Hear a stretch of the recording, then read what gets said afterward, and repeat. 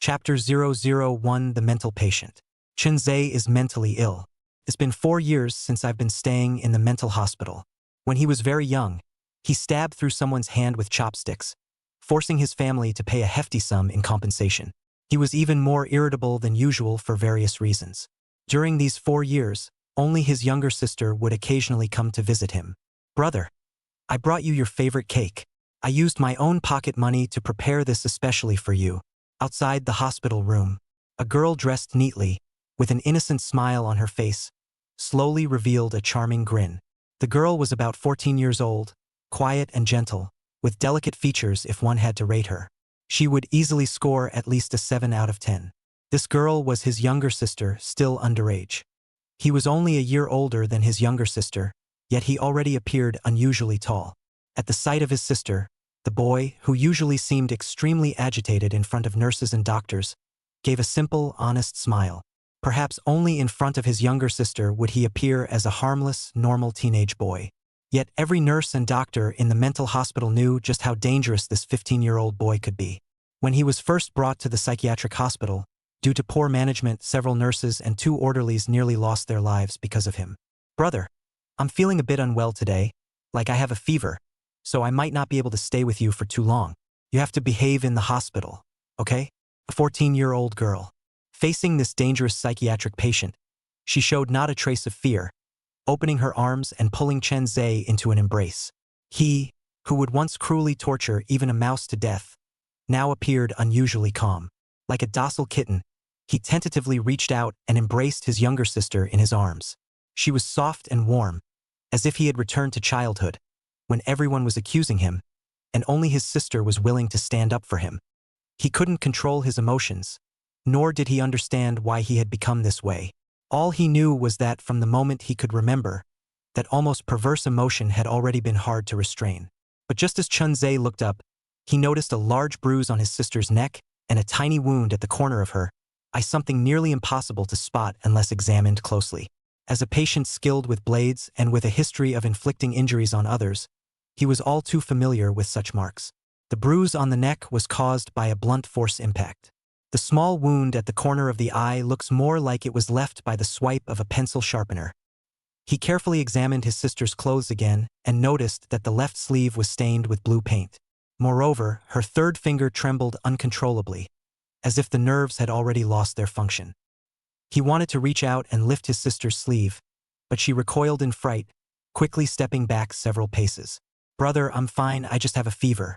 I'll come see you again in a few days." The girl flashed a brilliant smile, like a butterfly in the wilderness, exceptionally eye-catching. Even the surrounding nurses couldn't help but steal a few more glances at the younger sister. Yet at this moment, Chun Ze seemed unable to comprehend the consequences these wounds might bring. He often lost control of his emotions, causing harm to things around him. If little sister says it's fine, then it must be fine, right? He frowned. He had no concept of injury or death, or rather, in his mind, such things simply didn't exist. After all, expecting a mentally ill person to possess the reasoning of a normal individual is inherently unreliable. "By the way, brother, I still have a small bag of jelly here. You used to love it, but this time remember to eat it sparingly." The girl blinked her eyes. The amount of jelly in that bag was almost a month's worth under normal circumstances. Holding it in her hand, she seemed particularly strained. The nurses around seemed to have noticed something was off. Why did her tone sound like she was giving final instructions? But this wasn't their business to meddle in, and they couldn't be bothered to ask more. After saying those words, the girl left, turning back to look every few steps.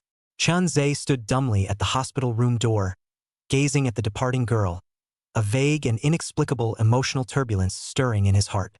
Will she come back? Chun Ze asked himself this question in his heart, but could find no answer. In the following days, that inexplicable emotional turmoil grew increasingly intense. Every day he would sit by the ward door, waiting blankly. Even after 2 hours had passed, he hadn't noticed the passage of time. This guy has been acting a bit strange lately. He hasn't hurt anyone or done anything else.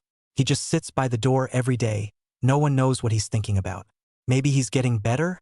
Why worry so much? As long as he doesn't hurt anyone, it's a good thing. Many nurses were whispering among themselves. To be honest, over these 4 years, they had been genuinely terrified of Chun Ze from the bottom of their hearts. This guy was like an indestructible cockroach no matter what methods they used. He would always recover completely by the next day. If you dared to use electric shocks, beatings, or other such methods against him, he would repay tenfold in ways that left no trace, so much so that eventually, no one dared to trouble Chun Ze anymore. Unfortunately, what these people didn't know was that since he was 7 years old, he had actually activated a skill proficiency system. From childhood to adulthood, he found various ways to improve the proficiency of his skills. There were many things he never revealed, though he had mastered them all. Proficient in music, chess, calligraphy, painting, combat, knife skills, and even mastering all 18 martial arts all have been elevated to the highest level. Especially during these 4 years in the psychiatric hospital with nothing else to do, he devoted every single day to improving his skill levels. Just half a year ago, after perfecting his last assassination and stealth skill to the extreme, there was nothing left for him to learn. In the past, my younger sister would visit every 3 days. Will she come today? Sitting at the door. There was a wall clock nearby. The time when my sister usually came over was after school, mostly around 6:30. Even if something delayed her, it would never be past 7 o'clock. But strangely, it was already 7:20 today. Yet, his younger sister still hadn't arrived. That restless unease now spread endlessly within him. When his sister used to visit every 3 days, he hadn't thought much of it. Including the last time his sister left, he showed no emotional change whatsoever. Except for today. As if something important had been stripped away from the depths of his heart. Will she come back? Chapter 002. My sister didn't come today. That night, Chun Ze waited until 11:30 p.m., but his sister never arrived. He stood alone in a daze by the door, even though the weather had already turned cold. The passing nurses would all huddle their bodies tightly.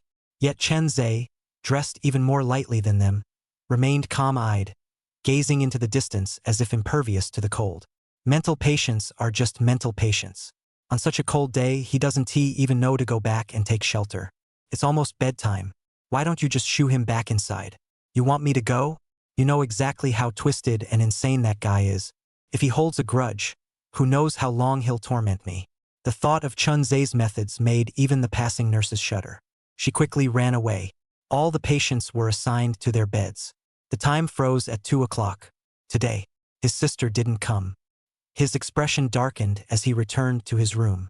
Tossing and turning in bed, unable to sleep, he subconsciously picked up the remote control and turned on the TV. Normally, turning on the TV at this hour wasn't allowed. But he had his own separate bed, and no one usually paid him any attention. When he turned on the television, inside, a news report was being broadcasted. Recently in Shanghai City, several women have died under mysterious circumstances. A new body was discovered in Mongshan, with the crime scene being extremely brutal. The police have already cordoned off the area and believe the perpetrator will be apprehended soon. This was followed by live coverage from the scene. But Chun Ze could tell that the body was definitely not his sister's. His sister wasn't that tall, and her legs weren't that long. Moreover, the corpse had a mole on its left hand. But he clearly remembered his sister's left hand being exceptionally fair and smooth. The dead one isn't my sister.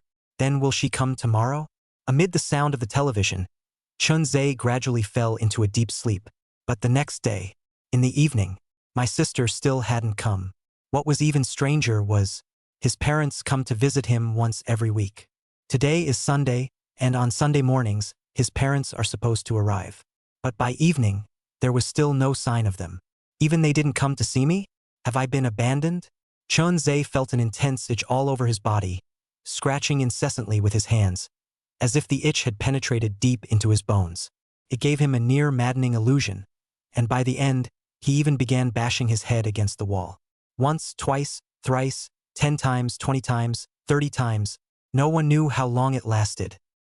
His forehead was already covered in blood, yet he remained like a cold machine, showing no signs of fatigue. It wasn't until he collapsed from excessive blood loss due to overexertion that a nurse finally noticed him and bandaged his wounds. The doctor arrived as well. Gazing at Chun Ze lying on the hospital bed, his eyes hollow and devoid of any emotion, the doctor let out a long sigh.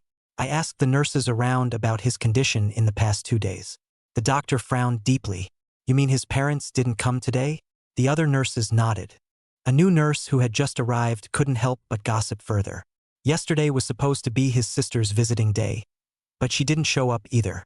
The doctor seemed to understand something, stepped out, took out his phone, and made a call. A long time passed. The doctor returned, his face now tinged with a hint of pity. Yet his words remained the same. Your parents have some important matters to attend to these past couple of days, so they've been delayed. Once they're done, they'll definitely come to see you. As for your little sister, it's just a cold and fever. I'm sure she'll recover soon.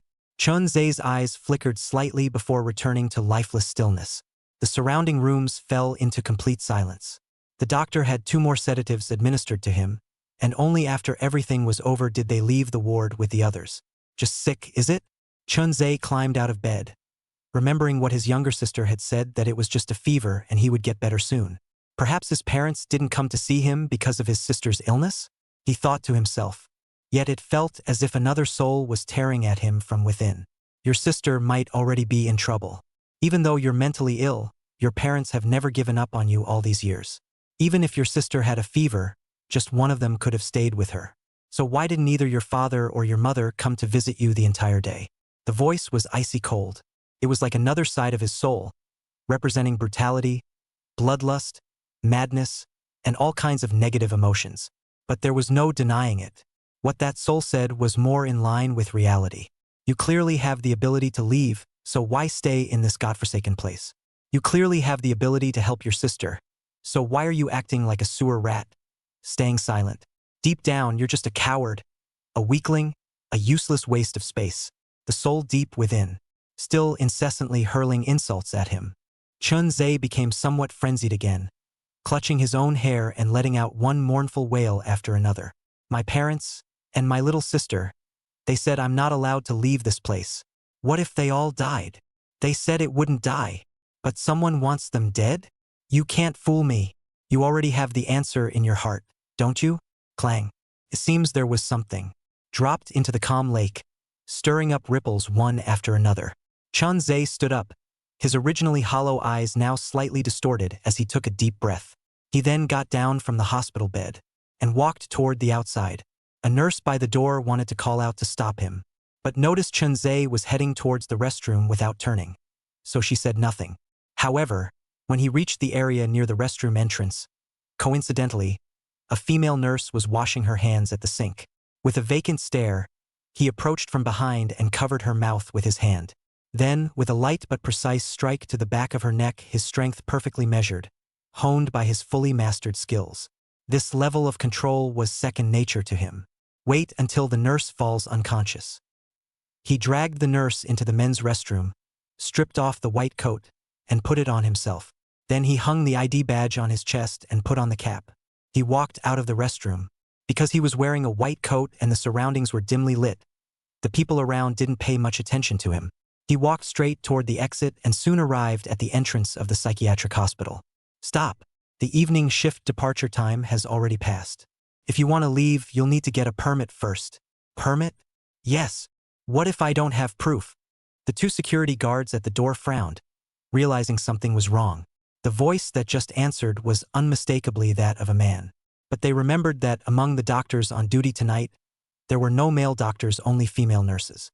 So where did this man in front of me come from? Just as they were about to speak, the figure in the white coat suddenly lunged forward. Before they could sound the alarm, a heavy punch landed squarely in their abdomen. Chapter 003, Full Body Fractures. The struck guard doubled over in pain, unable to speak as his breathing momentarily ceased. The other guard attempted to rush into the security booth, but was hit square in the face by a black object, letting out a scream before collapsing to the ground. The object thrown was actually a keychain handed over by another security guard. There were at least a dozen keys, and the weight was not insignificant. He dashed over and delivered a fierce kick to the chest of the figure standing at the entrance of the security booth. Seeing that the other party had lost the ability to resist, he finally let out a long sigh of relief and used the blood-stained keychain to unlock the iron door before him. With a loud thud, the door swung open completely. He stood outside the mental hospital, taking deep, gasping breaths of the air there, feeling incredibly refreshed. Even the breeze seemed much cooler and more invigorating. The air outside is definitely better than inside. Though he knew it was just psychological, the sense of freedom made him tremble with excitement. He hasn't been home for 4 years. Yet he still remembers the way home clearly. Following the path beside the mental hospital, he dashed into the distant grove. Under the cover of dense weeds, he vanished into the pitch-black night. 2 hours later, he returned to that familiar street now very late at night. All the surrounding shops were closed, leaving only the streetlights, whether due to malfunction or not, casting an orange-yellow glow, flickering faintly. The light fell on Chun Ze's face, illuminating one half while the other remained shrouded in darkness. The familiar street before his eyes. It seemed to bring him back to his childhood days. Back then, their family had a small shop, which meant they were somewhat well off. Although it wasn't enough to make them wealthy, it was sufficient to live comfortably without financial worries. However, due to his mental illness, not only did he require large amounts of medication daily, but he also frequently harmed others, facing enormous compensation demands. Eventually, the number of people causing disturbances became so overwhelming that even their family's shop had to be sold off. On the day he was admitted to the psychiatric hospital, his parents had already been worn down beyond recognition, looking exceptionally haggard. "Perhaps I truly am a sinner." He lowered his head. His face, once half in light and half in shadow, was now completely hidden in darkness. He seemed to blend into the night, elusive as a ghost. Only when he reached the familiar doorstep did he extend his hand. He wanted to knock on the door, but soon he withdrew his hand, turned into the alley beside it, and climbed up bit by bit, bracing his hands and feet against the walls on either side. The window on the second floor wasn't shut tight. He opened the window and climbed inside, where it was pitch dark. His own parents didn't seem to have returned either. Chun Ze furrowed his brows and opened one door after another. Inside was completely empty. His father, mother, and younger sister were all absent from home. But he noticed the table next to the television had a hospital bill on it. The payment was 35,861 yuan. Beneath it was his father's unmistakable signature. Opening another bag revealed several CT scans, clearly showing a frail figure with multiple fractures in the limbs and ribs. Even the middle finger of the left hand had a completely shattered bone segment. Thinking back a few days ago, when his younger sister came to visit him, that finger that couldn't stop trembling. He seemed to understand something. Someone used the same methods I used on the little mice. On my sister, he was all too familiar with such scenes. Precisely because he was familiar, he knew every method of committing the crime, as well as the tools involved. The wound on his hand was caused by a blunt object. It might have been a rock. It might have been a knocked-over table, or even possibly with a hammer. The ribs, more likely, were injured from a fall from a height. As for the legs, they were forcibly stomped and broken. In the past, whenever he saw something like this, he would feel an overwhelming excitement, itching to take matters into his own hands and do it all over again. Yet this time, when he saw the contents of the CT scan again, he opened his mouth but couldn't utter a single word. An indescribable emotion, as if someone had gripped his heart, left him struggling to breathe. In the end, he crouched down on the ground. There was a creaking sound from outside. It seemed the front door had been opened. Chun Ze hastily stuffed everything back and hid behind the cabinet. Soon, the lights in the hall were turned on, and a frail figure with streaks of white hair entered the room. That was Chun Ze's father. The last time they met, he had been perfectly fine, with only a few white hairs occasionally visible on his head. Now, in just a week, he had aged decades. The figure of a middle-aged man entered the kitchen, filled a glass of water, and made several phone calls in succession. Yes, Brother Wang. Could you lend me another 20,000? I swear I'll pay you back as soon as I have the money. Uncle, you know my situation. I'm planning to sell the house. Could you lend me some money first to cover the medical expenses? Elder sister, please, I know. 20,000, just 20,000 is enough. He made a total of 7 calls, his father's voice sounding utterly humble, terrified that a single wrong word would make the other party hang up. 20,000 yuan might not sound like much, but it's more than their current family can afford. Although their words were harsh, quite harsh indeed, they still ended up lending the money in the end. Some borrowed 4,000 or 5,000, others 7,000 or 8,000. After borrowing from every relative and friend, over 25,000 was finally deposited into Dad's bank account. Seeing the money had finally arrived, the man who had raised him since childhood, tolerated him, and even sold his shop to pay for his treatment, collapsed onto the sofa. The slightly gaunt figure resembled more of a legendary hero who, though aging, still stood tall and unyielding. It made Chun Ze, hiding in the shadows, unable to hold back the moisture in his eyes. But the brief tranquility was soon shattered by a phone call. A sharp female voice came from the other side. "Have you thought about what I told you before? My daughter is still a minor and excels academically. Even if she does something extreme, she won't face legal consequences. You'd better wise up, or you might end up with no money and your daughter's treatment delayed." Hearing that woman's voice, Dad slammed the table hard, seemingly furious to the extreme. "I've already gathered the medical expenses. This matter is far from over." "Gathered? Don't you know your own family's situation? This time it's just 20,000. But what about the follow-up surgery costs? 100,000, 200,000, even 4 or 500,000, it's entirely possible. I advise you not to let your stubbornness delay your daughter's treatment. Get out." Dad screamed those words hysterically. Mocking laughter came from the other end, and the call was abruptly hung up. Dad slammed the cup in his hand onto the glass table in front of him. With a loud crash, the table shattered into pieces. The cup also broke, and blood covered his entire hand. Dad seemed numb to the pain, lying on the sofa with hollow, lifeless eyes. Seems utterly incomprehensible. What turned this once happy family into what it is now? Chapter 004. Who's really the sick one here? But soon Dad pushed the door open and left again, probably to pay for my sister's medical bills. Chun Ze, who had been hiding behind the cabinet, silently emerged from the darkness. He scratched his head. His barely educated mind made him seem to understand, yet also not understand at all. But staying at home wasn't an option either. After sitting on the couch for about an hour, he imitated his father's earlier phone call mannerisms and pretended to smash glass like his father had done. Yet it seemed difficult to comprehend that feeling, so he eventually got up gloomily and climbed back down through the window. Clang. As he climbed down, not far away, the sound of something falling echoed, and in the distance, a girl in blue clothes could be seen, accompanied by several boys of similar age. The fallen object turned out to be a can of red spray paint. As he stepped outside, he noticed the walls. They were covered in filthy words. "Deserve to be a vegetable," all glaringly visible. Chun Ze frowned, still faintly hearing the curses from the girl in blue and a few boys. Lying in the hospital and still causing trouble. This worthless trash should just die in there. What's the use of taking us to the police station? They won't pay the medical bills anyway. After spitting a few more words onto the wall, they shrugged indifferently when Chun Ze walked out, curling their lips in disdain. "I suggest you pretend you didn't see anything, or you'll be the one in trouble later." The girl aimed the spray paint at Chun Ze, but upon clearly seeing his face, she noticed an uncanny resemblance to Chen Xiaomei, who was lying in the hospital. She suddenly remembered that Chen Xiaomei had once mentioned she had an older brother. It's just that no one has ever seen it before. Caught in the act and realizing it was Chen Xiaomei's brother, the lead girl showed no fear.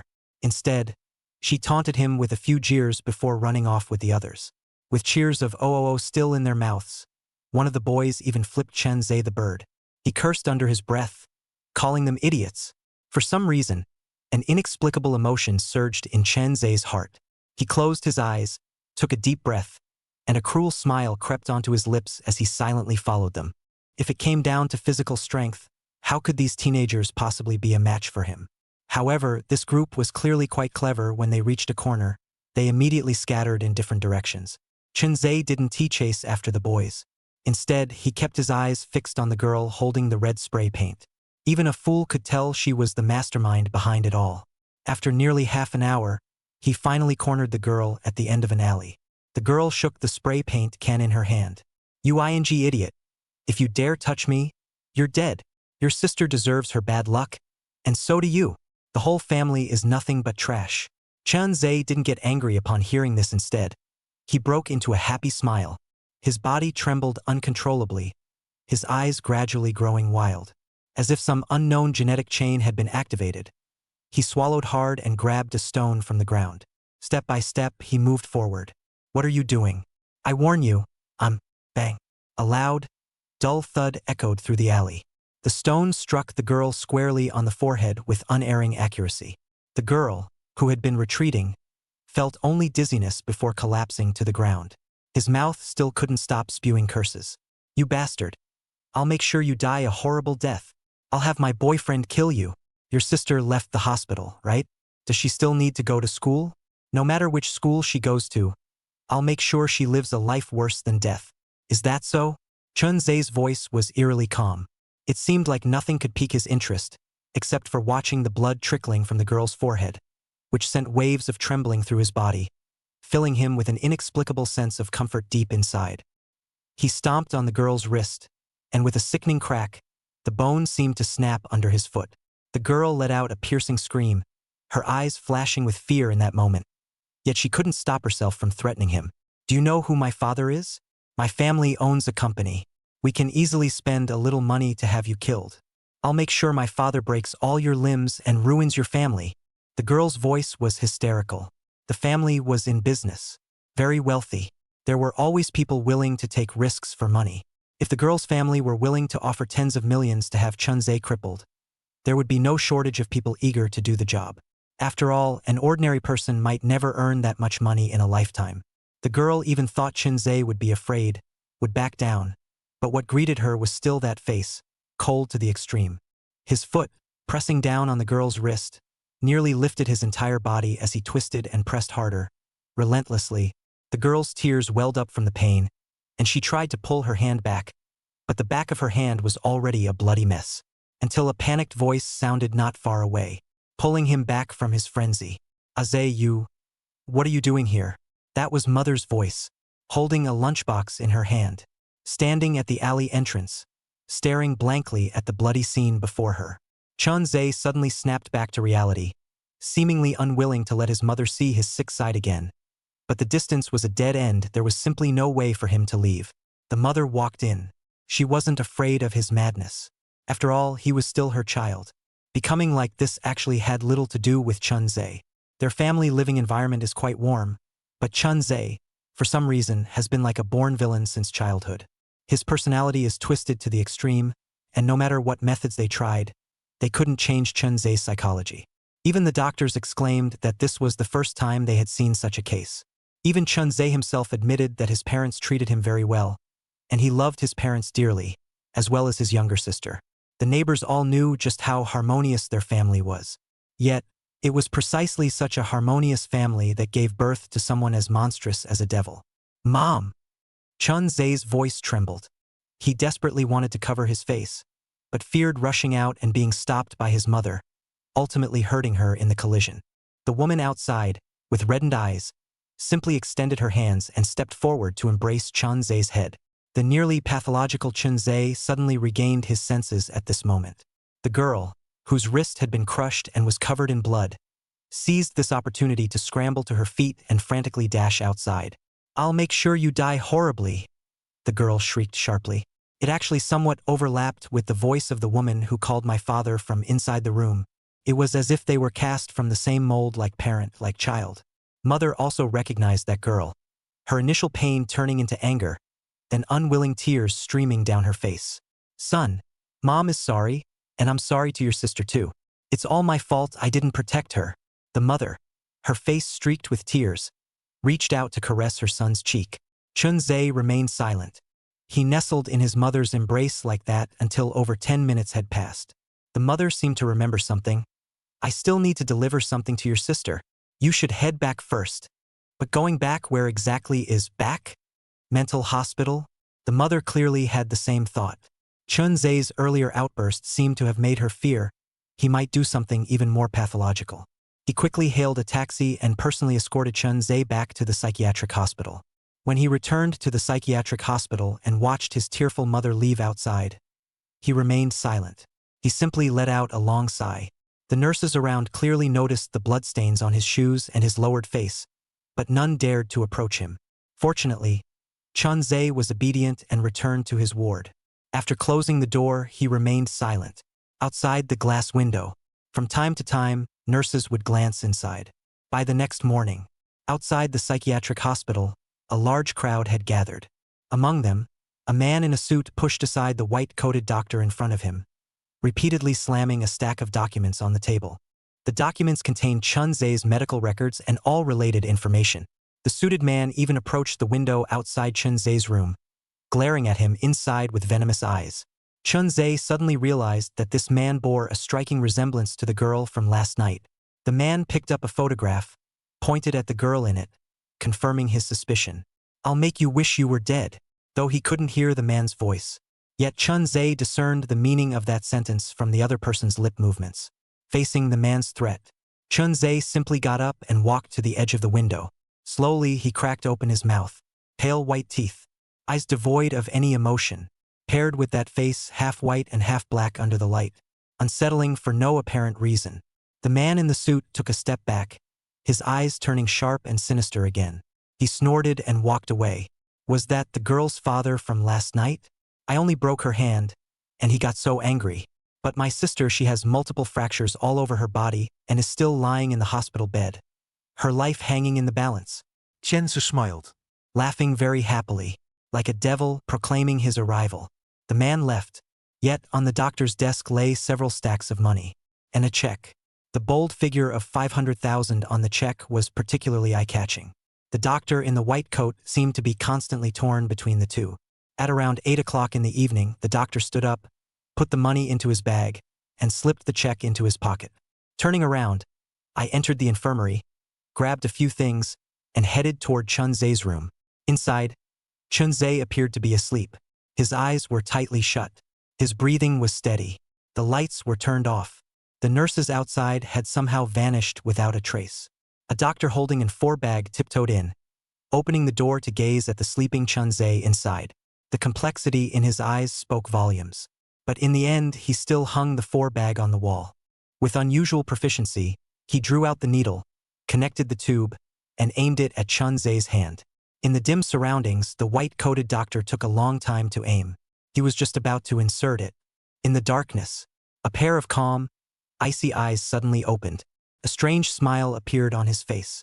The doctor, who was about to act, noticed those opened eyes. An inexplicable sense of fear surged in his heart. He stood up, about to step back, when a pair of enormous hands grabbed him by the collar. The immense strength made it impossible for the doctor before him to resist. He wanted to call for help, but his mouth was tightly covered. And then, the syringe from earlier was plunged into the doctor's skin. He struggled a few times, then his body began to go limp. Symptoms such as hand tremors, palpitations, dizziness, and so on appeared. Chun Ze looked up. Suddenly, he saw the words "insulin" written on the glass bottle. Wait until the doctor stopped struggling. Chun Ze picked up the corpse and quickly returned to the infirmary. Perhaps due to prior arrangements, neither the nurses outside nor the surveillance cameras were visible anymore. Originally intending to put Chun Ze to death, they inadvertently ended up helping him instead. After cleaning up all traces, Chun Ze inserted the needle back into the doctor's hand, glanced at the still dripping insulin, and then returned to his own ward. Around 3 o'clock or so, a female nurse's scream pierced the silent night sky. The dead doctor was discovered. There are many people outside. Only Chun Ze remained in the ward, holding a check for 500,000, examining it closely. In addition, there was a note with a phone number and an address, all of which he tucked into his pocket. Chapter 005. It's Dad's fault for not being able to protect you. The dead doctor. His name was Wang Yang, once a chief physician at a major hospital. Later, he accepted 50,000 yuan from a patient during surgery and ended up killing them. He was involved in a lawsuit, and if it hadn't been proven that the accident was unrelated to him, he would probably be in jail by now. He also lost his job at the hospital because of accepting red envelopes from patients, through introductions from acquaintances and friends, and after pulling quite a few strings, he finally ended up at this psychiatric hospital. These were all pieces of information Chun Ze had previously learned from the nurses, not just about Wang Yang. He kept all the information about everyone in the entire hospital stored in his mind. Moreover, thanks to the various skills he had unlocked over the years, his memory was far more formidable than that of an ordinary person. After the police arrived, they quickly began investigating the sequence of events. But because Dr. Wang Yang had made arrangements in advance, even if the police came, they wouldn't be able to find any issues. In the end, the matter was left unresolved. After all, this is a mental hospital. If the other nurses and orderlies had no issues, there was only one explanation left. It was the work of a mentally ill patient. Even if they wanted to pursue it further, they would face numerous difficulties. After a whole night of chaos, the people finally left. The next day, just as dawn broke, a man in blue work clothes, carrying food, arrived at the hospital entrance on a motorcycle. Perhaps his mother had told him about Chun Ze's situation, and with the death at the hospital the previous night, his father appeared somewhat flustered when he arrived. I vaguely felt that this matter must be related to my son. Yet there was no substantial evidence. I could only say a few words to the nurse before carrying the things inside. Inside the room, Chun Ze sat on the stool by the door, just like any other day. He stared blankly outside, until his father arrived. Only then did his expression show a slight change. It seemed like more than a week had passed since they last met. An old man's eyes grew moist when he saw Chun Ze again. The recent series of misfortunes at home had left him exhausted, to the point where he might not even be able to cover Chun Ze's hospital expenses. As the old man stepped forward, he hugged him tightly at once. Tears involuntarily streamed down the wrinkled face. An indescribable sorrow. Chun Ze, being hugged, felt a faint ripple in his heart. He reached out and patted his father on the back, snapping the old man out of his thoughts. He stared blankly at him for several seconds, seemingly never expecting that his own son would comfort him one day. Ever since Chun Ze grew up and displayed that almost pathological personality. Though he felt terrified deep down, he never gave up on the child. They even went bankrupt for Chun Ze, transferring all the family's shops. I just want Chun Ze to live a normal life. Unfortunately, such thoughts are now nothing more than a delusion. You've been back home before, haven't you? Chun Ze nodded. The old man sighed and continued, Did you see the things on the table? Chun Ze remained silent, but the slight change in his gaze told the old man he had. This son of his, he must have seen what was on the desk. Your sister is still in the hospital in the intensive care unit. Her ring finger is shattered, and there are multiple blunt force injuries on her body. It's your father's fault for not being able to protect you or provide a better life. But this is all I can do. I'm sorry. The old man opened the bag he had brought, took out an apple, peeled it, and placed it in his hand. Chun Ze didn't put it in his mouth. Instead, he calmly said, Last night a man came. He was wearing a suit and kept staring at me through the window. He looked a lot like the girl I hurt. Perhaps because Chun Ze was mentally ill and still young. Even if they reported it to the police, nothing could be done. So the other party didn't choose to call the police but instead bribed the doctors at the mental hospital with money. However, no one expected that Chun Ze would remain unharmed, while the doctor died that very night. They heard that a man in a suit, bearing some resemblance to the injured girl, had come to the hospital, and that very night a doctor died as a result. Chun Yuzheng, who knew his son's temperament all too well, seemed to understand something and then patted him on the shoulder. A trace of struggle flickered in his eyes, but he kept his fists clenched and remained silent. Looking at his son before him, he finally let out a deep sigh. He didn't want to harm Chun Ze. Compared to the son he once knew, Chun Ze had already changed a lot. At least he no longer lost control of his emotions at the slightest provocation. It was precisely because of these 4 years of change that they began to harbor hope for their son again, thinking that perhaps one day he might truly recover. But if they let their son's true nature run free, who knows what might happen. All the incidents of the past hung over their heads like nightmares. You don't need to worry about your sister's matter. Dad will handle it in his own way. Chun Ze remained silent. He neither agreed nor refused, merely lowering his head. His entire face was shrouded in shadow, as if silently conveying something. Sigh. Chun Yuzheng let out another sigh. His expression grew even more dejected. He realized that as the head of the household, he couldn't change anything at all. A profound sense of helplessness seemed to have drained the strength from his very spine. The aged face appeared particularly lost and helpless. If, Dad, you can't handle it, come get me out. What? Chun Yuzheng seemed to have heard the most unbelievable thing. Bring his own son out? What does he mean? A near manic psychosis, unable to control one's emotions once his true nature is unleashed. The consequences would be unpredictable. It would also be an indirect way of ruining his own son. By then, curing him would likely be impossible. I know everything. You want to help Dad, and you want to help your sister, but I can't let you ruin yourself. Dad stayed in the ward with him for a full half-day again. The father and son talked about many things. Today, Chun Ze was unusually calm, not at all like a mental patient, but more like a high school student. All of this, it was merely Chun Ze suppressing his emotions with great effort. He didn't know when it started, but even his nearly twisted personality began to consider his father's feelings. He worried that his younger sister might never visit again because of his violent outbursts. Watching the old man leave, Chun Ze's face, which had been buried in the shadows all along, finally emerged. A face that should have been calm, gradually twisted, as if something called the devil had been completely unleashed. Your old man can't handle it anymore, can he? He's at that age now, and the other side has power and influence. Your old man going there would just be throwing his life away.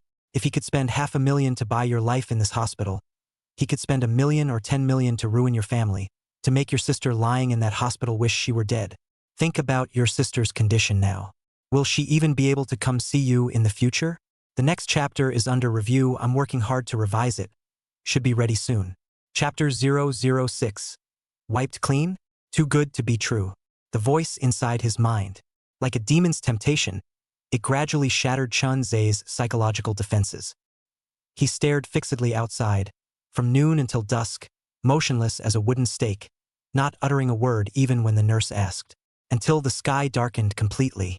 He glanced at the blanket behind him and stuffed some clutter into it. Then he pulled out a black plastic bag from under the bed. Inside was the white medical coat he had taken after knocking out the nurse last time. He's been carrying this thing with him ever since he came back. And with the other hand holding fruits and snacks, the nurses and caregivers didn't pay much attention.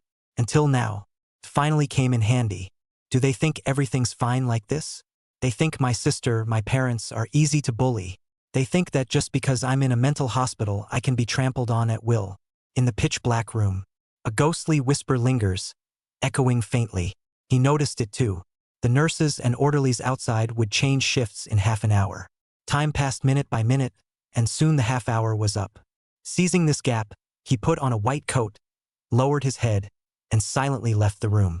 When the shift change was over, the nurse glanced through the window and saw the bulging figure under the blanket on the bed. Assuming Chun Ze was still in the room, so she didn't pay much attention. Instead of leaving in a hurry, Chun Ze went to the storage room, changed into a security guard uniform, and quietly made his way to the surveillance room. Inside the surveillance room, a security guard was playing a mobile game. He wasn't paying any attention to the monitors at all. Those working the night shift here were either slacking off or sleeping, spending very little time actually watching the surveillance feeds. Only when something actually happens will they check the surveillance footage. He waited until the security guard in the room, desperate to relieve himself, turned around and left with his phone before entering the surveillance room to delete the footage of him leaving the ward. He acted swiftly. The entire process took only a few dozen seconds, and by the time he left again, the security guard hadn't even finished using the restroom. Chun Ze climbed out from a hidden section of the wall outside, where there were no surveillance cameras. Breathing in the crisp air once more, Chun Ze smiled. This time, the smile was exceptionally sinister, with a gaping mouth and gleaming white teeth, more like a demon unleashed from its cage. He reached into his pocket and pulled out a slip of paper with a phone number and an address written on it. Clearly marked on it was the location of a villa district. He quickly found the place by following the location. This was indeed a villa where the wealthy lived, appearing heavily guarded and magnificent from a distance. Just at the entrance alone, there were several night shift security guards on both sides. He even spotted numerous surveillance cameras. But these were child's play to Chun Ze, utterly incapable of halting his advance. Choosing an area not covered by surveillance cameras, he slipped in silently, a silver scalpel somehow already in his hand. When he reached the number 8 villa at the given address, only a second-floor window showed light. Scaling the wall to that level, he glimpsed 2 figures through the window, a man and a woman seated by the bed. The man patted the girl on the shoulder and said, "Cousin, don't worry, everything will be fine. But cousin, I'm scared. That guy is a complete lunatic. He even stomped on my wrist and broke it." Recalling the events of that night, Zhou Shushue felt goosebumps rise all over her skin. She had heard from her father that the person might have even escaped from a mental hospital, although he was locked up again. It still left her feeling uneasy. But then he turned and said, "It's just a little, isn't it?" None of the other classmates I bullied made a sound. Clearly, she was too weak and fell from the second floor by herself. Why should it be blamed on me? And that brother of hers like family. I hope my dad gets rid of them soon. The cousin in a tracksuit beside him also nodded with a smile, then placed both hands on the girl's shoulders. Chun Ze frowned. Holding back his anger, He stubbornly stood by the railing outside, waiting for over an hour. After the cousin left the room, Zhou Shushue inside took out her phone and sent a voice message in the group chat. Go to the hospital tomorrow and see that. Best if you can pull out her oxygen tube. That brother hurt me, and I won't let her off easy either. After sending this voice message, Zhou Shushue lay on the bed, a satisfied smile spreading across her face. That psycho had been locked back up in the mental hospital, and now they had nothing left to worry about. Not getting proper revenge would truly be letting myself down. Besides, those two old folks have been guarding the hospital the whole time. Even if the oxygen tube were pulled out, they'd be back within 10 minutes, no chance of it becoming a life or death situation. Yet it was precisely this line of reasoning that drove Chun Ze outside to climb from the fence to the balcony. Standing straight outside the balcony, under the dim moonlight, the silver scalpel gleamed with a suffocating luster. Zhou Shushue, lying sprawled in a da shape, seemed to sense something. Dazedly turning her head, when she saw Chun Ze's face, her eyes widened instinctively, and just as she was about to scream in terror, she was stunned by Chun Ze, who suddenly shattered the glass and burst in. What are you doing? This is illegal. Don't you know that? Breaking the law? Did you ever think about breaking the law when you hurt my sister? Chun Ze swiftly stepped forward and stomped on the bandaged hand. Zhou Shushue let out a piercing scream from the pain, only to be struck across the face again. Then Chun Ze grabbed her by the hair, dragged into the hall like a dead dog. The security guard's inquiry came from outside. Miss Zhou, are you all right? Zhou Shushue wanted to cry for help, but the cold scalpel against her neck sent a chill down her spine. No, it's nothing, there's a mouse in the room. The security outside, hearing that everything was fine, said a few words about calling for help if needed, then left. Seeing that everything had returned to normal, he grabbed Zhou Shushue by the hair and dragged her outside. He found the bathroom and started filling the bathtub with water. Wait until the water fills up. He pressed Zhou Shushue's head down, submerging it in the bathtub. After about half a minute, he pulled Zhou Shushue out. Choking on several mouthfuls of water, Zhou Shushue seemed provoked, her earlier fear replaced by a threat. My cousin won't let you get away with this, and neither will my boyfriend. My dad and mom will make you wish you were dead. At this moment, still spouting such arrogant nonsense. Zhou Shushue's willful and domineering nature, cultivated since childhood, was on full display. She glared at Chun Ze with venomous eyes, wishing she could tear him into pieces. Yet Chun Ze merely stood with his back to the bathroom light, revealing a sickly smile. It was only then that Zhou Shushue remembered the person before her was mentally ill. The documents his father had brought back yesterday. More importantly, those documents recorded all the perverse acts Chun Ze had committed in the past. Stabbing someone's palm straight through with a pencil, flying into a rage and smashing someone's head open with a rock at the slightest disagreement. What's the point of reasoning with or threatening such an utterly irrational psychopath? It's a joke, isn't it? I was wrong. Please let me off this time. I swear I'll get my parents to cover your sister's medical bills. I'll never send anyone to cause trouble at your place again. Just let me go, and I can pretend this never happened. Consider it settled between me and your sister. Chapter 007, The Terrifying Past of the Boy. And it's not just me who bullies your sister.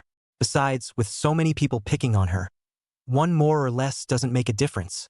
Why do you have to make things so hard for me? Faced with Zhou Shushue's words, Chun Ze remained silent. He pressed her head back into the water again. After about a minute or so, Zhou Shushue struggled desperately in the water. She choked on several mouthfuls of water in a row, even wetting herself in panic.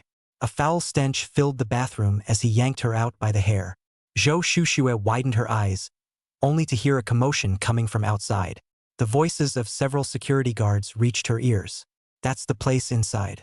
Earlier we heard some strange noises and felt something was off, so we called the police. Please go in and check what's going on. Then, the sound of the door unlocking reached their ears. Chun Ze wasn't in a hurry to kill Zhou Shushue, because he wanted this girl before him to suffer the same pain as his sister. Finally, he would make her watch helplessly as her family was destroyed, dying in endless torment. He lifted his right leg and stomped down hard on Zhou Shushue's joint. A sharp crack was heard. The bone at the joint shattered instantly. He then grabbed her hair and slammed her head against the wall repeatedly. Piercing screams and cries echoed throughout the bathroom. By the time Zhou Shushue's face was already covered in blood, He severed her Achilles tendons with the scalpel in his hand. Like a demon, he licked his lips. Zhou Shushue was utterly terrified, tears mingling with blood as they streamed down her face. I was wrong. I was wrong. Please stop torturing me. I'll apologize to your sister, all right? I'll never call her again. Please let me go. Just let me go. Chun Ze simply wiped the blood from the scalpel onto Zhou Shushue's clothes. The sound of footsteps suddenly vanished outside the hall door.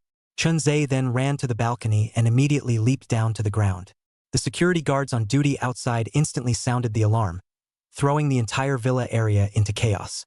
Even many wealthy residents began using telescopes to observe the situation outside. However, these security guards, though somewhat capable, but in front of Chun Ze it was nothing to look at. Yet within just a few minutes, Chun Ze's trail was lost. The police who rushed upstairs broke open the door, only to find Zhou Shushue in the bathroom. A horrifying sight. At this moment, Zhou Shushue's forehead was deeply sunken, her entire face drenched in blood. Even the bones in her feet were trampled and broken, with 2 visible wounds that looked as if something had been sliced open. Zhou Shushue hadn't yet snapped out of her terror, muttering incessantly under her breath. I was wrong. Please spare me. I'll never dare again. I swear I'll go apologize to your sister. Even the most experienced police officers couldn't help but gasp at the sight before them. Who did this? What kind of deep hatred could drive someone to torture a person like this? However, one officer recognized Zhou Shushue standing before them, recalling a case from just days prior. It involved an elderly father reporting that his daughter had fallen from a building, suffering fractures all over her body. Before jumping off the building, he had endured inhuman abuse. They followed the clues and quickly identified the suspect.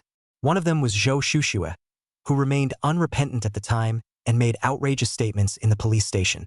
She hurled insults at the elderly father. Just because she had power and influence, no deeper action was taken from start to finish. Never did he expect to see Zhou Shushue again in such a scenario. His first thought was of that tall, thin old father whose hair turned white overnight. But upon second thought, that didn't seem right, because the figure that just jumped out of the window was clearly young and strong, more like a guy around 20 years old. What they didn't know was that although Chun Ze was young, he had grown tall and robust. It's just because his body is somewhat unique. Seeing that the person had already run away, they could only call for emergency assistance, and over 10 minutes later, an ambulance arrived at the villa's entrance. They then took him down and transported him to the hospital. Zhou Shushue's parents also received the news. They quickly arrived at the ward where Zhou Shushue was staying. Looking at their daughter, who was hooked up to an oxygen tube, her eyes vacant, with traces of fear still lingering on her face. The man in a suit, carrying a briefcase, punched the wall with his fist, seemed to have thought of something, said with a sinister tone, "It's him, it must be him. There couldn't possibly be anyone else." Clearly, he had already obtained some clues from the police. He probably already had a guess in his mind about who it was. After all, he fits a series of characteristics. The only one who matches is Chun Ze inside the mental hospital. What's even more terrifying is that this guy carries a get-out-of-jail-free card. That is, a psychiatric diagnosis. He is still living in the mental hospital now. Even the doctor he had bribed that night died unexpectedly in the middle of the night. Even if he is a little cutie, anyone could figure out the reason. Old Zhou, who on earth is it? Ever since our daughter got hurt last time, every time I ask you, you refuse to tell me. Now that our daughter has ended up like this, are you still going to keep it from me? They are all influential figures in the city.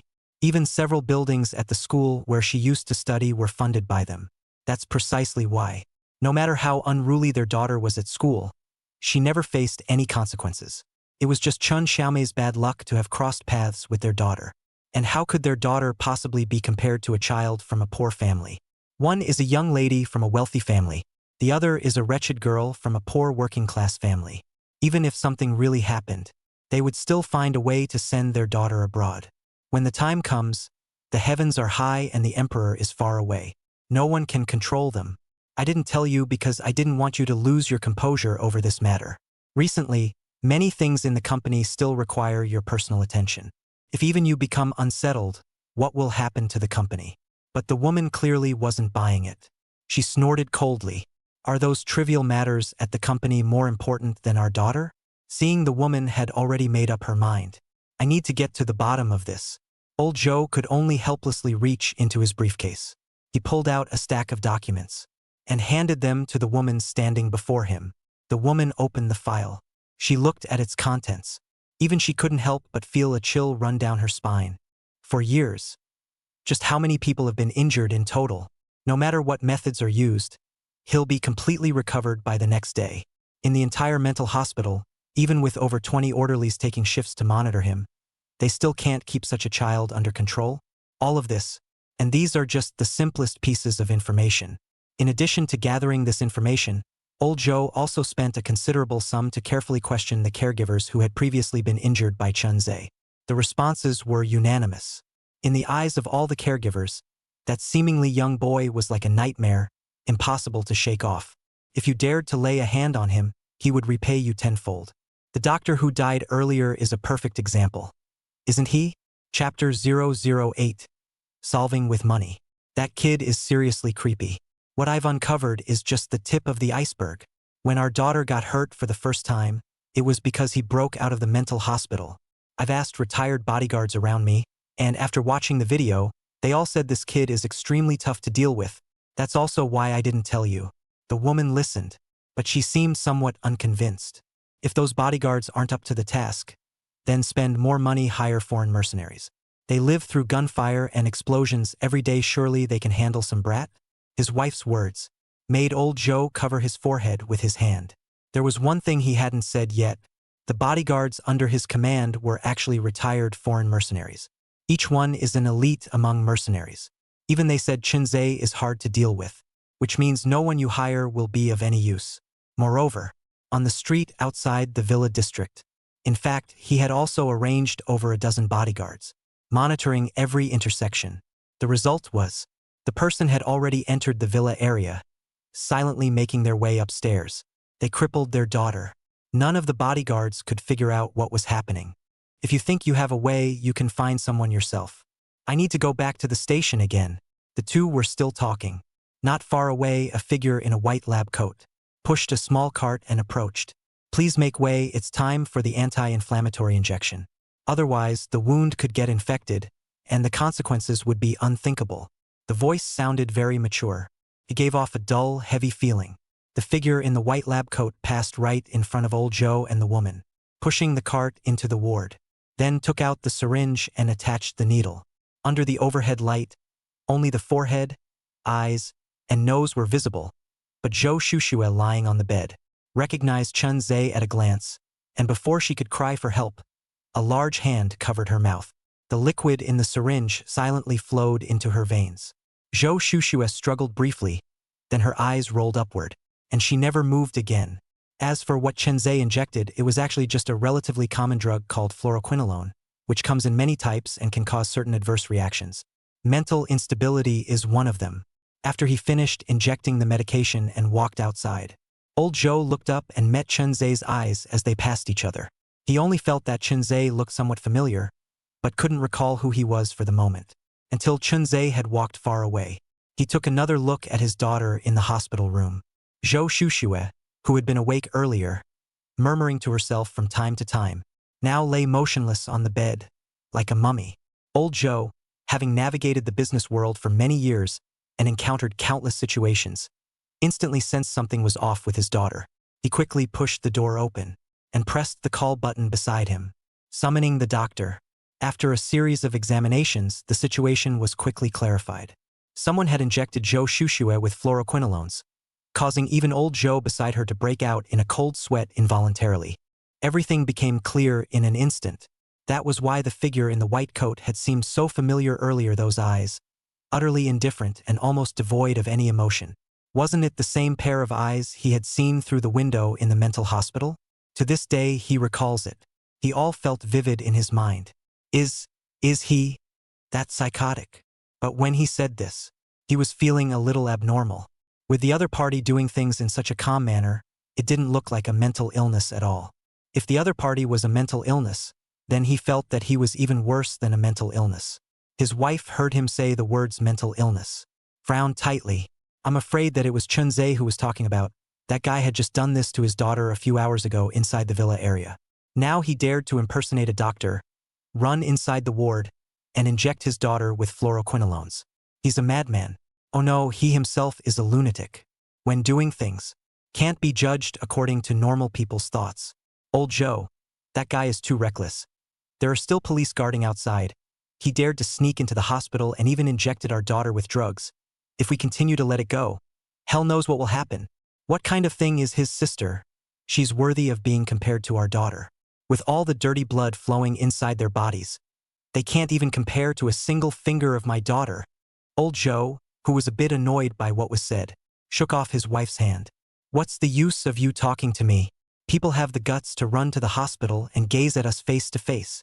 The hell knows what will happen next? Tomorrow morning, you and I will go to meet their parents, pad the medical bills first, and see if we can use money to settle this matter. Hearing that her husband actually wanted to send money to the family that harmed her daughter, the wife was immediately unhappy. Why should I give them money? I had already told that old thing to go and get the case dismissed and give him a large sum of money for medical expenses when the time came, but it turned out that they didn't agree. Even if we go again, what's the use? Old Joe grunted. I just got the news. The tens of thousands of dollars they put together before, only enough to pay the hospitalization fee. The next surgery, at least another 400,000 or so to spend. Even if they sold their house, that old remote place of theirs, it would be nice to sell it for $100,000 or $200,000. It's the time when they are in desperate need of money. If they don't do this surgery, it's questionable whether their daughter will live or not. As long as we go over and say it properly, I believe they will agree. The wife was still a bit reluctant, but she glanced at her daughter inside the hospital room. She also took a deep breath, made up her mind. When we leave here, we must find someone to kill that mental illness called Chun Ze. As long as he died, then they would be able to spare their hands to deal with that family of poor people. Since you've made up your mind, I'll go with you tomorrow. I don't believe it. We still can't fight them with such a big industry. Furthermore, it's not just our children who are involved in this matter. If they dare to stand by and do nothing, even if they poke a hole in the sky, I will never let them have a good time, said the husband and wife. They left quite a few more hands behind before they walked together towards the outside. Just as they arrived downstairs, again they saw in the distance, next to a tree, there stood a figure wearing a duck-tongued cap. Slowly, he raised his head. This time Chun Ze didn't wear a mask, and under the flickering dim streetlights, the face that was bright and dim revealed a horrible smile. 2 rows of white teeth, paired with that almost distorted face. It made old Joe, who was walking out, stop in his tracks. Heart beating sharply a few times, actually inexplicably feel some legs soft. Next to the wife did not notice the scene in the distance. Rushed to help the old weak. What's wrong with you? Didn't you just take the anti-hypertensive medicine when you came? Old Joe violently swallowed saliva. Once again look at the tree next to the time. The person has disappeared. God's ghostly figure, breathtaking smile, and that twisted face. Like a heavy hammer, it struck Lao Zhou's heart. But looking at his wife who was unaware next to him, he could only take a deep breath. It's nothing. I just didn't eat dinner. Maybe my blood sugar is a little low.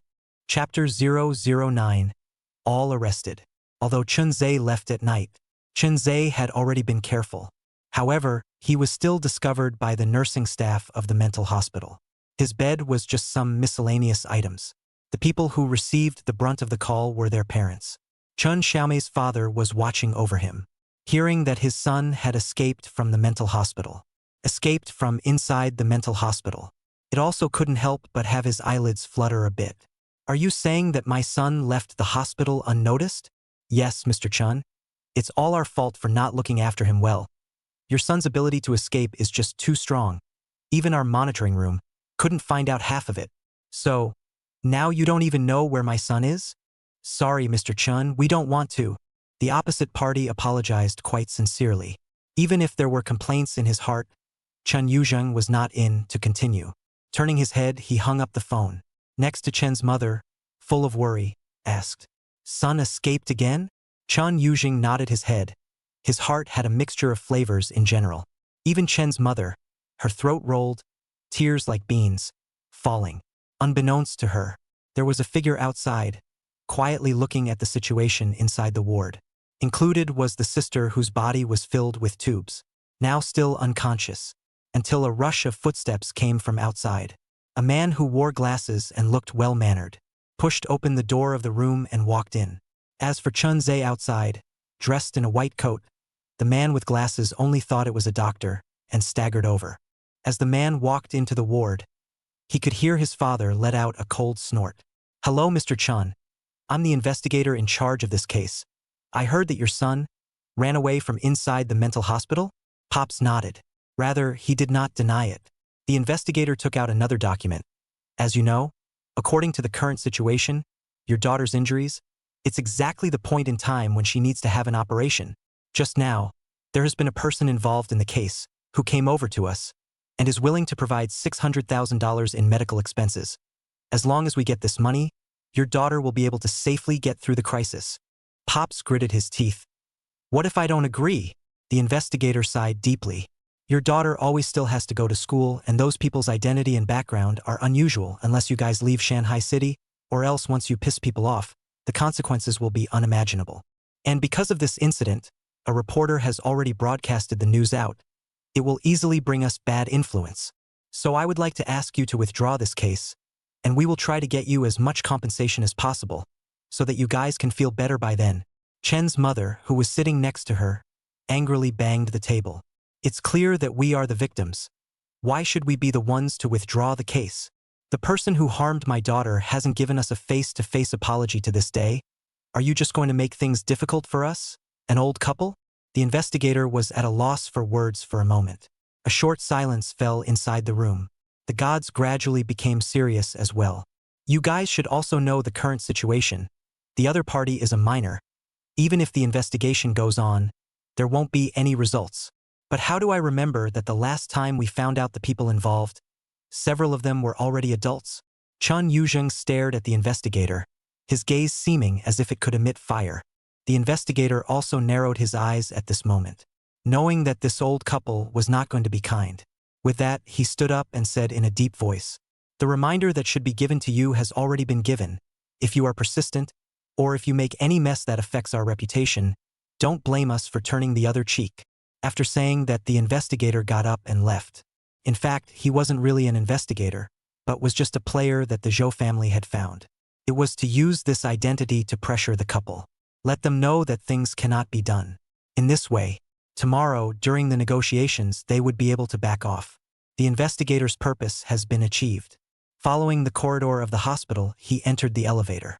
When he came to the first floor, Chun Ze just happened to have finished paying his sister's medical bills with that $500,000 check. Earlier, he had also heard the attitude of the other party's speech, and without even having to hear the end, he knew what this person was here for. By the time the formalities were completed, the person just happened to walk to the door. Chun Ze followed him out, seeing the other party get into a black sedan. If he hadn't recognized it correctly, the person driving the car was none other than the Zhou family's driver. Then he began to walk out in big strides. Coming to the side of the car window, he knocked on the car window with his hand. A few knocks passed. Together with Chun Ze wearing a white coat, the pretend investigator, as well as the driver, thought he was up to something and lowered the car window. Chun Ze, however, at this time, punched the investigator in the face. The speed was fast. The punch was heavy. The punch made the investigator's eyes bleed and his nose bleed furiously. He opened the car door again quickly. A cold scalpel was pressed against the driver's back. The driver looked in the rearview mirror and saw Chun Ze's appearance. Although he frowned, he obviously didn't know about Chun Ze, and said in a low voice, "Sir, what you're doing is against the law. Do you know that?" But the investigator next to him, who had read the information, was scared into a cold sweat. The person in front of him was a psychopath. What law or no law, underage, mentally ill is a violation of the laws of heaven, but also cannot cure his crime. He wanted to remind the driver, but was afraid that saying the words mental illness would anger Chun Ze and do something out of the ordinary. He could only remind, "Just hurry up and do what he says. Don't talk nonsense." The driver looked a little sullen, but "There's no but, go." the investigator almost shouted out. The driver also realized that something was wrong, and could only stiffen his heart and drive the car out.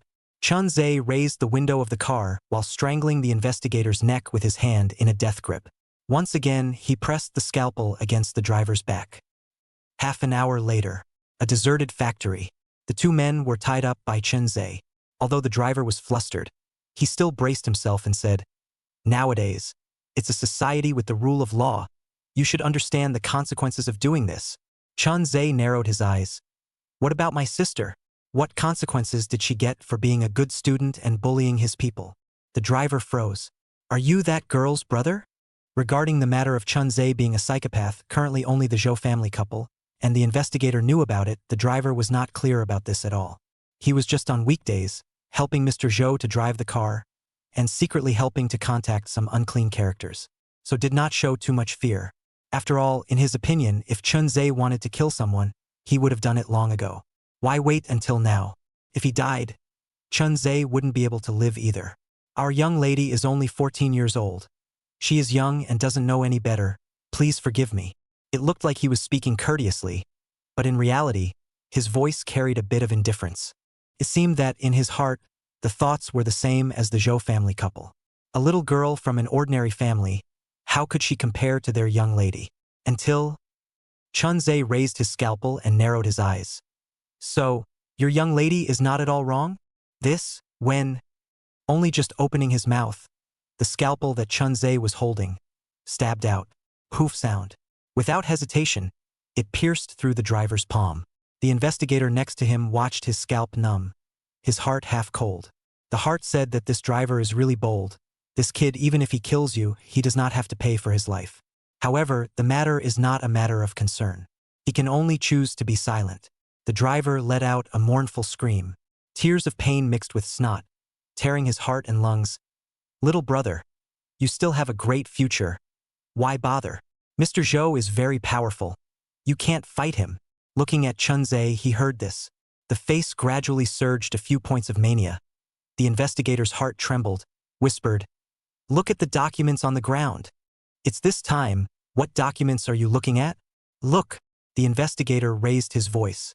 When he came in, the document fell on the ground. It was able to clearly see Chun Ze's personal page. The driver's gaze swept through it, and his face, which still had a few moments of hardness, suddenly went a few shades of white. Above it was clearly written, 15 years old, sent to a mental hospital for 4 years, injured over 80 people. This is still information that has not been specifically counted. In the investigator's heart, the real injured people, definitely more than that. The driver's body stiffened and mechanically twisted his head over, as if saying again, "Why didn't you remind me earlier?" Looking at it, Chun Ze was about to raise the scalpel again. The driver panicked. Don't, Mr. Chun. Things are all arranged by Chairman Zhou. We're just following orders." Chun Ze looked at the investigator next to him again. The investigator only felt a chill underneath his body and froze, scared to death. Even though he had followed Mr. Zhou's side and experienced countless things, he had never been as scared as he was today. In the past, most of the work was done by business means or planting evidence, this kind of person who would lay down his life as soon as he meets, who wouldn't be scared when he meets him. What's more, if you reason with a mental illness, is it possible that you yourself are mentally ill? Yes, little brother. We are only following orders. Please don't make things difficult for us anymore." Whether it was the investigator or the driver, they had all been scared out of their wits, afraid that Chun Ze would do something even more out of the ordinary. It would be really cold by then. "Tell me everything you know, or else." Chun Ze pulled out the scalpel and stabbed the driver's thigh again.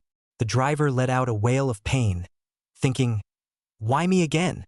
I've already been stabbed in the palm once. Can't it be someone else?" The thigh of the investigator next to him is also sticking out. "You find him."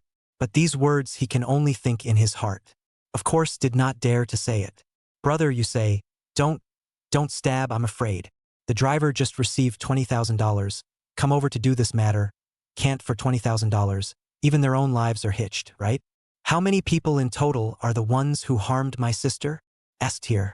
Whether it was the investigator or the driver, they all paused.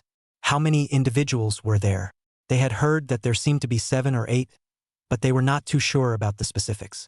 Just wanting to carefully to ponder for a moment, they saw Chun Ze's knife raised once again, and aimed at the investigator. The investigator heart thumped, said bad, "Is rushing me." Hastily shouted, 7, more than 7. In addition to Zhou Shushue.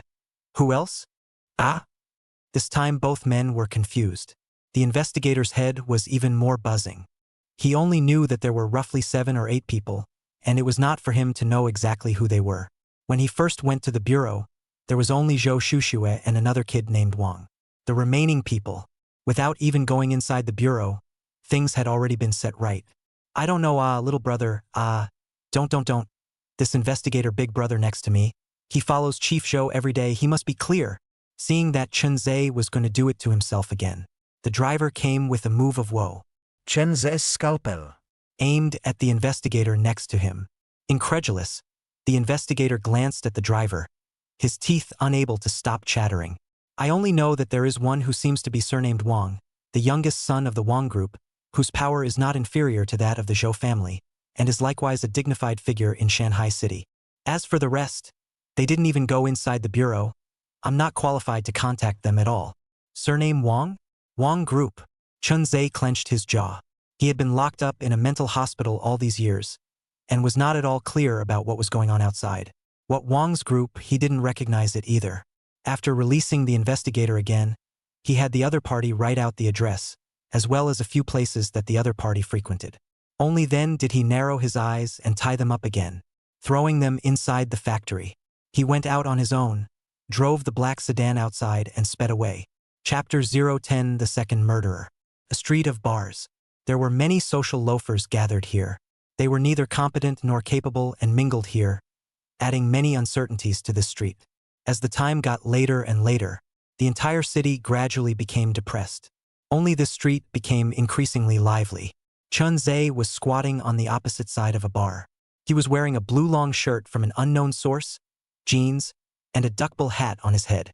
He was staring at a bar called Hazy Moon, watching the time with a few murmurs coming out of his mouth from time to time. He didn't know what he was thinking about. Time passed little by little. It was finally fixed at 2:40 past midnight. Several drunken figures surrounded behind the 14 or 15-year-old teenager. Mouths were saying some complimentary words. Wang Xiao is awesome, last time at school. I saw you beat that girl up like that, and you actually took care of it. That's right. Tonight you even threw away a lot of money. Even the manager inside the bar looked dumbfounded. Haha. If I had half the strength of young Wang, I would be able to rest easy for the rest of my life. The teenager who was being complimented, with a black mole on his left cheek, looked mesmerized, but also enjoyed this feeling of being complimented. Thinking of the female student who was injured, he could not feel the slightest bit of guilt, but instead, because he was invited to the police station last time, deep down he held a grudge against Chen Xiaomei. If he was given another chance, he would make that girl's life worse than death. It's a pity that she didn't obey me that day, otherwise, she wouldn't be so miserable now. Just a stinking cousin from a poor family. It should be her honor to be played by us. It's good that I didn't dislike her for being dirty. She scratched me instead. Wang Dong said inside his mouth, took out another box of cigarettes, and the few people behind him, one person handed out one. 9 to 5. Normally, it was only when they drank with Wang Dong that they had the chance to smoke. Coupled with the fact that Wang Dong was generous, everyone was willing to make friends with him. However, in the face of the crowd's deadly following, Wang Dong waved his hand impatiently. All T&D, get the hell out of here. What's the point of following me? Still want to go home with me, no? You guys aren't pussies. Otherwise, I can consider it. The bystanders burst into laughter. Immediately after that, a yellow hair said, Young Wang, although I know that your family has great skills, but just this morning, I heard someone say a message. I wonder if you are clear about it? Wang Dong frowned. What news is mysterious? Zhou Shushue was wasted and is still lying in the hospital. It is said that when the police rushed in, her head was broken and her hamstring was picked off, said here. Yellow hair subconsciously shrunk his body, although they always mix in a bar street, belonging to the fringe of society. But now that the social control is getting tighter and tighter, they don't dare to hurt people easily. Only Wang Xiao's identity and background, the more intimidating group, can be peaceful. This is still because Wang Xiao is underage, otherwise there is no telling how many demons will be created. Zhou Shushue was suddenly wasted. Moreover, the Zhou family did not move at all. It would be a lie to say that it was not strange. Wang Dong also frowned. He really did not hear the news. Perhaps his family already knew. Afraid that he would be worried. So they did not tell him. Even when he came out today, he hid it from his family and quietly came to the bar. If it was really as this yellow hair said, things were indeed odd. But soon he opened his mouth. Nonsense. Those bodyguards of the Zhou family, are they just for show? I can hear those people are all foreign retired mercenaries before the whole day gunfire, now back in the country, still cannot protect a little girl? Although there is some panic in his heart. But Wang Dong was still talking tough. When he was preparing to leave, he had already notified his family's bodyguards. He should have almost arrived by now. Send the positioning again. Just raised his head. Just saw a tall figure wearing a blue shirt, jeans, and a duck-tongued cap, approaching him step by step. A few dog legs next to him saw someone approaching Wang Xiao. At once, they were a bit upset. What kind of person, you also dare to lean this way? Hurry up and get the hell out of here. Yellow Hair went forward and wanted to push Chun Ze. But just as he put his hand out, a click was heard. Immediately after that hand was grabbed by Chun Ze, elbow forcefully a little forward, huge force, directly dislocated the whole hand on top. Yellow Hair let out a wail. The next two people look, turn their heads and run. Who cares about you, Wang Xiao? Not Wang Xiao. People are not good at first glance. Meet the dead hand. Even if the two of them went on, it would not have any effect. Wang Xiao's throat rolled a bit, scared to the point that goosebumps rose all over his body. Chun Ze even drew out a silver-white scalpel, took a step forward and swung it at Wang Dong. Accompanied by the silver-white luster, a suffocating sense of oppression came over him. Wang Dong was so frightened that his legs went limp and he fell to the ground. The silver-white scalpel grazed the top of his head, cutting off a large piece of flesh with hair. It was accompanied by a continuous gush of blood. Wang Dong let out a gurgling wail of pain. Where was the arrogance that he had just complained about his awesome deeds? Just as Chun Ze once again raised the scalpel. When Chun Ze raised the scalpel once again, he intended to do the same thing and waste the Wang Dong in front of him. A black sedan, emitting ear-piercing breaking sounds, crashed straight towards Chun Ze. Chun Ze frowned and dodged backwards. He saw three bodyguards, wearing black suits, protecting Wang Dong behind them. Seeing the bodyguards instantly, Wang Dong almost did not cry out with a wow. After all, no matter what, he was just a 14-year-old student. It was fine to bully other people on weekdays, but when he really encountered a tough opponent, he himself was scared to death. Seeing the other side came three bodyguards. Chun Ze did not fear. The three bodyguards were also standing by, intending to break bread with Chun Ze. After all, as Wang Dong's bodyguard, now that Wang Dong was injured, if there was no explanation, he would not know what kind of punishment he would face when he went back. Just when the crowd was about to make a move, a man with a country face who was pinching the steering wheel happened to look up and saw Chun Ze. He happened to look up and met Chun Ze's gaze. At this moment, he only felt a chill that bubbled up from the deepest part of his body. It was as if the person in front of him was not a person at all, but a flooding beast, a vague illusion. If they made a move, if they really tangled up, I'm afraid that all of them would have to stay here. No matter what, they were all people who had seen many storms. In the end, there is no ability, in fact, a glance can be seen. He, who was already a bit entangled, saw Chun Ze's posture of storing up his strength to jump, and took a deep breath. In a deep voice he said, "Get in, Brother Zhao."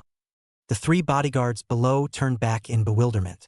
The one who was usually the most ruthless and courageous was Brother Zhao. The one with the best hands within them was also the man holding the steering wheel. If there was an opportunity to strike, Zhao was often the first to rush ahead, and only later, because he had injured several people, did the boss arrange for Zhao to drive the car, and never allow Zhao Yong to strike until the critical moment. Instead, right now it was Zhao Yong who was shouting for them to leave. "Didn't you guys hear what I said? I told you guys to get in the car.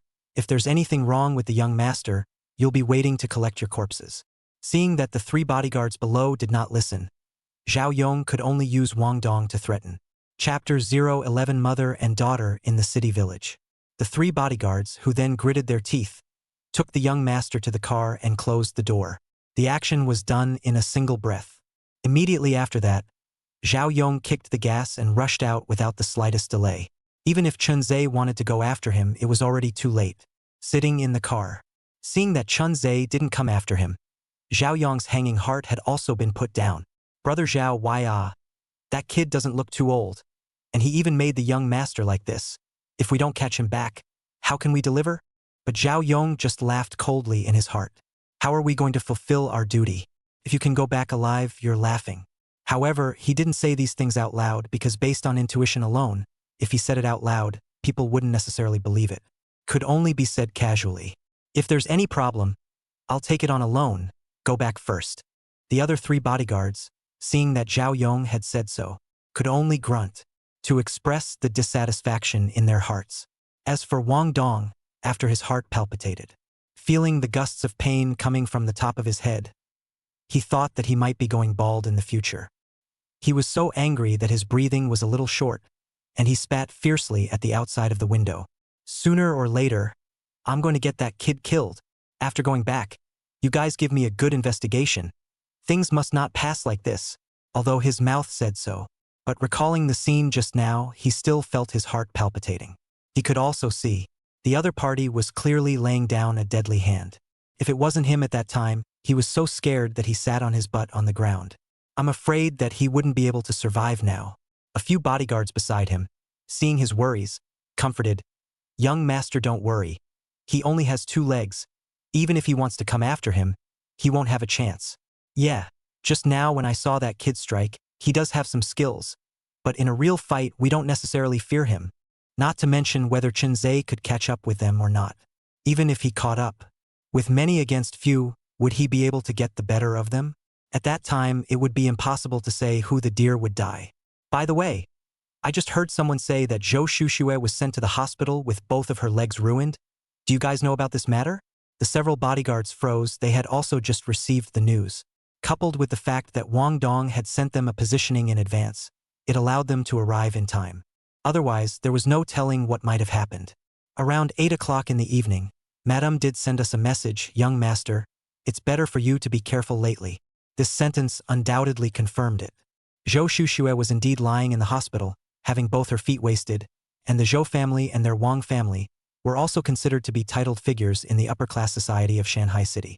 To be able to quietly to Zhou Shushue's legs abolished can be imagined. The person who did this, the ability is definitely not small. But soon his heart dropped, because when they came to the intersection, several black sedans stopped. One after another, a dozen people came down from it. All of them were their family's bodyguards, with their protection. Even if the other party's skill was no longer high, I'm afraid it wouldn't help, so they narrowed their eyes and put Chun Ze's matter behind them. Having lost track of Wang Dong, Chun Ze was not in a hurry. This was because he still had the address of Wang's family on hand. He didn't get it this time. There was still the next time and the next time and the next. The other party had escaped the first day, but not the 15th. Sooner or later, he would have to die at his hands. More importantly, in addition to Zhou Shushue, Wang Dong, the remaining 5 people's information he must also know. And the one who knows this the most, I am afraid that it is only the teacher in his sister's class. Since he could not solve Wang Dong for a while, he planned to go near the school first and squat for a few days to see. As long as he found the teacher who was in class that day, with accurate information about the others, it would not be too late to take revenge slowly. As he put away the scalpel, he walked through a few streets, soon entering an urban village. This place was a mixed bag of fish and dragons, all of which were mostly foreign workers. One could even see some shady alleys. There were vaguely a few women dressed up in flamboyant colors, waving to the outside non-stop. On Chun Ze's body, in addition to that $500,000 check from last time, there were actually several piles of money. All of them were seized from that dead doctor. There were probably around $20,000, enough for his daily expenses. "Big brother, do you want to come in? My mom is inside. It's cheap. Only $200. A girl wearing a washed-to-white school uniform looked at Chun Ze in front of her and opened her mouth to greet him. Chun Ze glanced at the other party and also needed a place to rest. Coupled with the fact that he was relatively tall, although he was only 15 years old, he was half a head taller than an ordinary youth. It was also because of the unusual physique from childhood that made him look extraordinarily terrifying. 200 is 200. Can we spend the night? Overnight? Big brother. 500 for overnight. So expensive? It's not expensive. Everyone else has 1,000 overnight. Our house is considered cheap. Chun Ze hadn't been out of the mental hospital since he was a child. He didn't know much about the prices outside. He didn't even know that the overnight stay that the little girl in front of him was talking about was by no means as simple as a hotel. Rather, it was hiding some irregular services. But after careful thought, time is also not early. After running to so many places in a row, he was also strangely tired now. So from his inner pocket, he drew out $500 bills, handed it to the little girl in front of him. When the little girl saw the money, her mouth was almost smiling. Took Chun Ze to fly up the stairs, just came upstairs. Just saw a woman around 20 years old, looking a bit rushed, but the little girl didn't care about this, and said with a thief's smile, "Mom, I brought you the guest you wanted," but the words came out. The woman in her 20s, but opened her mouth and said, "Why don't you still return the money? I feel that it is still a little unacceptable. The money has been collected. If you don't do it, what about tomorrow's rent? Are we going to sleep on the streets?" The little girl was used to seeing this in the urban village, and seemed to have little concept of this. Just like Chun Ze, she had been influenced by certain aspects and felt as if making money was just a matter of taking a man upstairs, and after a while, the money arrived. She had also never seen those messy things and didn't really know what was going on in it. The woman in her 20s sitting on the edge of the bed, crying, glanced at the tall Chun Ze, and inexplicably felt some panic in her heart. Chun Ze, who was equally young, couldn't help but frown. He said in his heart that it is not just to find a place to sleep. How did it make it look like it was killing her? So he turned his head to the girl next to him and asked, "Where's my place to stay? There are 2 rooms inside, one is mine and one is my mom's. If you want to be here in the hall, you can also." Chun Ze did not hesitate and entered a room at random. Immediately after the door was locked, collapsed and went to sleep. Hearing the sound of locking the door, the mother and daughter outside froze, not understanding what the other party meant. Staying in a hotel was only $100 or so. Chun Ze spent $500 and ran to the middle of the city village. Entering the room and falling asleep, for a moment, made them a bit overwhelmed. "Mom, why don't we climb up to the windowsill and see what that guy is doing? That's not good, is it? What's wrong with that? Let me." The little girl climbed directly from his mom's room to the outside of the balcony, which just happened to be able to see the bed where Chun Ze was sleeping. After realizing that the other party was indeed lying on the bed, covering his eyes with a duckbill hat, it didn't take long for him to start snoring. Only then did the little girl climb back with a sigh on her face. "Mom, that guy seems to be really asleep?" The woman, who was around 20 years old, froze in place. "This is asleep? Going in for more than 3 minutes, the speed of falling asleep is also too fast. And spending $500 to come to this kind of place, as if it was really just to sleep? What a strange person." The woman around 20 years old scratched her head. She also brought her daughter and went back to her room to sleep. But if one thought about it carefully, it wasn't right. The girl was at least 7 or 8 years old. The woman, however, was only around 20. So if the girl was really his daughter, wouldn't it mean that she gave birth to a child at the age of 12 or 13?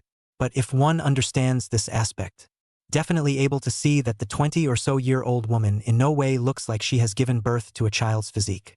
Chapter 012 Stalking Counterattack. The next day before dawn, Chun Ze woke up. He had slept relatively early last night. Thus he did not feel the slightest bit of fatigue when he got up. Instead, he was energized, stretching his waist. Opening the door, the mother and daughter duo seemed to be still awake. Chun Ze then hurriedly went out the door. About the address of the school. In fact, during his time with his sister, he had heard quite a bit about it. Shanghai City Second Middle School, which was considered a good school. Because of the matter of Chun Ze being sent to the mental hospital back then, parents have always felt guilty. They also used this guilt on his sister's body. At that time, the younger sister's score is not enough, or parents find people to find connections to send in. As a result, this has become the sister's death wish. Now my sister is lying in the hospital unconscious, but those who committed the murder get away with it. The school is not strictly guarded. Only a security guard sits at the entrance. Chun Ze wanted to blend in. There were 100 ways to do so, but he didn't rush in. Instead, he watched from the outside, the crowd coming in and out. His sister hadn't told him much about the people at the school. For example, the fat-headed chemistry teacher, the very strict math teacher, the language teacher who often got her into trouble on weekdays. Chun Ze more or less knows some. After waiting for a long time, a tall woman wearing a black teacher's uniform appeared at the school entrance. The woman was about 30 years old, with a few points of vitriol on her face. As long as the students passing by, the dress code was not considered rigorous. Immediately splitting her head and face was a scolding. This situation, if you usually see, only thought that the school requirements are more strict. But from my sister's description, this teacher is their homeroom teacher, that is, language teacher. The teacher is the teacher of their class, that is, the teacher of the language. In the past, when my sister had an accident, she would also run to their home. The sentence most often said to their parents was, "Why don't they bully others but your daughter?" All things aside, is your daughter not at fault? Although the parents had their own store in their early years, they did business. But after the store was transferred out, the long time to live in the factory had long worn out their fighting spirit. Plus not a sharp tongue type. More or less will be this classroom teacher to bring bias. Now think about it, once my sister suffered those aggressions, in front of the eyes of this sharp-looking woman, to bear most of the responsibility. Having determined his goal, Chun Ze did not rush to make a move, and now the sky had just dawned. It was the day when students came to class. There were many parents around, so it would be easy to cause a commotion. It would be better to wait until the evening. He was about to turn his head and leave. Just then he saw a few figures around the corner staring at him. These people were obviously highly trained. They were well camouflaged. Yet, they were still discovered by Chun Ze. To these people, he only frowned. He then took large strides and walked out, testing to see if these people were truly following him. As expected, the moment Chun Ze got up to leave, these people were moving in the direction he was in. Confirming the other party's target, it was himself. Chun Ze had nothing to hesitate about, leading them to a remote place. The few people who had followed them over. In an instant, they lost Chun Ze's figure. One of them, a bearded man who walked in front. Frowning, he picked up the walkie-talkie. The person has disappeared, and I don't know where he ran off to. Immediately followed by an unpleasant voice from over there. What's going on? That guy is just a 15-year-old kid. You guys can't even watch a kid. What's the point of having you? The bodyguard manager who was questioned wanted to retort, but didn't say much, because this was indeed his problem. After all, the other party was only in the case of a child. They couldn't even keep up with a child. It was more or less a bit humiliating to say it. Just when he wanted to continue to go forward. However, he felt a silver-white luster that flashed past his eyes, and was once considered to be a bodyguard manager who had experienced a lot of life and death. With the perception of danger, a step back. Narrowly avoided the knife when he saw clearly what slipped past. Actually a sharp scalpel. Also cannot help. Forehead emerged a layer of cold sweat. If he had been hit by the scalpel just now, his neck, I'm afraid, would have to be sliced open. Even if the surrounding teammates' timely rescue sent him to the hospital, the chances of being able to save is also very low. The important thing was that the other party's strikes were tricky and vicious, not at all like what a child should do. It was hard to imagine. A 15-year-old teenager's hands would actually be so good. He was also considered one of the best among bodyguards. In his early years, he had a small reputation in the groups of foreign mercenaries, and within the Wang family's many bodyguards, his salary was one of the highest ones. There were a small few $1 million that he could get his hands on every year, precisely because of taking more. His skills were also more than twice as strong as ordinary bodyguards. He subconsciously wanted to fight back. But before he could do so, there was another silver-white reflection that scared him into jumping backward, but the sharp blade light, followed by another, was so severe that it was overwhelming. Even the few bodyguards beside him, seeing this scene, couldn't help but have their eyebrows jump a little, wanting to step in. But the direction of this kid's knife, dripping with water, while swinging and stabbing at the bodyguard manager, and defended them to death, if they forced their way forward, I'm afraid they would have to fall in a pool of blood in the next second. They tried to close the circle from the back. With their old experience, they surrounded Chun Ze. However, Chun Ze suddenly made an acceleration. He brushed past the bodyguard manager who was 5 meters apart. Immediately after that, the bodyguard manager let out a mournful scream. It was seen that the opponent's abdomen, a thin slit, had been cut. Blood could not stop gushing out. The bodyguard captain fell to the ground in response. The few bodyguards who followed over, scared to the point of numbness. The salary they took was only about 100,000 per year. It wasn't much more than a bodyguard manager, even with professional ethics. Seeing the bodyguard manager, who could usually put down 4 or 5 of them by himself, fall to the ground, they also immediately dispersed. Only Chun Ze was left dragging the bodyguard manager, turning his head and getting into a black sedan, speeding towards the countryside. This black sedan. It was precisely the one with the driver and the investigator. It had previously been parked on the outskirts of a bar street. It just happened to be coming to the school. He then drove the car over, until Chun Ze raised his head and left. Those bodyguards who had fled once again returned to the scene. One by one, they looked at each other. Someone took out a walkie-talkie. A man's muffled voice came from over there. Are you guys TMD or not? I spend nearly $10 million a year to raise you people, and you can't even deal with a small child. What use do I have for you? But the prolonged silence over there made the man cursing unconsciously frowned. A long time to calm down. The bodyguard's voice finally came from over there. Chairman, the person lost the followers. The bodyguard manager was put down by a photo and was also taken away by that person. Hearing these words, the man over there couldn't help but suck in a breath of cool air, although he couldn't stop cursing just now. But he was well aware of the bodyguard manager's fighting strength. Back then, the rival company had bribed a group of punks to try to take a shot at him. It was the bodyguard manager who, with the power of one man and his bare hands, beat those dozen of punks to tears. Since then, he gave the bodyguard manager a few $1 million a year. The latter did prove that the bodyguard manager is very good, did not deserve this money.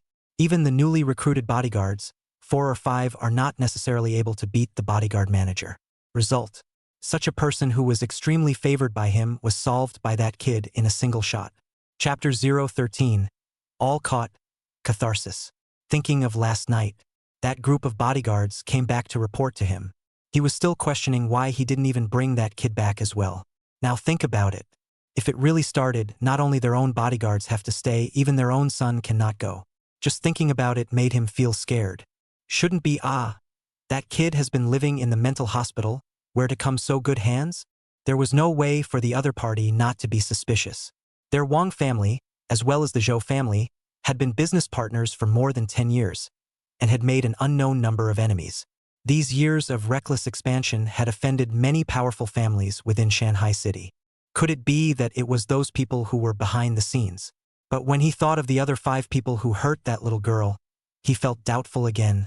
Could it be that all of these powerful families have been emboldened to such an extent that they even dared not to give face to those 5 people? How to think cannot be figured out. He also could only harden his head and commanded. No matter what, investigate the situation of that kid. If 4 people can't do it, then 10, 20, or even 50. I have plenty of money, and the Zhou family is also looking for his whereabouts. I don't believe that kid can escape from this dragnet. Originally, they had thought that it was just a small bullying case, and that they would be able to suppress it by casually arranging some people and creating some noise. As a result, Chun Ze appeared as a variable, making him, as the head of the Wang family, vaguely aware of the uneasiness. It was quite the illusion that a mountain rain was coming, and the wind was filling the building. Those outsiders, they've also been acting foolishly lately. Going on any longer is not a solution.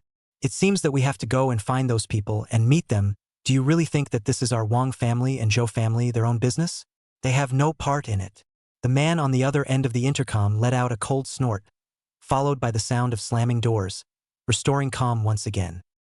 On the other side, Zhao Yong, who was driving a black Buick, parked on the street, also got the news from the other bodyguards.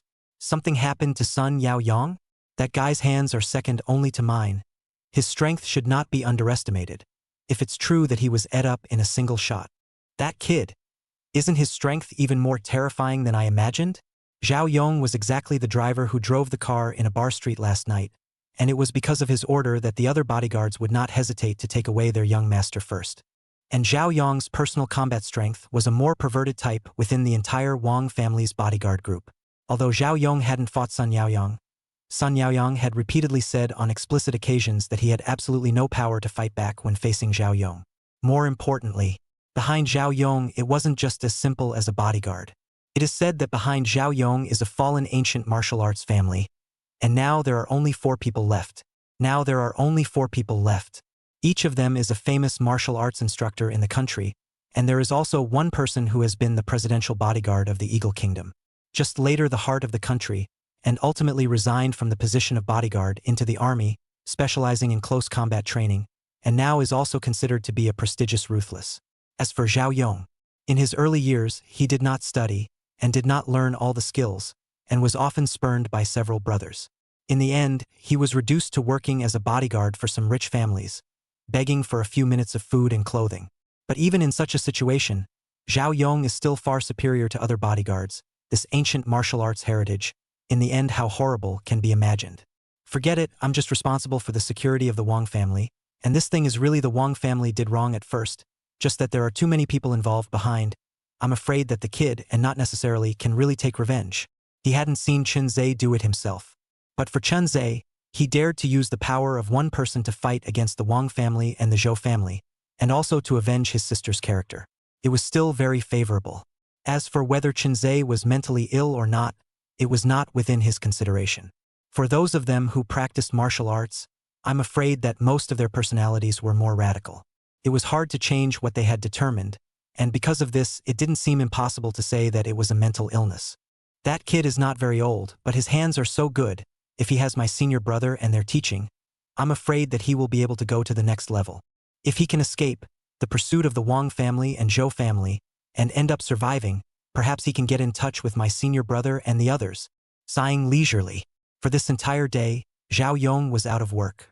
After all, the commission he received was money for watching over the family. If the Wang clan really wanted him to hunt down someone else, it would be a different price.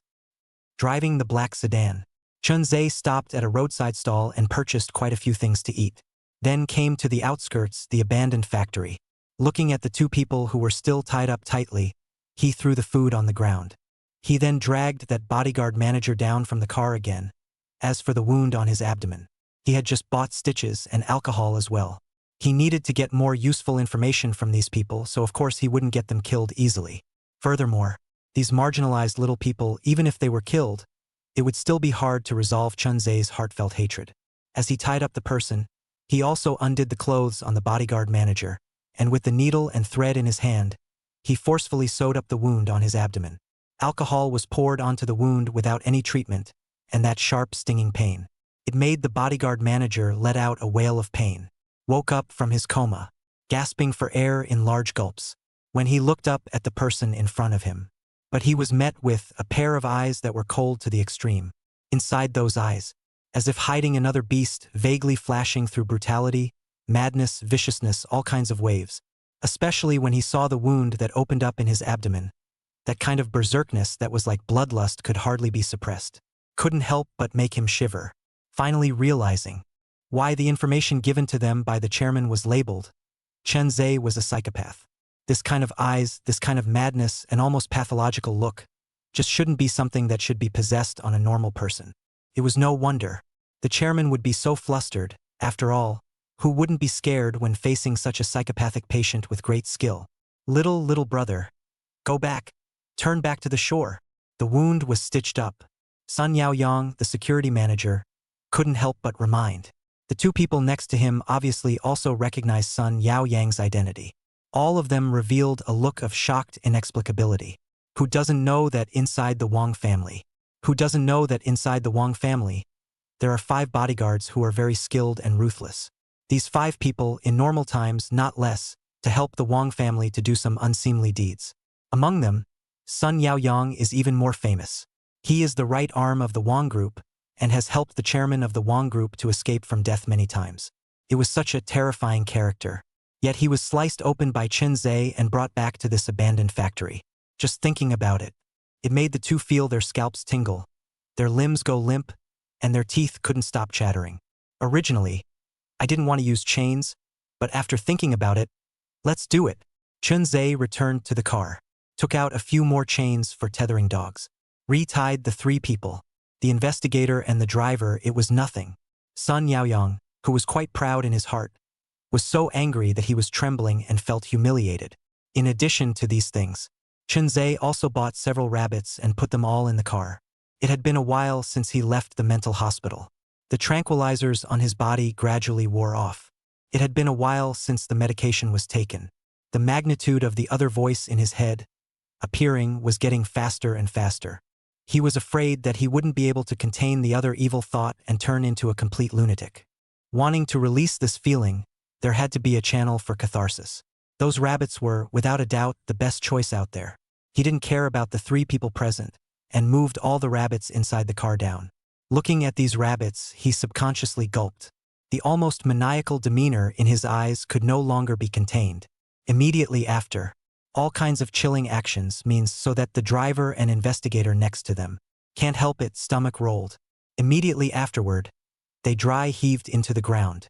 Sun Yao Yang's eyebrows jumped. At first he thought Chun Ze was using this way to threaten them. But gradually he realized that something was wrong. Because from the change in Chun Ze's eyes, he found out this madman wasn't threatening at all. Rather, he was venting his emotions. It was venting the mania, the madness that was pent up in his heart. If these means, as well as the way of venting, fell on their bodies. Sun Yao Sunshine couldn't help but get goosebumps just by thinking about it. Originally also wanted to speak, the mouth instantly gave closed. Realizing that with a mental illness, no matter what you say, the other party will not necessarily be able to listen. Even, it was very likely that they would hitch themselves inside. What a lunatic! Sun Yao Yang murmured in his heart. He became even more jealous of Chun Ze. Chapter 014 Hospital Negotiations. Chun Ze had arrested Sun Yaoyang, the place where the hospital was located. However, a large group of people was ushered in. The one walking in front was none other than Zhou Buwei, the chairman of the Zhou family. As one of the famous dignitaries in Shanghai City, Zhou Buwei's name is definitely not to be underestimated. At least with Zhou Buwei's name, he was able to smooth out a lot of things, but it was such a Zhou Buwei. Now he was forced into a corner by a 15-year-old kid, and now he could only make a trip to the hospital. You should have heard about the Wang family. When you go in later, speak in a better tone. Never push people too hard, or it will backfire. Zhou Buwei walked forward while having an imposing manner. Paired with his black suit, he gave off an extremely dull illusion. Following beside him was none other than his wife. It was also Zhou Shushua's mother. Originally, the matter of negotiation, they were wanting to wait a few more days. Wait until the date when the surgery was approaching, and then come over to have a good talk. But just last night, an old friend who was in the hospital called to tell them. Someone to the Chun family's account inside the 500,000 medical expenses. Now people do not lack this money. Coupled with the news of the Wang family is more let Zhou Buwei feel alarmed, vaguely aware of a sense of suffocation with a mountain rain. In addition to that, I heard that Sun Yaoyang has also disappeared. That person is the right-hand man of the Wang family, and the one surnamed Wang, the right-hand man. I don't know how many things he did for the Wang family on weekdays. His methods speak for themselves. But now even this person has disappeared. But anyone who thinks with their asses knows that something has happened. If something else goes wrong, the consequences will be unimaginable. Followed by his wife, still a little reluctant. Shushua thing is not just let it go? Your daughter in her own villa was wasted. Can you swallow this breath? Zhou Buwei, who was walking in front, had his figure lurched. His face was especially ugly. It would be fine if it was usual. With their Zhou and Wang families joining forces, even if Chun Ze had 3 heads and 6 arms, they would have plenty of ways to clean him up. But on the contrary, those outsiders had recently made a big fuss in the city, and if there was one more hidden danger in their hearts at this time, the impact on them, the local forces, was just too great. Only to see Zhou Buwei turning back violently, coldly glancing at his wife. Recognize your own identity. When you were with me, I've already made it clear to you. Although you are my wife on the surface, but eat my use my, these years live in villas and drive luxury cars. The money inside the card, how you want to use it. How do you think this is exchanged? Think about your identity, but an ordinary, even looking for a job, are all around the wall of the college students. When it is your turn in front of me to dictate. Zhou Buwei's words made the woman next to him heart a shock, recalling back to a time, the sword that had been hanging over her head. The reason why she and Zhou Buwei were able to be together, able to enjoy the scenery today, was that she was obedient enough. No matter what Zhou Buwei did outside, she would not interfere.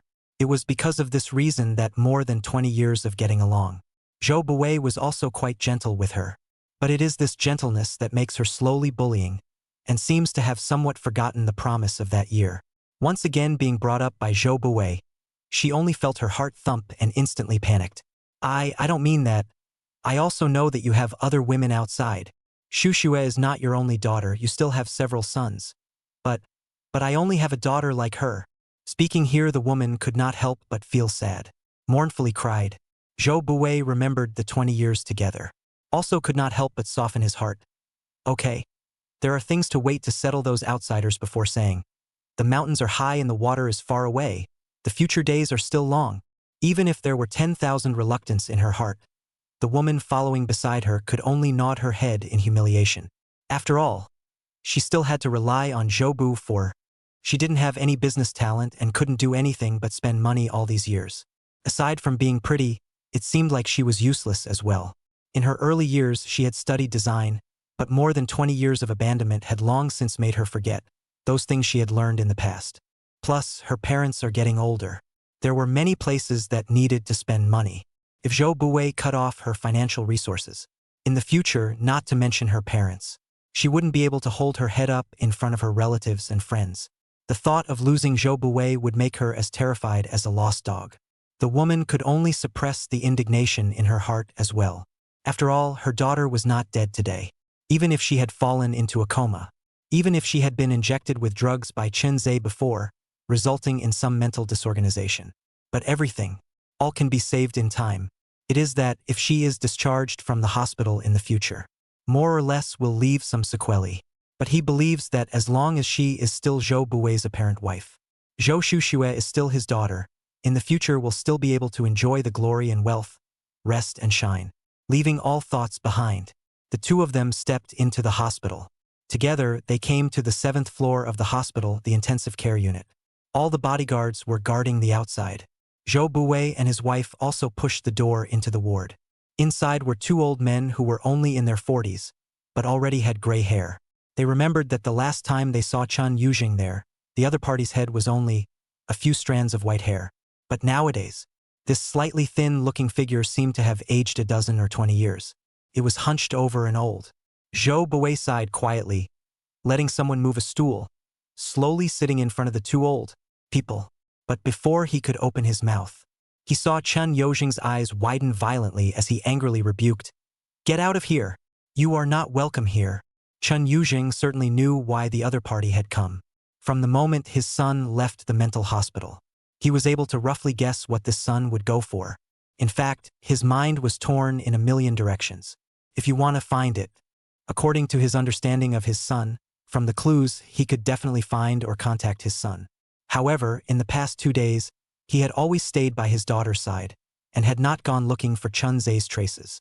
Seems to be letting go, seems to have a touch of pain in his heart as well. Especially from the news, learned that Zhou Buwei's daughter, now also lying in the hospital. With his own daughter in this state, that kind of almost twisted madness and pain was able to overflow into words. He knew that this was not right. Even many times in the middle of the night, washing his face with tears, he also knew, if he was willing, definitely able to bring his son back to the mental hospital. But then what? Thinking about the death of that doctor in the mental hospital, as well as his son's statement that he had seen Zhou Buwei in the hospital, it was already clear to him. Even if he brought his son back to the mental hospital, what he would be met with would be never-ending targeting. Instead, placing his son outside would perhaps be safer for him. Although Chun Yuzhing was pedantic, he knew that bringing his son back would serve no purpose. It might even harm his son. At the same time, he was hating his own incompetence, and could only let his son, in the midst of the blood and rain outside, little by little wear out the sanity in his heart. Can be said, this period of time he lived more than anyone else to suffer. Chapter 015: The Zhou Family's Compromise. Chun Yuzhing's voice was loud in anger. Even the bodyguards outside heard it. But when they went in, the chairman had already explained that no one was allowed to enter without his orders. Seeing Chun Yuzhing with such a crazy demeanor, Zhou Buwei seemed to be able to understand, because when he saw his own daughter lying in the hospital, she was in this same crazy state.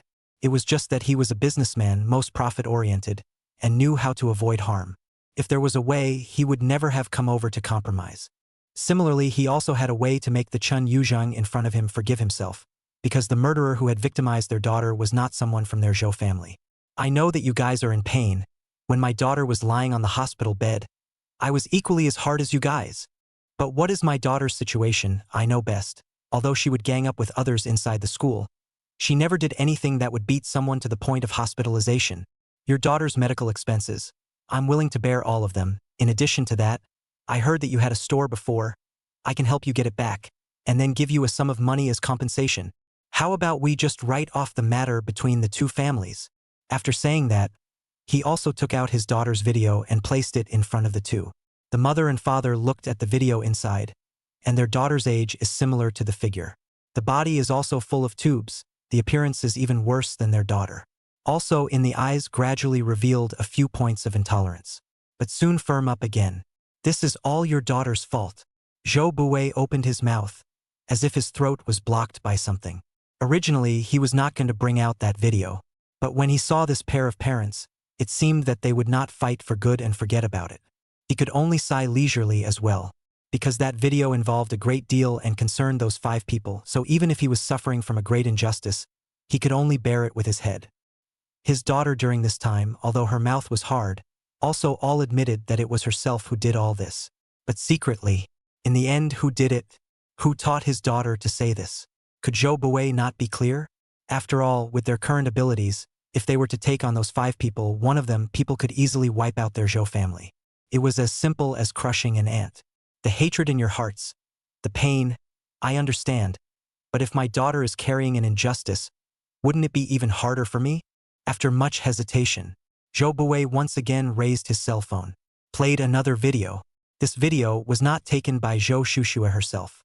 Rather, it was another boy with a somewhat cold, shrill voice, as if he was born with a voice problem. Coming from inside the cell phone, it was even more feminine, like a girl. But anyone who had heard the voice could tell that it was definitely a boy.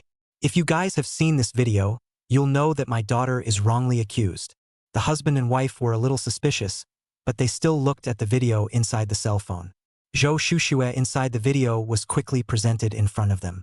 During the entire process, Zhou Shushua stood by the side, also belonging to the state of confusion. Looking at the scene in front of her, her eyes could not help but have a few more moments of panic in them. Next to him was the back of a boy wearing a white shirt, constantly pushing Zhou Shushua. The mouth murmured, "What are you waiting for? Hurry up and do it. That business with your family, don't you want it anymore? You're just a toy to keep us company. Do you really think you're any more noble than her? If you don't do it again, take off your clothes when you get back and we'll call a few more people to give you a good taste of power."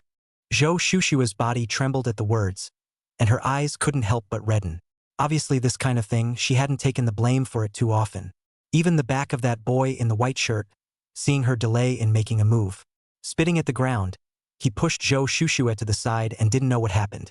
Anyway, Zhou Shushua's voice was a bit choked and enjoyable, gradually becoming motionless. By the time the camera fell on Zhou Shushua again, she had already left in a hurry with her backpack. Just clothes a little messy. She looked back, lying on the ground Qin Xiaomei. Then she left the classroom step by step. Such a scene, it made Qin Yuzheng and his mother feel greatly shocked. In their hearts, Zhou Buwei was already considered a dignified figure in Shanghai City. However, they did not expect it. Even a person like Zhou Buwei, the daughter he gave birth to, had to be humiliated and take the blame for someone so undignified. On the contrary, Zhou Buwei still didn't dare to say anything and never made a sound. From this video, as well as among the confessions of yesteryear, it can be seen. Although Zhou Shushua was the one who asked his daughter inside the classroom, and had also once punched and kicked his daughter. But those were not fatal injuries. Behind the video, Zhou Shushua left is the real violence began. Zhou Shushua inside the video was certainly hateful, but the ones who really deserved to die were the remaining ones. Just as the two finished watching the content of the video, Zhou Buwei's hand quickly scratched again to the video of his own daughter lying in a hospital bed, plugged full of tubes. Utilizing this contrast and the grief in his voice, he said, "By now, you should be clear that the person who truly harmed your Qin Xiaomei was not my daughter at all. That's right, my daughter was indeed the helper.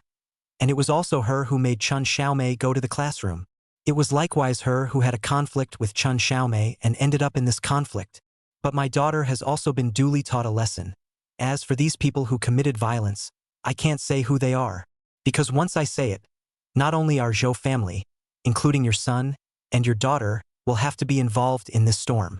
The person who can let our Zhou family perish with a single word, and let all the young and old up and down die, how much energy they have, can be imagined. Persuade your sons to stop before it's too late. Don't wait until disaster really strikes before you realize your regrets. Now you guys stop. Not only can you get a large sum of money for medical expenses, you can also dish out the previous store. I'll give you another large amount of check. So live on well, is it not good?" Hearing this, the two old men also froze in place, for a long time unable to speak. In the end, they sighed quietly, and something in their hearts seemed to have shaken. Zhou Buwei also did not speak again. Instead, he wrote a check for $3 million. Placed it on the table next to them. gently knocked it, and turned to leave. Waiting for Zhou Buwei to leave, the two parents clanked at the check, looking at each other without words. But when they walked outside, the woman who had been following beside them, her breathing suddenly became rapid. Surging forward, she grabbed Zhou Buwei. What was on the video just now? Is it all true? Earlier, when she was inside the room, she saw that video and was shocked beyond words. It was only when she came outside that she came back to her senses. But seeing his wife's expression, Zhou Buwei, however, just skimmed his mouth. What's going on inside your head?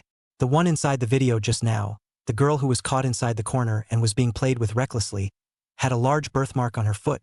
Does your daughter have a birthmark on her foot? No, you mean? The video was purposely synthesized by someone I found, with a lot of things edited in it, and although our daughter took the blame, she is not yet reduced to this. After all, those 5 people, no matter how strong they are, they still have to count on our Zhou family and give them things to do. Therefore, they definitely won't be able to lay their hands on our Zhou family. Thinking about the girl who was humiliated inside the video, there was indeed a birthmark on her foot. The wife who was following behind finally let out a long breath. Her own husband's words had finally brought her to her senses.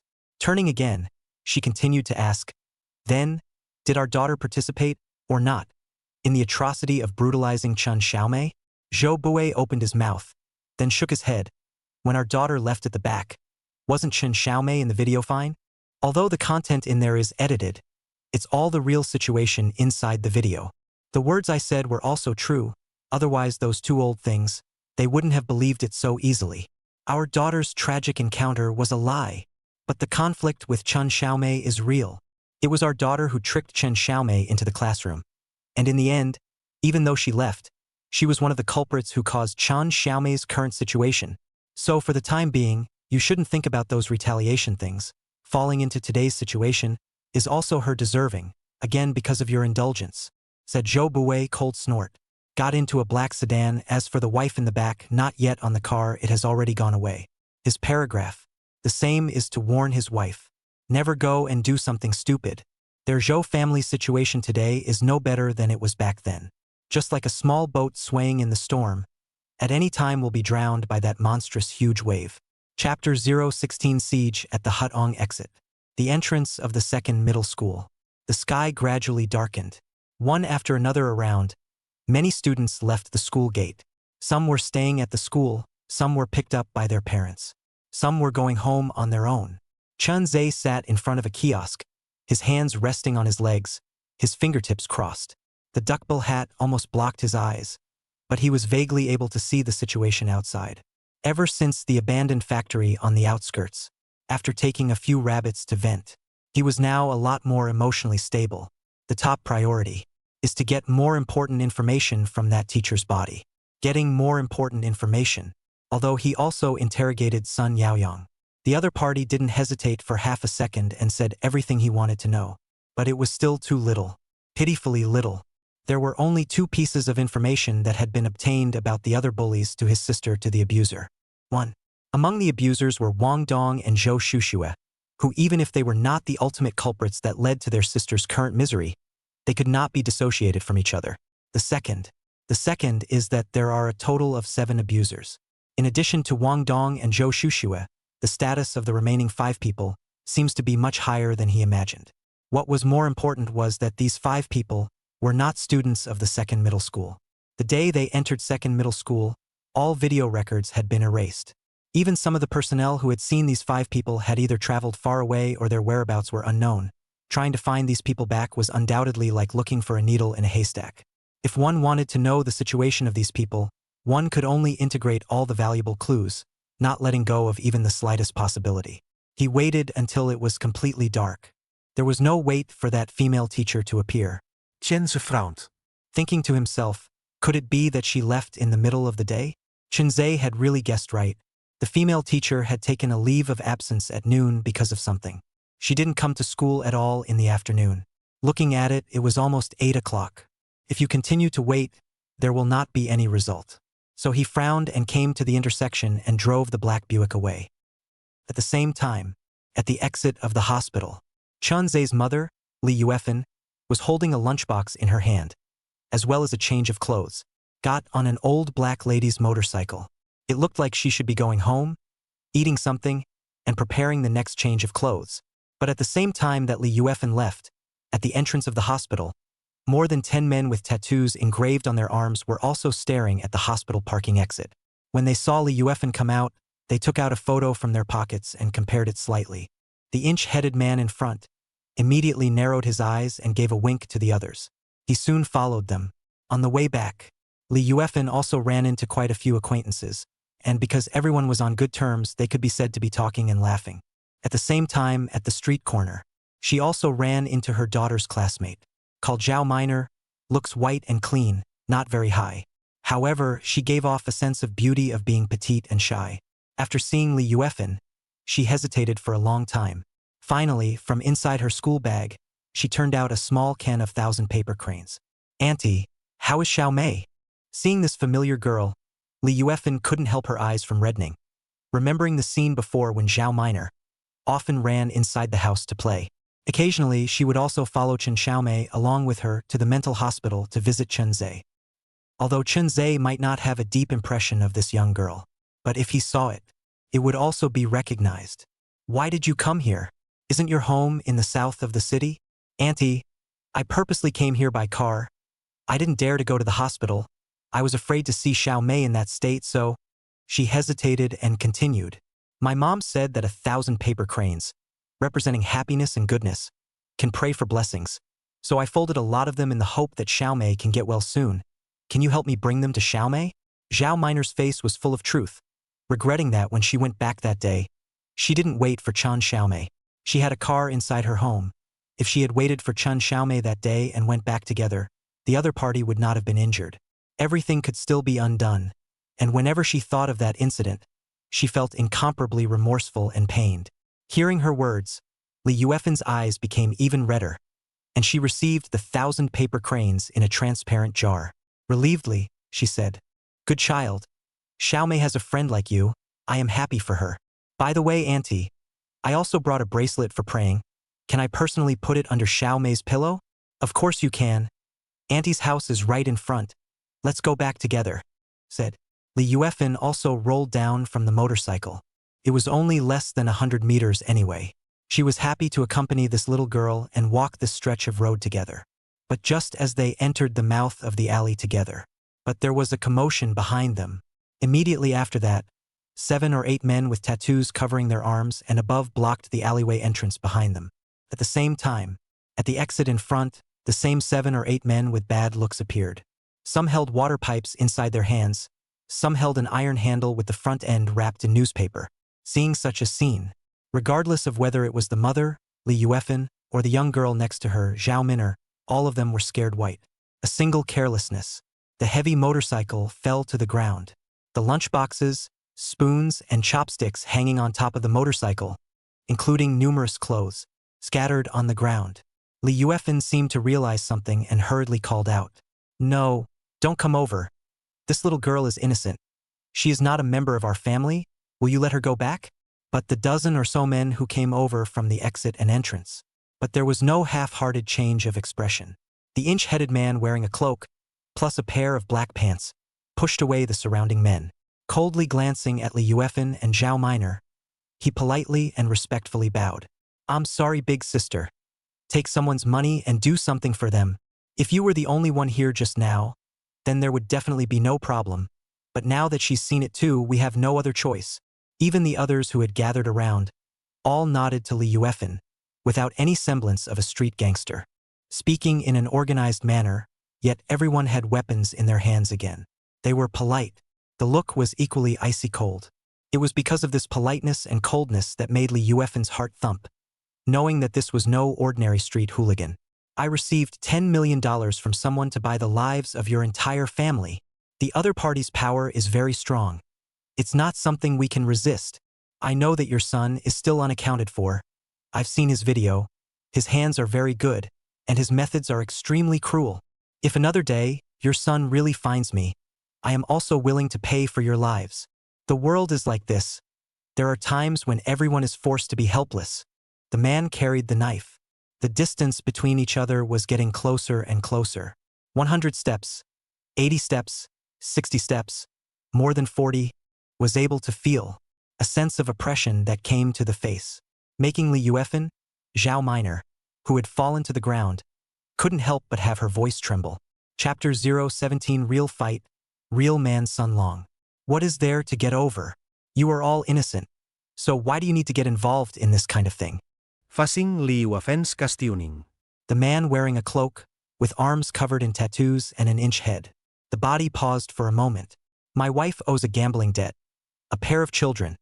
Their whereabouts are still unknown. They asked me to fill this 7 million gambling debt. If I get this done, not only will I be able to pay off the money and bring back my own son and daughter's wives, I will also be able to take a large sum of money and go far away. They gave me a good passport, a few $1,000,000 in some backward point of the country, enough for me to live a lifetime of clothing and food without worry. My ticket of brothers, equally assured. They all have their own helplessness. The inch-headed man looked up at the dark night sky. In a dull voice he said, I don't want to kill you, nor do I want to kill your man, nor do I want to kill that girl lying in the hospital. But there is a big invisible hand behind me, pushing me here step by step. Still, if one day, your son comes looking for you, not just me, including my group of brothers, as long as he can fight, we are willing to pay for our lives. After saying that, the distance between the two men had reached a stone's throw. The knife in the man's hand slowly raised. The guilt in his eyes lingered. He turned his head away and took a deep breath. The eyes were unconsciously a little more complicated. If there was a choice, why would he have to go down this road? Just when his blade was about to fall, accompanied by that silver moon being covered by dark clouds. Not far away, but there was a sound of breaking air. Immediately after, a fist-sized stone smashed onto his head with a swift and powerful force. Only a booming sound was heard. The inch-haired man's body swayed, and a strong sense of dizziness swept over him. The eyes seemed to be blinded by blood. Even his sight as he looked out turned red. The other men around him also turned their heads to look at this moment, and saw, under the moonlight, there was a tall-looking figure with a duck-tongued cap, wearing a white shirt and blue jeans, appearing not far away. In his hand was a scalpel with a silver sheen. When his head was slightly raised, the flash of brutality revealed in his eyes. It made everyone present unable to stop their eyelids from jumping. It wasn't like a person's gaze at all. It was more like a fierce beast. It had been locked up in a cage for years. It had already gone mad with hunger. A trapped beast that no longer had any other emotions other than fighting and killing. Even the inch-haired man who was smashed in the head couldn't help but tremble a little with his hand holding the knife. After stabilizing himself, his gaze became icy cold again. Just as he did just now, he pushed through the crowd. Holding the long knife in his hand, he stepped across the crowd. The many men around him wanted to help, but they were stopped by the man.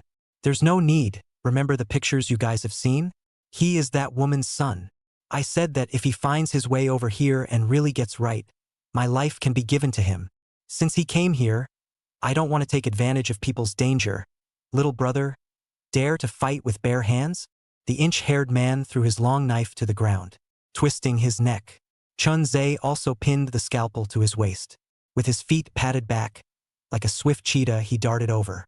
The inch-haired man didn't hesitate and backhandedly ripped off the cloak on his body, revealing a body full of tendon flesh. It was like an Australian kangaroo, giving a very powerful impact. Li Yuefan, who was surrounded by the crowd inside, noticed the sense of oppression emanating from the fisted man. Even the numerous henchmen around her exhaled at this moment. All of them did not think. Chun Ze was their boss's opponent. Zhao Minor, who was leaning against the wall, also recognized that it was her classmate's brother. She couldn't help but let her eyes redden. Auntie, hasn't he been locked up inside a mental hospital? Can it really be beaten? Li Yuefan clenched her teeth as a strong worry rose in her heart. Along with their conversation, two people brushed shoulders in the distance. Both sides exchanged moves. It was as if many punches were thrown in that 1 second of time. Yet it was also this momentary brush. It made the inch-haired man's hands couldn't help but tremble a little. A few moments of exuberance were revealed in his expression. This power, this kind of speed, as well as the fighting skills. Did it really come out from inside a mental institution? In his impression, in a mental hospital, one would either be injected with all kinds of tranquilizing drugs or lying in bed, although there are opportunities to go out on weekdays, but with the prisoners inside the cage, there is actually not much difference. The supervision was even stricter. Where did such a person learn this skill?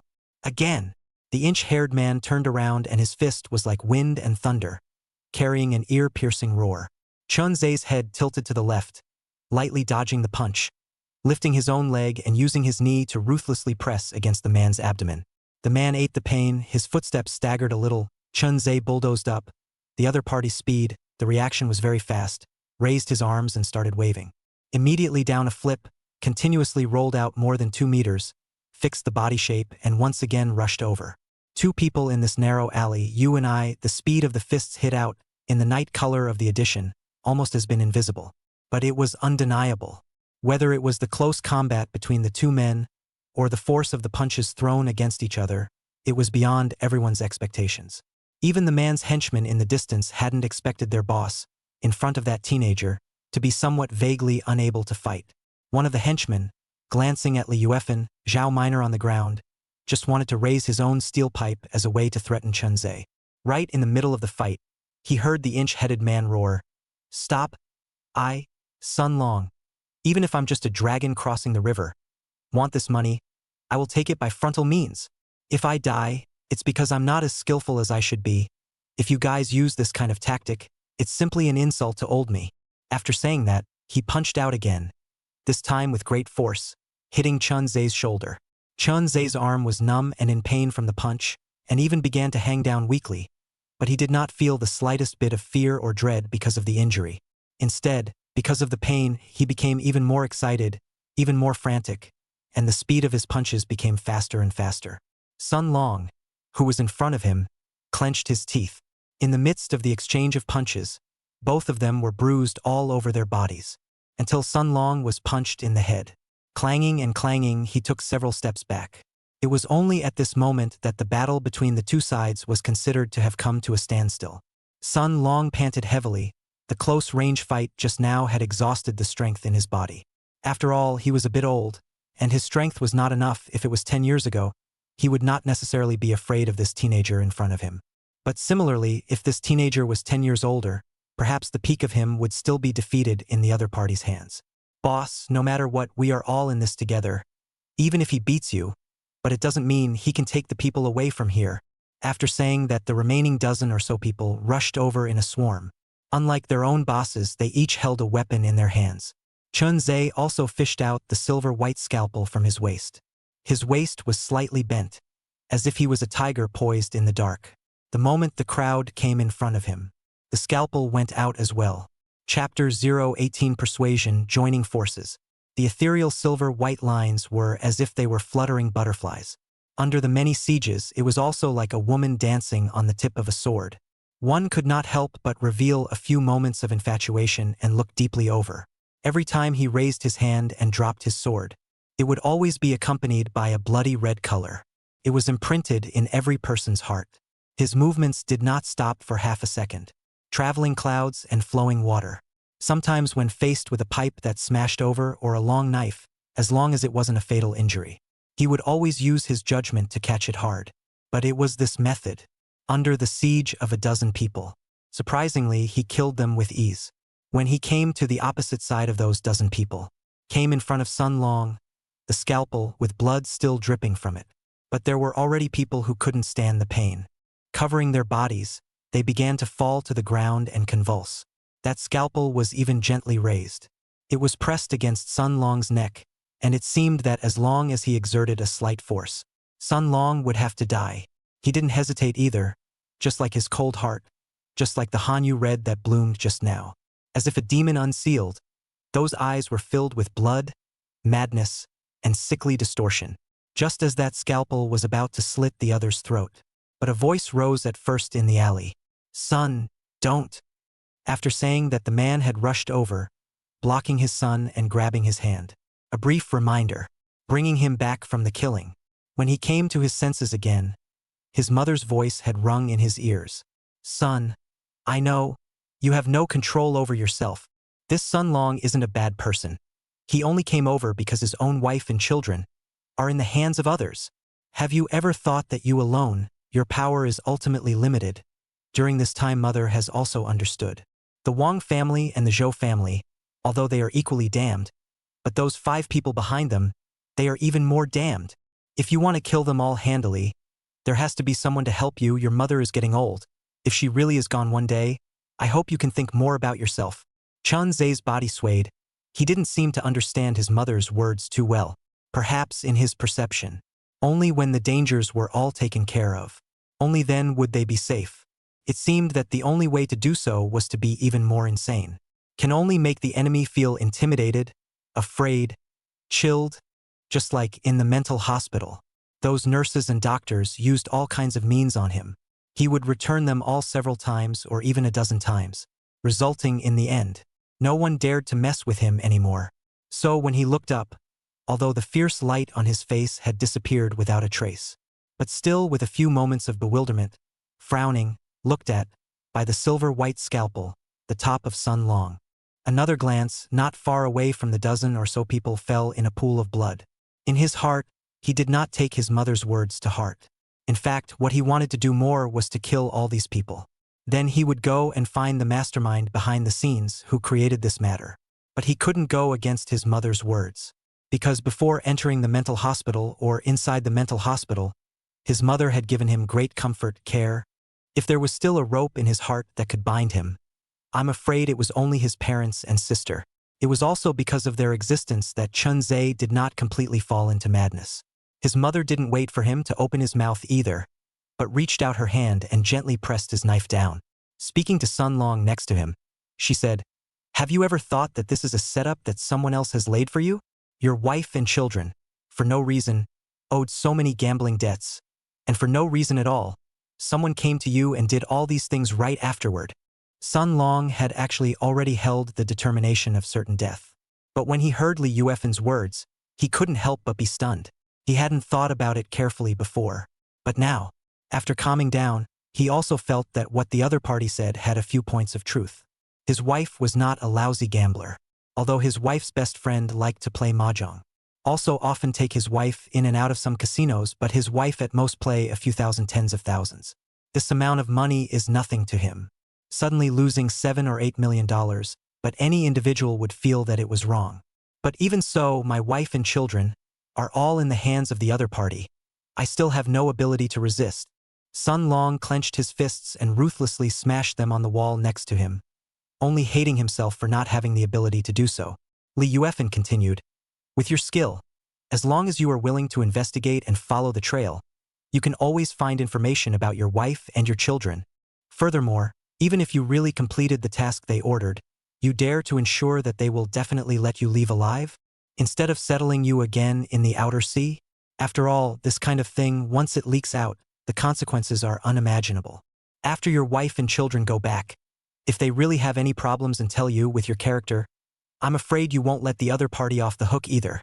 Then you living is a trouble and uncertainty. Why don't they kill you, throw you into the outer sea to feed the fish, and spend a large sum of money to make you leave?" Li Yuefen spoke with reason. Even Sun Long in front of him froze. According to his character, if his wife and children told him what had happened, that he was really being set up, I'm afraid that he would really bring people to kill back.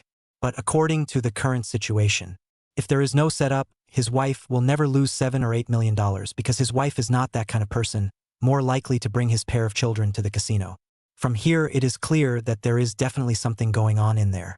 The fact that the two are involved with each other proves that there is no way he could have made it alive to the foreign country he is talking about. Perhaps the other side. It hadn't occurred to him in the first place to give him the money or to release his wife and children. The moment he thought of this almost impossible to veto possibility, Sun Long couldn't help but suck in a breath of cool air. His voice became a little shaky. "Then what should we do now?" It was as if he was also starting to mess up. In the end, it was Li Yuefen who said, "You should have seen my son's skills." Sun Long nodded. "Very strong, at least stronger than me. If the two of you join forces, do you think it's possible to get your wife and children back after finding clues to them?" Sun Long scratched his head. Incredulously, he looked at Chun Ze next to him. This guy just didn't seem like a normal person. Could he possibly help himself? If Li Yuefen hadn't stopped him, he had no doubt that this guy would have killed them all. Even Chun Ze couldn't help but frown. The scalpel he was holding was slightly cocked upwards, because he felt it was too troublesome. Killing these people directly, it was only the best result. However, Li Yuefan smiled and shook her head. He listens to me, right? Son. The mother looked at him. Chun Ze fell into silence, and in the entire alley, for a moment, a pin dropped. There was no denial, it was an agreement. He would indeed listen to his mother. If his mother had to make him do so, then he wouldn't have killed the son long in front of him, but whether or not he would help him save his wife and children, it was impossible to say.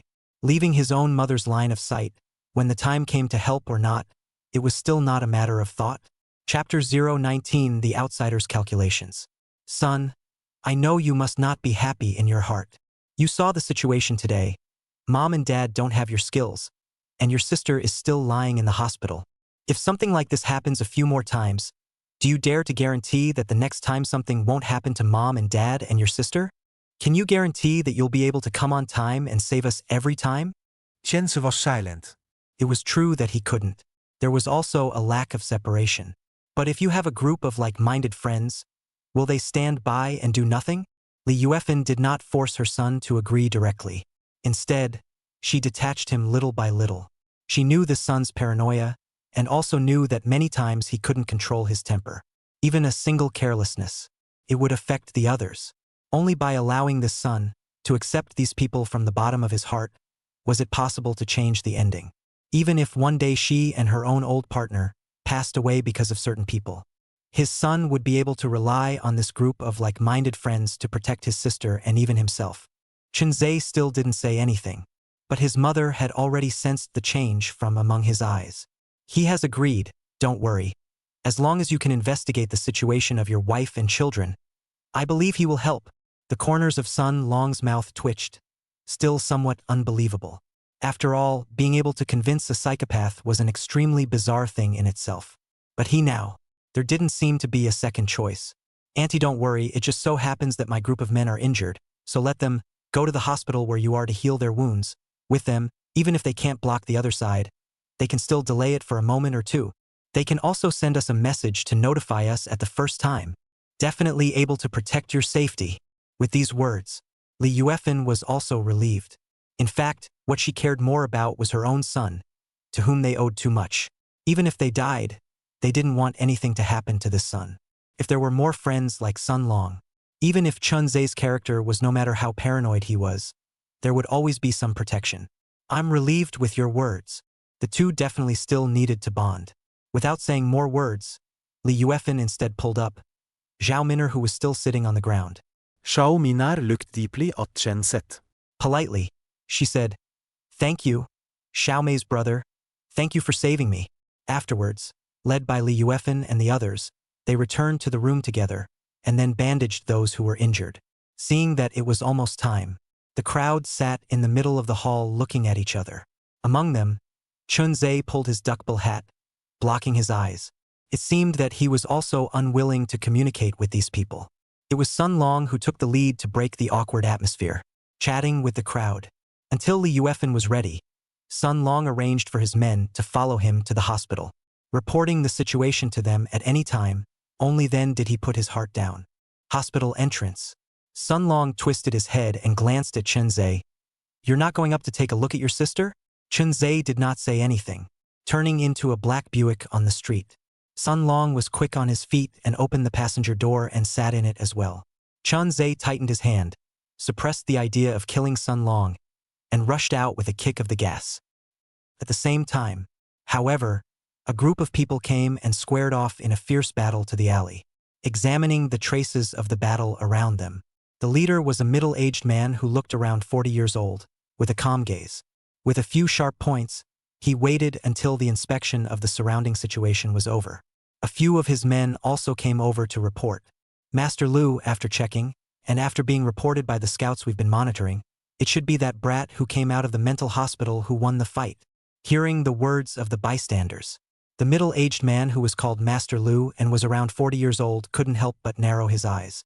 The group of people who struck out should be Sun Long, right? The person standing next to him nodded. It was indeed Sun Long. He should have been used as a gun as well. This idiot. He doesn't even know who has captured his own wife and children. He believes whatever others say. He is simply disgracing US outsiders. But that kid does have a few skills. He was actually able to single-handedly defeat Sun Long. If I remember correctly, the photo sent by our men just now, it was Sun Long who got into the same car as that kid. The others were also somewhat emotional. But they didn't dare to say much. Only the man known as Master Lu squinted his eyes and straightened up, looking into the distance, only to see a woman in a red evening gown walking over with a smile on her face. The woman was very beautiful, probably around 24 or 25 years old, with a small face that had been powdered, so exquisite that it was a little breathtaking. Paired with the body that could be described as perfect, it would not be an exaggeration to say that it was a special object. But any man who saw it was afraid that he would not be able to contain the evil thoughts in his heart. Miss Su, why do I have to trouble you to come over personally? The woman surnamed Su, however, just walked in afterward, and stretched out a luxuriant jade finger to touch the wall that had been smashed with her fist next to her. It seems like the fight just now was pretty intense. Indeed, after all, it was Sun Long himself who struck out. Aren't you guys going to help out, Sun Long and that kid? Recently, the entire Shanghai city, stormy weather, seems to be related to that kid. Master Lu nodded. Indeed related. After our investigation, that kid has been living in a mental hospital before. I don't know where he learned this skill. I guess there might be a master behind him. His sister should be someone thrown down from upstairs. Exactly who did it, we can't find out any traces, but definitely related to the Wang family, Zhou family. The woman in the red evening gown, however, just smiled and shook her head. You should know that's not what I'm asking. That kid might be a breakthrough. Master Lu waved his hand. Whether it's a breakthrough or not is still hard to say. Right now our main force can't be exposed too early. Behind Shanghai City, there is still the Tang family's group. It's not a good deal. So your idea is to treat it as if you didn't see it? Not exactly. Master Lu cupped his chin. Sun Long is in the north, although he is just a local snake. But his boxing skills are very good, and he is called one of the 4 tigers of Beichuan. This name alone is already not to be taken lightly. But if you want us to step in and help, you still need them to make a little more achievement. Furthermore, if even the Wang family, the Zhou family, they are exhausted, there is no need to help. After Master Lu finished, he took out another black and gold card. Recently, a shopping mall was opened in Shanghai City. If Miss Su is free, she can go over to take a stroll. Take this card, and all the consumption will be paid by me. Then thank you, Master Lu. I'll take the card, but I'll pay as usual. Miss Su is too polite. It's not family, it's better to be clearer. Master Lu Shan smiled, but didn't say much. Instead, he led his people away. As for Miss Su, she stared at the several fist marks left on the wall, not saying anything for a long time. I just don't know how much of a storm these two can create in Shanghai City. It would be the best if they can force that group of people out. It's a pity that there are ultimately too many outsiders. A scattered sand. It's difficult to coalesce. Otherwise, that group of people in Shanghai City wouldn't be able to be arrogant for long. She shook her head, her delicate and colorful little waist gently twisted, and with her own men, disappeared into the night. Chapter 020 Sun Yao Yang, Xiang Sun family. The silver-white moonlight, as if a thin veil, covered in the bright lights of the city over the sky. It was also like a masked maiden, hidden, with a bit of meaning that made people want to look deeper. To the factory on the outskirts of the countryside, the path covered with moonlight, the black car slowly stopped at the entrance of the dilapidated factory. Inside walked down 2 people. One wore a duckbill hat, a white shirt, and blue jeans. One wore a black cape and was very tall, around 34 or 35 years of age, with a steady pace and a distant air. Together, they stepped into the factory in front of them. The 3 people locked inside were chained, tied to a pillar. If it was the case before with the rope, they still have a chance to escape. But now, well, chances are slim. Originally still dozing Sun Yaoyang heard footsteps coming from outside, the pupils slightly contracted, before Chun Ze took the rabbit to vent the scene, now still feel vivid. Thinking of that almost sickly brat, coming back again. He couldn't help but feel his heart sinking. Even the other 2, after sensing the commotion outside, quickly dropped their gazes to the entrance of the factory. However, they found that the person who came over this time, besides Chun Ze, there was also a 35 or 36-year-old man. His body's tendon flesh was clearly visible, and with every step he took, he gave people the feeling of being heavy and powerful. At a glance, he was a practicing man, and Sun Yaoyang, who had read countless people, was not low in strength himself. Otherwise, he could not become the right-hand man of the Wang family. When he saw the man in his 30s who walked in, subconsciously, his eyebrows trembled for a moment. Then his throat rolled, swallowed his saliva. Another expert who was not inferior to Chun Ze, and a few hideous knife scars could be seen extending from his left arm to his chest, even if they were covered by the tattoos. Yet it was still discovered by him at a glance. In addition to being an expert, he had also experienced quite a lot of trials and tribulations of life and death. Such a person, even if it was not as good as Chun Ze, it made people feel the pressure of a mountain. That kid. Where did he find another person from? It shouldn't be This guy is a mental illness. Locked up in the hospital for 4 years. How do I feel things are getting trickier and trickier? A small thing. To make it to the present day is something they can't imagine. After all, no matter what, Chen Xiaomei was just a child from a poor family. With the means of their Wang and Zhou families, it was simply not too easy to pin down. According to the previous situation, they would have already gotten rid of it many times over. However, this time what they thought was a sure thing had become a big deal. It seemed that there were other forces joining in. Chairman Wang, I'm afraid I'm going to miscalculate. A sentence was murmured in his heart. Sun Yaoyang closed his eyes and stopped looking at the two men who approached. However, the Sun Long next to him clearly did not intend to let him go. After coming in, he realized that Sun Yaoyang was not simple. At the very least, he was a capable person who knew something. He glanced at Chun Ze next to him and said with some itchy hands, "Give me the key. I want to fight him. Didn't you fight enough earlier in the alley?" Sun Long was a bit dumbfounded for a while, but still grunted, "You're not the same as him. Although there are techniques to fight with you, the chapters are too brutal and there is no path. It's just like fighting with a street gangster. I really don't know why I'm losing to you." To him, fighting against Chun Ze, that feeling was too suffocating. First of all, the strength was no match for the other person. Secondly, the moves used by the other party did not have half the path to speak of, making you unable to feel or see through them. The more you fight, the more you feel your hands are tied. On the contrary, the other party fought harder and harder, striking faster and faster. Movements are still chaotic, cannot see half of the doorway, but able to beat you to the heart. As for Sun Yaoyang in front of him, it became his punching bag. After all, just now in the alley suffered that stifling. Do not vent it out, always feel a little difficult. The good thing was, although Chun Ze retorted, he still threw the key to Sun Long. Even if in his heart of hearts, he did not think that Sun Long could help much. But for his mother's words, he still took it more to heart. Having gotten the key, without half a moment's hesitation, Sun Long opened the lock behind Sun Yaoyang and pulled the person out immediately afterward. Tied up is still tied up. How about it? Fight. Win and let you have a good time next. What do you want to eat? I'll buy it for you. Sun Yaoyang was no coward. Otherwise he wouldn't be the right-hand man of the Wang family. Only to see him spit on the ground, twisted his neck, and rushed over without hesitation. The speed of the two men's strikes were equally fast, but compared to Chun Ze, they were still too slow. Therefore, Chun Ze only looked at them for a few moments before not setting his eyes on them again, instead walking over to the investigator and the driver, pulling out their cell phones from their pockets. In your cell phones, you should have the Zhou family's internal group chat. Open it for me. I want to see what has been said within your Zhou family in the past few days. How would the two dare to resist? Unlocked the fingerprint lock of the phone and flipped to find the Zhou family's group chat. There were two groups inside, which had already been kicked out. Obviously, people also realized that the investigator and the driver were probably caught and did a double take. But he still found clues from some chats. Someone from the Zhou family went to the hospital to find my parents. Could it be them? He had some suspicions that it was the Zhou family who had been behind the attack, causing his mother to be ambushed in the alley. If it was really the Zhou family, then they would have to make a trip to the hospital where Zhou Shushua was and let them know what the consequences would be. Of course, the Wang family was likewise within his suspicion. After all, the other party was also highly suspected.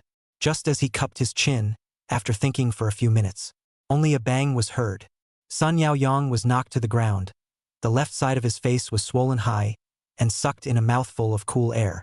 Half a day he could not climb up. In his heart, he felt incomparably shocked.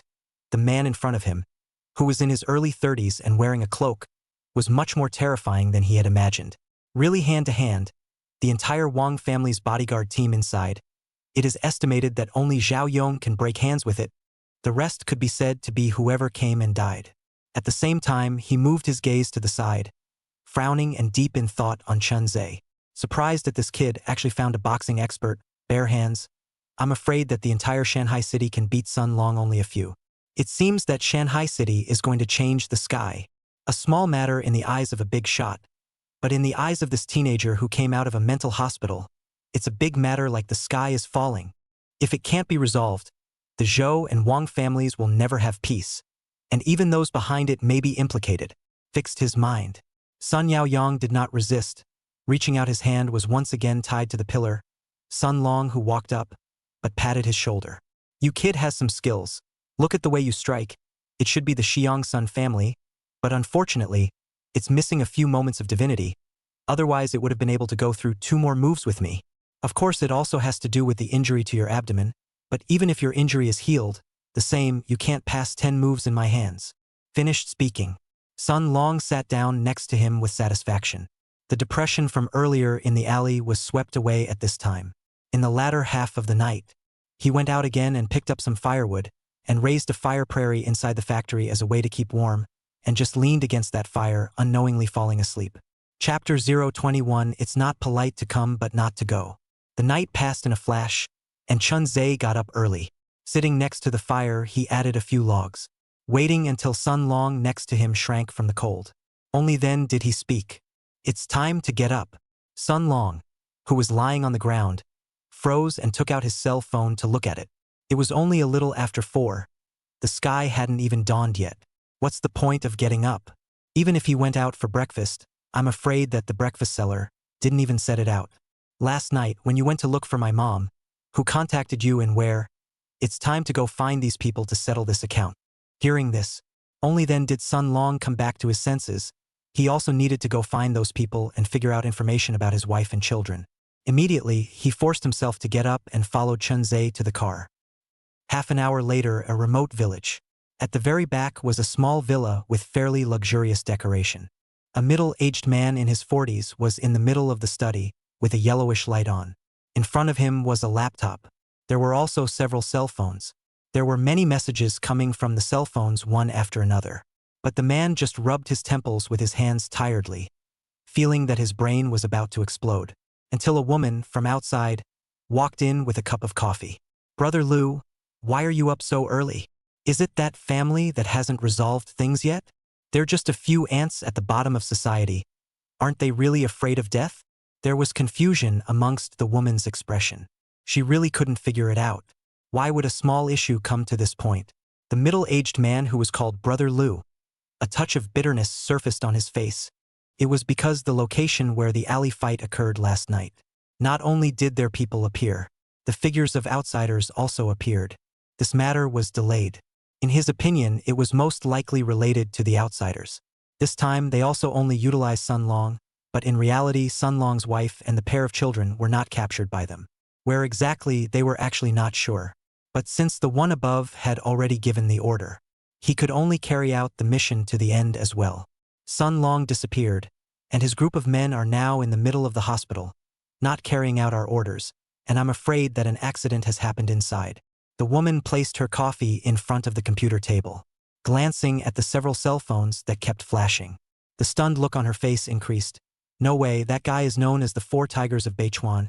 He is the most righteous person, and he is also famously good to his wife as well as his sons and daughters. This time came to Shanghai City, if I remember correctly. It is someone who promised him an official identity, in order to be able to let his wife and children out of the black background identity, only then rushed over 1,000 miles. Otherwise, with the money he earned, it would be enough for their family to live high on the hog. Brother Lu, who was in front of the computer desk, however, just snorted. Live high on the hog? With the kind of money he earns, his standard of living is just a little better than the average person. In the eyes of the truly great, it's not even a fart. Perhaps it was because of the internal structure of Shanghai City. There was no small amount of understanding. Every time Lu mentioned that person, it was always filled with awe. Just when he wanted to pick up one of the cell phones, check the information inside, a commotion was heard from outside, followed by curses, and the sound of things being pushed over. Lu violently knocked on the table. Those guys, they're not having another conflict with the villagers, are they? I told them to restrain themselves a long time ago. We can't afford to be exposed in this operation. The woman next to him frowned her good-looking eyebrows. It shouldn't be at this point in time. It's not even time to rotate. They've been sleepy for a long time. Where would they still have the energy to clash with the villagers? Furthermore, lately they've been quite peaceful. The villagers haven't risen up to be right. But before they could finish their words, there were several more thumps. Several miserable screams were emitted from below. The door of the room they were in was even kicked open by someone. A huge force. The kick caused the entire door to shake. The moment it hit the wall, even the door cracked. A person holding a silver-white scalpel. A figure with a duck-tongued cap, white shirt, and blue jeans, coldly looking at them inside. What was even more terrifying was, he was also dragging a corpse in his hands. From the corridor outside, it was possible to see the bloodstains left behind all the way down the slope. It was as if a god of death had walked out of the netherworld. The hostile aura that emanated from him made the depths of their hearts shudder. After this person appeared, another loud bang was heard from below, as well as the sound of glass breaking. Another person quickly walked up the stairway, spitting a mouthful of bloodied saliva at the ground. Holding a large knife inside his hand, he looked at them with a gloomy gaze. Sun Long. Seeing the incoming person, Lu couldn't help but swallow his saliva. He was scared out of his wits. How could he not have thought that his hiding place had actually been discovered? In fact, it was also true that Sun Long was uneasy before. After meeting with the other party, he arranged for his men to follow him. Only then did he learn that the other party lived in a village on the outskirts. Although he usually seldom went out and didn't have too many conflicts with the villagers. But it was still marked on the map by Sun Long. Therefore, when he came over, he had already made light work of it. That's the one surnamed Lu. He picked up with me. Lu's eyebrows trembled a bit, wanting to pick up one of the cell phones and ventilate, and he couldn't stop his mouth from saying, "You guys, do you know?" Boom. The words hadn't even finished. Chun Ze had already rushed forward, grabbed the other party's hair, and ruthlessly slammed it on the desktop. Only a click was heard. The table froze and was smashed with a crack. Brother Lu was also confused. Without even the power to fight back, he was carried to the wall like a chicken. Immediately after that, Chun Ze grabbed him by the hair. One after another, he slammed into the wall. The muffled sound of thumping echoed in the silent morning. The sky was not yet bright. The people outside were settled again. There were bloodstains all around. The woman who brought the coffee let out a scream of fear and went limp on the ground. Although she knew that Lu's business wasn't quite able to see the light of day. But she didn't expect it to be this dangerous. People were obviously coming over to seek revenge. As far as she knew, there were more than 20 fighters in this villa alone, but all of them were resolved in a short period of time. The other party even dragged the bodies of the fighters upstairs. The middle of the road without a bit of obstruction. To be able to do all this, the body of how good it is self-evident. Even Lu's eyes were smashed, his forehead was bloody, and the walls were scarlet. Sun Long, who had been standing at the back, saw that people were about to be smashed to death. He hurriedly stepped forward to stop Chun Ze. "Brother? Stop. Stop. Aren't we here to investigate the mastermind behind the scene? If you get someone killed, who are we looking for?" Chun Ze, who had been grasping Lu's head, his hand finally paused, and the hostility in his eyes was forcibly swallowed by him. Another glance back, not far from the woman. Chapter 022. Killing a man is nothing more than killing a man. Since this person can't be killed, let's get the woman first. The woman was also terrified. This Nima, simply a madman, from the time he rushed up to now, he didn't say a word. All he could think of was to bring people to death. Even Lu could tell. Chun Ze's brain was clearly not normal. Thinking about the information that he got earlier, he realized that this person was afraid that he was the mental patient labeled inside the information. A psychopath who is unable to control his emotions, tyrannical to the extreme, and who pierced his own palm at the age of 7 or 8. I'm afraid that if you're calculating with a psychopath, you're afraid that you're not going to die fast enough. As for the woman next to him, Lu could not care less. Chun Ze walked over and grabbed the other person's hair. The woman also panicked. Without even waiting for Lu to open his mouth, he hurriedly said, He won't say it. And he doesn't dare to say it. All of his family life are in the body of that person, said. His whole family has to die, if not, at most he will die alone. Even if the opening, there will not be a word of truth. Lu listened to the stinky and was scared to betray him by a look from others.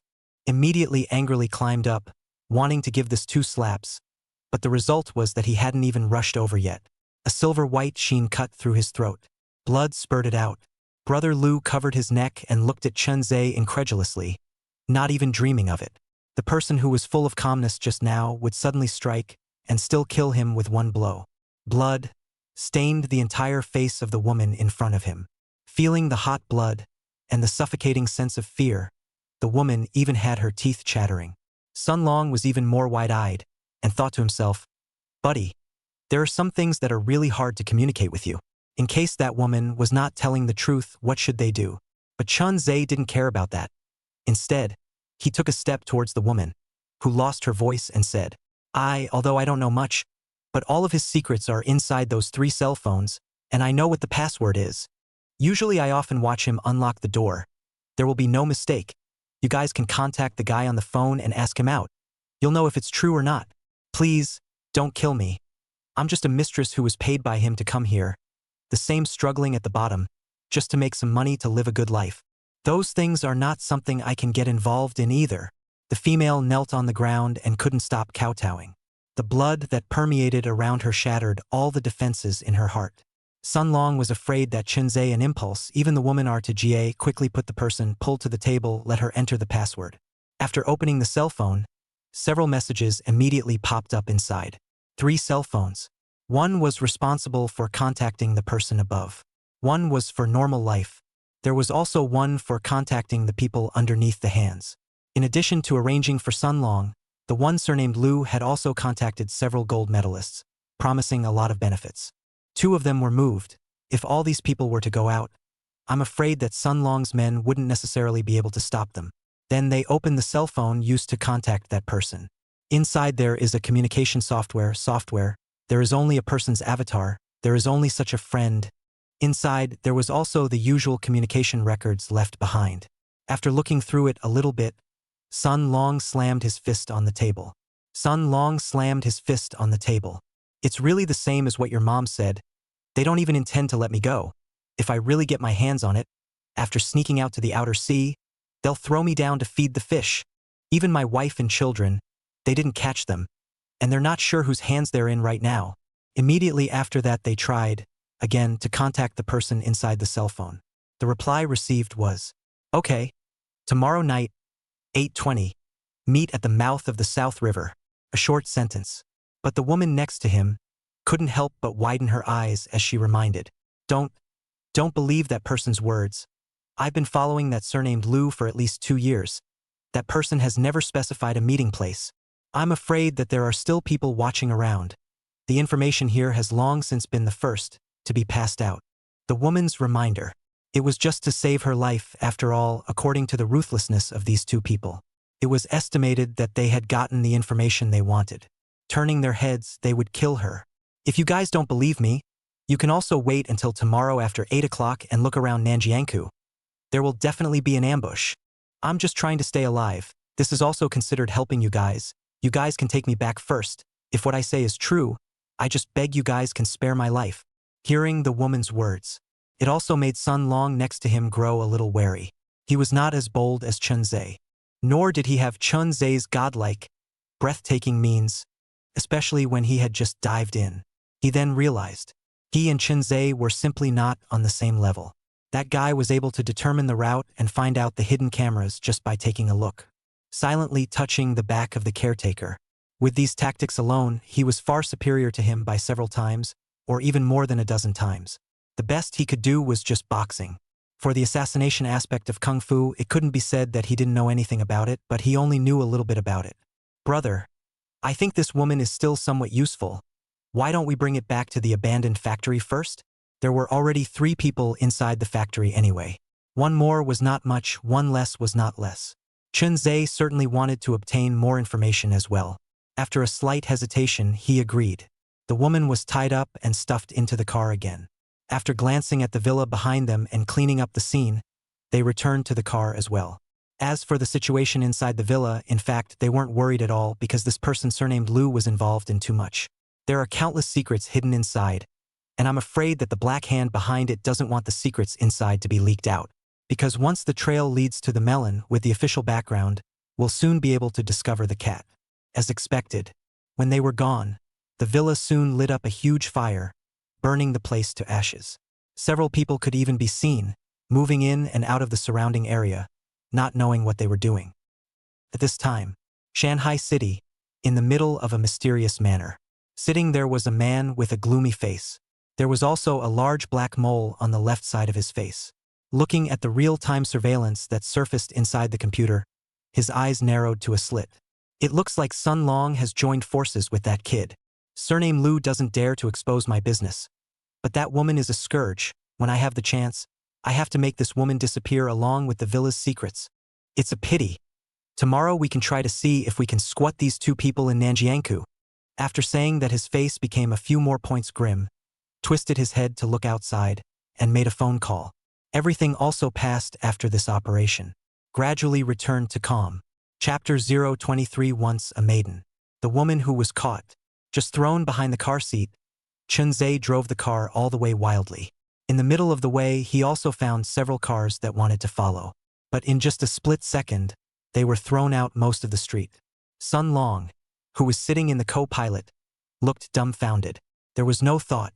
Chun Ze, who fought so fiercely, even drove so well, if this was put on the field, it could more or less win a place, right? The person following behind froze a few blocks later before being thrown clean off. Boss, we lost them. After a while, a black car behind them stopped. It said into the phone on the other end. This was immediately followed by a scolding, causing a few bitter moments to appear on the face of the person who was following him. On the other side, Chun Ze parked his car under an overpass. Stepping down from the main driver, he wasn't planning to go back that quickly. Regarding that homeroom teacher at the school, he still had to make another trip. Last time, letting the other party get away with it was fine. This time it wouldn't be that simple. You drive the car back first. I still have some things to do. I'll send you a message when I need to use the car. Finished speaking. He left alone, leaving Sun Long with a confused look on his face, but still came to the driver's seat and scratched his head. This guy isn't going to go back and interrogate this woman? Although he knew that from this woman's body, he could no longer obtain much information. But Sun Long still held a glimmer of hope, as long as he could find his wife and children, what he would be willing to do nowadays. Thinking of this, he drove his car towards the dilapidated factory on the outskirts of the city. As today has just lit up, the streets still seem incomparably cold. Chun Ze headed in the direction of the school, jogging over step by step, dispelling the last trace of cold in his body until he ran until he was covered in sweat. He finally stopped. It was then that he saw a young girl about the same age as his sister standing at the street entrance, selling breakfast. Seemingly because the weather had turned a bit cold, the young girl rubbed her hands together and put her hands in front of her again, next to the cage selling breakfast to warm up. The moment her hand was stretched out, Chun Ze saw the circular scar that ran across her entire palm. It was as if it had been pierced by something. When he saw that ballpoint pen-sized scar, he couldn't help but frown as well. If it was before, he definitely didn't feel anything about this. But since experiencing what happened to his sister, vaguely he was about hurting others. It seemed like there was also a certain bottom line. It's like he can feel those emotions. When his parents used to teach him, when the doctor at the mental hospital said it, he didn't even take it to heart. Or rather had no fluctuation for such emotions. Plus, it was as if he was born doomed. Just like a stubborn ox on that road, there was no turning back. Now that he thought about it, he inexplicably felt that there was a strange emotion that spread in the bottom of his heart. He also could not tell this emotion, just frowned, silent for a long time, and then looked up at the young girl who was similar in age to his sister. The young girl also noticed him. When she saw Chun Ze's face clearly, she couldn't help but let her body shiver, pulling the breakfast cart and wanting to run towards the alley. But the next second, just because the movement was too big and her hands were too busy, the things on top of that small cart scattered all over the place, accompanied by clanking sounds. The young girl also collapsed in front of him. Chun Ze didn't know what to say or what he should do. It just felt like staying here, and the strange emotion that kept spreading in his heart made him a little fidgety. So he pulled on his ducktail hat. Silently, he disappeared into the street. The young girl froze and looked at his departing back, and then looked at the scattered certain things. The fear in her eyes had not yet completely dissipated. If she remembered correctly, when she was a child, it was this man who used a pencil and pierced her palm, causing her hand to be permanently damaged. Even if she couldn't even hold a pen, all these years, because of the damage to her right hand, she didn't know how many blank stares she had suffered. Thinking about it nowadays, since she felt aggrieved, her tears could not stop falling. Finally silently cleaned up the mess, pulled the breakfast cart back. But when she returned to the alley, there was a sound of bottles smashing. Accompanied by the man's curses and the woman's pleas for mercy, the young girl once again walked out in aggravation. The top of the breakfast cart had been replaced with a new one. She then stood at the street corner with a tired face and shivering body to continue the breakfast she was selling. Just the cold wind blowing on that thin dress. It made the young girl's face whiten a few more points. School entrance. Chun Ze had squatted for a day, and he didn't know if that female teacher had gotten the message. Has not come to school. After all, when he came to the school to squat that day, he ran into an ambush by Sun Yaoyang and the others. His purpose didn't seem too hard to guess.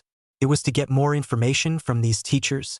It seems like this class teacher must know something, otherwise everyone else would still be in class, and she would be the only one unaccounted for. Chun Ze frowned. The sky around him darkened. Around 8 o'clock, even he was a little unable to sit still. But he still wanted to wait for the end of the evening study hall and wait for one last moment. If the person was not found again, then he could only start from somewhere else. Time passed bit by bit, accompanied by the ding-ding-ding of the dismissal bell. The students were released from school. Some were staying inside the school, some were picked up by their parents, and some teachers could even be seen walking out of the school. Only his sister's homeroom teacher was not seen.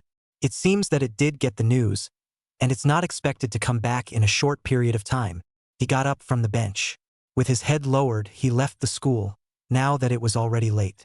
After 10 o'clock, he was too lazy to run back to the dilapidated factory.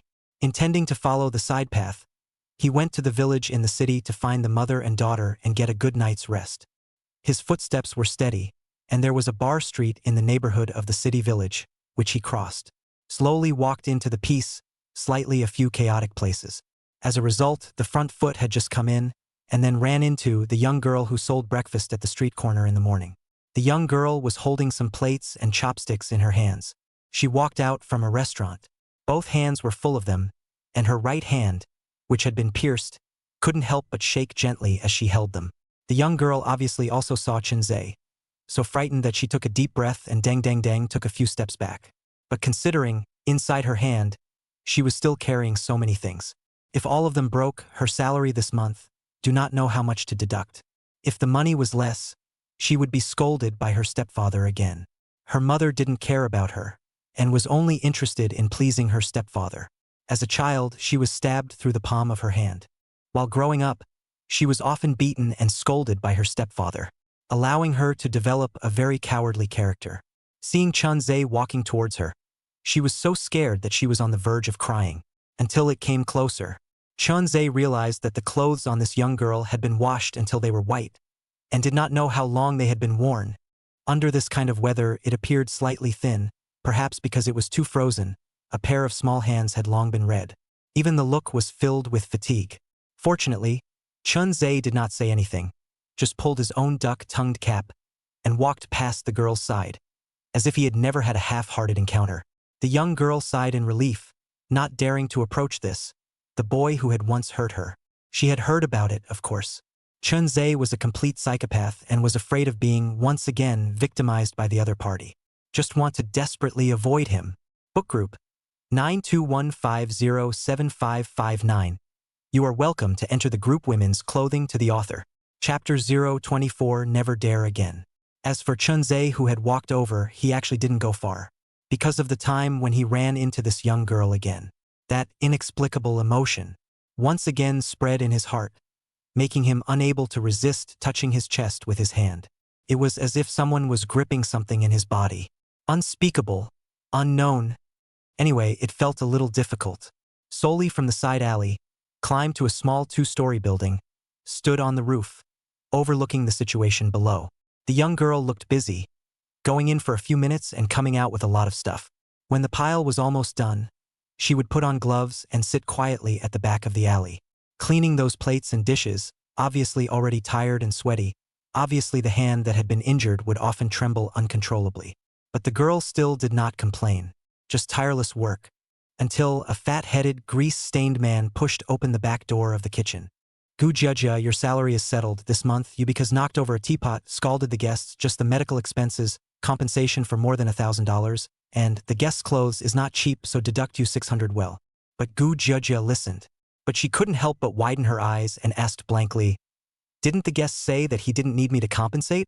At that time, because she knew Gu Jia's life, the guest didn't say anything and paid and left. How come now they wanted to deduct her money again? The customer didn't say anything. But well, the customer probably won't come back in the future. So this loss has to be deducted from your salary. Gu Jia knew that the man was deliberately making things difficult for her. She also knew that the other party would find all sorts of reasons to deduct her wages. It's just that she didn't expect it to be that excessive this time. Deducting 2/3 of her salary in one go. If this is to go back, how should she explain to her stepfather and mother? "I'm afraid it's inevitable, another beating. Love it or not, if you can't, you pack up and get lost." Seeing the obese man covered in oil and dirt, his expression gradually became violent. Gu Jia, who was already a coward, bit her red lips and lowered her head without saying a word. Fat head and ears of the boss pulled out another $1,500. "Do not say that I do not take care of you, was going to deduct you 16,000. See, in your pity for the sake of, deduct you 1,000. And the thing I proposed to you last time, what have you thought about it? Be my girlfriend. I'll pay your rent in the future. And you can get away from your parents. At that time you work for me. I'll raise your salary to 4,000. You can still save some money. Do whatever you want." The fat-headed man, looking up and down at the young girl, subconsciously swallowed his saliva. It seemed that he had been salivating for a long time, and his gaze became a bit tight, cracking his mouth and smiling happily. Of course Gu Jia would not agree. She usually received a salary, but also save a few $100s every month, the rest to her stepfather and mother. When she saved enough money, she would leave the city, find a place she liked, and say goodbye to those unpleasant past. As for the offer from the man in front of her, after she received the money, she shook her head and went back to continue washing dishes. The fat head of the man skimmed his mouth. "A stinking dishwasher. The shelf is still set quite high. I casually spend $300 to $500. Go out and find one that is not more beautiful than you?" After saying that, the boss went back and closed the door, fearing that the warm air coming out from inside would be enjoyed by Gu Jia. Chun Ze, who was on the roof of the second floor across the street, watching all this, his gaze remained calm. Only when this restaurant, after work, saw Gu Jia leaving from the alley behind, and the fat-headed boss, who was carrying a bag, humming a little song and closing the door. He then climbed down from the upper floor, trailing the fat-headed man, and walked into a dimly lit path not far away. The man seemed to sense something, and the moment he turned back, a huge fist slammed into his face. The tremendous force lifted him off his feet. 2 incisors were knocked to the ground, and blood gushed out of his mouth. He let out a miserable scream and rolled several times in a row when he looked up at the figure that hit him. Again, fists rained down on his face. Each punch was so powerful that he cried out in pain. "Wrong, brother. I'm wrong. Did I offend you in some way? Is it still okay for me to admit my mistake? Please don't hit anymore." The fat head and ears of the boss, his face has long been blue and purple. His teeth have been broken several times again. His speech is a little leaky. "Money. Is there any?" A silver-white scalpel was placed on the boss's neck, and under the dim moonlight, a pair of eyes so cold that they were suffocating stared at the boss in front of him in death. He could feel that if he dared to say a single word of no, he was afraid that he would be killed on the spot. This Nima, is it really the eyes of a person? The fat-headed boss in front of him suspected that the one staring at him in front of him was a fierce beast. "Money, money, you said earlier, is not just to ask for money, you said earlier. I would have given you earlier and finished. You said, why bother to beat me like this?" The boss was on the verge of crying out. Isn't it just wanting money? He can't give it to him? What are you doing? What are you doing? Ouch. Knowing that Chun Ze wanted money. The next thing is easy, because today is payday. He went to the bank and withdrew a large sum of money. Now, after paying his salary, there was still about 30,000 left. All of them pulled out from the bag and gave it to Chun Ze, while still being afraid that the other party didn't think it was enough. The gold watch on his hand, the necklace on his neck, and all the valuable belongings, all of them were taken off. for fear that Chun Ze would continue to make a move on him. This guy has no sense of proportion in hitting people. Others will at least avoid the fatal vitals. But just now he saw clearly this guy hate to fatal place to hit, if it is not his luck, left and right swaying head to avoid hitting the fist. Now I'm afraid that all have been killed. All here, if you think it's not enough, I'll go fetch it for you again. There's a 24-hour ATM nearby. I'll give you as much as you want. But facing the man's words, Chun Ze, however, just got up, took these things and silently walked away. Seeing that the surrounding area was once again quiet, the fat-headed boss looked around a few times. After making sure that no one was there, he ran out a few hundred meters again. Standing at the edge of a pool, he broke into a curse. What the hell? If it wasn't for the fact that I've gained weight over the years, I'd have to fight you for 300 rounds. Really think I'm a vegetarian? Once, no matter how to say that I am a bar street Kuan brother. Don't let me run into you kid again, otherwise I have to waste you. As a result, next to the dangling sound, it seems that something has been knocked over by a cat. The fat head and ears of the boss scared a shiver, pissed on the spot, and with lightning speed, he used all his strength and fled outside like a madman. The mouth still couldn't stop shouting. Don't hit me. I just got high on my mouth. Wrong, brother. I won't dare to do it again. Chapter 025. Money back to you, 1,000 is enough. Took the 30,000 cash in the fat boss's hand. Together with the original money he had on hand, it was almost around 60,000. Inside pockets stuffed to the brim. Even those gold watches and other items sold estimates can have about 10,000. All the way to rush slowly. After crossing the street of the city center village, he finally found Gu Jiejia's house. He finally found the figure of Gu Jiejia and blocked in front of her, ran into it twice in a row. Now it was even more so when Chun Ze blocked her face to face. It would be a lie for Gu Jiejia to say that she wasn't scared in her heart. Even a fat boss of a restaurant was able to bully her, let alone Chun Ze, who had a nervous condition. What are you doing? You pierced through my palm when I was a child, and it has already affected me for the rest of my life. Why do you still want to come and make things difficult for me? The thought of being a child. One saw Chun Ze playing in the sand alone. Quite pitiful. He himself went over and wanted to join him. As a result, he was stabbed through the palm of his hand by the other party in one go. Couldn't help but have her eyes redden again. The stepfather and mother themselves were not very kind to her. And then there was that unpleasant past. It was even more so that she was living in deep water every day. Seeing the young girl in front of her, she was about to shed tears. Chun Ze, who was standing in front of her, just opened his mouth, but he was not good at speaking. Do not know what to say. Just that inexplicable emotion in his heart. Let him panic from his pocket, took out the money, counted 10, stuffed into the hands of Gu Jiejia. He seemed to feel that it was not enough. He then stuffed all the money in his hand into her other hand. Gu Jiejia also looked at the money and froze for a long time. When she raised her head again, the person had already disappeared. A figure could still be seen flickering around the corner, and immediately afterward, no trace of the other party could be found. Gone? Gu Jiejia looked at the $1,000 in her right hand, and then looked at the roughly $10,000 or $20,000 in her left hand. The mind was still buzzing. This guy who came out from inside the mental hospital. What the hell is he up to? Could it be that he felt that the things he did to her in the past were too much? Now he wants to make up for it? Also, this $1,000 is not, she was that fat boss deducted money?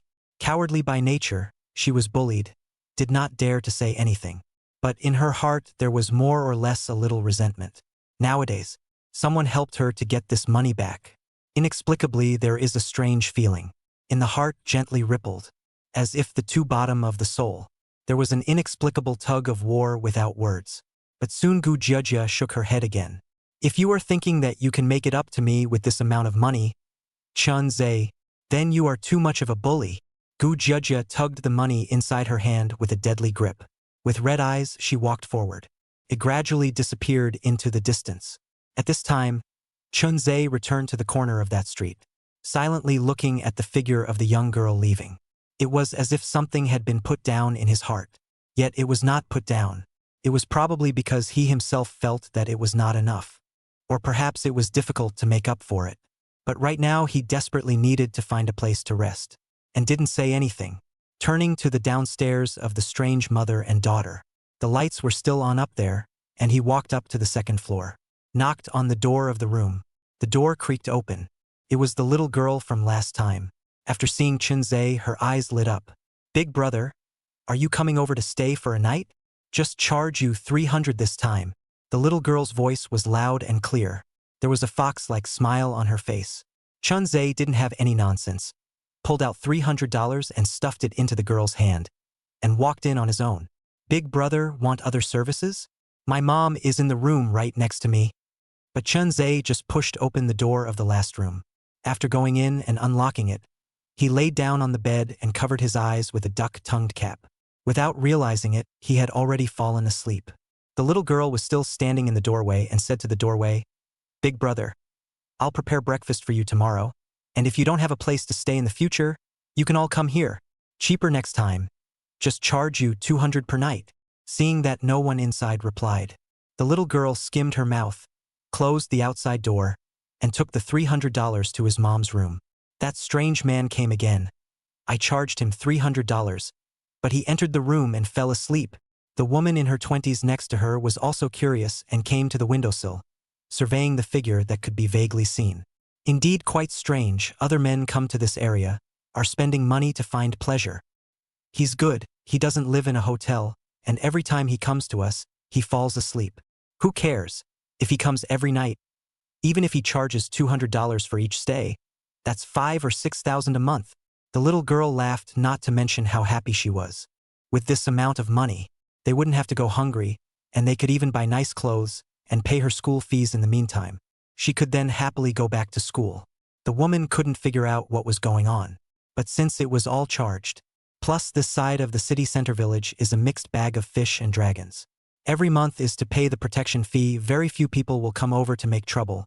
Also did not put this matter on the heart again. Anyway, the sky collapsed. There is a taller top. They also just earn a lodging fee and do not know the other party's real identity. A sleepless night. Perhaps because there was a strange and weird person next door, the mother-daughter duo chatted until very late. When they woke up the next day, they had dark circles under their eyes. However, they still made a bowl of egg noodles. Seeing Chun Ze come out, the little girl happily greeted. "Big brother, come and eat. My mom made egg noodles, it's fragrant. In the morning I specially went to buy pork. The most this bowl is yours." Last time he spent $500 before dawn. Chun Ze left. Unexpectedly this time he was able to have a breakfast. Chun Ze, who wasn't fussy about these things, sat down and began to work hard. Soon after, he ate the egg noodles inside the bowl. The little girl, which was adding another bowl for her. Immediately after that, Chun Ze gave money to the little girl. Let him help prepare a change of clothes. Self-consciously, he entered the bathroom to take a shower. Soon the little girl returned. Because inside the urban village there were stores selling clothes, every few stores. All of them are some cheap goods, ranging from a few $dozen to 80 or 90. Chun Ze gave her $400, which was completely enough. Placing the clothes at the door, the little girl rushed at Chun Ze, who was bathing inside, and said, "Big brother, the stuff is placed outside. Just reach out and take it after the bath. All bought according to your earlier style. There are a few more sets. I'll put them in the room for you. Next time you come, you can change them directly. Reach out and take the clothes in." After changing, he walked out again. Hair dried with the hairdryer in the restroom. Put on a ducktail hat. Boldly pressed down so low it almost hit his eyes. Going out the door, he quickly arrived at the location where Gu Jia sold breakfast yesterday. As expected, Gu Jia had already pulled a cart long ago, and it was filled with all sorts of things. There was bread, soy milk, donuts, and other things. He walked over to the side of the stall, his voice lowered. 4 loaves of bread, 1 cup of soy milk. Gu Jia was originally bending over to fiddle with the clutter below. Didn't pay attention to the situation in front of her. Hearing this voice, first straightening up, she took 4 loaves of bread and a cup of soy milk and was just about to hand it to Chun Ze. Then he noticed the other party's appearance. First, his eyes widened, followed by a few moments of panic. But judging from last night's situation, Chun Ze didn't have any malicious intent, and she also knew from inside the employee group that the boss had been beaten up last night, also robbed tens of thousands of things, but the boss told them to keep it quiet because the feeling that person gave him too vicious. In case something really happened, it wouldn't be worth it to put himself on the line for these tens of thousands of dollars. $7, please. The young girl Gu Jujia, boldly, began to measure the Chun Ze in front of her, compared to his previous appearance as a child. The current Chun Ze had short hair though, wearing a rather ordinary set of clothing. Yet it gave off a feeling of clear-cut angles. A little bit handsome, but not much. The bones give people a cold feeling, as if there is always something hidden in the heart. Chun Ze took out a $100 bill, handed it over. Just as he wanted to turn around and leave, Gu Jujia called out to him. I'll give you the change. No, there's no need. What don't need it? There's the $1,000 you gave me last night. It's already enough for my paycheck. I'll pay you back the extra. Gu Jujia was rummaging for change. While running to him, she shoved a large stack of money into his hands. There was also $93 in change mixed in there. Chun Ze opened his mouth and looked at Gu Jujia's pretty face, his heartbeat unconsciously speeding up a few points. Sorry. 3 simple words. It was as if they had used up all his strength. This was the first time in his life he had ever said these 3 words. Gu Jujia just frowned and went back to the side of the breakfast cart, continuing to organize her things. Only when Chun Ze turned around did Gu Jujia raise her head and look at his departing back, her eyes somewhat complicated. But she was interrupted by a rough voice. You stinky girl, what are you looking at? Have you finished packing things inside the home? You don't even need to take the steamer, right? The bread is left outside. Which guest will buy it if it's cold? Immediately afterward, a pair of big hands slapped Gu Jujia's head. Gu Jujia held her head with her hands in pain. No, I'll go in and get it. This was a man who looked to be in his 40s. A scruffy man. His body carried a strong smell of cigarettes and alcohol. With hair like a chicken's nest, he picked his ears and spat at the ground. He went back inside the room to sleep again. Gu Jujia, on the other hand, was pulling on the thin clothes, wrapping her hands across her chest and hugging her arms, shivering from the cold. Chapter 026 Nanjiangkou Storm Clouds. Leaving the street entrance where breakfast was sold, Chun Ze sent another message to Sun Long and waited in place for about an hour or so. Sun Long finally arrived. He opened the car door and threw the breakfast over. Go where? Last night, Sun Long used various methods, interrogating that woman, but he was never able to get the information he wanted, and the same also made him understand. Wanting to get key information from these minions, from their mouths, it was almost an impossible thing. If one wanted to know more, then one could only get a more established presence. Just like the person that had been mentioned inside the cell phone. Go to Nanjiangkou and take a look at the surrounding terrain, as well as the situation first. Chun Ze put the seat down and began to rest his eyes. Sun Long, who was driving next to him, understood what he meant. Both of their thoughts came together. If they could get that person under control, they had ways to make the other person talk. And so it was. The two arrived at the mouth of the South River. The surroundings looked relatively cold. There was a bridge in the distance, and after crossing it was the countryside. It was also because it was more remote. This place looked extraordinarily depressed, and there were stores around, but none of them were open. The two pulled over and began to check the surrounding area. Again, several men in suits were spotted, started staring at them from all the way out. There was also one with binoculars in his hand. Immediately afterward, someone left. Looks like they've arranged for someone to be here long ago. Chun Ze narrowed his eyes and checked a few times before. He had Sun Long drive away and waited until they were far away. The opposite bank of the bridge. Out came a man in a tracksuit with hawk-like eyes, coldly glancing at Chun Ze, the direction where Sun Long was. Those two are the psychopath that Brother Tang talked about, and Sun Long? The Brother Tang they were talking about was the second in command of the Shanghui construction group, and nowadays, in the entire Shanghai city, he was considered famous. When there was a slight demolition task around, the first one to find was Shanghui Group, and they worked under Brother Tang's hand. I don't know how many storms I've experienced. To deal with a few people and make a scene to the present day was something they hadn't expected. The joint's dead. Yesterday morning, before dawn, he was wiped out, and the villa was burned down in a fire. Someone else contacted Brother Tang and said for us to meet at the mouth of the South River. Even swindling Sun Long was also Brother Zhao's idea. Now that Sun Long obviously knows what happened, he probably already hates us. But that eagle-eyed man just said grimly, "Who the hell is Sun Long? How dare you also aid and abet in the territory of Shanghai City? Tonight, you guys arrange for good people to call me as soon as you find them coming over. I would love to try out what this Sun Long, one of the 4 tigers of the north, is capable of. As for Chun Ze, he hadn't put it on his mind since the beginning. It was just a kid who came out of a mental hospital. He had solved a few bodyguards and wasted Miss Zhou, who was an ordinary person. In his opinion, anyone with a little bit of skill could do these things. He was also able to waste the Miss Zhou family without knowing it, without any effort. Could it be that he was also invincible? As the saying goes, there is a man outside of man and a sky outside of sky. He didn't think that Chun Ze could be as powerful as he was.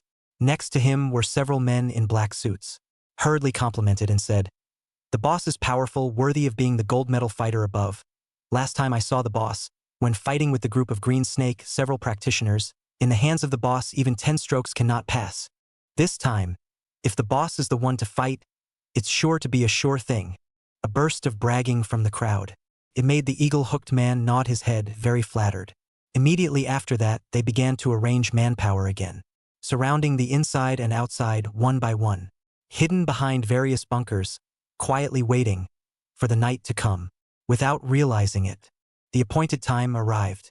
A round of bright moonlight hung high in the night sky. A silver-white glow enveloped the entire land. However, if you looked closely, you would be able to realize that the vicinity of the South River mouth was filled with figures that were vaguely hiding. In addition to these people, in fact, on the other side of the river, there were 2 groups of people quietly watching the situation here.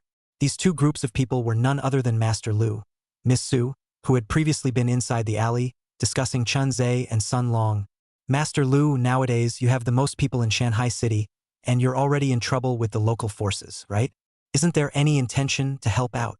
Miss Su was still in a set of red evening dress, standing next to the gazebo on the opposite bank, her enchanting figure extraordinarily eye-catching.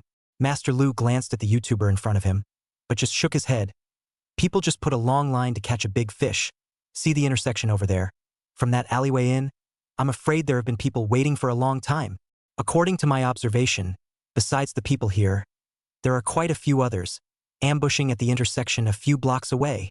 The second in command of the Shanghui group, using his body as bait. Do you think people would be unprepared?" Master Lu shrugged, although he had a lot of manpower here. But for the time being, he didn't want to go head-to-head with the local forces. Otherwise, even if he took advantage of the situation, he would lose a lot of money, and down the road, when it really came time to divide the cake, I'm afraid there would be no part for him. "But Miss Su, you have quite a few people. Why do you have to keep staring at my family's this ragged of family belongings?" Miss Su couldn't help but giggle out at that. "If Master Lu, my home is some rags. I'm afraid that the other forces are not even rags. But if these 2 really fold tonight, it's not good news for us." "Indeed not good news." Master Lu narrowed his eyes. "Yet it shouldn't have been us who made the first move. I don't believe that the other people didn't know about tonight's matter. But it was only the 2 of us who came, and it wasn't just to watch the fire from the other side of the river and conserve our strength. Even if I quit Shanghai City, I can't take my own life and fight them to the death." Master Lu skimmed his lips and found a seat. Miss Su, on the other hand, leaned against the railing of the gazebo, her gaze leisurely looking at the rippling river. "I only hope that these 2 little cuties don't go and bite people's hooks before they are good." Likewise, Chun Ze and Sun Long were also looking at the people hidden around them. With the strength of the 2 of them, it was too simple for them to discover the hidden people. These little minions could not pose harm to them. Moreover, it was impossible for people to send out only these small minions. In the entire Shanghai City, there were many powerful people. Otherwise, there wouldn't be so many people who were coveting the prosperity of Shanghai City. "Brother Chun, looking at the current situation, even if we go over there, it will just be a bitter battle and we won't be able to curry any favors. Even more so, we won't be able to achieve our goal. So we might as well go back and forget about it." Chapter 027 Heated Battle at the Bridge. Sun Long frowned. His heart was in retreat. His idea was to capture a guy with a status level, to interrogate and get more useful clues. But the problem is, there wasn't even a bait here except for the ambushers. "If you don't leave now, when will you wait?" But in the face of Sun Long's words, Chun Ze only shook his head. He walked towards the east on his own. Half an hour later, "You go out for the appointment. Leave the rest to me." Sun Long froze, and the man was dumbfounded. People had set up an ambush, clearly wanting their lives. If he still went out for the appointment, wasn't that looking for death? Brother Chen, would it be too risky to do so? Also, going to the appointment, I'm going alone? Even if I had 3 heads and 6 arms, I wouldn't be able to defeat so many people. Sun Long wanted to say something else, but when he turned his head, he had long since lost sight of Chun Ze's figure. Angry, he punched the ground. Thinking that everyone is as godlike as you, if I had your skills, I wouldn't have been forced to this point now. But Chun Ze was already gone. Relying on him alone, he wouldn't be able to save his wife and children. And if he lost Chun Ze, it would be troublesome for him to do his job behind him. This bastard. Is it possible that he wants me dead? But things have come to this. This guy swore. There must be a way. Should I believe him for once? Sun Long was in place, clenching his teeth, his expression extraordinarily complicated. On the other side, Chun Ze silently touched the opposite side of the river. Not far away there was an alley, surrounded by a lot of people coming in and out. Chun Ze braced the sides of the wall, climbed to a residential building. From the other end of the residential building, looking down, then he saw a black Mercedes-Benz parked at the intersection. A little brother was respectful and bent over. He didn't know what to say to the car window, nodding and groveling to the extreme. Is this the bait? Chun Ze narrowed his eyes. When he was across the river just now, he had noticed it. This alley was frequented by people. The other party had laid a dragnet. It was impossible that there was no bait, because in the absence of bait, knowing that there is an ambush, and who would be stupid to fall for it? I just don't know how heavy is the weight of this bait. He glanced at the time again. Half an hour had already passed. Sun Long, who was across the river, clenched his teeth, and after half an hour said viciously, I believe you once. Don't victimize me. After saying this, he got up and walked toward the outside. Soon came to the bridge. Lousy Sun Long came over to the appointment, hiding his head. What kind of thing? Have the guts to come out and fight with Lao Zi in a fair and square manner. The eagle-eyed man who had been watching from the other side of the river saw that someone really dared to come out for the appointment. Also looked stupefied. Half a minute later shook his head. Still really big and bold. Knowing that there is an ambush, he still dares to run out openly. I really don't know, the Wang family and the Zhou family, why have they gotten to this point nowadays? The eagle-eyed man twisted his neck. Instead, he did not show any weakness. He walked towards the bridge on his own, and there were quite a few people in black suits surrounding him. But because the eagle-hooked-eye man raised his hand and signaled, you guys watch from the side. If he dares to come alone, I dare to go to the appointment to fight him. Regardless of the two of us who wins, when one of them dies, you guys will come up to collect the corpse. The other party had dared to jump out so blatantly. If he didn't even dare to fight, he wouldn't be worthy of the name of Shanghui Group Gold Medal Fighter. In the future, he would easily become the laughingstock of others after dinner. He cannot afford to lose this face. The pavilion side, Master Lu, Miss Su, who watched all this, were filled with bitterness and shook their heads. Although only one has come, it's estimated that we won't be able to return.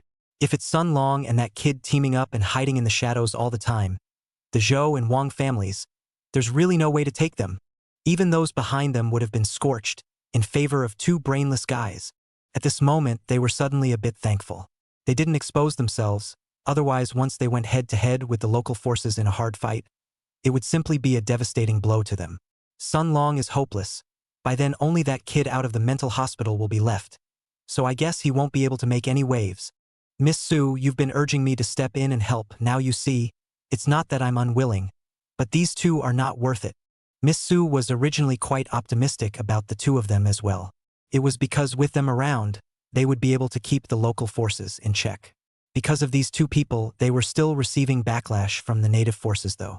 But that kind of counterattack has been much lighter, and they had split up many of their manpower to poke around for news about Chun Ze and Sun Long. For example, right now, Shanghui Construction Group had mobilized almost a third of their manpower. Because of this, they were able to take the time to come over and take a look at this good show. I never thought, good show is to see, but it was just a joke. And even they couldn't help but shake their heads and laugh bitterly. It's me who thought too much and hoped that these two people would be able to hold the local forces in check, but now it seems that it will be difficult to create any more waves. Even the side of the alley, the man who had been sitting inside the car with a mole on his face, after getting the news, he was also somewhat speechless. Originally, I had set up a decoy intending to use myself to lure them out. I didn't expect Sun Long to be so brainless, but come to think of it, if Sun Long had a brain, his wife and children, how would they have been captured for no reason? It was a waste of time to make me come here for nothing. The people around them all left. Going over to the bridge, they surrounded Sun Long tightly.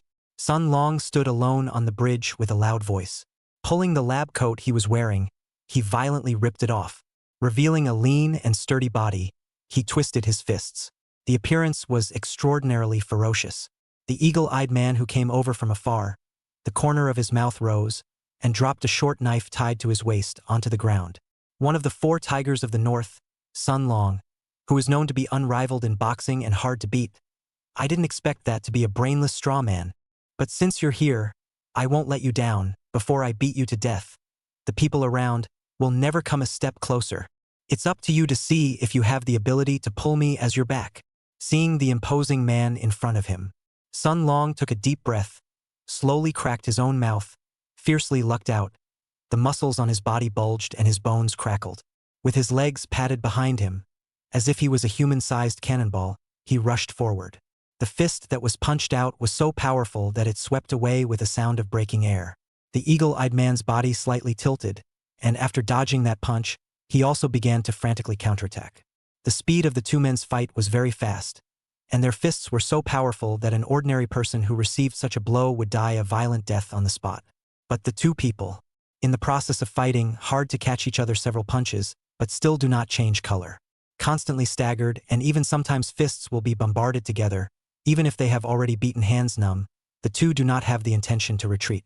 Chun Ze glanced at the bridge where Sun Long was located, and immediately understood that Sun Long's hands were indeed excellent. But when facing the eagle-eyed man, he was still a bit worse. According to this situation, I'm afraid that in less than 20 minutes, we'll have to exhaustion fall to the ground. Eagle-eyed man is not a good opponent. After winning the fight, naturally will not let go of Sun Long. However, it bought time for Chun Ze. Chapter 028 Tang was arrested. All the people around have withdrawn. There's no ambush on either side. Only the black Mercedes is left. It seems like there should be no problem. Seeing Sun Long, still stalling for him, being beaten back, Chun Ze's hand propped outwards, then flipped over and jumped. Immediately afterward, with a loud boom, he stepped on top of the black Mercedes. Still inside the car, the man with a mole on his face, using his cell phone, watched the live broadcast of the bridge scene. It felt a shaking of the body, accompanied by the muffled sound of a heavy object hitting the ground, and a large chunk of the roof was dented. Immediately afterward, someone flipped down, a fist, breaking the glass. The fist smashed into his face with horrible force. A punch that tilted his head to the left. It shattered the glass on the left side again, and all of a sudden his head was bleeding. His face changed and changed, knowing that he had been hit. On the surface, Sun Long was out for an appointment. But in actuality, Sun Long was just the one who drew fire. The kid who came out of the mental hospital, on the other hand, had found this sedan he was in. He even wanted to open the car door and rush across that alley. But from the moment Chun Ze struck just now, he knew. With the other party's skill, it was absolutely impossible for him to escape across that alley.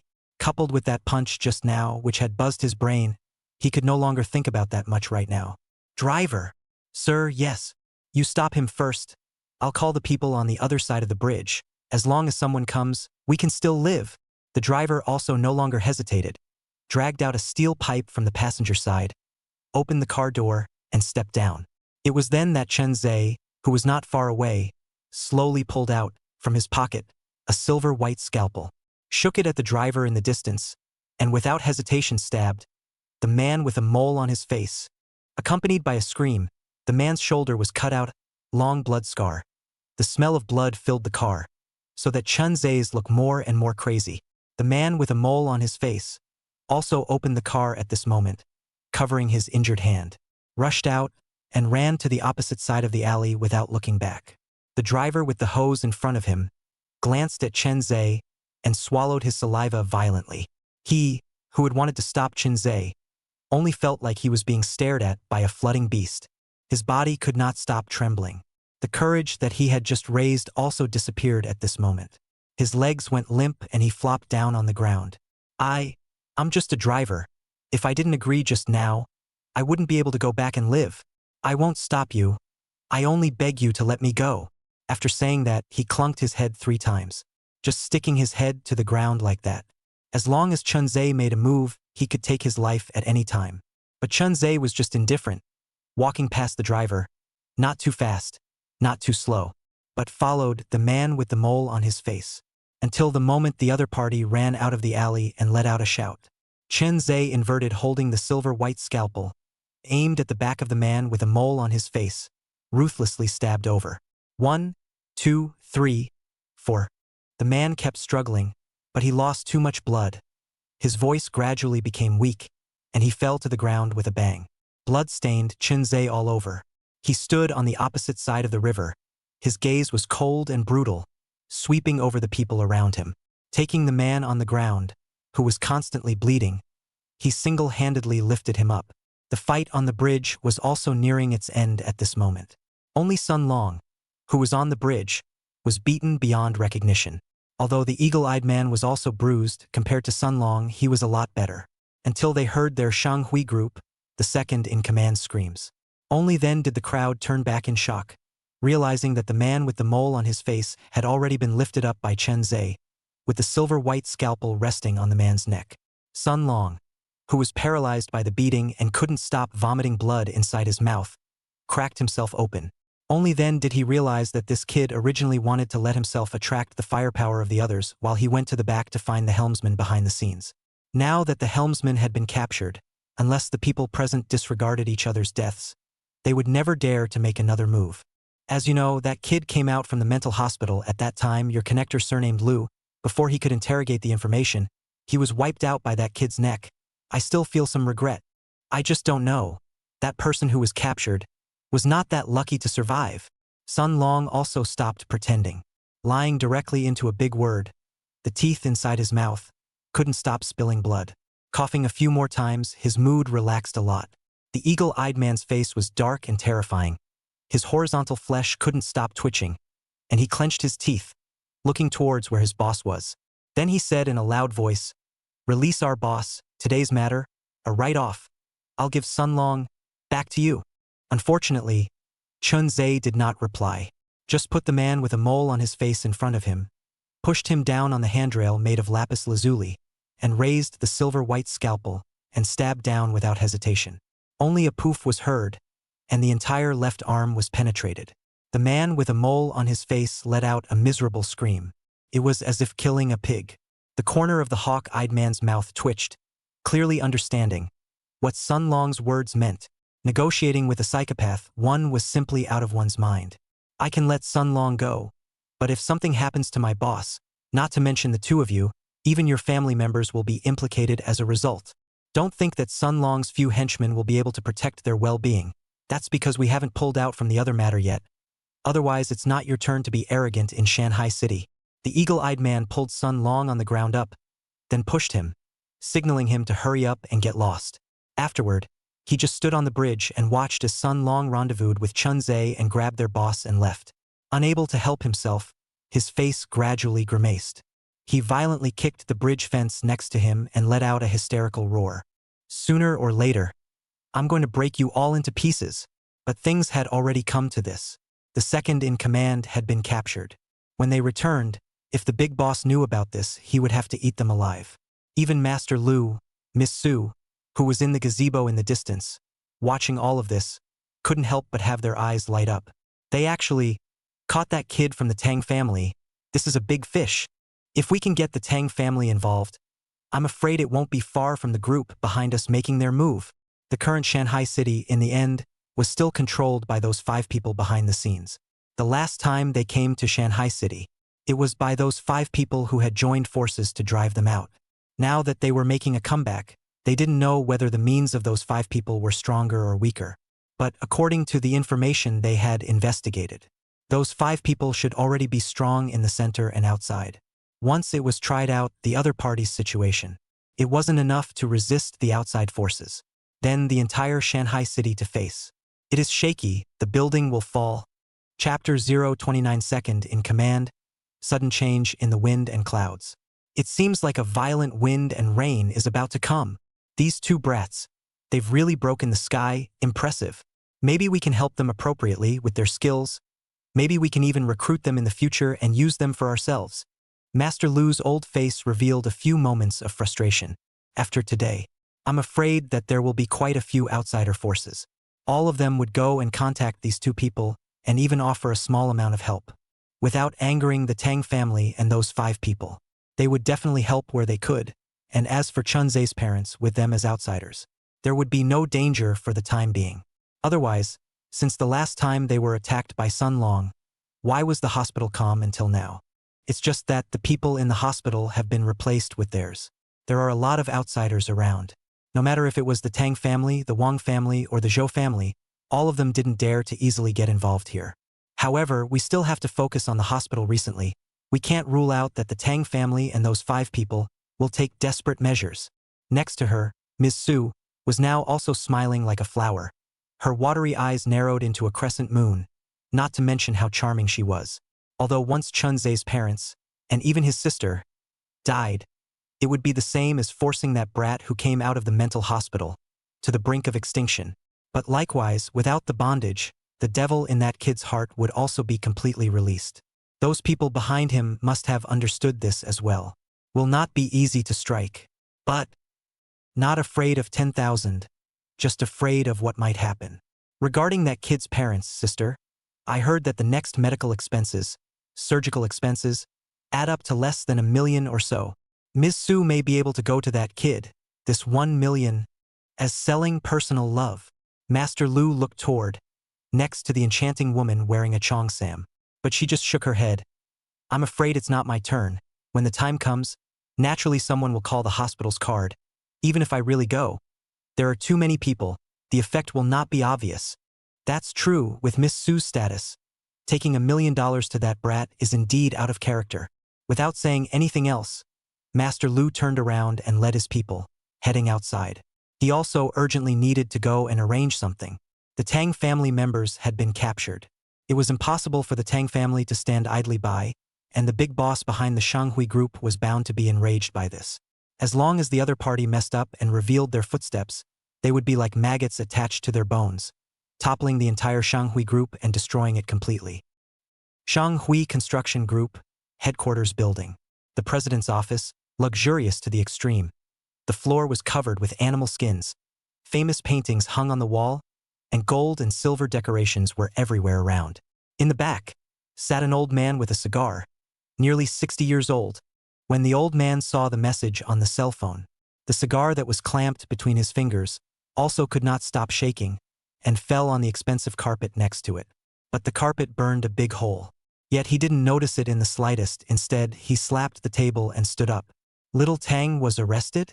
How did these assholes do their job? As the head of the Tang family, he actually stooped to be the bait. He's simply crazy. Doesn't he realize how sensitive his identity is? Those outsiders, they're watching intently now. This idiot, the old man in his 60s in front of him. His face gradually turned red as he smashed whatever he could around him, accompanied by clanking sounds, as well as the old man's roar. The door quickly opened. The one who walked in was a 24 or 25-year-old woman. Seeing the scene in front of her, there was also the old man who was gritting his teeth and gasping for breath, and also asked with a face full of shock, "Chairman, what's wrong with you? Did something happen? Something big?" The old man, however, snorted coldly, glanced at the still burning cigar next to him, and stepped on it with his foot. "It's not because of little Tang. Oh no, it's because of what those little princes did a while ago." The secretary was confused. One moment it was talking about Mr. Tang, the other moment it was talking about the little princes. What the hell was going on? And the things that the little princes did before.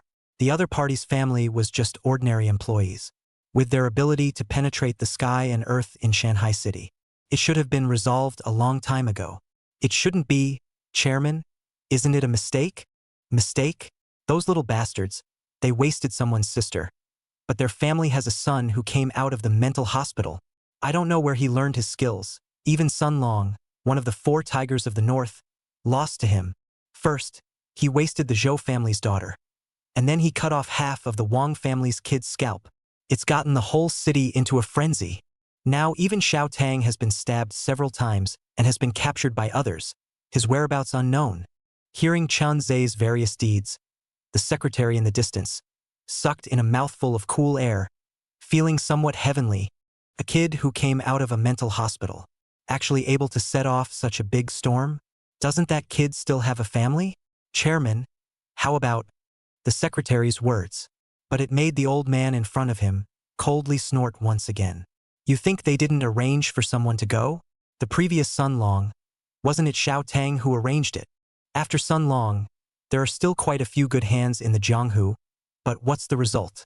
So far, the whereabouts are still unknown, probably sunk in the river long ago. Ever since the outsiders came back a month ago, the entire Shanghai city has never been calm.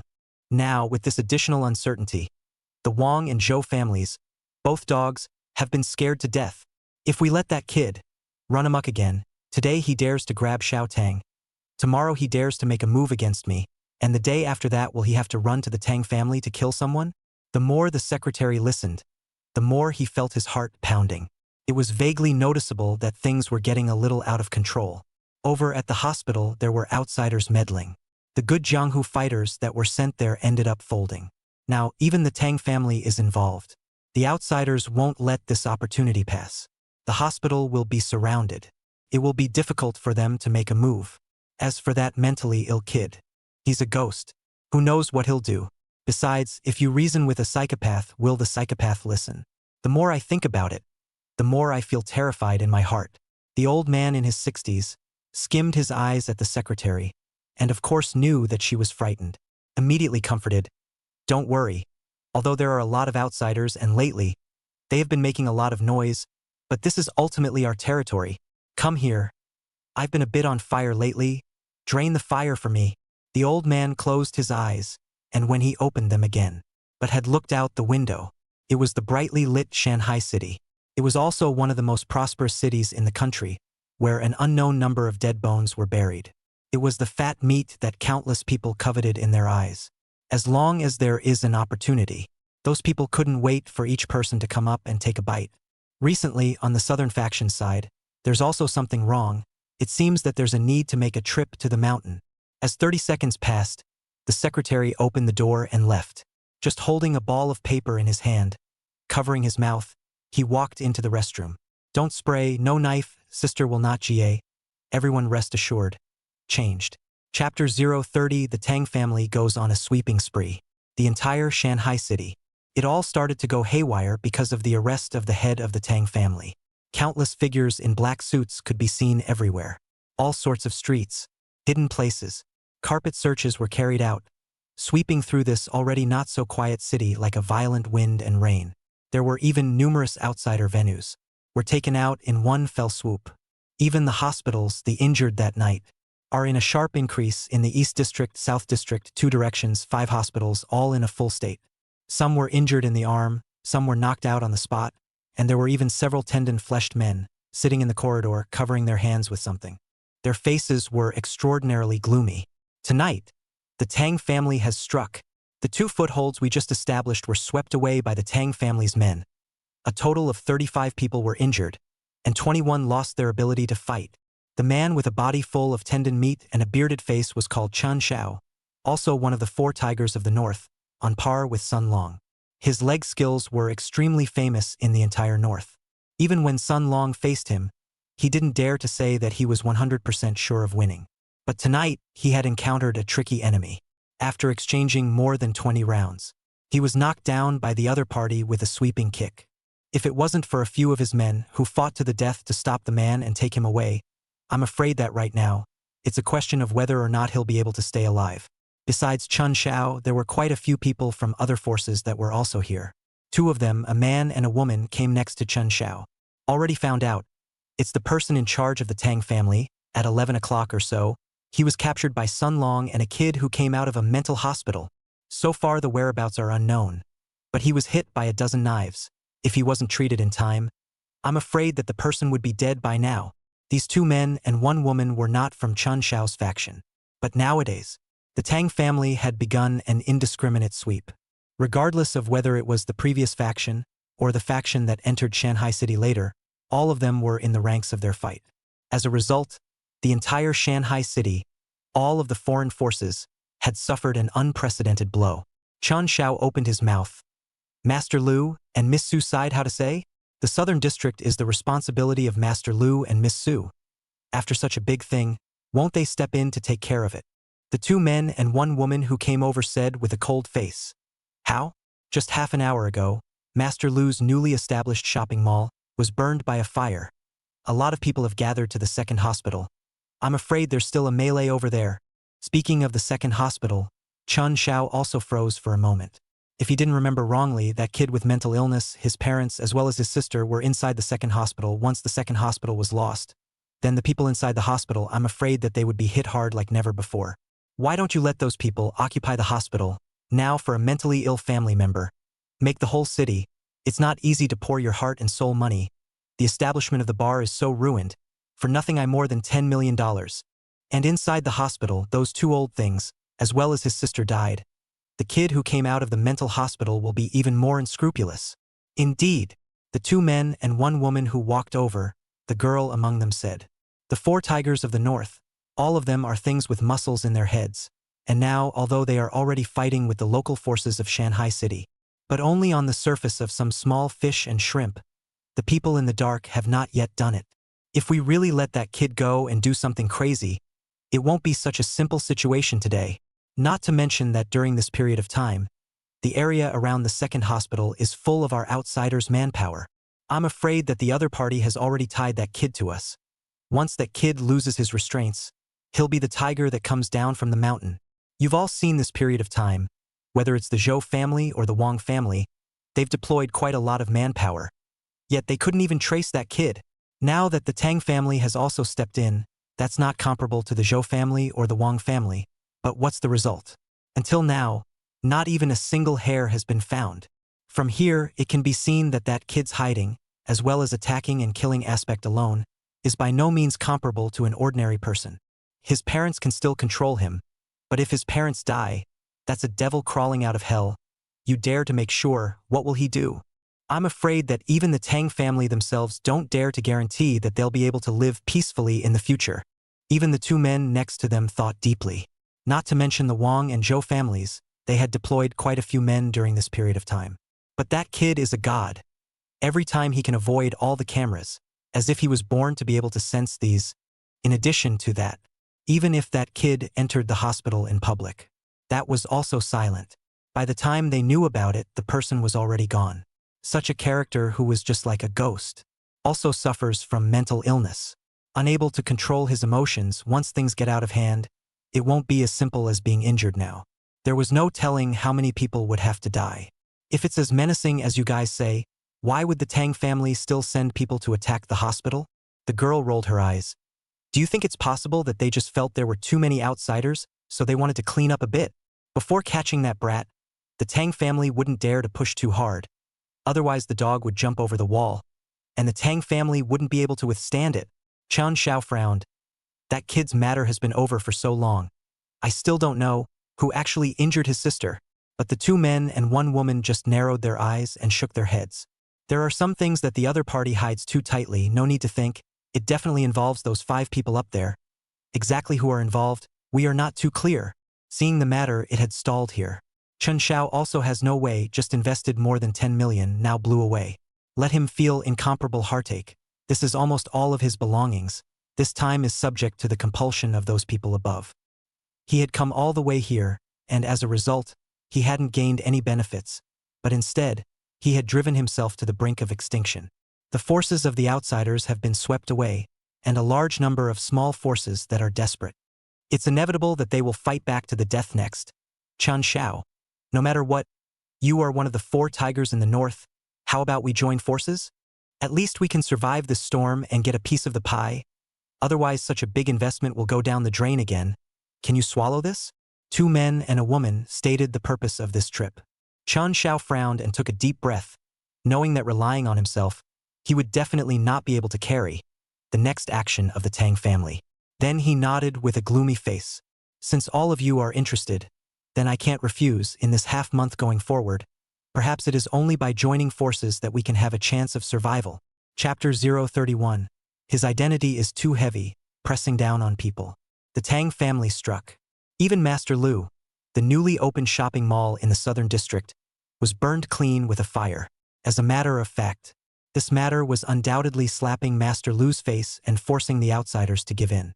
But on the contrary, on the top floor of a towering building, in the middle of the luxurious presidential suite, Master Lu was sitting in the hall with a few of the younger generation of the northern families, talking to each other. This time, although the mall was burned, the head of the Tang family, being arrested, had invariably dealt a blow to the prestige of the Tang family. If the Tang family couldn't find the murderer, even if this time it was an unprecedented blow to the Tang family, even the Shanghui construction group has become a bull's eye for everyone. This was one of the Tang family's sharpest minions. The two dogs, the Wang family and the Zhou family, were nothing in front of Shanghui construction group. If they could take down Shanghui construction group, what was this loss? The Tang family has already made their move. Miss Su and I met an hour ago. Everyone should be clear.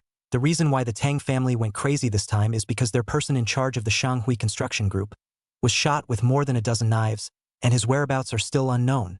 Master Lu looked at these juniors with a smile on his face. The shopping mall was burned. Not angry at all, but instead full of joy, as if there was a good thing that was about to come to the door. These 5 juniors that came over were all from various regions, the factions that currently had the most momentum. Although they only sent over juniors, it was enough to show their sincerity. I think your elders have also seen that the Tang family's middle stem and outer strength. Now even a kid from the mental hospital and Sun Long can't be caught. Such a Tang family, if you can't give an explanation, I'm afraid that the following forces will begin to be centrifuged. Once both sides become suspicious, it's the right time for us to attack the Tang family's industry. Once upon a time in Shanghai City, the local forces were all twisted into a rope and were incredibly xenophobic. If they wanted to come in, get a piece of the pie, pull a piece of meat, it was like a fool's dream. In fact, this time they originally did not hold any hope. Who knew that Chun Ze had appeared as a variable? With just one person, the entire Shanghai City was pushed into the limelight. At first, it was the Wang family and the Zhou family, so they didn't really care. But now even the Tang family was involved. Then there was the head of the Shanghui construction group who had been taken away, which was undoubtedly telling others. The Tang family was failing. They might not be able to carry it anymore. If they wanted to survive this whirlpool unscathed, once the Tang family fell, they would have to pick the forces to rely on again. As long as they were in disarray, the next thing would be simple. Master Lu, my father told me when he came, everything is at Master Lu's disposal. I brought more than 20 people. All of them are the best within the family. Their fighting strength is not to be underestimated. It's all at Master Lu's disposal.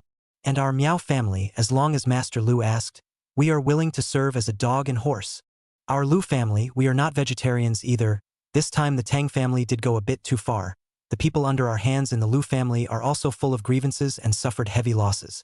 Seeing the crowd taking a positive stance, Master Lu couldn't help but laugh. Good. So very good. Tang Tiansheng is already old.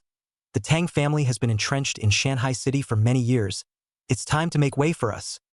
Meanwhile, on the outskirts of Shanghai City, a small road, the black Mercedes-Benz, was sprinting at breakneck speed.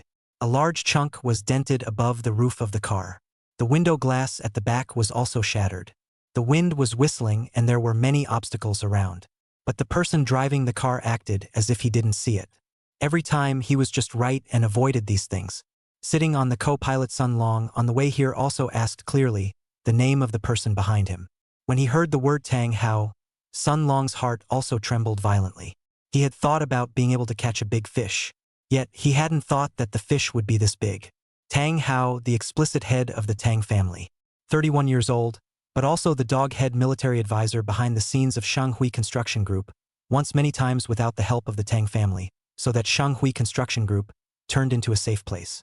More than that, without utilizing the power of the Tang family, he had laid down countless territories for Shanghui Construction Group, which had once flourished in Shanghai City. More importantly, Tang Hao's wife, that is also the Tang family in the Beijing faction, an important hub if Tang Hao accident. If something happens to Tang Hao, no matter whether it is Shanghui Construction Group or the Tang family or even the following forces, I am afraid that they will all fall into a frenzy. The consequences would be too great. Looking at Tang Hao, whose body was still bleeding continuously, dying and pale, as if he would break at any moment. Sun Long also twitched the corners of his mouth. Elder brother Chun, why don't we stop the car first? In case this person dies, The consequences are unimaginable. But Chun Ze, however, just glanced back and said in a sullen tone, "He can't die for the time being. Every time I made a stab, I avoided the vitals at least for 10 minutes. He can still hang on to his breath." Hearing his words, Sun Long but opened his mouth. Now it was unable to die. The same was hanging on to his breath. But after arriving at the destination without enough medical equipment, could it really be possible to bring this person back? Originally, he did want to capture an existence whose status and position were quite good, getting more important information, but the problem was when he realized that this person was Tang Hao. Sun Long had some regrets. The others were fine, but Tang Hao involved the interests of the entire Tang family, and similarly touched a taut string in Shanghai City. One careless, playing with fire. Even if he saved his wife and children, I'm afraid it's a problem if he can leave Shanghai City alive. So, deep down, he didn't want Tang Hao to die here. Brother, this person's identity is too heavy. It's easy to press people to the point where they can't breathe. In case they don't deal with it in time and die, that day will really collapse. Chun Ze still didn't stop the car. He had upgraded all his skills to full level when he was in the mental hospital. Just by glancing at it, he had a general understanding in his mind of the person's injuries. With his ability, even without vital equipment, he could still pull this person out of the ghost. What's more, last time in the abandoned factory he had bought quite a few medical things, that's why he didn't take it seriously. But the Sun Long next to him was not clear about it. Looking at the face in front of him with a cold gaze and almost no emotion, the corner of his mouth twitched violently. It felt as if he was talking to a psychopath, talking about axioms, was talking to a bull. I am afraid that in Chun Ze's heart, nowadays, he does not even realize how big things are. Subconsciously, Sun Long took out his cell phone as an outsider. More or less, he had his own channels for obtaining information. Having arrested Tang Hao, he could probably expect the Tang family to be shaken. But when he took his phone and saw the numerous messages inside, he couldn't help but feel his scalp tingle and goosebumps rise. Chaos, chaos. The entire Shanghai City. Complete chaos. Chapter 032 Showman Meets Soldier. Inside the cell phone, countless messages. All of them asked him if Tang Hao was dead or alive now. Only a small portion of them were telling him that nowadays the outsider forces were being swept indiscriminately, and nearly 60% of the forces had suffered damage. Such a large-scale action, even going so far as to push the outsider forces to the brink of extinction. From here, one could see just how crazy the current Tang clan was. Brother Chun, things may have stabbed the sky. Sun Long's voice trembled. Chun Ze, who was driving the car, still had a cold gaze, no half-emotional fluctuations on his face, as if he was listening to some trivial matter. Heaven? What was heaven? If those people who hurt his sister are the sky of Shanghai City, then even if it is broken, so what? They were able to bully his sister. Then he, too, had his own way of making those high and mighty bend down and quietly listen to the grief. If one had to say who brought about the disaster, then Chun Ze could tell them responsibly. His own sister was the calamity, and his own family was their nightmare. Even Tang Hao in the back had woken up leisurely, with many wounds on his body, still slowly, with blood flowing out. He felt incomparably weak. The pain coming from the wounds made him suck in a breath of cold air, even the slightest movement of his fingers. It was as if the wounds could be tugged, and a fine cold sweat broke out on his forehead. He glanced at the person driving the car. His pupils contracted slightly, remembering the scene where he was pushed onto the verdant stone fence by the river. Thinking of this kid's almost crazy swing, I feel shuddering. There is a kind of heart stifled, nowhere to talk about the depressing feeling. Because according to the situation at that time, this kid was really wanting to take his life. Of course, he did not know. Chun Ze had already taken control of where he was going to strike the knife. After all, with such a fast speed of the knife, who could tell what this psycho really wanted to do? Release me. I can make the Tang family stop. As long as you let me go, the Wang family, the Zhou family, those two boys, I can make them come out to pay for your sister's life. But if I really die, not only you guys, but even your sister and your family, all of them will have to be buried with me. Tang Hao didn't know if the other party could listen. After all, it was probably too small to expect a mental illness to possess rationality. He only knew. The only reason why there was still a shackle on this mental illness today was that his parents and his sister were still alive. As long as they didn't catch this guy for a day, they wouldn't dare to push the other party too far. Especially after seeing Chun Ze's methods today. Even Tang Hao couldn't help but feel a chill. Other people were even worse. With their means, coercion and lure, there are 100 ways to make those people yield. Just commit. Just like the co-pilot Sun Long, one's own casual words could make the other party desperate. But it is biased. Chun Ze is not a normal person. This is downright crazy. Anything is possible to do out. No one dared to bet on whether this guy had any sanity. Originally, Tang Hao saying these words was trying to test Chun Ze, and likewise to let the other party know his identity. But Sun Long, who was next to him, knew it was bad when he heard Tang Hao mention Chun Ze's sister and family. Accompanied by the sound of eager breaks, a silver-white scalpel touched out silently. Sun Long was so scared that his face turned white. He couldn't help but swallow a mouthful of saliva and pounced over quickly. He blocked Tang Hao's face, followed by a poof. Sun Long's back was immediately cut out. If it wasn't for Sun Long's quick reaction, Tang Hao's throat would have been cut off by now. Tang Hao also didn't expect that the other party would strike without any warning, and even before he could react, the silver-white scalpel had already swept in. Sure enough, he was a madman. He had said so much himself, but he froze and didn't listen, only heard. He himself threatened his parents and sister. Brother Chun, Lung, calm down. He can't die yet. You still have to ask for more useful information. And those 5 people behind hurting your sister, they haven't been found yet, have they?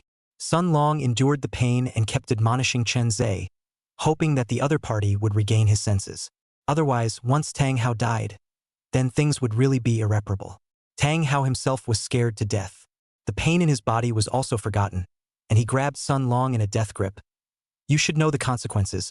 Control this madman. Otherwise, if I die, you and your wife and children won't be able to walk out of Shanghai City. Sun Long also hated this person in front of him, but he knew that this person couldn't die. At least not now. He carefully climbed up from Tang Hao's body. Reaching out, he held the silver-white scalpel. It also held Chun Ze's hand and pressed down a little bit. It's not easy for us to capture and bring back such a person. In case he dies, how are we going to get more information? Brother Chun, be sensible. Be sensible. Don't be impulsive. Along with Sun Long's exhorting voice, as well as the hand that pressed down slightly harder, Chun Ze finally glanced coldly at Tang Hao and finally managed to pin the scalpel to his waist. Both Sun Long and Tang Hao were relieved at this moment, and Tang Hao didn't dare to say anything more. He was afraid that if he said a wrong word, he would piss this madman off again. Now he sort of understood that reasoning with a madman could get him killed at any time. Normally when he was in Shanhui construction group, he was strategizing, and as long as he was willing, the lives and deaths of countless people were in the palm of his hand. He had taken human nature to the extreme. He was in control of the lives and deaths of countless people. With the power of a single person, he can make Shanhui Construction Group become a famous existence in Shanghai City. It was because of his control of human nature and his own strategic brain. But now, this is such a Shanhui Construction Group within the top think tank, but now there is a deep sense of powerlessness. Once proud of everything, in front of this madman became useless. Even as long as he dared to say one more sentence, the Sun Long next to him, whether he could stop the other party was a question. Any other person, even the leader of the outsiders, I have 100 ways to deal with it. But why in favor of a madman? Tang Hao clenched his teeth, feeling that his head was in turmoil, the once unrivaled scenery, the one who thought he could face anyone with ease. Even now, his mind was just blank. It was as if the computer had gone down. Sun Long, the co-pilot, smiled bitterly. I advise you to say less. Last time, the one surnamed Liu was slashed in the throat because of a single word. Those words of yours, methods, may be useful to me, but for Brother Chun, I advise you to take it easy. Chapter 033 Shifting Position. The car quickly drove to the abandoned factory. Chun Ze took out something again and bandaged Tang Hao's wound. He even stitched up the wound without anesthesia, even though Tang Hao kept struggling and screaming miserably in the middle. Even though Tang Hao kept struggling and screaming miserably in the middle of the process, Chun Ze's stitching technique was still fast and steady. Sun Long, who was beside him, watched the corners of his mouth twitch. After everything was done, Tang Hao had already passed out from the pain. Sun Yaodong, the driver, the investigator, the mistress, including Sun Long, all subconsciously swallowed their saliva. Life was saved. But the pain that he endured in the middle of the process, just thinking about it makes one's scalp numb. And throughout the process, Chun Ze seemed to be intentionally or unintentionally slowing down the speed of the needle. Extremely enjoying this bloody process, they were able to perceive that Chun Ze, some of the time, would also deliberately turn over the wound, looking at the blood flowing out from inside. The agitation inside his eyes was vaguely somewhat obscured. Sun Long was even afraid that while sewing up the wound, Chun Ze would suddenly go to the head and do away with the person. Good thing. During this process, although Chun Ze was enjoying himself, especially when he saw Tang Hao letting out a miserable scream, it was even more exciting to lick his lips, as if a demon that crawled out from inside hell. But in the end, after all the torture, Tang Hao preserved his life. It's not too early now, although this factory is quite far from the city. It's not too safe after all. We've stayed here for too long, and we've left quite a few traces. Looking at the blood in his hand, Chun Ze took a deep breath of the gory odor that filled the air, revealing his morose white teeth, and said, "It's time to change the place." For Chun Ze's proposal, Sun Long naturally had no problem with it and quickly tied up the man and forced him into the car. They followed the deserted road in front of them and kept moving forward, also after they had gone. Less than an hour later, in the middle of the dark night, many lights were lit up, surrounding the entire dilapidated factory area. More and more people converged here. A figure wearing a black suit broke into the dilapidated factory. But after searching over and over again, they never found anyone. It wasn't until an old man in his 60s, with a cigar in his mouth, walked in under the respectful gazes of the crowd that people began to come forward to report. "Chairman, beside the innermost pillar, a lot of blood was found. There are also broken ropes, as well as a chain used to tie up a dog. It looks like the person should have left." Hearing that the person had left, the old man with a cigar in his mouth, clenching his teeth tightly, those eyes that were already a little red from staying up all night. Even more, a flash of grimness flashed through them. The Tang family side has ordered that if they can't find the person who captured Tang Hao, they'll take our lives to fill them. No matter where they run off to, if you can't find them, don't blame me for being ruthless. Now he was also being pushed. As the first hand of Shanhui Construction Group, he was the first to know that Tang Hao had been captured. At that time, he could already imagine that the Tang family would be enraged by this, but he had never imagined that things had gotten to this point. Not only did the outsiders suffer, but they also continued to put pressure on him. If they couldn't find Chun Ze and save Tang Hao, I'm afraid that the Tang family would really sacrifice him to the heavens. In the last half a month, the incomparably strong outsiders have all begun to bow down under the Tang family's pressure. You should be able to imagine what will happen when the Tang family's wrath descends. In the past, it would have been fine, but this time, there's no way to allow for any mistakes. The old man's voice was sharp and ruthless. The crowd present also felt a shiver run down their spines. It was self-evident how terrifying the Tang family's energy in Shanghai City was. They were all vested interests in Shanhui Construction Group, and if they couldn't show their proper role at this time, then the things they had committed were enough to send them all in. In the future, relying on the behemoth that is Shanhui Construction Group to live a life of paper and gold is undoubtedly a fool's errand.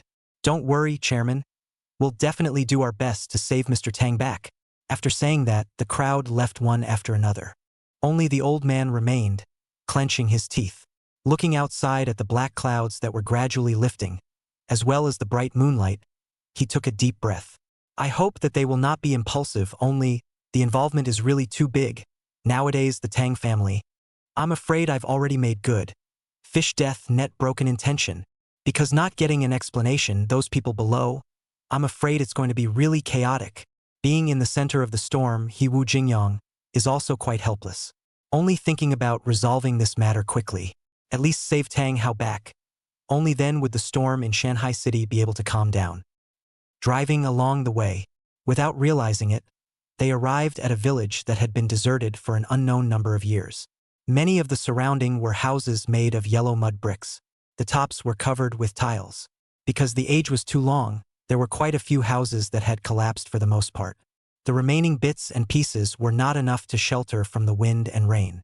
The good thing was, this abandoned village, behind it there were several large mountains that stretched out, and on the top of the mountains there were a few red brick houses left behind by the forest rangers.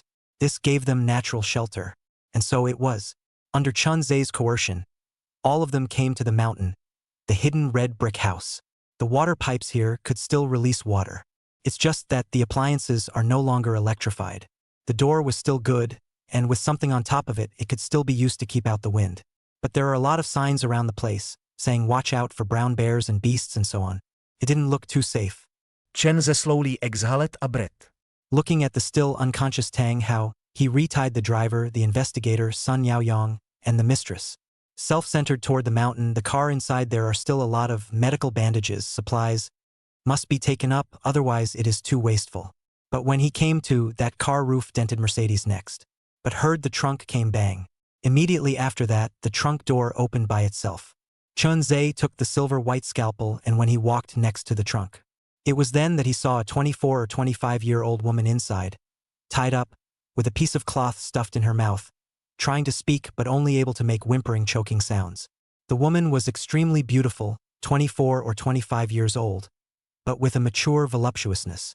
The figure was concave and convex, a pair of slender jade legs because of the limited space sticking to the stomach bent together.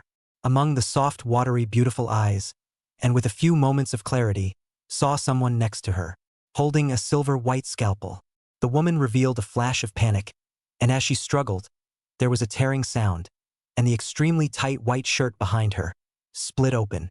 Chun Ze reached out and pulled off the cloth inside the woman's mouth, and the woman finally opened her mouth. Don't kill me. I won't tell this matter out. As long as you let me go home, I can give you money, lots and lots of money. The woman didn't look like someone who lacked money. A gemstone necklace hung around her neck. It was worth a lot of money. The watch on her wrist also looked extraordinarily exquisite, covered in dense crushed diamonds. Just this piece of rose-colored lady's watch. I'm afraid that it would be worth 100,000 upwards. Chun Ze went forward and loosened the woman's rope. The woman hurriedly climbed out from inside the trunk and said with a pleading face, I know that you must be Tang Hao's person, but you're helping Tang Hao to work for the same purpose of making money. This watch of mine, if you take it and sell it, it's less than $200,000. There's also this gemstone necklace on my neck. It's my cousin's at the auction house. Bought at a price of $2,580,000. You take it out and casually offer it. At least you can get back about $1 million. Chapter 034, One More Woman. Fear filled the woman's eyes as Chun Ze stared at her, making her feel the illusion of being stared at by a flooding beast. This gaze, it was cold and extraordinarily frightening. It was like a poisonous snake that would give you a fatal blow at any time. Chun Ze, however, did not say anything, just from the car. After taking the things down, self-centeredly walked towards the mountain. The woman looked around, and when she saw that Chun Ze didn't care about her, she wanted to turn around and escape. But after wandering around a few times, she realized that this place was just a deserted mountain range, and behind it was a continuous mountain range that couldn't be seen at a glance. In the abandoned village, there was also a large green stone standing, on which the words Poplar Village were clearly carved. She didn't recognize any Poplar Village, but she knew that by herself alone and without food. Wanting to leave from this wilderness, it is simply a pie in the sky. Looking at it, the sky was now getting darker and darker. A few wolf howls came from the surroundings from time to time. The woman was shivering with fear and desperately ran towards the hills, towards the few houses that were vaguely lit by fire. Finally, after half an hour, she came to the door of the house. The clothes on her body, because she ran too fast, was scraped by the tree branches on the road, torn and tattered. One could vaguely see the snow-white skin and a dozen or so tiny wounds from where the clothes were split. I'm scared alone down there. Big brother, can you guys send me back tomorrow morning? I'll give you guys any amount of money you want. The woman stood in the doorway, her hands clasped in front of her own chest, biting her red lips in a dainty manner. The fire was lit inside the room. Sun Long twisted his head to look at the woman, and then looked at Chun Ze with a strange face. Only Chun Ze did not explain, still roasting the fire inside the room. However, the woman saw Tang Hao, who was tied up in the corner, his body all covered in blood. She couldn't help but let her pupils contract, revealing an incredulous look. You're not Tang Hao's men? At this time, Sun Long finally understood. The feeling was that this woman, who had been captured by Tang Hao, was in all likelihood locked in the trunk. As a result, when Chun Ze went down, he found this woman. After all, with that Mercedes, the only place that could hide someone was the trunk. We are Tang Hao's enemies, so we captured him, Sun Long said. and took a compressed cookie from the side, as well as a small bottle of mineral water, and handed it to the woman. The woman heard that it was Tang Hao's enemy, and that Tang Hao was tied up and lying on the ground, and his injuries were not light, and he was still unconscious. Only then did she leisurely breathe a sigh of relief. As long as these two in front of her were not Tang Hao's men, then she shouldn't be in too much danger. My name is Ning Miaoshu. Can you guys send me back to Shanghai City tomorrow morning? And I'll give you $10 million as a reward for saving my life this time. $10 million? Sun Long was a bit shocked, especially seeing this woman, not even moving her eyelids a bit when she said $10 million. One knew that this $10 million was not even a piece of to others. Chun Ze also turned his head to look at this gorgeous woman, although he had no concept of money. But when he was in the mental hospital, his attending doctor was willing to try to kill him just for $500,000. With such a conversion, he knew what the money represented. Going back is impossible. I'm afraid we're being hunted down by the entire Shanghai city. Chun Ze's voice was cold. It did not contain any semblance of emotion, and was like a machine, suffocating people, especially in this dimly lit environment. The firelight illuminated his face, but his head was hanging low, and there was even an inexplicable sense of urgency, causing the woman to subconsciously gulp. Likewise, they understood what was going on. After all, Tang Hao had been captured by them. The Tang family would definitely be thunderously furious, and the entire Shanghai city would be in the midst of this fiasco, setting off monstrous waves.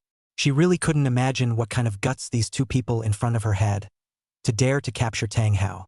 Yes, miss, I'm afraid we won't be returning to Shanghai City for a short period of time, at least for 3 to 5 days. Sun Long also whispered from the side. With his cell phone, he was still able to contact his men now. For the Shanghai City side of the situation also know a little bit to go back. I'm afraid that only Chun Ze have this ability.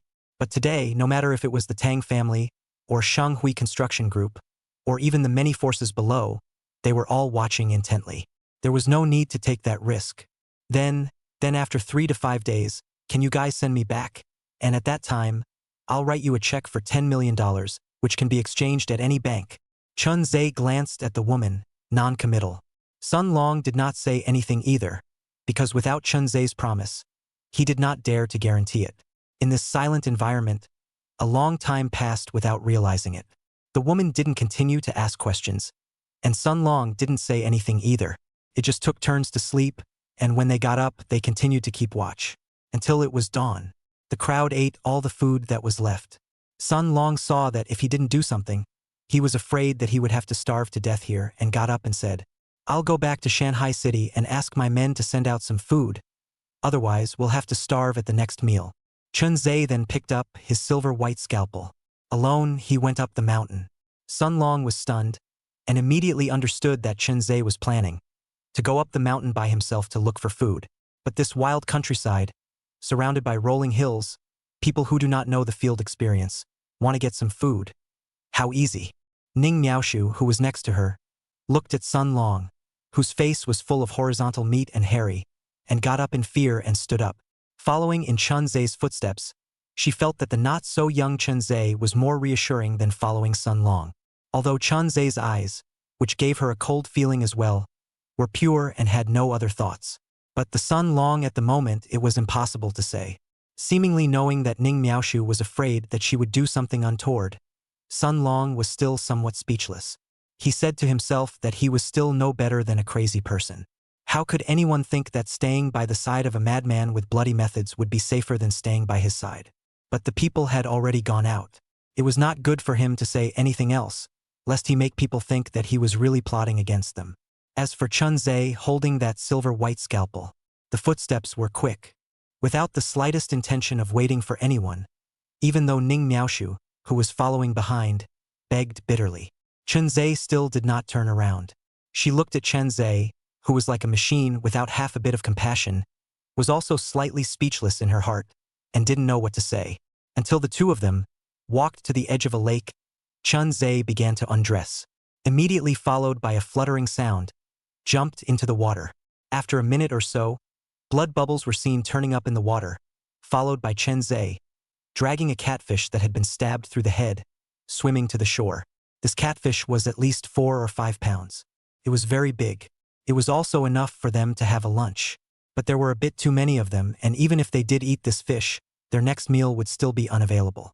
But soon, she realized she was wrong. On the way back, Chun Ze caught 2 more rabbits and a weasel. By the time lunchtime came around, regardless of whether it was her, the 4 people who were tied up, and Tang Hao who had just woken up, all of them only got a small amount of food. A whole fish was almost all eaten by Chun Ze and Sun Long. As for the 2 rabbits and weasels that were caught, they were cleaned up and made into bacon. Obviously the 2 of them wanted it for dinner. As for the rest of the people, whether or not they had something to eat at night was not within Chun Ze's consideration. Chapter 035. Returning to Shanghai City again. For the next few days, it was Chun Ze who went into the mountains to look for food.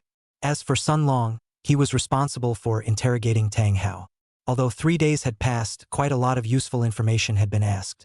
But for Chun Ze, it still wasn't quite satisfactory. That night, Tang Hao was tied above a water pipe. Chun Ze held a silver-white scalpel. Silently, he watched Tang Hao for a long time.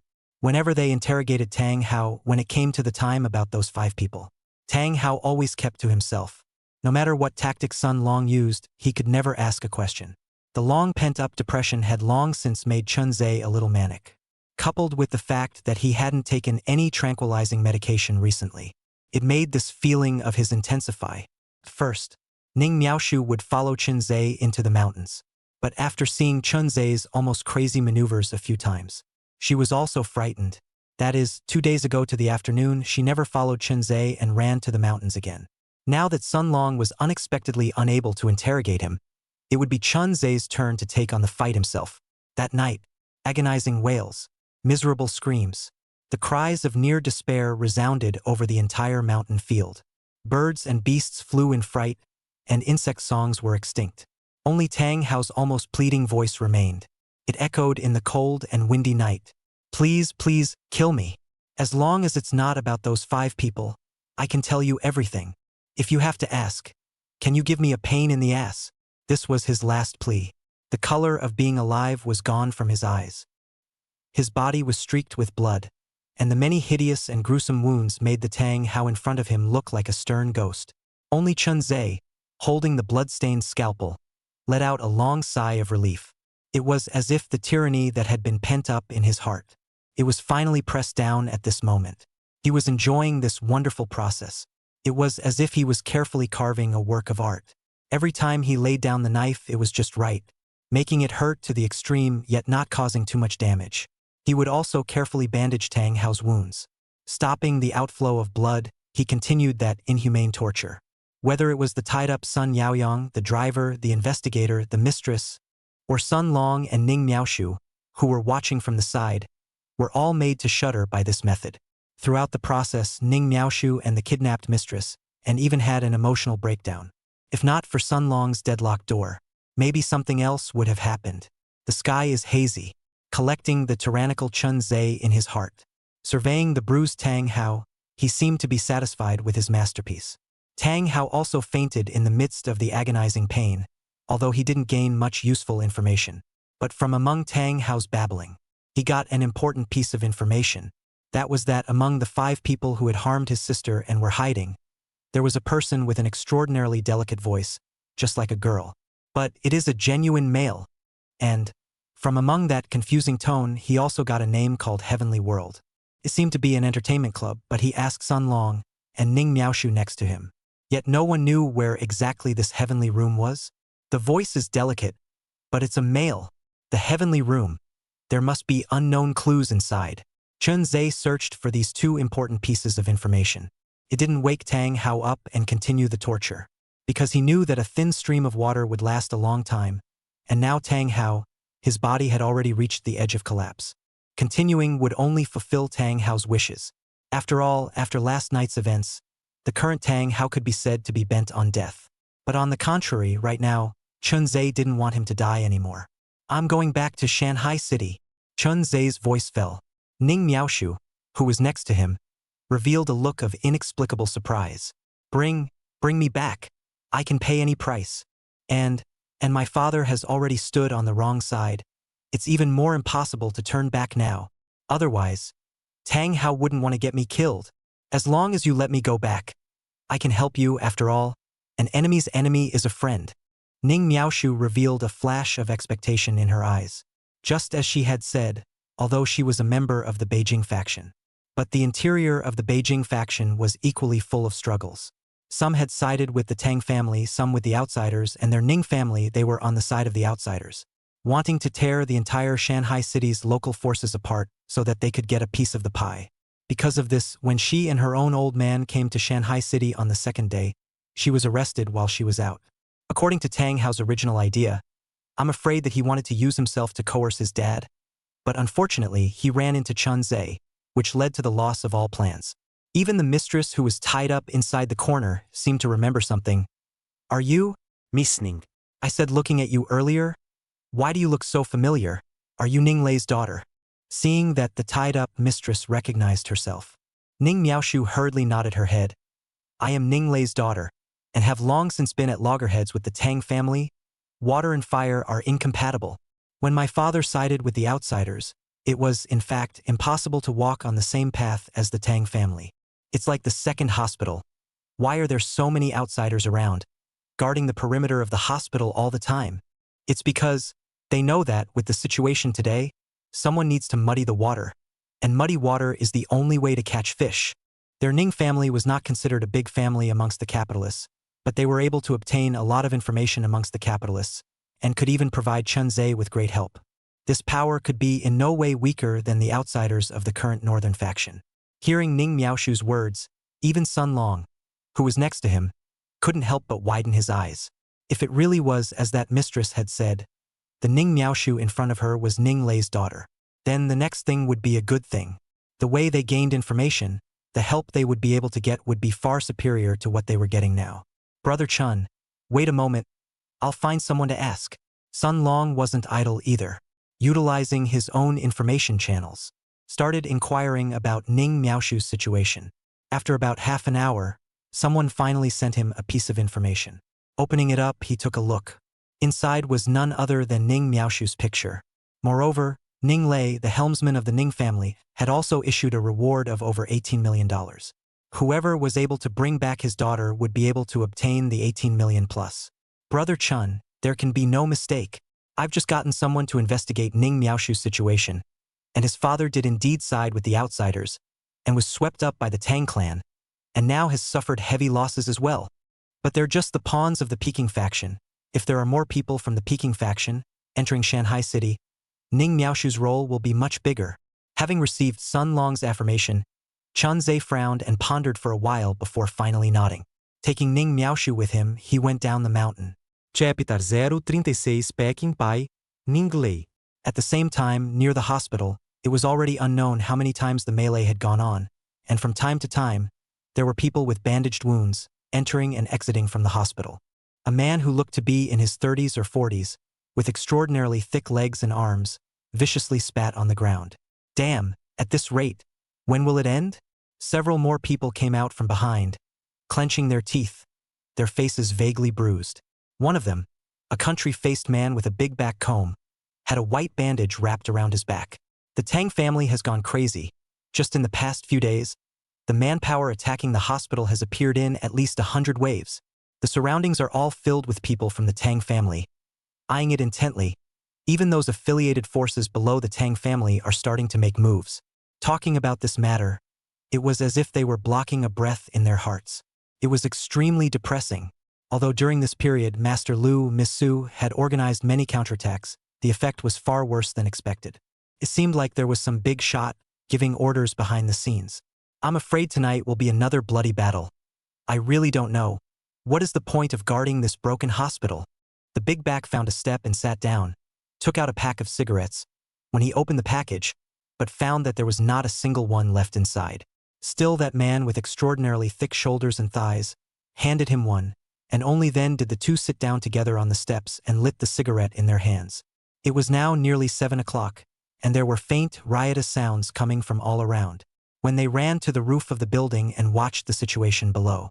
Even more, they couldn't help but take a deep breath, only to see a team of figures in black suits, as if they don't want to die, holding steel pipes in their hands, beating people on sight.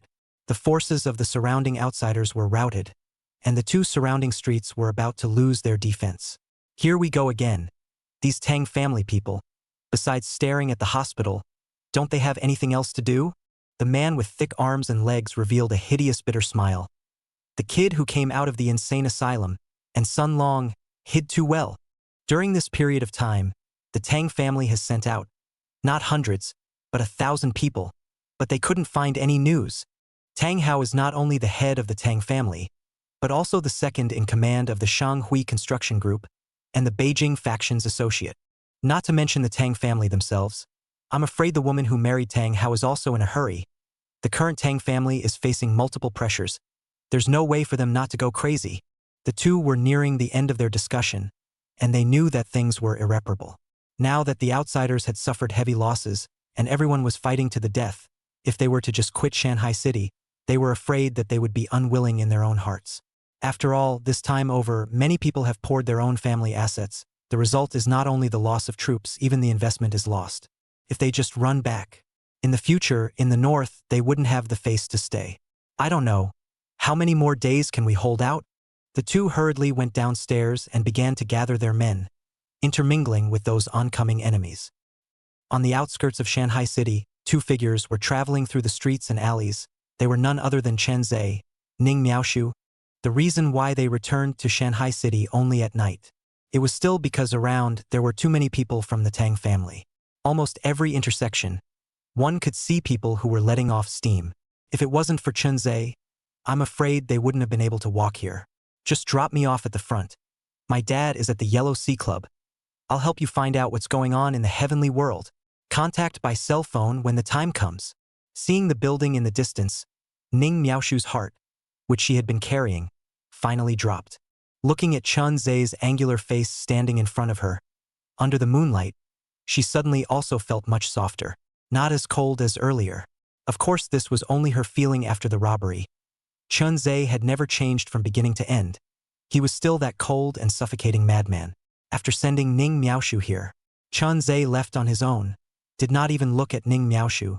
This, in the eyes of others, the beauty to the heart of the charm of the special thing. But it could not arouse the interest of a madman.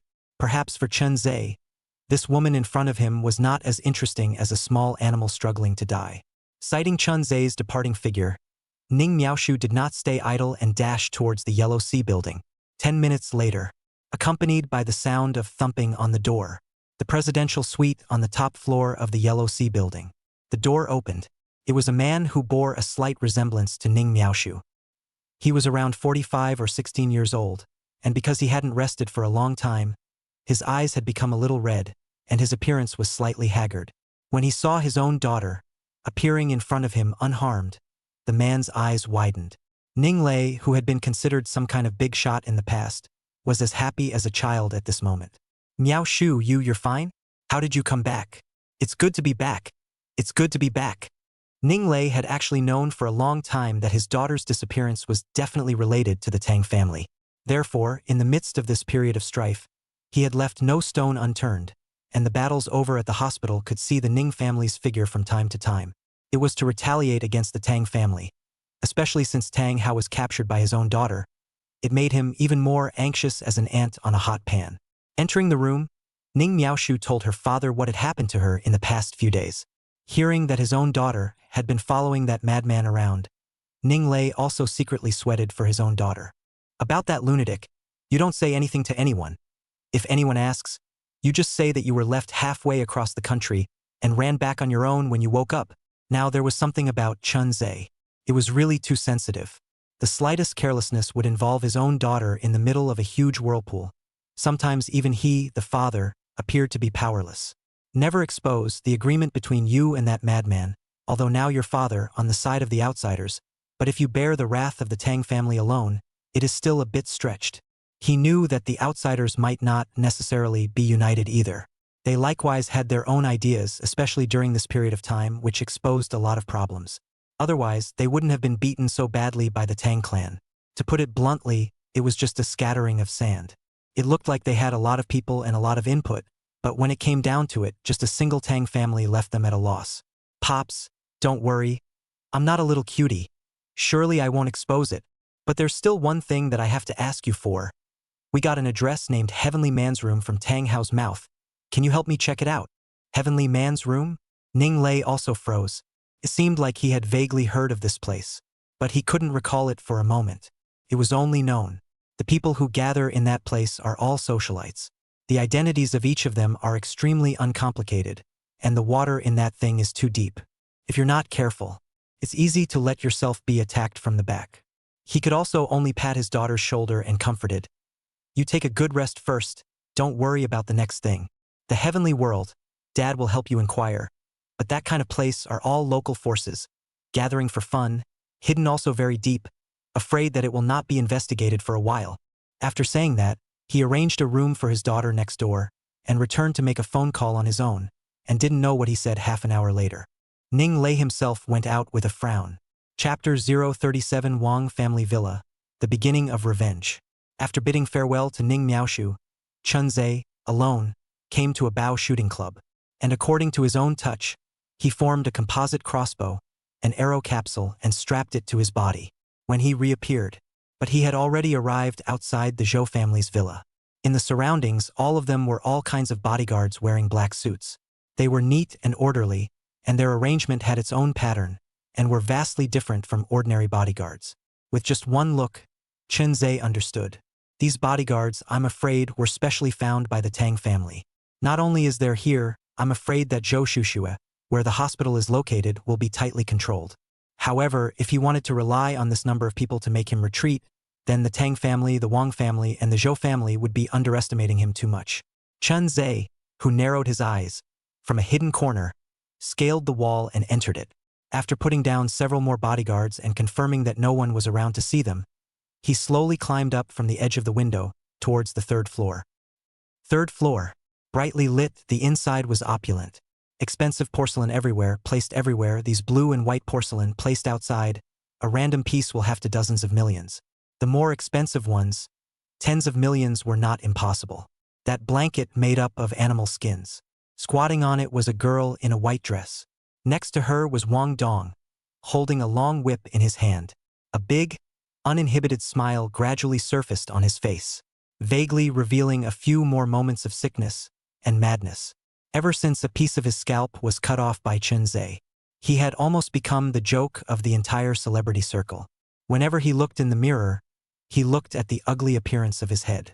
He could not wait to scalp Chun Ze and his sister, all of them. The girl kneeling in the middle of the animal skin blanket, if you looked closely, you could actually see some of Chun Xiaomei's outline. In other words, Wang Dong specially spent a lot of money to find a girl who resembled Chun Ze's sister. It is specifically trapped in the third floor to torture, play with, especially when he saw the girl, with blood-stained wounds showing on her body. It was as if he had returned to that high and mighty sun. Die for me! Wang Dong let out a hysterical roar. The whip in his hand lashed over again and again. The girl covered her face and let out a scream. Tears could not stop falling from her eyes as she was beaten to the point of having her skin split open. She did receive a sum of money, but that was only because her mother lied to her, saying that by coming over to clean the house of a rich man, she would be able to receive a large amount of payment for his brother's education. As it turned out, when she came here, she realized it wasn't that at all. But by the time she wanted to leave, but it was already too late. From Wang Dong's mouth, she even learned that her mother received $3 million from others, sold her to others for half a year. Either carry this half a year or return the $3 million. But she remembered, mother had already used the $3 million and bought a house, paid her brother's tuition, and then bought a brand new small car for her dad. The rest of the money had long since been put away somewhere. Where was it possible to give the $3 million back? So, in the face of Wang Dong's severe beating, she could only bear it silently with red eyes. Just when Wang Dong was beating her vigorously, not far away from the foot of the stairs, there came the sound of metal striking the wall. Thud, thud. That crisp, muffled sound made Wang Dong's brows instantly furrow. But once he thought of the heavily guarded surroundings, even though the Wang family's villa was huge, there were 50 well-trained bodyguards, so not even a fly could come in. Then they also put down the heart they were carrying. What are you thinking about? Even if that kid has 3 heads and 6 arms, he can't possibly enter my Wang family's villa in a dignified manner. He raised the whip in his hand and was about to fall again. However, he heard a whooshing sound, a flashing arrow with a cold light, accompanied by a piercing air-breaking sound. bloomed a bright red blood flower in his palm. A strong sense of pain caused Wang Dong to let out a heart-rending scream. Immediately afterward, he twisted his head. Then he saw a person with a duck-tongued cap, with his head hanging low, a figure holding a silver-white scalpel. When that person raised his head, he slowly cracked his mouth, revealing a hideous, half-emotionless, devil-like face. Wang Dong's heart trembled violently, not caring about the pain in his hands, wanting to turn his head to escape. But what greeted him was another cold arrow. Only hearing a plop, his calf was shot through and nailed dead to the ground. Blood stained the animal skin blanket red. Every time he pulled his leg, he could feel the suffocating pain. Wang Dong raised his head in horror, looking in front of him. Chun Ze's pupils that were vaguely showing a few hints of excitement could be described as fearful to the extreme.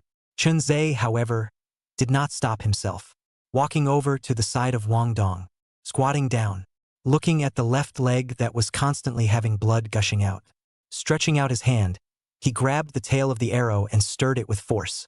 Wang Dong instantly let out a pig-killing scream. But this was not the end. Chun Ze again from the table not far away. Picking up a pair of scissors, he returned to Wang Dong's side, grabbed the other party's hand and pressed it onto his ring finger. If I don't remember wrongly, my sister was beaten by you guys, to the point of comminuted fracture of her ring finger. Mentioning this matter, Wang Dong's eyes widened. His teeth couldn't stop chattering as he said with a trembling and fearful voice, "No, don't. I've already had a piece of my scalp shaved off by you. If I break another finger, I'll really become an invalid. What about my sister?" Wang Dong opened his mouth and was about to say, "How can your sister be compared to me? Your sister is just a few poor people raised by a few poor people. I am the high and mighty crown prince of the Wang group. Just the assets inside the family, converted into money, can block the river mouth. What is your sister? Can compare with me? But I thought about it. These words can't be said out, otherwise he will feel worse than death. As long as you don't cut my fingers, what you say I promise you, money. Our family has a lot of money. The porcelain antiques around. What you fancy just take. If you want to get out of anger," the girl next to him, "his family charged me $3 million. What do you want to do?" But for Wang Dong's words, Chun Ze, however, just shook his head, his wrist slightly pressed down. Click! The entire finger was cut off and blood gushed out. In the middle of the entire room, a strong smell of blood filled the room. Wang Dong was in pain and just wanted to open his mouth. Chun Ze raised that scissors and ruthlessly stabbed down at his throat. He didn't even have time to make a sound. The inside of his mouth was already filled with blood. Such a tactic. It made the girl who was crouching on the ground next to him so scared that her face turned pale and her pupils contracted, as if she had seen the most terrifying thing in her life. Tears swirled in her eyes. She could not stop shaking her head. Her voice choked with panic, fearing that the next second, when Wang Dong died, it would be his turn. Chapter 038 Madman. God of Murder. 3 shifts. Likewise, Wang Dong's screams quickly startled the bodyguards below. In a short period of a few minutes, accompanied by a burst of commotion, more and more people began to rush upwards from the stairway. Chun Ze picked up the silver-white scalpel. He blocked the stairway, looking at the crowd that was densely rushing upwards. Without the slightest bit of fear, the people rushing up were all equally red-eyed. The person they desperately protect, right under their eyes, was tortured to the bone. If this were to spread out, they wouldn't have to work in the industry.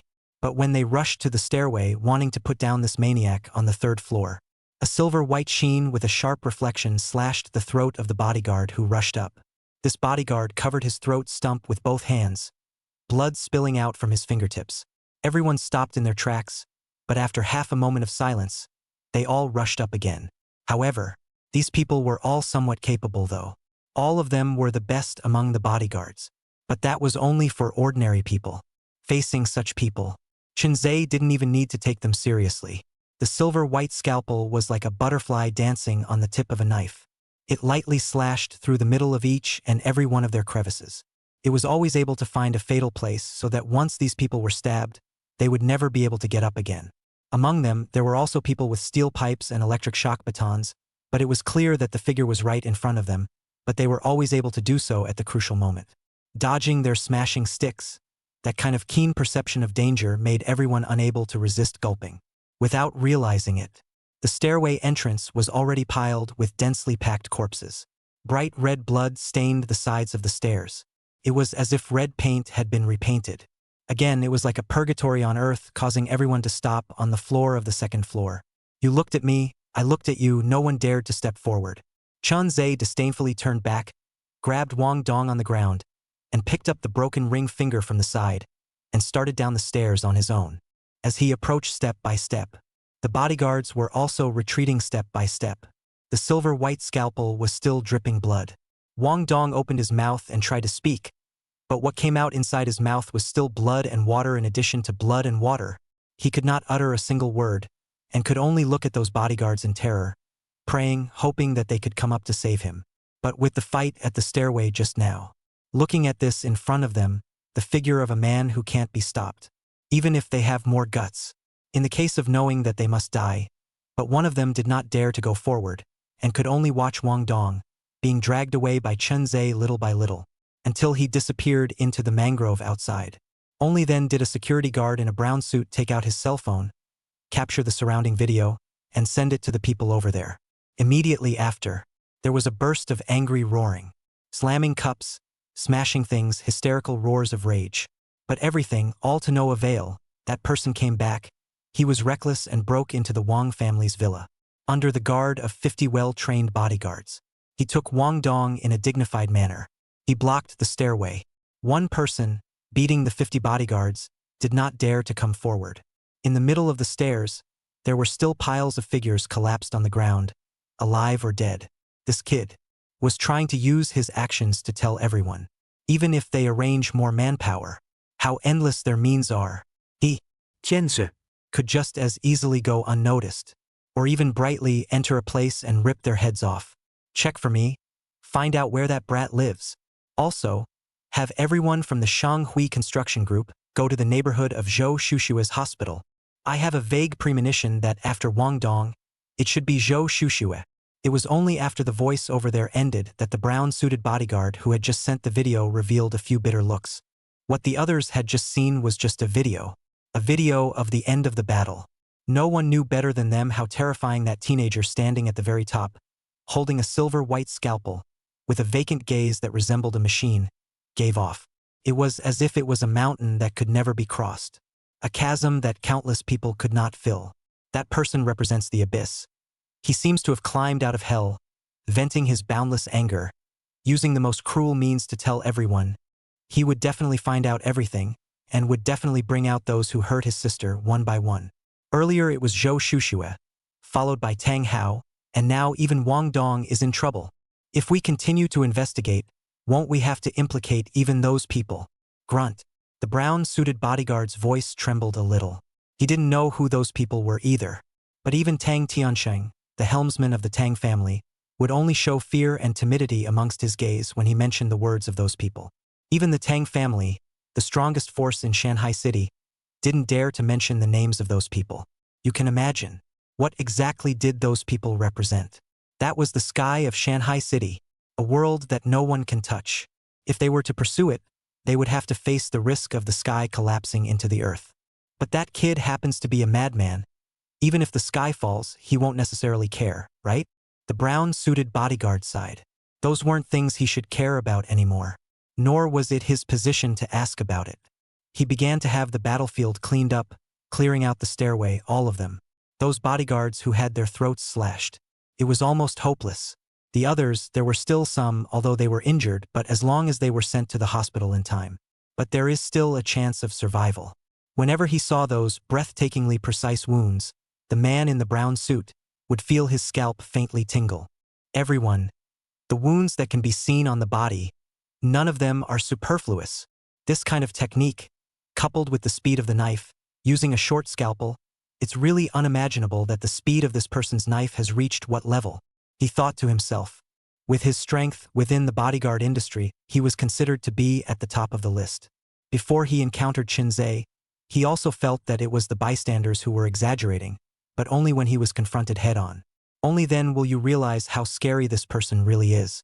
Subconsciously gulping, he pulled a corpse to the side, and on the faces of the bodyguards around him, some sadness appeared. After all, they were only out to make money, not dead soldiers bred by the Tang family, and now inside the ranks there were massive casualties. Even to the extent that they were at this point, they also couldn't help but feel a different emotion rising in their hearts. Boss, even though the Tang family is giving a lot of money, that kid is a madman. If the Tang family had a way, it wouldn't have dragged on until now, without even touching a single hair on that kid's head. This money, boss, don't you feel burnt holding it? A person whose strength was not inferior to the man in the brown suit slowly walked out. The Tang family had given them more than $3,700,000, just wanting to buy the lives of 50 of them. It was undoubtedly a fool's errand. The man in the brown suit opened his mouth, and surprisingly, he was somewhat unable to retort. More than $3,700,000. Although it was a lot of money, as long as they worked a little harder, they could still earn it in 3 to 5 years. At first, the Tang family gave them this money, just hired them for a month. But nowadays, all of them couldn't help but feel the desire to back out. After all, this money is divided down, equally spread to the head of each bodyguard. Even if a lot of people died, it's only 100,000 or so. Let me think about this matter first, and I will give you an answer tomorrow. The man in the brown suit sighed. If they backed out of the mission for no reason, they would be carrying a stigma within the bodyguards industry, and it would be difficult to receive missions in the future. Chapter 039. He even ate breakfast before leaving 4 shifts. Old Town. An old abandoned bridge, 2 couples holding hands came to the neighborhood. The surrounding moonlight sprinkled on top of the river, flooding it with a bit of wave light, and as if pulling the white moon into the water, it was extraordinarily mesmerizing. Perhaps it is because of this environment. Let holding hands of small couples cannot help it have to put the face close, looking at the kiss on, but suddenly was interrupted by hysterical screams. The boys on the left only feel a soft legs almost did not fall to the ground when they went to check the situation around them.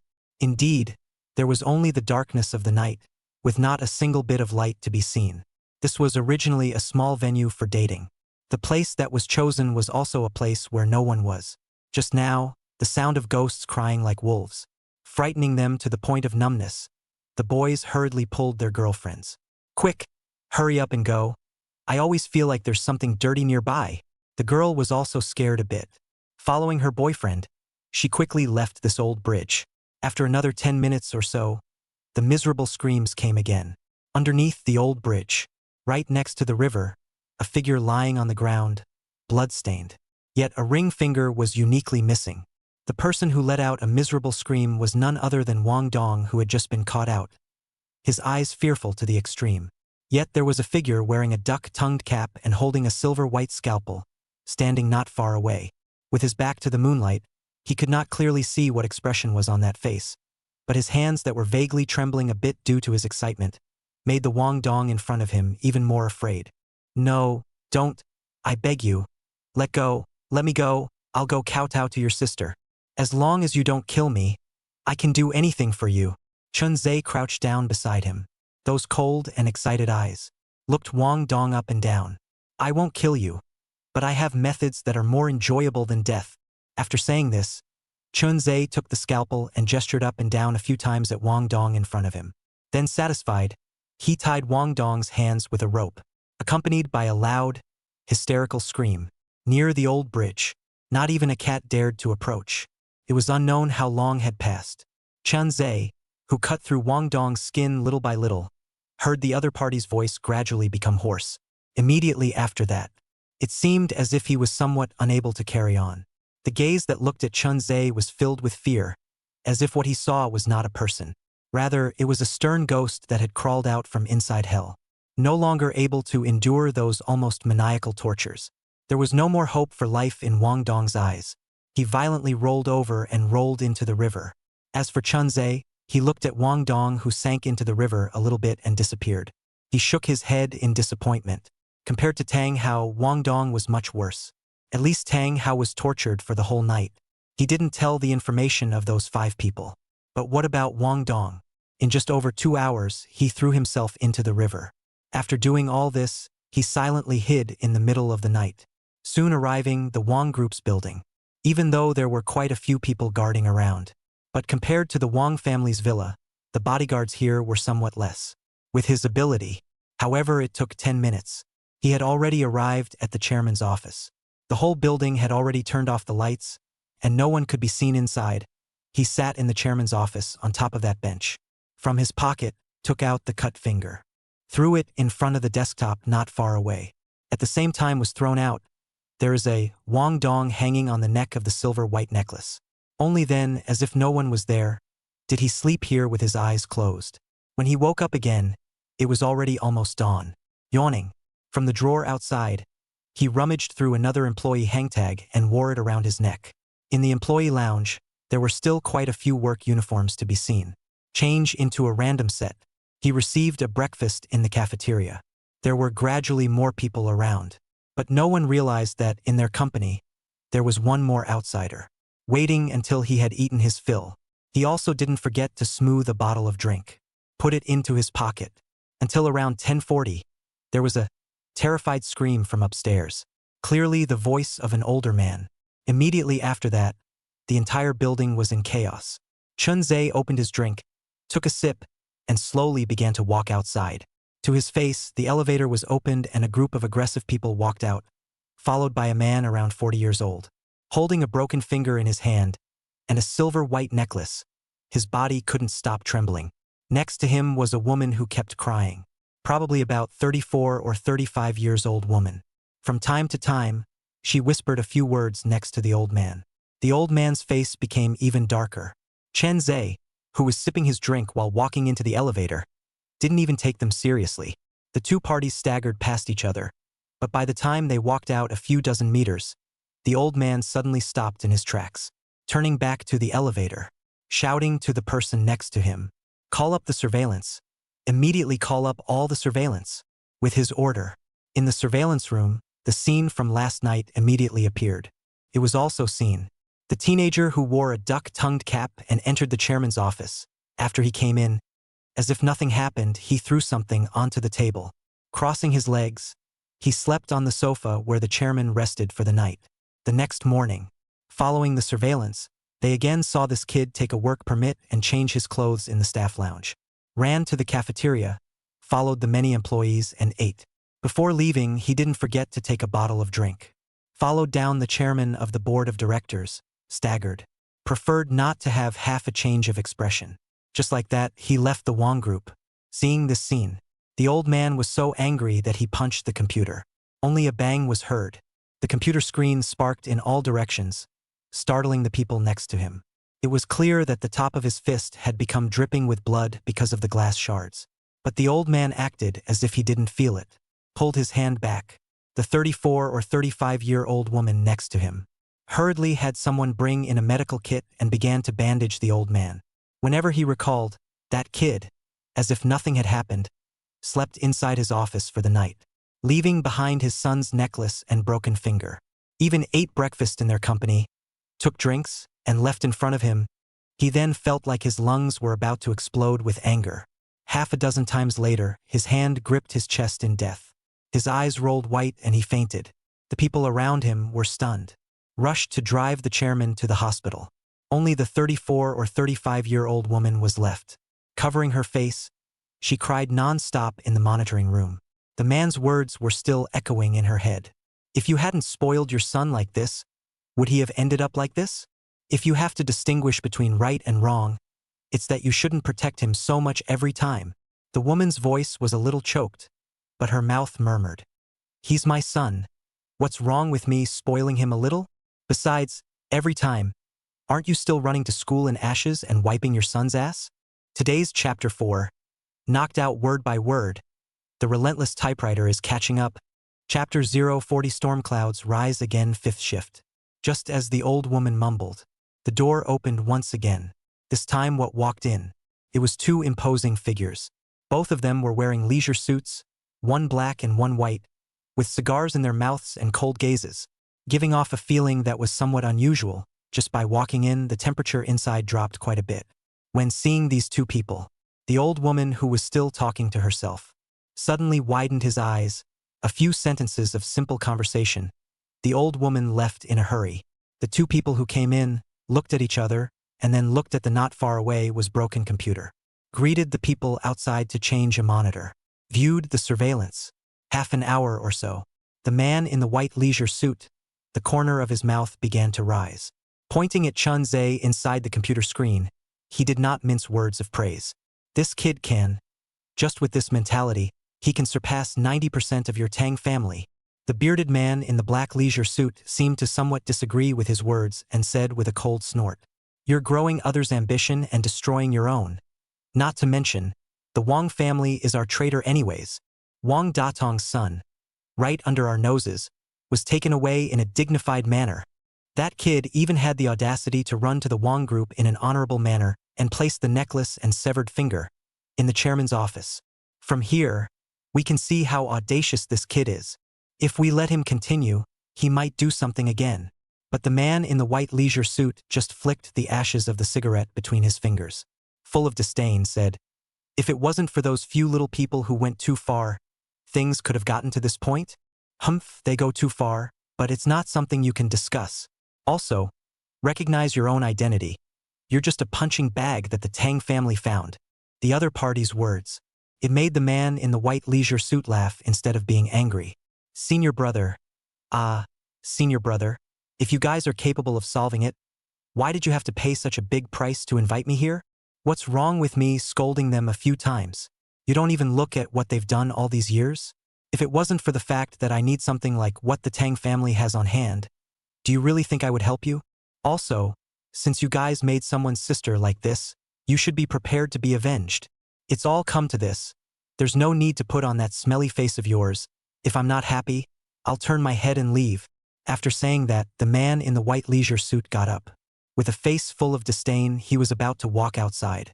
Inside, the man in black clothes clenched his teeth, clearly furious inside.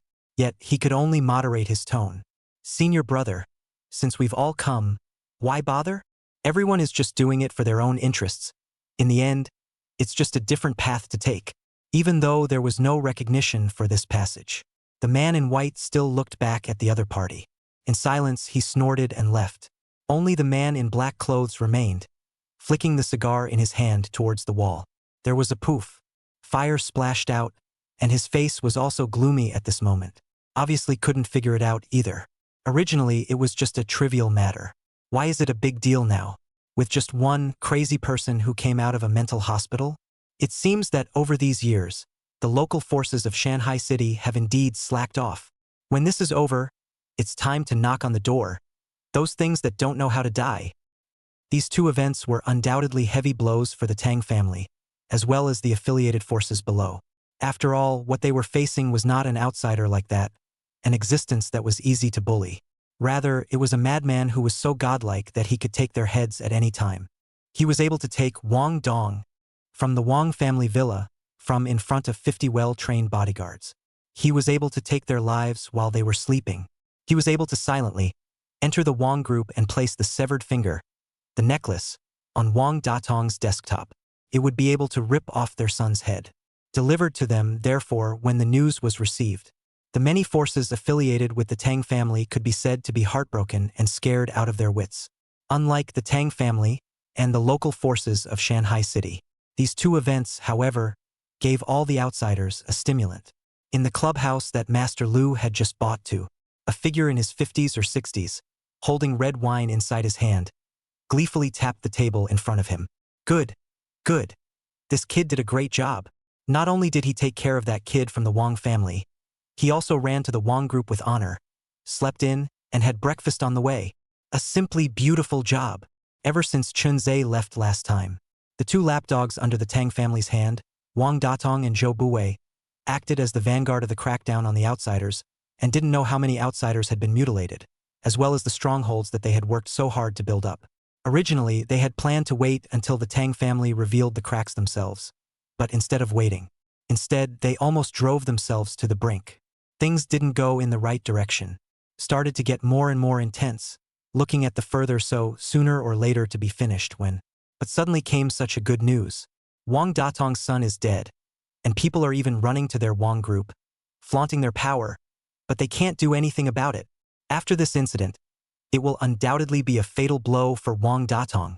Recently, they will definitely let go of their manpower to track down Chun Ze's whereabouts, and their attention to us will relax a little bit. But having pushed us to this point, things definitely won't simply end. He placed in his hand the cup with red wine, placed it on the table, looked towards the opposite side. Wearing a red evening gown, bright and charming Miss Su said leisurely, "Take this Wang family to start, Miss Su think how?" Being looked at by Master Lu, Miss Su didn't have the slightest intention of being shy, but instead let out a giggle. It made the two big meows in front of her look a bit heavenly. Master Lu has opened his mouth, and I was also burned down a restaurant, so naturally it can't end easily. Wang Datong has indeed been a bit unscrupulous lately with the support of the Tang family, so let's just give them a little lesson. With Miss Su's approval, Master Lu also let out an unrestrained smile, taking out his own cell phone and sending several text messages. A few moments later, quite a few people came in amongst the room. Master Lu explained some more things. The people who came in heavily clasped their fists and glanced at Miss Su, who was next to them.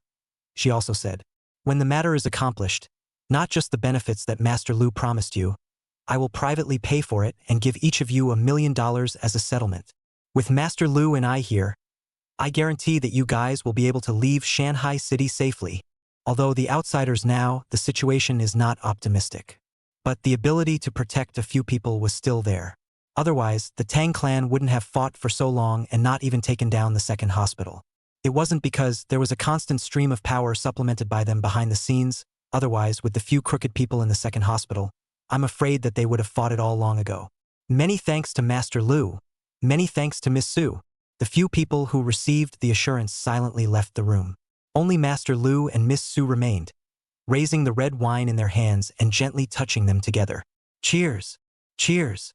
Chapter 041, The Address of Heavenly Paradise. After leaving the Wang group, Chun Ze went to the second hospital to confirm that his parents and sister were safe.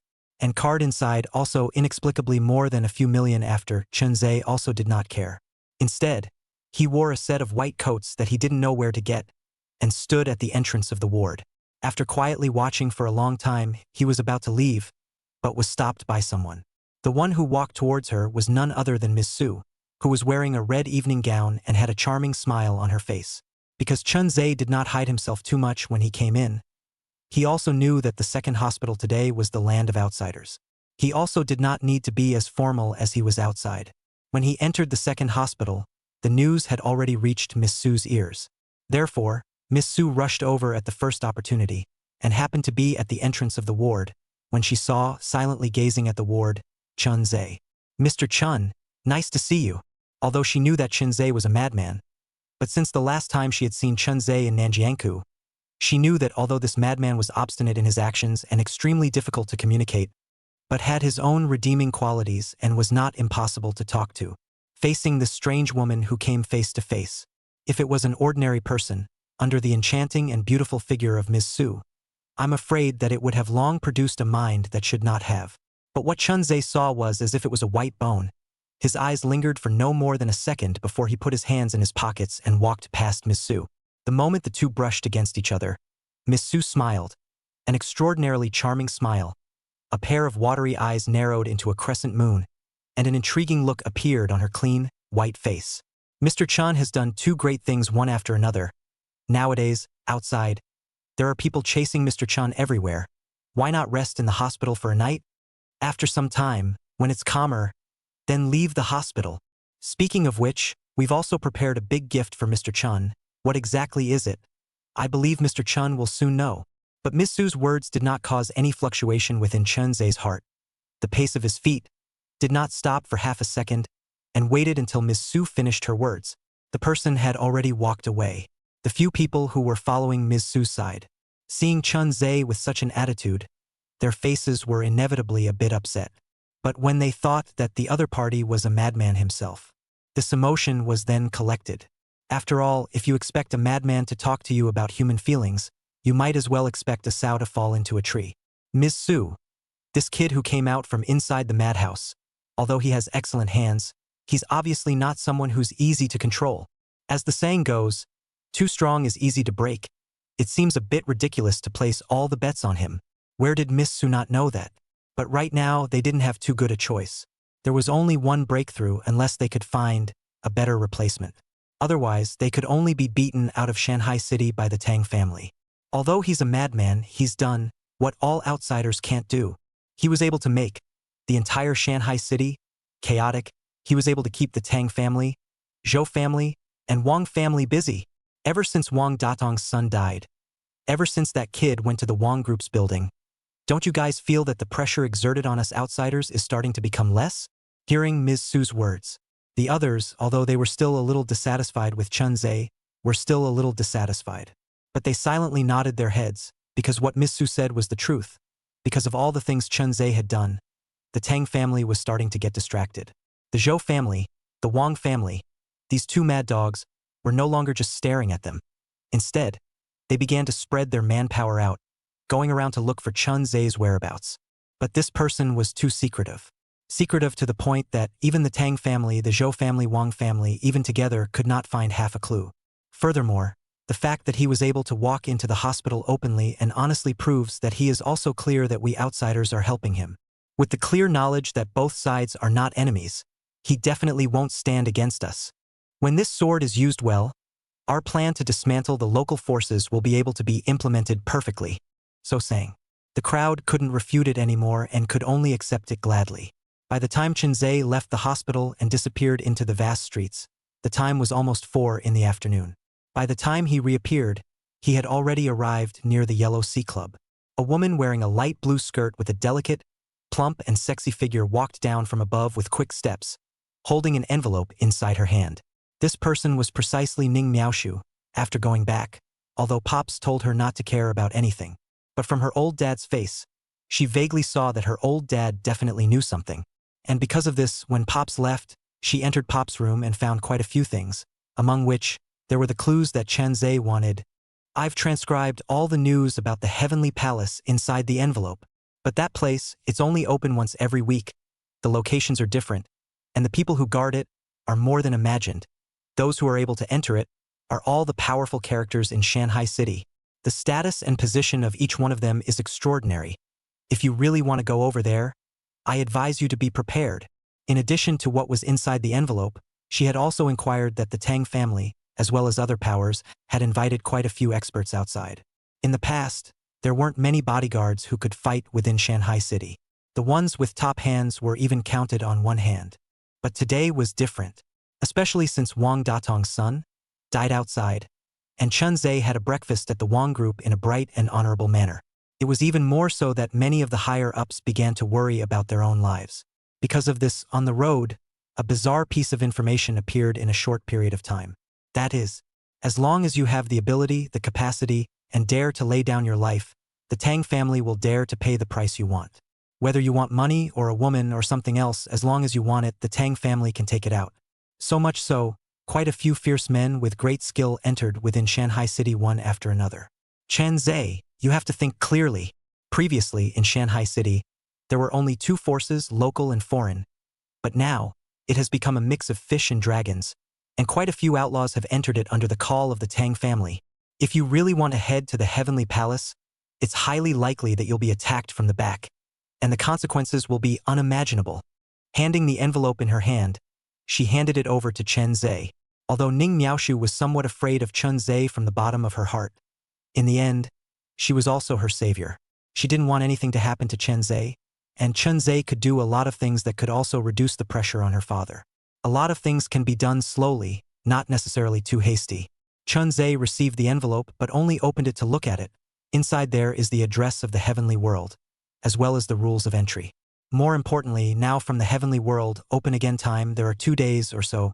2 days later, at 7 o'clock in the evening, one could go to the designated location and enter the heavenly room. Thanks for the stuff. Chun Ze put the envelope into his pocket and turned to leave. Looking at this back, Ning Miaoshu opened her mouth, always feeling vaguely uneasy in her heart. She dared to make a guarantee that this time, the opening of the heavenly world would inevitably be accompanied by ambushes, as well as experts from all walks of life gathering, and whether or not she could go in alive was a question. Not to mention when leaving, once deeply surrounded, even with monstrous skills, there was only one way to die. I hope he'll be all right. Ning Miaoshu shook her head and returned to the Yellow Sea Clubhouse, and the surroundings quieted down once again. Chapter 042. Beaten again. The night was beautiful, but in this bustling city, one could not see the sky full of stars, only the permeable lights around. reflecting the lights and greenery here. Chun Ze followed the path and came to the neighborhood of a bar street, still the same alley as last time. He saw again, in the back of the kitchen washing dishes, Gu Jujia. The dim light fell on the young girl's clear face, and a few strands of hair fell from her ears, adding a little beauty.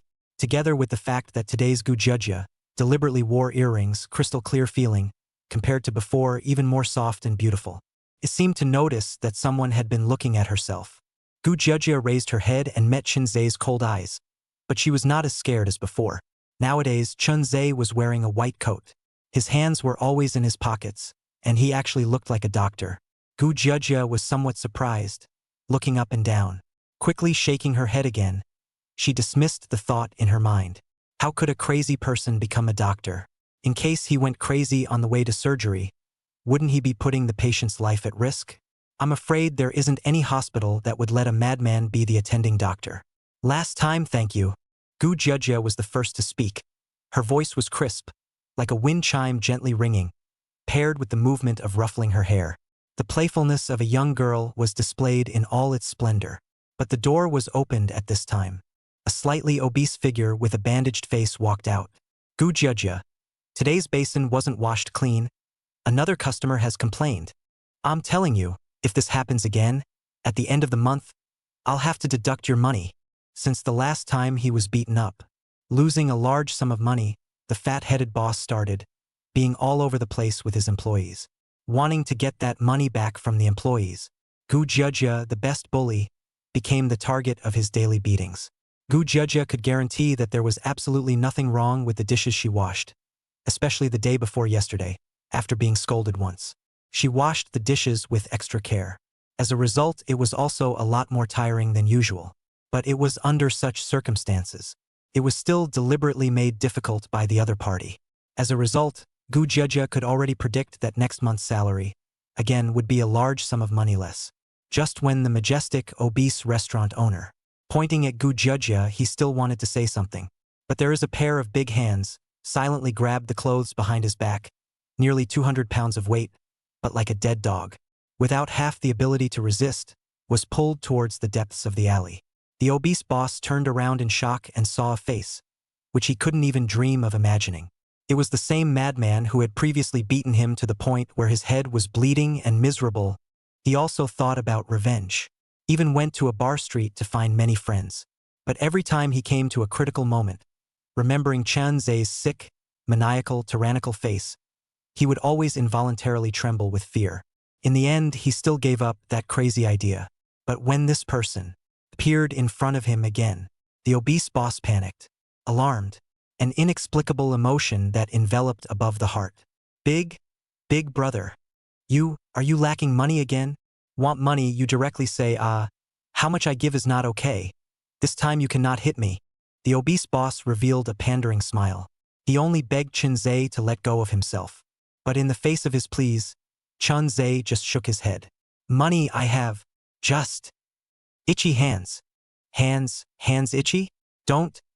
The obese boss cried out, followed by a pig-killing squeal in the dark corner.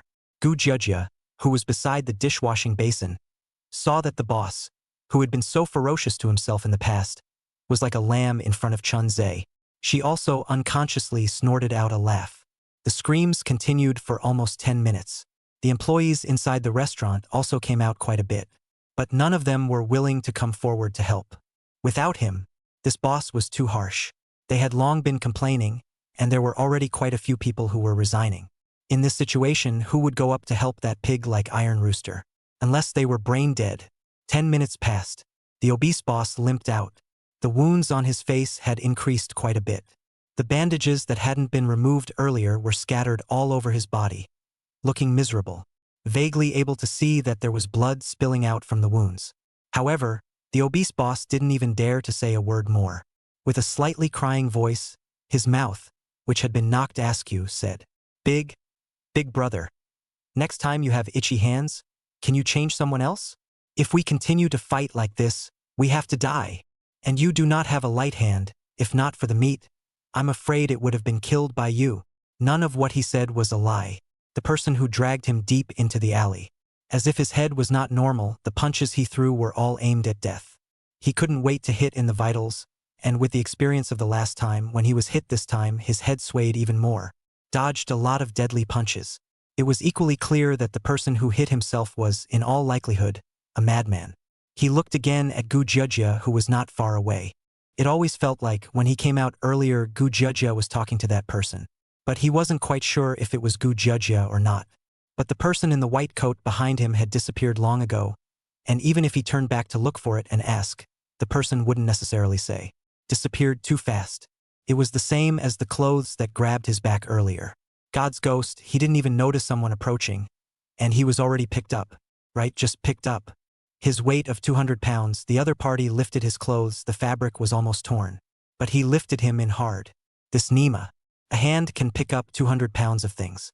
How much strength must it be? Plus, they were in a bar street. They knew more or less about what was going on outside. In particular, the crown prince of the Wang group, Wang Dong, was dead. That was the little bully of the bar street. An existence that no one dared to mess with. But now, not even the body was found. It's better to keep a low profile lately.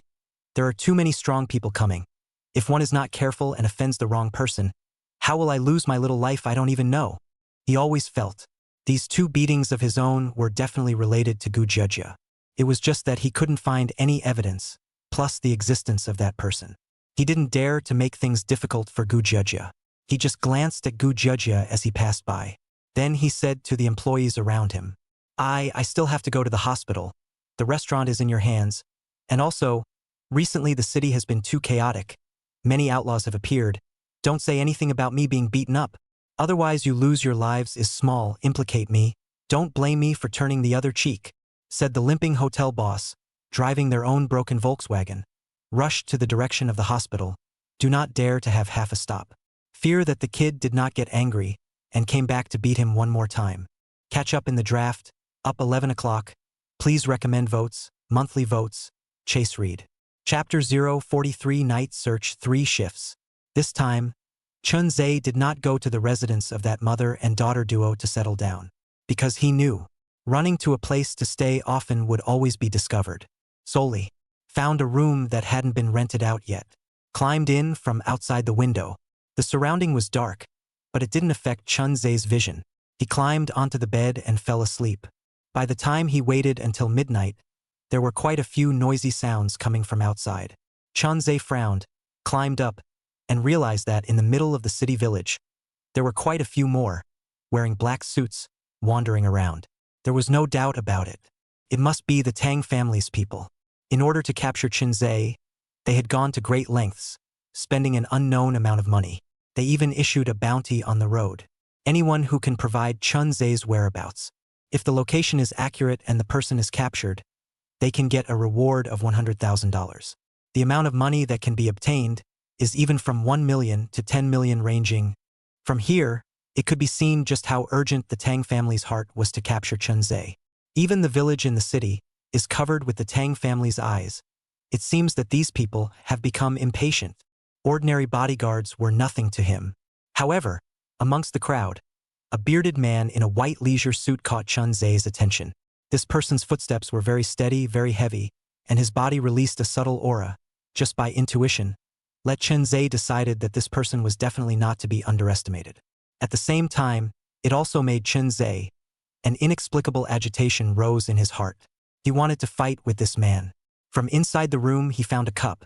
At the bearded man below, who was wearing a white leisure suit, he threw it down. Only a thud was heard. The cup exploded at the man's feet. Shards of glass all over the floor. When the man raised his head, he met Chun Ze's cold and provocative eyes. Chun Ze then climbed out of the window, just stood on the roof of the building, like he was quietly waiting for something. The white leisure suit bearded man, who was obviously also stunned, immediately read Chun Ze's meaning, only to see the white leisure suit, full of scruffy bearded man, cracking his own mouth. This kid is really arrogant and cocky.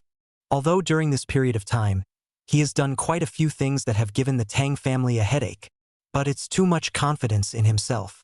As someone who had been personally invited over by the Tang family, he had also paid a small price, and even that arrogant character of his senior brother could only lower his voice in front of him.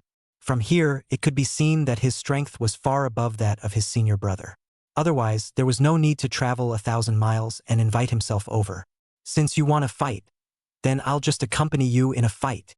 The man in the white leisure suit with a face full of scruff twisted his neck, took out his cell phone again, edited a text message on it. Senior brother, I've already found the person. Get the stuff ready. Half an hour later, I'll personally bring someone over to pick it up. The one who received the text message over there was none other than Mo Jindong, who was wearing a black leisure suit. Hearing that his senior brother had already found the person, a few moments of ecstasy appeared on his face. Before, his senior brother was ready to leave. It was only after being persuaded by him that he came back. Coincidentally, just now they had gotten news.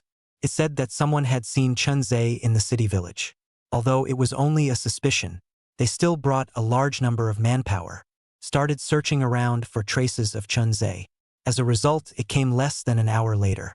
Their own senior brother found the target. Just sent a message to his own senior brother.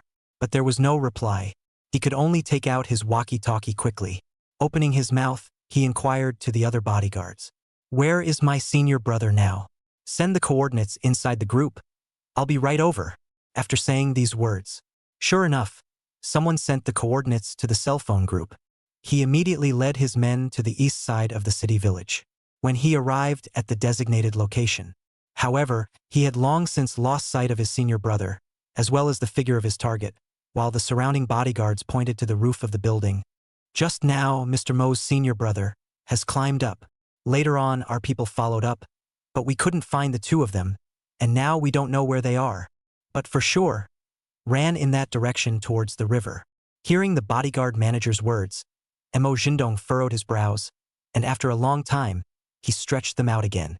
With my senior brother's ability, even if it's me, I can only retreat. Even if it's a gold medal fighter under Tang Hao's hand, he can only end up with a grudge. In the case of a single fight, that kid should not be able to win, and it can even be said that he is bound to lose. Now all we have to do is wait quietly for my senior brother's good news. After saying these words, Mo Jindong began to lead his men, searching along the river and setting up defenses. Once his senior brother won the fight, send the positioning over. They immediately went over to arrest him. The surrounding bodyguards, seeing the Tang family's martial sect experts, all said so. Coupled with the fact that they didn't have to risk their lives, they all sighed in relief. In fact, such a battle was not something they could participate in. Just like the Wang family villa, there were 50 people. As a result, in front of others, they weren't even a fart. The Tang family martial sect was a group of experts that the Tang family had specialized in spending a lot of money to raise. On weekdays, they don't have to do anything. They can enjoy everything that the others can't reach. But once something happens, these people have to give up their lives to help the Tang family. It was also because of the existence of this group of people so that the Tang family so far are the surface of the leading boss of Shanghai City. The white shirt bearded man, who was very fast, kept a death grip on Chun Ze's back. The two shuttled above the roof of a building. Even if they straddled 5 or 6 meters, below them were tall buildings 10,000 feet high, they would still jump over them without hesitation. It was unknown how long they had been running. Chun Ze suddenly stopped himself, slightly bent over, and took a fighting stance. The white shirt bearded man, even more so, stood still and arched his hand and said, "Under the south fist, Mo Yuan Shan, I come to teach you." The words fell. With his feet propped back, his speed was like that of a descending tiger, pouncing. Although earlier in the words, there were many disparaging remarks about Chun Ze. But when it came to the real battle, Mo Yuan Shan did not take it lightly. As the saying goes, a lion fights a rabbit with all its might. This was the case with Mo Yuan Shan. Chun Ze also had no intention of underestimating his opponent. His boxing style was chaotic. Or rather, there was no boxing style at all. Whether he just got out of the mental hospital, or maybe it was now. The way he fought, he actually relied on instinct for the most part. Both men threw their punches very quickly. One could barely see the shadow of the other's fist. Mo Yuan Shan even used his fists and feet together. His side leg kick was blocked by Chun Ze, and he started to roll over and back up. Feet against the concrete pier behind him, bullying his body forward, another dynasty double flying kick, kicked at Chun Ze's head. This kick would have landed on the body of a bystander. Even if it was his senior brother, he would have to be scrapped on the spot. But it was Chun Ze, who violently threw his arm and smashed it on his waist, only to hear a miserable scream. Mo Yuanshan landed heavily on the ground. All of the previous words of mouth high, at this moment, they all turned into a shocked and dismayed, because throughout the fight, he felt that his opponent's attacks were chaotic. It was so chaotic that one couldn't see it at all. It was different from the experts he usually fought against, who had their moves in order and couldn't even capture the pattern of the other party's punches. Just like when you drink and guess, some people like to guess 4 points, some people like to guess 7 points. Most have a fixed way. Also like Kuan boxing, as long as a pose pull his black and white double shoulder straps, he is going to play basketball. Favor these weekday experience in front of Chun Ze did not have half the role. So much so that, at the end of the fight, Mo Yuanshan's face was black. Chapter 044 Maja Fist. Defeat. For shifts. After the double flying kicks and being smashed in the waist by the throwing arm, Mo Yuanshan began to be at a disadvantage, and was even forced to the edge of the fence many times. He almost fell from a 10-meter-high building. Just thinking about it made his scalp feel numb. The heart is jumping in fear. Seeing that it was impossible to fight, Mo Yuanshan clenched his teeth and decided to leave here first. He used his back kick to force the other party to retreat, turned around and wanted to jump to another building. But the result was that before he could jump, he was grabbed by Chun Ze's pants leg. With a quacking sound, the body lost its balance. If not for the pants leg being grabbed by Chun Ze, I'm afraid that I would have fallen long ago. Mo Jindong and the others who had just rushed over below. It just felt like there was something that was falling from a great height. His steps went backward, only to see a black cell phone. With a bang, it smashed on the ground and was split into pieces. Montag Jindongs eyebrows jumped violently. Taking a look upwards, he immediately sucked in a mouthful of cool air, only to see that on weekdays even his senior brother, who could only retreat, was hanging from the roof of the 4th floor. Head down if this fell.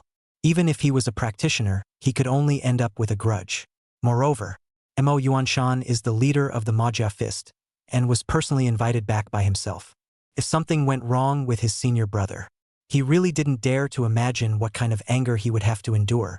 I'm afraid that before long, even he would have to be pushed to the brink of extinction. Brother, say what you have to say properly. As long as you pull my senior brother up, from now on, I will no longer ask about the Tang family's affairs.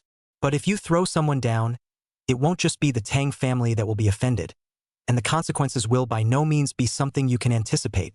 But the words just fell. Chun Ze, who was upstairs, cracked a morose smile. The hand gripping his pants leg loosened. Mo Yuanshan's eyes widened, and that calm face gradually revealed a few moments of fear. How could he have never imagined that he, the leader of the Mo family, would actually fold here? To know, during these 10 years, the Mo family had poured almost all of their heart and soul into him. Once he died, it was really unimaginable what kind of storm would be set off. But even if they said more, it seems that they have also forgotten. This young man who doesn't look too old in front of me. In fact, he came out of a madhouse. If he would consider the consequences, he wouldn't be insane. With the moment the hand was released, everyone's heart was in their throat. Even Mo Jindong below, his pupils could not stop contracting. An inexplicable sense of fear enveloped his entire body. It was already possible to imagine what kind of wrath he, the untalented Mo family disciple, was going to suffer. Once he was grudged by the Mo family, it would be tantamount to offending the entire Southern Fist faction, and even the Tang clan would not dare to say that they would be able to save him. Senior brother. Mo Jindong's voice was a little hoarse. Flying quickly, he rushed over. The surrounding people saw this scene and also all gathered around. Some people even broke the glass of the store next to them and pulled out quite a few paper boxes containing clothes. Falling Mo Yuanshan, in mid-air, hanging to a dozen wires, accompanied by crackling sounds. The huge feeling of falling down, and then smashed on the air conditioning outside machine. He only felt a dizzying sensation in his brain, and a sharp pain came from his skin that was scorched black after being electrocuted. When he came back to his senses, he saw his senior brother close at hand, reaching out his hand in a deadly attempt to grab him. But immediately after, there was another muffled sound, as well as the sound of bones breaking in his hand. When landing, if it wasn't for those paper boxes containing clothes, the consequences would have been unimaginable. Even if a lot of force was removed midway, but Mo Yuanshan still felt that the bones in his body broke several, especially the left thigh, smashed on the air conditioning unit. Now has long been drenched in blood. There are also a lot of smashed on the wires, bursting sparks, was burned black clothes and skin. Clothes on the plastic, cotton wool, and his burnt flesh and blood stuck together. A glance, miserable. It carried a strong stench of burning. The senior brother who caught Mo Yuanshan's hands were directly broken, and it was questionable whether he could recover or not. With a face full of gloom, he raised his head and looked above, at Chun Ze, who had his face lowered, and said spitefully, "I, Mo Jindong, will not share the same fate as you." But what responded to him? But it was only a pair of pupils that were cold to the extreme. There was also a slight hint of contempt in his eyes. In his heart he said, "Even your senior brother, Mo Yuanshan, is not my opponent, not to mention that he is now smashed and broke his hands. Still do not share the same heaven with yourself? Or first worry about worry, will not be their own revenge, cannot live out of Shanghai City." Tough words are put down. They were also escorted by many bodyguards, rushed to the hospital quickly, and notified the Tang family at the first time. In response, the Tang family also paid extra attention. They were well aware of the power of the Southern School's Mo family. Nowadays, Shanghai City was already in a state of turmoil. It had become a chaotic mess. If they offended the Southern School Mo family again, it would be unwise to create such a big enemy for nothing. "You guys take him to the best hospital, hire the best doctors, and all the expenses will be paid by our Tang family." An order was given. The surrounding hospitals all moved. A large number of experts in surgery, orthopedics, and neurology gathered at Jinhui Private Hospital. They were afraid that the whole process would go wrong. After a series of checks, Mo Yuanshan was saved. A total of 7 bones were broken. There was also a large area of burns, and the leg was even more severely injured. The muscles were all cut open in large chunks. As for senior brother Mo Jindong, his hands were broken.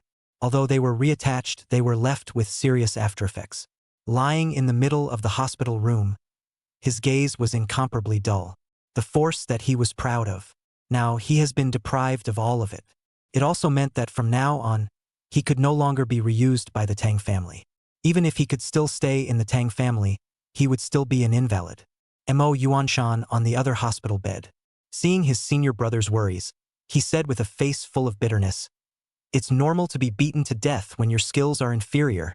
Although you have problems with your hands, don't forget that our Mo family fist, the legs are even more powerful. Tomorrow you will return to the Mo family with me. As long as you practice your leg skills hard, you will eventually have a day of reckoning."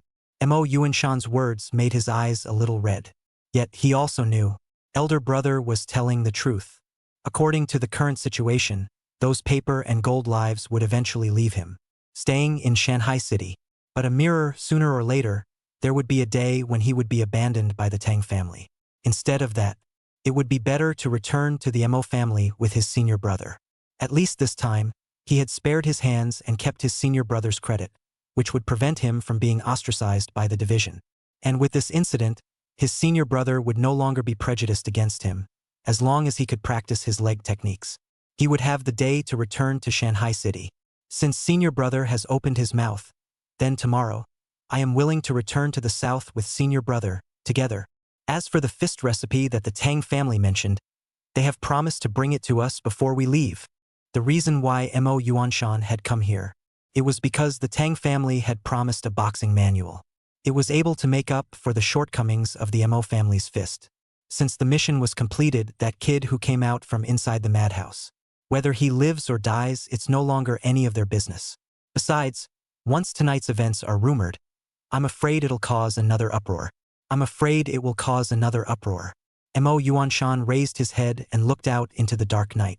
It always feels like there is going to be a change in the sky. Actually, getting out of this vortex earlier may not be a bad thing. Chapter 045, the one who drives everything behind the scenes 5 shifts. Who was Mo Yuanshan? That was one of the leaders of the younger generation of the Southern School. In the entire South, his strength was considered a renowned existence. Once, with his own strength, he had suppressed many factions in the South and couldn't even lift his head up. But it was such a person. On an uneventful night, he was beaten and fell from the 4th floor, nearly losing his life. When this matter came out, it could be described as a storm, and even the Tang family's top management was shaken one after another. Inside a certain mysterious manor, Tang Tianxing sat on top of the main seat. The following was divided into two factions. They were the people from the big house and the side branches. Each side didn't look at the other very favorably. Now they were all gathered in this huge manor. You look at me, I look at you, wide-eyed and small-eyed. Grandpa, let's see. Why don't we increase the bounty? If 1 Mo Yuan Shan doesn't work, then 2, 3, 10. Beat him until he's convinced. Right now, the people in the big house generally wanted to provoke Chun Ze and get Tang Hao killed. Because Tang Hao, likewise, was a prestigious youngster inside the side branch, making achievements that ranked among the top in the entire Tang family. Even because of Tang Hao's existence, the side branch vaguely has the capital to fight against the main house. Who can stand it? But the people of the side branch, their attitudes were diametrically opposite. Grandpa, we absolutely agree with forcing that kid who came out of the madhouse to die. But Tang Hao is a rare young genius of the family. His contribution is indelible. If we see death, won't it chill the hearts of the family's descendants? As a result, the words of the side branch had just finished. A slightly acerbic-looking woman in the main room pulled on her sable coat. With a face full of disdain, she said, "Now that Tang Hao's life and death are uncertain, how much power have we all utilized, and what's the result? Where we are now is not even known yet. Wasting so much manpower and resources just for his mere Tang Hao? Even if we give the person up now, then our Tang family is still being merciful." At one time, Tang Hao had laid down quite a lot. In the huge Tang family, it occupied absolute power. If they could get their hands on these rights, in their case, there was no harm but 100 benefits. They would even be able to knock the side branches down again. They will be able to regain power in the main house. But all these years, none of the young men in the main house are good enough. Nor was it enough to support the huge family business. Otherwise, it wouldn't have come to this. Seeing that the people from the side branches still want to say something, Tang Tianxing at the head of the table, his whiskers and hair all white on his face, revealed a few moments of unruffled authority. He chided, "What time is it? Still thinking of competing for power? The people above have given a death order. That kid must die." Nowadays, our Tang family seems to be brilliant, but the generation of young people is not as good as the generation. They've long since lost their resolute and decisive spirit. If this continues, it's questionable whether the Tang family will be able to sit at the top. His gaze swept coldly across, and all those present lowered their heads. That snarky woman draped in a mink coat seemed to still be a bit unwilling, but she was pulled back by his man. "Just keep your mouth shut. If you make Grandpa angry again, I'll stop your bank card." Hearing this, the woman in the mink coat also gritted her teeth and chose not to say anything more. In her heart, however, there were a few moments of irritation. No matter how much more, they were the main house. Back then, it wasn't even a problem that great-grandpa had dabbled with so many women from the outside. Later on, he even brought his illegitimate children back to the Tang family. Now, after such a long time, their bloodline is not as pure as theirs. Could it be that Grandpa was willing to hand over the huge family business to these side branches? Mo Yuanshan's strength is considered a ranked figure in the entire South, but yet he lost to a kid who came out of a madhouse. I always feel that inside, there are unknown secrets. Finally, the big brother of the main room, Tang Yun, walked out. His brows were furrowed together in a deadly frown, and in the underworld, it seemed like there was a big invisible hand that was driving all of this. Even the control of the side branch, Tang Bing, a mature woman around 30 years of age, walked into the center. "I sent someone to investigate everything in the mental hospital. It's impossible for that kid to have learned this skill for no reason. But what makes it strange is that no matter what means we used, what we investigated was a flat, blank sheet of paper. This matter, there was no way for them not to be careful because the further they investigated, the more they felt that it was full of weirdness. They never believed that anything was self-taught. What's more, inside the mental hospital, there weren't even many books that could be read. You expect a person who has been locked up in a mental hospital for 4 years, not seeing the sun, to suddenly learn a great martial art? Isn't that purely a joke?" Even Tang Tianxing, who was on the first position, unconsciously frowned and did not stretch for a long time. "This matter is indeed quite odd. I've also read all the information on that kid. There's no difference between him and an ordinary mental illness. But on the contrary, even the leader of the southern faction like Mo Yuanshan could only drink hatred in the northwest. Without a Taishan Beidou-like master personally teaching him, it's simply impossible to reach such an achievement. The Mo family's great-grandfather, Mo Beha, was powerful enough, wasn't he? Now at the age of 115, he was once called a great master of boxing, teaching out disciples all over the north and south of the Yangtze River. Mo Yuanshan was such a boxing expert, personally teaching out his disciples. But the result? Facing a madman, who has not even heard of his name, but lost so completely. If there was no foul play in there, who would believe it? Tang Tianxing propped his temples with his hands, his fingertips gently kneading, and he didn't know how long it had been. Everyone around him quieted down. They all shared a common doubt. Who was the master behind Chun Ze, the one who had taught him everything? Or perhaps the other party had premeditated this. All of this was a setup 4 years ago. Was it to uproot the Tang family, this deep-rooted tree? If that's the case, who on earth had the ability to hide things to such an extent? Even with all their means, they couldn't find out a single clue. If there really is someone behind that brat, and has left us unable to find out a single clue, it's highly likely that it's the same character as above. If that's the case, I'm afraid we're in trouble. Also, you guys go and check all the information about that kid before he entered the mental hospital. From birth to the mental hospital, it must be thoroughly and carefully investigated. Otherwise, don't blame me as a grandfather for not treating you as my own family. The surrounding people nodded in a hurry. In their hearts, they began to speculate whether behind this Chun Ze, there was really a figure that even they couldn't fathom, couldn't see through. Supporting all of this behind the scenes, if there was, then this raging storm was a little too terrifying. Even Tang Yun and Tang Bing, who usually fought in secret, looked at each other at this moment. There seemed to be a flavor of sharing the same enemy and shaking hands. After all, the Tang family was like this. There was still a group of outsiders outside, watching intently. If the internal friction continued, sooner or later, something was going to go terribly wrong. No matter what, Tang How we must save. But regarding that madman, we will also do our best. Tang Bing glanced coldly at the people of the big house. Before the rest of the big house could speak, Tang Yun raised his hand. We'll also go all out to rescue Tang Hao, and right now, the main enemy is still that kid who came out of the madhouse, as well as the outsiders who have been making waves lately. During this period of time, we won't make things difficult for the sidekicks anymore. And we also hope that you, too, can restrain the people below you. Tang Yun extended his own hand, calmly looking at the other party. Tang Bing nodded and gently shook the other party's hand, leading his people away.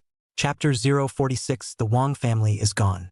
On the other side, Chun Ze, who had solved Mo Yuanshan, didn't know where and got a backpack. Wearing a white coat, carrying a camouflage-colored backpack, with his hands in his pockets. Arriving on the streets, he was ready to get something to fill his stomach. After last night's events, everyone inside the entire urban village had withdrawn. Because even Mo Yuanshan almost died in the city center village, not to mention the bodyguards who only know three-legged kung fu. If you leave them in the village, you won't even know how to die. Still that street, still that breakfast stall. In the cool morning, the old trees on both sides of the street were green and lush. A ray of the rising sun rises in the east, shining on Gu Judge's face. She cold rubbing a pair of small hands. We'll be around the things, a little bit set on the stall. Chun Ze walked over and spoke. 30 meat buns, 5 cups of soybean milk. Gu Judge froze, hearing that familiar voice. It was known that it was Chun Ze who had come. It was still the same white coat from last night. Both hands were in his pockets, but the left side of the clothes were a bit dirty, and there were several footprints on the right side. All of them were left behind last night, during the fierce fight with Mo Yuanshan. But when Gu Judge saw these, she obviously misunderstood it as, it was left by the restaurant owner when he helped her out last night. Those autumn watery eyes, clear with some softness, filled him with 30 meat buns and 5 cups of soy milk. This time, I won't charge you. Also, I haven't seen you for the past few days. Where have you run off to? Recently, Shanghai City is in chaos. You have to be careful. The reason why Gu Judge knew all this, it was because her alcoholic stepfather had gone out again, as an old gangster on a bar street. At this age, basically no one would ask him to do anything. But now even her old man had gone out, and often comes back with a large sum of money. Think with your but no, Shanghai City must have a big problem. But what she does not know is, all the storms that have arisen today is all related to Chun Ze, who is wearing a white coat. He was the one who had stirred up the entire Shanghai city, causing the many forces in Shanghai city to be emboldened. After receiving the meat buns and soy milk, Chun Ze threw out a $100 bill and just wanted to say something. His own cell phone vibrated slightly. He frowned and took his cell phone out. Inside, it was actually a call from Sun Long. Chun Ze pressed the answer button, and a moment later a rough voice came from over there. Brother Chun, something big happened. Just last night, the Wang family, including Wang Datong, and even a few of his right-hand men, all inexplicably disappeared. Even the Wang group was burned clean by a fire. The Wang family's dozen or so industries were subjected to a major purge, and now there's not even a single fart left. With the urgent voice over there, it was already possible to imagine that Sun Long was afraid that he was dancing around with his hands. Sun Long said all of this. It also reminded Chun Ze when he left the hospital. What that Ms. Su said. We have also prepared a big gift for Mr. Chun. What exactly is it? I believe that Mr. Chun will soon know. Could it be that the big gift she was talking about was the destruction of the Wang family? Chun Ze frowned and loaded the large bag of buns in his hand, one by one, into the backpack behind him. Leaving behind only about 4 or 5, he twisted his head and left. The direction was precisely the Wang Group's building. Only Gu Jejia was left, looking at the $100 that Chun Ze did not take away, opened her mouth, and when she looked up, she could no longer find anyone. She carefully put the $100 bill into her pocket. She wanted to save money for a trip to Mo, and now she had saved almost all of it. She wanted to save money for the trip to Mo, and now she had saved almost all of it. After she had been to Mo, she would change places, find a school, and study again. Whether or not she would return to Shanghai City by then was probably a question. Consider it's his financial assistance. Well, in the future, when you have money, you can return it to him. Gu Jejia sighed, lifted the hair by her earlobe, and continued yelling again. It took 2 hours to sell out the breakfast. These few days, his stepfather didn't beat her anymore either. Perhaps because he had something to do. Perhaps because, on a regular basis, he was able to get a large sum of money. There were a lot of things added to the house and a lot of peace. Even the smile on her mother's face began to change. Sometimes Gu Jejia would think how good it would be if life could be maintained like this. But she was clear. As long as the problems above Shanghai City are solved, there was no need to use his stepfather as an old gangster. Without her income, she would return to her old, painful and torturous life. Must take advantage of this period when they are in a good mood. Save up enough money and leave as soon as possible. Gu Jejia clenched his small fist, starting to pack up the things from the breakfast stall. Chun Ze, however, arrived at the bottom of the Wang Group building 2 hours later, the building in the distance becoming charred black, living up to its former glory. Wang's group, the head snake of Shanghai City, one of the 2 mad dogs under the hands of the Tang family, was an existence that was unattainable to all.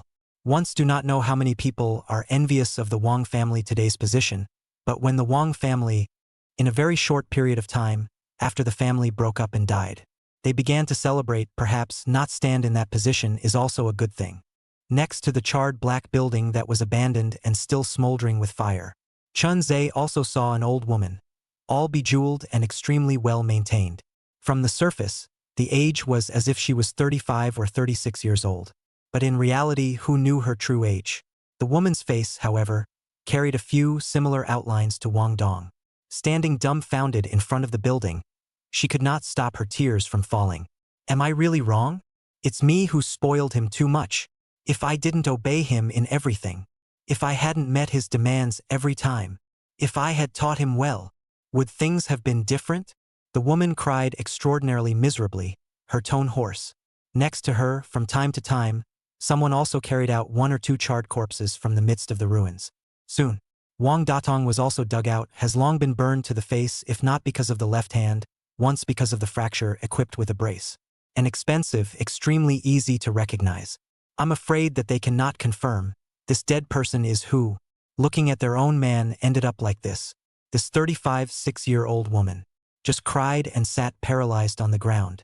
Last night, Wang Datong seemed to have had a premonition. His days were numbered. Explained a lot of things to her. And since waking up yesterday morning, Wang Datong has, consciously or unconsciously, begun to avoid his loved ones. Obviously clear, if he stayed with his relatives, it would only drag them down. He also tried calling the Tang family. But last night, all of the Tang family's attention was on the city center village, on Chun Ze's body, and how could they care about Wang Datong, especially after Mo Yuanshan's accident. The Tang family had mobilized everything they could, just to be able to cure Mo Yuanshan. By the time they reacted, the Wang family was gone.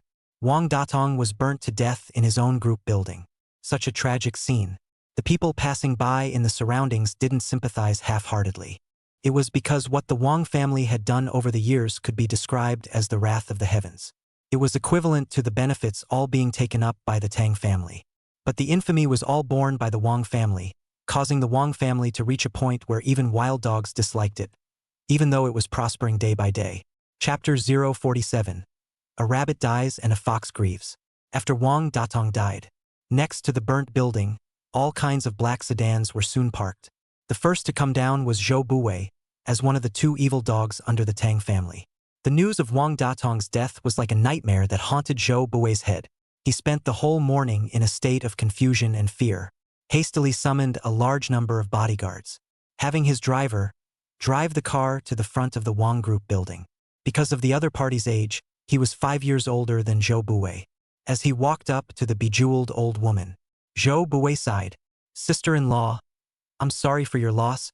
Big brother Wang doesn't want to see you today either." Seeing someone arrive, the bejeweled old woman cried even more.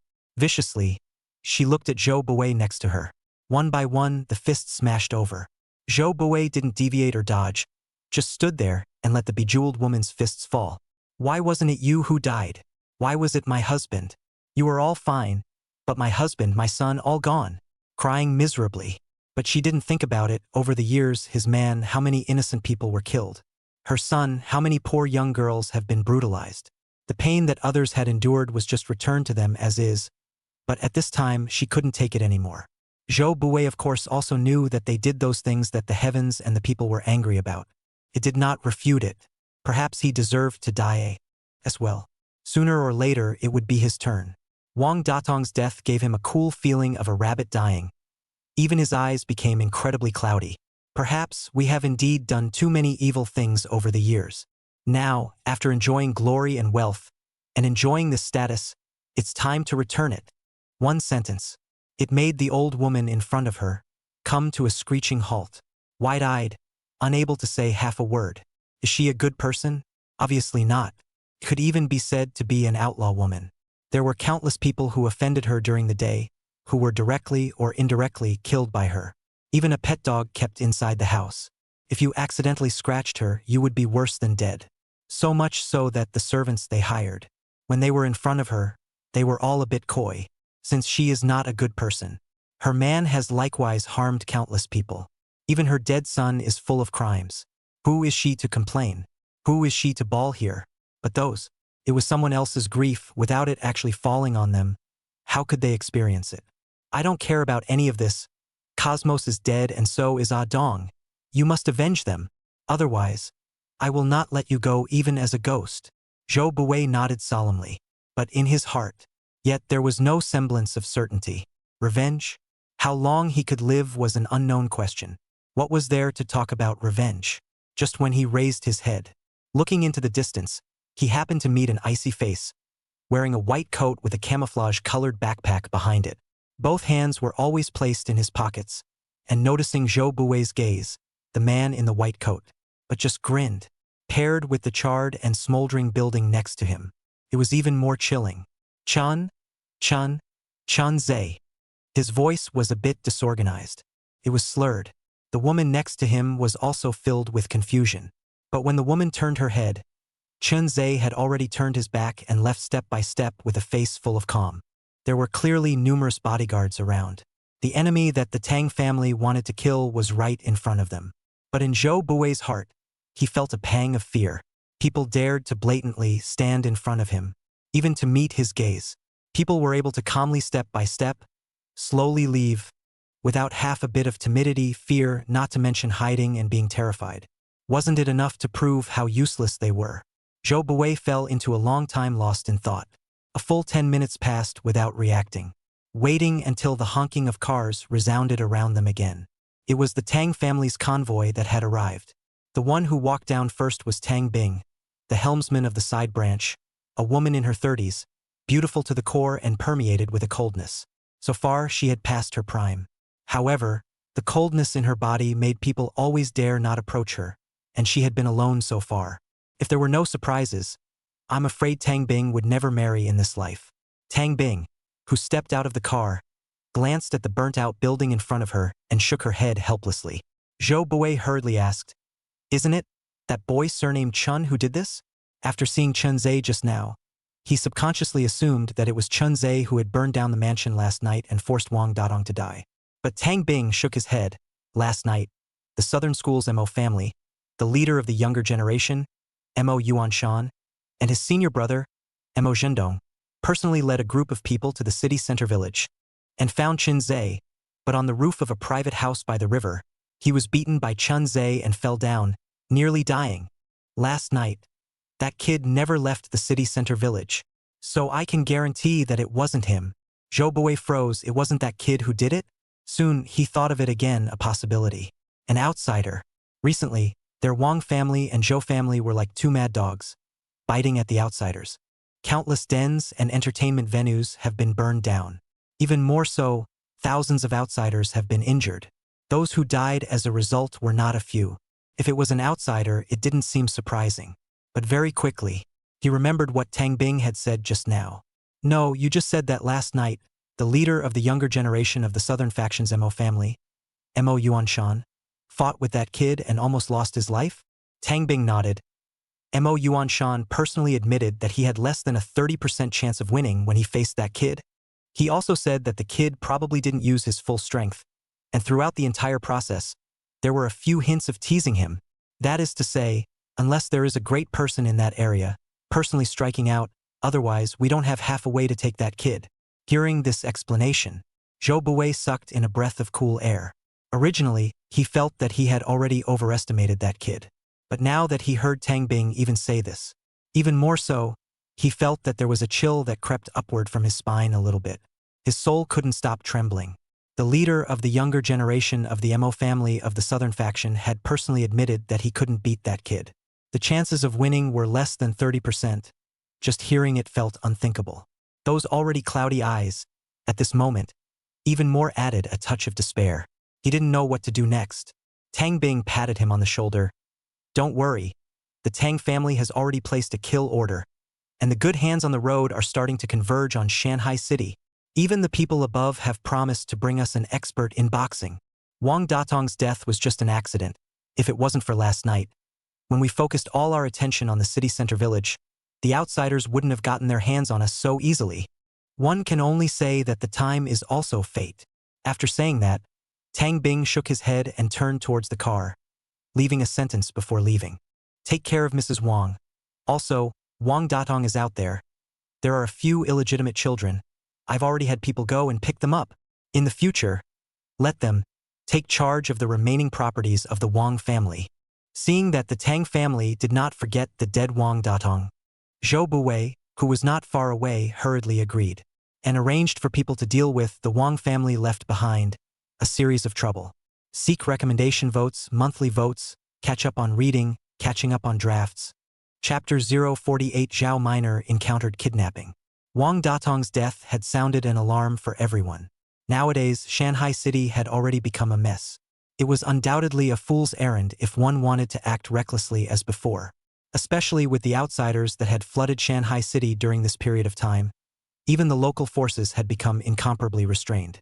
But just when everyone had their eyes placed on the Wang family, but did not know that there was a person who silently came to the ward where Zhou Shushua was. Doorway. Can still see two put-down bodyguards. Chun Ze, who was wearing a white coat and holding a syringe in his hand, slowly walked to the side of the hospital bed. Zhou Shushua seemed to have not rested well. Lying on the bed, breathing appeared to be a bit rapid. Seemingly sensing something, she violently opened her eyes. She saw a figure holding a syringe, wearing a mask, wearing a white coat but with a few footprints on it, squinting at her. If it was any other doctor, perhaps Zhou Shushua wouldn't be so alarmed. But it was those icy eyes that she was more than familiar with. There was no semblance of emotional color, and even looked at her with more than a little madness and sickness. Looking at that syringe, it was already aimed at herself. Zhou Shushue desperately wanted to struggle, even climb up. Nowadays, she had recovered some sanity. The drug that was injected last time after a period of time was almost about to be cleared. Inside her hand, she also had a cell phone. Plus, there were quite a few friends from the past, sending her pictures, letting her know that Wang's building was on fire. This was not the most crucial thing was that Wang Datong, the chairman of Wang Group, was also unaccounted for last night. Even a few of Wang Datong's right-hand men. They couldn't find any news. Zhou Shushue was immersed in fear. The moment she saw Chun Ze, tears came out of her eyes. Her body could not stop trembling, and a smell of urine filled the ward. Her voice was hoarse, her face distorted, and her lips could not stop trembling. No, don't. Spare me, I know I'm wrong. Ever since Chun Ze came out from inside the mental hospital, she had barely slept a single day of good sleep. Even if she was admitted to the hospital, even if she was surrounded by countless bodyguards watching over her, she herself knew it well. Chun Ze was able to enter the hospital once silently. Then he would be able to enter a second time, a third time, or even 5 times, 10 times. Chun Ze was able to enter the villa with 50 bodyguards. He was able to take Wang Dong away openly and honestly, so he was able to wipe her neck here silently. When she saw Chun Ze, her heart had long been filled with fear, dragging the body that had long been tattered, a little bit backward. But behind her was the wall. What could she retreat to? Chun Ze didn't care if she agreed or not. The insulin-filled syringe in his hand. Without hesitation, it was inserted into Zhou Shushue's shoulder, along with the drug being injected into Zhou Shushue's body. She struggled for a few moments, her eyes constantly turning white. Immediately after, the expression revealed a few moments of dullness. Lying on the bed, she couldn't stop vomiting. Dizziness, regurgitation, unbearable, all sorts of negative effects swept over like a tidal wave, until her legs stirred, completely lying on the bed and not moving. She did not die, but now it was even worse than being dead. She hated that Chun Ze directly killed her, but the other party did not do so. Instead, he looked at the bed with a teasing face. Zhou Shushue, who let out shivers from time to time. Turning around, he opened the door of the ward and took a step towards the outside. The 2 bodyguards at the doorway looked at this teenager in horror, just now in a single glance. They did not even have the ability to resist. They were just put down on the ground by Chun Ze, and when they came back to their senses, the matter inside was long over. They could also only watch this figure in a white coat. Step by step, it disappeared outside, but here, a total of 38 bodyguards were planted. But until this person came to the door of Zhou Shushue's hospital room. Yet none of them noticed or notified. From here, it could be seen that Chun Ze's ability, just how terrifying it was. When he was done with these things, Chun Ze left the hospital and walked to the riverside alone. Sitting under a tree, the sunlight that shone down from the gaps in the canopy was like dots of white spots, slightly beautiful. But Chun Ze just lowered his head and took out the meat buns and soy milk inside his backpack. While eating, he opened the map on his cell phone. Confirming the address of the Heavenly Palace, he planned to go over to take a look ahead of time first. After all, the day after tomorrow was the day that place opened. I just don't know. Will the abuser with the feminine voice appear in the heavenly room? Swallowing the last mouthful of buns, the 2 cups of soy milk next to him were also drunk by him. Satisfied and touched his stomach, he then leaned against the tree, unconsciously, slept for 2 hours, until he was woken up by a clamoring sound. When he opened his eyes, he found a middle-aged old punk holding a bottle of wine, with a red face, hair that seemed like a chicken nest, and around 40 years old, was commanding a few youngsters, dragging a 15 or 16-year-old girl toward the bridge hole next to him, one of the youngsters, still holding a sack in his hand, obviously wanting to load that 15 or 16-year-old girl in. But when Chun Ze took a closer look, discovered that the young girl who was covered with her mouth and dragged into the bridge hole was actually her sister's best friend, Zhao Minor. At the age of 15 or 16, it was the time when the buds were ready to blossom. Coupled with Zhao Minor's unusually fair appearance, she contrasted sharply with the skin color of the several youngsters next to her. Zhao Min'er, who wasn't very tall, didn't even have the strength to resist. Waving a pair of clean and white small hands, with tears in her eyes, combined with that small, delicate, and lovely appearance, ordinary people would have been unable to bear it. But those few young people still looked crazy, under the command of the old gangster with a bottle, dragged the person into the bridge. One of the youngsters even raised the wooden stick in his hand, wanting to knock Zhao Minor out, but did not notice that not far away, in the tree-shaded lawn, was lying a person, and slowly climbed up and walked over towards the bridge hole. He vaguely felt that Zhao Minor's matter, in all probability, had something to do with him and his sister. After all, in his memory, Zhao Minor had been transported in a private car since she was a child, and had accompanied his sister many times when she came to the madhouse. The snacks she brought were also quite a bit more refined than the next person. Going out on a limb according to his sister's words. According to his sister's words, she never thinks about the price when she eats, and every time, Zhao Minor grabs the bill. When her sister mentioned Zhao Minor, she would always feel embarrassed. Last time in the alley when she was under siege, Zhao Minor also came over to deliver 1,000 paper cranes, wanting to pray for her sister's blessings, and ended up being dragged in. According to Zhao Minor's family conditions, the average person shouldn't dare to make a move against her, unless it's those people that are looking at taking him out of the picture. There were outsiders on the hospital side again, eyeing the situation and starting to start with other people. Chapter 049 playing scoundrel with him. Are you crazy? Hurry up and shut up, or else, later on, I'll let you know how powerful a few of us are. The old punk viciously glared at Zhao Minor.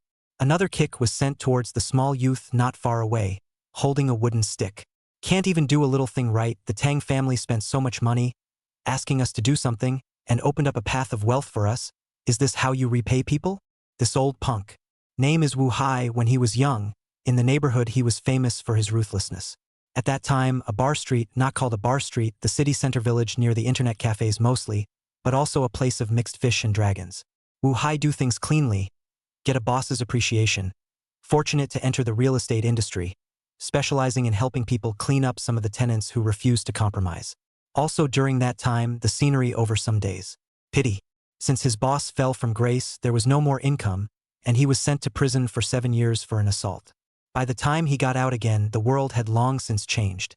Just can only muddle through, looking for a divorced woman, rented a house near the city center village, barely make ends meet. This time, it was as if the Tang family's matter had given him hope, especially since the Tang family had promised them. As long as they obeyed obediently and did what they were told, they would be placed in the Shanghui Construction Group. That's Shanghui Construction, one of the top existences in Shanghai City. As long as you get things done and enter Shanghui Construction, there will be times of glory for you in the future. The old punk was still using a tone of lecturing the younger generation, gesticulating, holding that wooden stick. It was as if he had returned to the days when the scenery was unrivaled. Once upon a time, he was also a man with a large amount of money, sitting in the boss's Big Ben, dashing around all kinds of flowers over. A piece of leaf does not leave the body of the man of the moment, even if it is now lonesome. But whenever he thinks of those great years, will feel hot blood on the head. At the same time also understand the true meaning of the world. There is only one. Money. Lots and lots of money. As long as there was money, there was nothing that couldn't be done. All get out of my way. Let me teach you all today how the old-timers all mixed in the jungle in the first place. Hiccuped. Wu Hai raised the wooden stick in his hand, and although his body was staggering, when the wooden stick smashed down, but there was no half-pity, as if what they were dragging was just a dead dog. The surrounding youngsters sucked in a breath of cool air. The stick smashed down. In case something went wrong, it would be troublesome. But the moment they thought that behind them was the Tang family, and they couldn't help but enter the Shanghui Construction Group, they immediately put down their lifted hearts again. Only Zhao Minor, who was pushed to the ground after being loosened, let out a whimpering choke, especially when she saw that stick smashing into herself. Those gem-like eyes couldn't stop the tears from flowing down. But that stick, it was only swung halfway, but it seemed to be blocked by something. She fixed her eyes on it. It was a slightly broad palm, deadly grip on that stick followed by a bang.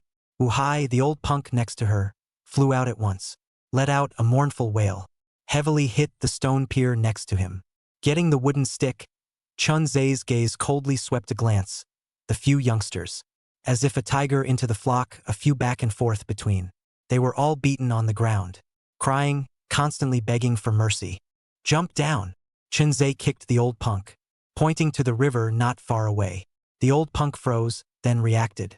Panicked, he said, "No, don't. The river is so fast today. I guess it's because the gate was released from above. The dark currents below. If this jumps down, who knows if it will drown? Even the few youngsters around. All were so scared that they couldn't stop shivering. Because today's river was just too wide and fast. They were also unsure if they could survive in this river with their wateriness. Not jumping, huh? From his waist, Chun Ze pulled out the silver-white scalpel, his gaze cold. Like a machine, he slowly crouched down beside the old punk. Looking at the old punk, terrified to the extreme, he could not stop a few moments of excitement from dancing on his face. At this moment, the old gangster also seemed to remember something. He glanced at the silver-white scalpel. Another glance, at Chun Ze's slightly sickly face. His heart thumped, knowing that he had met the right person. Recently, Shanghai City was in an uproar. Even the Tang family was helpless against the madman. Even the Wang family, one of the two mad dogs under the hands of the Tang family, Wang Datong, were all rumored to be dead in the morning. What's more, Chun Ze was under the guard of 50 bodyguards.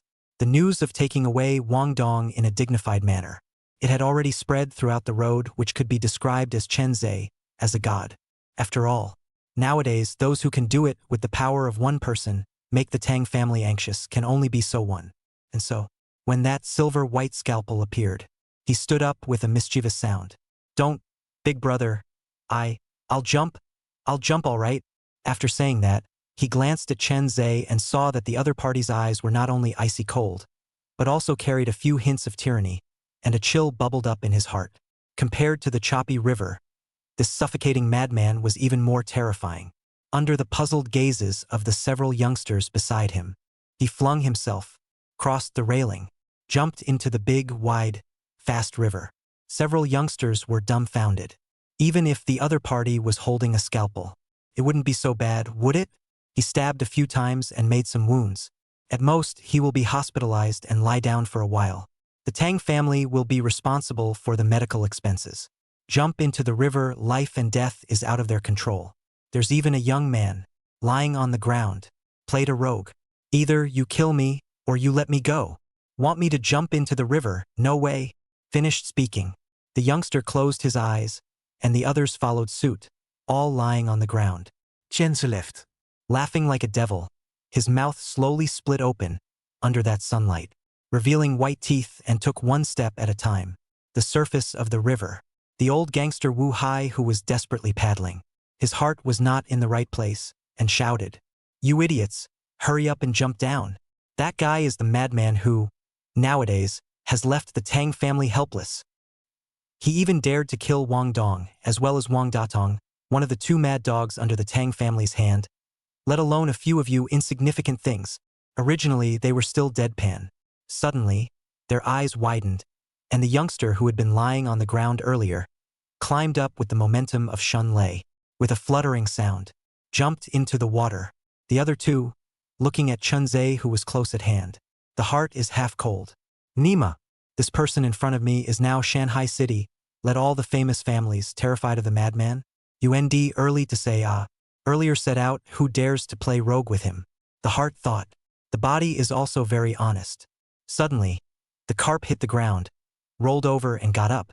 One by one, as if a sprinter, hands propped up on the parapet made of stone, jumped into the rapids of the river. Gradually, they were swept downstream by the river. Chapter 050 Villa Storm 3 shifts. Zhao Minor, who had turned from danger to safety, could no longer hold back her tears of joy and violently pounced into Chun Ze's arms, crying sadly, until crying Chun Ze some annoyed. Only then did he open his mouth and said, "I just came back from school and wanted to buy something to visit Xiao Mei, but I was caught by them." Hearing Zhao Minor's explanation, Chun Ze became more and more certain that what happened to Zhao Minor had 9 times out of 10 to do with him. Nowadays, the Tang family had used all their means, but they couldn't do anything about him. And according to the Tang family, the defense of those behind it definitely will find another way out. Zhao Minor is also recently the only person who has contacted their family.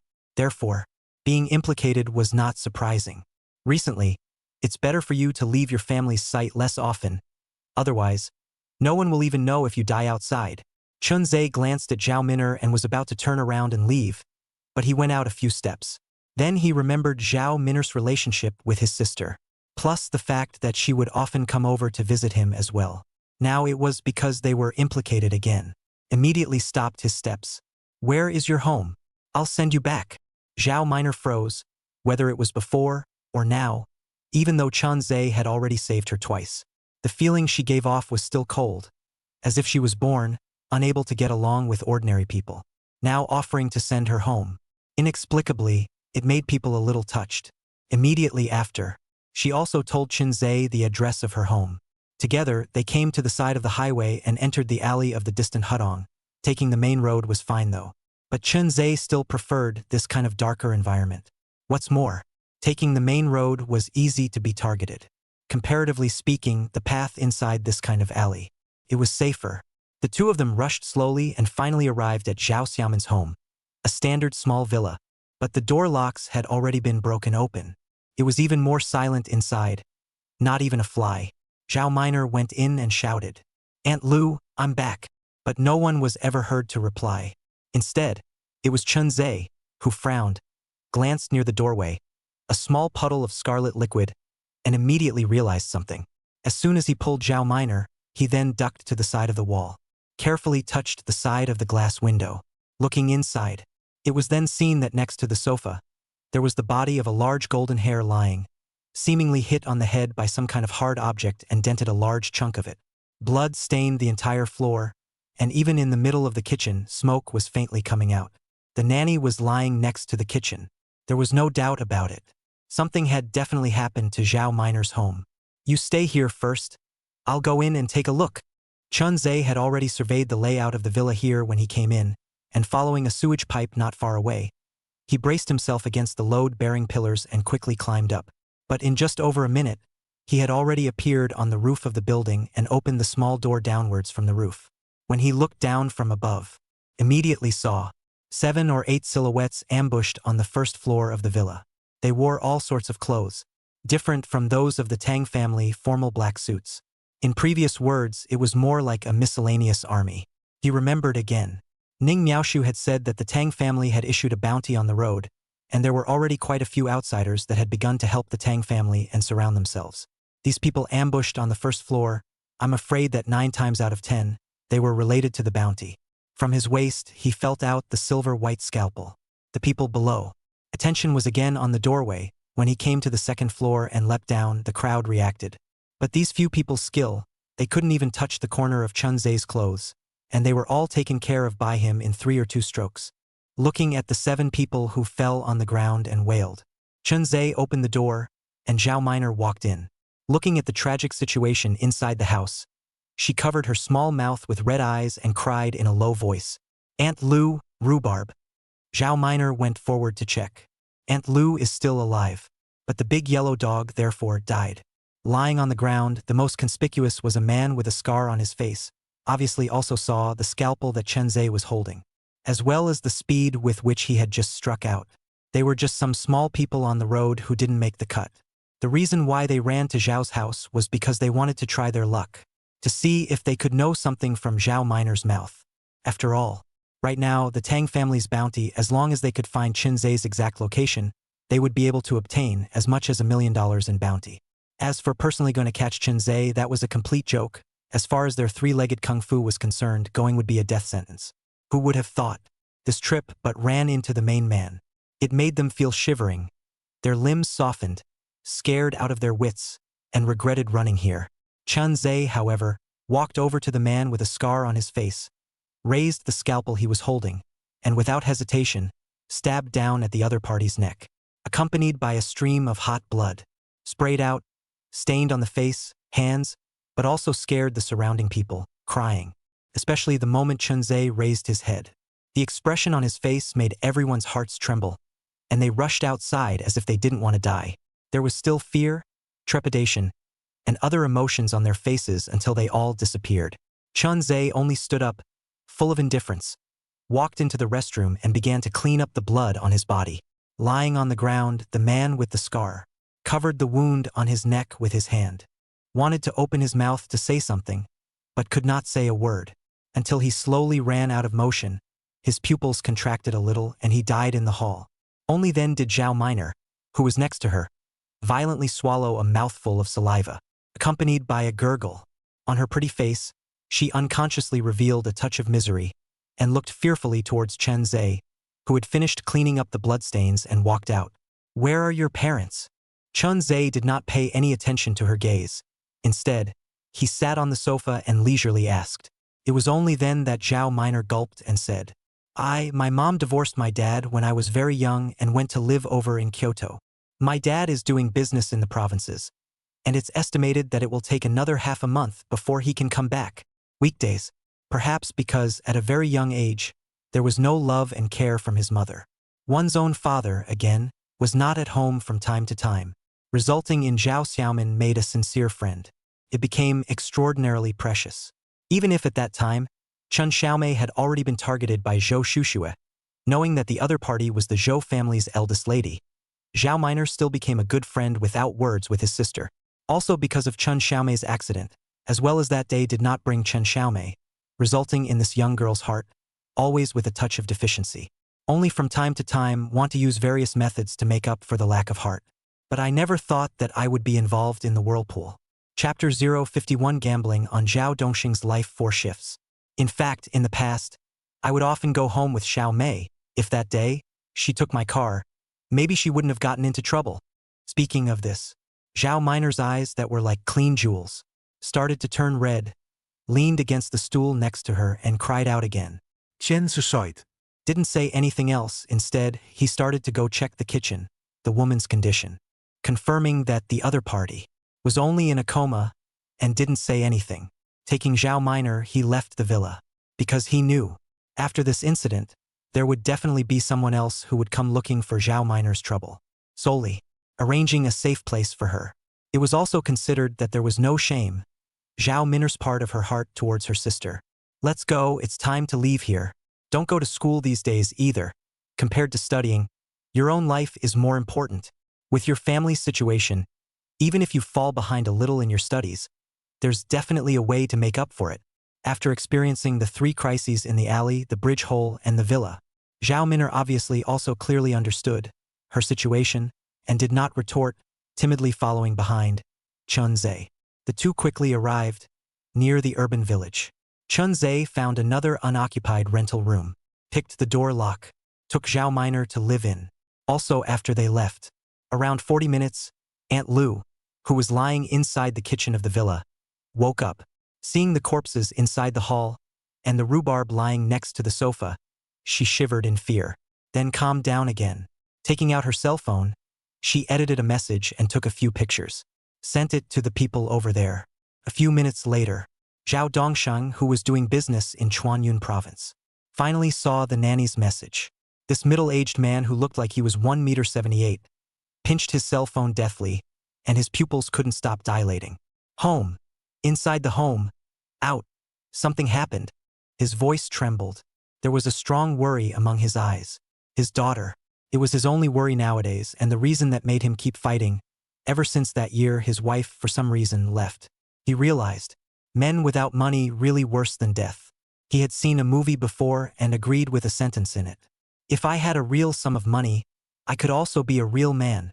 It was that kind of change of heart that allowed Zhao Dongsheng, who already had a notable talent, to travel between provinces and establish a large family business. But he was also just an ordinary businessman. The nanny didn't know much. He could only ask some of his friends who were usually very close to him to inquire about the situation. About Shanghai City, but just half an hour. All of them had already been sent to his cell phone. Seeing the many messages, Zhao Dongsheng also felt his scalp numb. A deep sense of powerlessness enveloped his heart. Shanghai City, Tang family, one's own daughter, unexpectedly involved in those things. Even some unseen corners have enacted bounty orders, and when they have no way to take that madman, they will start with the people around them. Zhao Dongsheng rubbed his temples. Sitting paralyzed on the stool next to him, a beautiful female secretary walked in. Boss, the coffee you wanted is brewed. The female secretary was interested in this Diamond King. Actually, it had been interesting for a long time. But this Mr. Zhao only has his daughter in his heart. For the beauty around the temptation, ignore, even if she wears how sexy. Can't hook up with Mr. Zhao half-heart. Sometimes she suspected Zhao always is not, that aspect is not too good. Otherwise such a talented person, Why would his wife leave? I don't know how long has passed. Zhao Dongxing violently pinched the armrest of the stool. Seemingly making some sort of determination, he dialed a long, dusty phone number. A short 10 seconds or so.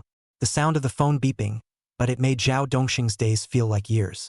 It was good that the phone was connected. A cold female voice came from over there. Looking for who?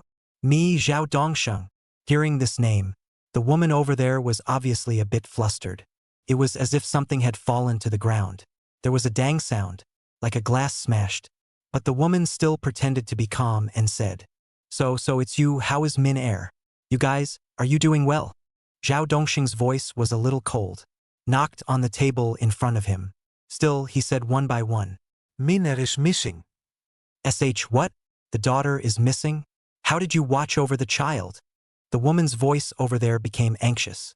She hated to directly take a plane and run to Shanghai City. But Zhao Dongxing just said coldly, You can't possibly not know what I've been doing all these years. Alone with my child. I haven't asked for a single penny from your Miao family. Nowadays, although I've struck my own business territory, but that's all in plain sight. I have a lot of money. Not as much as your Miao family, but I am still considered rich. Capturing my Zhao Dongxing's daughter is nothing but for money. That's how I felt earlier. But after entrusting some friends, I found out something unknown. The woman over there also heard his words. After half a second of silence, she said, What do you need me to do? Minner. The reason why she disappeared is because recently in Shanghai City, a notorious madman appeared. His sister was wasted by some people whose identity even I couldn't figure out. That madman first beat the daughter of the Zhou family to the point of paralysis, and then cut off half of Wang's crown prince's scalp. And then he even arrested Tang Hao, the person in charge of the marriage with the Beijing faction. Even brazenly, he broke into the Zhou family's villa and took away Wang Dong under the watchful eye of 50 bodyguards. Immediately following the next day, the Wang family collapsed and perished. The reason why Minner would go missing is because her best friend is that madman's sister. Other than his parents, I'm afraid that Minner is the only one who has the best relationship with them. They couldn't do anything about that lunatic, so they targeted our daughter. After saying so much in one breath, Zhao Dongsheng picked up his coffee and took a sip of water. Quietly waiting, the reply from the other side of the phone. It was also unknown how long had passed. After the silence passed, the woman's voice sounded again. As you know, I was captured back to my family back then, and the marriage alliance was a necessity, and now my man is dead. You have also built up so much family business, enough to negotiate with our Miao family. Why don't you make a trip to the capital? Only if you come will I have a reason to mobilize my family's power. But for the woman's words. Zhao Dongsheng, however, just said in a deep voice, Even if I've fallen from grace, I'm still called the Zhao Barge King of the business world. Wanting women, I have plenty around me. I'm also not interested in getting back together with a broken woman. He's my daughter, and he's also your daughter. It's been 10 years, 10 whole years. You've paid no attention to her, and I haven't taken half of your Miao family's favors. Isn't that enough to make a point? It's fine if you're not willing to help. I, Zhao Dongsheng, will get my daughter back even if I have to dissipate my family's wealth. Chapter 052 Old Miaoli Family Stories 5th Shift. Nowadays, there are at least 4 or 5 groups that Zhao Dongxing has started. Altogether, a market capitalization of hundreds of billions of dollars. Although he also had some hitmen forces of his own. But compared to the Tang family, it's still too far behind. But if he talked about connections, 10 Tang families were not his rivals. I have a lot of liquidity on hand right now, and if I sell all of my company's shares, I'll be able to fight a tough battle with the Tang family. I'm no match for them in those sordid matters behind the scenes. But if it comes down to business tactics, I, Zhao Dongsheng, won't necessarily be afraid of the Tang family, since the Tang family wanted to start with his daughter. He can also issue a bounty order, and he'll give double what the Tang family gives. And he would gather all his liquidity together. Fight a hard commercial battle with the Tang family. Fight until the Tang family do not dare to make an article from his daughter again. Fight until all of the Tang family's industries closed down. Fight until the entire Shanghai city was shaken. To the Tang family's fear, like a wild dog, terrified. He did not believe that the Tang family dared because of a girl who did not belong to the whirlpool. With him a road to the black. In addition, The Tang family will because of a lot of things tied hands. They don't dare to use their full strength. But he Zhao Dongsheng is different, now his side. There was also only his daughter as a relative. I dare to gamble my entire self, even my life. Ask, does Tang Tianxing he dare? The reason I'm making this call is to tell you that if your Miao family wants to side with the local forces, I don't care.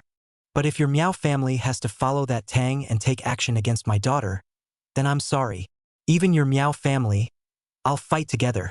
After saying this sentence, Zhao Dongsheng pressed the hang-up button, followed by his gaze becoming incredibly cold, and picked up the coffee next to him, drinking it in one go, lighted a cigarette and walked back and forth a few times, started walking quickly towards the outside. Same time, Kyoto Miao family manor. A woman who looked to be in her 30s, maintained to the extreme, looking like her skin was still like that of an 18-year-old girl, stupidly looking at her cell phone. Half a day couldn't return to her senses. What was Zhao Dongxing's situation today? She couldn't be clearer, because these years, although she did not go to Zhao Dongsheng and her own daughter, on the one hand, the Miao family can easily find out everything about Zhao Dongsheng. On the one hand, his husband's family at that time was too strong. That mother-in-law was on her guard every day, afraid that she would use her husband's family's power to gain favors for her mother's family. Even the people over there were very xenophobic. Until her man died, leaving her a lot of back roads. Only then did she smoothly leave her husband's family and regained power in the Miao family, gaining a great deal of energy. But this energy, but not enough to change the will of the Miao family. Their own daughter had disappeared. It would be a lie to say that they weren't worried. Zhao Dongsheng, Zhao Dongsheng, although with your talent and the business empire you have built, you can indeed make the Tang family bow down for it. But you don't know what kind of existence is standing behind the Tang family. Even our Miao family doesn't dare to easily offend them. The more she thought about this matter, the more the woman felt a headache. However, there was still a lot she could do right now, and so she dialed another number. Half an hour later, a woman in her 20s, dressed in black overalls with a competent look, walked in. She held up her silver-rimmed glasses. Holding a stack of documents in her hand, she said respectfully, "Miss, may I ask if there is anything I need to do?" "Yes." Miao Shangyun was on the table, wrote a note, handing it to the woman not far away, wearing silver-colored glasses. The woman took the note and took a look. Unable to help herself, she took a deep breath and said incredulously, "Missy, do you really want to do this?" The content on the note. It was really too shocking. If one really followed the contents of the note, it was completely contrary to the strategic goal of the Miao family. Once the others knew about it, the consequences would be unimaginable. "My daughter is missing. Right here in Shanghai City?" The woman with a competent look and silver-rimmed glasses opened her mouth and finally nodded heavily. "In fact, this matter does not require Missy to personally take action. The Liu family still owes you a favor, and they are on the side of the outsider faction. Coincidentally, they are preparing for their trip to Shanghai City. As long as you are willing to open your mouth, they will be happy to help." Miao Shangyun froze, almost forgetting about this. Having the help of the Liu family was indeed much wiser than if she had gone out on her own.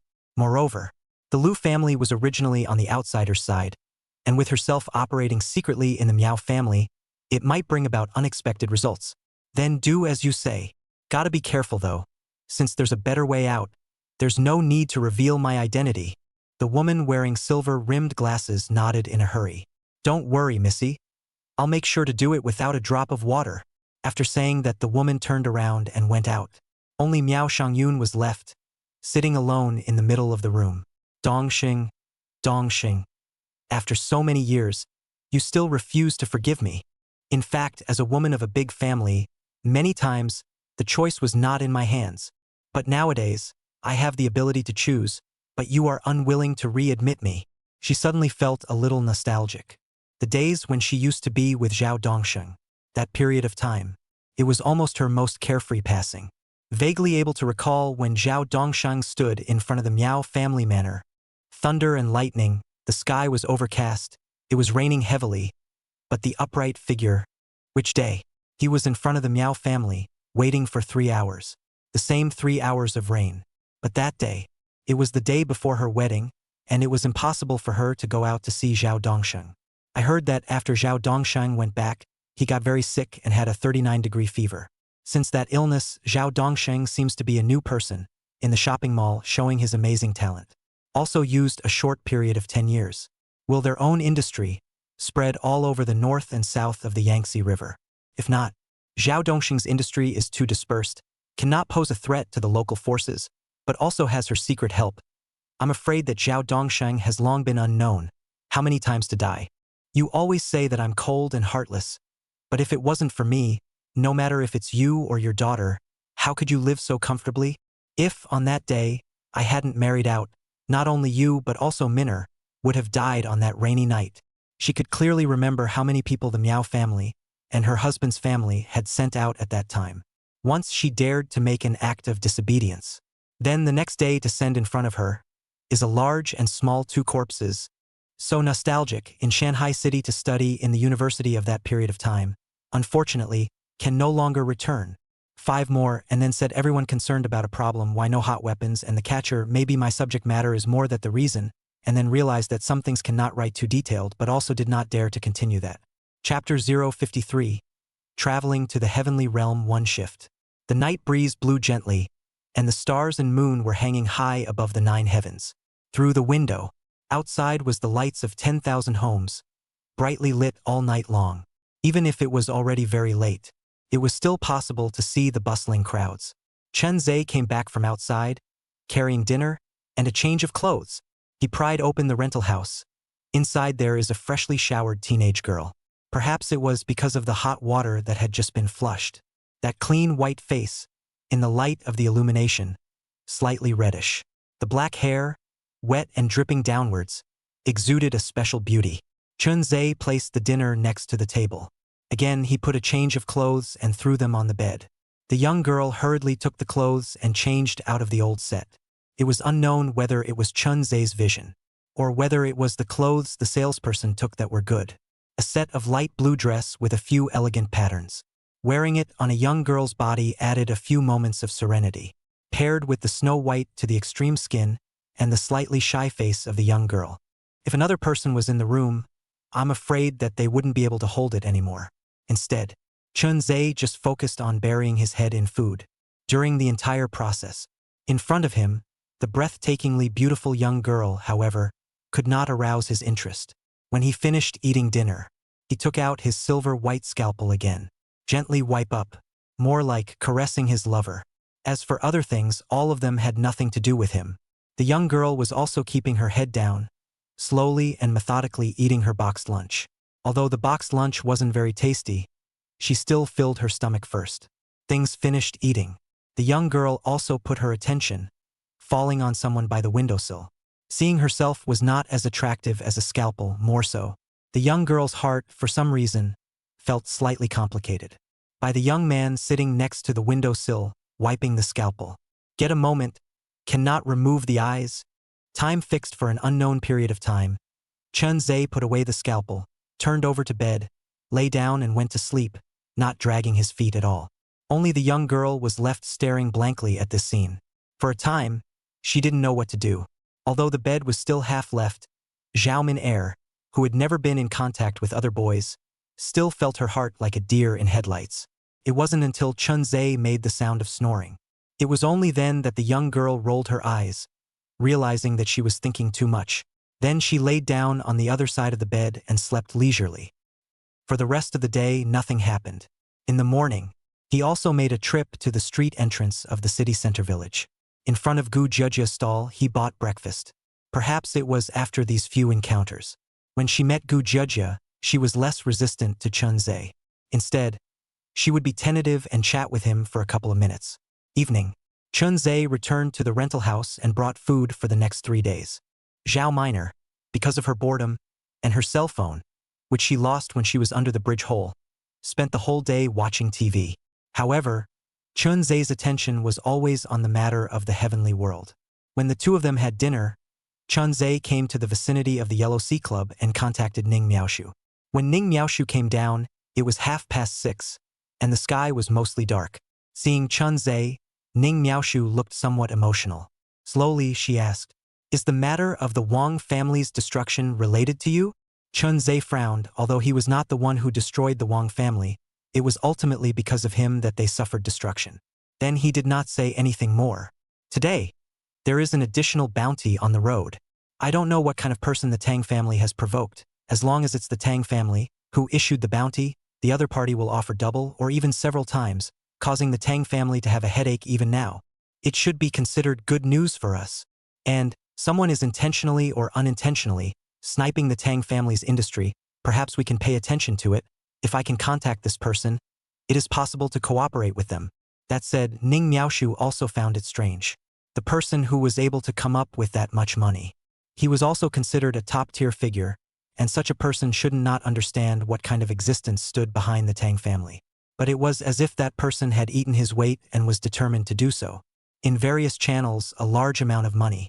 He hated to stir up all the Tang family's affairs.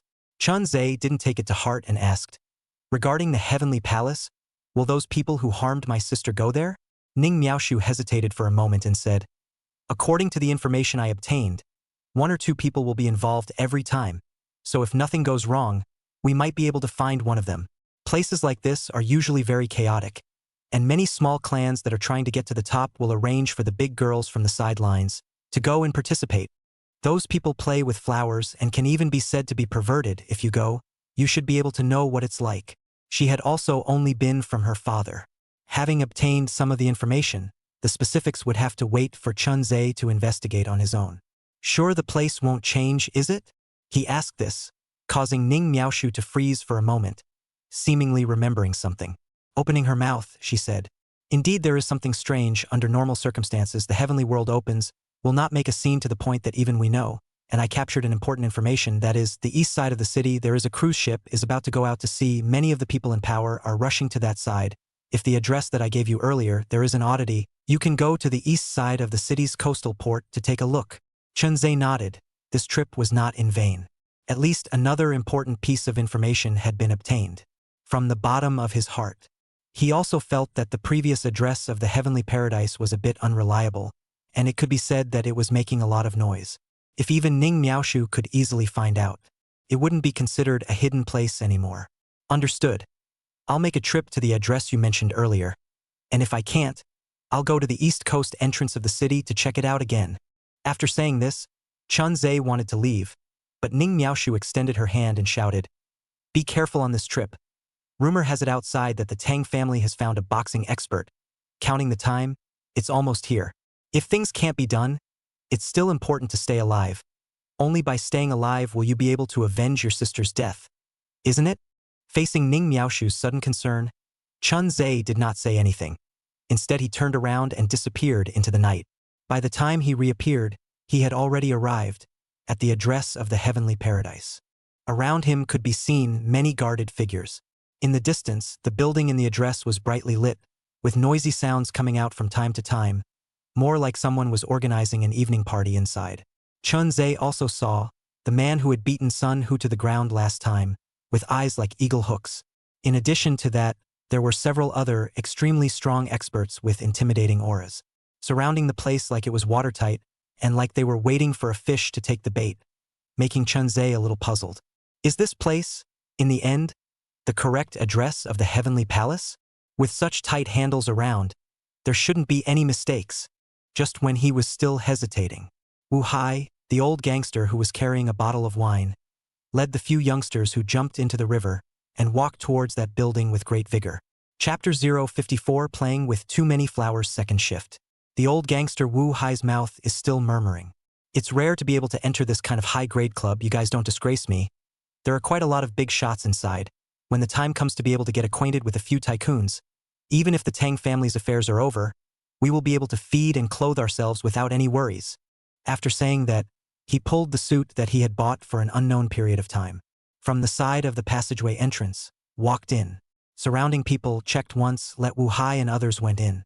But it was such a scene that made Chun Ze turn his head and walk away.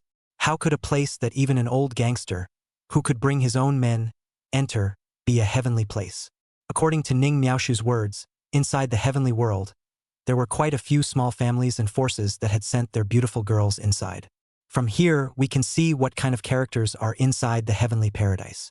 It was even more unlikely that the old punks would be able to come into contact with them. Since it's not here, then there's only possibility that it's that ship from the east exit of the city. Without looking back, Chun Ze left at a fast pace. At around 7:40, he finally arrived at the sea outlet, and sure enough, he saw that there was a huge ship docked there. It was decorated with incomparable luxury, and there were many luxury cars worth tens of millions of dollars parked around it. Various types of bodyguards countless. Each of them was guarding the side of their boss's car.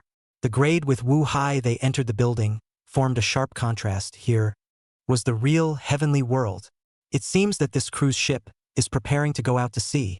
So many of them, the powerful people of Shanghai City, shouldn't be wrong. He glanced at a staff member who came down to use the restroom next to him and quietly trailed over as the other walked into the restroom. When he was about to close the door, a hand was dead, clasping the door panel.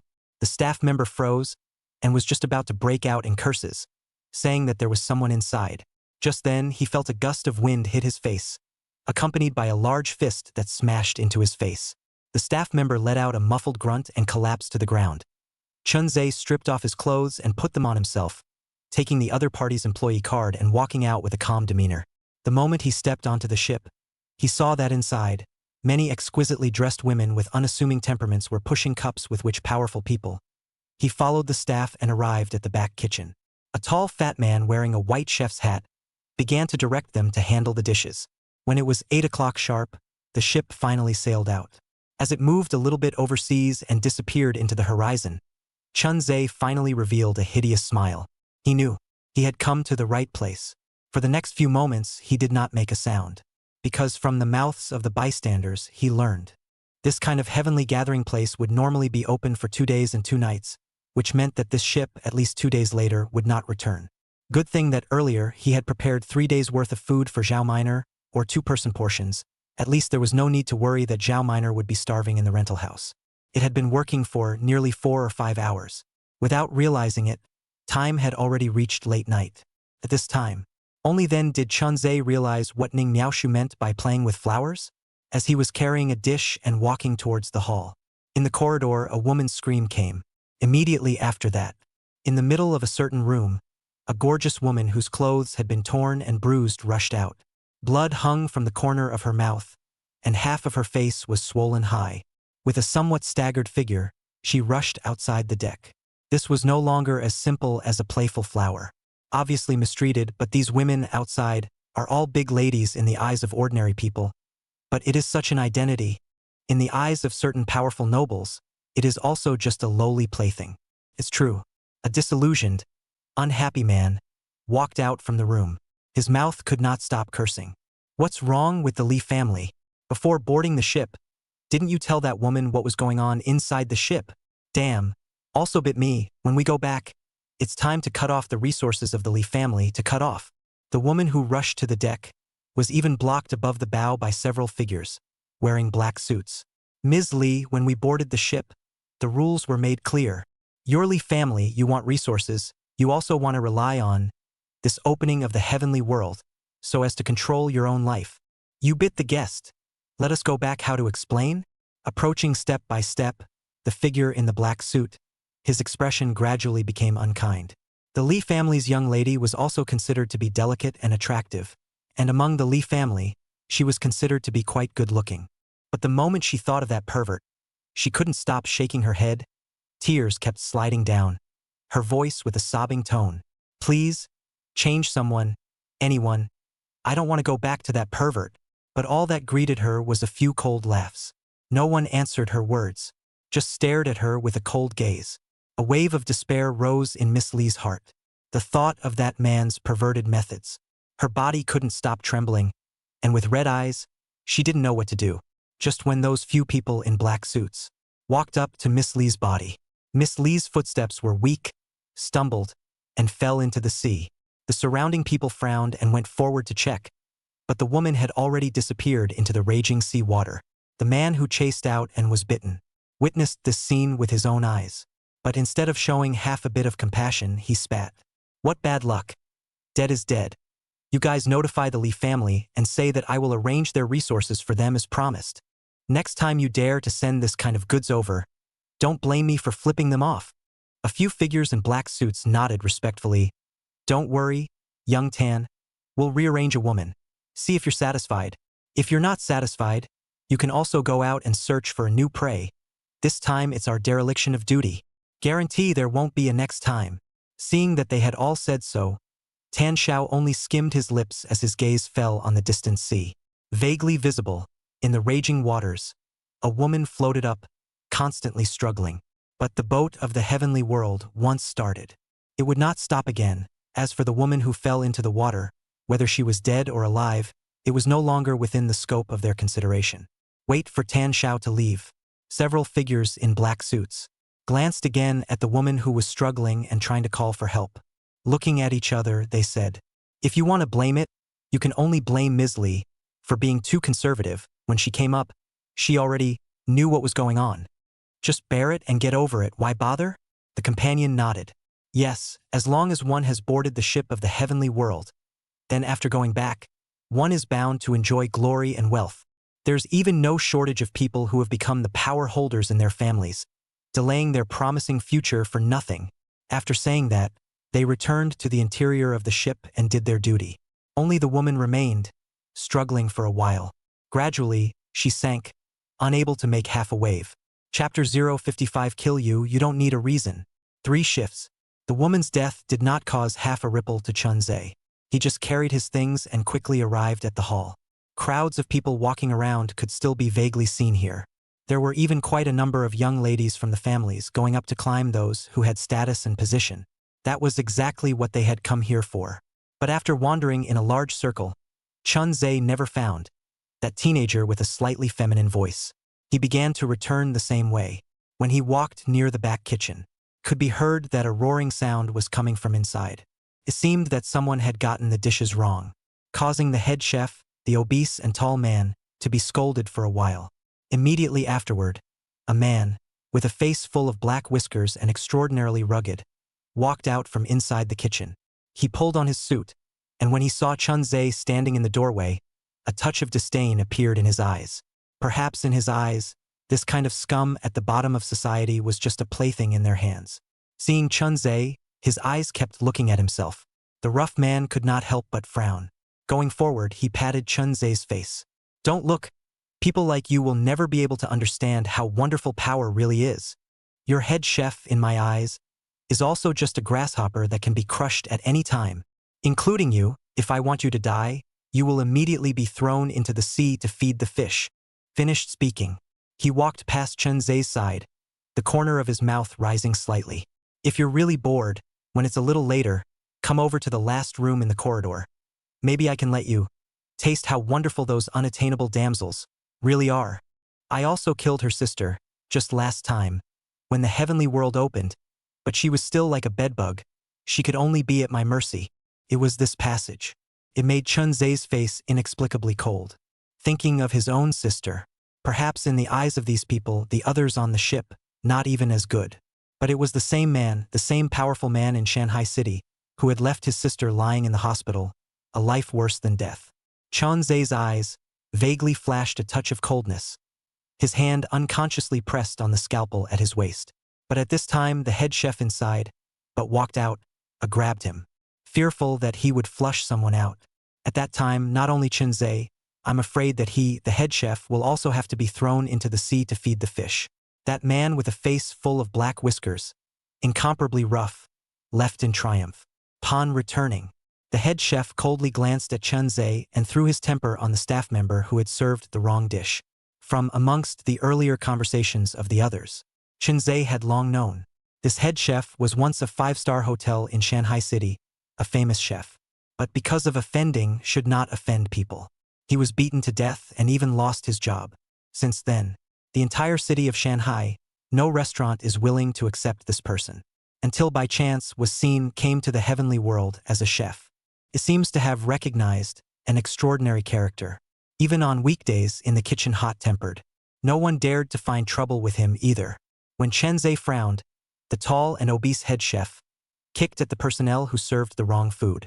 The force was so great, it sent the person flying 2 meters, hitting the wall before stopping. It seemed that the anger did not subside. The eyes fell on the others again, finally glancing coldly at Chun Ze. This was the guy who, just now outside, actually dared to look directly at Mr. Liu and almost harmed him as well. I asked you to serve a dish, and now 20 minutes have passed. Do you know how much has been delayed? The others were not at fault. Chun Ze, who had just returned, became his punching bag. But Chun Ze ignored his voice and walked towards the cutting board next to him, slowly picking up a kitchen knife. Somehow, when the kitchen knife was picked up, the air around him seemed to chill quite a bit. The tall and obese head chef still wanted to go forward, but just looking at Chun Ze's back with the knife let him have a kind of shuddering feeling. The eyelids involuntarily fluttered. He subconsciously stopped. It was hard to describe. What kind of feeling was it? But the head chef just felt a chill in his heart, as if he would die at any moment. After opening his mouth, the words he wanted to get angry were all swallowed by him. Chun Ze did not make any move. Picking up the carrot next to him, he methodically sliced it up, and the surroundings seemed to have become quite silent. Only the staff in the corner remained, covering their stomachs and wailing in pain. The head chef just stood back. I don't know how long had passed. He took a deep breath and shouted at the others. Still not working? Waiting to die here? You guys think that the money for getting on the ship is for nothing? 2 days, $50,000. If you upset those characters, all of you will be thrown into the sea and fed to the fish. As expected, at the mention of those powerful figures, everyone present's body trembled and began to get busy. It was precisely because of that, having been on the ship so many times. Only then did they realize how terrifying those powerful nobles were. Every time the heavenly world opened, there would always be people who somehow lost their lives. Unbeknownst to them, outside those usually high and mighty white beauty, Miss, in front of those powerful and noble, also can only whisper, was tortured to the body. Nested under the wall, the stomach has long been in pain. The guy stifled a grunt, but also did not dare to delay, stumbled and climbed up. Joined the busy team. Midway, the head chef was called out once more. When he came back again, his forehead was wrapped with a large piece of gauze, and there was hidden blood oozing out. It seemed to be a certain big shot that wasn't satisfied with his dishes, and as a result, he had been beaten up like this. But the head chef, who was so powerful just now, instead of daring to have half a complaint, he concentrated even more when cooking. Early morning. The busyness finally ended. The music on the ship, louder, while traveling through the middle of the corridors. In every room, screams of pain could be heard. The head chef, although today was mauled, could spare a moment, drinking 2 cups of horse piss, as well as a few small dishes he made himself, walking around the ship, and would fantasize about being one of these people in power. Unfortunately, that was nothing more than a daydream. And that kid just now, actually treating my words as if they fell on deaf ears. When things are over back there, I have to find a reason to throw him into the sea. The head chef was obviously still harboring a grudge because of what happened to Chun Ze. After all, that employee who served the wrong dish. He was kicked to the wall by him, and the only one who gave him a backstory was Chun Ze. But it made him not dare to go forward for half a day. Every time he thought of this matter, all feel a redness on his face, as if being humiliated. Just when he gritted his teeth, came to the outside of the ship, put his hand on the railing, blowing the sea breeze, holding the beer in his hand, slammed a few mouthfuls of it. Suddenly heard behind, came a burst of clear footsteps. Fat head of the head chef obviously froze for a moment, thinking that it was so late. Even those powerful people were about to rest. Who would run outside at this point? Hiccuped. The head chef looked back and saw, under the illumination of the moonlight, an expressionless figure holding a silver-white scalpel. Walking up to him, this person. It was none other than Chun Ze. Chapter 056, The Woman Seeking Death 4 Shifts. The moment he saw Chun Ze, he subconsciously wanted to break into a rage. He even wanted to go forward, give Chun Ze a hard kick. It was like today when he kicked off another employee, injured and also lying on the ground as if he was a dead dog. Not even the ability to resist. Just all of this fantasy, he hadn't even had time to implement it. Just felt a flash of silver-white reflection. It shook him so much that he closed his eyes. When he opened his eyes once more, there was a tingling pain in his neck and a warm current flowing down his neck. He tried to make a sound, but the throat had been cut. Opened his mouth, but nothing came out. It seemed to understand something. His expression gradually became fearful. Not daring to confidently look in front of him, this employee How could it not be imagined? The other party dared to be so bold. He was the head chef of this ship. If he died, tomorrow's dishes with no one to cook them will be found out immediately. When the time comes to investigate, the dignitaries will not be happy with their meals. How can the consequences be borne by a few employees? Unfortunately, Chun Ze was not an employee, and he did not need a reason to kill. When the head chef is still struggling, Chun Ze, however, had already stretched out his hand and pushed hard at the head chef, who had already had his throat cut. The head chef, who was gradually becoming weak, only feeling the air hanging behind him, he fell down the edge of the ship. A fluttering sound. Exploded a large splash. When he fell into the sea, he could still see the head chef, that pair of eyes full of resentment. However, he no longer had the chance to take revenge. Chun Ze, who was standing alone on the deck, took out a paper towel and carefully wiped the blood on the scalpel. Just when he wanted to turn back, a beautiful-looking woman came limping from the distance. It just happened to see the scene just now. The woman pretended to be calm, only contracted pupils had already betrayed her. Knowing that the Chun Ze in front of her had killed the head chef, the woman nevertheless walked over step by step. Staggering past Chun Ze, she vaguely felt some familiarity when she noticed Chun Ze's face. Then her eyes widened as if she thought of something. However, she did not make a sound, but instead stopped right next to Chun Ze, where the head chef had just stood. In her eyes, there was a vague look of struggle. Released after a long time, lighting up a tiny lady's cigarette, and used her own wretched clothes, wiped away the bloodstains left on the armrest just now before speaking. "Can we talk?" Chun Ze didn't say anything. Only the scalpel still carried a slight reflection under the moonlight. "I know who you are." The woman's voice was calm. When she turned her head, she happened to meet Chun Ze's eyes, as well as the silver-white scalpel that was slowly raised, paired with those 2 rows of slowly cracking morose white teeth. Under the dim light of the aisle, it caused the woman's heartbeat to unconsciously slow down by half a beat. But the woman seemed to just freeze for a moment.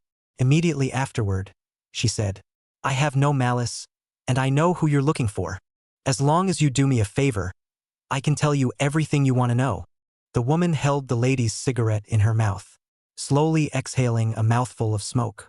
The corners of her mouth were all bruised and her gums were spilling blood.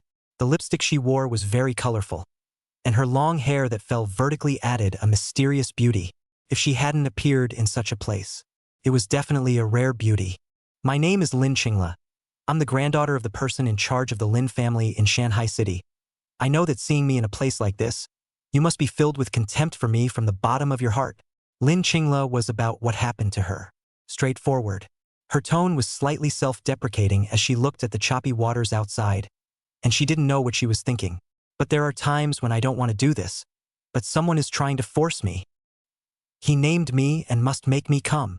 If I don't come, then the Lin family and I will fall into a never-ending abyss. My cousin died on the last boarding. If he orders me every time, I don't know how much longer I can last on this boat.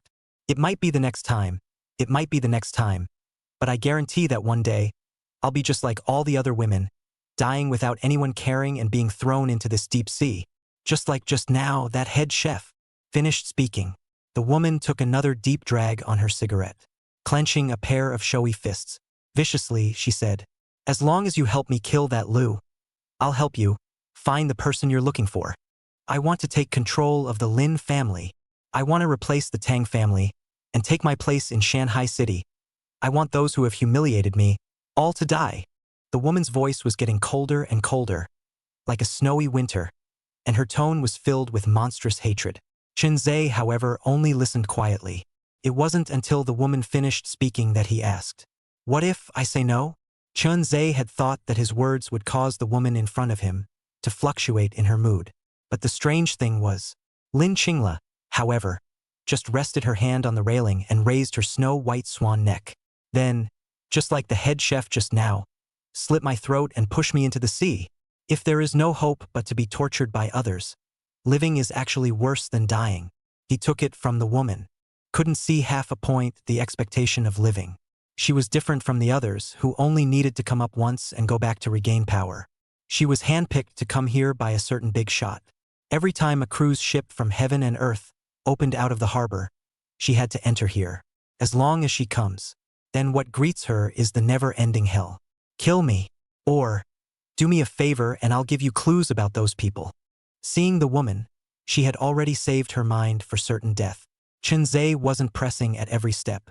Tell me, the person you want to kill, in what room? I can't kill him yet. When I go back, he honored the promise he promised me, and I gained everything I wanted. Lin Qingla paused and continued. At that time, you can then make your move, and I will provide you with accurate information. All right. Chun Ze put away the scalpel. Turning around, he disappeared into the darkness. As for the woman with her hand on the railing, instead, she just turned around and looked at Chun Ze's departing figure. 2 lines of clear tears, unable to stop them, began to drip down. For others, Chun Ze might be a nightmare, a devil, but for her, Chun Ze's appearance was more like a light that illuminated her future. If the plan could really be realized, she had gotten everything she wanted. Chun Ze would then step in and kill the person. She would then be able to completely control the Lin family. Other people would be afraid of leaking information about those 5 people. But Lin Qingla was not afraid. She herself had long been a crippled woman who was bound to die. To her own family, she didn't have any feelings for her own family, even if she was found out in the end, and all of the Lin family members died. She would not feel any heartache. On the contrary, it was a success. She will be able to control her own life.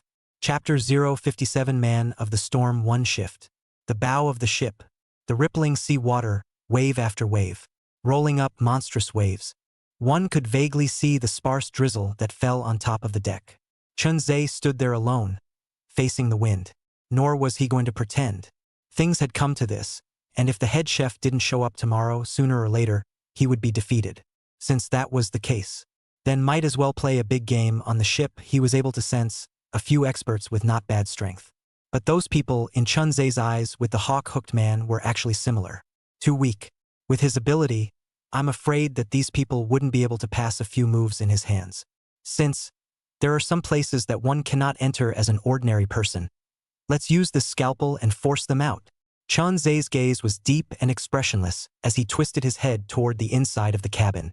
The overalls on his body had already been ripped off by him, revealing a set of gray yo-yo clothes, as well as sky blue jeans.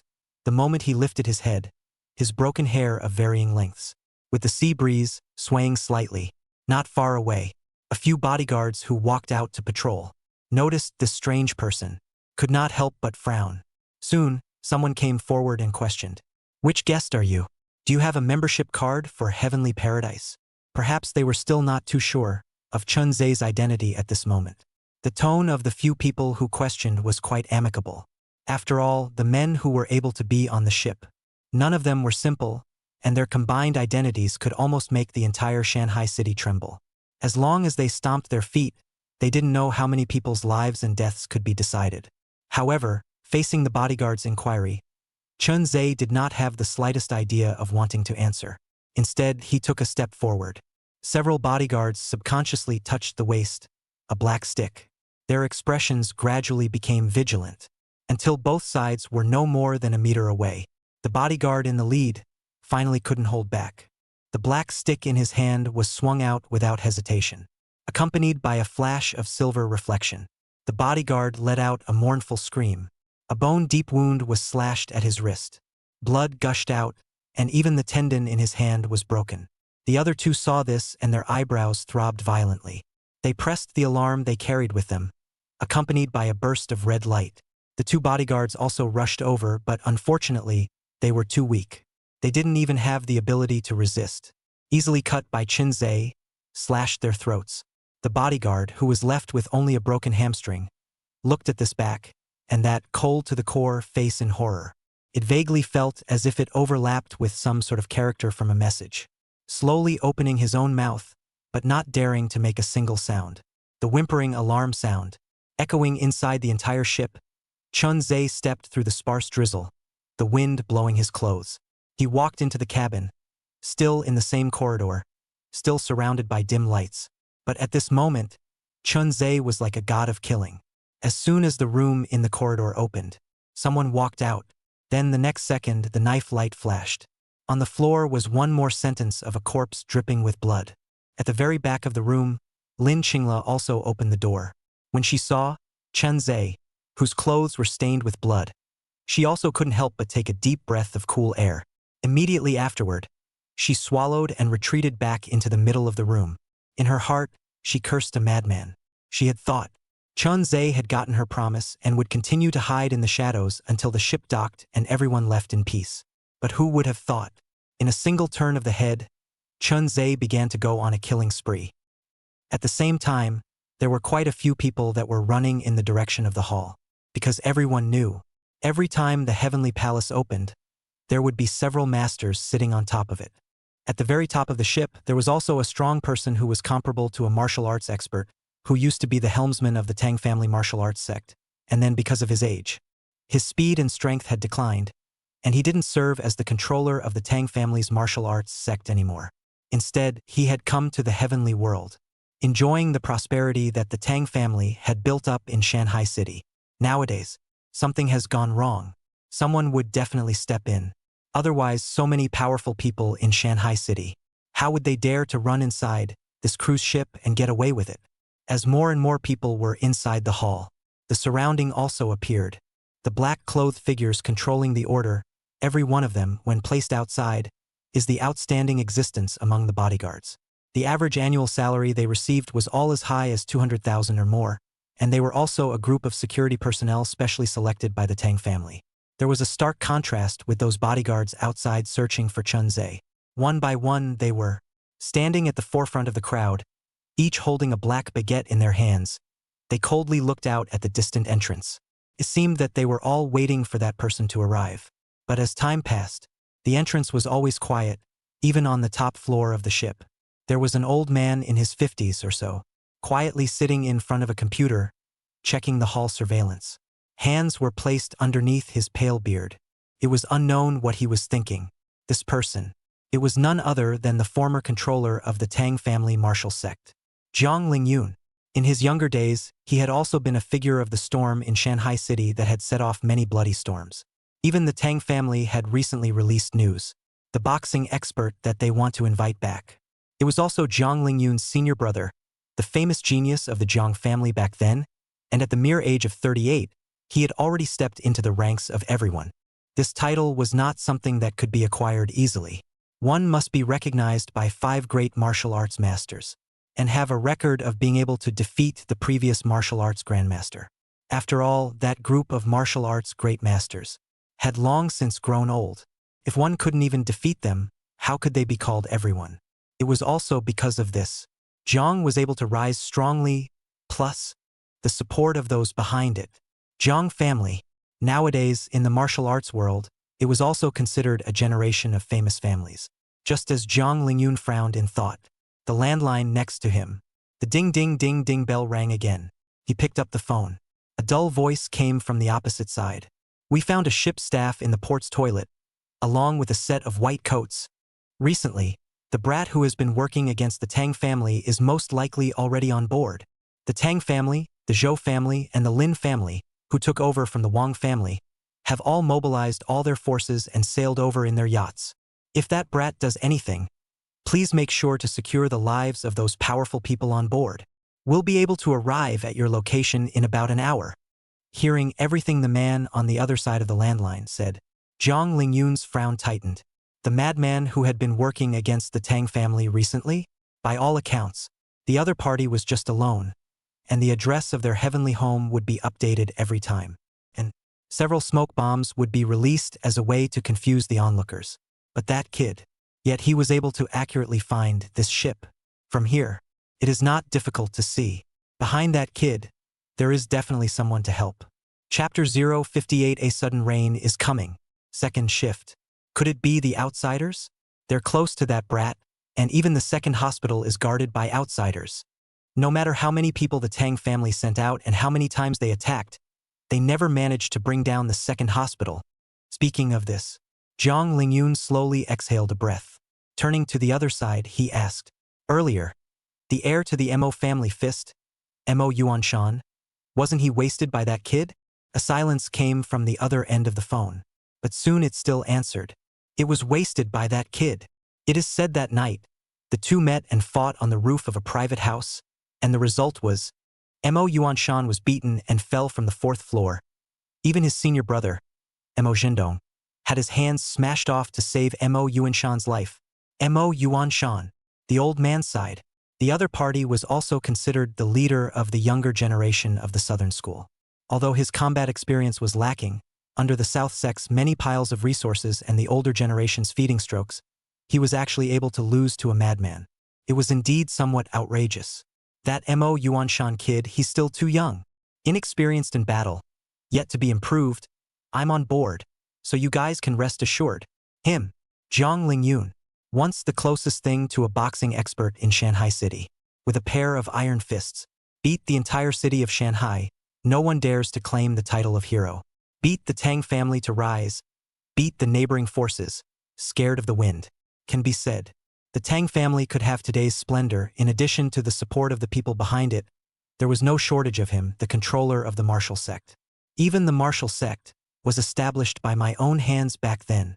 Although I am not a martial arts expert, I was once the first person under everyone in Shanghai City. By no means is Mo Yuanshan comparable. Kid, I can only say that you've come to the wrong place. The old man slowly narrowed his eyes and got up to leave the room. Taking large strides, he walked down. It was clear that he was already very old. But still, the dragon walked with a smooth breath. The long aisles and stairs, but it was only in the twinkling of an eye. When the old man came to the 3rd floor, a mysterious and flashy room was pushed open. Out stepped a bare-chested, but exceptionally handsome teenager with a few hints of sinister evil. His pupils contracted slightly as he opened his mouth and asked, "Mr. Zhang, is something wrong down there?" Zhang Lingyun, who had walked down, nodded. Earlier upstairs, the unusually arrogant him.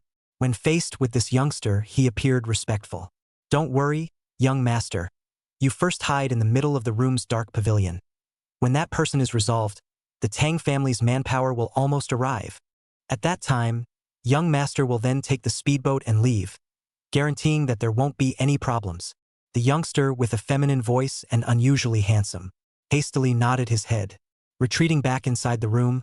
But if you were to look at the corner of the doorway, you would be able to see that there were a few big girls from prestigious families lying on the ground, motionless. Whether they were dead or alive was unknown. For all this, Zhang Lingyun was used to it and walked down the stairs with his negative hand.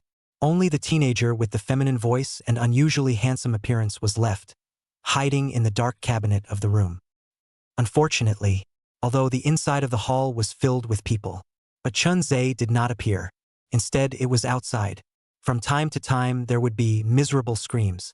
Zhang Lingyun, who had walked down, glanced at those panicked, famous families. His face was filled with disdain. Back then, he had experienced a bloody storm. It was much more terrifying than this. To him, what was happening in front of him was almost insignificant. Now, the only thing to worry about were the other powerful nobles who hadn't entered the hall. Although from the bottom of his heart, Zhang Lingyun looked down on these people, but after all, they were concerned with the lifeblood of the entire Shanghai city. In case there were too many casualties, the repercussions would be incalculable. That kid never ran to the hall, instead, wandering around every corner of the ship. This is a bit tricky. If the other party ran out brightly, perhaps he had many ways to force that kid to death.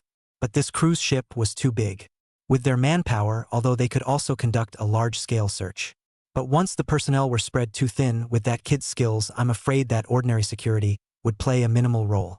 The only thing they should do was to guard the hall and protect the current power players in the hall. "You guys stay here first. I'll go out and see what's going on." Zhang Lingyun let out a breath, and with his skills, he had a few moments of artistry. Just like that, step by step, he left the hall. The surroundings became silent once again. Only Zhang Lingyun remained, walking into the dimly lit corridor and pressing the switch next to him. The entire corridor was suddenly brightly lit. But what could be seen? It was also just a miserable sight. "Looks like he's no longer in Area A." Zhang Lingyun walked through one room after another. It had long been empty inside, and no one could be seen. So he traveled to Area B, Area C, and Area D again, without exception. None of them found Chun Ze's whereabouts. Only the hall, a figure with a lowered head and a cold face. Slowly from his waist, he touched out a silver-white scalpel. Immediately afterward, there was a poof. A security officer suddenly fell to the ground. The surrounding people hadn't even reacted yet. The scene was already a mess. Screams, one after another. Chun Ze was hidden amongst the chaos, quietly watching the many security, just like a cheetah poised to strike. The security personnel had also trying to pacify these powerful people. But weekdays, used to living high above drunkenness, in the face of unknown fear and death, they have long since lost. That kind of planning courage began to go crazy, rushing those security. Escape to the outside. Although the security personnel were incomparably angry, there was no halfway solution. And among the crowd, from time to time, miserable screams could be heard, and most of the security, who were originally outnumbered, had, without realizing it, been lying on the ground. By the time Jiang Lingyun heard the commotion and rushed back, the entire hall became incomparably empty. Only Chun Ze was alone, standing in the center of the hall. Seeing such a scene, Jiang Lingyun remembered his assurance to the phone that person. There would be no casualties to these powerful people. But now, the situation was out of control.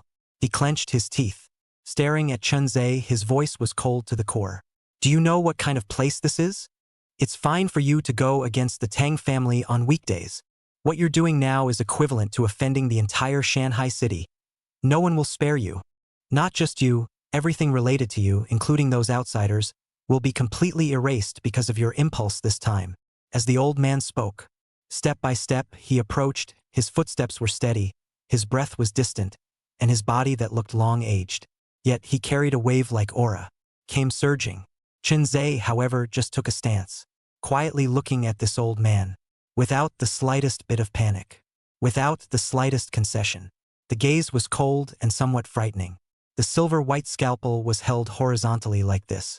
His legs were slightly bent, and his toes fired. Like a humanoid cannonball, in a split second, he rushed out. Chapter 059, Examining the 100 Schools of Thought, Third Shift. The old man faced the charging Chun Ze with a blithe ease and light footsteps. He had fought against countless experts. The richness of his combat experience was the greatest in Shanghai City. Even a martial arts expert, comparing the number of battles he had fought and the experience he had gained, would not necessarily be a match for him. They were not necessarily his opponents, and it was because of this combat experience that he had a good understanding of the world's boxing styles. Leg techniques, know it like the back of his hand, regardless of what moves the other party is making. Just one glance, he would have a way to crack it. He was even able to deduce more than a dozen counter-attacking methods against it. It was also this rich experience that allowed him to remain unchanged, and even slowly set up his stance. He wanted to see if this madman who was able to defeat Mo Yuanshan was really as powerful as rumored. Although Mo Yuanshan is strong, he is only a junior. Compared to a true expert, he is still 100,000 miles short. Finished speaking, Jiang Lingyun made a move to push the cloud hand, just to give Chun Ze a little taste of power. But his hand hadn't even gone out yet. A powerful swinging fist came straight at his face. There was no stance to speak of. There was no variation in the path. It was like a street gangster, a faceless rip and swing. With lightning speed, it smashed into his head. Jiang Lingyun raised an eyebrow, so frightened that he hastily raised his arm and forcefully resisted. Only a thud was heard. Jiang Lingyun stumbled, his entire arm trembling violently. The terrifying impact caused him to exit sideways for several steps. Only then did he look towards Chun Ze with a face full of astonishment. Taking a deep breath, he thought that he had blurred his eyes. He didn't know what kind of fist technique the other party was using. He had actually never even seen it before. With such a wealth of experience and a long view of 100 schools of thought, he actually couldn't see through a kid who came out of a madhouse. Just when he was still considering how to deal with Chun Ze, the pounding fists, the harsh scalpel with silver reflections, came one after the other. Jiang Lingyun's proud experience, the strengths of exposing himself to 100 schools of thought, couldn't show half the effect at this moment. What he's using is neither the famous fist technique, neither is it the world's sword manual that's coming out. The fist is powerful and heavy, and throughout the 100 schools of thought, I've never seen this kind of path. Jiang Lingyun's face was filled with incredulity. As the number one person under everyone, the legendary figure who had once stirred up countless storms in Shanghai City, Jiang Lingyun's face was filled with incredulity. At this moment, he was like a lonely boat in the middle of the ocean, Facing the rough sea water, even rose a kind of difficult to resist the illusion. Has been hard to receive a dozen punches. Dodged more than a dozen silver luster. Jiang Lingyun's arm, being hit, was somewhat difficult to move. Almost every punch was hard received. Even he himself couldn't tell which direction was the punch coming from. Kid, dare you put away that scalpel of yours? Seeing that he had received a dozen or so hard punches, if he continued to fight like this, his arm would have to be scrapped by this madman. Jiang Lingyun hurriedly opened his mouth and said, "Now that I'm nearly 54 years old, I dare to fight you with my bare hands. Could it be that you are so unconfident in your own abilities?" Hearing Jiang Lingyun's words, Chun Ze frowned, his heart somewhat strange. This old man, his tone was not small, but it was a real fight. It felt even worse than Mo Yuanshan. Even when he fought Mo Yuanshan, he dared to fight with his bare hands and close quarters. Beat the other party to retreat and fell from a 10-meter-high building. Facing such an old man, he naturally didn't have the slightest fear. Slowly put the silver-white scalpel. Don't pin it behind his back. He rushed over once more. Jiang Lingyun was also well prepared this time. He thought to himself that Chun Ze must have mixed up and disorganized the boxing styles of various schools, so as long as he was careful to distinguish between them, he would always be able to deal with them. He would always be able to cope with it. After all, with his current skills, even if the speed, strength, all aspects have decreased. However, he was able to rely on this experience alone and pressured countless people to not be able to raise their heads. But when Chun Ze rushed in front of him again, it was still the same powerful swinging fist that smashed into the old man's shoulder. Jiang Lingyun stifled a grunt. His hands couldn't stop trembling, couldn't use half of its strength. He clenched his teeth. Looking at Chun Ze in front of him, he hated his teeth deep inside, because now he dared to be sure. What this kid had learned was not boxing at all, nor was it a leg technique. It was clearly the way street gangsters fought. All the variations are all improvised, relying on fighting instincts. Plus, this kid's physique is different from normal people. Strength is more than several times that of someone practicing martial arts. Nowadays, he has long since ceased to be the Jiang Lingyun of the past. The reason why he is so capable of fighting is because he has enough experience to back it up. But now, all that experience, when facing this brat, it all became a bit blank and powerless, making one fight at a loss. He also finally knew Mo Yuanshan why he lost, and this kid to fight can only rely on brute force speed, forcefully win, forced suppression. Not only that, in terms of fighting instincts, you also have to overpower the other party. He really couldn't imagine what kind of monster such a person who fought all on instinct would metamorphose into if he learned orthodox martial arts moves. Bang, bang, bang. Jiang Lingyun's mind was in turmoil. A few more punches were thrown head-on. Finally unable to carry him, he was knocked to the ground by a punch, and his arm no longer had any feeling. Even his face was hit by several punches earlier. The first person under the martial arts everyone was actually beaten to a bruised face, blood dripping from the corners of the mouth, miserable to see. Even Chun Ze's gaze carried a bit of doubt. He squatted beside the fallen old man, coldly looking at the other party. "You're far worse than the guy who called himself Mo Yuanshan who fought me last time. He at least fought me for almost 15 minutes. You didn't even last 10 minutes. Hearing Chun Ze, actually comparing him to Mo Yuanshan, Jiang Lingyun was so angry that he was trembling all over, but he couldn't argue. He only felt his chest sinking, and almost didn't spurt out a mouthful of blood. It was unbearable. He had also once been to the Southern Fist Mo family to explain martial arts to the Mo family's descendants. That Mo Yuanshan he had met several times. Mo Yuanshan had also asked him to teach him many times, but the two sides just exchanged blows, less than a few rounds. Mo Yuanshan was knocked to the ground by him. Now that he was being mocked like this, Jiang Lingyun could only snort coldly and turn his head to the side, allowing Chun Ze to stare from the side. The current Jiang Lingyun's old face felt as if he had been beaten, hot and uncomfortable. If there was a crack in the ground, he would definitely not hesitate to drill into it. And finally understood. What does it mean to kill a teacher with a messy fist? Chun Ze saw the old thing in front of him, did not want to pay attention to his appearance. He also just shook his head and felt out that silver-white scalpel again. It was pressed against the other party's neck, preparing to settle the other party for good. But before his knife had even scratched through, there was, from outside, a violent crash. And vaguely, There were the excited cries of powerful people and disorganized footsteps. Jiang Lingyun heard that sound and knew that it was the Tang family, Zhou family, and Lin family who had come. His mission, too, was considered complete. Plus, he had gotten old long ago. He also stopped resisting and just lay on the ground. Instead, there was a commotion around him, and the sound grew louder and louder. The sounds of disorganized footsteps were also increasing. Chun Ze narrowed his eyes and grabbed the old man's clothes as he quickly walked towards the outside. Chapter 060 Feminine Young Man. Everyone loses color 4 shifts. Chun Ze dragged Jiang Lingyun, and when he was about to arrive at the deck, Jiang Lingyun finally spoke up. Little brother, can you let go of me first? I'll walk out by myself. If little brother wants to kill me, I will absolutely not fight back. I only implore you, leave me the last shred of decency. The thought of being dragged like a dead dog, exposed in front of everyone or in this miserable state. He couldn't wait to die inside the hall. He had reached his age. He had left behind countless legendary stories, but at the end of the day, if he were to end up like this, I'm afraid he would become a big joke in Shanghai City. Even if he died in Chun Ze's fight, at least when others talk about him, Jiang Lingyun, he would also give a thumbs up. He would be called an old-timer.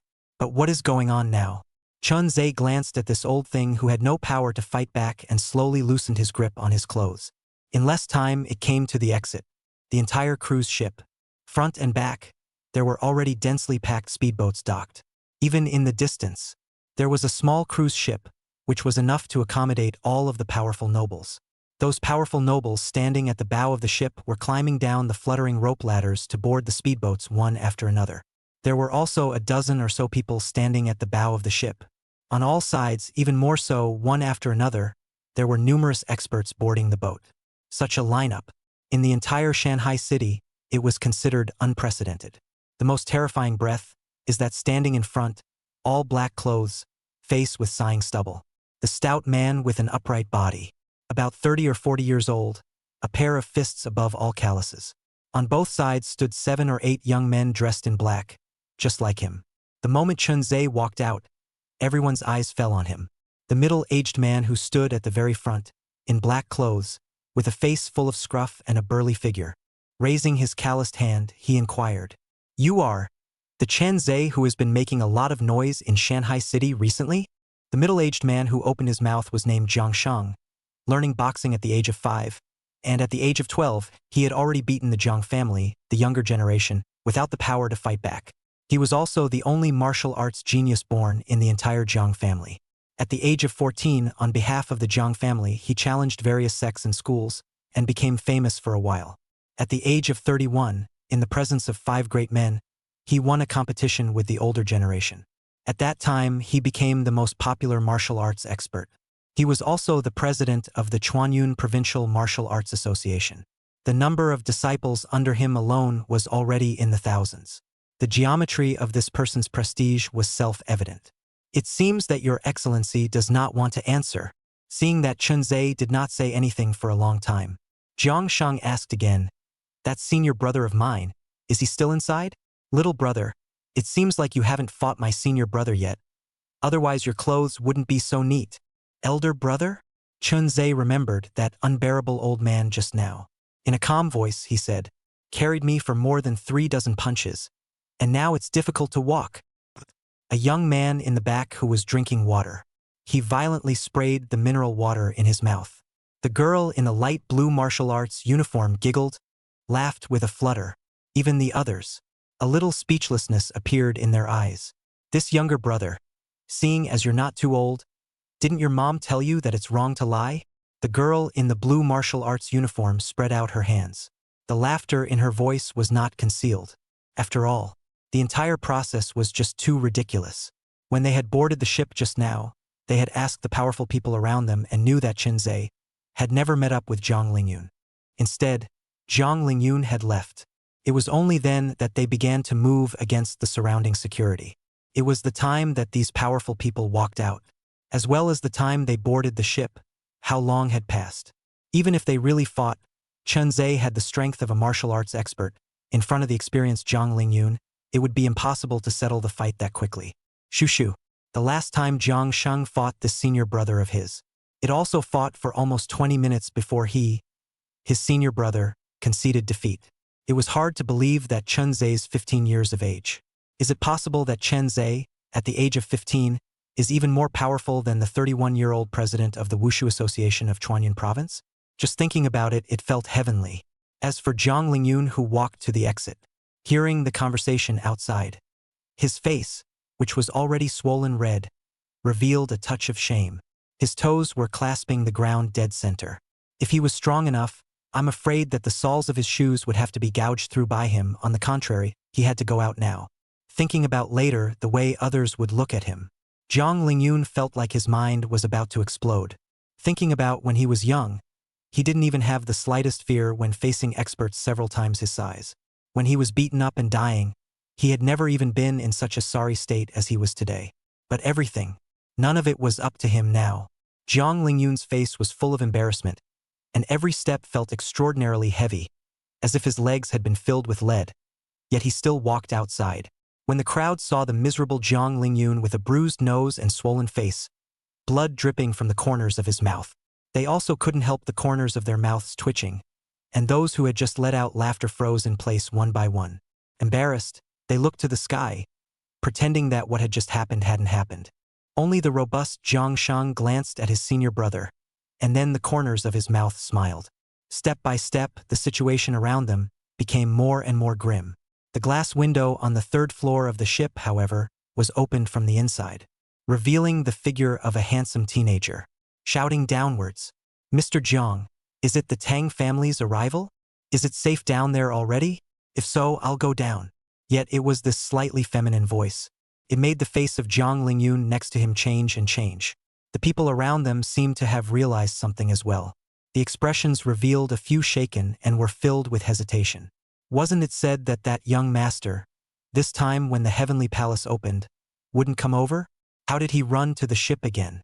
And still under such circumstances, even Chun Ze narrowed his eyes. When he looked up at the young man with the feminine voice and incomparable handsomeness, the mania in his eyes that was cold to the extreme could no longer be contained. With his foot against the pedal next to him, he violently stepped over. One hand grabbed the iron block protruding from the second floor. Top of the awning above rushed towards the feminine teenager, just where there is a pipe straight to the top if you let Chun Ze climb up. The consequences are unimaginable. Zhang Lingyun was even more alarmed and shouted, "Little brother, this time you were on the cruise ship, you killed quite a few powerful people. If even that young master has an accident, Shanghai City will really change." Getting Zhang Lingyun's personal acknowledgement. "I'm afraid that little cutie could all guess the identity of that handsome young man." Zhang Shang even grabbed a nearby stool, violently smashed to, climbed to the second floor of the Chun Ze. Huge force only heard a bang. Chun Ze's body couldn't stop swaying. The two Zhang family juniors behind them, united together, crossed their arms, signaling Zhang Shang to step on their hands and shoulders and jump up. Zhang Shang didn't hesitate, like a tiger that chose to eat. He leapt up and smashed his fist into Chun Ze, who was propped up on the second floor plywood. Having just been hit in the back by a stool, the intense pain had not yet faded.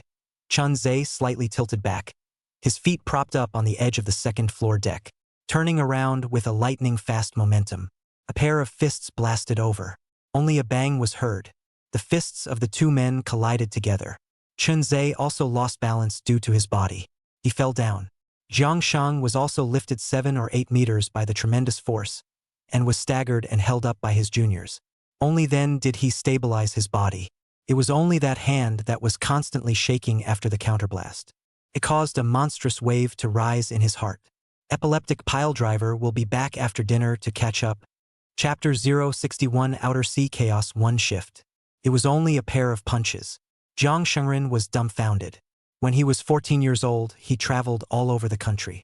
He had challenged countless martial arts experts, but in terms of strength alone, Chun Ze was definitely the most terrifying of all the people he had encountered. The most terrifying. He had a complicated gaze, but Chun Ze ignored him. Instead, he looked up. Inside the glass window on the third floor, the unusually handsome teenager with a feminine voice knew that it was almost impossible to rush up from here. His eyes coldly swept over the people present. He took a step back inside that corridor next to him. Since these people wanted to stop themselves, then let's play a big game and enter his home time. There were many experts present. Swarming all together, even Chun Ze would have his hands tied. Instead of that, then it would be better to have a smooth assassination. The entire area of the ship was numerous, and there were many places he could hide, as long as he was within the ship. In the darkness of the night, he was a ghost wandering on the edge of hell. No one could stop him. As Chun Ze hid in the darkness, his cold, chilling gaze swept over the crowd. In everyone's hearts, they all thumped. A bad premonition began to sprout in their hearts. By the time they chased after him, and then tried to look for Chun Ze's trail, they could no longer see anyone. At the same time, they were afraid that Chun Ze had gone to look for that youngster on the 3rd floor, and hurriedly started, swarming and rushing into the interior of the ship. Otherwise, once something happened to that young master, the consequences would be unimaginable. Jiang Shang was the first to react. A foot stepped on a distant stool, leapt up, and grabbed the plywood on the 2nd floor. Following that sewage pipe, he rushed to the 3rd floor. Unlike Chun Ze, all of them were below him. Much less would anyone do any blocking, and in just a few breaths, he had arrived at the 3rd floor window. Below, the head of the Tang clan's main house for this mission. Tang Yun looked at the 6 martial sect experts he had brought with him. Wei Guangyao, Jiang Qi, Chun Wu, Chao Peng, Xing Junren, and Luo Qingji. Opening his mouth, he said, "With your strength, although you can't beat that kid, once you join forces, you can't be underestimated. I don't ask much from you guys. Find that kid, hold him back, and never let anyone get away." Wei Guangyao, Jiang Qi, Chun Wu, Chao Peng, Xing Junren, and Luo Qingji. The 6 of them nodded. All of them rushed towards that corridor. They were all from the martial sect, second only to the helmsman. Their strength was similar to the eagle-hooked man, and they were able to beat people at Sun Long's level, but compared to Jiang Lingyun, Jiang Shang, they were still too far behind. However, if the 6 of them were to join forces, even Jiang Shang would never be able to kill them all in a short period of time. At that time, they would only need to delay Chun Ze and wait for Jiang Shang and the others to arrive. The goal would be achieved. Wei Guangyao, Jiang Qi, Chun Wu, Chao Peng, Xing Junren, Luo Qingji. The 6 of them were very fast. Almost in the blink of an eye, they went in after Chun Ze's footsteps. While standing outside at the head of the main room, Tang Yun made a gesture to the people around him. Those figures dressed in black, like a tidal wave, entered the interior of the cruise ship. Someone even brought a ladder, ready to let the handsome teenager on the 3rd floor leave the place first. As long as the handsome teenager left, they would be able to let go, and at that time it would be difficult for Chun Ze to fly. Just after he had arranged. After numerous matters, below the speedboat but quickly climbed up a person. Looking around for a few moments. Coming to Tang Yun's side, he whispered, "Big brother, quite a few people have come outside. It seems like they are experts from the side branch. On top of that, a huge number of outsiders have appeared, fighting with the people from the side branch. If we want to take that young master away now, the level of danger isn't low. As far as I know, the outsiders this time invited that Tarzan of the Northern Hall to Shanghai City as well." Tang Yun, who was still calm and collected, had his face darken when he heard this. The original plan. It was to let the young master leave first, and with Jiang Shang personally making a move, he might be able to keep Chun Ze here. But the outsiders and the appearance of the side branches, and even that Taishan Beidou of the North Hall, made the situation once again confusing. These outsiders, don't they know the identity of the young master? Are they crazy? The person who came over to report, however, only smiled bitterly. They definitely know, it's just that the people above have been in control of Shanghai City for too long. It's inevitable that they will give rise to other thoughts.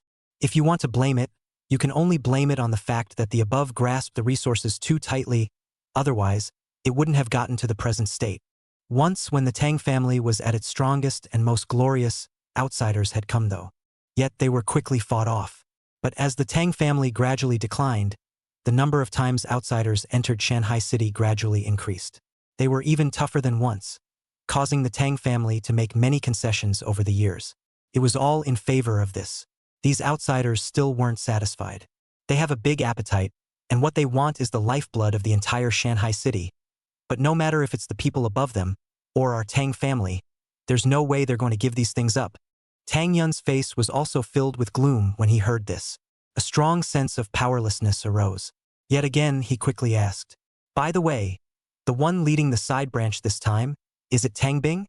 The person who had come over to report froze for a moment and shook his head. It's not Tang Bing. It's that wife of Tang Hao's, Lin Yuezhu, presumably hiding from Tang Bing and secretly bringing people over. Lin Yuezhu.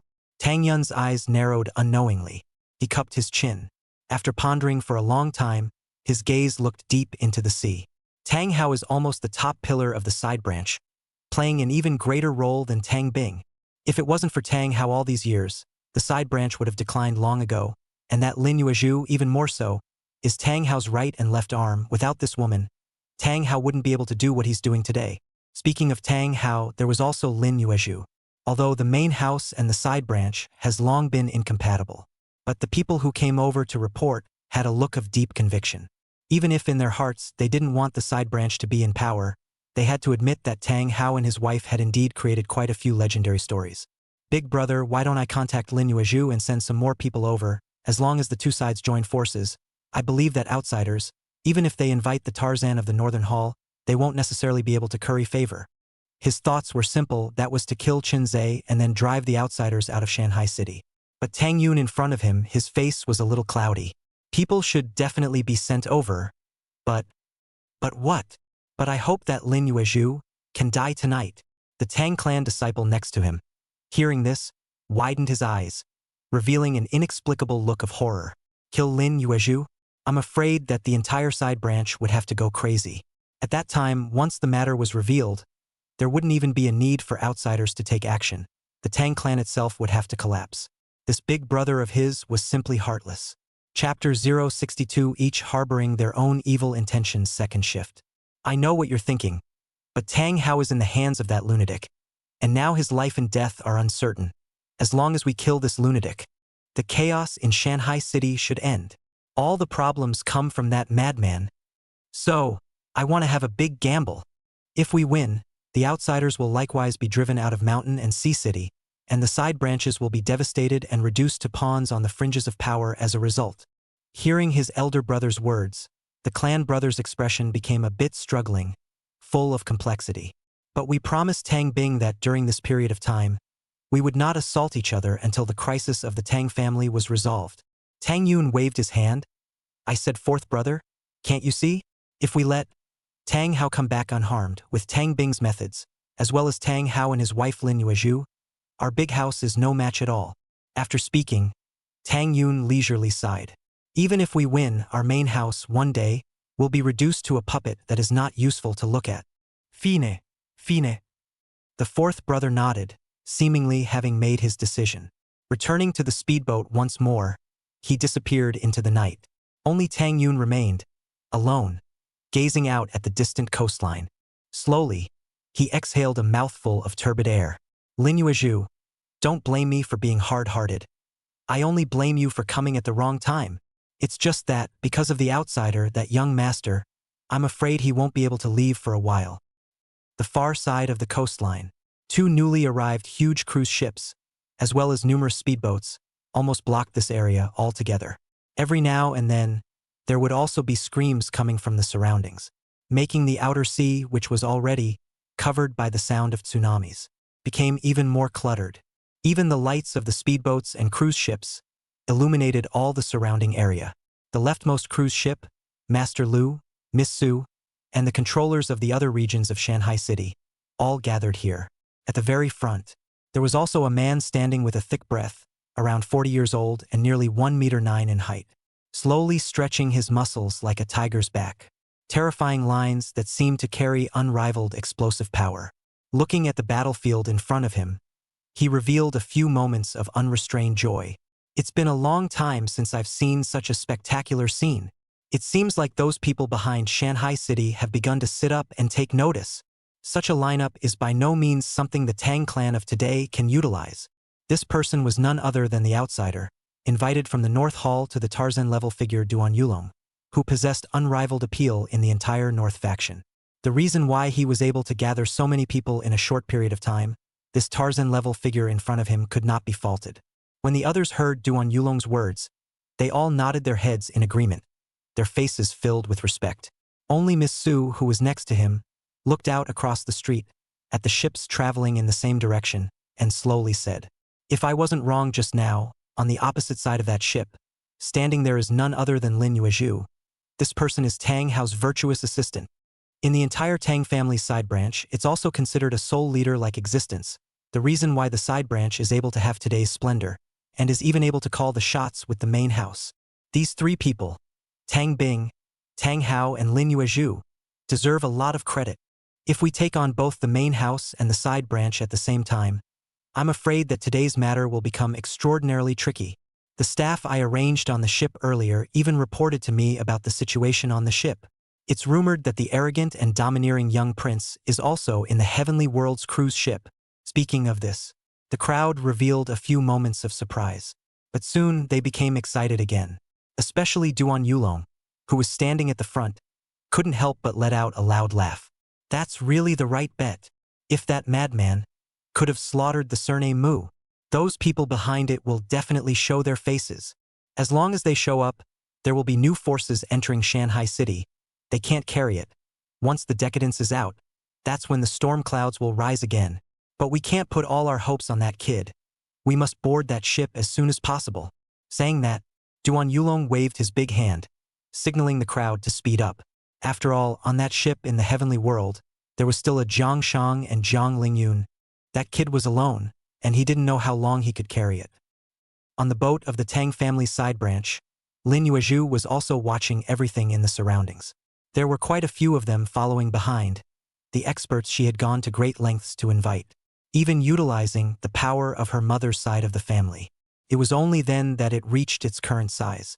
Sister-in-law, would it be too risky for us to do this? Didn't great-aunt say that she wouldn't let us come over? Neither will she allow people from the side branches to participate in this siege. It was Tang Hao's younger sister, although she was also worried about her brother's safety. But once something happened to her sister-in-law, and her brother couldn't come back, I'm afraid that the sky of the side branch would collapse. But facing Tang Xinxin's inquiry, Lin Yuezhu, however, only raised her head, revealing a few inexorable points inside her expression. If you were the main house, and were bent on suppressing us, you'd have captured the only person who knew Tang Hao's whereabouts. What would you do next? Tang Xinxin opened her mouth, half unable to speak. If it was her instead, she would not hesitate to pry open that kid's mouth, then send someone to kill Tang Hao. Once this kid, who had been making waves in Shanghai City and causing the Tang family to be in a state of anxiety, died, it also meant that it was time for the wind and waves in Shanghai City to calm down. At that time, the so-called agreement between the main house and the side branch would become meaningless. But in case great-aunt knows that we are doing this, wouldn't it be? Never mind that much. If you want your brother and my man to survive, then you must, before the main houses, grab that brat. Lin Yuezhu looked up to the sky. At least all interrogations must have our people present, otherwise, what will greet us will be an unprecedented disaster, and I'm afraid it will be difficult for the side branches to come out again. Hearing his sister-in-law all put words to this, Tang Xinxin could only nod her head.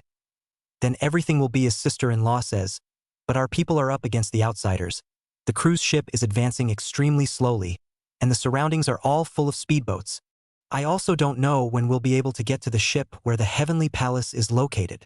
Following Tang Xinxin's gaze, the entire sea, the speedboats had almost blocked the road. Some of these people were outsiders and some were experts invited by Lin Yuezhu, and it had long been impossible to tell who was who. If they didn't care and rushed over, it wasn't just the outsiders who would die, but likewise their people. The goal of the outsiders is likewise the Heavenly Palace. They definitely won't sit back and do nothing. Don't worry, the battle around them will soon be over. Once the two sides separate, it's time for us to move forward at full speed. Sure enough, when Lin Yuezhu finished speaking, the surrounding outsiders began to retreat a little bit. Lin Yuezhu also arranged for her own people to return to the sides of the cruise ship, and both sides tacitly began to accelerate, believing that it wouldn't take long to get to the location where the Heavenly Palace was located. Chapter 063 5 Lives with a Single Blade 3 Shifts. The many chaos outside. None of them had anything to do with Chun Ze. He had now traveled from Area A to Area C. He had been killed in the area. Everywhere, one could see figures lying on the ground. All of them were people who had tried to surround Chun Ze inside the ship. He stepped with almost silent footsteps, cutting off the only power source inside. The entire Area C It had long since fallen into a pitch-black dead silence. Not far away, 6 experts from the martial sect happened to arrive at the scene. Seeing the tragic situation on the ground, face black terrible. The ones who came this time were all the elite of the martial sect. For everyone that died, they felt their hearts dripping blood. Now in just half an hour, the casualties were more than half. Who could stand it? If this continues, even if they went back, they would still be unable to take the blame. The end can be imagined. At the very least, they would be kicked out of the Tang family for all the sins they had committed. Once they left the Tang family, the only thing that would greet them would be death. Guangyao, going on like this isn't a solution.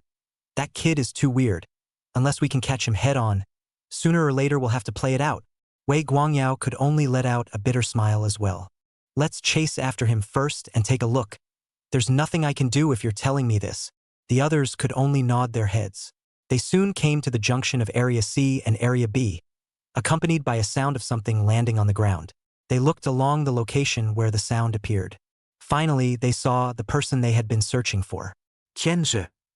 Seeing the other party, Wei Guangyao breathed a sigh of relief. Otherwise, if this continued, the elite of the martial sect would die out. They wouldn't end up any better. The remaining 5, Jiang Qi, Chun Wu, Chao Peng, Xing Junren, and Luo Chengji, all grinned their mouths as well. After all, their purpose was only to entangle Chun Ze, with so many of them around. Once Chun Ze was caught in the siege, when Jiangshang arrived, it would be difficult for this kid to fly even with his wings. You notify everyone in Jiang. We can't let this kid leave again. Wei Guangyao took the lead and walked over. Only he always felt that there was something strange about this person in the distance. It was impossible to say what was going on. Anyway, it was just not right. But now that it was so hard to find someone, they couldn't care less. The other 4, leaving only Luo Qingji, took out the walkie-talkie besides. Soon surrounded Chun Ze in the center, accompanied by a rustling sound. Luo Chengji picked up the walkie-talkie and opened his mouth. Jiang everyone, people have been found. Right at the junction of Area C and Area B. Please also rush over as soon as possible. Finished speaking. The voice of the walkie-talkie was cut off. Luo Chengji craned his neck and quickly joined the encirclement, ready to attack. The remaining 5 looked at each other, and Wei Yaodong did not forget to remind. Remember, our purpose is just to stall him, never fight hard. Wei Guangyao took the brunt of the attack and arrived not far from the figure. His speed was fast and he kicked his foot in a horizontal motion. But when his leg kicked out, that strange feeling from earlier once again surged to his heart. It wasn't until the 2 of them, close by, from a distance of about 10 meters, came before him. Only then did he realize. The one with his back to them in the distance was actually just a clothed dummy. But his leg had already kicked out, and it was too late to even warn. Only a bang was heard. The dummy was broken by his kick, and a lot of plastic exploded everywhere. Jiang Qi, Chun Wu, Chao Peng, Xing Junren, Luo Chengji, and the others only felt a gust of wind attacking their heads. Immediately after, a figure propped up on the sides of the porch. Landing in the middle of the crowd, the silver-white scalpel carried an unstoppable silver light. In an instant, it slashed their throats. Luo Chengji, who had previously taken the walkie-talkie, opened his mouth, never dreaming that they wouldn't even be able to exchange blows before they were already killed. The remaining 4 people also covered their throats.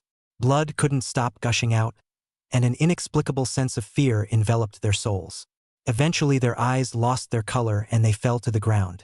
Wei Guangyao, who had kicked the dummy away, watched with his own eyes as his 5 brothers were reduced to corpses in the blink of an eye. His mouth opened wide and his breathing gradually became rapid. Even his footsteps began to be confused, and his pupils contracted a little.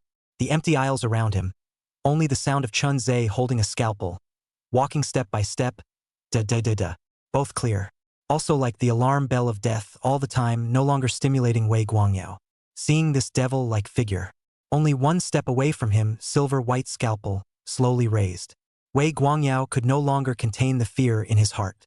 He let out a hysterical roar, wanting to fight with Chun Ze, fighting for his life. But Wei Guangyao, who had already messed up and was scared to death, was as good as dead in Chun Ze's eyes. In Chun Ze's eyes, there was no difference between him and a dead dog. The hand that was raised high, without hesitation waved the scalpel, accompanied by the sound of breaking air. Gas. Like cutting off something. Wei Guangyao's footsteps stopped in front of Chun Ze. Even the fist that swung out became weak. It lightly touched Chun Ze's chest. Finally, with a bang, he fell to the ground. Shaking off the blood on his knife, Chun Ze fumbled with these people's bodies for a moment, took out 5 walkie-talkies, and quietly listened. After a few minutes, he took a step, walking towards the outside. From the contents inside the walkie-talkies, he learned that unusually handsome teenager with a feminine voice had already been sent to the bow of the ship. It was likely about to leave. As for Jiang Sheng, just brought the feminine teenager to the deck. He had also received the information that Luo Qingji had said, but at that time, he was at the side of the feminine teenager, and definitely did not dare to turn back without sending the person to the plywood. When he came outside, he immediately picked up the intercom and inquired, "You guys are, right now, still at the junction of Area C and Area B? If there are no surprises after 5 minutes, I will be able to arrive. You guys only need to hold that guy back for 5 minutes. That's all. He's expended so much stamina. I'm confident that I can keep him here." Jiang Sheng finished his words. There were quite a few people around, running to meet them. The one who took the brunt of walking up was none other than Tang Yun. Seeing the handsome-faced teenager in front of him with a fairly upright figure, Tang Yun hastily extended his hand. "Greetings, young master. Just now, didn't scare you, did I?" Mu Jingnan's eyes were grim, clenching his teeth, and that handsome face carried a bit of fierceness and viciousness. In Shanghai City, Mu Jingnan had never encountered such a thing. Thinking of earlier, when Jiang Sheng asked him to climb down from the 3rd floor, but he was so full of fear that he couldn't stop backing away from the scene. Mu Jingnan hated to give himself 2 slaps. In days gone by, he was high above the rest. Even a powerful man from a luxurious family was no different from a dog in his eyes. Once upon a time, he was, what arrogance, boasting of being superior. That feeling of fear that he had never felt before. It made him, just now, look incomparably wretched. It was also that feeling that made him hate that madman. Just a contraption that came out from inside a mental hospital. And he made Shanghai City into this mess. It said outside that your Tang family is no longer working. But now it seems that you're really a, well, paper tiger. Chapter 064 Martial Arts everyone, but nothing more than that 4 shifts. The handsome man stepped forward, and that innate aura made Tang Yun's head unconsciously lower by a few points. Earlier, he hadn't felt anything, but when this handsome young man resumed his original physique, demeanor, coupled with the other party's identity, for a moment, it made everyone present not dare to say anything. But Mu Jingnan also knew. The current situation required the Tang family's protection. Solely took a deep breath, started to look Tang Yun up and down. For this helmsman of the main house, Mu Jingnan had seen him a few times, although his impression wasn't very impressive. But he still reached out and helped Tang Yun up. In a cold voice, he said, "I want that kid's life, Mr. Tang. There shouldn't be a problem, right?" It was obvious. The handsome teenager's attitude eased up quite a bit, but his tone still carried a strong killing intent. Tang Yun hesitated for a moment, but still opened his mouth to reply. "With Mr. Jiang out there shouldn't be any problems. Besides, our Tang family martial sect, the 6 strongest experts, have already found that kid. It's unlikely that he'll be able to kill the person for a while. So as long as Mr. Jiang rushes over, that kid will die for sure." May. The words just fell. In the distance, Chun Ze, carrying a scalpel, was seen walking out. 6 walkie-talkies in a series snapped and dropped on the ground. Everyone held their breath. The shadowy teenager, who was previously full of grimace, dang backed up several steps. Even Jiang Sheng frowned, getting ready to make a move. Tang Yun, on the other hand, stared incredulously. Tang Yun, who knew Wei Guangyao and his men were formidable, was unwilling to believe the scene in front of him. Impossible, the 6 of them. Even if Mr. Jiang personally attacked, it's impossible to kill them all in a short period of time. This kid. He still wanted to say something, but Jiang Sheng next to him raised his walkie-talkie, tapping it twice heavily with his finger. Less time. The 6 walkie-talkies on the ground. Then came a heavy knocking sound. This time, the crowd was completely dumbfounded. Even Jiang Sheng clenched his fists. The expression gradually became serious.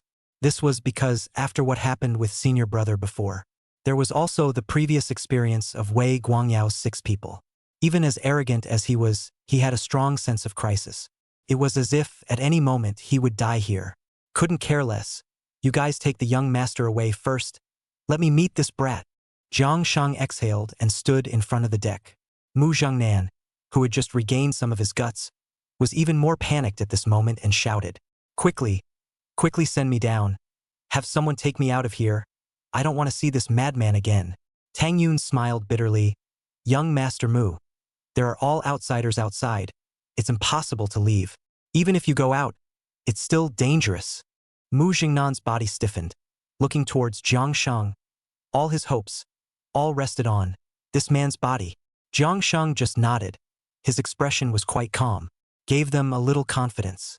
Perhaps this man in front of them could really slaughter that kid. After all, Jiang Shang, no matter what, was a generation of great men. Once relying on a pair of iron fists, he had fought all over the country. At the age of 30-something, he was already able to step into the ranks of everyone. How strong he was could be imagined. In the distance, 2 cruise ships sailed over. A big old distance. Under the lights, the scene on the plywood was visible. The cruise ship of the outsider. The burly man with a height of 1.9 meters, stretching his tiger's back, slowly cracked his mouth. "Ms. Su, you've always been calculating. Among the outsiders, you're considered more powerful. Against Jiang Shang, do you think that lunatic has a chance to win?" Miss Su heard Duan Yulong's question. She also froze in place. For a moment, she didn't know what to say. After all, Jiang Shang, no matter what, was considered a martial arts expert. Having been recognized by many people, she neither dared to say that she could win nor that she would lose. With a face full of bashful laughter, she said, "Jiang Shang was once a character who fought all over the north and south of the Yangtze River, and there were countless people who lost at his hands. A martial arts expert. Is it not a vain name?" "Oh, is that so?" Duan Yulong, whose muscles were highly bulging. However, he narrowed his eyes and said playfully, "Although I don't know why, I always feel that on that kid, there's an air that's inscrutable. Perhaps the chances of winning are high." Miss Su froze and looked at Duan Yulong in disbelief. As the same martial arts expert, if you belittle Jiang Shang, aren't you also belittling yourself? However, she still spoke. Chun Ze has experienced multiple battles before, not to mention Jiang Lingyun. Even the Tang clan's martial sect, those 6 guys aren't easy to deal with either. Now that he's overdrawn so much physical strength and has to face a martial arts expert, I guess it's a bit up in the air. If I really miss, I'll still have to ask you to save me." Duan Yulong twisted his neck. Non-committally, he laughed softly twice. Then he stopped answering. Looking in front of him, holding a scalpel. With an indifferent gaze, Jiang Shang slowly spread out his hand and made a gesture of invitation. Only Chun Ze. His gaze was still cold, and his footsteps were unhurried. The scalpel was stained with a little blood. Even the clothes, you can see a slice to scarlet. The rich smell of blood came to the face. Even Jiang Shang couldn't help but frown. He who hadn't really cared much earlier. Suddenly, he somewhat understood. That senior brother of his who had been sent away with serious injuries. What exactly was the meaning of what he had said to himself earlier? He could feel an inexplicable sense of oppression on Chun Ze's body. It was cold. The eyes were also somewhat frightening. But these were not enough to scare Jiang Shang back. Only to see Jiang Shang, his legs slightly bent. A pair of calloused fists, after a twisted muscle erupted, violently struck at Chun Ze. A sound so biting that it broke through the air made Chun Ze's head slightly tilt to the left. It wasn't that he intended to dodge, but rather that fighting instinct that made him subconsciously make a move. Immediately after that, it was the familiar swinging fist that ruthlessly slammed into Jiang Shang's shoulder, causing his body to tilt a few inches to the right. Yet it quickly stabilized. It was only this punch that made Jiang Shang's body involuntarily press down halfway. His pupils contracted slightly, and he sucked in a hard breath.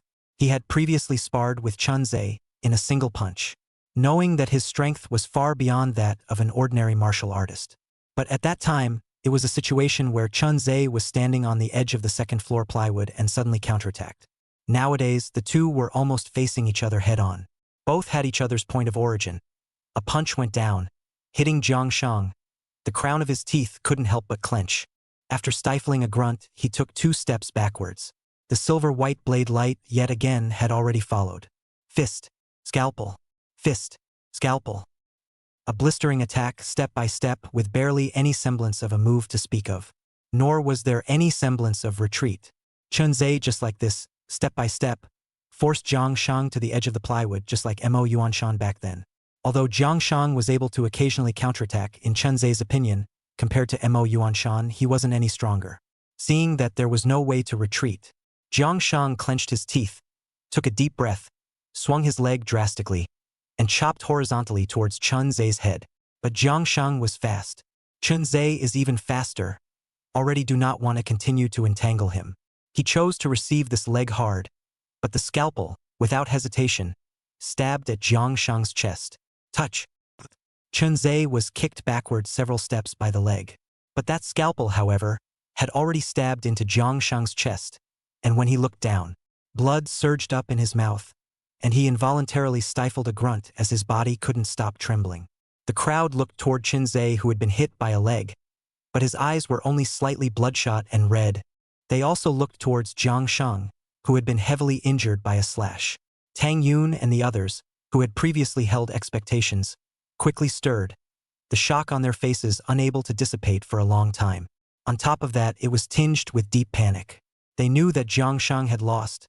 Then next, it would be their turn. In the distance, the outsider's boat. Duan Yulong, who was 1 meter 9 tall and had a tiger's back, couldn't help but laugh. The sound grew louder and louder. It gave people a feeling of unrestrained joy. Chapter 065 Death of Lin Yuezhu. One more. I told you. This kid isn't as simple as you thought. Duan Yulong couldn't help it and cackled with laughter. He had long looked at Jiang Shang with disdain, although Jiang Shang also had the strength to become everyone. But back then, when it came to becoming everyone, the means were not too clean. Don't look at all the rumors about Jiang Shang outside. But in reality, what happened back then? I'm afraid only Jiang's family knows. Anyway, the martial arts expert who fought against Jiang Shang. Only 3 months after his return, it was rumored that he was seriously ill and died in his ancestral home. At one time, the rumor was spreading like wildfire. It could be said that there were many different opinions, but the truly great families, relying on the clues they had obtained, had more or less guessed some of them. The matter of the Heavenly World cruise ship almost doesn't need to be managed by us. But the person behind Shanghai City, I'm afraid that he's already on his way here with a team, so let's leave this place to that kid. What we need to do next is to keep all the enemies out in the outer sea. It's also time. It's time to let them see the true power of the outsiders. As Duan Yulong's voice fell, the crowd's ships began to turn around, because while the two were fighting, they had received information about the movements of the one surnamed Mu. After this outer sea strife, I'm afraid that it will be the date when the outsiders and the local forces will really go to war. Miss Su nodded. Don't worry, Duan everyone. The one surnamed Mu fell out with the others back then. Unless he can pull his face down and go back to admit his mistake. Otherwise, the others won't necessarily accept him. But the surname Mu is so arrogant, back then he was able to fall out with the others and become independent. It was because that surname Mu was too arrogant and cocky. Now, in the Heavenly Palace wheelbarrow, almost no one was Chun Ze's rival anymore. There was little point in them staying here. But the outsiders were gone. Chun Ze's anger was only just rising. He shook his body, raising his head. His eyes finally landed on the unusually handsome teenager. The teenager was terrified to the extreme at this moment. The moment Jiang Shang fell, they realized what would happen next. The others were also filled with fear, and Tang Yun gulped down a mouthful of saliva, knowing that something big was about to happen. The unusually handsome teenager was still trying to escape. He violently pushed away the people around him. Crawling to the edge of the hull, he wanted to follow the long rope ladder and climb to the top of the speedboat. But the person had just reached the top, perhaps because of excessive panic, his feet slipped. Then came a hysterical scream. Bang!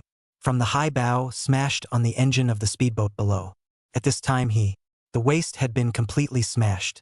The lower half of his body was unable to move. The blood couldn't be stopped, gushing out wildly from the wound.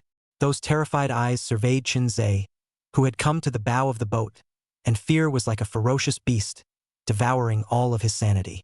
He looked at Chun Ze in fear. In his mind, the figures of Chun Ze and the young girl from the school who had fallen from the building gradually overlapped. Chun Ze looked a lot like his sister. It was just that compared to his sister, the height was more upright and the shoulders were broader. No one had thought about it. When it was just a whim to have fun, It drove him to a dead end. No one would have thought that what was once a trivial matter in the eyes of a big shot had become a growing storm. Tang Yun even shouted to Jiang Shang, who was already stabbed through the chest and seriously injured in the distance. What are you waiting for? Save the people. If the young master dies, no matter if it's me or your Jiang family, we'll all be plunged into a never-ending quagmire. Jiang Shang, who was clenching his teeth and was already struggling extraordinarily to even climb up, heard Tang Yun's words. He could only sigh leisurely as well, struggling to climb up. Using the last of his strength, he rushed towards the bow of the boat, about to jump off Chun Ze. But the current Jiang Shang, the speed was just too slow in Chun Ze's opinion. Slow enough that he didn't even need to dodge when the fist smashed into his face. He also just raised his right hand and gently cupped Jiang Shang's attack. With his other hand, he grabbed the scalpel. With a forceful twist, Jiang Shang, whose life was already in danger, his body shook violently, slowly fell to the ground. His eyes showed some bitterness, and finally, blood gushed out of his mouth, and with a twist of his head, he died. Jiang Shang's death heralded the curtain on things here. Chun Ze, also from the bow, a leap down, bang, stepped on the speedboat below. Turning on the engine of the speedboat, rushed out with a kick of the throttle. At the same time, he did not forget to raise his scalpel. Viciously stabbed Mu Jingnan's abdomen behind him, blood gushing out wildly, but did not take his life, because, from Mu Jingnan's body in front of him, he could obtain information about the other 4 people. According to this person's character of being afraid of death, the certainty was great. After this time, things were basically considered to have surfaced. Another unleaving cruise ship. Lin Yuezhu was also watching everything in front of her. Behind her was a tall and thin-looking man. Plain and ordinary, but his eyes revealed a hostile aura.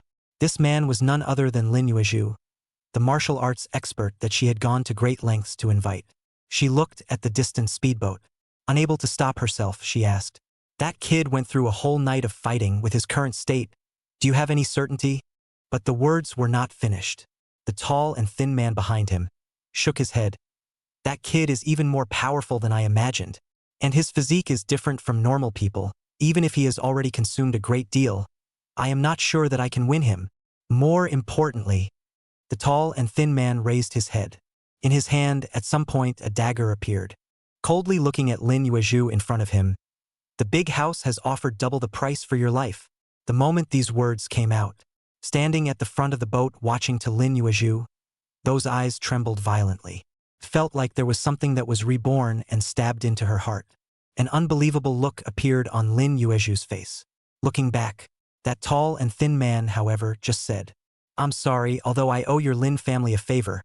I desperately need the support of those behind me. If you don't die, I won't have the chance to meet them." The dagger was drawn once again. The tall and thin man gently pushed Lin Yuezhu, and her entire body lost its center of gravity. Falling down the hull, she smashed into a speedboat. But Lin Yuezhu was not as lucky as Mu Jingnan. She directly smashed her head and face. Her entire hand hit the stern of the speedboat. It was bent backwards and badly deformed.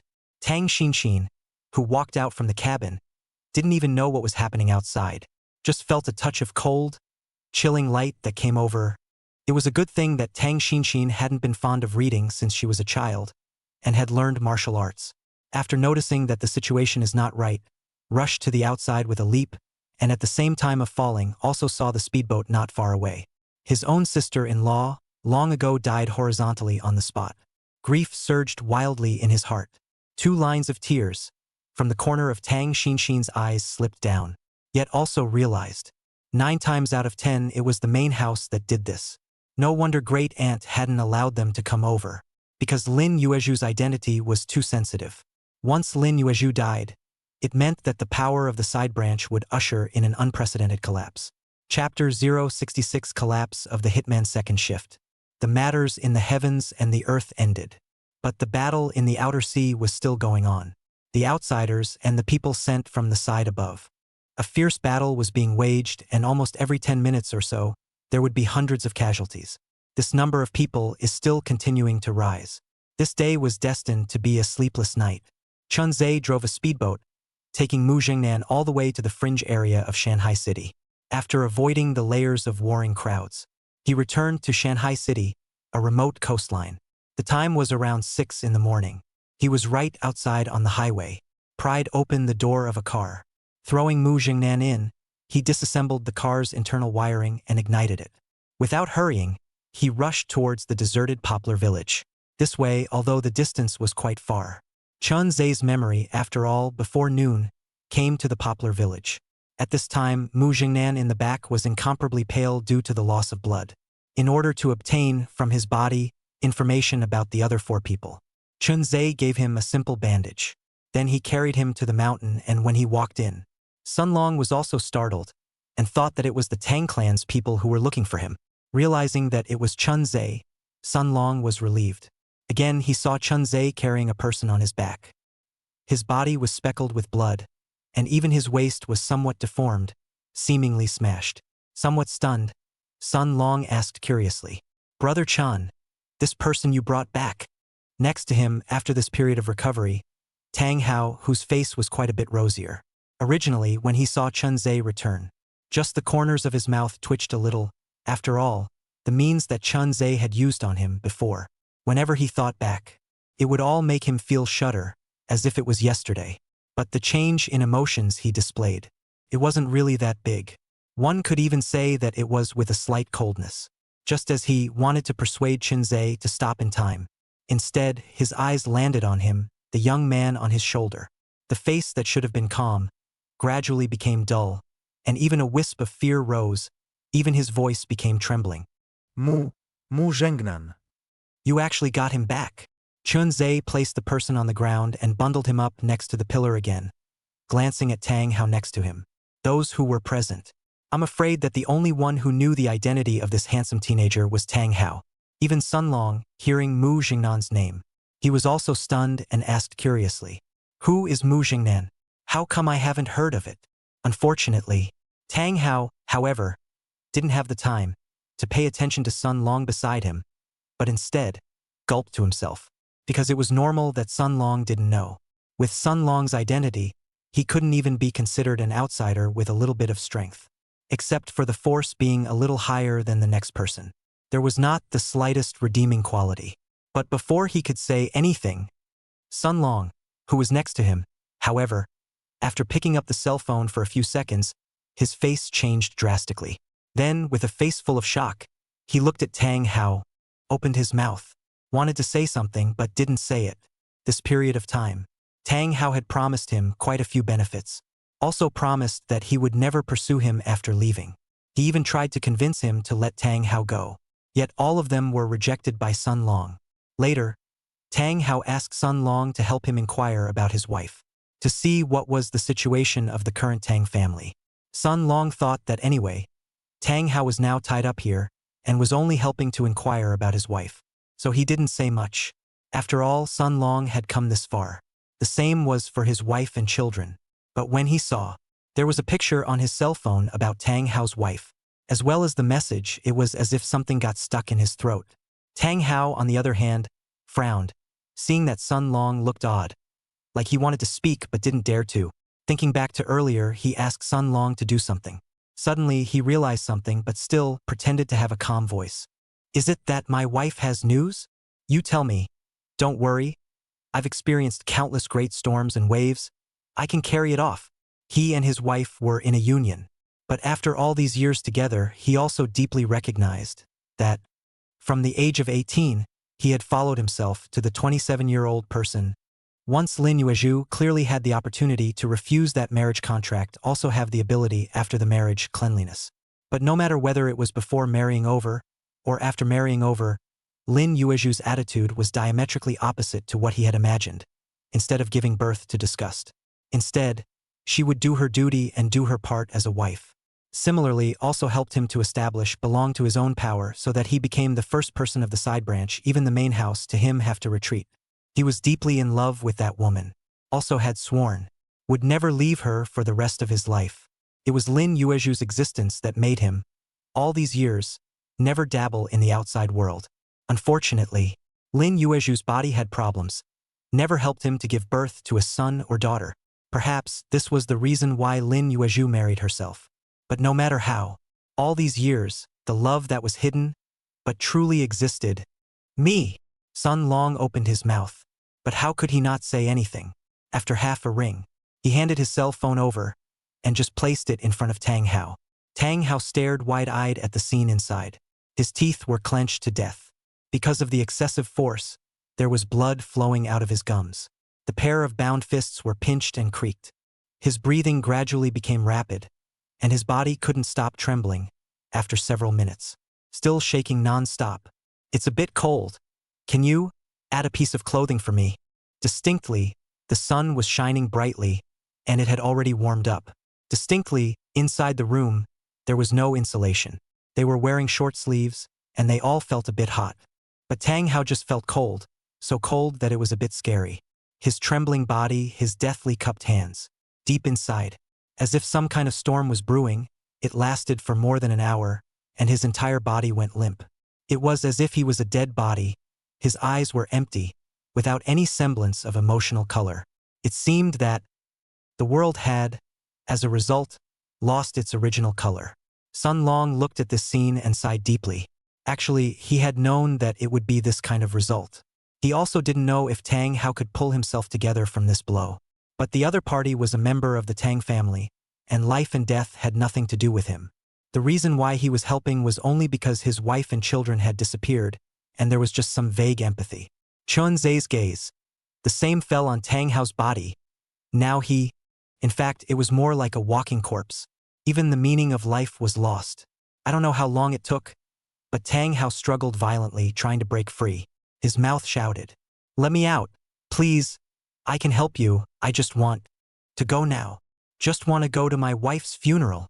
As long as you can put me back, even if it's to die, I'm willing. I only beg you to be able to promise me," said. Tang Hao's body bent down a little bit. His face was somehow stained with tears. His head struck the ground one by one. Like in front of a shrine, the most devout believer, his voice was hoarse. "Please." Pain was permeating that twisted face. Blood oozing from the knocks, staining the dust on the ground. Even if the sand, from the excessive force, mixed in with the blood and flesh. Yet still, without half a pause, letting out a sorrowful plea. As long as can go back to take a last look. Parked in the Tang family coffin wife, he is willing to personally offer his life. Even if he had to endure Chun Ze's torture 10 million times, he would be willing to do so. Chapter 067, The Most Devout Prayer 3 Shifts. Tang Hao used the most humble attitude, the most pious tone, his bloodied forehead pressed against the ground, teeth clenched together in death, tears mixed with dust, that face screwed up into a ball. And just for the sake of it, to go back and see his dead wife. He was willing to give up everything he had, including this life. As long as Chun Ze let him go back, no matter what, he was willing. Looking at the nearly insane Tang Hao in front of him, Chun Ze also frowned, not saying anything for half a second. It was Sun Long who was next to him who reminded. This person, Tang Hao, although he is a sidekick, he is skillful in calculating. If you have such a person to help you, it will be a good thing for you. Moreover, after Tang Hao goes back, he will definitely intensify the conflict within the Tang family.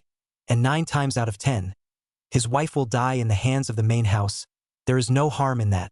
Before Tang Hao put back, the final result must be the main house and side branch evenly matched. Yet no one dared to make the first move, but now Lin Yuezhu was dead. The balance tilted. Within the Tang family, the cracks can be big. I don't know if it was Tang Hao's pious look, or the words of Sun Long next to him. Chun Ze finally cut the rope behind him. But Tang Hao, whose forehead was stuck to the ground, didn't climb up for a long time, until his body trembled several times. When Tang Hao climbed up, his face had long been twisted to the extreme. Blood was mixed with tears, and his expression was so hideous that it was somewhat frightening. For half a second, Tang Hao began to suppress that almost terrifying wave of emotions, dried the blood on his face, and bowed deeply to Chun Ze in front of him. "When I go back and settle the matter of my family's wife, no matter what you ask me to do, even if it means asking for my life, I'm willing to give it with both hands." The current Tang Hao had only one thought in his mind. That was revenge. Their side branch and the main house were originally incompatible. The relationship couldn't be said to be much better. From childhood to adulthood, there was nothing to speak of except for the deceitfulness. There is no affection to speak of, even if the people in the main house died out. Tang Hao will not have half a bit of emotional fluctuations. Only this wife. Let since young lost mother, he felt a long-lost warmth. Now Lin Yuezhu was dead. There had to be an end between him and the Tang family. Plus Chun Ze also needed to return to Shanghai City. After all, the food he had left for Zhao Min'er didn't know how many days it would last. It was even more unknown how Zhao Min'er was doing during the days he was away. He needed to go back first to see how Zhao Min'er was doing now. So he took Tang Hao and came to the bottom of the mountain together. Drove the sedan that he got on the side of the road. He went straight to Shanghai City. Several hours passed. The sky darkened leisurely. Chun Ze got Tang Hao another cell phone, put the man at an intersection, and left on his own. Tang Hao used his cell phone and contacted Tang Bing, the leader of the side branch. Less time. There was a large number of Tang family members that rushed to the location where the intersection was. When they saw the bruised and miserable Tang Hao, they all couldn't help but suck in a breath of cool air. Those wounds left by Chun Ze's interrogation last time, although they had been simply treated, the densely packed wounds, sticking to the clothes, still made people's scalps feel numb. Tang Hao, you finally came back. After saying that, Tang Bing remembered his wife's matter and finally lowered his head. A touch of shame flowed inside his expression. Tang Hao's voice was cold. I know everything. I just want to see my wife's remains one last time. No matter what, I've been husband and wife with her for many years. It's time to give her a ride. At this time, Tang Hao had long since lost the kind of grief and pain he felt on the mountain. Looking unusually calm, his eyes were cold, but he was vaguely permeated with an aura that was even more terrifying than before. It was as if a fierce tiger that had just learned to dance with its teeth and claws had metamorphosed into an adult beast. More calm, scary, always lurking their own emotions. The slightest mishap. This beast with a tiger's eye would give you a fatal blow. This metamorphosis. Tang Bing didn't know if it was good or bad, and could only open his mouth and then bite his lip, patting Tang Hao's shoulder. Go back first. Let's talk about it after we get back. I'll let the doctor treat your wounds, and I don't know if it'll leave a scar. For the injuries and scars all over his body, Tang Hao didn't care, and could even be said to be inconsequential. Perhaps as far as he was concerned, from the moment his wife died. Everything became unimportant. The car was placed in an unknown parking lot. Chun Ze got out of the car. After going alone to buy some clothes as well as something to eat, he returned to that rented house. There was no semblance of movement inside. Chun Ze frowned and skillfully opened the door of the room. The moment the door opened, a flash of knife light flashed past his eyes. Fortunately, Chun Ze's instinctive reaction lightly dodged the knife, otherwise it might not have been. Zhao Min'er, who was holding the knife inside and panting heavily, saw Chun Ze return. The tightly tensed emotions, at this moment, as if breaking the dike, fell 2 lines of tears. She flung herself into Chun Ze's arms and choked with sobs. In the past 2 days while Chun Ze was gone, every night she could hear the sounds of chaos coming from the streets. Zhao Min'er, who had never experienced this before, the emotions broke down for a time.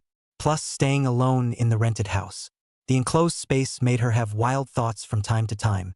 She even suspected Chun Ze might have already given up on her. Otherwise, how could he, without a word, disappear for more than 2 days, relying on those things left behind by Chun Ze? Although she had survived for 2 days, it had also made her emotions extremely unstable. Today's Chun Ze, on the contrary, was like the last straw in her heart. Not quite understanding the young girl's emotional changes, Chun Ze simply frowned, leading her into the room and closing the door again. After looking out from the curtains for a few moments to make sure there were no problems, he handed the boxed lunch he had bought to Zhao Min'er in front of him. In the bag next to it, there were also a few changes of dresses. Chun Ze didn't really know much about these things, but the salesman, however, took a few sets for him according to the sizes he stated. These are the clothes I brought for you. I'll have to go out later, and in the morning, I'll bring you back food. After saying that, Chun Ze buried his head and ate his share of the boxed lunch. As for you asking him to comfort Zhao Min'er in front of him, it was undoubtedly a fool's errand. He couldn't even understand Zhao Min'er's changing moods, much less take care of someone else's feelings. Just throughout the entire process, most of Zhao Min'er's gaze rested on Chun Ze's body. Perhaps it was because these 2 days had made her feel too much fear, and when Chun Ze returned, an inexplicable sense of security arose instead. seemed to have forgotten. This was a maniac that had killed an unknown number of people. After eating and drinking, Zhao Minor went back in to take a bath and changed into new clothes. Lying on the bed, without realizing it, she actually fell into a deep sleep. With Chun Ze by her side, she seemed to sleep more peacefully. Chapter 068. A new situation, one more. Zhao Minor had already gone to sleep, and Chun Ze stayed inside the room for a while longer. Seeing that it was almost time, after contacting Ning Miaoshu, he got up and went to the Yellow Sea Club. He wanted to find out how the situation was now that he had arrested Mu Jingnan. When he came to the Yellow Sea Club next to the alley, Ning Miaoshu had already waited for a long time, and when she saw Chun Ze arrive, she immediately revealed a smile. Today's Ning Miaoshu, wearing a set of tight casual clothes, the body outlined hidden, together with that typical melon face and drooping ink hair, she could indeed be considered a great beauty. Brother Chan, you've finally come. What you did in the heavenly paradise is now spreading like wildfire in Shanghai City, and even amongst the outsiders. Even some of the bigwigs from the northern faction are all gushing about you. You can be called the man of the hour in Shanghai City. Ning Miaoshu, who used to call Chun Ze by his real name, was clearly older than him. Yet, she had already changed her name to Brother Chin. Thinking about the news she had heard, Ning Miaoshu only felt her blood boiling, and even revealed a touch of admiration among her eyes. To be able to force Shanghai City to the present day with the power of one man, Chun Ze was also considered unprecedented. Once upon a time, although there were also many outsiders who set foot in Shanghai City, but together, the winds and waves they set off were not as much as what you did in one night. Although ever since the incident at the heavenly paradise, the outsiders and the local forces started a fight to the death. Even the one behind it, surnamed Mu, had shown up at the upper meeting, but it still couldn't change the situation today. What I asked you to look into, how did it go? Chun Ze did not show too much emotion and asked in a flat tone. Ning Miaoshu hesitated for a moment and opened her mouth.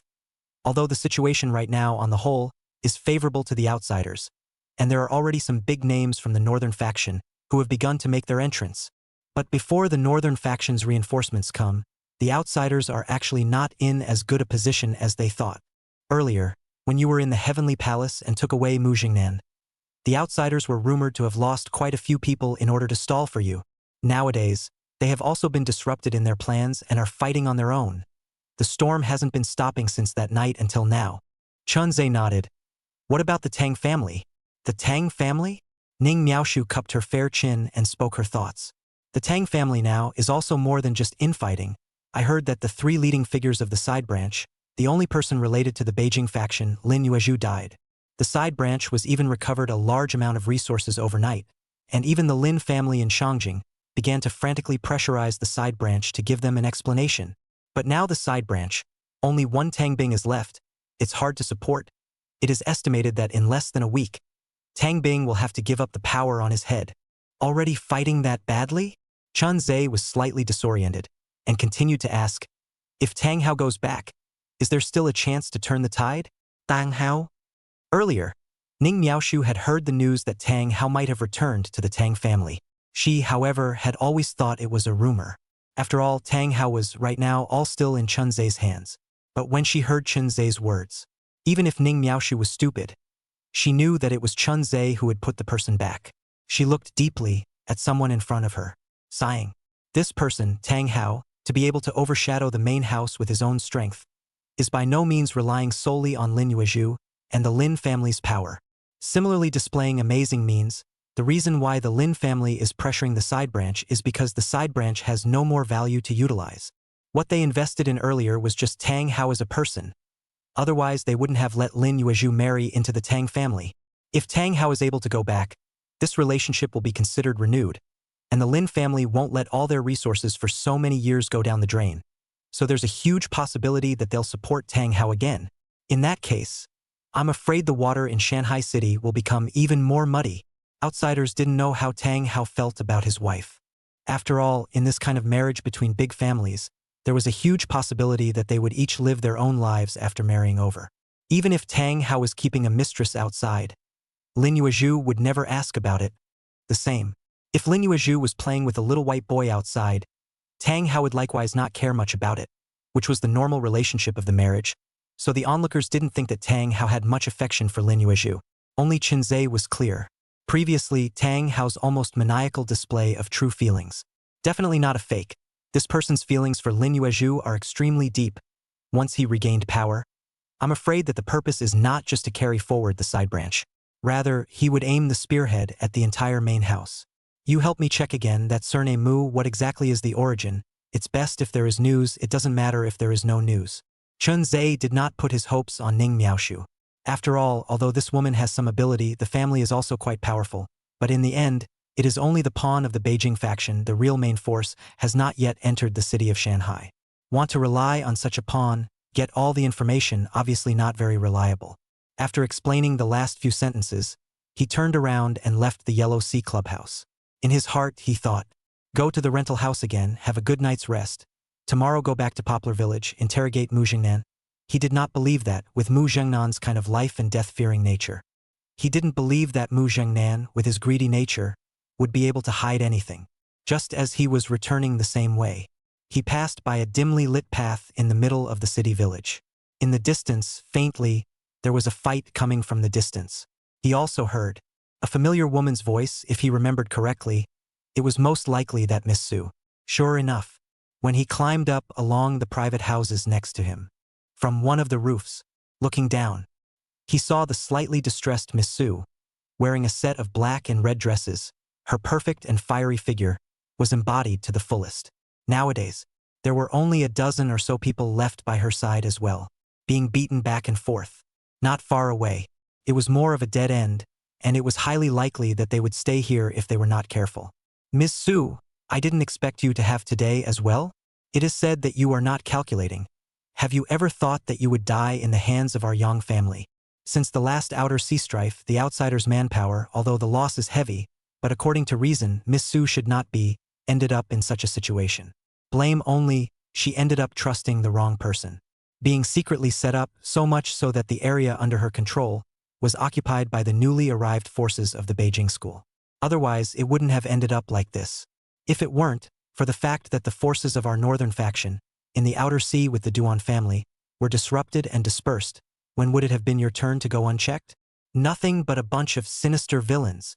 When we were fighting with the Tang clan, you guys didn't dare to step in, and now that we have the upper hand, you've started stabbing us in the back.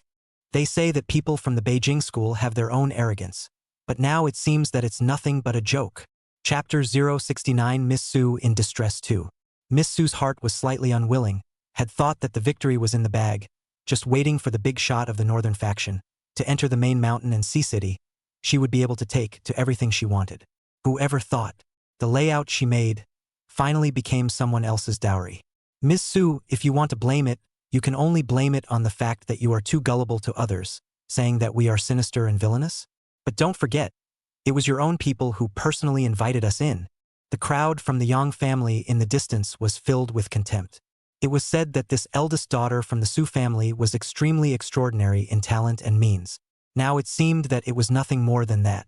Just as the crowd wanted to go forward to resolve Miss Su, a stone, but de la sound, fell in the middle of the crowd. The sound was not loud, but it was more like a warning. The Yang family frowned and raised their heads. They saw a man standing on the two-story residential house, with his back to the moonlight. Both hands were placed in his pockets.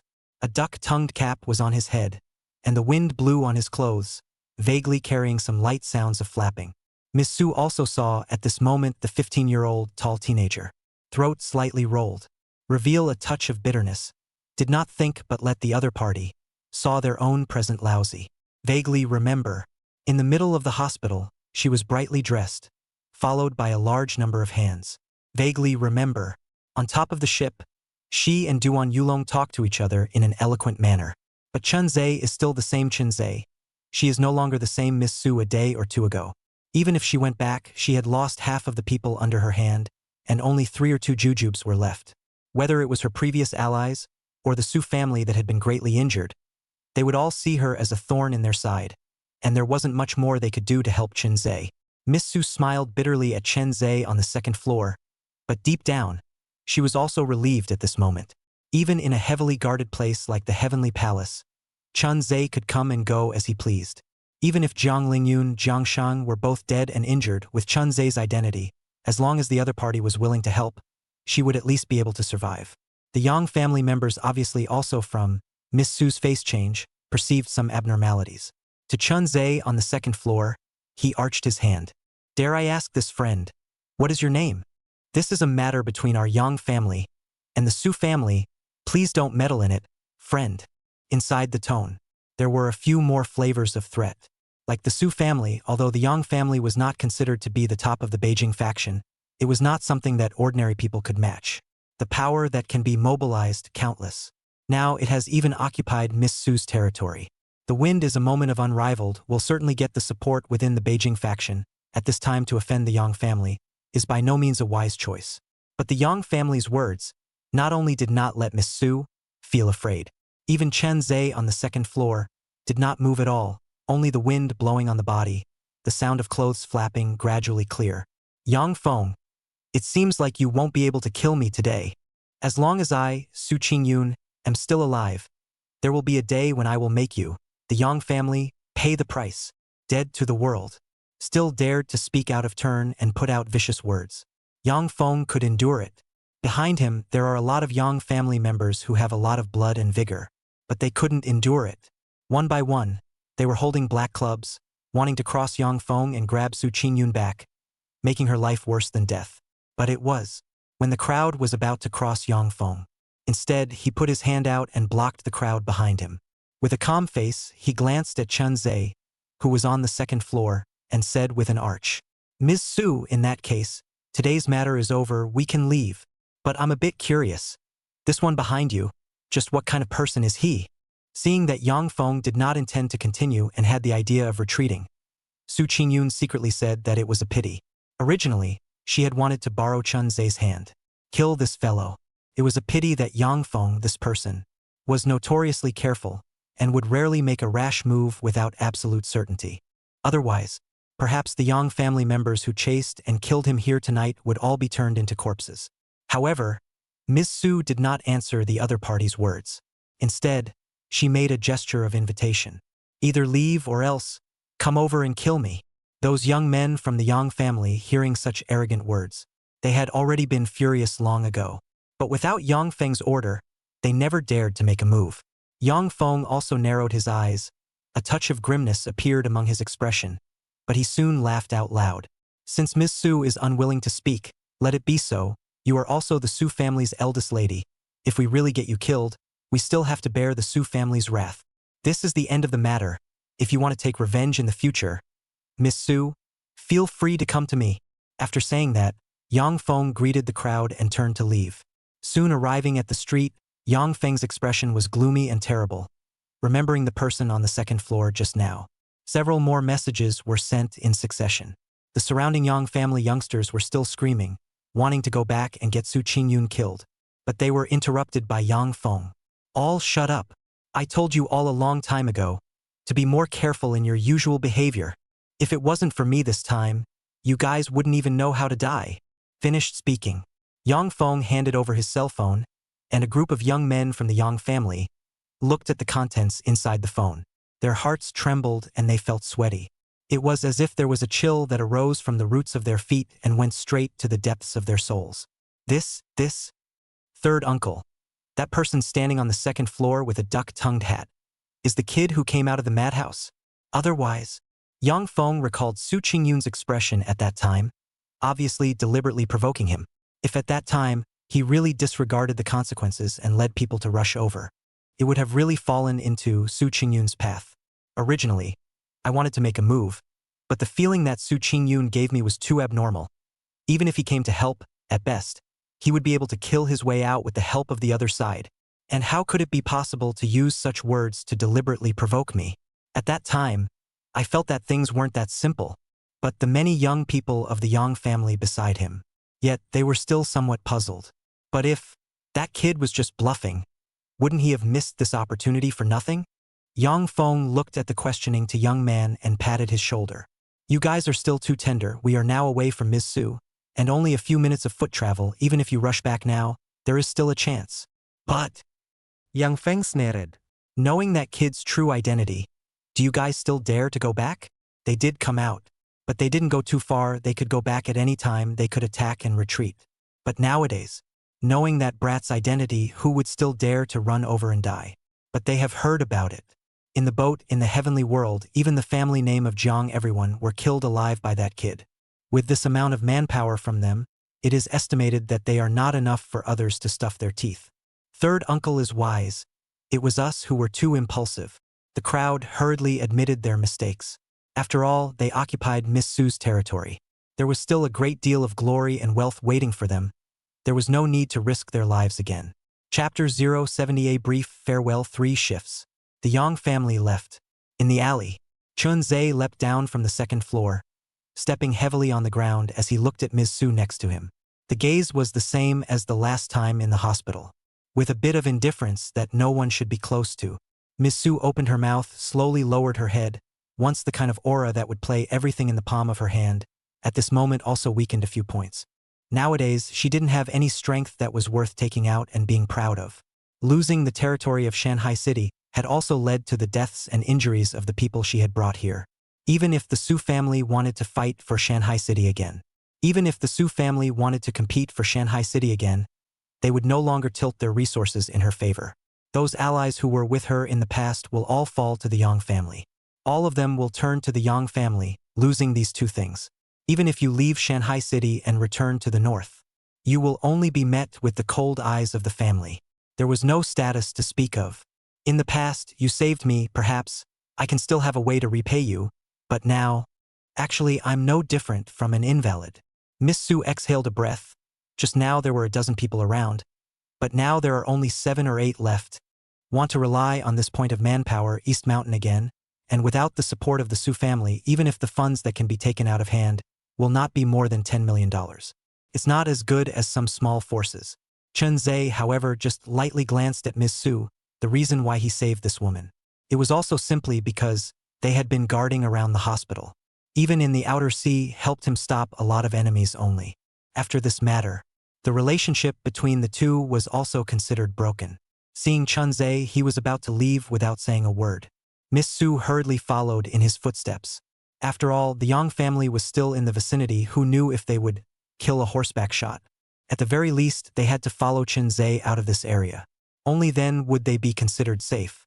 Not knowing how long he had walked, Chun Ze suddenly stopped and glanced at the small building next to him.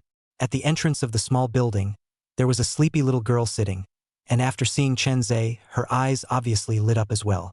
It seemed like she wanted to say, "Big brother, my mom is up there." Could see the blood-stained Miss Su next to her, as well as the 7 or 8 fierce-faced strong men, and immediately chose to shut up. It seemed like she had seen Miss Su somewhere. It seemed like it was the elementary school where she studied. At that time, Miss Su was spirited. Wherever she went, there would be a large fleet of cars behind her. Every car, the degree of luxury was something the little girl had never seen before. Also because of that time, she put Miss Su deeply in her heart, thinking, when will you be able to be as powerful as Miss Su? Unfortunately, that is just a child's fantasy. Want to rely on a woman's body, and do not have a huge amount of money, it is simply impossible to reach the level of Miss Su. Can even say, Miss Su was already considered to be outstanding within the many families. Chun Ze only slightly stopped and took a look at the little girl and then quickly walked away. The crowd kept walking until they reached a spacious street. At the convenience store again, he bought quite a few food items. He sat down in the doorway next to the convenience store. Now they had already left the area just now. Miss Su was also considered safe. She no longer had once that kind of stance. Abat sat opposite Chun Ze. Her body leaned against the glass wall next to her. The 2 extremely ferocious big meows, but also because of her sudden reliance, forcefully shook a little. Miss Su looked at, again, the 7 or 8 people following her. With a face full of bitterness, she said, "With my current situation, I'm afraid that I can't even afford to pay my salary." "Really can't? You guys find another job." These people had followed Miss Su for less than 4 or 5 years. At the beginning of her taking power, Miss Su did not forget the masters who followed her around. They also lived a life of paper and gold. Unfortunately, such a life will eventually be broken tonight. Keeping them around will only harm them. But when everyone heard Miss Su's words, but all of them hugged their fists heavily. What is Miss saying? The money we've gotten over the years is quite a lot. After Miss took power, She never forgot about us old men either, and even spent money to set up a fund for our families, covering all the expenses for food and clothing. Even if the family is sick, Miss will spend a lot of money to treat them. Our lives have long been Miss's, so how could we leave? Although there were only a few of these left. But they were all Miss Su's men, the most capable existences. Originally, Miss Su was giving them a chance to choose again. But seeing that all of them remained loyal, Miss Su's eyes unconsciously reddened, and she said 3 good things in a row before forcing her tears to be held back. No matter what, Brother Chun, you saved me today. I owe you my life. If there is still a chance, I will definitely return it to you. Miss Su looked at Chun Ze again, full of sincerity. Chun Ze, however, just kept to himself and opened a few packages. After running all night, he had long been hungry. While eating, he looked at the nagging Miss Su, his eyes a bit bored. Miss Su, however, as if she didn't see it, instead, from the things on the table, flipped out a bread, similarly opened the package and ate, looking at each other without words. Time seems to be frozen, under the illumination of that dim streetlight. This line of strange people of theirs, but in this most humble way, they made their farewells. Chun Ze ate and drank his fill, got up and left.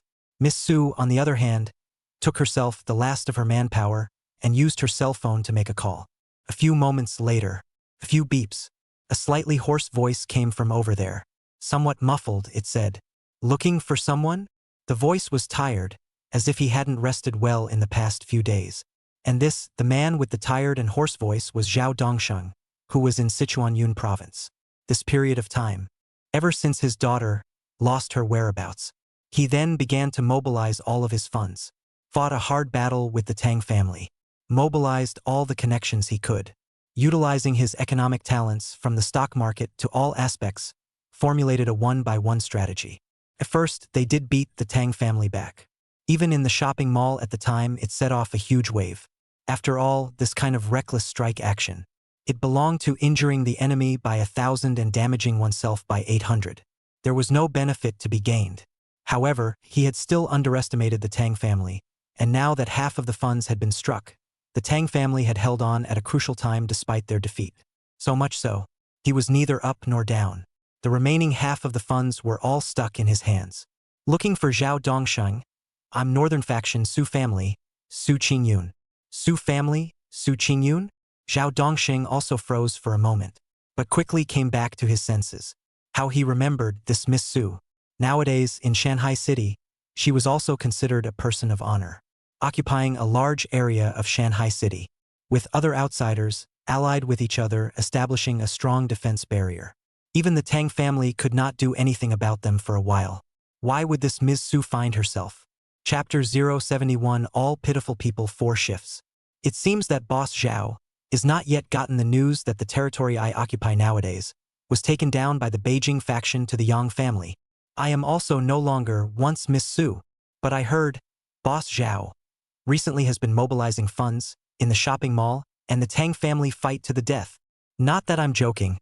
I'm afraid Boss Zhao doesn't know what kind of characters are behind the Tang family.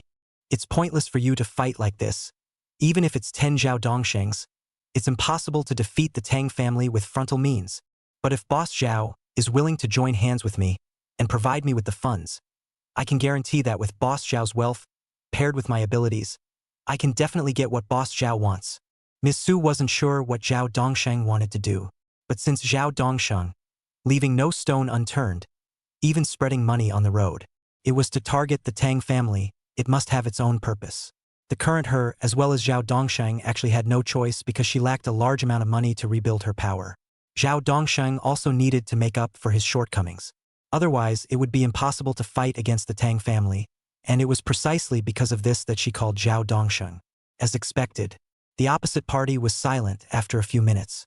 It seemed to be weighing the pros and cons, and at the same time it also had someone prepare Miss Su's information. Waiting for all of it, Zhao Dongsheng had read it. The hoarse voice over there, he said in a dull voice. I can fund you to rebuild your power. I also only have one condition, and that is to find my daughter. Because of that lunatic's matter, my daughter's whereabouts are unknown today. As long as you can find her, money is not a problem.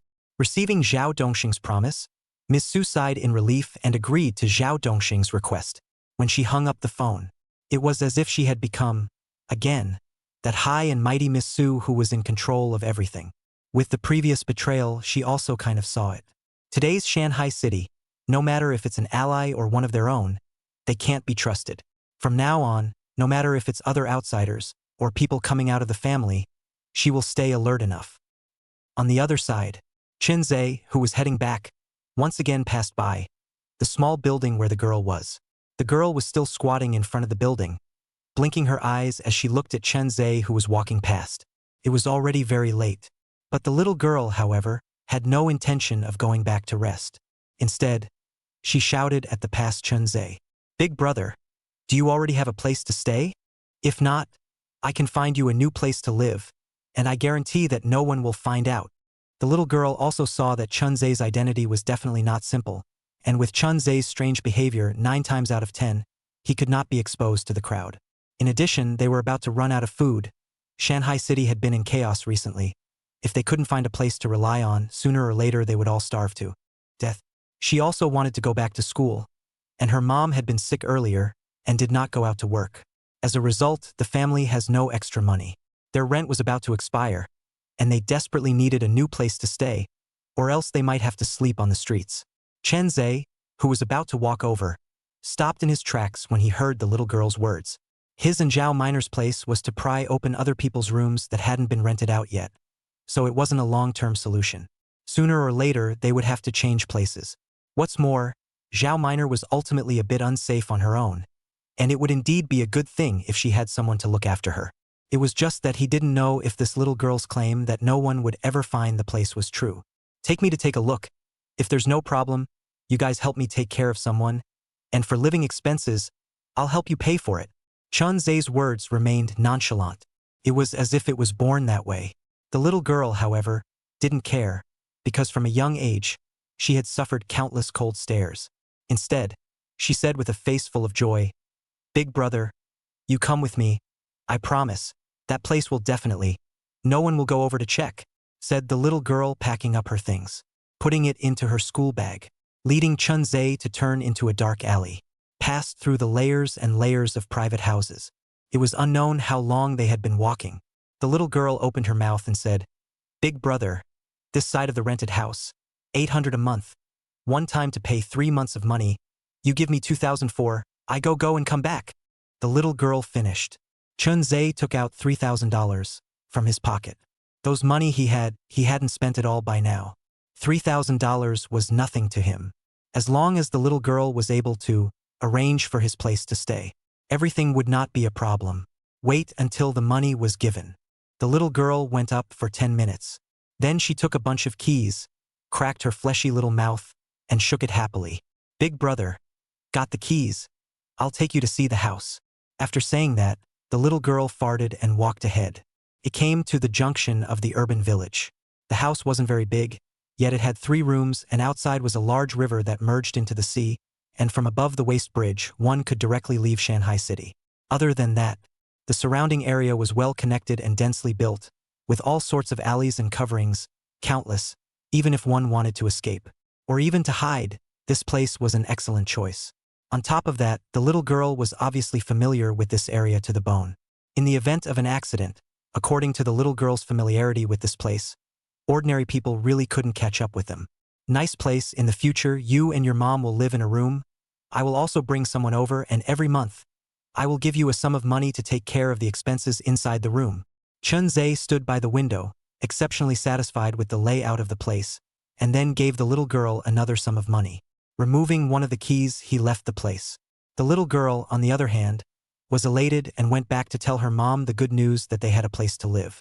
If it wasn't for Chun Ze's appearance, I'm afraid that in the next few days or even half a month, without money to rent an apartment, they would have to end up on the streets.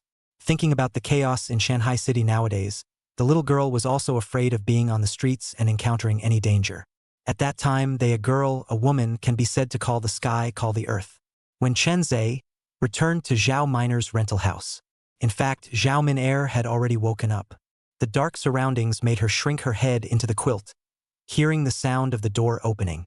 Only then did she lift a corner of the quilt and saw that it was Chun Ze who had returned. Snapped open the light of the room, let out a whimpering choke, not to mention how pitiful. Just crying, the heart is a lot more solid. Chun Ze told her about it, preparing to change places, but Zhao Minor didn't listen in the whole time. Instead, she was a bit cautious and grabbed the corner of Chun Ze's coat. Just so quietly followed behind him, watching him packing up the things in the room. For shifts, begging for recommendations, monthly votes, and catch-up reading. Chapter 072 The Unattainable Crown Prince One More. After packing up his things, Chun Ze brought along Zhao Minor and arrived together. The westernmost part of the urban village that was connected in all directions and had many buildings. It was dotted with all sorts of alleys and sheds. Almost every intersection was connected. In such a place, not to mention chasing, I'm afraid to turn my head. It's not even known where the person ran off to. The room they found was quite spacious, not a waste of money. And when they came, the mother and daughter had already cleaned up the room. He brought Zhao Minor and entered one of the bedrooms, soothing the other to sleep. Then he left the place on his own. When he reappeared, he was already driving a car, heading towards Poplar Village.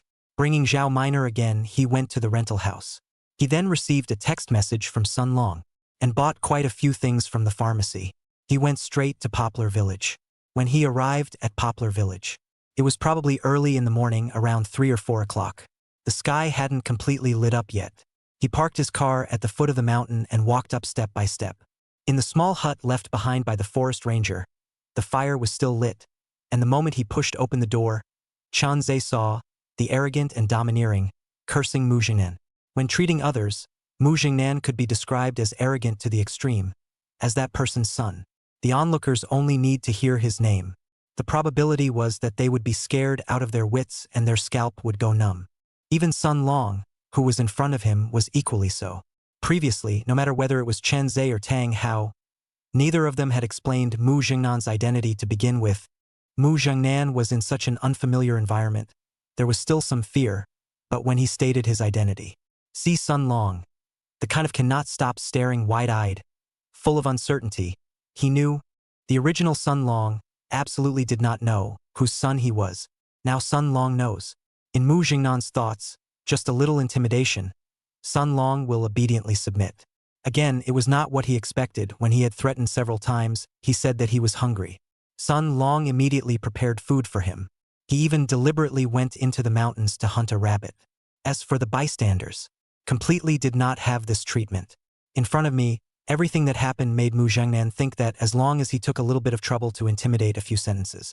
In the end, he gave a sweet date, promising a great future. Sun Long will obediently submit.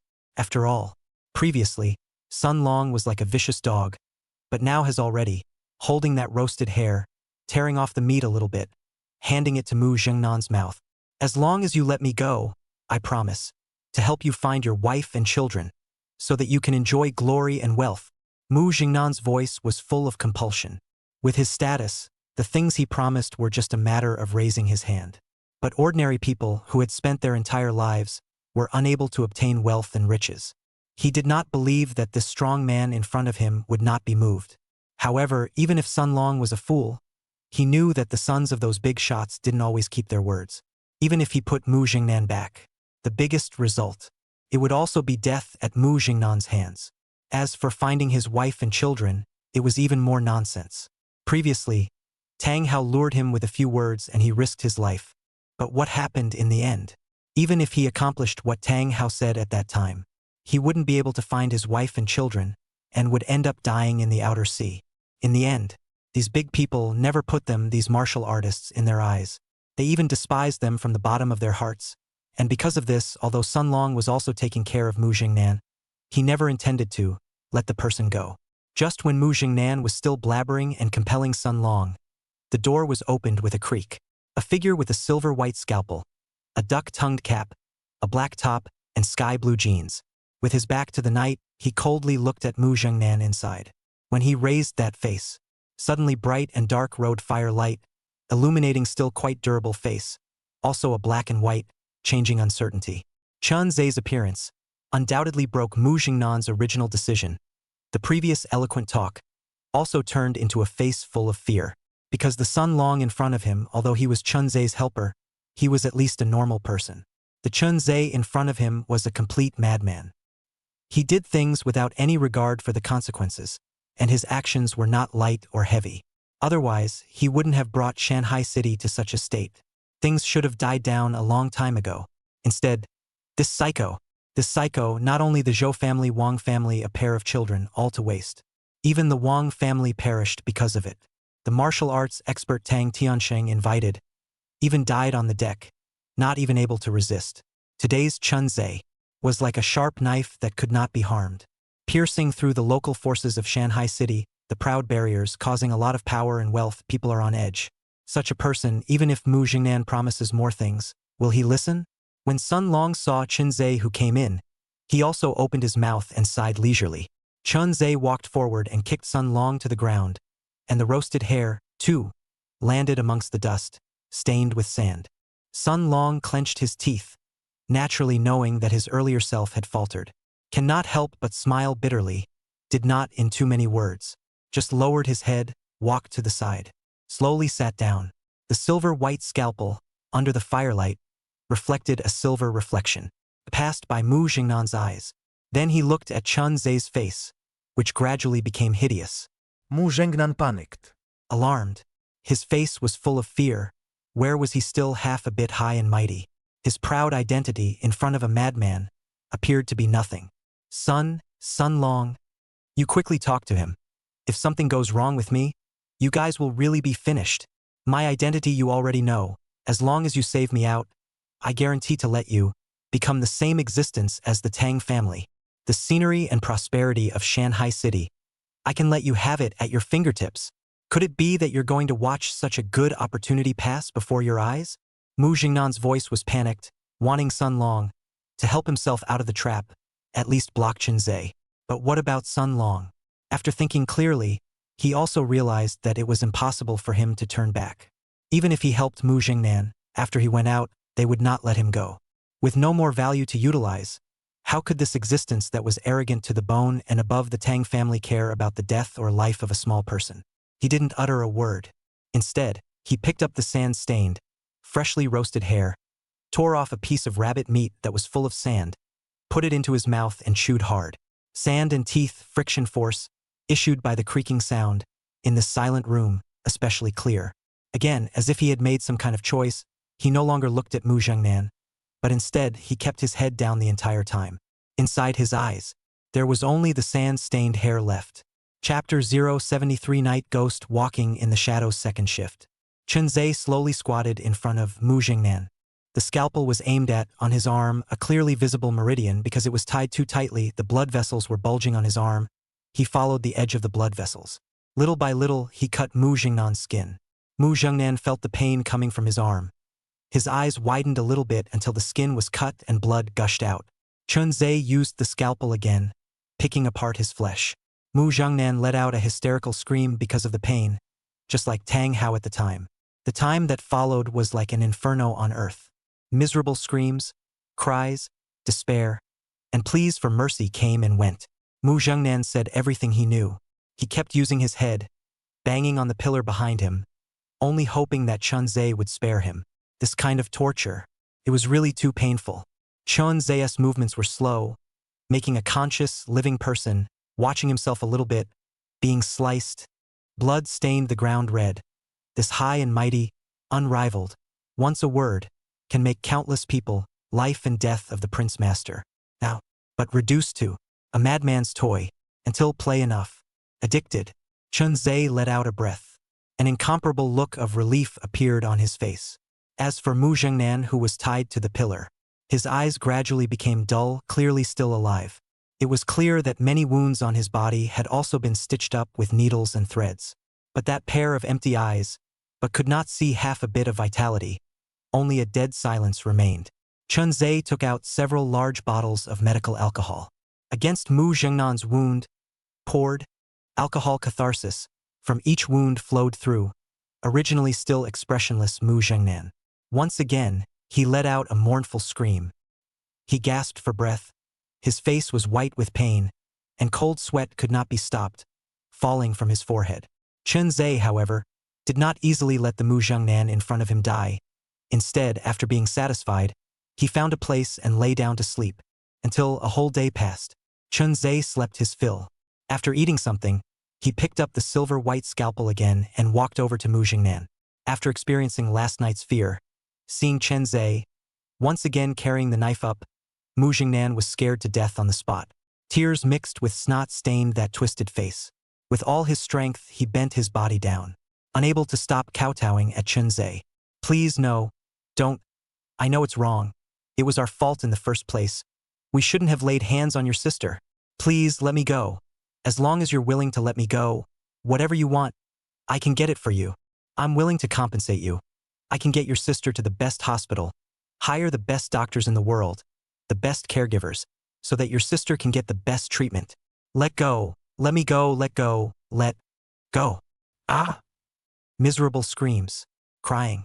But in the midst of those words, they resounded once again, lightly waving the scalpel, just like a fluttering butterfly, as if carving the world's most exquisite works of art. Every time the knife fell, it was precise to the extreme. Chun Ze enjoyed this process, his face becoming grim at times and excited at others. The entire process, again, lasted for several hours. Mu Jingnan, who was in front of him, could no longer carry on. He fainted on the spot. The body had even reached its limit, dying, and if it wasn't dealt with, it would immediately have to be cut off. But Chun Ze did not let Mu Jingnan off easily. As in the morning, he treated the wounds on Mu Jingnan's body. Then he leaned against the wall and closed his eyes.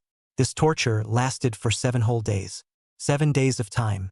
Once it was night. Between the mountains and fields, sounds like ghostly cries and howls would come out. So much so that it startled many animals, and not even a single mouse could be seen around. For 7 days, Sun Long, who had been watching from the side the entire time, once he couldn't take it anymore. Then he would run out and relieve himself. But the 4 people who were tied up inside the room, the driver, the investigator, Sun Yaoyang, and the mistress. But by this kind of scene got bile spit out. The mistress, once looked at the eyes rolled white, fainted several times. Finally, the morning of the 7th day, Mu Jingnan in the midst of almost desperate torture. Broken. Looking at Mu Jingnan in front of him, who had long since become unrecognizable, Chun Ze's gaze was ice cold. He dragged the person to the back of the mountain and left him in the middle of the wilderness, believing that it wouldn't be long before even his bones would be taken away. I believe that in a short time even the bones will be taken away. After all this was done, Chun Ze looked up to the sky. The slowly rising sun, a ray of warm luster, fell on his face. Again, like a divine illumination, it baptized him. During this period of time, the depression that had been building up dissipated quite a bit. But that was only partial. From Mu Jingnan's mouth, he knew, the remaining 4 people, specific information. According to Mu Jingnan's confession, these people are called Chao Lei, Yuan Yen, Qin Zhimao, Du Yen, corresponding to the 4 people in the last meeting respectively. According to Mu Jingnan's words, the former Shanghai city has not been, today, this kind of splendor. But it was during the most chaotic time in Shanghai city. 5 people came here. No one knew where they came from. No one knows their true identities either. Only know that after they came, set off a bloody storm in Shanghai city, the entire Shanghai city native forces slaughtered a whole, and introduced a large sum of money. The establishment of the port, trade, access to foreign trade. And with absolute strength recovered the Tang family, as well as the local up and down more than 100 forces. Once became a legend in Shanghai city. They always settled in Shanghai, but Shanghai is not a place name. No one knows the correct address of Shanghai. Every single person who came out of Shanghai, every person who came out of the Shanghai has the ability to call the shots in Shanghai city. Later, Mu Jingnan's father, Mu Hongguang, and the other 4 people in the upper meeting broke up and became independent. The Tang family now also belongs to Mu Hongguang. In addition to the Tang family, Mu Hongguang also has unrivaled energy in Shangjing. As for the remaining 4 people, and Mu Hongguang broke up after, did not appear again. But how much terrifying energy these people were hiding. So far no one knows. Only outside, from time to time, can hear them rumored. The authority of those 4 people occasionally reveal 1 or 2, also enough to let the whole Shanghai city, for the turmoil. The only pity is that after Mu Hongguang and those 4 people broke up, those 4 people did not show up in Shanghai city, as if they had evaporated. As for Mu Jingnan, even he didn't know where Shang would be. Or rather, Mu Jingnan, who is above the entire Shanghai city, is not qualified to contact the meeting. I'm afraid that the only one who has shown up today and knows where the upper council is located is Mu Hongguang. After sorting out this information, Chun Ze pinned the scalpel and walked down the mountain on his own. The sunlight shone on his body, but always half of his body fell into the shadow. He even intentionally avoided the warmth of the sun's light and walked under the shadows of the lush foliage. More like a night ghost wandering the earth. Chapter 074 Setting a Trap. Boss killed third shift. 7 days. Chun Ze had left Shanghai City for 7 days. He also tortured Mu Jingnan for 7 days and witnessed with his own eyes Mu Jingnan die a little bit painfully. As he drove his car, he returned to Shanghai City. When he entered the city village, it was already more than 6 o'clock in the afternoon. As a result, he just came in not long ago. There was a man and a woman rushing in his direction, walking over quickly. The man was around 23 or 24 years old, with a white jacket, gray pants, and a bit of Englishness between his eyebrows. The girl, on the other hand, was around 17 or 18 years old, with light footsteps, smooth breath, and quite pretty. With a ponytail, she stopped in front of Chun Ze.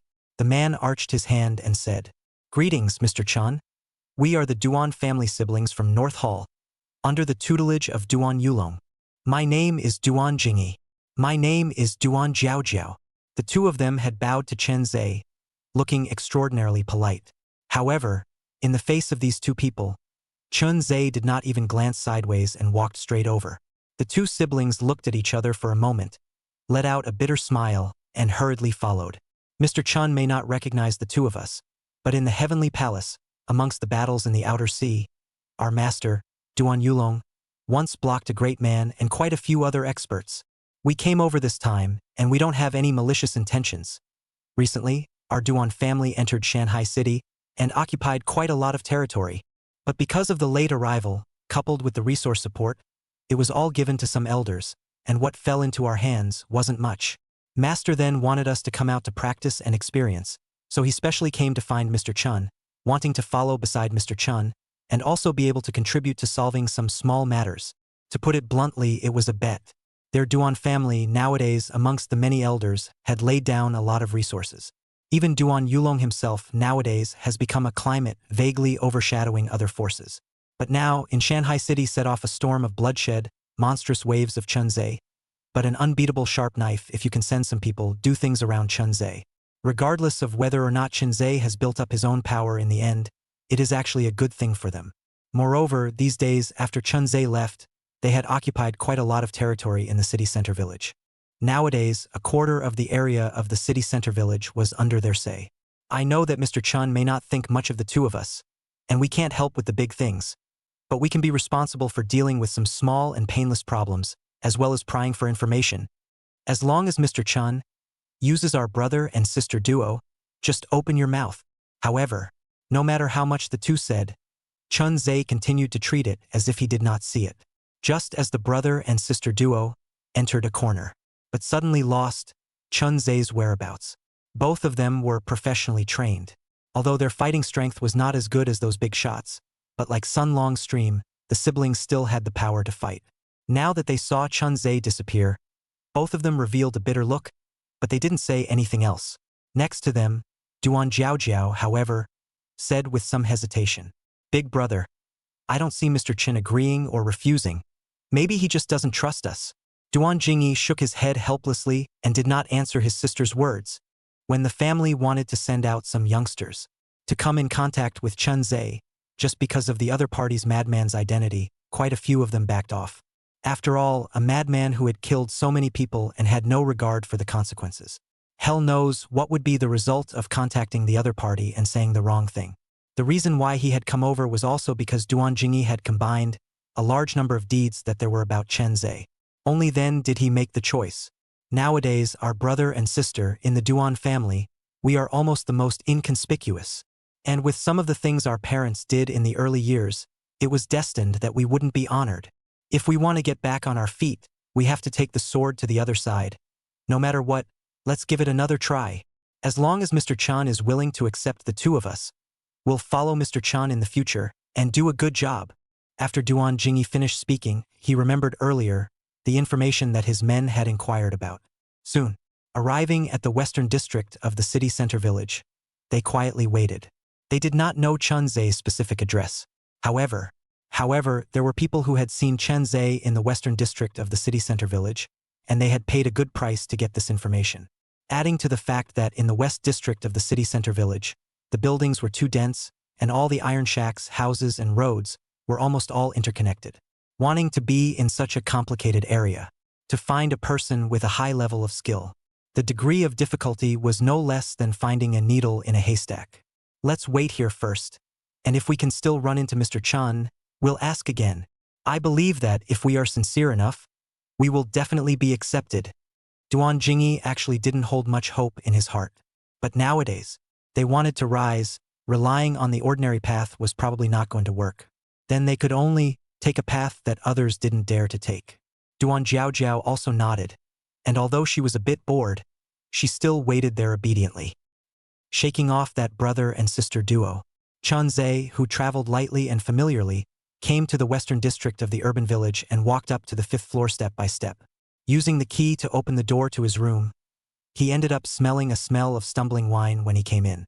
Chun Ze, who was frowning, took another look at the table, which was just humble noodles. His eyes unconsciously narrowed as he knocked on the door of the next, Zhao Miner's room again. Soon, the door opened. When Zhao Miner saw Chun Ze, her autumn-watery eyes unconsciously moistened a little. Even from Zhao Miner's face, the change in expression that was revealed, he knew that something had definitely happened during these 7 days. It was just that, in the midst of the casual conversation that followed, Zhao Miner didn't say. He didn't ask either. After another half hour or so, the door opened. What came in was the woman with a bruised face and the little girl pulling behind her. And when they saw Chun Ze sitting in the hall, both of them were stunned. Again, they quickly began to clean up the table. But seeing that, Chun Ze's gaze fell on top of those noodles. The mother and daughter still could not help. Their movements were a bit stiff. After all, when they left, Chun Ze also gave her daughter a large sum of money. As a result, these 7 days had been nothing but eating noodles or noodles.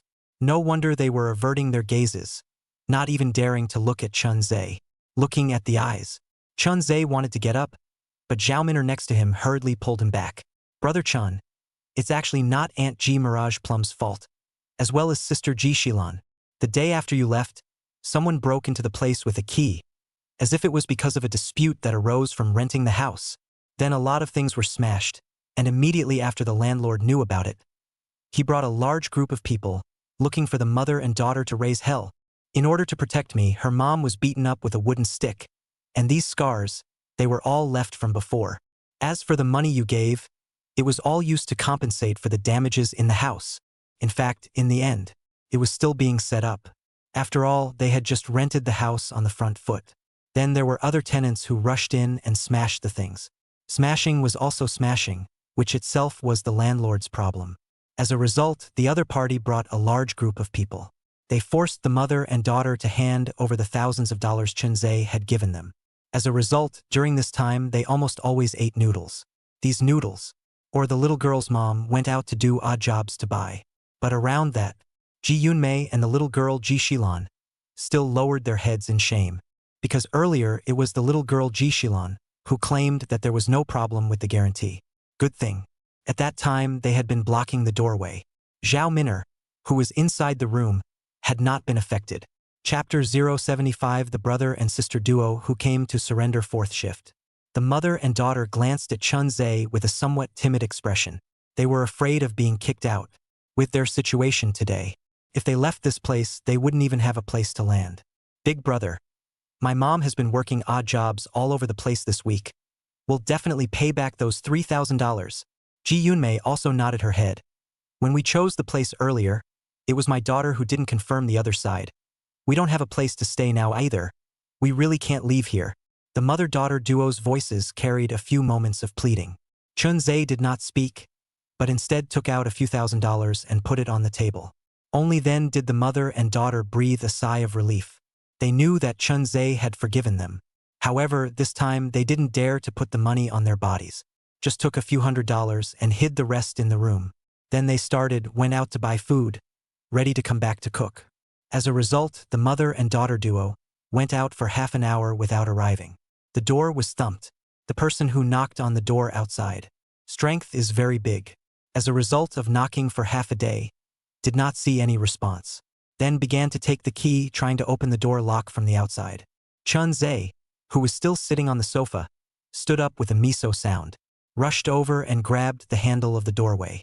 The person outside pressed down hard, but after half a day of pressure, the door did not move. From the cat's eye, Chun Ze looked out. He saw a man around 30 years old with tattoos under his neck.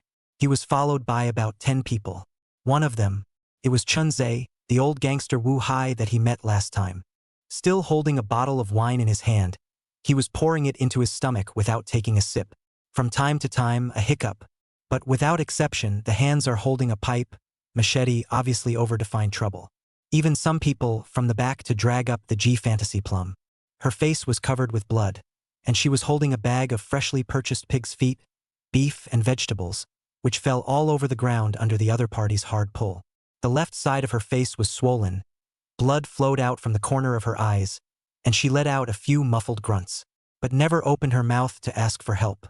In less time, another little girl cried out. It was kicked down to the stairway, but the mother and daughter were just lying on the ground like this. Never said a word. The man with tattoos all over his body in the lead viciously kicked at Ji Yume's body. Let the people inside open the door. Last time I told you, broken things, at least 20 to 30,000 to start. As a result, I was compensated 3,000, saying that I have no money. Now I am buying pigs, trotters, and beef. I don't think you guys look like you have no money. It can't be that you think that the old man is good at bullying, and you want to make the old man eat a mute loss, right? After saying that, the man didn't seem to be relieved. He kicked G Mirage Plum several times with force. Each time, the kicks caused G Mirage Plum's body to tremble violently, but she just arched her body, holding those just bought-back vegetables, lying on the ground without saying a word. As for Ji Shilon, she was grabbed by her hair and lifted up again. It was about to rush to the wall and hit it. The door, but at this time opened. The person who opened the door was wearing a duck-tongued hat, and just by standing toward the door, he let people feel an inexplicable coldness. A pair of eyes, staring at this man covered in tattoos, was like a vicious tiger, making the other party's eyebrows stop jumping. You step on the horse. The man covered in tattoos raised his hand, the steel pipe that had been sprayed with paint, and smashed it at Chun Ze's head. His mouth was still cursing, harsh and unpleasant expletives. Only in the back, the old gangster Wu Hai, who had violently poured a mouthful of wine, looked up with a face full of drunkenness and glanced at Chun Ze. Immediately after, that face that could never be forgotten. It made the old punk's feet shiver, unsteady on his feet, and rolled down from the top of the stairs. The wine bottle fell to the ground. With a bang, it shattered all over the ground. At the same time, it was accompanied by a silver-white beam of light. In the lighted hallway, a flash of the man who had raised the pole, the tattoo on his neck that almost covered his skin, appeared with a red mark that was out of place with the tattoo, followed by a large gush of blood. It got all over Chun Ze's face. The man with the steel pipe, his hand was still raised, but the steel pipe that wanted to fall was suspended in midair. His pupils contracted a little, his mouth opened, but he couldn't say a word. When the others saw such a tragic scene, they subconsciously took a few steps back, gulping, full of fear. They did not even dream of it. Originally just wanted to come over to extort a sum of money, but one photo, their usually arrogant and domineering boss. Then they were wiped out of their necks. Although they are inside the village, the famous bully often rely on the number of people engage in fairy jump or set up to extort money. But they have never encountered such a ruthless and hardened opponent. Even fell to the ground, shrinking into a shrimp, Ji Hui Mei cannot help but open his mouth wide. There was also some blood, spilled not far in front of her. Staring blankly at this scene, Ji Yomei's heart was in her throat, fearful to the limit. The little girl, Ji Shilon, likewise couldn't say a word. Her small body couldn't stop trembling a little, until a scream came from the surroundings. The crowd that had long been scared out of their wits ran downstairs as if they were crazy, but not yet wait for them to go downstairs. Running down to the crowd, just heard a scream. A moment, the old gangster Wu Hai once again returned, standing at the entrance of the aisle, looking around for a few moments. Propped up the fence on the 5th floor, jumped toward the opposite small building, the two although not far apart, but the opposite top of the sky. It is a 3-story high private house. This jump, Let the old gangster Wu Hai also scared scalp numb. Good in the end is to jump over. But because of the difference of 2 floors high, bang, broke his leg. The crowd was full of confusion, frozen in place. At the same time, dense footsteps were heard. Taking a look downwards, it was Duan Jingyi, Duan Jiaojiao's brother and sister, with a large number of their men, blocking the entrance to the building. Earlier, when they saw this group of people coming in, they had sent their men to follow them over, and then they saw Ji Yunmei, Ji Shilan's mother and daughter, and heard them mention the person wearing a duck-tongued hat. Immediately associated with Chun Ze, so non-stop, gathered dozens of people, blocked the entrance to the building. At this time, it could be said to have come at just the right time. Duan Jingyi, however, just glanced at the crowd. He then said a few words to the men next to him. In less time, the people who rushed up put down all of these dozen of punks and dragged them down one by one. The brother and sister duo, again, came to the doorway. Looking at the corpses lying on the ground, they arranged for a few people to deal with them and flushed the water. Only then did they arch their hands and look at Chun Ze. Mr. Chun, you let us follow you. Your skills, although better than anyone else, you are ultimately alone. Some troublesome little things. Someone has to deal with them. As long as you let us brother and sister follow, we promise to be single-minded and won't fail you with this favor. They didn't know if saying so would be effective. After all, Chun Ze from beginning to end, in their hearts, is a madman. But the brother and sister duo, who were desperate and had no choice but to take the sword to the edge, still decided to put their treasure on Chun Ze's body. Looking at the cleaned-up aisle entrance, Chun Ze did not say anything, turned around and entered the house. Immediately after Ji Yunmei, Ji Shilan, followed in succession, the door was left open. Ji Yunmei hurriedly spoke. You are Mr. Chen's friends, right? Hurry up and come in. Just in time to prepare for cooking. Have a dinner first before going back. The brother and sister looked at each other, and seeing Chun Ze who did not refuse inside, they silently followed them in. But the two just sat at a distance, observing Chun Ze's face at all times, confirming the other party had no intention of repelling. Only then did they slowly breathe a sigh of relief, knowing that this matter is considered a success. For more, requesting for recommendation, monthly votes, and catching up on reading. Chapter 076 Western District divides the land one shift. Chun Ze did not expel the Duan family siblings. The crowd was also at ease and had a dinner. When things were over, the Duan family siblings rented another room next to them and waited for Chun Ze's dispatch at any time. Meanwhile, the southern district of Shanghai City. The old gangster Wu Hai, who was limping, his face was full of panic, looking back from time to time. He walked into a luxuriously decorated clubhouse. Soon on the 3rd floor of the clubhouse he was brought in. After entering, he saw a man holding a red wine glass, with a mustache and wearing a black suit, turn his head. When Wu Hai saw this man, he hurriedly bent down respectfully and said, See, Boss Yang. The thing you arranged for us to do earlier failed. Wu Hai didn't dare to say that it was because of their extortion and blackmail, and in the end it resulted in the dozen or so people who had been recruited with great difficulty, all of them being gaffed by others. He could only lower his head, slightly fearful, waiting to be sent down. The man holding a red wine glass, wearing a black suit and a mustache, was Yang Feng. He was also the one who took away Miss Su's turf. He is not a cutie. Saw at a glance that there was a problem in there. Knocking on the table in front of him, he drank the red wine in his cup in one go. Speak up. What's going on? With the energy of our Yang family, it's just a matter of lifting our hands if we want to figure out what's going on.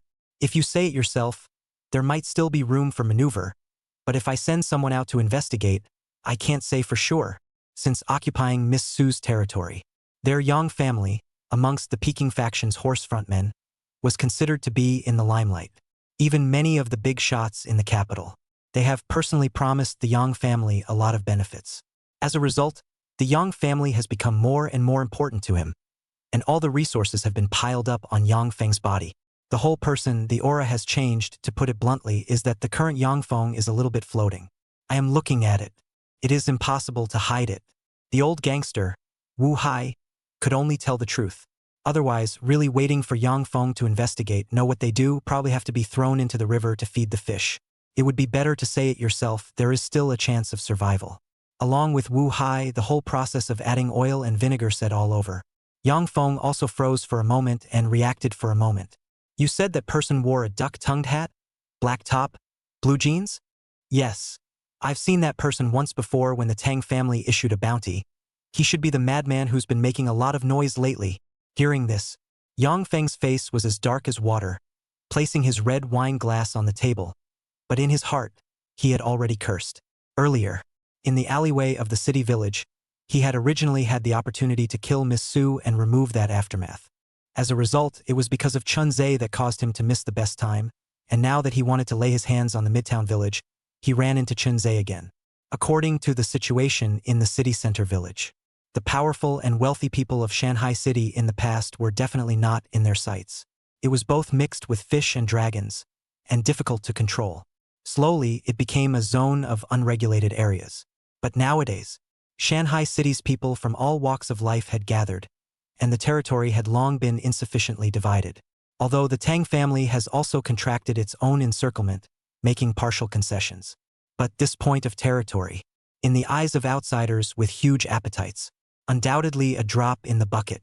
Some people then set their sights on the city center village. Now the urban village was also divided into 4 areas.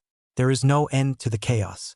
Yang Feng looked at the western part of the urban village, occupied Miss Su's territory, and began to invest a lot of manpower and resources. Before he could see any returns, there was this incident with Chun Ze. By the way, you said that apart from that man with the duck-tongued hat, you also encountered a pair of siblings with extraordinary skill, blocking you guys at the stairway. Yes, that man's body with a heroic aura, out of the ruthless. I jumped to the opposite folk house, personally saw his men. Several people are wasted. That girl, with a ponytail and a tear mole at the corner of her left eye. She's quite pretty. Finished speaking. The old punk, Wu Hai, seemed to have thought of something else. I also heard their men call, that man Duan boss, should be a brother and sister, synthesizing all of the above.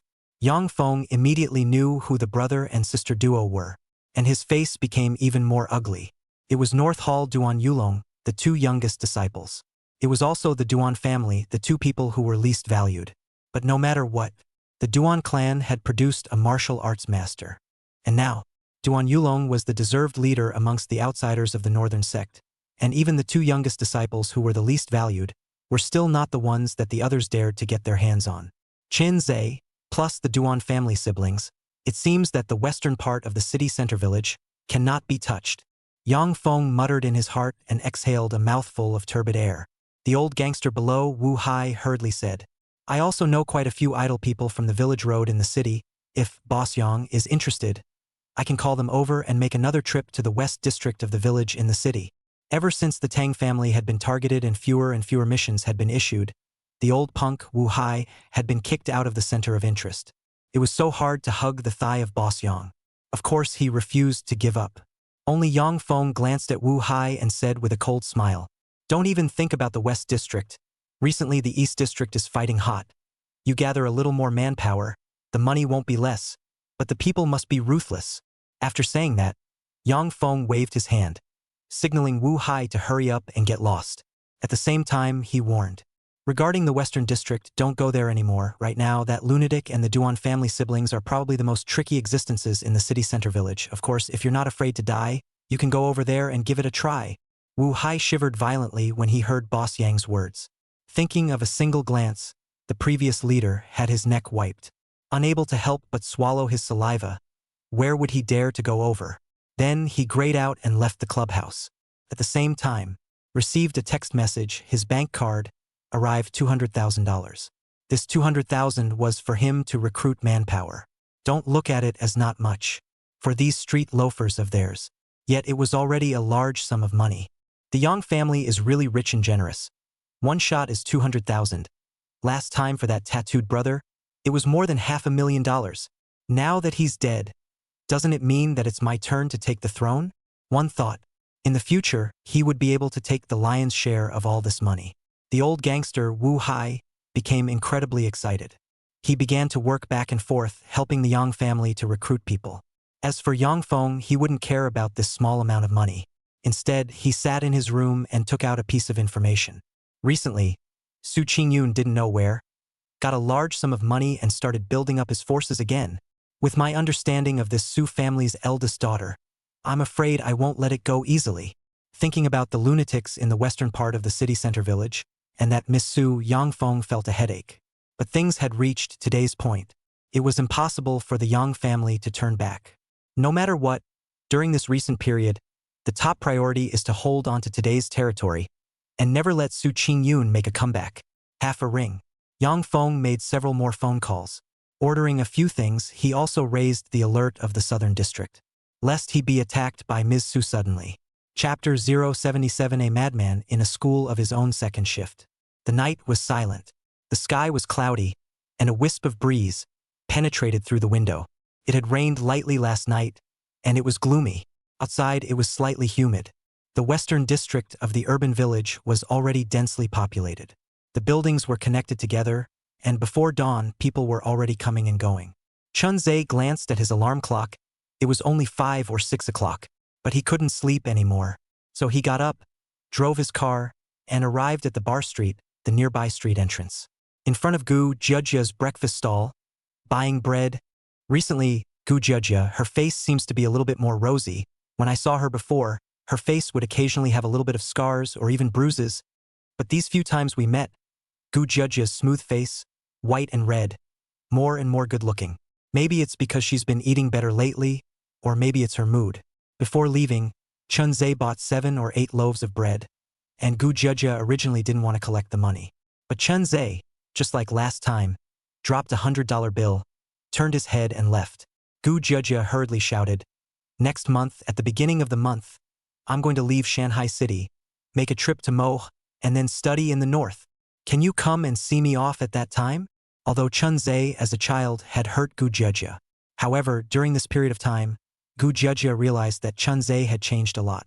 Her feelings were also a lot better. In her heart of hearts, she considered Chun Ze as a friend. When she heard that the other party was leaving, Chun Ze also did not have too many mood swings. Nodded to it. Gu Jiajia said again, "The day after tomorrow, my birthday, saved up money, we'll buy a small cake. 10 o'clock in the evening, in a bar street to the east of that beach. I'll wait for you." This is her last sentence.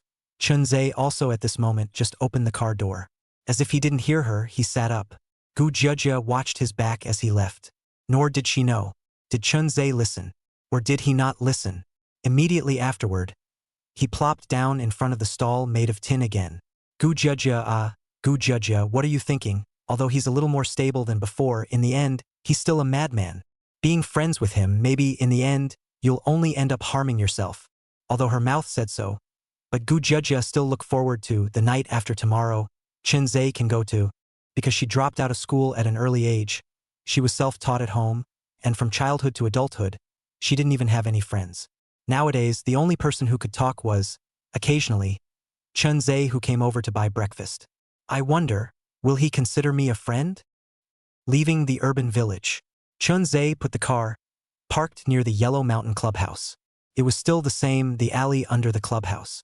Ning Miaoshu waited early. Seeing Chun Ze arrive. Passed an object over.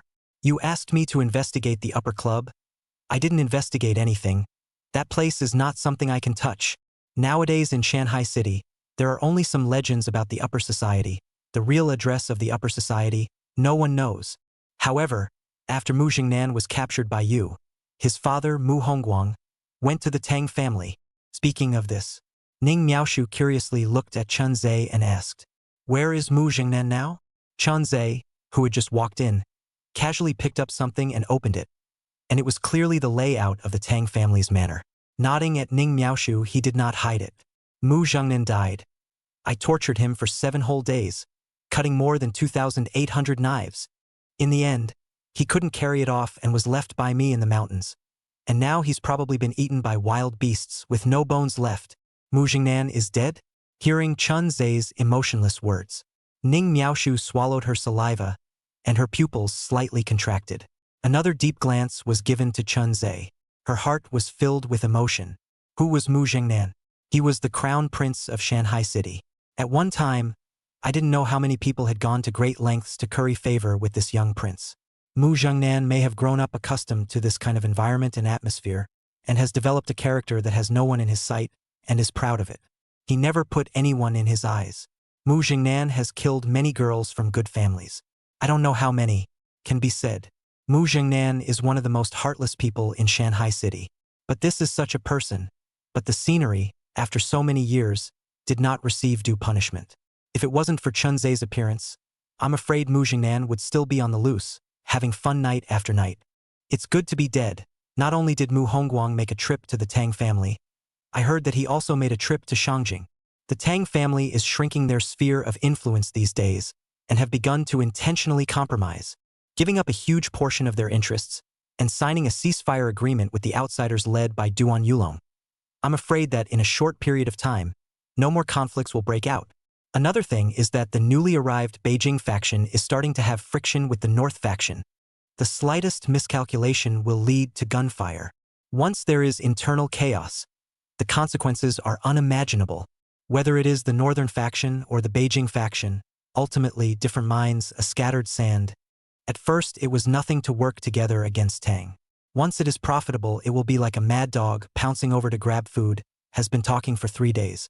The piece of meat thrown out by the Tang family has not yet been negotiated on how to distribute it. My dad is also negotiating with the North faction. The manpower I can mobilize isn't much. It's all being used to defend the vicinity of the Yellow Sea Clubhouse. On the contrary, it's Tang Hao who you put back, who's in trouble with the main house. Together with Tang Bing's support, there is a hidden trend of returning to the top. If you can get Tang Hao's support, many things will be easier to solve in the future. Ning Miaoshu said while paying attention to Chun Ze's expression change. She always felt Tang Hao was able to go back. He must have promised Chun Ze certain unknown conditions. And then there was this. Last night, she had received news that both of Duan Yulong's young disciples had traveled to follow Chun Ze.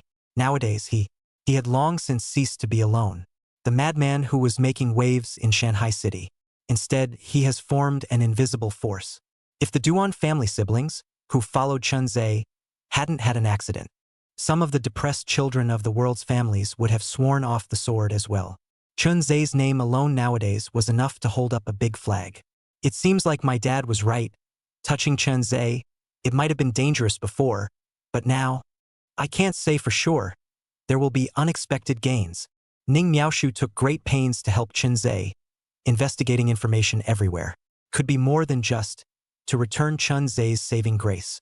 Likewise, after all, her father was only one of the sons of the Ning family. After all, her father was only one of the sons of the Ning family, and because he was on the wrong side, he was almost abandoned by the family. Among the outsiders, he is not a powerful character, if he still can't find a way out. If he can't find a way out, he'll have big problems sooner or later. If Chun Ze can become a success, it might be a good choice. Chapter 078 Intracranial Hemorrhage. Sister's third surgery, third shift. Next, he chatted with Ning Miaoshu for quite a while. After finalizing some details, he was about to turn around and leave. Just then, he heard Ning Miaoshu say, "The Hall of Fame, which has recently disappeared from Shanghai City for many years, is vaguely showing its head again, and the target is most likely the second hospital. It is said that the Hall of Fame is Mu Hongguang peak period established with the 5 of them into the council. The Hall of Fame also disappeared. Now reappear, I feel, and Mu Hongguang cannot be separated from the relationship. You killed his son. Mu Hongguang will never rest." Chun Ze turned around and entered the car while listening to this passage, intending to make a trip to the second hospital. After all, the current outsiders, there is a hidden trend of a truce with the Tang family. Will those people continue to protect his parents and his sister? Were all a problem. In case the other party really negotiated a deal, the hospital will most likely become Chun Ze the last concern. Driving all the way, he entered the alley near the hospital. The car was parked at the entrance of the highway.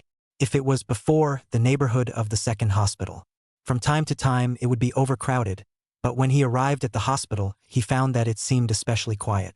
There were also no more intensive fights, and only people in 2s and 3s would occasionally pass by the hospital neighborhood. Chun Ze, who traveled lightly, entered the lounge and took away a set of white coats to drape over himself. The hat, mask, and work license were all taken from the lounge.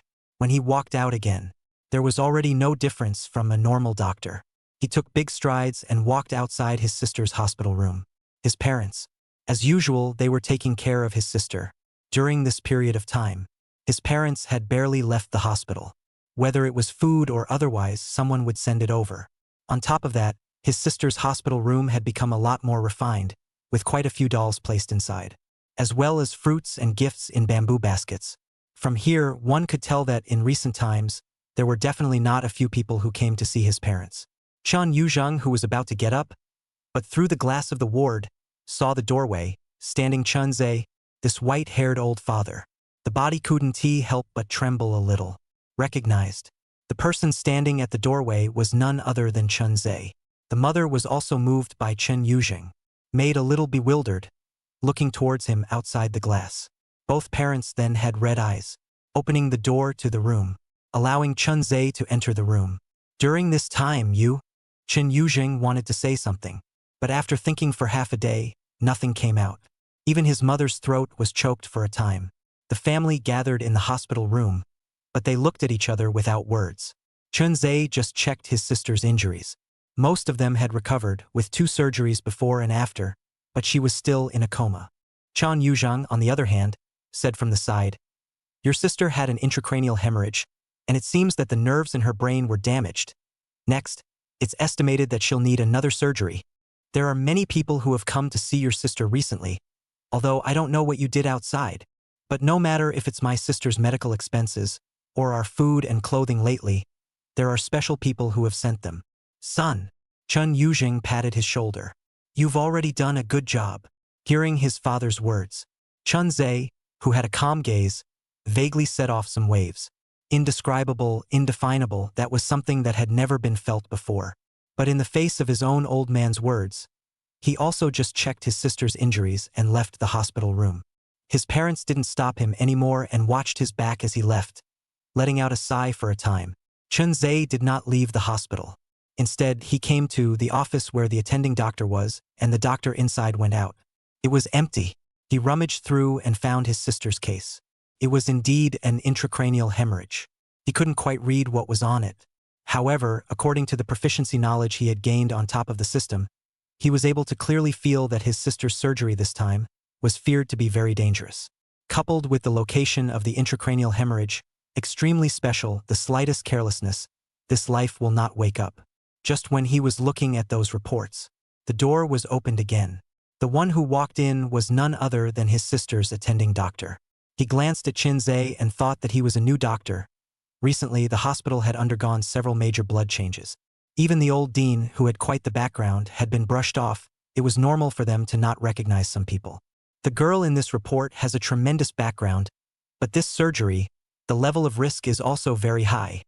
Originally, there was someone who found a well-known old professor in the country and wanted the other party to lead the surgery. But once they thought about it, that girl is related to so many forces, they eventually gave up. The attending doctor was also quite helpless, if it wasn't for the fact that this case had been in his hands a long time ago. Coupled with the fact that he couldn't put it off, I'm afraid he would have pulled away long ago. But Chun Ze, however, just glanced at the doctor. On top of the medical record, at the back of the head, he made a cross. Opening his mouth, he said, "Going under the knife from this place might be a little better." Hearing Chun Ze's words, the doctor was confused on the spot. This was because their medical team, after almost 5 days of discussion, had only confirmed this point of undercutting. But looking at Chun Ze, it was obvious that he had just come into contact with the case, yet he was able to tell at a glance the best place to make the incision.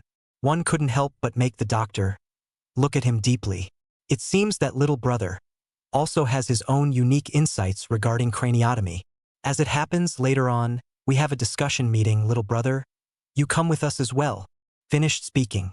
The doctor didn't wait for him to refuse, pulling him outside, and soon came to a conference room on the 10th floor, where several doctors were already waiting. These doctors were only responsible for providing advice and did not dare to participate in Chun Xiaomei's surgery. After all, now Chun Xiaomei's situation, although not the worst, but the success rate absolutely no better. What's more, so many forces, one after another, entered the second hospital. How special was Chun Xiaomei? Anyone with eyes could see it. Naturally, no one would be willing to get involved in this mess anymore. Chun Ze was arranged to sit at the very back, and Su Yuan, the doctor who pulled him in, introduced himself to the crowd. "This should be our hospital's newest doctor for craniotomy. He has his own unique insights, and just now, with a single glance, he could tell where to make the cut for the case we've been discussing for 5 days.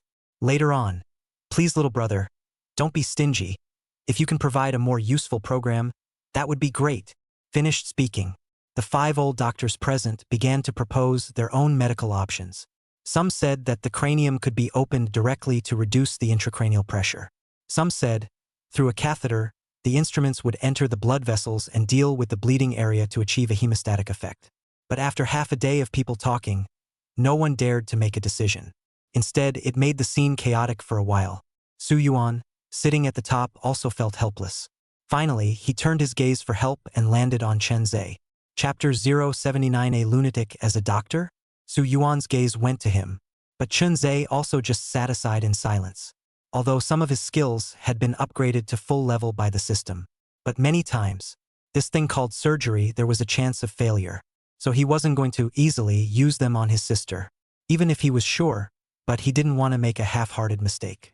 Since there needs to be someone as a material for experimentation, or even to reduce the risk of one's sister's surgery to almost zero, one must have a large pile of surgical experience. If Chun Ze was allowed to personally operate, he had the certainty that he could do a better job than all the doctors. Yet there was no certainty of reaching 100% success. So, if he could accumulate a large number of surgical experiments, he would be able to deduce a more perfect program. Thinking about it, the surrounding discussion meeting had already ended, although Chun Ze did not give a better suggestion. But Su Yuan was still exceptionally polite. He even wanted to pull Chun Ze and go out for a meal together. However, he was rejected by Chun Ze. He quickly drove to find Ning Miaoshu and stated the purpose of his trip. I want to enter the second hospital, become a doctor, and need a large number of patients with traumatic brain injuries. When Chun Ze said these words, Ning Miaoshu, who was in front of her, had her eyes staring to the maximum. She had thought about the fact that Chun Ze would most likely, once again, come to her because of multiple things, or even make a move against the Tang family, or perhaps killing Mu Hongguang. But how could she not have thought that Chun Ze was wanting to enter the second hospital? That thing wasn't killing people, it was saving them. A madman. His own illness not even being treated or relieved, yet he wanted to operate on others. Just thinking about it was absurd. In case all the people were killed, hell knows what would happen. Chun Ze, it's not that I'm not willing to help you, but our Ning family, we don't have that kind of ability either. The second hospital, no matter how you put it, can belong to the public sector. With our situation, it's hard to interfere. Hearing Ning Miaoshu's words, Chun Ze just frowned and didn't force himself. He then returned to the rental house and found the Duan family siblings. When the two heard Chun Ze's thoughts, the cup of water that they had just raised fell to the ground with a clang. It fell into pieces all over the ground. Duan Jiao even spat out a mouthful of water. Mr. Chun, are you sure I heard you correctly? You want to come to the second hospital and become the chief physician? Chun Ze nodded. Confirming that the two hadn't heard wrong. Duan Jingyi and Duan Jiao bitterly looked at each other, shook their heads. They similarly had no way. Because of that thing, if one had a physician's license or experience in the practice, in the case of transferring over from another place, it was still able to maneuver around, just like the current second hospital, although many new faces had come. But that stuff, they're all people with deep credentials elsewhere. It's outrageous to want a patient with a psychiatric history to be licensed as a physician. Still wanting to reach the sky in one step and directly become the chief doctor of the second hospital was undoubtedly a fool's errand. Seeing that the Duan family siblings had no choice, Chun Ze remembered Miss Su. Perhaps that woman has the ability to. Can you guys investigate Miss Su's current address? The Duan family siblings glanced at each other. Regarding Miss Su's address, they had actually always known about it. It was because from the time they stayed by Chun Ze's side, Miss Su had, consciously or unconsciously, revealed information to them, saying that if there was something and they needed help, they could go to her. After thinking about it in many ways, the two of them still drove the car and brought Chun Ze to where Miss Su currently resided, a luxurious residence. When they walked in, Chun Ze also found a few people who had followed Miss Su last time and survived. After they saw Chun Ze, all of them were also respectful and nodded their heads. After all, Chun Ze's situation now was a bit different from before. The entire Shanghai city, the matter of the Duan family siblings defecting to a madman was spreading like wildfire. And on the contrary, this brother and sister duo currently did not have anything going on. If this continued, as time went on, and this brother and sister duo gained the power and benefits they wanted, There would be a steady stream of children from the world's families who, in their depression, would come to join Chun Ze. Just like what Ning Miaoshu had said, Chun Ze alone was enough to hold up a big flag right now. Brother Chun, last time I left in a mess, I didn't have time to repay you for saving my life. If there is something I need help with, I, Su Qingyun, will do my best to help. Miss Su was standing in the middle of the room, having someone prepare a few cups of red wine. She sent it to Chun Ze and the others. Chun Ze did not reach out, only the Duan family siblings took it. Miss Su, on the other hand, really wanted to do Chun Ze a favor, because getting on good terms with Chun Ze now, in her case, there were only benefits and no disadvantages. Not to mention having saved her life, she naturally wanted to return the favor. I want to go to the second hospital and become the chief physician.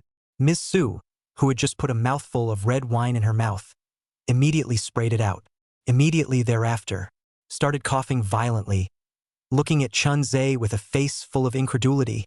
You said, you want to go to the second hospital as the chief physician? In her entire life, Miss Su had never heard of anything so bizarre. She even wondered if she had recognized the wrong person. Or perhaps, Chun Ze had a twin brother. Otherwise, a lunatic who came out of a mental hospital. How was it that he dared to propose to go to the second hospital as the attending doctor? Miss Su smiled bitterly. I do have a way to help you, but the problem is, that place treats the sick and saves lives. And the second hospital, the background is equally uncomplicated. Even for us, if we want to mobilize doctors to go in, we'd have to go through a lot of trouble. In case you're in there and make some kind of mess, the consequences would be unimaginable. If Chun Ze was talking about wanting to kill someone, or wanted information on anyone, Miss Su would definitely know without saying anything. Instead, it was Chun Ze who wanted to be the attending doctor. Even if she had heavenly skills, she wouldn't dare to do it. However, Chun Ze still had a firm gaze and quietly looked at Miss Su, facing Chun Ze's gaze. Miss Su opened her mouth and finally sighed. If you want to go to the second hospital, it's not impossible. I have a place where I can make you change your face. But after entering the second hospital, if you make any mess, I can only put out the word that you are an imposter, pretending to be a doctor to blend in. Helping was definitely possible, but the second hospital, this kind of public place, was just too complicated. Once something happens, even Miss Su doesn't dare to guarantee that she won't be implicated.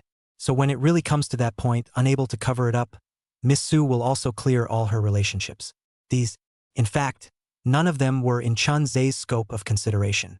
When he heard Miss Su promise, he did not speak anymore. Instead, he silently waited for Miss Su's next arrangement. Chapter 080 Surgery just arrived. Since promised Chun Ze, Miss Su did not delay, quickly dialed a few phone calls, just an hour, just saw someone holding a large stack of information came in. Inside this information, it covered the entire North and even Shanghai City, all the doctor's information. The top stack was a group of people who had been screened and were the most similar to Chun Ze's appearance. Miss Su picked up those profiles and began to compare them one by one, finally confirming a 28-year-old doctor's profile. Satisfied, she nodded. This is it. Truth be told, if you want to become a doctor directly, or even enter the second hospital, I have no way at all. Just like what I said before, right now you can only imposter. I will send someone to arrest this doctor and feed him with good food and drink. Then arrange for someone to take this doctor's information and transfer it to the second hospital. At that time, because we all don't know each other, it's also very difficult to dismantle you. But this doctor has a black mole on his left side. When someone asks, you'll just say that you went to light it when you came here. The photo placed in front of Chun Ze was of a man who was 7 points similar to him. The only difference was that this man looked more mature, with a scholarly air in his bones. Chun Ze was more like a vicious outlaw. Those eyes cold and somewhat frightening, as if at any time will pounce over to tear you apart. Working in the original hospital, Chun Ze was afraid that he would have to be recognized on his first day. But another city and unfamiliar environment would be a good place to try. Tonight, that doctor will vaporize until you leave the second hospital, and then I will have him released. If there is a medical incident, I also have a way to let this doctor take the blame, but if it gets too big, I have no way. Finished speaking. Miss Su had people again go and prepare white coats as well as new work tags. Until 10 o'clock at night, Chun Ze changed into the things that Miss Su had carefully prepared. After slightly dressing up, he also used cosmetics to apply some contours. Almost can achieve to fake the effect of the real. Next to Ms. Su, the Duan family siblings looked at the changed Chun Ze. They also couldn't help but TSK and TSK, not expecting that a madman with a slight makeover would become so decent. It's a bit of a doctor's look, but unfortunately, it always feels like it's missing a few points. The doctor's aura of helping the world and saving people. Ms. Su lamented, but currently they could change the facial makeup, but they couldn't change the temperament that emanated from their bones. Therefore, one can only hope that Chun Ze will not reveal himself. Everything was ready. Ms. Su suggested, "You can try going to the second hospital first. During the daytime, I've already had the file recorded in. Going for a night shift is actually not impossible." With these words from Ms. Su, Chun Ze turned to leave. As he left the luxurious house, the henchman next to him couldn't help but ask, "Miss Su, what do you say? This Chun Ze, for no reason at all, why does he want to become the chief physician at the second hospital?" They all felt strange. After all, a madman who only kills people suddenly wants to heal and save people. It always felt like there was a strangeness in it. Miss Su, on the other hand, picked up a tall glass, poured herself a glass of red wine, and said in an organized manner, "Recently, the outsiders and the Tang family, there are hints of a truce. Going to the second hospital, the guards are getting fewer and fewer. I'm afraid that he is also clear that the power that can protect his parents is limited, so he wants this layer of identity hidden in the second hospital at that time. Even if something happens, there is still room for maneuver." The crowd heard this. It was instantly clear. Let's just say that a crazy person, who stayed in a mental hospital all year round, to heal and save people, wasn't that a joke? It's still Miss Su who is wise enough to see his purpose at a glance. Miss Su skimmed her mouth, feeling a little tired after hearing the compliments too much. If she hadn't considered this factor, she was asked to arrange for Chun Ze to have the status of a chief physician. She wouldn't have dared to make that call, and it was with Chun Ze's thoughts in mind that she dared to put the other party in. In her opinion, even if Chun Ze went to the second hospital, it was unlikely that he would actually go to the operating room, and at that time she would arrange for some more people to help Chun Ze get the surgery done. Not only could she return the favor of saving his life, but she could also bring the two sides closer together, so why not? Ms. Su's thoughts. Chun Ze did not know, nor did he want to know. He drove his own car, bid farewell to the Duan family siblings, and came to the hospital. When he came over on the 7th floor of the hospital, he once again ran into Su Yuan. Su Yuan was also stunned and looked at the other party blankly. "Today you should be on the morning shift, right? Why did you run over again? Could it be that there's some important patient that's designated for you to operate on?" Su Yuan had come over today solely because to discuss Chun Xiaomei's medical plan. After settling on the specifics, he went back and didn't come to work the night shift until the evening. Who had thought? He ran into Chun Ze again, but Chun Ze just nodded and did not say anything more. Su Yuan felt a little strange and went back to check the recent new doctors, and found that there is indeed a picture of Chun Ze. It was more than 4 o'clock when the file was transferred over. As a result, on the same day he started to be on duty, so hasty and big appointment, he still saw it for the first time. However, since it was a hospital doctor, there was nothing to suspect. No wonder today he was able to see at a glance where to open the opening to drain the bruises, so it is also an expert in the brain department. Su Yuan was somewhat emotional. Right now, Chun Xiaomei's matter was making him anxious. He also wanted to have someone to help out. Judging by his condition today, he should also be someone who has skills in the field. It just so happens that later on, there's an operation. Why don't we bring him in and see what his true abilities are? If it's okay, we can't help but cooperate and collaborate. Thinking, Su Yuan walked out. Soon there were a few more patients' families. Came forward and pulled him. "Please, you must save my son. We're willing to pay any amount of money." "Yes, doctor. We've all heard that you're the most powerful brain specialist in the second hospital. Take this red packet. As long as you can save my brother, we're willing to do anything." The patient's family's goodwill, Su Yuan heartily accepted. But he did not dare to accept the red packet. After all, this surgery, the risk is not small. In case something goes wrong and the red packet is received, the consequences are unpredictable. I am a doctor. Treating the sick and saving people is my vocation. You guys don't worry about it. I will definitely do my best to pull the patient back from the ghost gate. Red packets are not necessary. I still have to go and study the patient's information. Please make way. Su Yuan nodded calmly. For how to appease the family's emotions. He had long been familiar with it.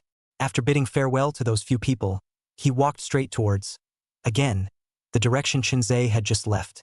If Ms. Su knew that Chun Ze, this crazy person, on his first day of work, if Ms. Su knew that Chun Ze, this crazy person, on his first day on the job, someone had taken him to the operating room to complete a very risky surgery. I'm afraid that even if she were to die, she wouldn't have arranged for Chun Ze to be in the hospital. Chapter 081, The First Surgery, One More. Su Yuan found Chun Ze and quickly explained his intentions. Chun Ze did not refuse because he was, at the moment, in desperate need of various brain surgeries when it came to program accumulation. Thus, when the other party issued an invitation, he then began to pack up and followed Su Yuan into the operating room. During the entire process, it was actually Su Yuan who was operating the knife with a number of nurses watching from the side, and halfway through, Chun Ze also gave a few suggestions. One of them was adopted by Su Yuan, and after a few hours of busyness, the surgery was a great success. After watching the entire process, Chun Ze also probably understood.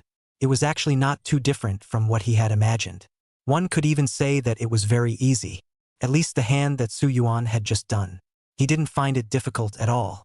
If it was him, the surgery time could be shortened by at least 2 hours. More importantly, he dares to ensure that his success rate reached over 90%. If we follow the difficulty of this kind of surgery, he guessed, if he were to personally operate the surgery, then the success rate of his sister's surgery should be around 70%. This kind of success rate is already a lot in the eyes of an onlooker. Chun Ze left the operating room and sat in the same office as Su Yuan. Su Yuan would also occasionally turn his head to look at Chun Ze. Even though during the entire process, Chun Ze didn't even make a move, but the suggestion in the middle of the process made him feel it. Chun Ze's profound and unique insights into brain surgery, and there were even a few times when he felt that the tricky part of the process under Chun Ze's cooperation. All of them turned easy and were solved. Without Chun Ze, he suspected that there would have been many more risks involved in this surgery. From here, it could be seen that Chun Ze was even more powerful than he had imagined. Brother Chun, I've been in this hospital for almost 10 years, and in terms of brain surgery, you're almost the most powerful person I've ever seen. There was no way for Su Yuan not to feel emotional, with Chun Ze on the side to play the hand. That feeling, it was simply not too easy, as if everything the other party was ready. Even some, where he was stuck halfway and delayed to start, Chun Ze could easily help him out. Vaguely remember, in the last session, because of a sudden brain hemorrhage, the surgery was drawn into a stalemate. Even the place where they needed to do the surgery, it became difficult to distinguish. But Chun Ze's knife handling was still very stable, expressionless, calm, and somewhat scary. Not only did he help him solve this thorny problem, he even indirectly guided him to change the direction of the surgery, nearly perfectly ending this extremely risky surgery. Right, Brother Chun, later on, there is another surgery. If Brother Chun is interested, why don't we let you operate it? Su Yuan was a bit tired now. If he continued the surgery, it would inevitably result in higher risks. Plus, he had a good relationship with that family. Ever since he thought that in terms of brain science it was inferior to Chun Ze, he thought that if Chun Ze were to take the shot, the success rate should be more than 20% higher. Chun Ze, who needed a large number of surgeries as a way to increase the risk of his sister's surgery. Of course, he would not refuse. Agreed to Su Yuan's request. Immediately following is half an hour of rest. There are also nurses brought glucose to give them to replenish physical strength. Until the second before the surgery opened, Chun Ze sat there as if he was fine. It made Su Yuan feel incomparably surprised. Not only in terms of surgeries, possessing a knowledge that far exceeds that of ordinary people, even his physical strength is not comparable to that of an ordinary doctor. He sighed leisurely, thinking to himself, it was time for him to exercise his body properly. In the first half of the year, he ran a fitness card. But until now, the number of times used are not more than 10 times. Not to mention wasting money for nothing, he was often teased by his co-workers. Time to go, Brother Chun. Su Yuan walked in front, and Chun Ze followed closely. The two of them, one after the other, entered into the operating room. Many nurses were already waiting inside. They had cooperated with Su Yuan for an unknown number of years. Earlier, when they saw Chun Ze next to them, they thought that he had come over to learn, until Su Yuan made a gesture of please. Chun Ze slowly checked the patient's condition. The surrounding nurses all froze in place. Dr. Su, you're not the one operating this time? Su Yuan nodded. Brother Chen's skills are far above mine, and the patient is also greatly related to me. It would be great if the risk of the surgery could go down a bit. These words came out. The surrounding people were all stunned, revealing an unbelievable look. Su Yuan was the ace of their brain department. The entire hospital recently, I don't know how many times they experienced a major blood change, only Su Yuan stood tall. There are even quite a few patients who have come here in admiration. They want Su Yuan to perform surgery, but in favor of. It was such a almost Shanghai City's renowned brain expert who personally said words that were inferior to Chun Ze. Anyone who came, I'm afraid it would be hard to believe. But since Dr. Su had said so, they didn't dare to have any objections either. They began to cooperate with Chun Ze and performed the surgery. First, Chun Ze opened his mouth to take something, and the nurses next to him still had some reaction difficulties. Because Chun Ze's order always felt extremely different from Dr. Su. There was even some audacity in the way the surgery was performed. Like the people present all looked at it and sucked in a breath of cool air. Dr. Su, is this really not a problem? A nurse, with her mouth open, after handing over a tool, her hand hovered in mid-air. Su Yuan also revealed a few moments of embarrassment, because Chun Ze didn't follow the program at all and performed the surgery. As a matter of fact, doing something like surgery, it really needed to be played out on the spot, some crisis juncture. It was impossible to follow the program. But Chun Ze, this kind of surgery that deviated from the program right from the start, was the first time he had seen it. In his heart, he was likewise beating the drum, feeling that letting Chun Ze come over to operate, wasn't it a bit taken for granted? Just as the crowd was wondering, Chun Ze, however, was already starting to stitch up the wound. After doing everything, Chun Ze put the scalpel down, and throughout the entire process, his eyes did not change half a bit. If it had to be said that there was, it would be that after seeing blood, Chun Ze appeared to be even more excited, and his heartbeat frequency was even higher. Could it be because of the love for this profession and surgery? Is that what made him, during the surgery, become so excited? Su Yuan was slightly puzzled and cupped his chin, thinking back to when he first became a doctor. The expectation for this profession as well as the burning passion, and then think about the numbness now. It had indeed changed a lot. In my heart, for surgery, there are a few points less sacred. There is no more of the blazing fervor I once had, and my heart is much colder. Perhaps the gap between Brother Chun and I is here. Su Yuan sighed. Glancing at the wall clock behind him, he once again froze in place. Because the entire surgical process actually only passed less than an hour. Earlier, he had been fully focused on watching Chun Ze operate the knife, and had not paid attention to the passage of time. Now take a look. During the entire process, Chun Ze did not even make a single mistake, and his knife was fast and accurate. Almost within half an hour, he had solved several key problems. Such a maneuvering technique, as well as a calm mindset, had thrown him off by more than a few blocks. Walking out of the operating room, followed by numerous nurses behind him, Chun Ze took the first step and left the place. His footsteps were steady. There was no trace of fatigue. On the contrary, the numerous nurses behind him, after going through 2 surgeries, they all felt that their bodies were somewhat unable to carry them. Su Yuan, on the other hand, craned his neck and looked at Chun Ze's back as he left, saying helplessly, "It seems that in the future, the title of the number 1 person in the brain department is going to belong to little brother Chun." Such a high evaluation. Even though the personnel present were prepared, they still couldn't help but be deeply shocked. Chapter 082. Ms. Su's men delivered second shift. Did the surgery go well? Smooth. Smooth to Su Yuan, some cannot imagine. When he returned to the office, looked not far away, leisurely drinking water with Chun Ze, can only heartily long sigh. He is old.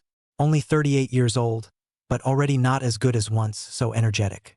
The next night time, almost all are some irrelevant small things. There would be no need for Chun Ze to personally take action. In the latter half of the night, there was an emergency surgery, which Chun Ze lost interest in after simply handling it. Until the next morning, Chun Ze said goodbye to Dr. Su and returned to the rental house, resting for a day. He began to continue traveling to the hospital again, and recently there were many surgeries. I don't know if it was Su Yuan's intention or not. Revealed to the outside world, the hospital came to a doctor whose skills were even higher than his, resulting in a lot of patients. They brought their patients with them and even spent a huge amount of money to ask Su Yuan and Chun Ze to operate together. These patients, their backgrounds are all extraordinary. Under normal circumstances, There is no need for the two of them to operate together. But under the pressure of the other party's money and power, Su Yuan still gave in and requested Chun Ze to operate together every time. This kind of day. It lasted for about 3 days. Chun Ze felt that if he operated on his sister at this time, his success rate was able to increase to more than 85. However, there were still risks. Sitting in his office, he observed his sister's case. Although Su Yuan also noticed, he did not disturb too much. Because Chun Xiaomei to him was originally a tricky problem. If Chun Ze was interested, he could work with him at that time and successfully complete this surgery. It wouldn't be any better. Dr. Su. Dr. Chen? A patient has been brought in from outside, hit in the head, with large bruises on the brain, urgently in need of surgery. The little nurse quickly ran in. The other party appeared to be from a not-so-small source, and after entering the hospital, he started to go up and down. Even the vice president specially rushed over. By the time Su Yuan and Chun Ze went out, the patient had already been pushed to the operating room. Before entering the door, the patient and Chun Ze exchanged a glance. Chun Ze immediately recognized the other party. It seemed to be the henchman that he had met last time, at Miss Su's residence. What exactly was his name? Chun Ze did not remember. However, it was certain that the weight of the other party in Miss Su's heart was definitely not low. The strong man who was pushed in similarly recognized Chun Ze. He now only felt that his brain was in excruciating pain. It was bloated and swollen, with the possibility of passing out at any time. But after seeing Chun Ze, he immediately felt a shiver and rushed to the nurse next to him and asked, Later, who will operate on me? The nurse frowned. Of course, it's the most powerful doctor in our brain department. Your brain department? Who is the most powerful doctor? The little nurse saw the other party, full of distrust. Somewhat annoyed, she said, Of course it's Mr. Chan. Mr. Chan? No, it won't. The patient pointed at Chun Ze, who walked to the door and put on white gloves. A wave of despair welled up in his heart. Others did not know. He was clear. This Mr. Chun in front of him was a madman. Out of a mental hospital. It was an impostor after the layers of their lady. The real Dr. Chun nowadays has long been locked up by them. Although the two people are both surnamed Chun, the appearance is also 7 points similar. But the identity indeed is a world of difference. The strong man lying on the bed. Some panic. It was understandable for someone else to do surgery with high risks. A madman doing surgery, what risk is there to speak of? Almost certain death. He opened his mouth, wanting to say something, but the intense swelling and pain in his brain made it impossible for him to say a word. The nurse next to him performed a general anesthesia. The dazed and strong man closed his eyes in despair. The corner of his eyes unconsciously fell a tear. This was the last time he would ever look at this world. Chun Ze did not care about the emotions of the strong man in front of him. Without even looking at it more than once, when he came in, he began to check the other party's injuries.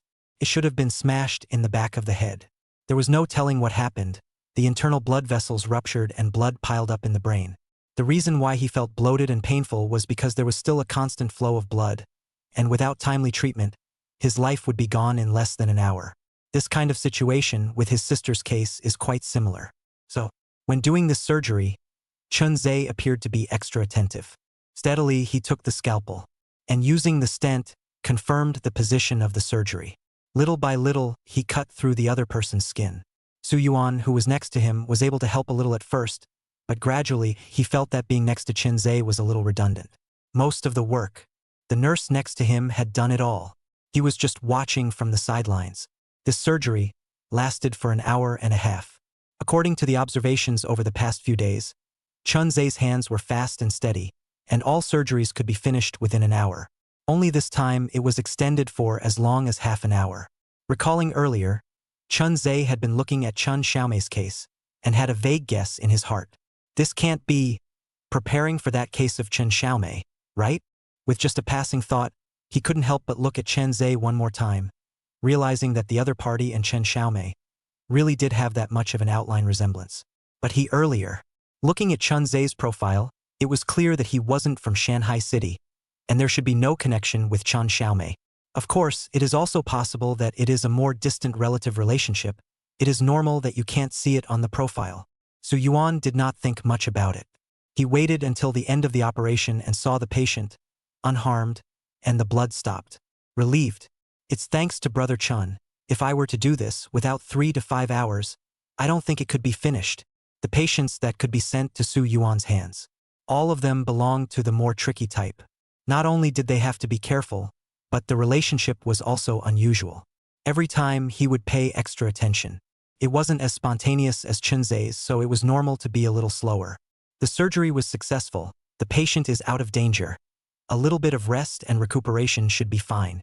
Chun Ze's voice was cold, echoing within the operating room, and walked out on his own. The little nurse who had come over earlier to shout. Looking at Chun Ze's back as he left, he said, "Dr. Chun is good at everything, but he just gives off too much of a cold feeling." The first time I saw him in the operating room, that looked at me with panic, it was like a hungry and crazy tiger that would tear me apart at any time. Now that I think about it, it's more like a wildness. Perhaps it was because Dr. Chun was different that he forged his medical skills today. The others were also overwhelmed with emotion. Inside the hospital, they were also considered old veterans. Otherwise, it was impossible following Su Yuan as officers. They had seen countless doctors, and during this period of time, they had also cooperated with some of the doctors who had been transferred over. But it is with so many people have had contact with them only to find in Chun Ze's side officer after a long time how easy. Chapter 083 Who is behind him? 3 shifts. At the same time, a number of figures had already gathered at Miss Su's luxurious residence. One by one, they stood below, waiting in tight formation. None of their faces were very pretty. It was because recently the Yang family had started to come after them again. Miss Su had lost her territory in the southern district. Without the economic support, along with the manpower brought in, it was nearly a clean loss. So, after reorganizing her forces, she was unable to reach her former size in a short period of time. From time to time, they were suppressed by the Yang family's forces. Recently, this force of suppression has reached an extreme, and the collision between the two sides has become more and more intense. Even his most capable henchman, Wang Dan, has been hammered, and is now lying in the hospital, life and death unknown. Recently, the Yang family has become more and more lawless. I don't go looking for their trouble. They instead, 3 times attack and assassinate. It's about time to give them a taste of their own medicine. Miss Su's watery eyes, slightly cold, that beautiful face, at some point filled with killing intent, fiercely slammed the table. Since the Yang family wants to fight, then accompany them to fight enough. Immediately arrange for manpower, head to the southern district. I want to see the Yang family dares to fight with me, you and I will die. Now Miss Su, belonging to the barefoot, is not afraid to wear shoes, not much territory, but has sufficient financial support. Manpower is increasing day by day, really fight, how will not lose. But the Yang family is not necessarily. Yang Feng had gathered all the resources of the Yang family. If anything goes wrong in the occupied southern district, not to mention the Yang family will not let him go. Those people in the Beijing faction, I'm afraid they would also take Yang Feng to task. Finished speaking, she looked at, again, a few of her right-hand men. How is Wang Dan's surgery? Has it been arranged with the best experts in the brain department? Mentioning this, the following people nodded their heads in a hurry. We looked around in Shanghai City. The best brain specialist is in the second hospital. It was already up and down when we went there. There's absolutely no problem. Miss Su nodded and was just about to say something when the henchman on her left. The phone rang, picked it up and looked at it. This henchman, Ahu, quickly said, "It's from the hospital. Miss Su, pick up or not? Answer it, why not? It's probably to report on Wang Dan's condition. If I don't answer it, how do I know how Wang Dan's treatment is going?" Sniffing. Only then did Ahu pick up the phone and put it on speakerphone in public. A few moments later, a nurse's voice came from over there. "The money you guys paid, I'm afraid it's not quite enough. The next hospitalization fee, as well as other things, have to be prepared. Also, if you guys can't send someone to take care of you, it's best to hire an escort. Otherwise, if something happens to the patient in the middle of the day, it'll be hard for us to deal with it." This paragraph, it made the crowd present all breathe a sigh of relief, because when the nurse said this, it meant that the person was already safe. The follow-up needed to be hospitalized, and someone needed to take care of it.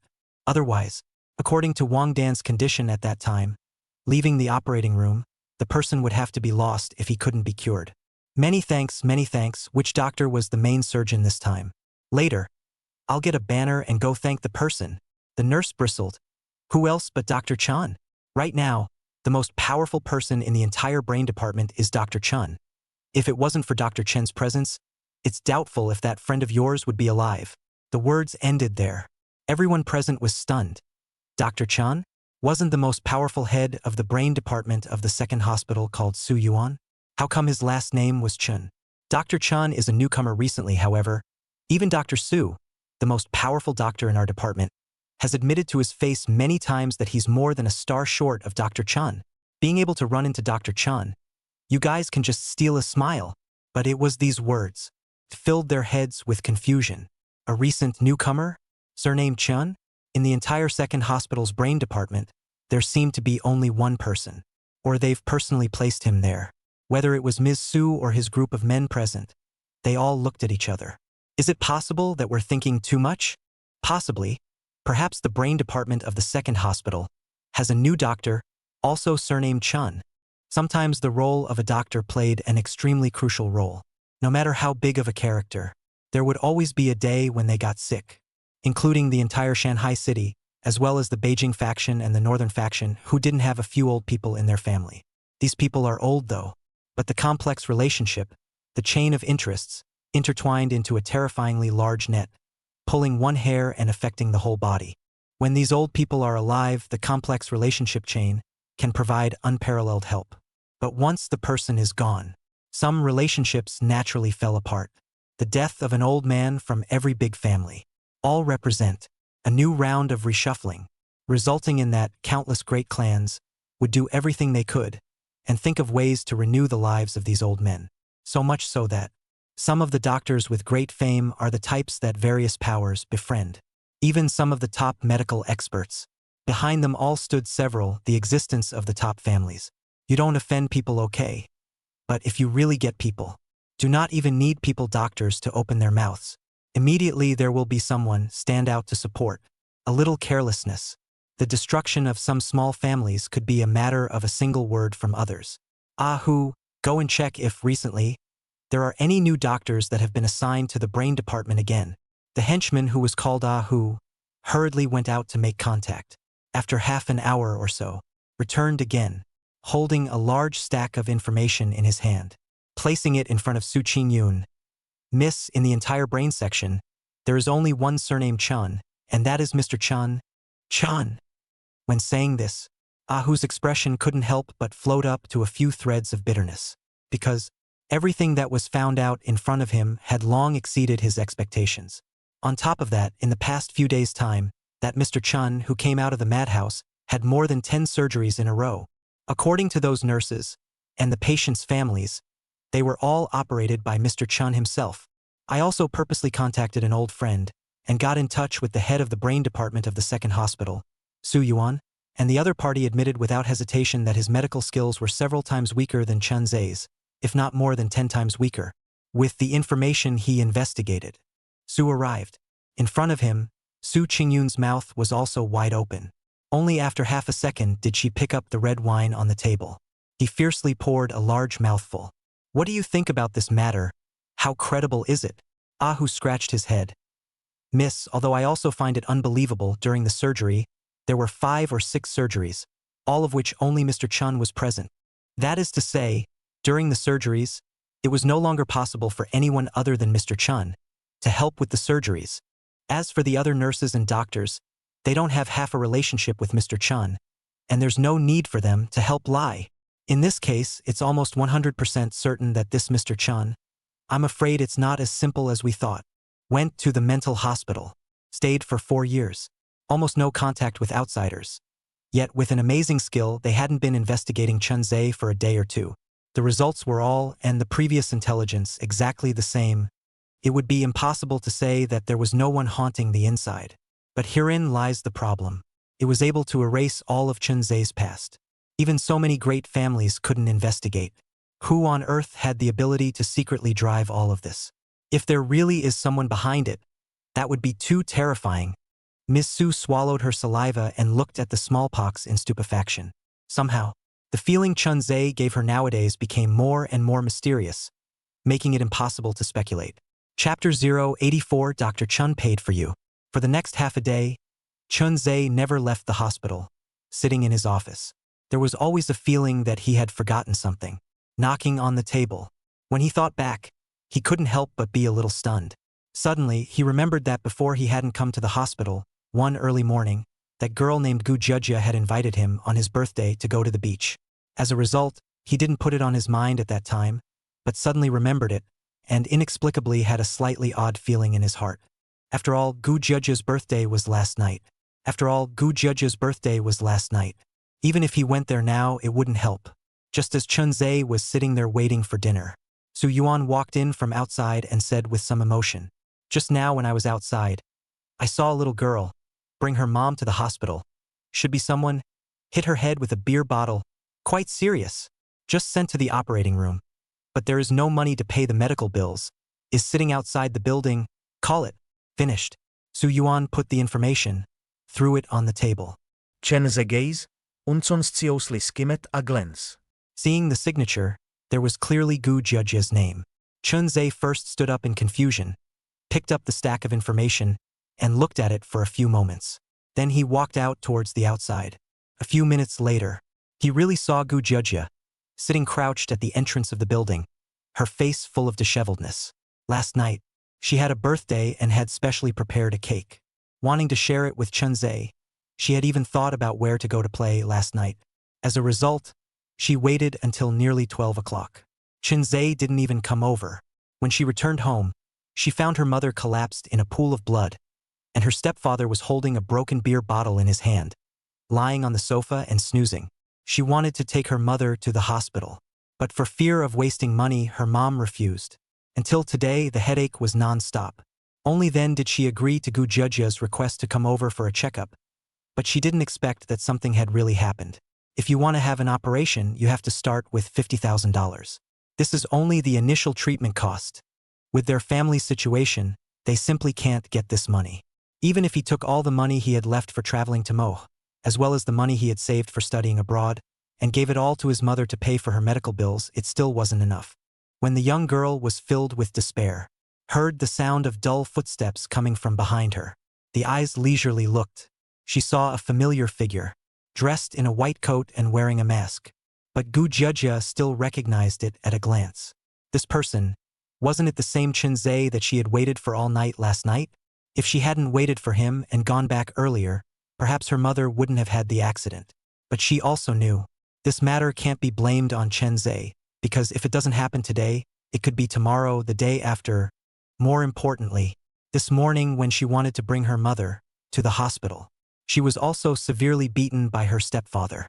There were bruises all over her body. Chun Ze placed his hands in the pockets of his white coat, silently gazing at the young girl, never uttering a word. Instead, the young girl, looking at the physician's license hanging on Chun Ze's chest, asked blankly, "You're the head physician here?" Earlier, Gu Jujia had often seen Chun Ze, dressed in a white coat, sometimes buying breakfast, sometimes passing by from that alley in the middle of the city village. At one time, she had also wondered if Chun Ze had become a doctor. In the end, she rejected it. After all, a patient who came out from inside a madhouse. In the end, he became a doctor with a glowing image. It was already not something that could be described as outrageous. Can you help me? How is my mom's situation? I asked the other doctor just now, and he never answered me. For Gu Jujia's mother, the Chun Ze of just now had also read the diagnosis, and the situation was indeed critical. If surgery wasn't done within 2 hours, life might be lost. But Gu Jujia, it was obviously impossible to get enough money together. Plus, he always had an inexplicable emotion in his heart towards this young girl. So he simply walked towards the outside. Chun Ze arranged for a nurse to prepare the things needed for the surgery. Putting on gloves, he entered the operating room. Inside, there was a woman in her 40s lying. From the outline, there was a slight resemblance to Gu Jujia. Perhaps it was due to the fact that she had suffered too much over the years. In her 40s, her hands were full of calluses, and her face had become rough from the sun and rain. This kind of surgery, for Chun Ze, it was completely child's play. The entire process took less than 40 minutes, and it was already at the finishing stage. Next to them were several small nurses who had long been familiar with Chun Ze. Looking at Chun Ze, whose hands and feet were clean and without half a bit of procrastination, They also could not help but reveal a few strange gazes. They were not qualified to view Chun Ze's information. Now that he was newly appointed, he didn't hang out either. But from the surface, Chun Ze was not very old. The medical skills were also so powerful, and with the white coat he wore, he gave off a feeling that although he was still cold, he was completely different from before. As the saying goes, a man depends on his clothes and a horse depends on his saddle. This saying was not true at all. Waiting for the finishing work to end, Chun Ze took off his white gloves. He came outside on his own, and when he passed by the stairway he could see Gu Jujia, who was squatting on the ground, full of pain and still on the phone constantly. He arranged for another small nurse to help pay the bill and waited until it was almost time. Then he went to the hospital cafeteria to eat alone, until the little nurse who went to pay the bill came back. Seeing Gu Jujia still squatting at the entrance of the building, full of doubt, she walked over. "You're Dr. Chen's friend, right? The surgery is over. Your mother's condition is stable and out of danger. Dr. Chun also paid the surgery fee for you. It's now in Ward 08. You can go over and take care of your mother when you have time." The little nurse finished. Gu Jujia was still thinking about whether or not to call the restaurant owner's number. Gu Jujia, who had made some sort of decision, was interrupted by the little nurse. She instantly froze in place. With a face full of incredulity, she looked at the little nurse. You mean, Chan Ze, he helped me pay for the surgery?" The little nurse heard the other party's address. It looked Gu Jujia up and down again. "You and Dr. Chun are friends, right? Not only did he help you pay for the procedure, but even the patient. It was Dr. Chun who personally performed the surgery. In the entire brain department, the most powerful one is Dr. Chun. With him personally doing the surgery, it's definitely not a big problem." After saying that, the little nurse came over and patted her shoulder. "Since the person is already fine, why are you still staying here?" Gu Jujia, who was full of confusion, only then reacted, hurriedly climbing up, rushing towards Ward 8. The little nurse looked at her back as she left. Helplessly, she shook her head. Lucky to know Dr. Chun otherwise, for that level of surgery, if Dr. Su were to come over instead, he'd probably have a headache too. It had dragged on for a whole night. The situation was already 10,000% critical. The slightest carelessness, there was a possibility of losing one's life. The little nurse remembered the situation clearly, but she remembers it clearly. If there is any mistake in handling it, even money could not necessarily be saved. After the events of the past few days, Dr. Chen's fame is probably about to spread and will be busy in the future. The little nurse sighed helplessly. Returning to the nurse's station, she received the other patients. Chapter 085, Killer of the Hall of Fame. Back from dinner, Chun Ze was almost off work. Gu Jujia had waited outside for a long time to be grateful to Chun Ze. Seeing him come out, hurriedly, she bowed deeply. Chun Ze's hand was still placed inside the pocket of his white coat. There were no excessive words. He silently walked over. Gu Jujia followed in his footsteps. For some reason, there were a few more twists and turns on her face. "Last night, why didn't you come over?" Obviously, it was because earlier, she had invited Chun Ze for his birthday. She thought Chun Ze would come and waited until very late. But she never saw Chun Ze's figure. Slightly stopping for a moment, Chun Ze didn't know how to answer and just made a random excuse. "Last night, there were many surgeries, so I didn't go." After saying that, Chun Ze came outside, and Gu Jujia stood beside him, then said, "The cake from last night hasn't been eaten yet. I had the cake store owner freeze it for me. Are you going back now?" Chun Ze nodded. Turning around, he came to the parking lot, and just as he was about to go out, a big old distance away, two oddly dressed figures were seen. The reason why they were said to be odd was because their clothes were both unusually loose, somewhat similar to the martial arts uniforms of the Republican era. One black and one white, extraordinarily conspicuous. What they walked through wasn't the hospital's main entrance either. Instead, it was from the side parking lot, entering the elevator not far away. Just to the east of the parking lot, several people were also seen lying on the ground, speaking with an accent that was clearly not local. No need to think. 9 times out of 10, these people lying on the ground were outsiders. "Brother Liu, my hand seems to be broken, and I don't know if I can get it back. The other factions, all of them have already left the hospital, so why do you think we are suffering?" The leader, who was questioned, just lowered his face and didn't say anything. He didn't know how to answer either.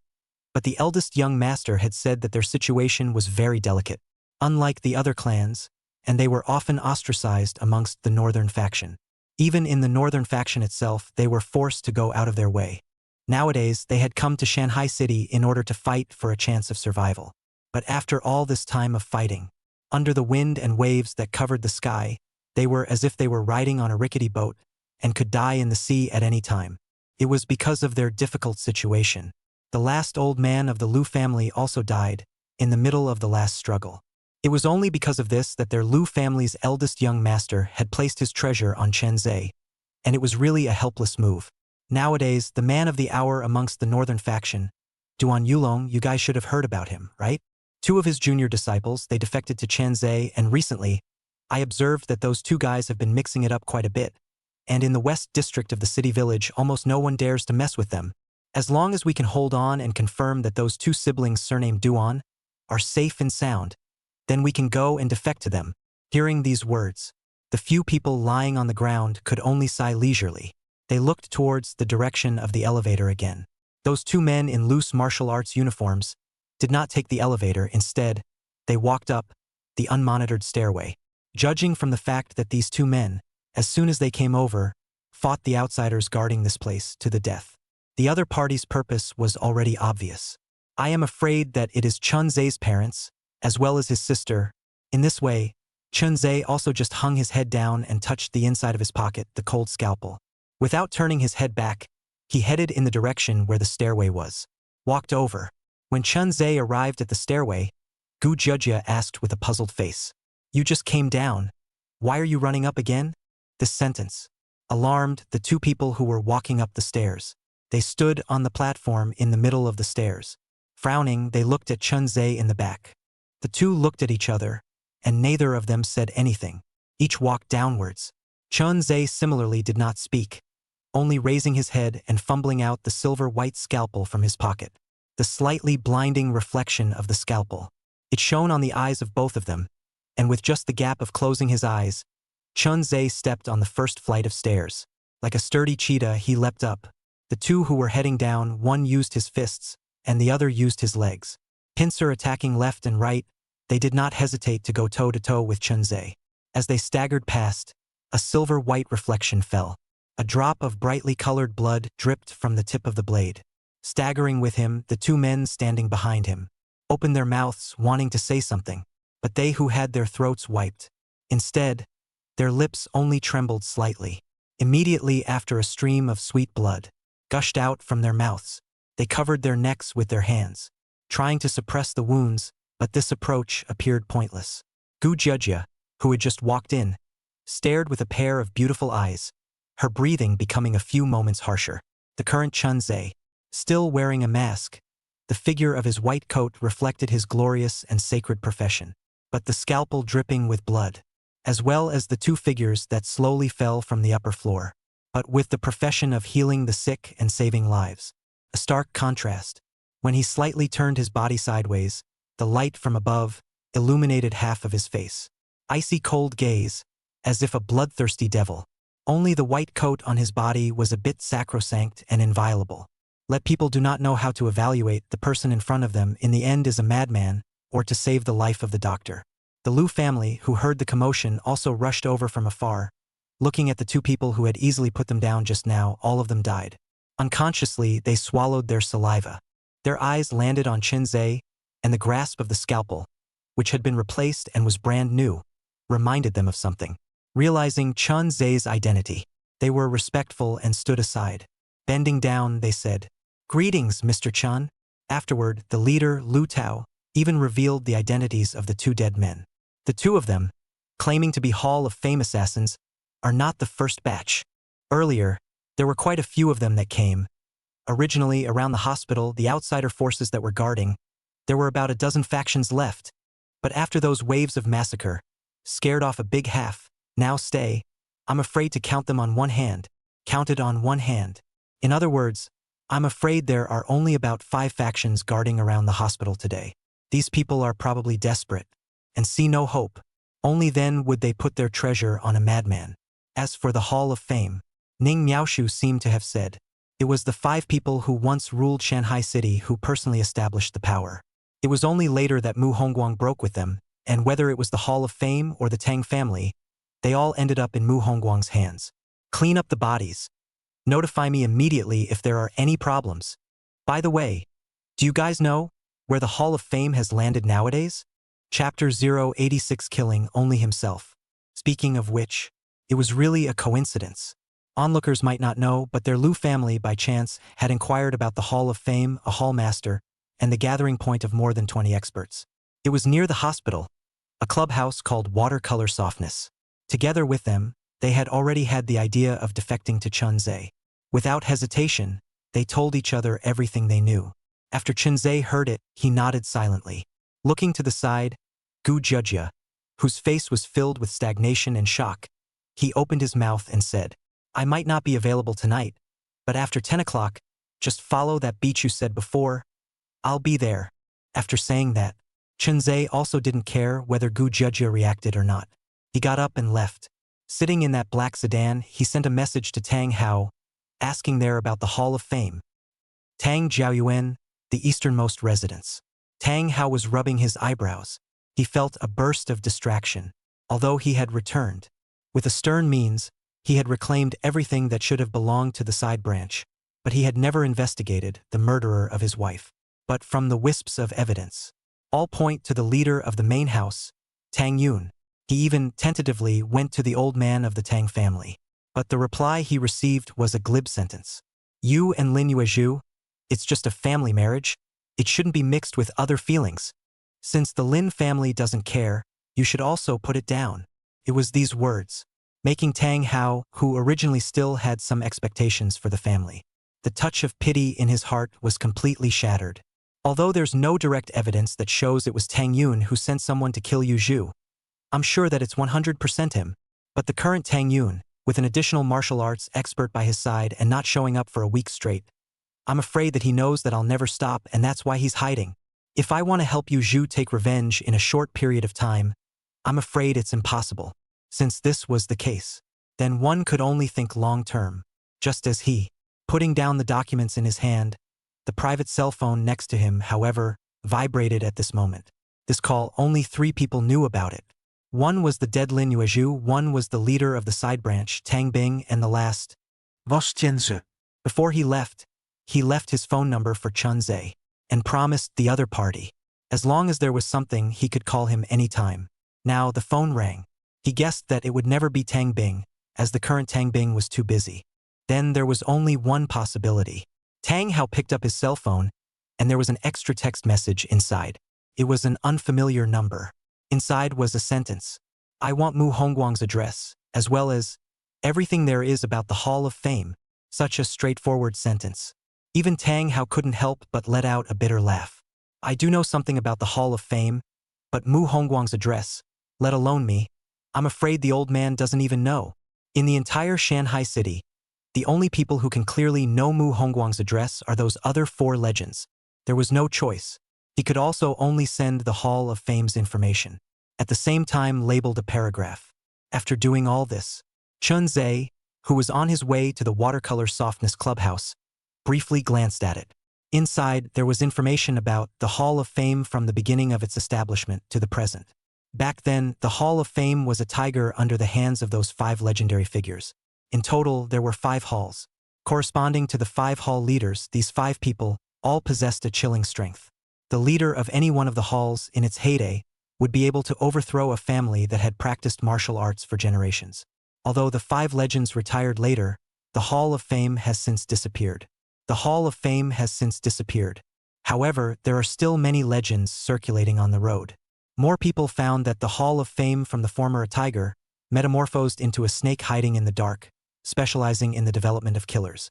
To today's scale, it has reached a point where even the Tang family cannot be observed. Just as Chun Ze was still watching those materials, Tang Hao sent another message once again. If, the next time Mu Hongguang comes back to the Tang clan, I'll be the first to notify you. I'll think of a way to try to stall Mu Hongguang and buy you time. Saying these 2 words, almost all of Tang Hao's strength was used up. Don't look at it as if he was trying to help Chun Ze, but he was likewise trying to help himself. Tang Yun would not show up. The plan to avenge his wife's death could not be carried out. It was only possible, then, to force the other party to show up. As for how to force, of course, is to make Mu Hongguang once again come to the Tang family. As long as Mu Hongguang came, all Tang family members must come to the manor to meet. At that time, Tang Yun wanted to hide, but he couldn't. If you want Mu Hongguang to show up, there's only one way to do it now, and that's to make a scene. Make a big mess. Make the entire Shanghai city never have any peace. Let Mu Hongguang no longer be able to sit still. Let all the people who are involved with him go and contact Mu Hongguang. Only then will Mu Hongguang come to the Tang family again. Tang Hao spoke his thoughts. Next, he would do his best to find out everything there was about Mu Hongguang and send it to Chun Ze. As for how to make a mess, a madman would definitely know more than him. After sending it, Tang Hao never touched that cell phone again. Chun Ze also slipped the phone into his pocket. Nowadays, Tang Hao was in the Tang family. It was considered to have 100 benefits and no harm. The other party had done everything to avenge Lin Yuezhu, and it was obvious that Tang Hao's feelings for his wife were very, very deep. It's just that lovers don't always make it to the end.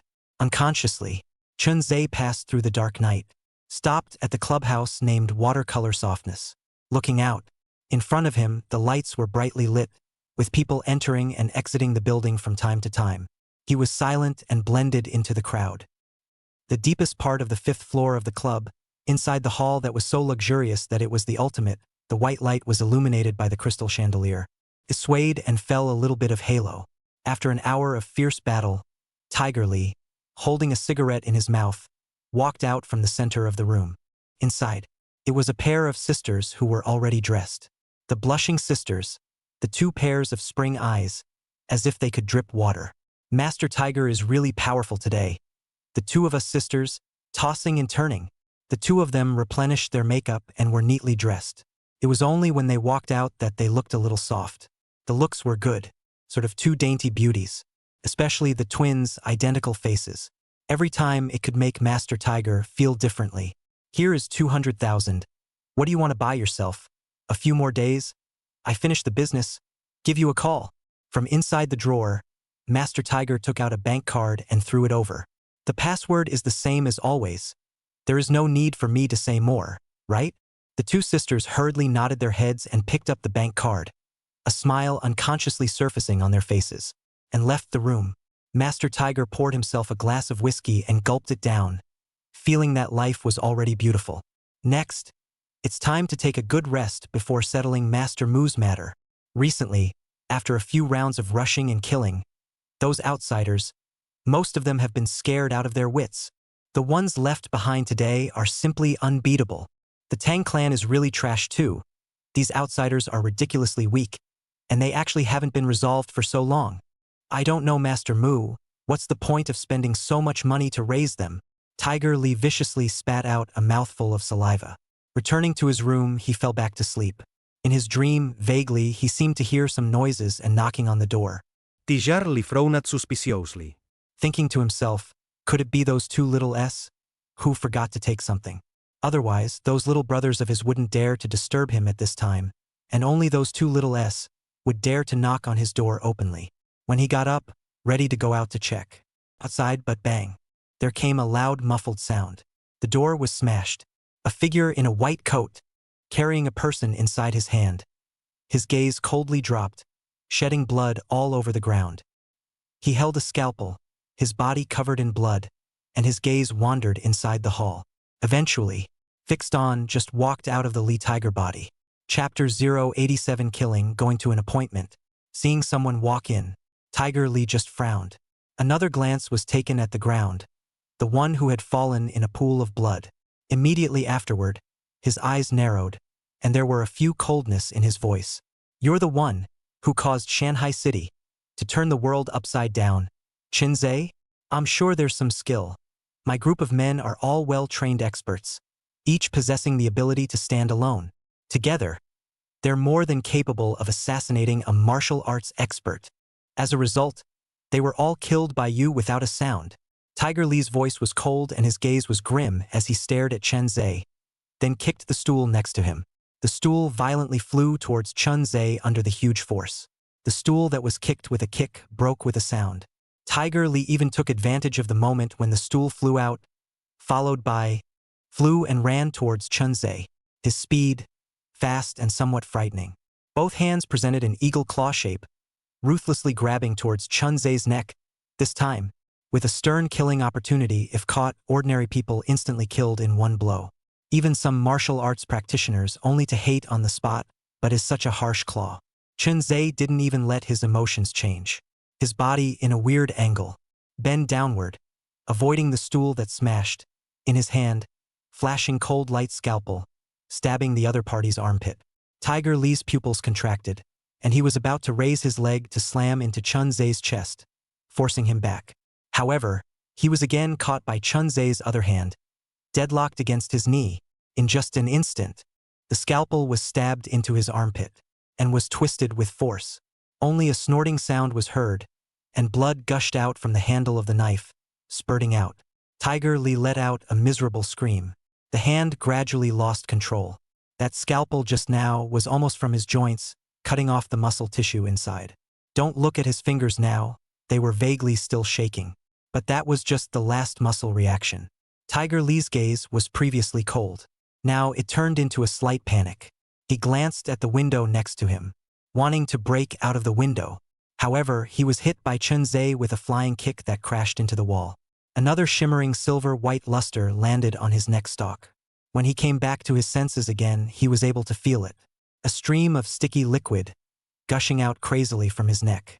He stared wide-eyed, his limbs gradually twitching a little. All over his body that inexhaustible strength. At this moment it turned into weakness. Chun Ze, however, just whispered in his ear, gently said, "Don't worry, dizziness is normal." After saying that the scalpel was pulled out, he got up and took a look at the brightly lit building. Again he lit a fire at the curtains. Tiger Li, who hadn't yet broken, wanted to raise his own hand, which hadn't been invalidated. But in the end, it was still hanging in mid-air. Pupils lost color.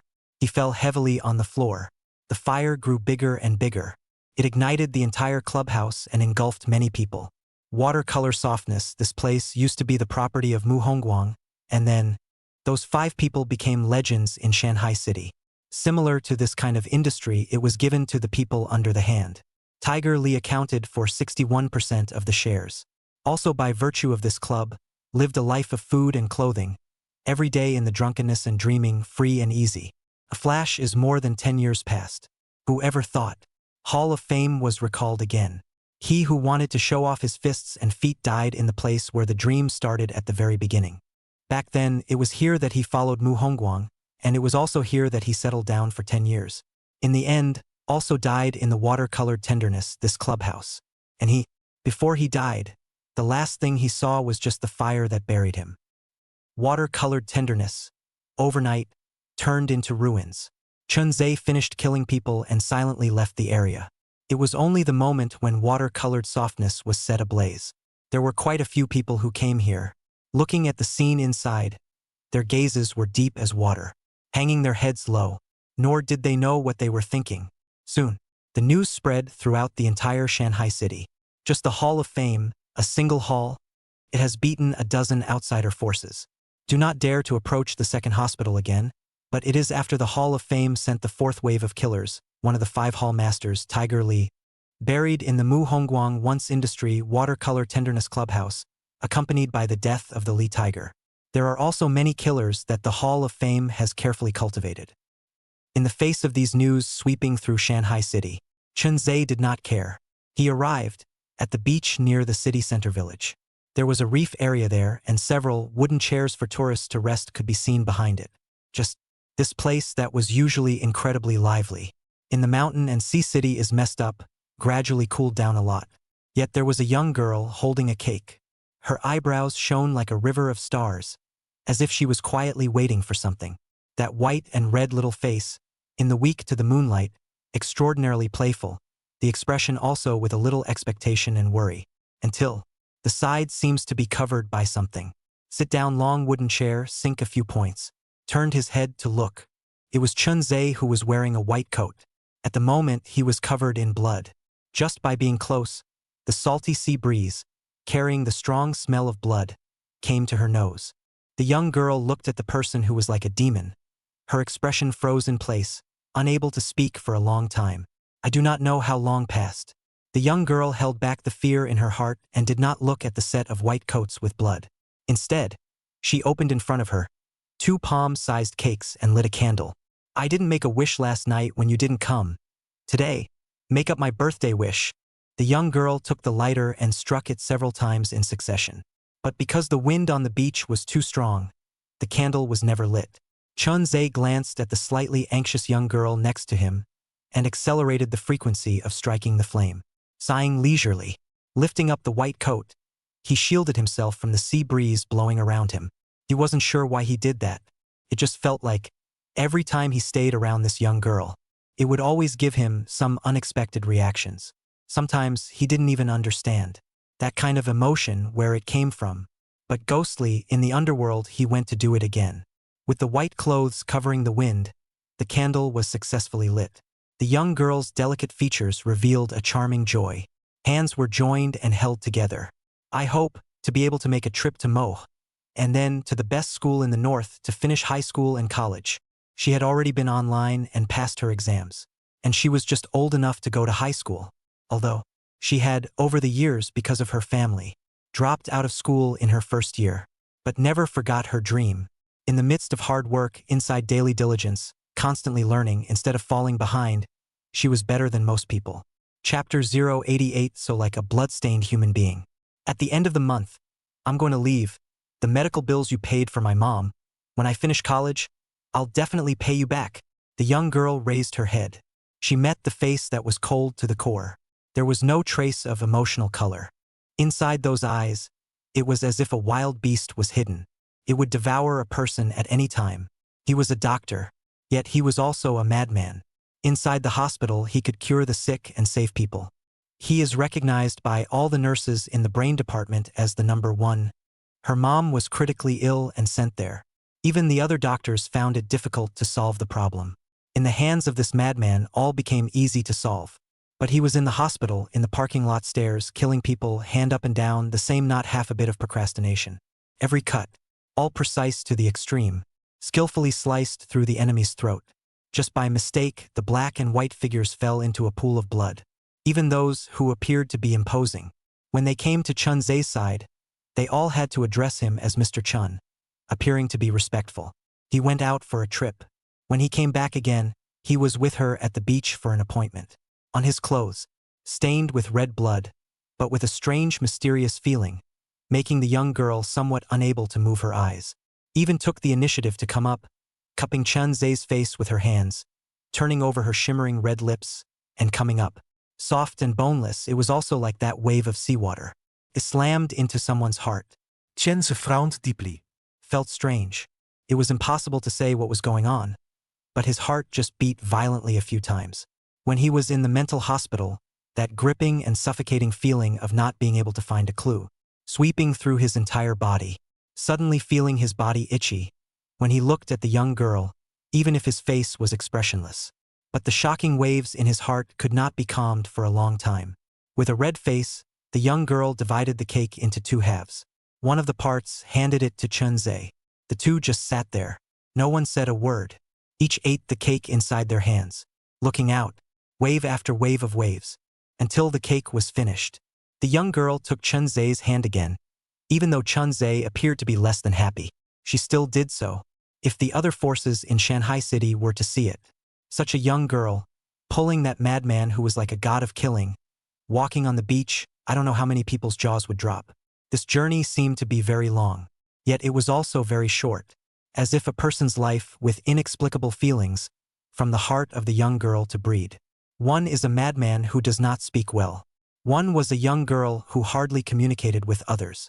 They walked side by side on the edge of the beach, leaving footprints behind, reflecting the bright moon in the sky. It was as if they were treading lightly in the depths of the river of stars. Time. It was also fixed at 12:30. The young girl finally spoke. I should go back. The hospital. My mom is still waiting for me to take care of, but I have to go home first and get some change of clothes. Finished speaking, the young girl began to walk back alone. Chun Ze then followed behind silently. coming to the street corner near the city center village, the usual location where Gu Jia set up her breakfast. She walked into the dimly lit alley. Chun Ze stood in place for a few minutes.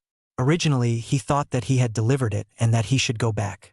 As a result, he heard inside a crackling sound, as well as a man's angry roar. The door was slammed hard.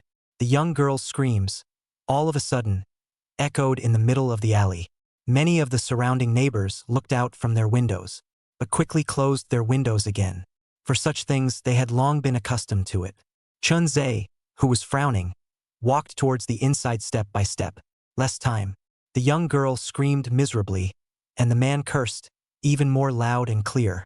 At the door of that room, he reached out his hand and twisted it with force. The door did not open. It was unlocked from the inside. Unable to do anything else, Chun Ze's shoulder exerted force and ruthlessly slammed into the side of the door handle. A huge force ran through that one small door that had been installed for an unknown number of years. Only a bang was heard. The door shattered. Into the eyes was a scene of a young girl holding her head, squatting on the ground, constantly begging for mercy. There were also several sets of scattered clothes on the ground. The styles were a bit old and had been washed white long ago. They should be Gu Jiajia's, her mother's. As for the side of the sofa, there stood an old man with a wooden stick and alcoholism, cursing like crazy. It seemed to feel that the mother and daughter traveling to the hospital was purely a waste of money. Chun Ze also recognized it at a glance. This man who wielded a stick and kept smashing at the young girl was actually the old gangster Wu Hai, who had been scared by him twice in a row and fled. Wu Hai saw the door of his house being smashed, plus he was known for his temper in this area.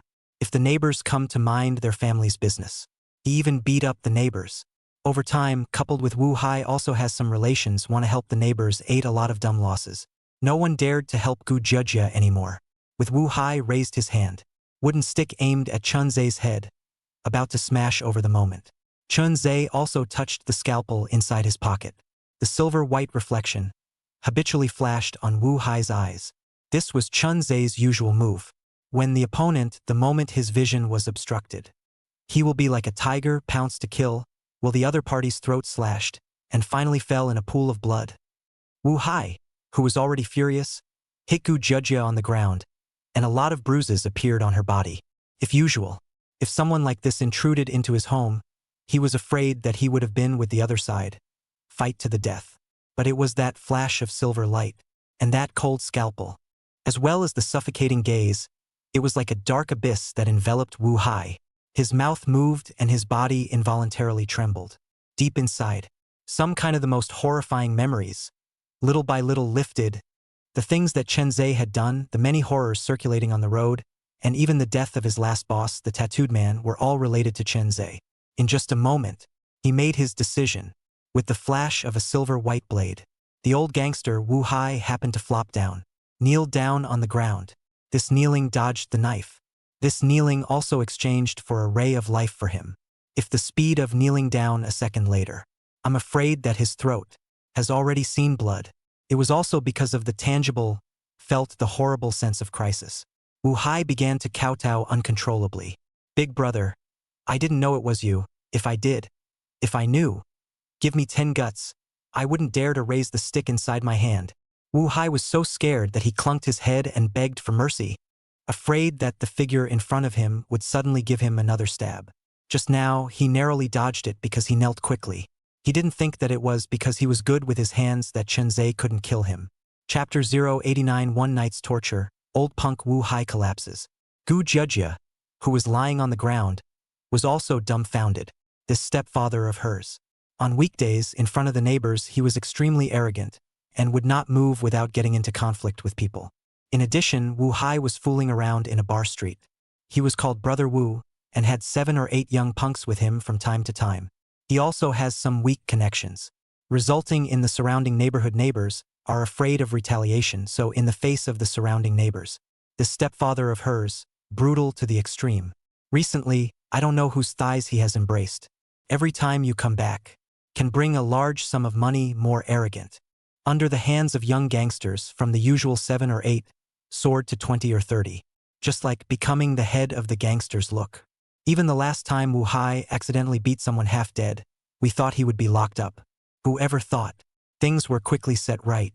But this is the same, in the eyes of the neighbors, in the eyes of the street, very likely to be the big man in the road Wu Hai. Now it was like a humble wretch, kneeling at Chun Ze's feet. His forehead had been cracked. Blood stuck to the floor, but Wu Hai didn't dare to slow down, even for a single point. As a gangster leader who had been exposed to certain information, Wu Hai knew how terrifying this madman was. Please, I'm just a wretch who's making a living in front of those big shots. The 2 times I ran into you earlier were both accidents. I won't dare to do so in the future. As long as there is a place where you are, I will turn my head and leave. The old punk's voice was tinged with crying and pleading. He thought that it was the last time that he was recognized by Chun Ze and purposely found his place. Little did he know, the reason why Chun Ze came in was also just hearing Gu Judge's cries, and when he saw this, kneeling and begging old punk in front of him, he also just put the scalpel, handed to the side of the Gu Judge, quietly waiting for her to make a choice. But Gu Judge opened her mouth, and with a bang, the scalpel fell to the ground. Her dream is to take a trip to Manhwa, to go to the north to study in the best university. She wanted to change her fate, wanted to live like an ordinary person, and didn't want to take a human life because of it. Furthermore, although this stepfather was hateful, he was always someone her mother loved, and if he really died, her mother, who was in the hospital, didn't know how she was going to hold a grudge against her. Gu Judge raised her head. Her delicate face with a few bruises, hung with crystal-clear tears. She bit her red lips and couldn't stop shaking her head. Chun Ze didn't say anything, bent down, picked up the scalpel and said icily, "Go out and come in half an hour later. No matter what noise there is in the middle, don't open the door." Gu Judge reached out and pulled a corner of Chun Ze's white coat, with a slight hint of supplication in her eyes. Chun Ze, however, just pulled with a force, and that small, soft, and feeble hand was disengaged from the corner of his coat. Since Gu Judge was unwilling to go out, he pulled Wu Hai, who was begging for mercy on the floor, and walked to the bedroom. With that silver-white scalpel, little by little it cut through Wu Hai's skin. Desperate fear, heartbreaking pleas for mercy, the almost hoarse voice that resounded throughout the alley. Those neighbors who wanted to peek through the window hid under the covers in fear. No one knew what had happened tonight. When it was almost dawn, Chun Ze walked out of the room, using the white coat on his body, wiping the blood from his hands. Wu Hai lying inside the room, his fingers moved feebly. The wounds on his body were densely packed. Just looking at it was daunting. Chun Ze, who left, went to the beach, drove the black sedan over, and took out, from the back, the box for medical use. A bottle of medical alcohol, poured on the body of Wu Hai. Wu Hai wanted to scream, but has been about to mute the throat. The sound that came out was minimal. Gu Judge looked at this scene, was so frightened that she bit her red lips, tears like no money, one by one falling down. Waiting, Chun Ze took the wounds on Wu Hai's body. Once again it was stitched up. Wu Hai experienced a torture that was more horrible than death.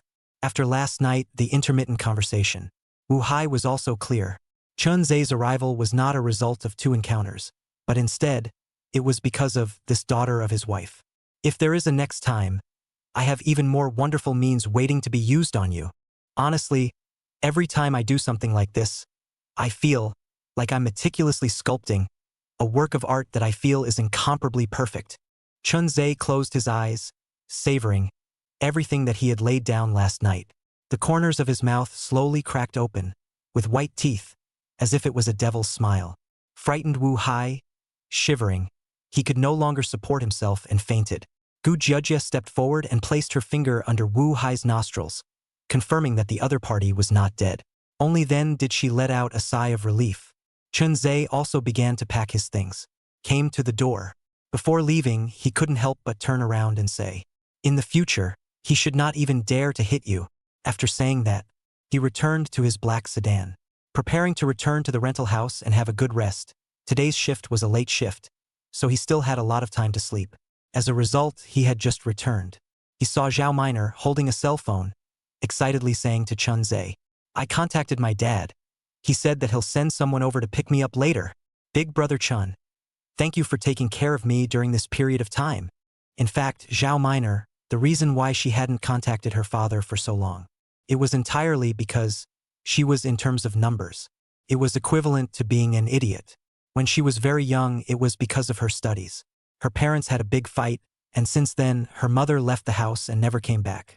That day, what she was doing happened to be a math problem, and no matter how she was taught, she just couldn't learn it. In the eyes of her parents, she could learn it by just wiggling her fingers, but for her at that time, she simply couldn't understand it. She thought that it was because she didn't learn math well that her mother left her. She wanted to work hard to improve her academic performance. But it was after that day that she had a stress reaction to numbers, and no matter how hard she tried, as long as it was math-related, she couldn't seem to learn it.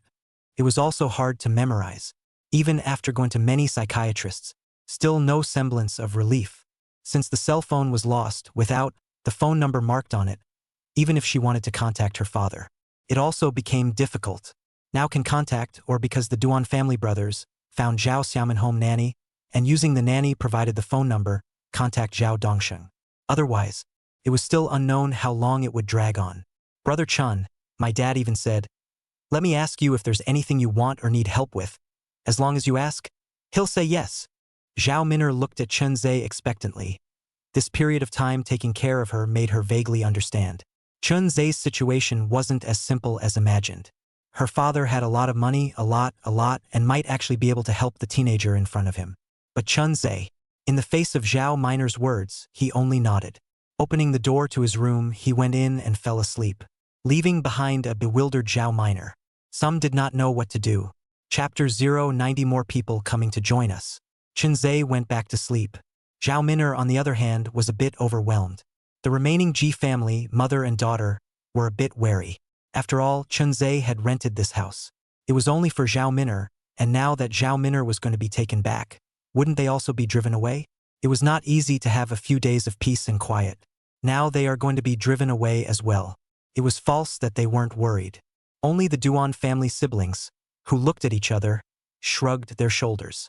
Although they were also very hopeful that Chun Ze would get along with Zhao Dongsheng. Yet they were also clear. It wasn't very realistic to expect a crazy person to go and make false pretenses with others. So they didn't say anything. The crowd just quietly waited until the afternoon. A knock sounded outside, and several burly figures wearing black suits. They bowed respectfully to the Duan family siblings. "Thank you all for taking care of my young lady in recent days. Our chairman will never forget your kindness." Zhao Min'er also recognized that the people standing outside were the bodyguards that had been following his old man for years. Surprised, she walked over. "Is my dad back in Shanghai City now?" The bodyguard standing at the door shook his head. "On his way back, but he hasn't arrived yet. He should be able to come back at 7 or 8 o'clock in the evening." Hearing that she was able to see her old man at night, she was able to see her old man. Zhao Min'er looked unusually excited. However, she took another look at Chun Ze's tightly closed room door. She sighed quietly. "Big brother Duan, sister Duan, and Auntie Ji, sister Ji, I have to go back. In the future when I'm free, I'll come to see you often." Zhao Min'er took one step and turned back 3 times, looking at them with a face full of reluctance. The bodyguard at the door nodded with a smile. Bringing Zhao Min'er, he went downstairs to the black Mercedes-Benz, and after getting into the car, in Zhao Min'er's unwilling gaze, the black Mercedes-Benz disappeared at the end of the street. Only the 4 people present were left with a somewhat emotional look. Another glance at Chun Ze's room. Strange, after all, Zhao Min'er left today. Chun Ze did not even look at a glance. Let them do not know how to think. Chun Ze, who slept through the night, didn't think about it that much. When he woke up, Zhao Min'er had long since left. Outside, the Ji family mother and daughter slightly timidly looked at him, afraid that Chun Ze suddenly opened his mouth and drove them away. On the table, it was filled with a sumptuous dinner that was cooked. It was already 7 o'clock, but the mother and daughter did not dare to move their chopsticks. Until Chun Ze came out, Ji Fume worriedly smiled. "Mr. Chun, the things seem to be a bit cold. I'll take them in and heat them up." During this time, the Duan family brother and sister duo added quite a few things to the house. There was a microwave, an oven, a new rice cooker, a hood. The large room was refreshed. They even found the original owner of the room in order to make it easier for Chun Ze to live there. Spending more than $800,000, they bought the place. Because it was an urban village, the price was not as expensive as expected. The siblings were not half heartbroken. Until the meal was warmed up, Chun Ze had a full meal. From the beginning to the end, For the mother and daughter who were looking at him, Chun Ze did not have half a sign. After eating, he got up and left. Seeing that Chun Ze did not have the idea of driving them away, the mother and daughter breathed a sigh of relief, knowing that they wouldn't have to worry about this in the future. On the contrary, it was the Duan family siblings who watched the departing Chun Ze and sent him all the way to the stairway, confirming that the mother and daughter duo did not come down. Only then did Duan Jingyi open his mouth and said, "Mr. Chan, the western district of the city village is now under our control, and recently came a lot of other families, depressed sons and daughters, wanting to defect to us. So I wanted to ask Mr. Chen's opinion." The two of them, brother and sister, did not dare to make a private decision. Therefore, before responding those who had come over to defect, Chun Ze was even less inclined to care about this aspect. In fact, in the end, he preferred to do as he pleased, but right now, the outsiders that were guarding the perimeter of the hospital were getting fewer and fewer. He also needed a group of people to look after the hospital. Solely letting go of this brother and sister duo. Receiving Chun Ze's affirmative reply, the brother and sister duo revealed a smile. After all, everyone who came over to join Chun Ze did so for the sake of profit, and they also hoped that Chun Ze could grow bigger and stronger. The current him, his name resounded throughout the northern faction outsiders, even many of the Beijing faction, hearing that the western district was Chun Ze's territory, did not dare to easily mess with him. The only thing they needed to worry about at the moment, it was only the Tang family.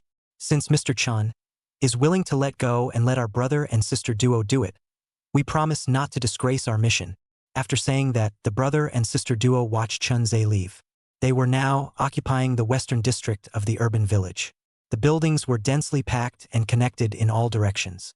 From the old bridge at the back, one could even leave Shanghai City directly. It was simply the perfect location to station themselves. Even if the Tang family sent someone, they will also be able to retreat at any time. In this area, fighting a guerrilla war was simply too good to be true. Brother, there are quite a few people who have come to defect recently. I've taken a detailed count once. There are roughly 24 of them.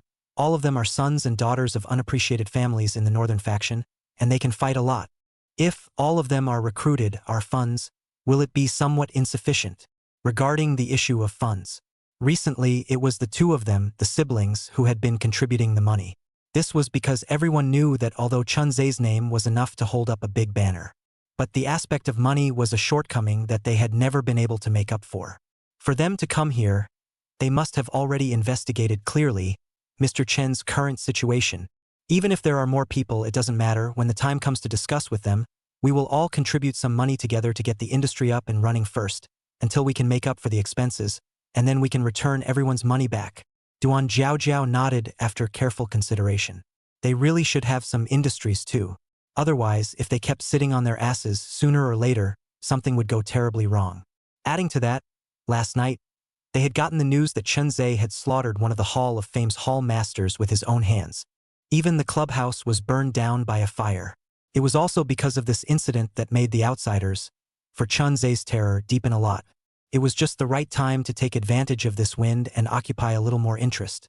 Just as the brother and sister duo were still discussing, in the distance, a figure walked quickly, and after this person arrived, he clasped his fists heavily to the brother and sister duo. "Both of you, I'm Zhao Dongsheng, sent here by General Manager Zhao." General Manager Zhao said that since Mr. Chun didn't make a request, he can't do nothing. Recently, Mr. Zhao wants to get some industries near the city village, and will cede 40% of his shares. When the time comes, I hope that you two can take care of one or two. The brother and sister duo who were still worried that there wasn't enough money. Hearing the other party's words, they were also stunned. It was really a case of sending a pillow when one dozes off. Zhao Dongshang in the road, there is no reputation, but in the shopping mall it is a frightening existence. Zhao Dongsheng's business acumen alone, it could make countless business tycoons move.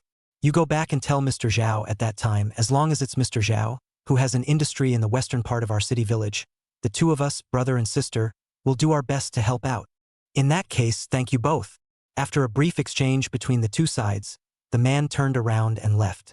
Only the two siblings remained, slowly revealing a smile, starting to go and contact the people who wanted to defect to them earlier. Chapter 091, The Mysterious Old Master. Coming to the hospital. It was already very late. Just as he entered the office, He saw Su Yuan sitting paralyzed on a stool with a bottle of finished glucose next to him. Seeing Chun Ze coming over, he slowly exhaled a breath. I'm exhausted today. I've done several surgeries in a row, and many of the patients from the brain department in Shanghai City have been transferred to our hospital. Su Yuan looked grumpy. The reason why this situation was caused. It was still because of Chun Ze, who had done successive surgeries with a near 100% success rate. Even things that others found tricky. In Chun Ze's hands, it became a breeze. They all, however, heard about your situation and came here on purpose. Those patients who were cured by you didn't help you publicize, including the hospital, the other doctors and nurses. When mentioned to the outside world, they all said that our brain section came with a doctor with high skills and that his strength was far above mine. Speaking of this, Su Yuan then rubbed his temples, his heart filled with emotion.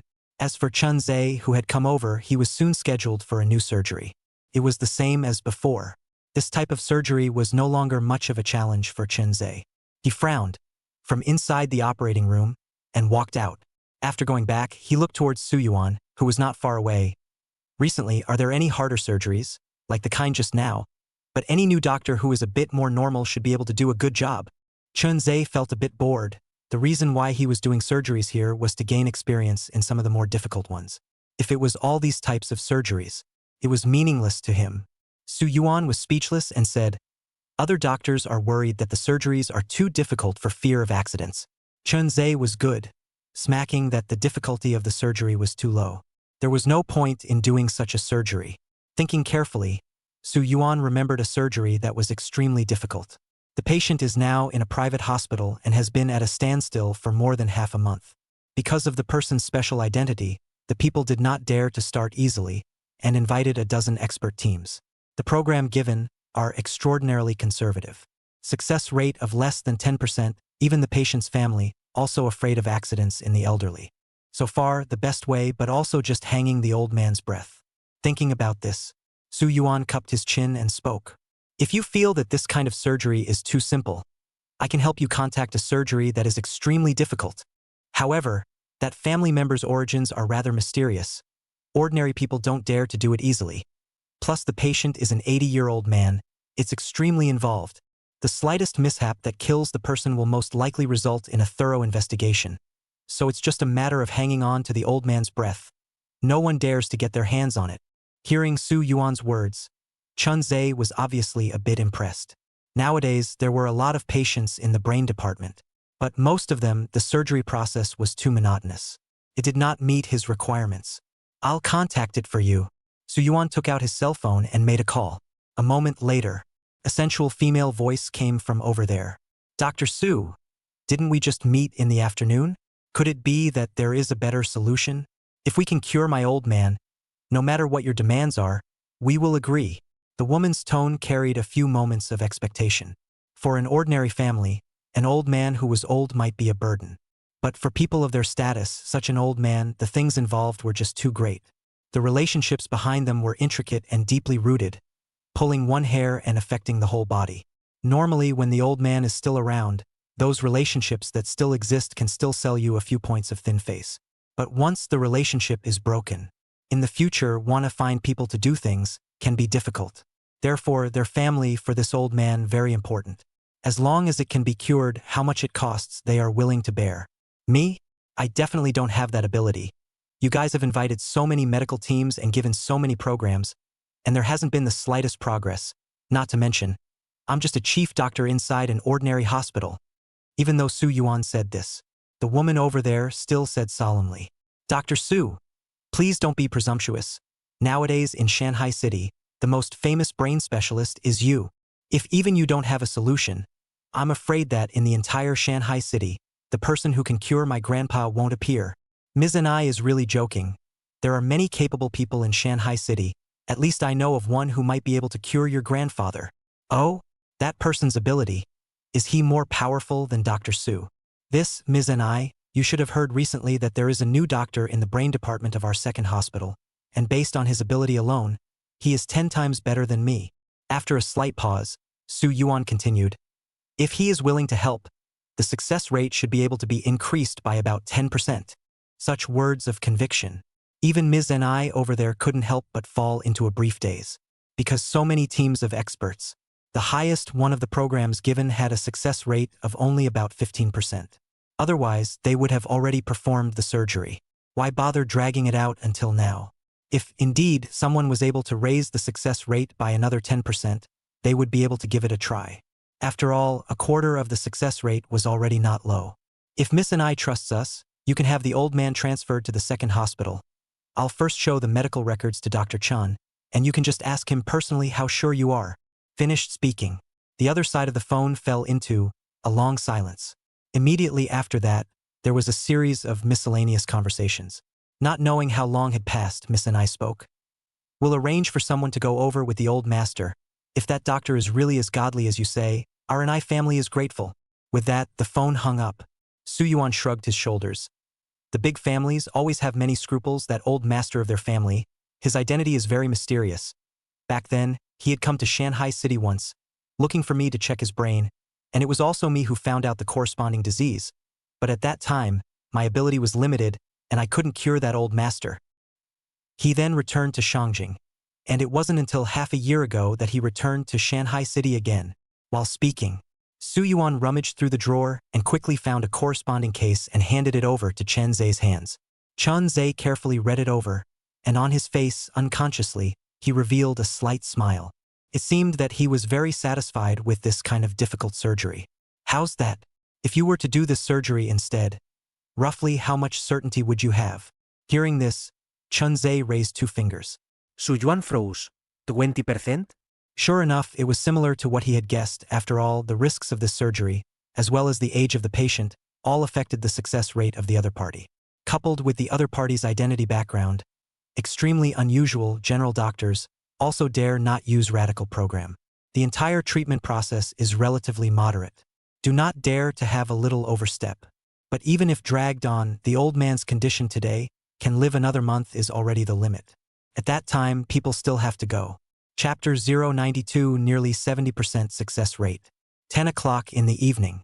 Outside the second hospital, all kinds of dark vehicles were parked, and many figures with upright figures and sharp gazes surrounded the second hospital. Even the outsiders that were guarding the area around the second hospital were driven away. Even the eyes left behind by the Tang family. In a short period of time, they were also swept clean. The Tang family, who got the news, contracted all the manpower in the vicinity of the second hospital at the first opportunity.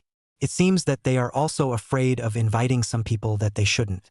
In addition, the alleyway entrance to the east of the hospital, a man with a feminine face was leading a dozen killers, quietly watching the situation in the second hospital, until the surgical stretcher carrying an old man got off, followed by a woman wearing glasses, with a delicate figure and a sense of intellectual beauty, coldly glanced at the crowd that was squatting at the entrance of the alley. The feminine man looked up in shock and surprise. It's actually her? That old man who has been treated in Shanghai City. Is this a change of hospital? If that's the case, I'm afraid it will be difficult to continue to make a move in the second hospital. The feminine man who spoke was none other than the 4th Hall Master of the Hall of Fame, Ma Zhen, who had cultivated more than 40 assassins under his hand, and within the entire Hall of Fame, no matter if it was assassination or fighting, his strength could be ranked in the top 3. In the past, he was arrogant and domineering. Never put anyone in his eyes. Even the Tang family, in his eyes, is just a dog. In addition to Mu Hongguang, even the Hall of Fame family members do not put in the heart. Only, for that mysterious old man, he revealed a few scruples. It seems that tonight's action will have to be postponed. Leave a few people to guard here. In a few days, when that old master is transferred to the hospital, come over and inform me immediately. The words were finished.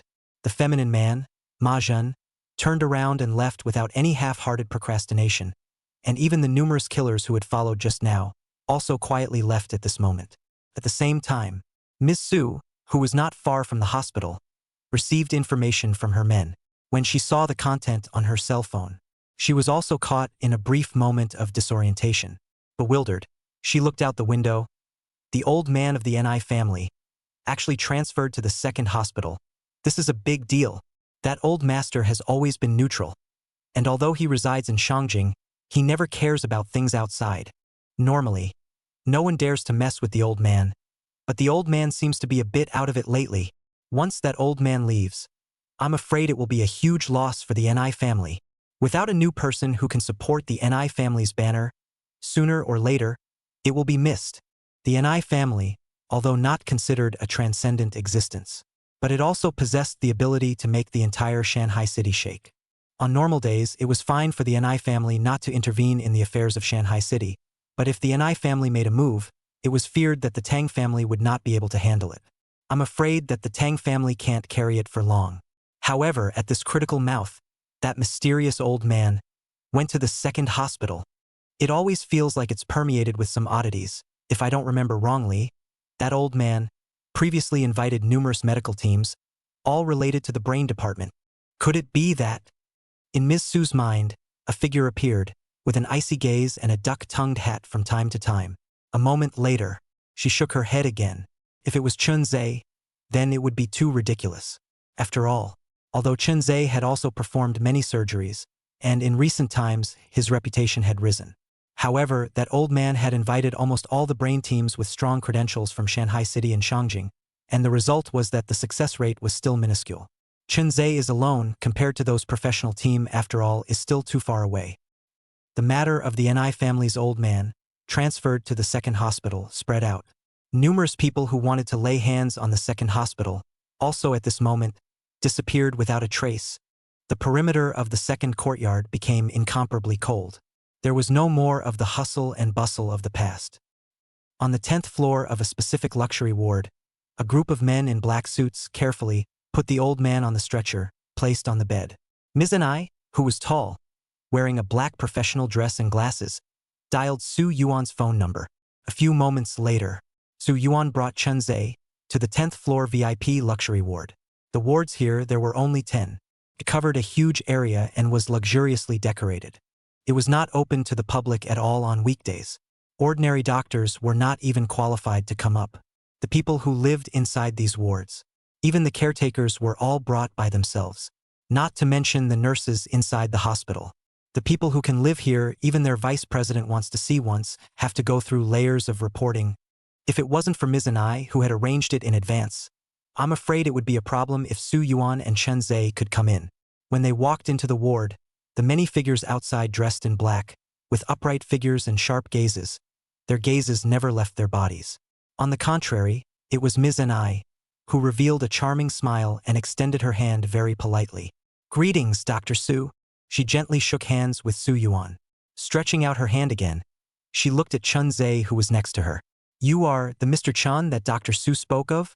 It's really true that people can't look at each other, and seawater can't be measured." But in the face, Ms. Ni raised her hand. Chun Ze, however, did not even look at it. Instead, he glanced at the unconscious old man. "When can we schedule the surgery?" He came here. The purpose was simple: to experience this difficult surgery. Accumulating experience. As for what the other party's identity and origin were not within his consideration. There were indeed many bodyguards outside, and according to Chun Ze's perception, the strength should be a few points stronger than those killers in the Hall of Fame. Yet it was only a few points. If he wanted to kill someone here, not to mention the small amount of manpower outside, even if there were twice as many, it would still be nothing more than a rabble. Facing Chun Ze with a cold tone and calm gaze, Ms. Ni also froze. Then she cackled. "Surgery is not something that can be done just because you say it can be done. Can I ask Dr. Chun, this surgery, what is the success rate that can be achieved?" It was the same as earlier when Su Yuan asked. Chun Ze stretched out 2 fingers, seemingly a little impatient, wanting to hurry up and finish the surgery. Miss Ni frowned her delicate willow leaf brows and sighed. "Only 20%? It's indeed quite high. Even the many medical teams that we invited to the program gave the highest success rate of only 15%. Just when Ms. Ni wanted to say something else, Chun Ze, however, interrupted them. "I'm talking about a 2/3 success rate. If you want to do the surgery, anesthetize it as soon as possible and send it to the operating room. If you guys don't want to do it, then I'll go back." 2 simple words, but like a thunderbolt, it made Miss Ni freeze in place, unable to speak for half a second. 2 out of 3. Doesn't it mean that this surgery, the success rate is as high as 60% or more, even approaching 70%? If it was truly possible to achieve such a success rate, then how superior was this Mr. Chun in terms of medical skills? "Dr. Chun, I'm really sorry, I'll make a phone call first." Will you wait for me for a few minutes? Don't worry about it. It definitely won't take much of your time. Miss Ni's tone once again was quite polite. She even bent her waist and revealed a shallow smile.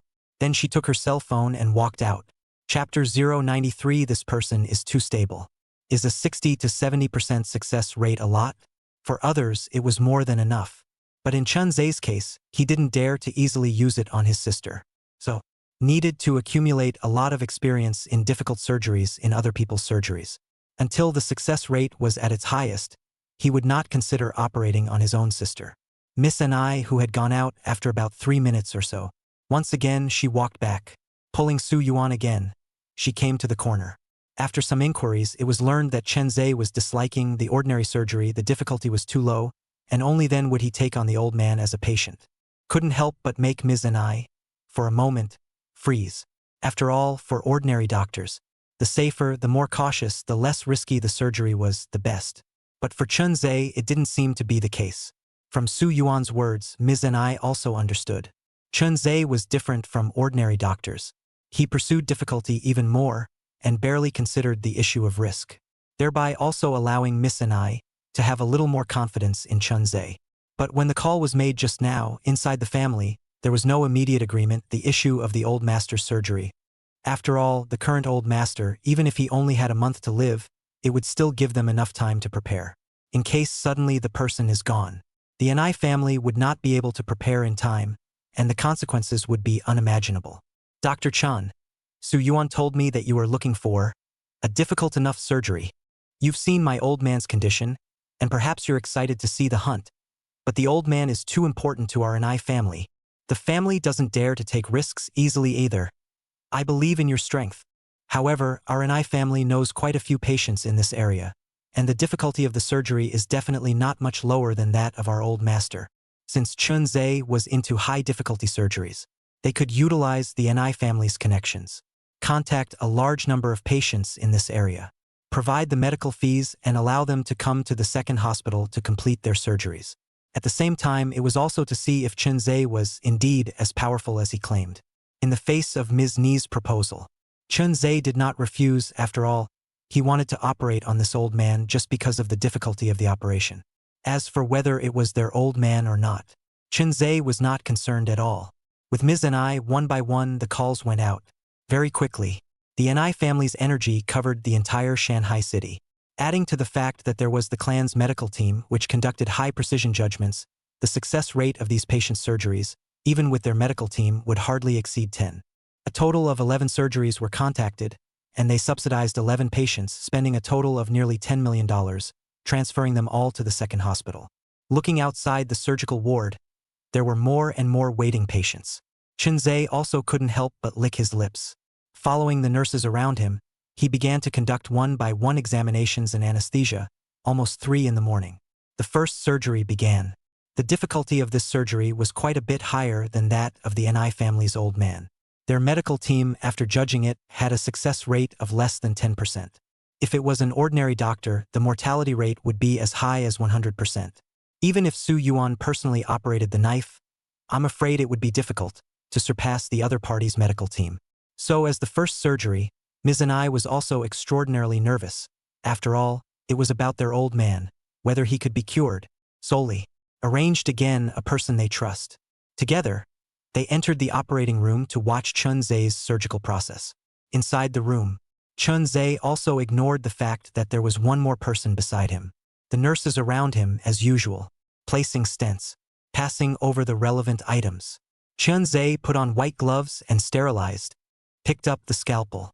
The hand was very steady, although this surgery in the mouths of onlookers was difficult, almost unprecedented. The success rate was less than 10%. But in Chun Ze's opinion, it was no more difficult than that old man. Opening the knife, drilling, cutting the bone, separating, removing the flap, all processes, all in one go without a single pause. The paramedic who followed in is also concentrated watching the surgical process. Couldn't help but be somewhat surprised, because Chun Ze's hands were simply too fast and too steady.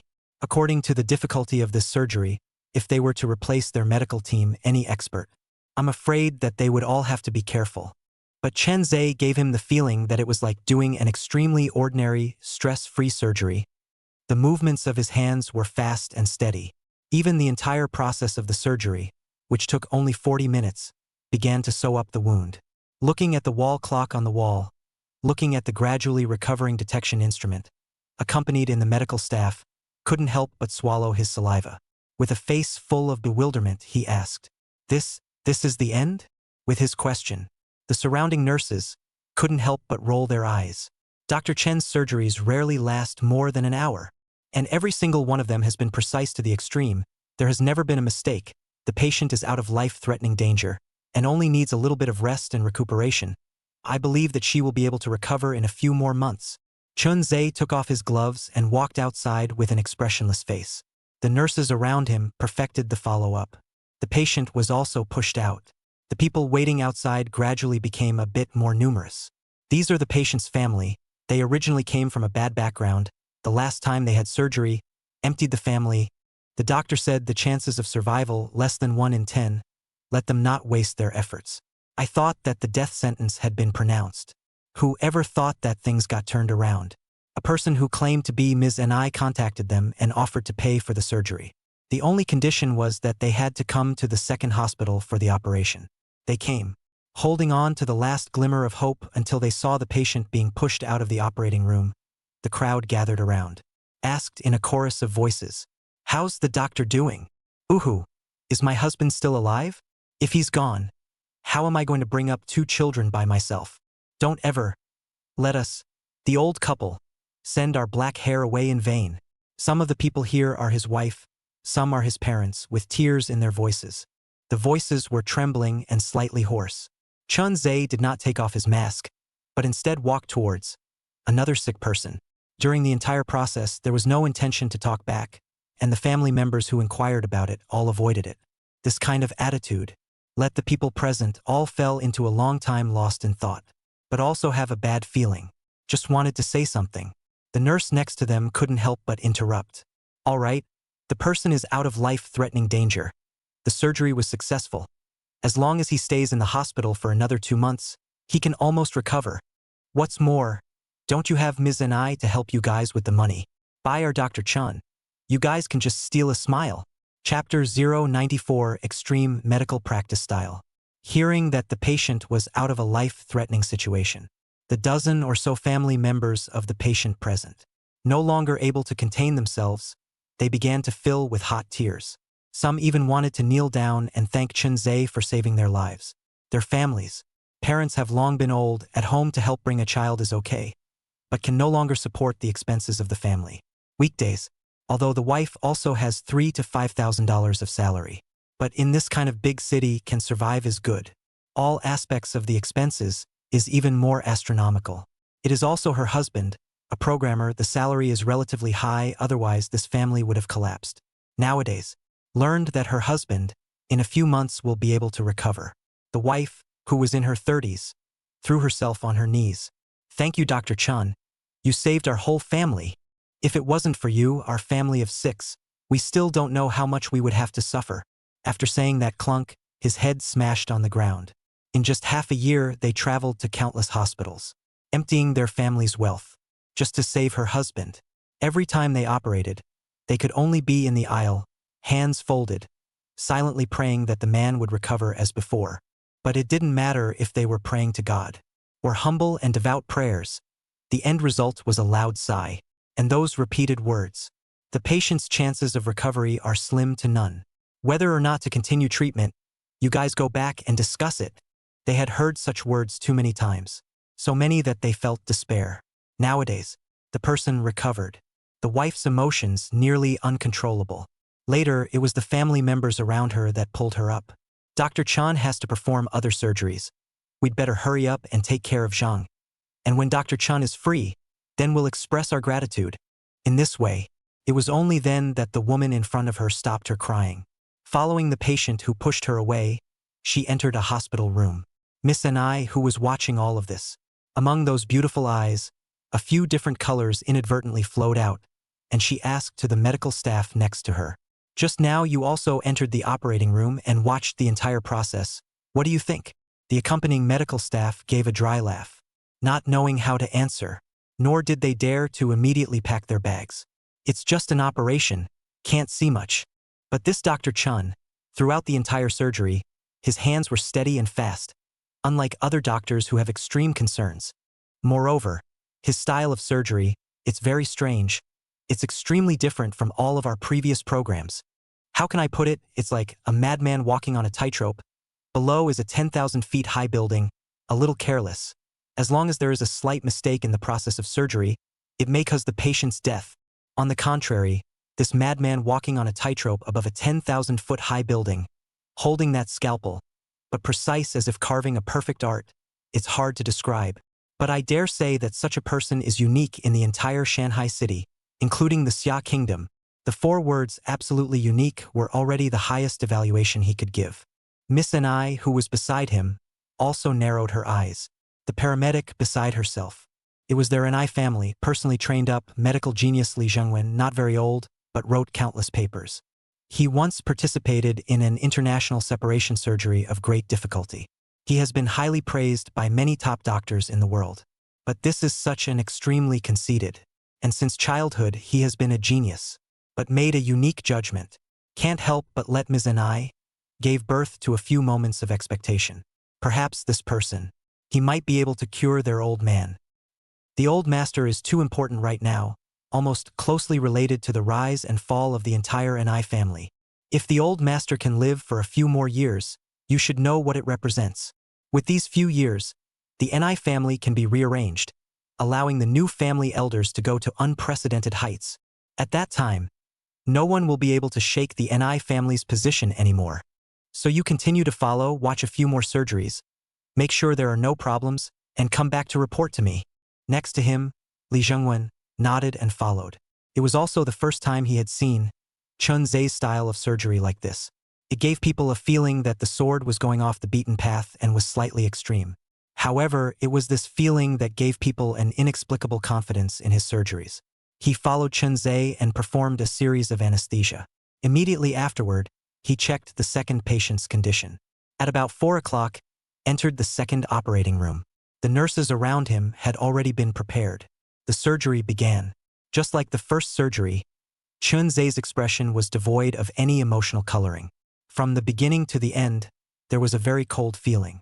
Only after seeing blood and opening the skull will he reveal a little excitement. Li Zhengwen didn't know where exactly this excitement came from, but he was certain that Chun Ze definitely had his own unique love for this aspect. This love, even if he was compared to it, there was more than enough. Of course, Li Zhengwen also did not guess wrong. Chun Ze to this aspect, indeed has a unique enthusiasm. Only this kind of passion did not come from surgery. Rather, it came from that kind of inexplicable pleasure that could be generated by slicing open someone else's body at will. Even if it was only in surgery, even if it was to heal the sick and save lives. But every time he performed a surgery, it would give him a feeling of unrestrained pleasure. At the same time, it was also curbing a certain terror that kept growing in his heart. It worked much better than the usual tranquilizers used inside the mental hospital. The second surgery reached its closing stage. Chun Ze wiped his hands and left the room. Li Zhengwen, who followed him out, swallowed his saliva, revealing a bit of bitterness. He had lived in the Anai family since he was a child, and was adopted by the Anai family from the orphanage. At the age of 5, he demonstrated an astounding talent in medicine, and was valued by many of the Anai family's older generation. Since then, he embarked on a medical path of continuous improvement. In the blink of an eye, almost 20 years had passed. He entered the Anai family's top medical team, specializing in some major surgeries. He had also helped many of the dignitaries in Shangjing to get rid of their illnesses. He thought that at the same age, he had already reached an unrivaled level. But when he met Chun Ze and saw the other party's surgical style, he suddenly realized that he was like a frog in the bottom of a well, adhering to the rules. Even if he were to strive for excellence, it would be impossible for him to reach Chun Ze's kind of ground.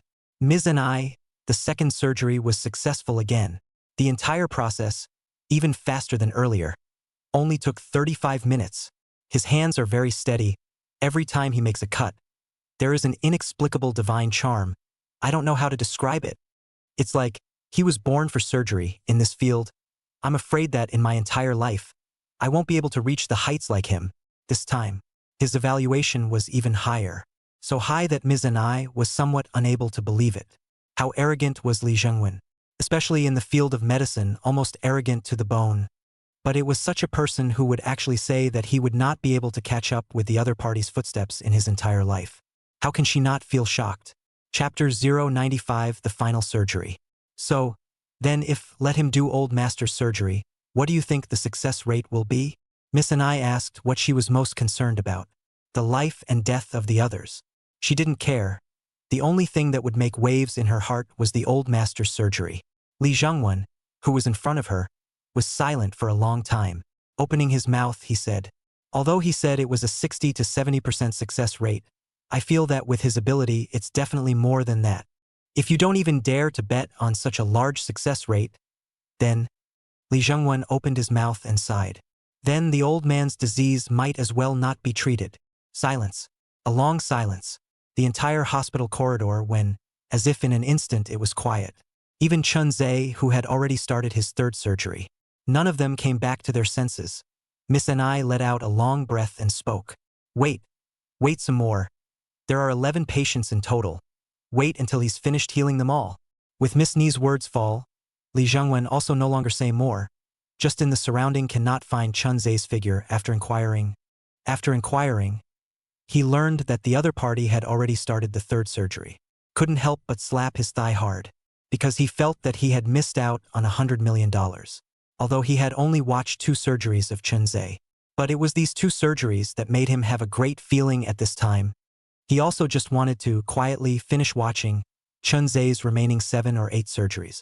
The next time, Chun Ze also lived up to his expectations before 7 o'clock on the next day. A total of 4 surgeries were performed. Without exception, all of them were successful.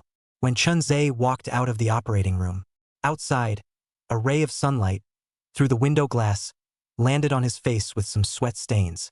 Inexplicably, there were a few more indefinable flavors. The group of nurses who followed him out couldn't help but be mesmerized, looking at the person in front of them. For a long time, they could not come back to their senses. The temperament that Chun Ze gave off was just too strange. Such a person, put in a movie, just a look and action, I'm afraid that he could be recognized as a 10 evil, murderous pervert. But on the contrary, in the hospital, he is a doctor who can save lives. The diseases that made the top medical team all helpless, in Dr. Chen's hands, but also became insignificant. That face that was cold to the bone. That ferocious to the extreme temperament. It was like a tiger that chose people to eat, but also like a holy and inviolable saint. No wonder. The onlookers will not be able to move their eyes. That ray of sunlight, however, only shone briefly. Chun Ze then walked over. He hung his head low, not saying a word, as if he had placed himself, again, into the shadows. A young and pretty little nurse opened her mouth and said, Dr. Chun is good at everything, just too cold. Usually when I see him, it's like he wants to eat people. But to be honest, inside the hospital, the most handsome one is Dr. Chun. I don't know what kind of girlfriend he will find in the future with this personality.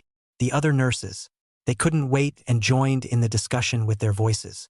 Even Li Zhengwen stood frozen in place. Yes, the feeling Chun Ze gave him was indeed too strange. If say he is a killer, Li Zhengwen believe on the contrary such a person, but in the hospital, save the dead and help the injured. It was really too ridiculous. Ms. and I walked over and skimmed Li Zhengwen. Let's go out for breakfast. I heard about it, for surgeries, without exception, all successful. The difficulty of these surgeries, compared to the old man's illness, not even close. Being able to succeed in 4 surgeries in a row is proof of his strength. What about the 7 surgeries in the back? Li Zhengwen's heart tightened. He didn't want to miss such an opportunity. To him, following Chun Ze into the operating room was the greatest gift to him. Of course it's done, after all, I believed it. But the people inside the family won't agree so easily. Then that's good. Li Zhengwen sighed in relief, following Ms. and I to have a breakfast. Chun Ze also went back to rest. For the next 2 days, Chun Ze either returned to his rented house or headed to the hospital to continue completing those 11 surgeries. The entire process. It was incomparably smooth, 11 surgeries, all successful. Also on the 3rd day to the evening, the hospital came a lot of people, in their hands, each holding a piece of information. standing in the stairway aisle with an incomparably grave expression. Because today, it was precisely the day that their old man was to undergo surgery. By Tao, those 11 surgeries, were they really all successful? In the middle of the way, didn't any other accidents happen? The person inquiring. It was none other than Miss Ni's father, Ni Yangon. Miss Ni's original name was Ni Baichao, and she was currently the Ni family's most outstanding business elite, controlling the entire Ni family, business matters large and small. As for the rest, there are specialized Ni family members to manage.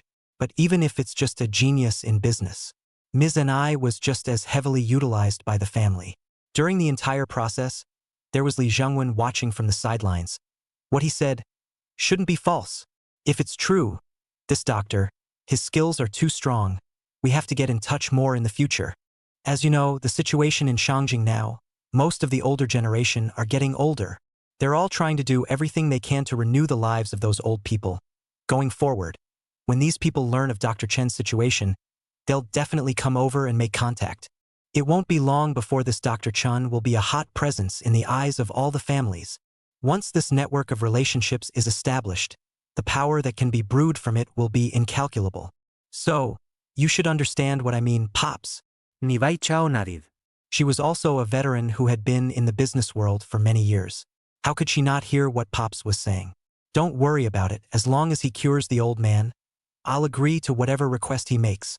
A flash of determination flashed through Ni Baitao's eyes, making Ni Yangon, who was next to him, feel a pang of emotion in his heart, feeling somewhat indebted to this daughter. Ever since Ni Baitao understood things, almost all the decisions she made, she prioritized the interests of the family, rarely considering herself. Even within the family, the older elders all hope that Ni Baichao can take a good rest and live a little bit of the life they want.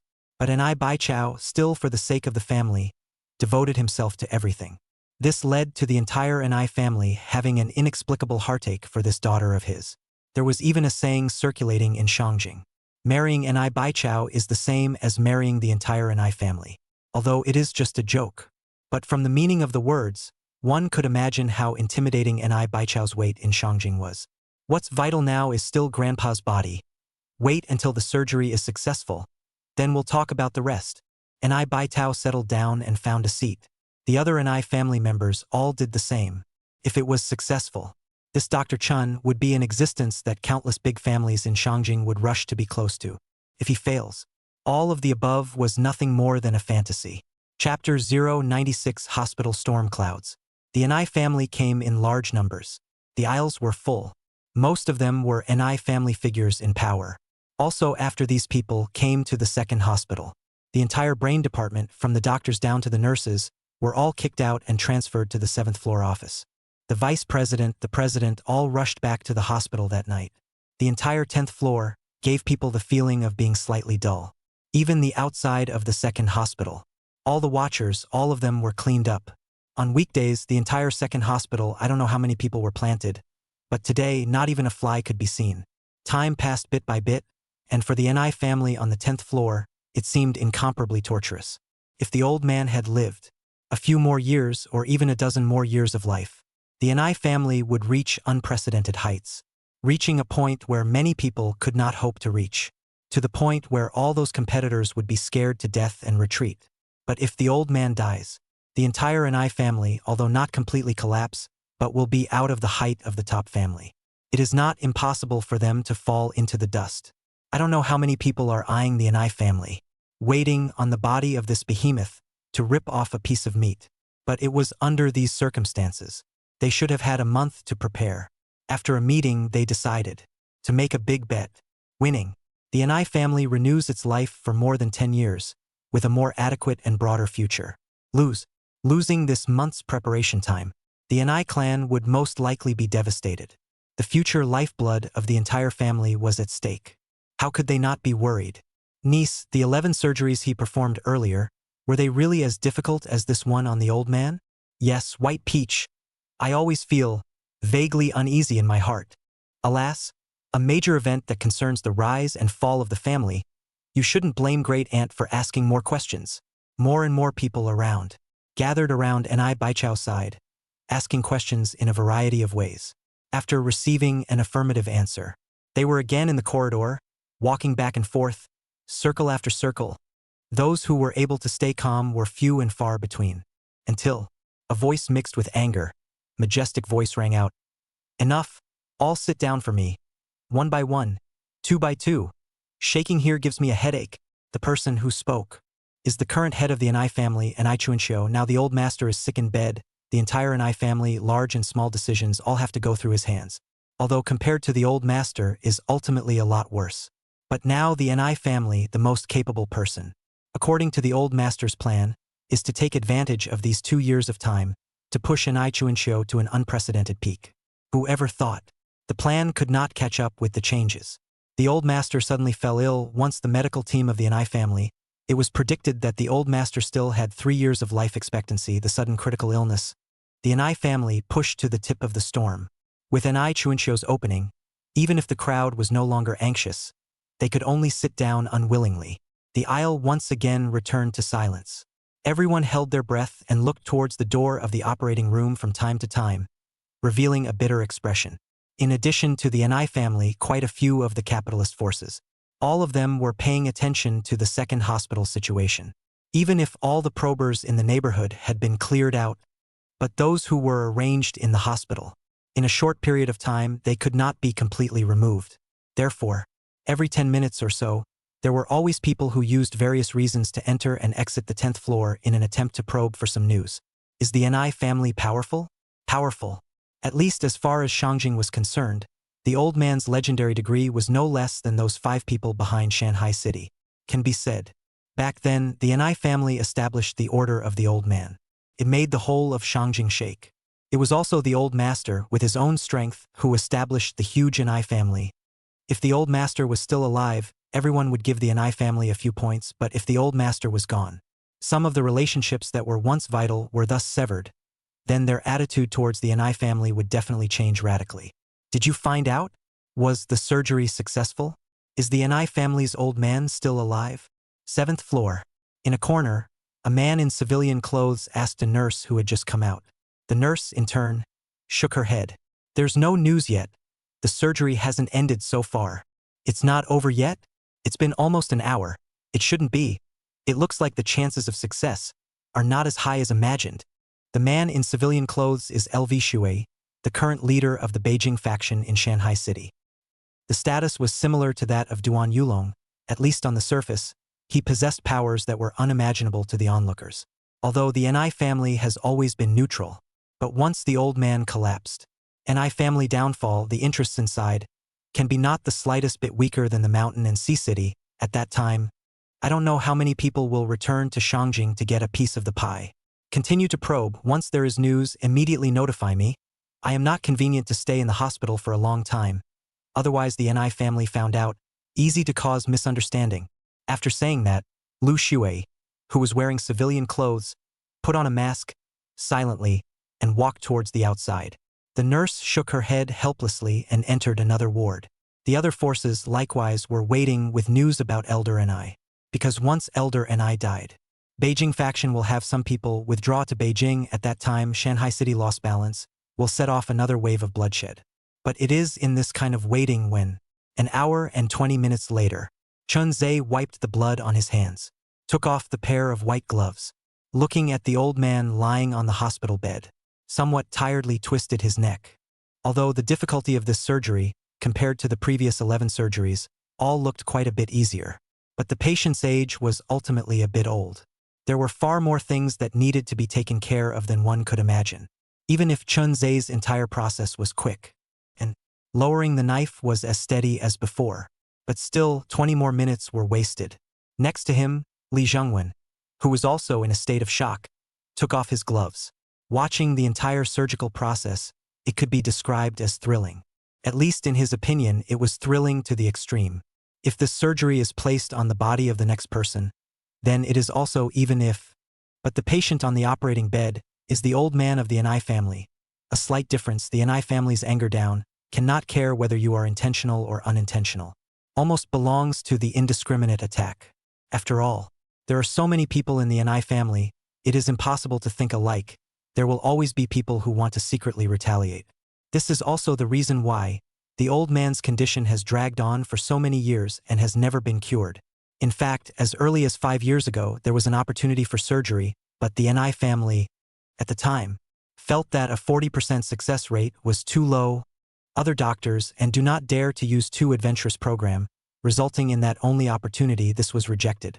Whoever thought? 5 years have passed. Surgery finally began. Only compared to that year, the difficulty has increased more than 10 times. Chapter 097 Successful Surgery. Li Zhongwen glanced at Chun Ze, who had finished his surgery next to him, and his mindset changed like never before. When Chun Ze did surgery, every time he could have a kind of renewed feeling. Every time, it was able to refresh his perception. If anything, before he was proud enough of his medical skills. Then now, he had begun to doubt whether he was a qualified doctor. The people he operated on were almost all from Shangjing, prominent officials and dignitaries, each with an unusual status. There were too many things to worry about, so much that it was anxiety-inducing. Chun Ze did surgeries purely, even if the program was radical, as long as the certainty was high enough, he would proceed without hesitation. And this type of surgery, I'm afraid, is only suitable for Chun Ze, because no one can do it, surgery as precise and steady as he is. At least, in this hour and 20 minutes of time, countless times, narrowly and dangerously going under the knife, Chun Ze had not had an accident.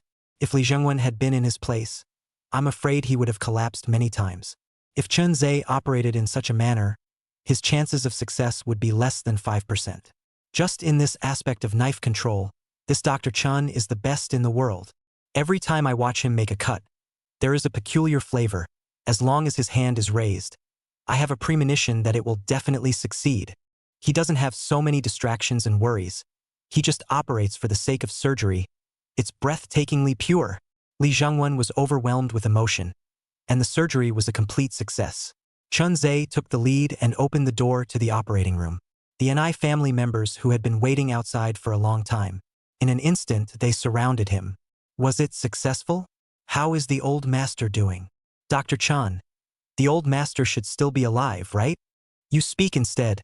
Alas, I'm in a hurry. The crowd spoke to each other. But Chun Ze, as usual after an operation, not a word, pushed through the crowd and walked out.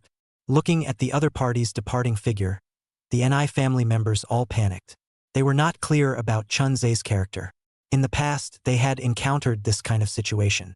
Most of the time, the patient was gone. Therefore, when Chun Ze walked towards the office, many of the Ni family members had a few moments of despair on their faces. Just when they were in a near-collapse mood, the nurse pushed the old man on the bed and came out. All make way for me, the surgery was a success. The old man was hospitalized for a period of observation. Odds are that he will recover. Don't all block here. The old man's body is still very weak now. Don't just save it, and then be harmed by you all again. The nurse's mouth muttered impatiently. If it was before, someone would have dared to talk to the Ni family like this. They would have to be chopped up and fed to the dogs the next day. But now, listening to the nurse's slightly angry scolding, the crowd, however, seemed to have heard the world's most beautiful immortal voice. One by one, with red eyes and trembling voices, full of concern, they asked, "Nurse, Miss Nurse, are you saying that the surgery was successful? The old master is out of danger." Ooh, the expression on Dr. Chen's face just now scared me to death. I thought the surgery had failed. The old master is alive. God bless. God bless. The people present, incoherent, said anything. Nurse Miss, however, blankly glanced at the woman on the far left. What heavenly blessing! If it wasn't for Dr. Chun, your old man would have died long ago. And heaven's blessing, if it worked, you wouldn't have come to our Dr. Chun. Every time she heard someone else this way of talking, Nurse Miss feels is an insult to Dr. Chun. After all, Dr. Chun in the operating room, exhausted, the surgery was finally done. The results came out. The credit in turn became a blessing from heaven. Isn't that a joke? The Ni family members were not angry. Even the lady who was being watched was all smiles. With great force, she slapped her mouth. Look, I'm all happy. This mouth of mine, it deserves a beating. We have prepared quite a few red envelopes. Miss Nurse, you take it. Each person share one. It's really hard for you. After saying that, without waiting for the nurse to refuse, the red envelopes were stuffed into their pockets. originally also wanted to take the red envelope out of the crowd, but heard the woman said, "Inside each red envelope, there is $1 million check. I have greeted your dean. No one will ask. This is all what you deserve. When the time comes, we will also prepare a generous gift for Dr. Chun." The nurses present were just ordinary people. Where have they seen $1 million check? Plus, they had said that they had greeted the dean. The nurses present all fell into silence, until a nurse in the group clicked on the dean's WeChat, sent a message to ask. "Determine will not be punished." This only peace of mind received the red envelope. Next, with $1 million each to start the road. A group of nurses doing their duty, plus the Anai family deployed a lot of their own medical team, and the old man arranged to the VIP ward. Things are only over. Standing at the entrance of the aisle, Anai Chuanxiu was full of emotion. The face that had been worried finally loosened up at this time. Yangon this time, thanks to the doctor Bai Tao found, the old man's surgery is now successful. I asked our medical team, as long as the condition doesn't deteriorate, he can at least live for 5 more years. But lately, just let the old man stay in the second hospital for now. Just in case, by the way, go ask that Dr. Chun. If he's willing to come to our NI family's medical team, we'll offer him an annual salary of $30 million. No matter what the requirements are, our NI family can agree. $30 million of annual salary. This price was already outrageous. However, for the NI family, it was just a drop in the bucket. As long as Chun Ze was willing to come over, what was $30 million? At that time, I don't know how many families would have to come over and beg them to help with the surgery. Just by selling favors, the NI family had already made a fortune. But NI Yangon, who was next to him, just said bitterly, "This, I'm afraid it's impossible to say, just now." When the old man was still undergoing surgery, inside the hospital, there were quite a few shadows of the great families of Shangjing. Now, I'm afraid they've all gone to the hospital office. NI Chuanxiu sniffed and widened his eyes. Then why didn't you stop it? Previously, one after another, people had come up to inquire about the news, and even left the hospital. They could all see it in their eyes, they just didn't stop it. Li Yangon was helpless. How can I stop it? Some big families, their energy is not inferior to our NI family. Once they unite, even if the old master still has 5 years left, they may not be able to carry it off. Furthermore, with Dr. Chen's ability, I'm afraid that our NI family cannot accommodate this great Buddha. Moreover, with the news of the old man's cure spreading out, I don't know how many big families will rush in. This is a piece of steamed bread. Everyone wants to come over to take a bite. We NI family stop is tantamount to cutting off the lifeblood of others. After all, the importance of those old people, the family head should be clear. If we stop them, it will only make our NI family a target. Chapter 098. They could be the same person. Chun Ze's situation today was too delicate. It was not too much to say that this medical skill of raising the dead would cause a mountain torrent and tsunami. Not only could they not block it, but they had to avoid it as much as possible. Otherwise, those who are already desperate big families, I'm afraid that they would leave no stone unturned and destroy the NI family. So when they thought clearly the stakes, then they broke off the idea of recruiting Chun Ze. Hospital, 10th floor office. Chun Ze, who had finished his surgery, was watching a new case when the door was suddenly opened. Walking in, it was a woman who was about 24 or 25 years old, wearing a blue skirt, stepping on high heels, her face hanging if a smile. Behind her followed 2 bodyguards, and just from the breath, it was more than several times stronger than Sun Long. After seeing Chun Ze, the woman was full of smiles, and placed the satchel in her hand, gently on the table next to her. Beautiful eyes flow, delicate body emits a light fragrance. This woman, the perfume used on her body was very advanced. Yet, it was unusually bland, and the skirt she wore also gave off a refreshing feeling. In terms of beauty, she could definitely be on par with NI Baichao. And in her bones, there was an aura that could only be cultivated by a top family. Just nowadays, this kind of temperament by the woman dead suppressed, deliberately indulged her softness, showing a sweet smile. You must be Dr. Chun. Please allow me to introduce myself. I'm called Bai Yuan, and to put it mildly, I'm also considered Ms. Ni's bosom friend, having grown up together since childhood. The reason why I came over this time is because I heard that you cured the NI family's old man. As Bai Tao's best friend, of course I had to bring some gifts and come over to thank you. The 2 bodyguards behind them immediately took out something from their arms and placed it on the table. Bai Yuan picked up the envelope and opened it. Inside was a golden card and a check for 50 million. She pushed it in front of Chun Ze and giggled. This is a small token of appreciation. Please accept it, Dr. Chun. She purposely put the $50 million check and lit it up under the light. At the same time, she was also paying attention to the change in Chun Ze's demeanor. The reason why she had come over was merely those big shots from the Beijing faction, who had asked her to come over to play the lead. At the same time is also to test Chun Ze in the end, like what? Money? Women? Or maybe power? As long as Chun Ze reveals half a bit of greed, they would have the means to make Chun Ze work for them. Bai Yuan sat next to Chun Ze. The faint scent of perfume, elegant but not too strong, was embellished just right. She deliberately exposed her collarbone. Raising her white swan neck, she fanned her face with her flourishing hand. Didn't Dr. Chun turn on the air conditioning? It's so hot inside the room. The tone was gentle, just like water. It was enough to arouse any man's desire, even to the point of sinking into it, unable to extricate himself. If Chun Ze was willing, she was actually willing to offer herself. After all, such a figure with superb medical skills in terms of their family will be unprecedented help. Their family will also be happy to accept and even pour money to help.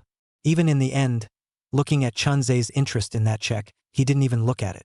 Bai Yuan revealed a charming smile again, exhaling a mouthful of orchid fragrance.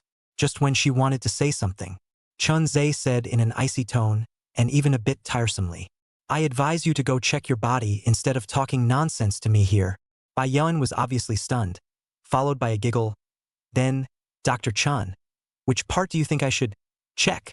Her tone was ambiguous, and when she finished, she even pulled on her neckline, deliberately showing off her near-perfect figure. Chun Ze, however, from the side, got an MRI checklist and threw it in front of her. Upon seeing these two checklists, Bai Yuan obviously froze for a moment, her gaze slightly hesitant, because her mother, indeed, often did tests in this area. Moreover, it was highly likely that she had hereditary epilepsy. When she was a child, she had had an attack once. But then it subsided. Plus, their family had their own medical team. Regular checkups were done and more than 10 years passed.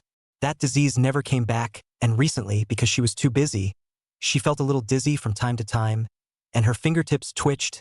Thought it was because she had been holding the pen for too long. Now when she saw the two checklists that Chun Ze threw in front of her, she also changed her expression again and again. But she also knew that this disease was not urgent. But looking on, Chun Ze ignored her gaze. Bai Yuan, who was in front of her, was also feeling a bit bored. Among the Shangjing, she and Bai Chao were definitely a handful of celebrities. It was not only because they were beautiful, it was likewise because they were highly valued by their families. Almost all of the sons of the family, the list of characters that must be married. Unfortunately, after so many years, those who were able to get close to them could be counted on one hand. Chun Ze neither liked money nor beauty. If even power, he was not moved. That would be difficult to handle. Since Dr. Chun has said so, I will naturally go for a checkup and examination. I just don't know. Can I invite Dr. Chun for dinner tonight? Bai Yuan's question was never answered. Chun Ze's breathtakingly cold appearance. It was 100 times more exaggerated than Bai Yuan's demeanor towards those sons of the world. With such an uninteresting demeanor, Bai Yuan could only leave unhappily. Walking outside, there was another bodyguard who walked over head-on. Miss Bai, this Dr. Chen's file, it seems to be a bit strange. After our series of investigations, although there is a Dr. Chun with the one in the office, has a 7-point similarity. But the medical skills of both sides are completely disproportionate. What's more, the Dr. Chun we investigated has a mole on his face, while the one in the office doesn't. After thinking about it, the bodyguard seemed to have thought of something else. Continuing to speak. The Dr. Chun in the investigation is nearly 30 years old. The one inside the office, I'm afraid he's not even 20. With such detailed information, how could someone as smart as Bai Yuan not guess? Recently, this Dr. Chen's old home address, has there been any discovery of other forces? This is true. It's related to the Su family of the northern faction. The Su family? Su Qingquin? Interesting. Bai Yuan let out a light laugh, suddenly remembering a piece of intelligence that he had read some time ago. Narrowing his eyes, he said, Go check out that crazy person who has been making waves in Shanghai City recently. Perhaps there will be unexpected discoveries. Earlier, A madman who kills like a man, a doctor who saves lives. It was indeed difficult to associate them together. But with the depth of the investigation, Bai Yuan vaguely that madman and Dr. Chun inside the office were the same person. But if it is the same person, stayed in the mental hospital for 4 or 5 years. Not only has his martial arts and assassination skills reached the highest level, even his medical skills can bring the dead back to life. All of these things were too unbelievable. Things are getting stranger and stranger. If it's all the same person, that would be the most bizarre. I'm afraid that even the group of old guys from the capital faction would have to be shocked when they learned about this, right? Thinking of those old guys, the way they might lose their minds. Bai Yuan smiled even more happily. Chapter 099 Time to go. After Bai Yuan left, many more people came to the office one after another. It was just that these people, having seen Chun Ze's icy tone, in the end, they still did not choose to make a fool of themselves.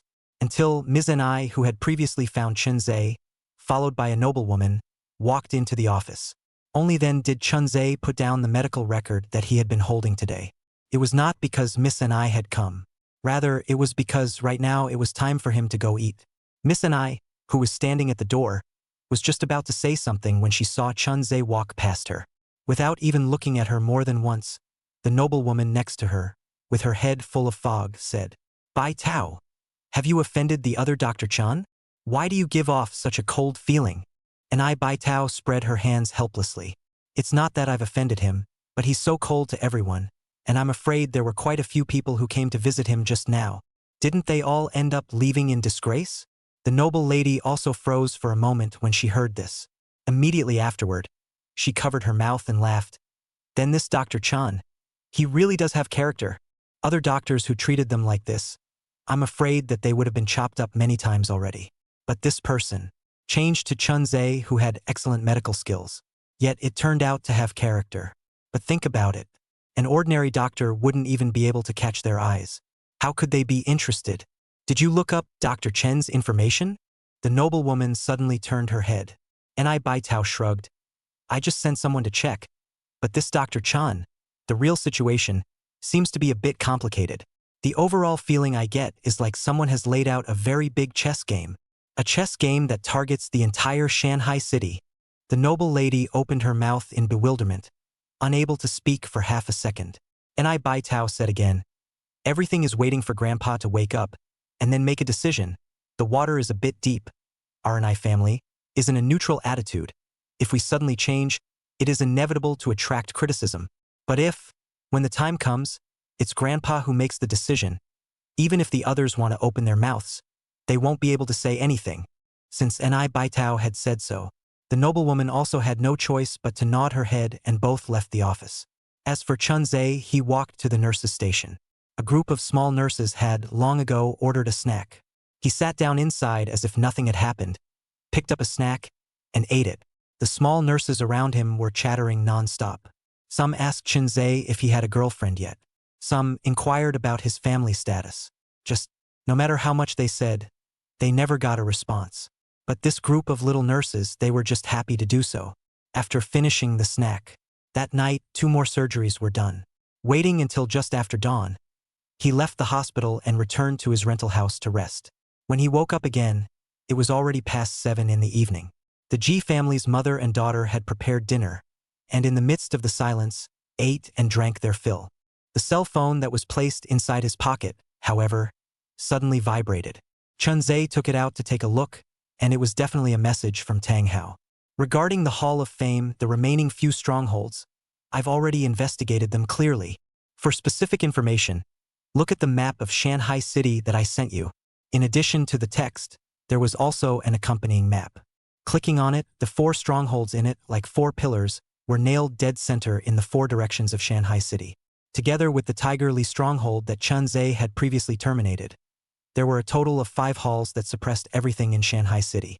If the Hall of Fame had taken action, I'm afraid that the previous outsiders would have collapsed long ago. The reason why the Hall of Fame had been hidden in the shadows. The only reason is that it is afraid to involve more big names among the outsiders. After all, so far, all of the outsiders that had appeared were some irrelevant pawns. Even such as Duan Yulong, he was only a stalwart of the northern faction, and the real big shots so far had yet to appear. For strongholds, encompassing all the power of the Hall of Fame, it's about time, tonight, to take action. Now the second hospital, there was the Anai family in charge. Even if the bystanders wanted to intervene, they had to take into account the face of the Anai family. If they forced their way out with the Anai family's energy, they could easily be crushed to pieces. This is also the Anai family after entering the hospital. Why the surrounding is so calm. Chun Ze changed into a set of clothes and stood up from the sofa, and tonight he wasn't going to go to the hospital. Instead, he turned his head and headed east. The first stronghold he was going to terminate. It was close to the Wang's mansion that was burned down in the first place. It was hidden amongst a high-class restaurant. On the surface, many dignitaries would go over to eat. But in reality, secretly, there are casinos, bars, and numerous women available for entertainment. It is a place where some small forces that are not popular often go in and out, and it is favored by some young masters. If in the eyes of ordinary people, this kind of club is also considered extremely high-end. Identity status is not enough, there is no qualification to go in. The whole way to catch up. More than 10 o'clock in the evening, Chun Ze arrived at the Blue Moon Bay Hotel. There were 5 floors in total covering a large area. From the outside, the decoration was unique, simple, and luxurious, with a special sense of beauty. To put it bluntly, it was a bit more elevated. Compared to Tiger Lee's one clubhouse, this place was clearly more lucrative. Avoiding the hotel's security, following the information Tang Hao provided, he arrived at the -3rd floor. On the far left of the -3rd floor, there was a big door, and it was through the door that the important profit-making occasion of this hotel was. Just when Chun Ze was thinking about how to go in, a drunken youth walked out, hiccuping, and wanted to go to the toilet to let out some water. Result: just as he came to the corner, he only heard a bang. The youth fell to the ground in response. The clothes on his body were also stripped off, and the person was thrown in the corner. Chun Ze, who had changed into a white suit, looked into the mirror of the toilet, and shone a few times except for his eyes, which were colder. In other aspects, there wasn't much difference with ordinary people. Well, from the man's pocket, touched a black card, as well as a dozen coin-sized chips. There were so many people in the party, coming in and out. All used this black card. With this card, going in also became a lot more convenient. As expected, when he took out this black card, the few people guarding the doorway all revealed attentive smiles, greeting Chun Ze as he entered the premises. What met his eyes was a large casino. There were many people around and it was very noisy. The rich smell of cigarettes and alcohol filled the entire hall. There were also quite a few pretty bunny girls serving tea and water on the side, and occasionally there would be guests, throwing chips in the middle of their breasts. The rabbit girls smiled and thanked them. Some guests, one more, will be worth 40,000 to 50,000 yuan of chips, casually gave the rabbit next to the girl. Pulled then into the room after about 10 minutes, again came out when, in addition to the rabbit girl, there are a few points of dissatisfaction. The guests are satisfied. Chapter 100. Heaven on the -3rd floor. Chun Ze, who was in the hall, silently surveyed his surroundings, eventually locking onto a staircase heading to the 2nd floor. Without hesitation, he quickly walked up. As a result, just after arriving at the aisle on the 2nd floor, it was blocked by a man dressed in blue. "Sir, this place is only open to black card members. If you are not a black card member, please just roam around the 1st floor." Black card. Chun Ze pulled out the card. Handing it over, the man in blue clothes in front of him glanced at the card. Taking out another machine, a drop passed. The man frowned deeply, but still made a gesture of please and got out of the way. As a result, Chun Ze had just disappeared inside, when the man in blue took out his walkie-talkie. "Brother Ning, there was someone, just now, who took Xiao Wu's card and headed upwards. But that person wasn't Xiao Wu, and I see that his eyes are cold. I guess the visitor is not good. You guys focus on it." The person on the other side of the intercom heard the prompt. After a long period of silence, he returned a word. Then once again fell into silence, being on the 2nd floor of the leftmost room. A man with a full beard, holding a bottle of high-grade white wine, grunt down most of it. Then his eyes fell on the computer. Inside, it is all the places on the 2nd floor, the camera image screen clearly seen, Chun Ze along the center of the aisle to go deeper. The man with a bearded face, looking at Chun Ze's back, laughed sorrowfully. "If it's usual, it's okay. This kid can kill Tiger Lee. His strength must be extraordinary, but today, it came at the wrong time." Ning Feng Xiao turned his head and walked out of the room with a few grimaces on his face. In just over a minute's time, he walked into a luxurious VIP gambling room. Inside, there were a total of 12 people. Some had already lost their red eyes, while some were squinting their eyes, drinking red wine with a cozy demeanor. And sitting on the far left was a 37 or 80-year-old man with several scars on his face. He seemed to have lost his eyes and fiercely punched the table, losing all the chips in front of him. Ningfeng Xiao walked over to this man's side and said with a smile on his face, "What's the matter, Boss Run? Did you lose all your money again? Do you want to borrow some more?" Seeing Ningfeng Xiao walking in, the man addressed as Boss Run only snorted coldly, pulling at the clothes that didn't really fit. The bulging muscles could be vaguely seen. "Don't play anymore. If I play anymore, I'm afraid my wife will have to be sold to you guys. You kid, you're just itching for me to lose all of my family's assets." Ningfeng Xiao coughed dryly. "How can it be? I know, Ren Boss recently not good luck, has lost several tens of millions of dollars. Even the only store inside the family are sold out. With your current situation, if you go back, your wife will have to divorce you. Plus you have a child and a daughter, you can't just starve, right?" Ren Boss heard the other party's tone. Some wrong, because Ningfeng Xiao never will be for the sake of people's existence, but rather can't wait for all the people who come to play, all lose all the way to the bottom of the sky. This guy came to find himself, quasi no good, and wanted to get up and leave. Who knew that Ningfeng Xiao pulled him back? "Boss Run, it's not really a big deal. It's just that inside the casino there's a troublemaker. I'd like to ask Boss Run to do me a favor, as long as I can catch the person. Not only will I help you redeem all the stores, houses, and mortgaged companies you lost before, even the money you owe to us in the field will be cancelled. What do you think?" Ningfeng Xiao stood at the side, a smile on his face. He was more than familiar with Boss Rin. This person was addicted to gambling and was prone to getting into trouble. Every time he came to the casino, he almost always lost everything. Nowadays, the little bit of industry left behind by his father's generation had long been lost by him. Just 2 years ago, because he mortgaged the company, take the money all lost into the casino. Put his parents angry into the hospital. Finally, the old man died. His mom are back to his mother's home. In recent days, Renboss's wife began to divorce on the court. Looking at will have to lose their reputation, a stumble can give him a chance to return to the capital. In the blink of an eye, regress to the most scenic 5 years ago. Simply asking Boss Ren to help settle a person. He didn't believe that Boss Ren would refuse. As expected, Boss Ren, who had wanted to leave, froze when he heard those words. In his early years, because of his special body bones, he followed his friends and worshipped in a southern boxing sect. As a result, after 10 years of learning the art, because of his ruthless nature and unrelenting strikes, he crippled one of his junior brothers and was expelled from the school. After these years of his own training, his hands were already exceptionally good. Even if he hadn't fought with those martial arts experts, he always felt that he was much stronger than those martial arts experts. "Are you sure that you can return all that I have lost over the years to me?" Boss Ren was a bit stunned. Ningfeng Xiao, on the other hand, laughed. "Boss Ren, we've known each other for at least 3 or 4 years. When have I ever lied to you?" The words were all said here. Boss Ren only pondered a little before nodding his head in agreement.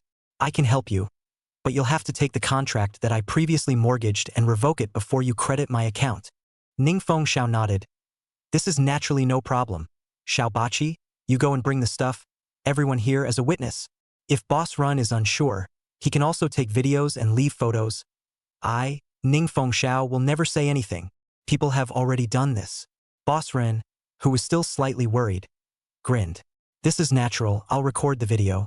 As long as everything is transferred to my name, you say who it is, I promise to give you an explanation."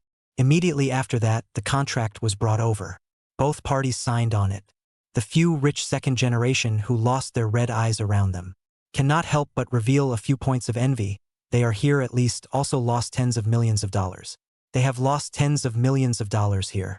They have been scolded at home and even kicked out of their homes, which is a routine operation. See, people just do a favor can lose all the things back.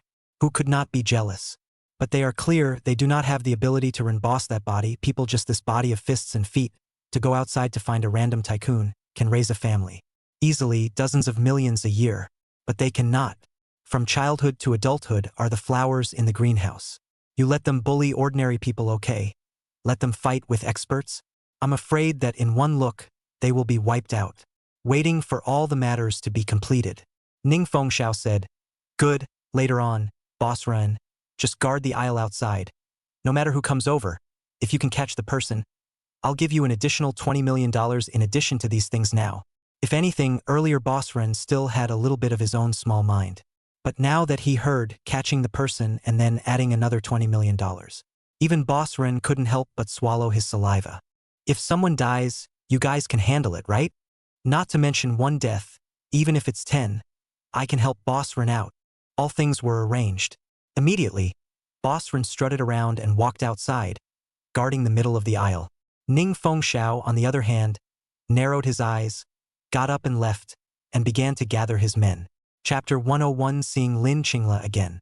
On Chun Ze's side, he had just arrived on the second floor and passed through a few rooms when he heard, not far away, a dang sound. Immediately afterward, the door was slammed open. A woman stumbled and fell not far from Chun Ze. The woman was wearing a black evening gown. Her face was bruised and purple, and her forehead was still bleeding. She looked miserable. And this woman, Chun Ze, had seen it before. In the heavenly world, outside the ship, after Chun Ze killed that head chef, the woman who came out and begged for death was exactly the one in front of him. The name seemed to be called something like Lin Qingla, by a certain big shot surnamed Lu, who had taken a liking to her. Every once in a while, she would have to travel to the heavenly world and be tortured. Lin Qingla also did not expect to see Chun Ze here. The other party was wearing a white suit. The figure was upright, cold was a little cold. But that suffocating sense of oppression was like a stupid beast, making Lin Qingla in front of her. Her delicate body couldn't help but tremble for a moment. But soon she came back to her senses and pulled on her clothes, wanting to get up from the ground. As a result, her feet seemed to have been injured, and she stumbled and crashed to the ground again, and even behind her back, her clothes had been torn. Revealing his white back, he looked out, slightly flustered and frightened. Inside the room, a man wearing short sleeves and shorts with a bearded face had a cigar in his mouth. This man was none other than Lin Qingla's goldmaster. It was also the person who had been tormenting Lin Qingla. In addition to this man with a face full of scruff and a cigar in his mouth, there were also a few expensive-looking young men around, gazing at the woman outside from time to time.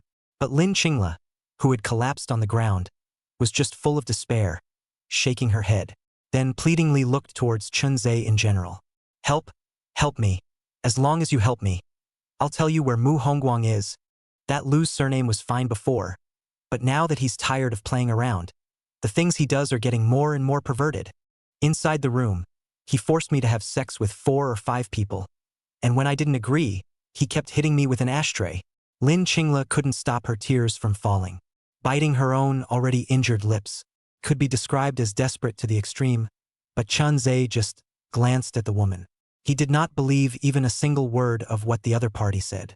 After all, according to Lin Qingla's words earlier, she wanted to replace the Tang family and become like the Tang family, but even the Tang family didn't know where Mu Hongguang was. This woman, how could she know Mu Hongguang's whereabouts? Chun Ze took a big stride and walked over, but the woman climbed up and struggled to grab the corner of Chun Ze's coat, bitterly begging, "Please, help me. Kill the one surnamed Lu. I've got everything I wanted to take. As long as you help me kill the one surnamed Lu, from now on, I'll take control of the Lin family and follow your orders. Whatever it takes, please." These words, they did not arouse Chun Ze's half-interest. Instead, in the distance, at some point, a burly figure appeared, twisting his neck and slowly cracking his mouth. This person was none other than Boss Ren, who was on the other side, having waited for half a day, was already somewhat impatient.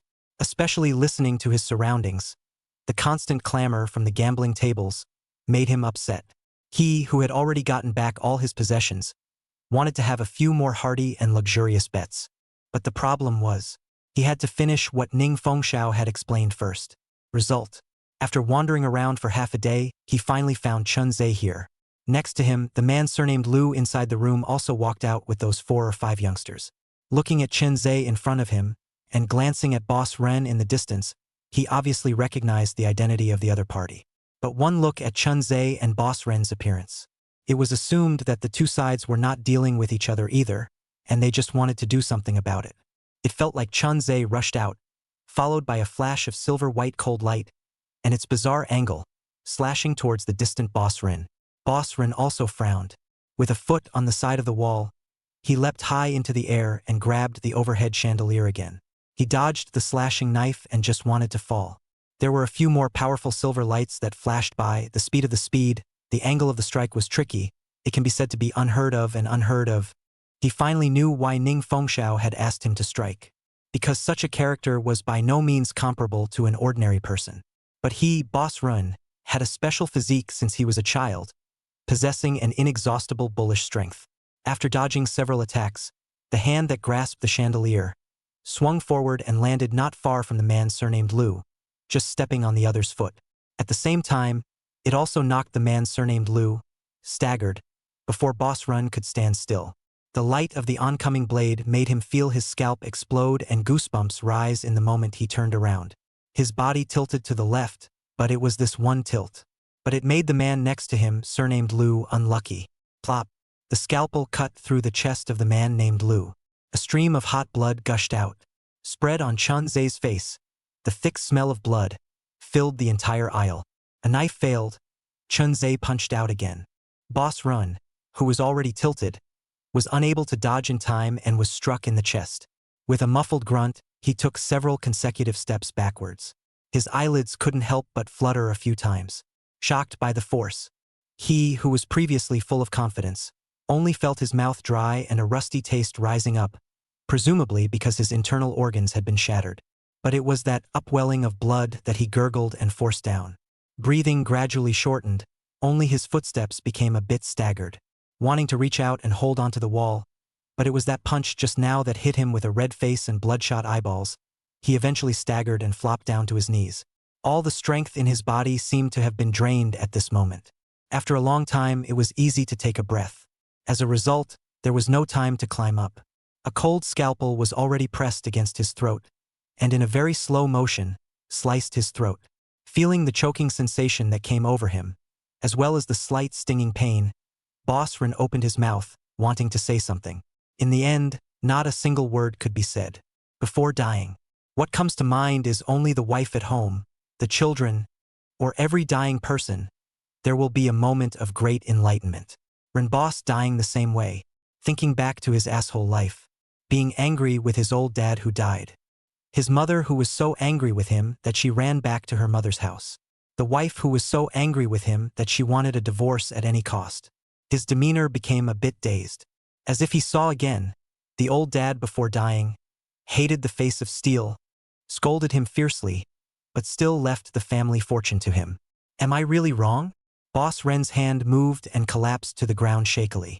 Even though he got back the family fortune that he had once lost, he didn't have time to enjoy it and died in the dimly lit aisle. Chapter 102. They, all dead. Boss Ren died. Died in that, the beautiful dream that he had compiled by taking back everything. Chun Ze quietly stood by the side, indifferently watching, not being able to read half a bit of emotional color in his eyes. The same fell to the ground. There is not far from the man surnamed Lu. He was affected by the waves, and was cut open in the chest by a knife. After a few struggles, he lay on the ground, no longer moving. 4 or 5 youngsters who followed the man surnamed Lu. On the other hand, they were paralyzed with fear, and fear filled their gazes. The only one whose expression didn't change, even showing a few moments of excitement, was Lin Qingla, looking at the man who fell in a pool of blood, surnamed Lu. Lin Qingla's expression even became a little crazy. A moment to cry, a moment to laugh, alive and well turned into a crazy woman. The remaining 4 or 5 young people but also turn their heads and run, afraid to go a second later. They have to stay here. On the other side, Ning Fengxiao, who had just finished gathering manpower, looked behind him at the 24 killers he had trained. If Boss Ren was added to the mix, Chun Ze, even if he had great skills, I'm afraid he wouldn't be able to fly with his wings. When we find someone, no need to hesitate. Take that kid's limbs and waste them for me. At that time, I'll contact Boss Mu. At that time, what kind of life do you all want to live? It's not just a matter of words. Hearing what Ning Fengxiao said, everyone else revealed an exuberant look. After all, they knew how terrifying Boss Mu's energy in Shanghai City was. Chun Ze had killed Boss Mu's son, forcing Boss Mu to reuse the Hall of Fame. He even made a personal trip to the Tang family. From that, one could see how angry Boss Mu at that time really was. The crowd was fully loaded and voluminous. It soon arrived at the second-floor aisle. As a result, they hadn't gone out far yet. On the face of 4 or 5 young people has rushed over. Looking terrified and panicked, they crashed into Ning Fengxiao's body. Ning Fengxiao is not a vegetarian. The entire Shanghai city, in addition to Boss Mu, he does not put anyone in his eyes. Raising his leg, he kicked at the youngster's body. The other party let out a miserable scream and heavily smashed down on the wall not far away. Ning Fengxiao narrowed his eyes and was just about to step forward when that youngster cried out miserably. Don't kill me, we're just following Boss Lu, coming over to gamble. As a result, we hadn't even played a few hands yet, but Boss Lu was killed. Oh yeah, there's that Boss Run. I've seen him a few times before, with a man with a scalpel, fighting back and forth for a long time, and as a result, his throat was cut with a knife. After what happened just now. Now he was also kicked in the abdomen by Ning Fengxiao. The youngster, who was terrified to the core, was scared to death on the spot, and told all about the situation just now.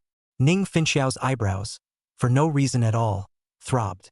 There was a vague sense of foreboding. He looked at the other few youngsters again.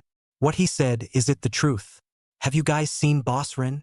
Where would the several people dare to hide? One by one, they told what they saw, all of them. Confirmation. These people hadn't lied to themselves.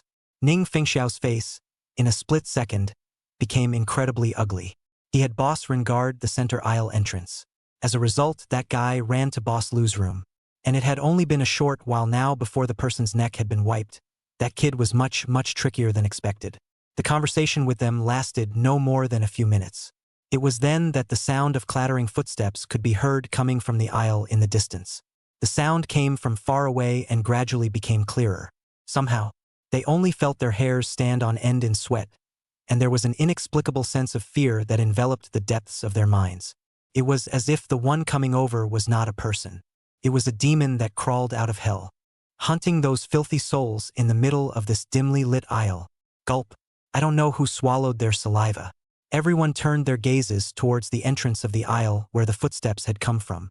24 assassins trained by Ning Fengxiao. Taking a deep breath, one of them braced himself and slowly walked over. But when he arrived at the mouth of the aisle, only a click was heard. The cold, silver-white scalpel, without warning, flashed past his eyes. Immediately after the person who went over to watch, he covered his throat and fell back several steps. Ultimately, he leaned against the wall, his mouth moved, and then sat down a little bit on the ground, out of breath. The remaining people saw this scene and were scared out of their wits. 4 or 5 youngsters, even more so, rolled and crawled, their asses pissing, rushed outside. Ning Fengxiao clenched his teeth and said in a deep voice, "Don't be afraid. That kid is, no matter how good he is, he's only alone now. With your skills combined, even if you're martial arts experts, you'll all have to back off. Not to mention that I'm not here. We, the Hall of Fame, have experienced great storms over the years. I don't know how many. Don't be intimidated by a madman." Ning Fengxiao, while giving the crowd a morale boost. While doing so, he put on a pair of boxing gloves. Waiting for the crowd to set up their stance, at the entrance of the aisle, Chun Ze, who was holding a silver-white scalpel, wearing a white suit, and stepping on black leather shoes, appeared in front of the crowd. Appeared in front of the eyes of the crowd. The already terrified crowd violently issued a roar. As if to embolden themselves, they collectively rushed over. The number of people was large. The competence was also very good. When these people were placed outside, each one of them was an existence that could hold their own. But in Chun Ze's case, they were actually no different from ordinary people. The thin scalpel, with its brilliant silver light, accompanied Chun Ze's footsteps as he traveled through the crowd. Every step taken was accompanied by a miserable scream. There would also be a person who would fall to the ground after that scream. His hand was very steady, and the trajectory that he swung out was so precise that it was suffocating. In just a few dozen seconds, when he staggered past everyone and stood in front of Ning Fengxiao, all that was left were corpses all over the ground. Blood was constantly flowing. That high-grade carpet sucked up the blood that flowed out. There were a few that hadn't been affected that began to stop dry heaving, their pupils contracting a little bit. Where was there even half a bit of strength left to fight again? Ning Fengxiao was also stunned. Although he was very strong, he was clear about this group of henchmen. Even if he went up against any of them alone, without 3 to 5 minutes, he wouldn't be able to put the other person down. If it was this group of henchmen swarming together, Even if he had a high level of skill, he would only be deeply surrounded, but it was such a group of carefully trained killers. A group of people together, even he could not be able to defeat the existence. In front of Chun Ze, they were like ants, unbeatable. Ning Feng Xiao wanted to retreat, but behind is the staircase, only feel a stagger under the feet. Immediately after the eyes appeared silver white. The scalpel was already from the side, stabbing into his neck. Chun Ze grabbed the back of his neck stem with his hand. Just like that, he gently placed him on the ground. The scalpel that was inserted into the side of his neck. Under Chun Ze's force, from the right side it cut all the way to the left side. Being able to clearly see the bones inside and the cut throat, scarlet blood, flowing all over the ground. Ning Feng Xiao only struggled a few times. Then his eyes rolled white, and he gradually became motionless. Present. There was also only Chun Ze left, silently watching all of this. Chapter 103: An Incompetent Envoy. Chun Ze finished killing people. Lin Qingla ran out. Originally, she just wanted to follow Chun Ze and escape from this haunted place, at least a little safer. But when she came to the entrance of the aisle, she happened to see Chun Ze slitting Ning Feng Xiao's throat. She felt a churning in her stomach, and holding onto the wall, she began to vomit. It had been going on for a few minutes, and Lin Qingla was paralyzed on the ground. That light skirt, stained by the blood on the ground, completely changed color. It was just that she didn't dare to say much or make a sound. With a pair of eyes wide open, she looked at this scene in horror. The good thing was, Chun Ze didn't pay any attention and after settling the people here, got up and walked outside. On the way out, there were still quite a few of the casino's henchmen who wanted to obstruct Chun Ze. The final outcome was self-evident. They were all turned into dead souls under his hands. All the way to the parking lot. There were no longer any figures to be seen behind him. He looked up and looked at the bleak sky. It was overcast, not even the stars could be seen. It was probably going to rain. It's really a sleepless night. Wiping the blood on the scalpel, he wiped it on his clothes and put it in his pocket again. Driving his black sedan, he left the hotel called Blue Moon Bay. Also after he left, Lin Qingla also ran to the exit of the parking lot, looking at the black sedan that was fading away. Lin Qingla's gaze was complicated, and she didn't know what she was thinking. Finally, she sighed leisurely and came to her car. Every time she traveled to a designated location, she knew what would happen to her, so would prepare several sets of clothes in the car.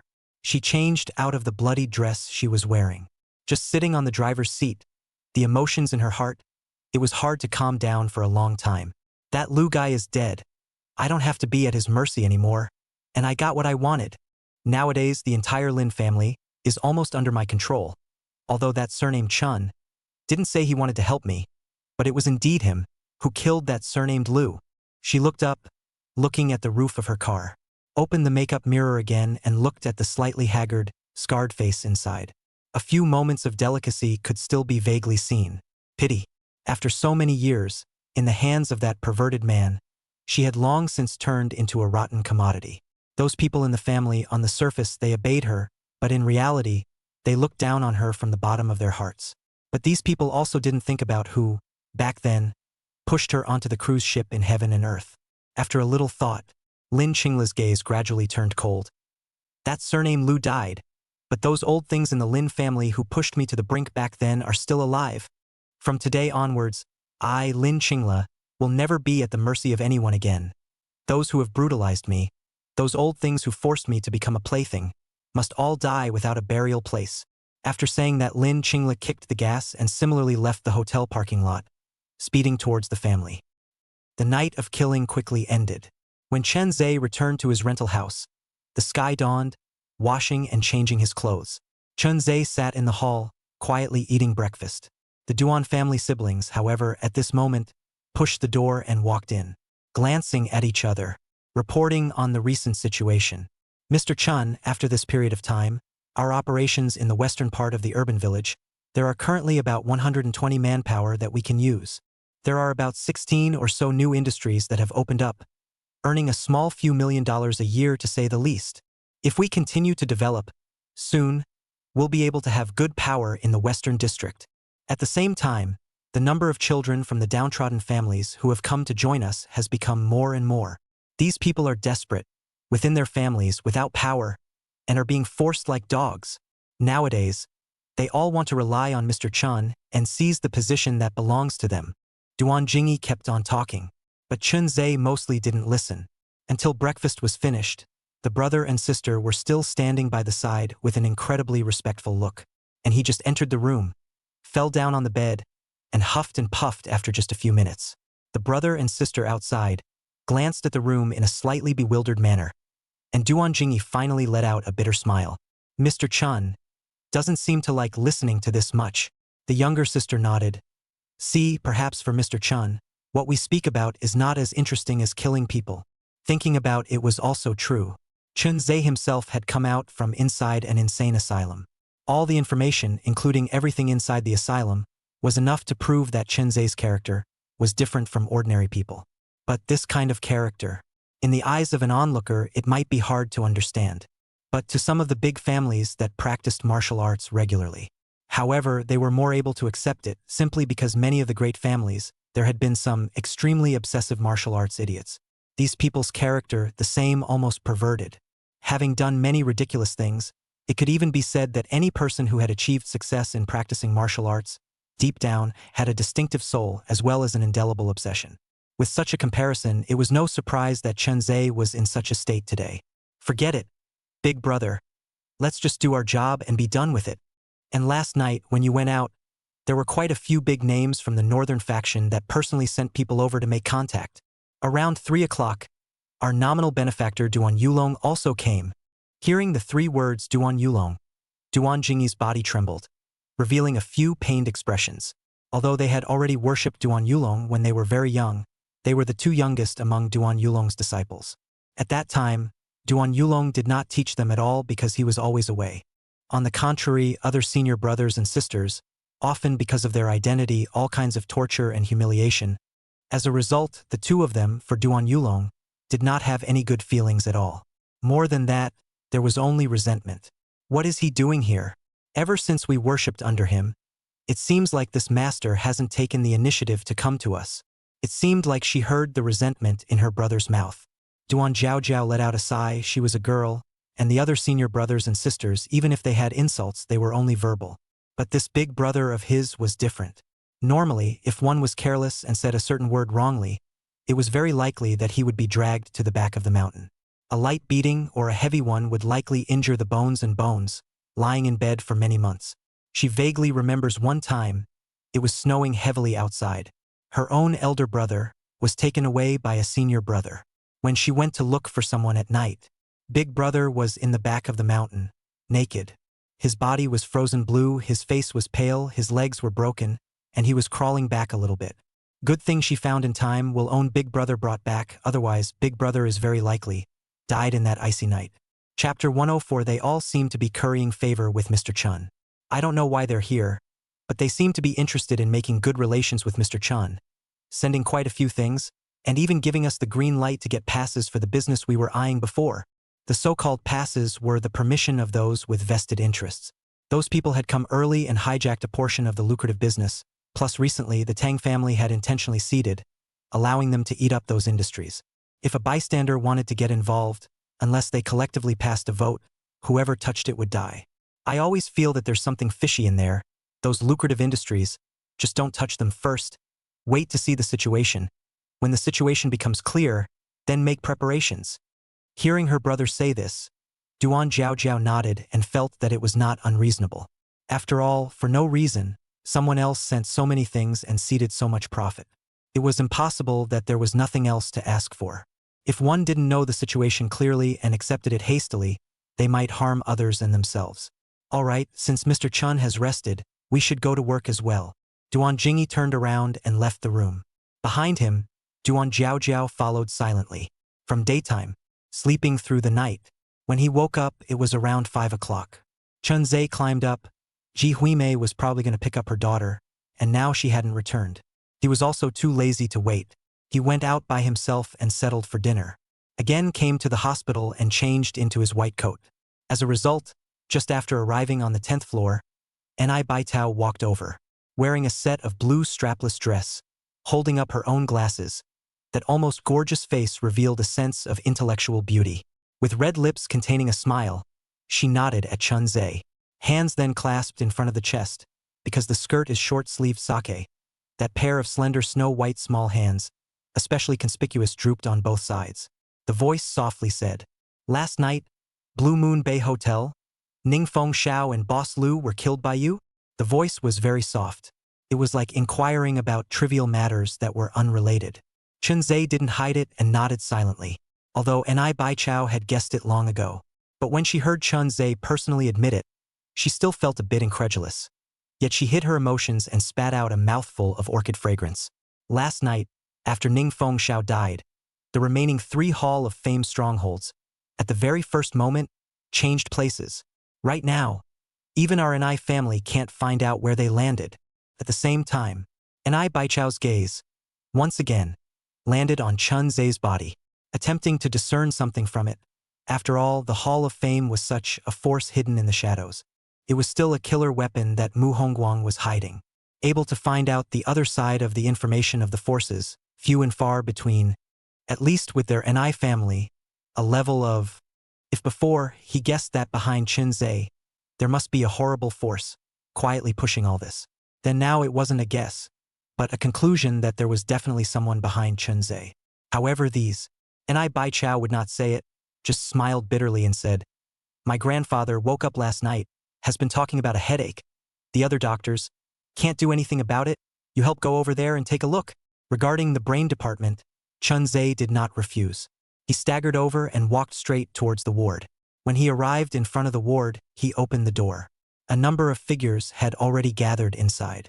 Among them, the helmsman of the Ni family, Ni Chuanqiu, was inside. On top of that, there was also Ni Baitao's old man, Ni Yangon, who also nodded at Chun Ze. The old man had woken up. The group of people who had previously been acting foolishly towards the Ni family all returned to dead silence. Additionally, last night, the old master utilized the connections that he hadn't been willing to utilize before. Let Ni Chuanqiu today's identity across a level more than contact with more people. Just give them 2 more years. By then, even if the old man was gone, no one would dare to hit the Ni family again. Chun Ze, undoubtedly, was the benefactor who had saved the entire Ni family.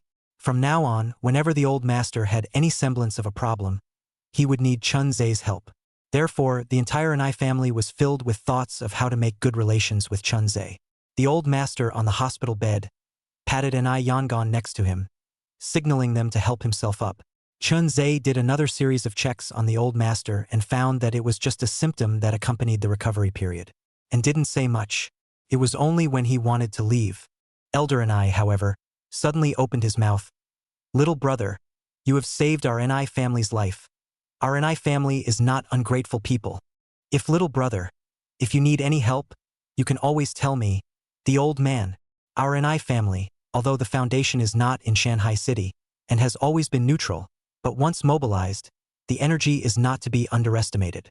Where could Ni Chuanqiu not see that the old man's thoughts hurriedly echoed? "Yes, Dr. Chun. If you have the need, one word, our Ni family's manpower will immediately enter Shanghai City. Not to say that we can topple the entire Shanghai City, but we can definitely make some of the figures above us fearful." These so-called figures above were nothing more than those 5 people who had single-handedly established the order of Shanghai City. Previously, they had been neutral and had no reason to enter Shanghai City, but now Chun Ze had saved the old man. He was willing to open his mouth. It would be tantamount to a rightful name, and at that time, if the bystanders wanted to stop them, they would not have a justifiable reason to do so. But it was this kind of questioning that Chun Ze, as if he hadn't heard, opened the door and went out. The remaining Ni family members inside looked at each other in dismay. The old master knew countless people, but he had never seen Chun Ze like this, and could only helplessly shake his head. This little brother doesn't seem to be very contactable, nor does he seem like someone who would open his mouth easily.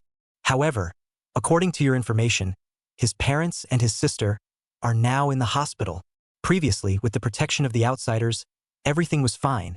But now, the Tang clan has ceased fire with the outsiders and ceded an unknown amount of benefits. The outsiders have had more than their share of infighting and have long since had no time to pay attention to the hospital. Push back the time of my discharge even further, at least wait for that kid to cultivate a force of his own, with the ability to protect the hospital.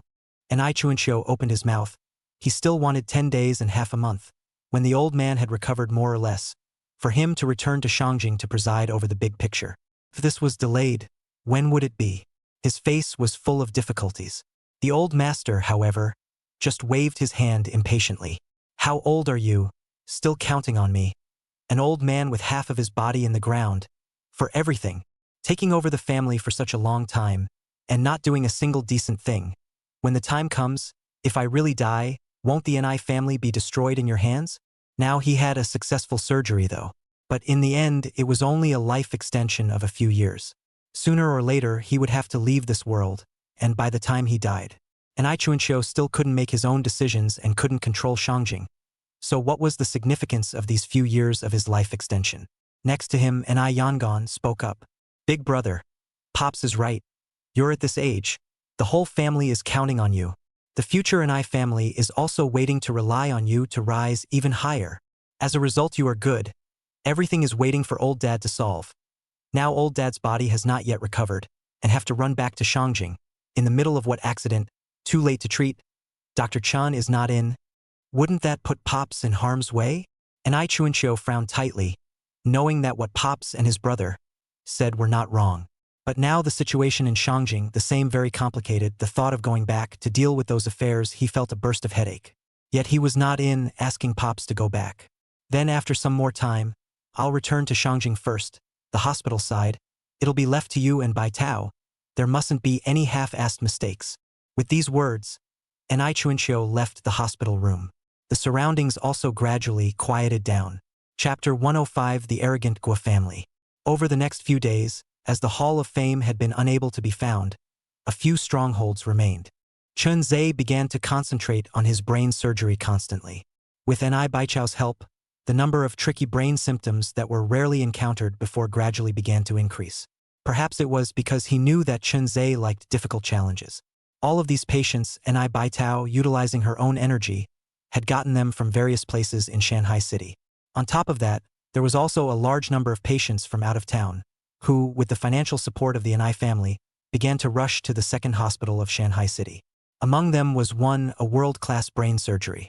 It was said to be a 2-year-old child whose brain nerves were too fragile and had a tumor that was almost connected to the brain tissue together. The boy's family had given up on the treatment. They traveled all over the country and visited famous doctors. In the end, the result was hopeless. The tumor was almost entangled with the brain tissue. Even removing a part of the tumor might cause the cancer to metastasize, and at that time, even if it succeeded, the remaining part would be enough to make the child's life worse than death. Under the circumstance of knowing the certainty of death, the parents who visited famous doctors all over the world spent all their savings, sold their house and car, but it was still difficult to keep the child alive, until the Ni family contacted them and fully subsidized the medical expenses. Only then did they hold the attitude of trying, began to get on the plane to Shanghai City, waiting for the operation of this fight to the death. Just when Chun Ze finished that night the first surgery. Outside, however, came the sound of someone forcibly entering. It seemed that there was an argument with the Ni family. Immediately after, Chun Ze was seen walking past. Ni Baitao, who was still arguing with someone just now, immediately quieted down. As for the side, the man who was arguing with Ni Baitao even stepped forward to stop Chun Ze. Dr. Chun, please come with me. Our Guo family's third young master, due to a sudden rupture of a blood vessel in his brain, he must be operated on immediately. The other doctors, they all say that the surgery is extremely difficult, with a success rate of less than 30%. It must be done by you personally before it's possible to save our third young master. So, Dr. Chun, please come with me. The helmsman of our Guo family promises to agree to any conditions as long as Mr. Chun cures our young master. The man's tone was slightly sullen after he stopped Chun Ze. If it wasn't for the Ni family stopping him, he would have long ago led his men to rush up and tie Chun Ze back. Their third young master's identity was rather special. No matter if it was his father or his mother, he had an extremely important significance to the Guo family. Because of this, the helmsman of the Guo family will leave no stone unturned, wanting to cure this third young master. After all, the reason why the third young master's parents are still able to maintain their relationship today is all because of this child. Once this child died, then the third young master's mother would not hesitate to return to her mother's family, and by then, the relationship between the two sides would be considered broken. An Bai Chao, on the other hand, was in Chun Ze's ear, whispering, "The Guo family is Shangjing, one of the 4 major forces, with a background strength that is comparable to those 5 legends behind Shanghai City. Even our Ni family has to back down 3 times, or else we wouldn't have let him barge all the way in here." An Bai Chao named the identity of the other party. However, he did not intervene in Chun Ze's decision, but instead stood to the side, silently watching. But Guan, who was in front of him, eyed Chun Ze, who never said a word, and didn't even have the slightest idea of following him. His face immediately darkened. "Dr. Chun, I hope you won't eat the wine without respecting it. Although there is the Ni family protecting you now, it doesn't mean that we, the Guo family, are clueless. Today, I'll just ask, will you follow or not follow me?" The tone gradually hardened, already having the idea of forcibly tying the person away if Chun Ze did not agree. The big deal was to directly declare war with the Ni family. Their Guo family was one of the 4 great families of Shangjing. It was far more terrifying than what the onlookers had imagined. Although the Ni family was strong, it was unable to rank amongst the top, and had so far been subjugated to their 4 great families. It was precisely because of this that he dared to be so reckless. An Bai Tao smiled bitterly, but did not argue, because the other party's strength, indeed than their Ni family, but also a lot stronger. But it was this kind of threat. Chun Ze also just glanced at the other party icily. For this kind of ruptured blood vessels in the brain, not really a difficult surgery, he had long since lost interest. As long as he didn't agree, wanting him to go through with the surgery, don't kid yourself. Chun Ze had never considered other people's thoughts and feelings in the second hospital. Most of the time, what kind of surgery he wanted to do was by virtue of his own mood. What's more, by the latter half of the night, there would be 2 more difficult surgery patients sent over. Compared to constantly improving his experience, the so-called ruptured blood vessels in the brain did not interest him half as much. "Dr. Chan, do you have to be like this? Get the goodwill of the Guo family, and going forward, your life will be smooth sailing and high on the ladder." Guan took a step forward, his eyes gradually sharpening with a hint of gloom. At the same time, it caused Chun Ze to stop in his tracks. Twisting his head to look at Guan, he walked over with slow steps. Guan was unsure, and thought that Chun Ze had compromised. His mood gradually relaxed. After all, with the Guo family's energy, there were very few who could resist the temptation. Just when he was thinking, when Chun Ze went back with them and finished the surgery, should he force the person to stay in the Guo family and use him for them? He felt a cold light flash in front of him. The cold scalpel, at some point, appeared in Chun Ze's hand. If it wasn't for Guan, who was a practiced fighter himself, if he hadn't taken a step back in time, I'm afraid he would have been killed on the spot. But even after avoiding the fatal blow, the cold scalpel still cut from the left shoulder to the right side of the abdomen. Blood gushed out in an instant. Guan's eyes widened, as if he had seen the most incredible thing in his life. This kid, what was going on inside his head? Even if he didn't want to go to the Guo family, it was clearly not a wise move to suddenly strike and offend the Guo family completely. Next to An Bai Chao, with a face full of speechlessness, she covered her snow-white forehead with her hand. She was deeply shocked by the idiotic behavior of the Guo family. This Nima, without investigating clearly Chun Ze's situation, he had already run over. With a little investigation, one should know that Chun Ze, this person, was just an imposter. His real identity is a lunatic who came out of a mental hospital. You threaten a madman, that is not asking for trouble? However, thinking about these years Guo family, all kinds of deeds, he is a little relieved. Since the Guo family, among the ranks of the 4 great families in Beijing, doing more and more unscrupulous, can even be said to be arrogant, no scruples. Relying on their identity as one of the 4 great families of the capital, they have plundered various industries in the capital. Plundering all kinds of industries in Shangjing, many small families were driven to desperation, or even the extermination of the door are not a few. Is such a gradually crazy family has long been arrogant to the bone. Feel as long as with the Guo family's energy, anyone in front of them can only yield. Chapter 106 Farce. They have finally miscalculated. The arrogance of the Guo family over the years has made them arrogant to the bone. If they continue to act like this, sooner or later, the Guo family is going to have a big problem. The saying that arrogance leads to defeat was not without reason. To make someone perish, first make them crazy. Today's Guo family was dancing on the edge of a cliff, with the abyss behind them. But An Baitao did not ask more questions. After all, after the demise of the Guo family, I am afraid that only the An family will be able to rise to the top. At that time, the Guo family, this piece of fat meat, is bound to let countless people in power, as smell the stench of vultures, tend to rush. An Baitao silently glanced at Guan, not far away, quietly watching the action.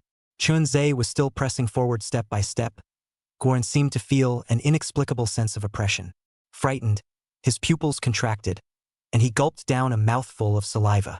Ultimately, he could not carry it, turned his head and ran. But when he came outside, looking at the wound that was still bleeding, he hurriedly asked someone to take him to the nearby small clinic and bandaged it first. In his heart, he was secretly fuming. This is an insult to me. The same is an insult to the Guo family, surname Chun. You will definitely regret what you did today. After the bandaging was over and he confirmed that there would be no problems, Guan flew back to the family. Anyway, when he arrived at the family, there was a top-notch medical team, and this point of wounds it would be a breeze to fix. In Shanghai City, amongst the Guo family's newly purchased manor, there were countless servants coming in and out. It seems to be busy. Even the medical team inside the manor also entered a luxurious operating room. This is their Guo family spend a huge amount of money, especially for the medical team to build. This kind of configuration was enough to be comparable to some large hospitals. From here, one could see how wealthy the Guo family was. Guan quickly stepped into the manor's study, which was sitting a man around 40 years old, arms crossed, staring at the computer in front of him. His face was not very good, and he did not know what he was thinking about. Seeing this man, Guan immediately piled up a smile. Family master, I've already been to the second hospital. Since you've gone, have you brought back the person?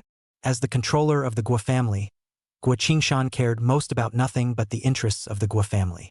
This third young master's parents also had 2 children in their early years, but for some unknown reason they died prematurely.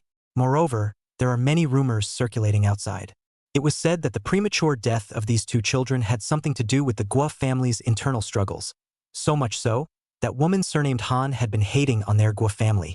With great difficulty, the 3rd child was born, peacefully lived to the age of 7, and then such a thing happened. And after his investigation, this 3rd young master, the reason why the blood vessels in the brain ruptured. It was not by chance, and most likely, it was also related to the Guo family's internal affairs. I believe that with that woman surnamed Han's maiden name, it's easy to find out these things. Once the 3rd child dies, that woman's hatred will reach the extreme. At that time, she would also leave the Guo family and sever all ties with the Guo family. After all, her own daughter had married over. It has been more than 10 years. Instead of living a good life, her man still spends all day drinking, and the only children who have some spiritual support have died 3 times in a row. Once this kind of news spread back, the consequences are unimaginable. So, the only thing he had to do now was to get that child back. Why don't you say anything? I'm asking you, did you bring the person back? Guo Qingshan's voice intensified and his face became dark and heavy. Guan, who was below, only felt his body tremble, hastily explaining, it's not that I'm not willing to bring the person back. It's that kid, who's too arrogant. After saying that, Guan lifted his clothes, revealing a chest that had just been bandaged but was still seeping blood. Guo Qingshan also frowned at this moment. What the hell is going on? With this inquiry, Guan added more fuel to the fire and set it all over again, and when he finished, Guo Qingshan coldly hummed. A heavy fist slammed down on the table. Just a doctor. After curing a few patients and having some clans come forward to flatter them, you really take yourself seriously? Simply arrogant. The following Guan, who had taken a stab earlier, naturally wouldn't let go of such an opportunity now. He said in agreement, family head, should we find someone to forcefully tie that guy back? At that time, what to do? It's still not a matter of our words? Guo Qingshan, however, shook his head, although he also wanted to get that doctor back to the family. But right now, the focus was not on that. Let's wait a little longer. That woman surnamed Han, I guess she already hates us to death. The top priority is still to solve that woman's problem first. Hearing that woman surnamed Han, Guan also felt a chill. That woman's tactics, her abilities were all known to him. When she married into their Guo family, she was suspected of marrying down. If it wasn't for the family surnamed Han, their Guo family wouldn't be able to get to where they are now. Once they lose the support of the Han family, I'm afraid that the Guo family will be plunged into a long period of turmoil, and the consequences will be unimaginable. The medical teams that were arranged have all entered the operating room, but the success rate is extremely low. Whether it can be cured or not, it's all a question. As Guo Qingshan's final words fell, outside, several more people rushed in hot and fast. Dressed in white coats, they looked panicked. Walking up to Guo Qingshan, their voices trembled as they said, family master, little, young master, he's gone. Guo Qingshan, who had wanted to pick up a cigar and light it in passing, only heard a dull sound. That delicate lighter fell to the ground. The expression was somewhat disheveled. It's gone after all. It seems that the break with that woman surnamed Guo is only going to happen overnight. We must prepare in advance. As expected, with the death of this third child, a heartbreaking cry came from outside. Guo Qingshan walked out and saw Han Mimi, lying on the ground, in tears. This is her third child, the previous two have died. Because her identity is special, the child born 9 times out of 10 can inherit the position of the head of the family. The interests of too many people had been moved, even though she had repeatedly declared to the outside world that her child would not participate in the competition for the family head. But still, it made some people have murderous intentions. The premature deaths of 3 consecutive children almost touched Han Mei's last nerve. After a fierce cry of pain, the pale Han Mei stood up shakily. Her eyes fell on the side, on a man with a face full of wimpiness. You wimp, 3 children in a row. All of them died prematurely. And you're the one who doesn't dare to say a word. Why did I marry you back then, this kind of thing? Who the hell killed your children? Aren't you clear in your own heart? I'm telling you, after today, I'm done with you. From now on, I'm no longer a member of your Guo family. Everything that the Guo family took from me at one time, I will ask for it back again. The woman kicked on the wimp. Getting up, she drove a red sports car and left. Some of the Guo family members who were watching from the surrounding area revealed a look of despair, while some revealed a snicker, their looks forming a stark contrast. Guo Qingshan, who had just rushed over, looked at the scene in front of him and sighed long and hard. He knew that things had already reached a point that could not be reversed. Then also did not say anything more. Chapter 107 Union Mu Hongguang's news. The other side. Tang family inside a piece of villa where the side branch resided. Tang Hao received a message from Mu Hongguang. It was also sent by their Tang family's old master, Tang Tianxing himself. Seeing the message inside, Tang Hao's eyes unconsciously narrowed. The expression gradually became gloomy. Finally unable to hold back, Mu Hongguang, one of the 5 most mysterious people in Shanghai City. Once, during the most chaotic times in Shanghai City, he created one legendary history after another. He became a figure that the entire Shanghai City was moved by. Just one Mu Hongguang can make countless dignitaries in Shanghai City bow down and follow him. That's a symbol of divine power in Shanghai City. Mu Hongguang was told to come to the Tang family once again and organize a banquet. Countless famous families of Shanghai City were invited. Many outsiders, such as characters like Duan Yulong, would come to the Tang family's manor. Even the Guo family, one of the 4 great families of Shangjing, would bring important figures from their families to participate in this banquet. In addition to that, Mu Hongguang's second son, who wanted to marry the Guo family, even wanted to use the power of the 2 families to facilitate cooperation between outsiders and local forces. In this way, he would be able to quell the chaos in Shanghai City. If it really succeeds, then Mountain and Sea City would once again regain its tranquility. The interests of the entire Mountain and Sea City would also be redivided. It seems that this legend is planning to cede a great portion of the power of Shanghai City.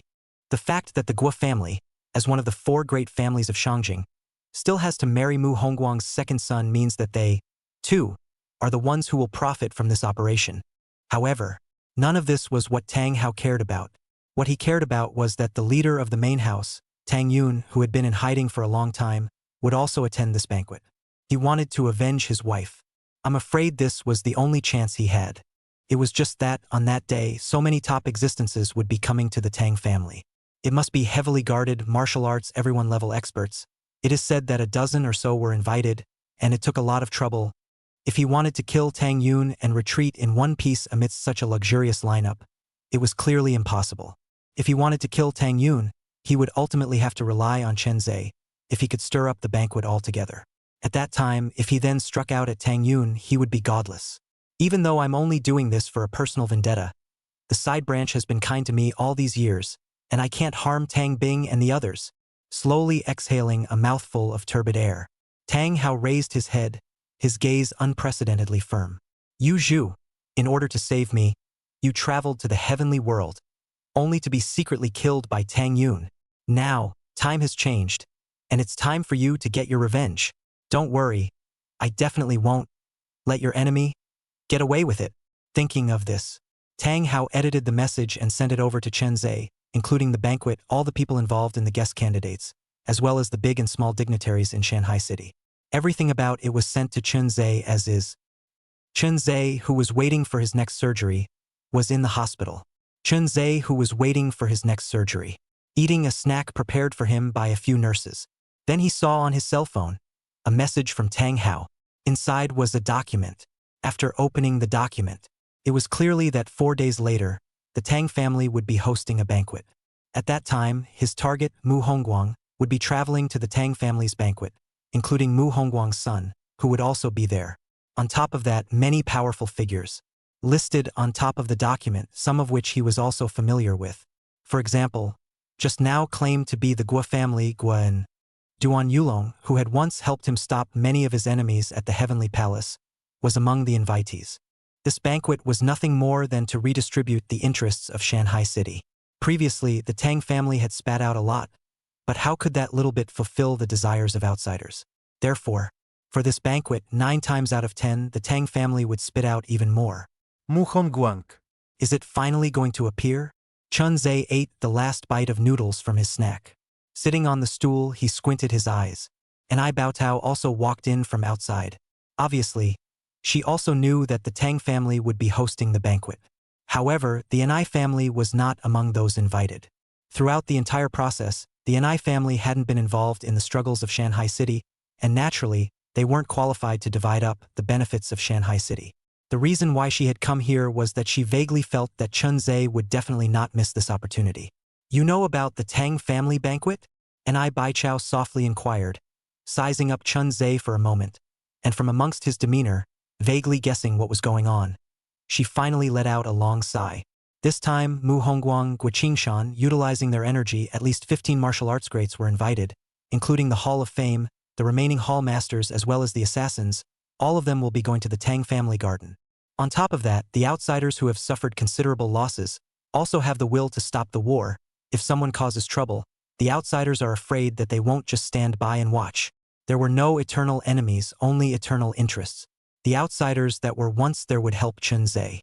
It was because he was able to make waves in Shanghai City, being able to help them and gain more benefits in Shanghai City. But nowadays, everything they wanted was almost at their fingertips. For Chun Ze to make trouble at this time would be tantamount to making enemies of the Tang family, or even all outsiders.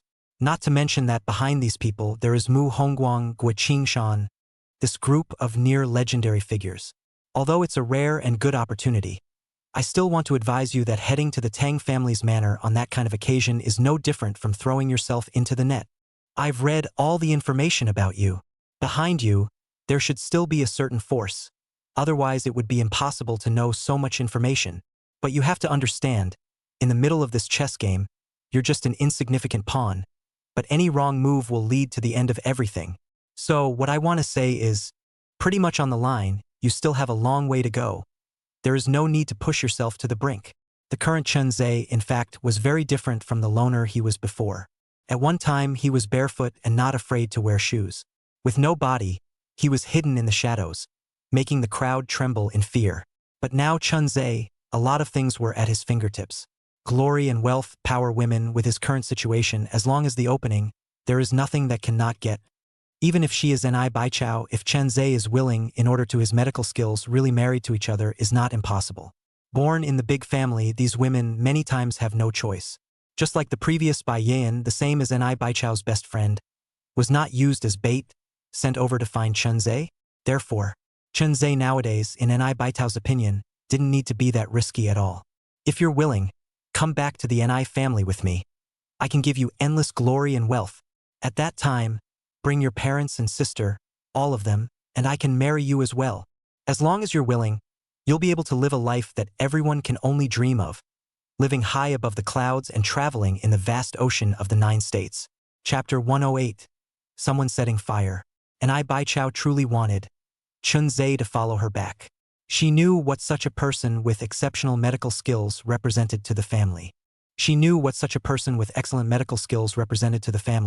And if she could let Chun Ze stay in the Anai family at ease, it would be a great boost to the Anai family. The promotion of the Anai family would be more than half a point. Unfortunately, Chun Ze did not listen to her words at all.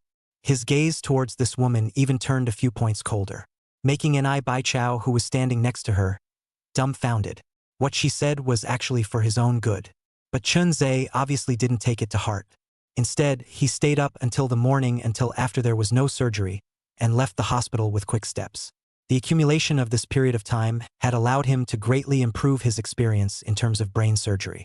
Nowadays, when operating on his sister, not to say 100% success rate, but 90% was still there.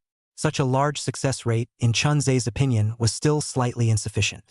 A few more days to operate on his sister, there shouldn't be any more problems. Although in Bai Chao's words, he didn't listen to much.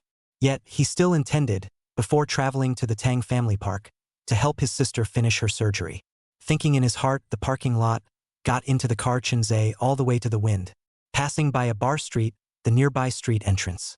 He stopped the car, looked at the opposite side, was selling breakfast. Gu Jujia slowly opened the door. When Gu Jujia saw Chun Ze, she somehow remembered that night. She took the initiative to kiss him. Her fair little face, in a flash, turned red.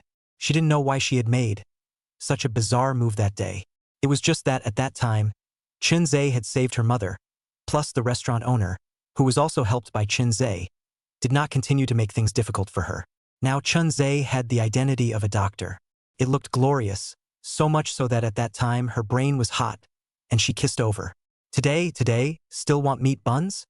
5. A cup of soy milk. Good. Gu Jujia loaded up the bread and soy milk, looking at the figure in the white coat, hands always in his pockets. After opening her mouth, she finally let out a sigh. Counting the time, the day of her departure was approaching. After this parting, there was no telling when we would see each other. The young girl's gaze tilted, looking at Chun Ze, who had received the bread and soy milk, and finally revealed a sweet smile. When the day I leave, you must come to see me off, okay? About her going to Mo, to fulfill her dream, the idea of eventually staying in the north to study. Even Gu Jujia's mother didn't know. The only one who told Chun Ze. If she left when the time came, she had thought about it, her mother's situation, but when the time came, she would work hard and study hard, and if she had extra money, she would send it to her mother. As for her stepfather, he had been severely tortured by Chun Ze, and now when he saw her, he would basically run away. Perhaps seeing Gu Jujia would remind Wu Hai of that night that was like hell. The current Wu Hai, don't mention how honest he was. Thank you for helping me so much. Although in the past, you did do things that hurt me, but now you've actually paid it back. Compared to this wound on my hand, my mother's life is more important. So, you don't need to feel guilty in your heart. Just treat me as a friend. This time, Gu Jujia did not accept Chun Ze's money. Even though Chun Ze dropped the money at the breakfast stand, Gu Jujia still chased after him and returned it to Chun Ze, and watched Chun Ze leave the street entrance. Only then did Gu Jujia stop herself, looking at the faraway black sedan. For a long time, she was unable to return to her senses. When I'm in the north, and I'm successful in my studies, I'll definitely come back to you. Gu Jujia clenched her small fists. Happy again, she went back to selling breakfast. Chun Ze drove his car and entered the western district of the urban village. This place had already been run by the Duan family siblings, a piece of iron barrel, plus, with Zhao Dongxing's backing, many industries began to continuously establish their income straight up. When Chun Ze returned, the Duan family siblings were still counting their recent accounts. They glanced at Chun Ze and hurriedly stood up. Respectfully, they said, "Mr. Chun, you're back? We've done some math recently, and the dozen or so newly established industries are on track. Mr. Zhao Dongxing Zhao has also helped out a lot behind the scenes.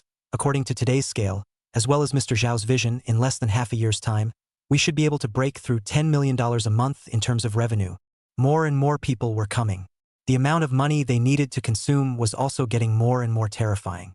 Right now, not counting the sons of the families that came to join them, It was the remaining manpower, whose monthly expenses and salary would be several $1,000,000. Barely able to maintain, but the remaining money is not even a single penny. While the crowd was talking, a thud was heard, as if something had been shut. Even the Duan family siblings couldn't help but frown.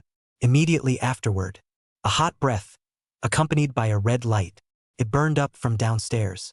Duan Jingyi, Duan Jiaojiao were all wide-eyed. Looking down from the window, they saw a blazing fire, like a fiery snake, continuously running upwards from the first floor. Such a scene, it caused both of them to be shocked, their expressions changing and changing. Even in the distance, it could be seen that a group of people were fleeing, and the sound of a thud just now. It was the iron door on the first floor that had been locked. But all around, it was clear that it had been set up by them, tightly laid out. How did these people noiselessly break into the western district of the urban village, even arson in the place where they live? Here, but the entire urban village, the most tightly controlled location. Mr. Chan. Duan Jingyi opened his mouth, revealing a few moments of shame. I'm really sorry. I thought that the western part of the urban village had already been run by me like an iron barrel. But nowadays, someone ran over to set a fire, and no one even noticed it. I'm really ashamed of your trust. If the door on the first floor was locked, and the fire kept going up in the absence of a key, they were almost certain to die. Even Duan Jiaojiao, who was next to them, was at this moment disorganized. Unconsciously, a touch of fear surged up in her eyes, thinking about being caught in the fire, that desperate and suffocating feeling.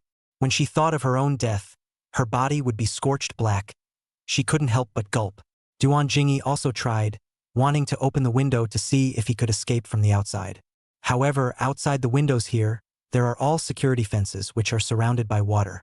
How easy is it to escape from the window? You guys wait. I'll go get a saw and saw open the outside security windows. Follow the water pipe later. There might be a chance of escape. Just such words said out even he himself did not believe, because the fire had already spread to the third floor.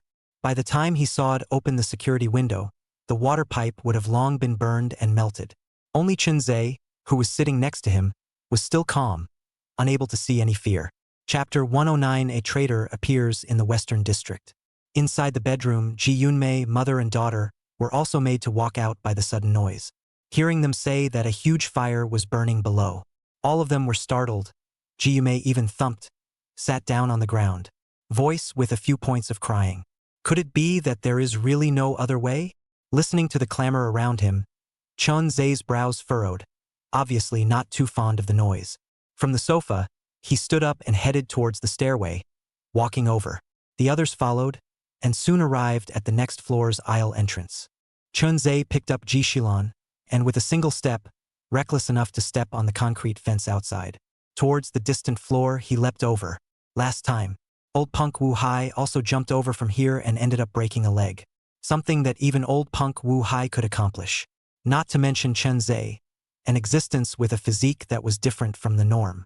As expected, when the crowd looked over, Chun Ze had already jumped to the opposite side of the room and stepped firmly on the roof of a private house.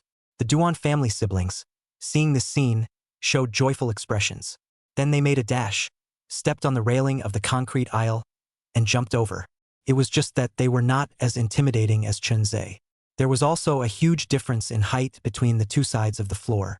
When they fell, they stumbled, and if they hadn't rolled to remove the force, I'm afraid that they would have had problems with their legs. Only left Ji Miao Mei, still stupidly stood at the entrance to the aisle, looked at half a day, eyes filled with fear, cannot jump over, will certainly die. She still hardened her head, followed the example, stepped on the concrete fence, jumped out. The horrifying height let Ji Yumei messed up her mind, and when she landed, her foot twisted and clicked, as if she had broken a bone. As for their residence, it was caught in a fire and burned clean. If it was not for the old gangster Wu Hai, too scared, and in a hurry to find a way to escape, today it is impossible to say they will have to be planted here. Duan family brother and sister witnessed residence into a ruin. Face also gloomy down, even if they are stupid, also know must be their own people do. After all, can noiselessly runway heavily guarded urban village west. But also in his crowd under the eye line, a fire burned this building a clean. What is the situation at a glance? The most important thing is that this fire, even if the whole building is burned, Their group of henchmen, however, appeared very few. Undoubtedly disguised, proved one's own speculation. On the contrary, Chun Ze, letting the nearby G Mirage Plum call the ambulance herself, rushed down. Because he also saw it. There was a large group of people in the distance, who were silently entering an aisle. Not spooking the snakes, his speed was fast. After a few short minutes, he found the group's trail. The Duan family siblings followed closely behind. Not daring to make the slightest sound, they kept following those people and arrived at a hidden alley.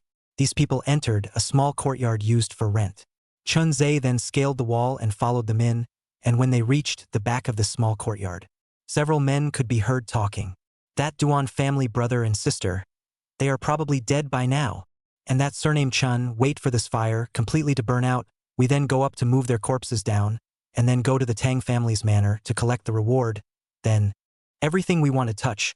And why should we follow this brother and sister duo? Risking their lives all over the place. When they came, they had already made up their minds. To find an opportunity to get Chun Ze and that brother and sister duo. Nowadays, it seemed like there were many people who had defected.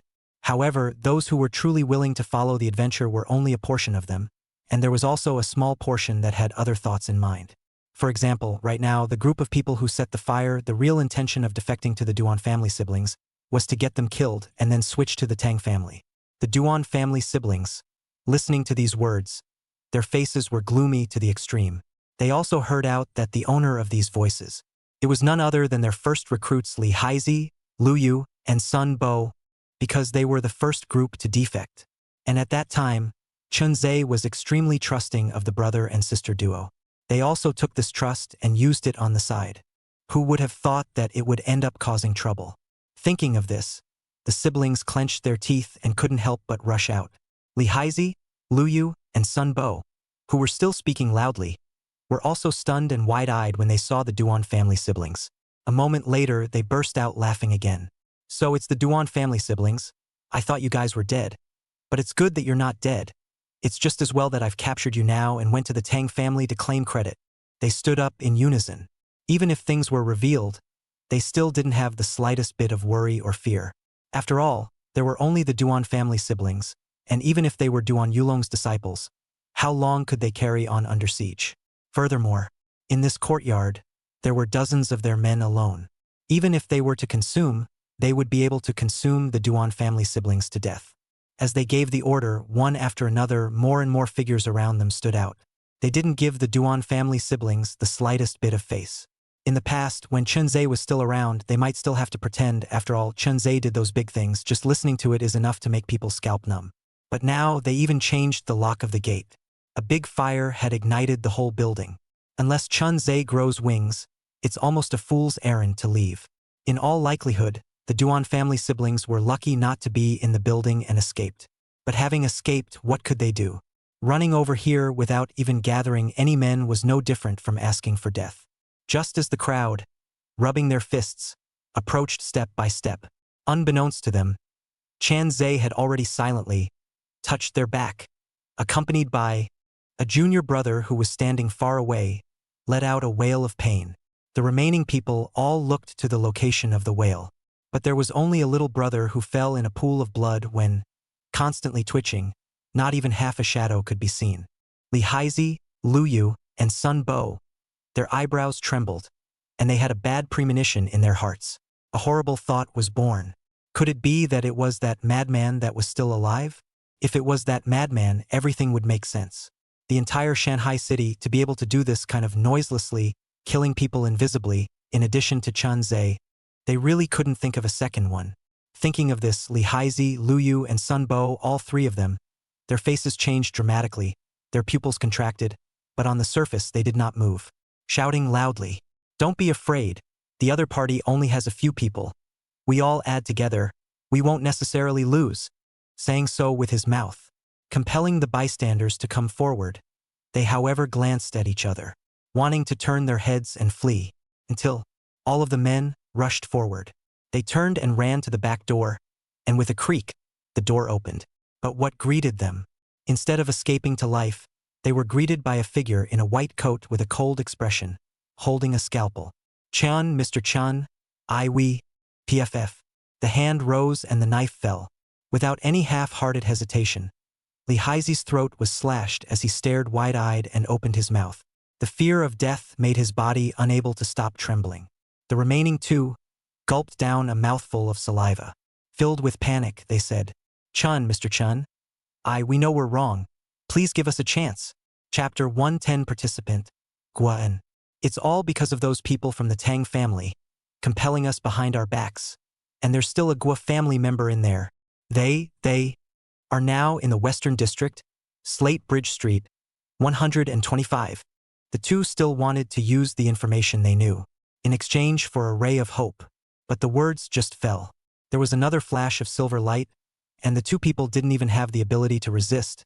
They all collapsed in a pool of blood. Before they died, they still wanted to hold onto the wall and stand up. But the continuous loss of blood so that they became gradually weak and finally lost the ability to move. They slowly stopped moving, and their eyes lost their original color. After resolving these three people, Chun Ze returned to the courtyard. Unbeknownst to him, there were already people in the distance who had seen all of this from the upper floors. The scout in the black suit sent the message back, informing the people over there that Li Haizi, Lu Yu, and Sun Bo were already dead. Just because he was too far away, he did not realize that Li Haizi, Lu Yu, Sun Bo's three people. Before they died, they exposed the place where they were stationed to the public. Inside the courtyard, the ground was full of people, the men who were called out by Li Haizi, Lu Yu, and Sun Bo. They had already been taken care of by the Duan family brother and sister duo. Even if it was only Duan Yulong's youngest disciple. It wasn't even taught much, but after all, it was the disciple of a martial arts expert, so how could it be possible without some skill? When things came to a head, the brother and sister duo directly fell to their knees, clenching their teeth and said, "Mr. Chun, it's us who have eyes but no pearls, wrongly trusting this group of people. Today's matter is also considered to be a lesson for our siblings. If Mr. Chun wants to make any kind of punishment, our brother and sister will never complain." The tone was sincere, the attitude humble, and the faces full of shame. Originally, they had also sworn to report to Chun Ze many times, feeling that the brother and sister duo had already operated the Western District as an iron bucket. Whoever thought? It had only been a few days since then, when the traitors had set fire to the small building they were living in. They even felt that even if they died, they deserved to die. Good thing. Facing the brother and sister duo, Chun Ze did not say much. Turning around, he left the courtyard, intending to go and clean up first those who were behind the fire setting. As for the Duan family siblings, looking at the back of Chun Ze's departure, they looked a bit forlorn. The feeling of being stabbed in the back was not very pleasant. "Brother, it seems that on the surface of the Western District, it's unusually peaceful, but behind the scenes, it's surging with dark currents, and there are quite a few people eyeing it." Hearing his sister's words, Duan Jingyi nodded, deeply convinced. It's time to deal with, inside the Western District, those who are scheming. After experiencing this incident, I finally understand why our parents, back then, ended up in that kind of situation. Thinking of all the things that had happened, Duan Jingyi's gaze grew even colder. As if he had undergone some sort of metamorphosis. With a steady pace, he quickly left the small courtyard. The entire Western District would also experience a reshuffle as well as a slaughter. Slate Bridge Street, 125. On the third floor, inside a luxurious room, several people were sitting next to the sofa, cigars dangling inside their mouths. They who had just finished receiving the phone call were also speechless. Unexpectedly, such a meticulous arrangement was screwed up by those three guys. The three idiots, Li Haizi, Lu Yu, and Sun Bo, had all been arranged for them, and as a result, not a single one of them died.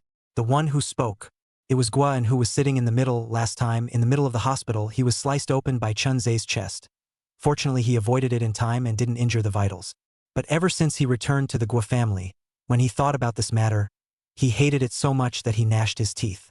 Eventually, when traveling to the Tang family, learned that there is still this hand arrangement, then unhesitatingly participate in it. Mainly want to see by then, Chun Ze died, mouth is not still hard? Who ever thought of waiting for half a day, no use, but also a waste of time, he and his lover to rendezvous. The two next to him were all senior members of the Tang family. Also revealed a bitter look. Originally, this fire should be burned in the second hospital, but as a result, the old man of the Anai family moved in. As a result, all the arrangements were lost. Only then did he change his strategy, wanting to use this fire to burn Chun Ze to death. Guan was added in temporarily. And the Tang family, as well as the Mu Hongguang behind the scenes, also want to draw closer the relationship between the two sides, so that when the time comes to ally with the Gua family, let Guan, together, come to this residence. Seeing Guan's disappointed look, next to Tang Wenbin, Tang Ligua hurriedly said, "Actually, Mr. Gua, there's no need to worry too much. In 4 more days, it'll be the day when our Tang family banquet begins. At that time, no matter if it's outsiders or the local forces of Shanghai City, they will all gather at the Tang family garden. We've invited 15 people from the martial arts experts alone, and with the number of outsiders, even if that kid has heavenly skills, as long as he dares to come, he'll be a dead man walking. Even if he doesn't come, when the time comes, the Tang family, the Guo family, as well as Boss Mu and the outsiders, completely joining forces, will still be able to make that kid have nothing to hide. As for the second hospital, although the Ni family is strong, if they dare to take it on the chin, they will only end up in ashes. At that time, not only will we be able to divide the interests of Shanghai City, even the cake left behind by the Ni family, the people will also be able to get a piece of the cake, won't they?" Speaking of the Ni family, Guan revealed a smile. He had long been coveting Ni Baichao for a long time, but Ni Baichao in Shangjing has always been a figure that the children of the world's families could not afford. Only a handful of people dared to get close enough to get their hands on her. If you can destroy the Ni family, and get Ni Baichao into your bed, it would be one of the most beautiful things in life. Guan, whose mind was filled with Ni Baichao's fiery figure, couldn't help but laugh out loud. "The two of you are right. By the time the banquet at the Tang estate is over, no matter if it's the local forces or outsiders, there will be a truce. At that time, the Guo family and Boss Mu will join forces, and even if the second hospital, with their old man in charge, will only be dead. But at that time, I still have to ask you, Tang family, pay more attention to Ni Baichao. Don't let that woman get away. If you can help me get Ni Baichao into my hands, I, Guan, will be grateful." Guan was Guo Qingshan's right-hand man, holding an unknown amount of power. If he could befriend Guan, he would be able to take his relationship with Guo Qingshan to the next level. Isn't that why they brought Guan here? Don't worry, young Guo. Since it's what you want, we will definitely get it for you. Come, I've prepared red wine that was specially shipped back from abroad, and there are also a few wonderful girls who are rushing on their way. All of them are great ladies, so we can guarantee that young Master Guo will be satisfied. Hearing this, Guan was so happy that he laughed out loud. The previous depression also dissipated at this moment. However, it was at the time when they were talking about the future. A muffled sound from the door not far away came. It was as if something heavy had been kicked open from the outside. Chapter 111. Duan Yulong, who suddenly appeared. A muffled sound passed. The door was kicked open by a huge force from the outside. Chun Ze, dressed in a white lab coat and holding a scalpel, coldly looked at the people inside the room. Whether it was Tang Wenbin and Tang Ligua, or Guo next to them, they all felt goosebumps rise. Tang Wenbin and Tang Ligua had heard of Chun Ze's reputation for a long time, and knew that this person, under single combat, even the martial arts experts did not put in their eyes. Guan, on the other hand, because in the hospital by Chun Ze a knife sliced the chest, even if the wound is not very deep, by him to avoid. Yet it still left an extremely deep shadow. The three of them looked at each other. Tang Wenbin and Tang Ligua hurriedly stood up and were about to say something. Just then, they saw Chun Ze kicking away the half-human high stool next to him. With Chun Ze's force, it was only a matter of moments. The stool smashed into Tang Wenbin's body, and then let out a muffled grunt, flew out backwards, and crashed into the wall. A taste of rust rose up in his mouth. Scarlet blood involuntarily gushed out from the corners of his mouth. Tang Ligua and Guan looked shocked and angry. Guan, who had a better face inside, had previously flirted with the idea of getting Ni Baitao into bed. As a result, now people were hitting the door. Guan, still wanting to be ruthless, took a step forward and said angrily, "Although, you now have the Ni family to help you, but our Guo family, Buzz." The words were not even finished. The silver-white scalpel was like the black scythe of the god of death, stabbing at Guan's neck with breathtaking speed. Tang Ligua, who was next to him, was quick to push Guan. After all, the current Guan, who represented the Guo family, was also their Tang family guest when he came here. If anything went wrong, the two of them could not absolve themselves of the blame. But it is this push, Tang Ligua, but bad luck. The scalpel accurately stabbed him in the arm, and blood gushed out from the wound. The surrounding carpet was stained by the red blood. Guan fell to the ground and was also frightened, thinking of the scene inside the hospital, and seeing the current crazy like Chun Ze. An inexplicable fear surged to his heart. Originally, was prepared to come over to watch the show. Who ever thought of hitching himself in? Mr. Guo, you go first. There are still quite a few of our Tang family's experts down there. They should be able to stop one or two. Tang Wenbin, who had crashed into the wall, took out his walkie-talkie and forced down the blood in his throat, shouting a few words at the walkie-talkie. There was a bit of anger in the middle of his tone. It was nothing more than, where are the people? Where have they gone? If you don't come up, I will kill you all. But roared half a day. There is no movement there. The atmosphere dropped to freezing point. Tang Ligua, who was stabbed in the arm, opened his mouth, looked at Chun Ze in front of him, and lost his voice. Under the people below, are they not? Yes, all dead. Chun Ze slowly pulled out the scalpel. His knee snapped, heavily hitting Tang Ligua's abdomen, and Tang Ligua let out a miserable scream. He only felt his abdomen flip and spit out a mouthful of acid. Immediately afterward, a few more knives slashed through, accompanied by a few puffs. Every knife that fell was accompanied by a splash of blood. The two people next to them were so scared that their bodies were chilled. Fear had reached its peak, and the pupils in their eyes began to shrink a little. Chun Ze, however, did not stop the movements of his hands. The speed at which he wielded the scalpel became faster and faster. The wounds on Tang Ligua's body began to grow more and more. Miserable, desperate screams echoed in the middle of this luxurious hall. Guan looked at such a scene, and even more so, he felt a heat in his crotch, and with a smell of urine, he was scared into incontinence. As for Tang Wenbin, although a little better than Guan, but not much better, already stood there, the body cannot stop trembling, even the courage to take a step. I don't know how long it took, but the Tang Ligua in front of him, bruised and battered, from head to tail, all sliced flesh, couldn't carry on any longer, and suddenly collapsed to the ground. This also meant that Tang Ligua was gone. Such a scene, ask who wouldn't be scared after watching it? They who had previously wanted to burn Chun Ze to death with a single fire. Remorseful to the bone, Tang Wenbin flung himself to his knees, snot and tears mixed together, madly kowtowing. I was wrong, brother. Please don't. Even if it's death, can you give me a pain in the ass? Tang Wenbin was really scared out of his wits. He thought about the big deal of dying, but the scene just now that was comparable to a lynching made his soul start to tremble, fearing that it would be his turn next. Just when they were still begging for mercy, but a familiar voice came from behind them. Stop, little brother Chun. You this. The voice was slightly familiar. It seemed to have been heard somewhere. Chun Ze frowned and turned to look. He saw a tall figure with a tiger's back and a bear's waist, and on top of a pair of large hands. All of them were densely packed with calluses, giving off an extremely ferocious aura. Behind this person, there were also about 7 or 8 men and women, the breath on their bodies equally not weak. It was no less than the eagle-hooked man who had defeated Sun Hu. Chun Ze also recognized at a glance, and the person who opened his mouth to stop him from continuing was none other than Guan Yuan, who had previously helped him fend off quite a few enemies from the outer sea at the Heavenly Palace. He was also the master of the Duan family siblings, and the current leader of the Northern Sex Outsiders. As for Guan Yuan, why was he here?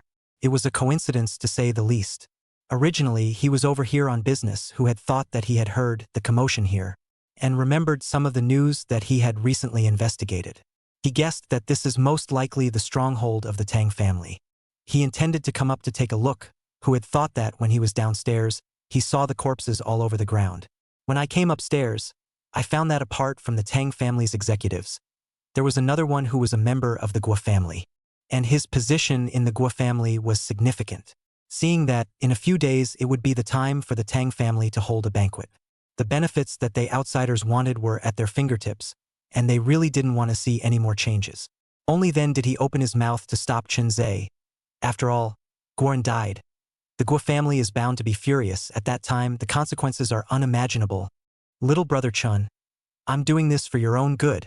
You already have enough enemies. Continuing to make enemies is never a wise move. Duan Yulong stepped forward step by step, testing Chun Ze's bottom line. If Chun Ze did not object, then he would take Guan away. Guan, as well as Tang Wenbin, glanced at Tang Ligua, who couldn't be more dead, and the fear in his expression couldn't dissipate for a long time. However, Duan Yulong's arrival gave them hope of staying alive. Elder Duan, save us. As long as we are saved back, we can discuss with the family about the benefits of the northern faction's outsiders and move up a bit. Guan similarly said, Senior Duan, you're also a northern faction outsider, a pivotal leading figure now. You should be clear about my situation in the Guo family, being the right-hand man of family head Guo Qingshan. As long as I'm around, I guarantee that your Duan family will be able to rise to the next level. Chapter 112 I Can't Beat Him. The words of the two released the good intentions of the Tang family, the Guo family, as well as the outsiders, the coveted benefits. To say that he wasn't moved, that would be a lie, but Duan Yulong glanced at Chun Ze in front of him. Ultimately, the heart is a bitter smile. There is no certainty can beat Chun Ze. After all, he has witnessed Zhang Shang died in the hands of Chun Ze inside the scene. Even after the incident at the Heavenly Palace, he had witnessed the death of Zhang Shang at the hands of Chun Ze.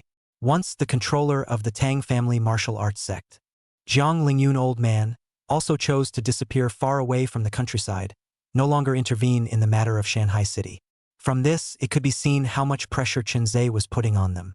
Little brother Chun, it's not that I want to save them, but the situation today is too complicated. It's never a good thing for you if they die. If not, I will take them away, and if you have any requests, you can just say them. Word by word, Duan Yulong was getting closer and closer to Guan. Similarly, it was only a few steps away from Chun Ze. Yet it was these few steps that caused Chun Ze to raise his head.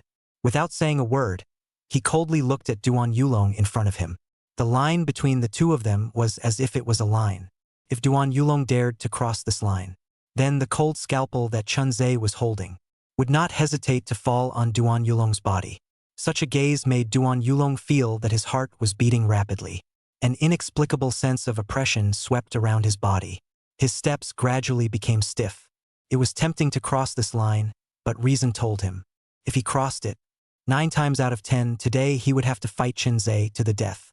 This kid killed Zhang Shang, although I have always looked down on Zhang Shang, thinking that guy, who became a martial arts expert, used dirty tricks behind his back. But Zhang Shang's strength is unquestionable.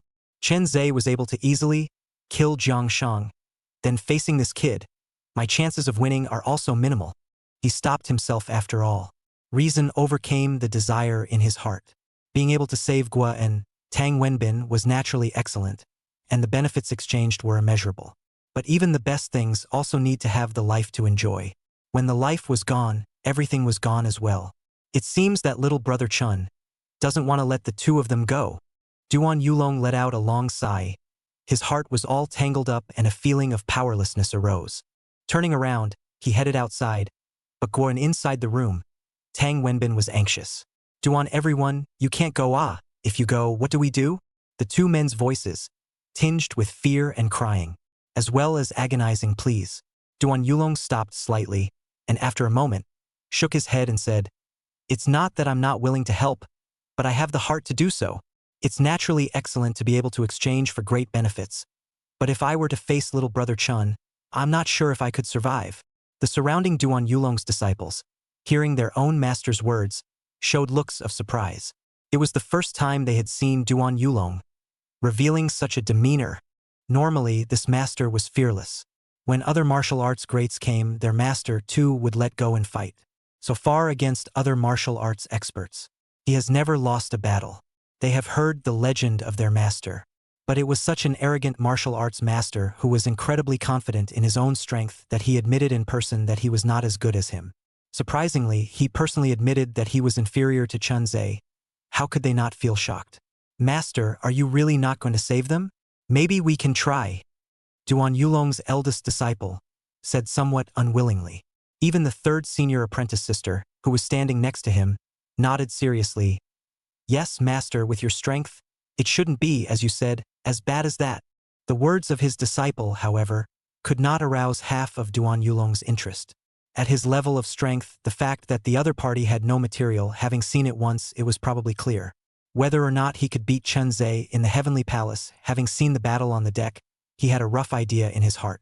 Although he is very strong, there are also many masters of the northern faction outsiders around him, and he can mobilize all of them with just one order.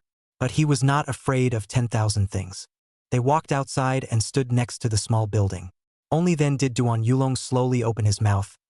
It's true that I can't beat him, but delaying him for a moment or two is still possible.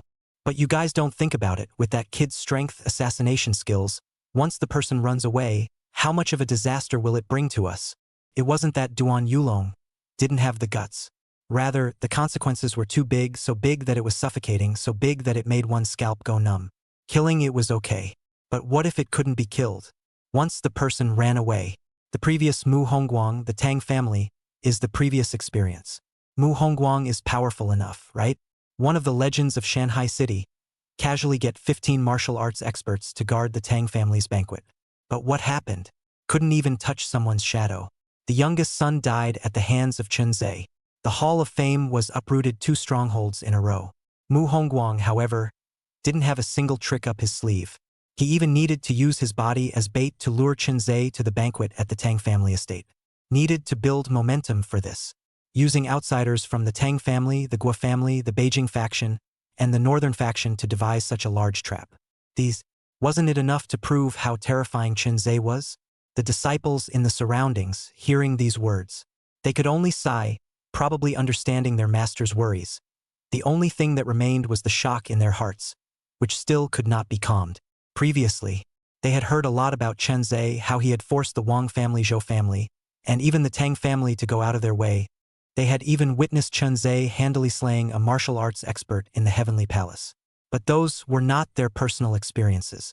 Until this moment, seeing the arrogant, never fearful master, all choosing to retreat from the other party's sharp edge. Only then did they understand how intimidating was the other party's reputation. Don't think about it. There are some things that shouldn't be eaten by us, so don't go overboard. Don't forget that the purpose of our visit is to target that group of stirrers. Here, there's no need to pay attention to it for now. Guan Yuan walked ahead, heading straight for their target location. The numerous disciples behind them nodded in silence and followed in their master's footsteps. As for the hall of the small building, the 2 people who originally had a chance of survival, seeing Guan Yuan leaving without hesitation, their faces were like ashes, knowing that their time had come. But when they thought of Chun Ze, like the lingering means, they felt shivering. Tang Wenbin could not stop backing up. His voice trembled, leaning against the wall in the corner. Seems to want to find a little bit of security that does not exist. Guan also panicked. His breathing was rapid, and his hands and feet were cold. Looking at Chun Ze, who was approaching step by step. Suddenly, he prostrated himself on the ground and grabbed Chun Ze's pants leg. I don't dare anymore. You spare me this time. Just once. Please, please. He grabbed Chun Ze's pants leg at the same time, while banging his head against the ground. The sound of thumping. Unending. He was scared, alarmed, frightened. It was also at this moment that Guan realized. Why is it that a small lunatic who ran out of a mental hospital can put the Tang family, Zhou family, Wang family force to desperate? Also finally know. Why Mu Hongguang, such a legendary figure, all feel helpless. Before coming, he also felt that Mu Hongguang some were exaggerated.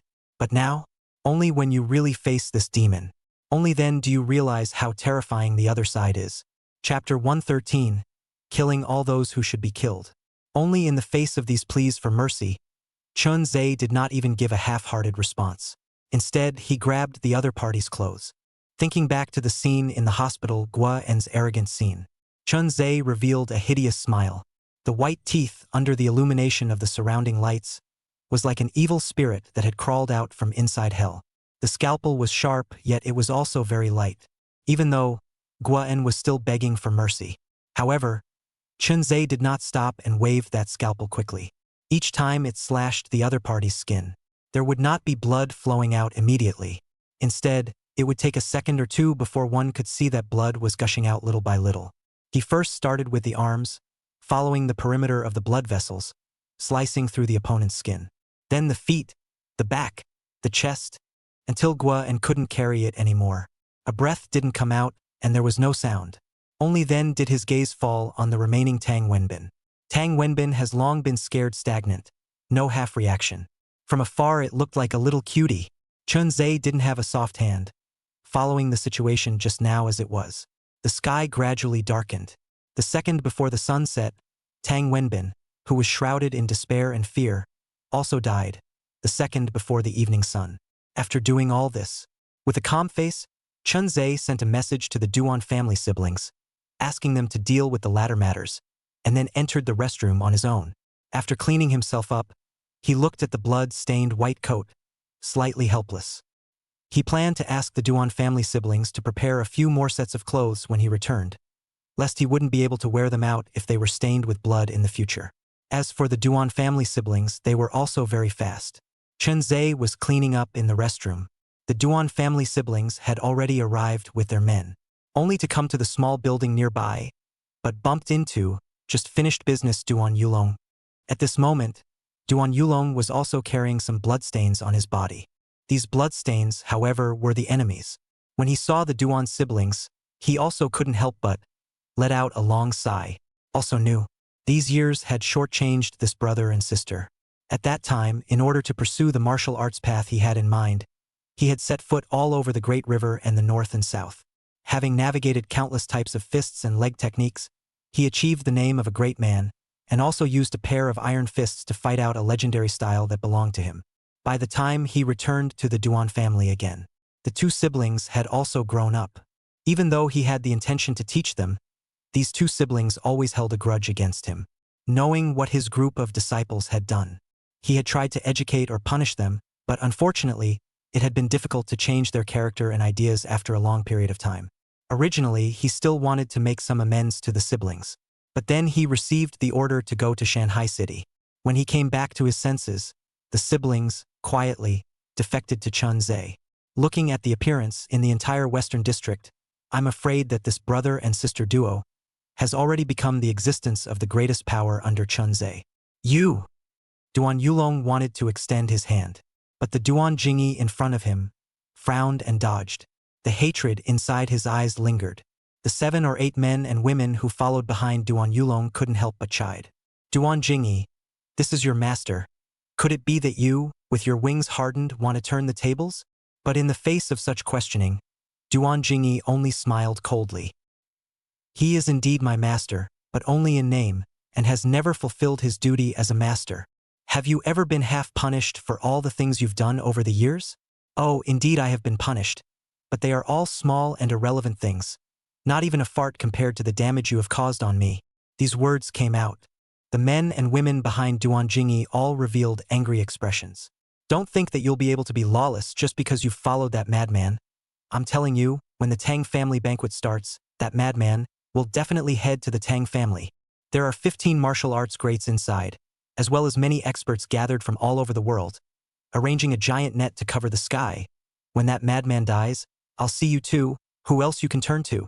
Duan Yulong listened to his disciple's words. He also clenched his fist and slapped it violently. Only a snapping sound was heard. The disciple who was slapped revealed an incredulous expression. Master, this brother and sister duo never put you in their hearts. You hit me for them? Shut up. Duan Yulong's eyes spewed fire, naturally knowing that these disciples of his had caused what kind of harm to the Duan family siblings. The previous punishment was just as irrelevant as what Duan Jingyi had said. Now it was said by Duan Jingyi himself. It made Duan Yulong's heart twinge. I know that I'm the one who apologized to you two siblings all these years, but things have come to this, I have nothing to say. That madman will inevitably head to the Tang family a few days later. I advise you guys, it's better to make preparations early, lest that madman die and suffer the repercussions. But the Duan family siblings only snorted coldly and argued. There's no need for Master to worry about that. Even if we die out there, it's our brother and sister who are to blame. It has nothing to do with Master as well as the Duan family. The Duan family's brother and sister spoke in a calm tone. It was as if they had already made up their minds to go all the way with Chun Ze, rather like doing things without regard for the consequences. It was just like that madman. Seeing that the two did not listen, Duan Yulong was out of options. Remembering that he and the parents of the Duan family siblings were considered old friends back then, he thought that after Chun Ze's death, he would pull the siblings along. With his identity as the leader of the northern faction's outsiders. Thinking of the need to bail out the Duan family siblings shouldn't be a problem. You guys hate me, rightfully so, and since you've made your decision, it's not good for me to interfere. In the future, if you really encounter difficulties, you can come to find your master, although I have not fulfilled the responsibility that a master should fulfill. But after all, after so many years of master and disciple, I don't want to see you all dying in the streets one day. Duan Yulong didn't dare to look at Duan Jingyi's eyes, nor did he dare to look at the expressions of their brother and sister. Just after saying this, he left with his own disciple. The Duan family siblings didn't even have the idea of looking back. In their opinion, Duan Yulong was just a cat crying for fake mercy. If he truly wanted to help their siblings, he would have done so long ago. Why would he have to wait until now? Let's go, sister, Mr. Chun. Should be right up there. The Duan family brother and sister duo led a group of their men, entering the small building in front of them. When they saw the entire building, all the people had turned into corpses. It was also a great shock. Even those henchmen they brought with them unconsciously gulped, until came to the upstairs hall, saw the even more horrible, tortured, unrecognizable Tang Wenbin, Tang Ligua, Guan, suddenly shivered, because the death of these three people is really too horrible. It was unknown what kind of torture they had gone through before dying. Guan, among them, was even emitting a foul odor of feces and urine. It made the men who walked over to clean up the corpses all subconsciously held their breath. At the same time, they gulped again and looked back at Chun Ze, who had just walked out from inside the toilet and was filled with indifference. The Duan family siblings walked up to Chun Ze's side, and unlike the way they treated Duan Yulong, they respectfully arched their hands. Mr. Chun, the Western District has been cleaned up by us. There shouldn't be any more problems. After this experience, we will focus on screening. Those who come over to defect will never be given another chance to take advantage of it. The brother and sister duo, although before, due to negligent management, there were traitors, but now they were doing their best to make up for their faults. Chun Ze nodded at them and had them re-prepare 4 or 5 sets of white coats. Another new residence was sought out. Only then did they huff and puff in their new quarters. Chapter 114, The Whereabouts of Sun Long's Wife. That night, Chun Ze did not go to the hospital. Instead, he slept until after 8 in the morning. When he woke up again, he rubbed his temples and felt a lot better mentally. Casually picking up the cell phone at the top of his bed, he saw that there were a dozen missed calls on it. There were also several unread text messages. After unlocking it, all of them were sent by Sun Long. After roughly glancing at the content on top of the text messages, he then understood why Sun Long was so eager and called him so many times. That hut in Poplar Village was burned by a fire. The time was exactly the same as when their previous residence was burned. Almost immediately after Chun Ze's previous residence was burned, the hut that Sun Long and the others were in was also attacked out of the blue and burned clean with a single fire. Inside the red brick hut, all the people who were tied up were burned to death. Sun Long also hid in the mountain and is not clear whether the outside is safe. In addition, Sun Long's men also found out have information about his missing wife and children. The red brick hut was burned, and the people inside, without exception, all died. It should also be the work of the Tang family, but Sun Long's men have found out information about his wife and daughter.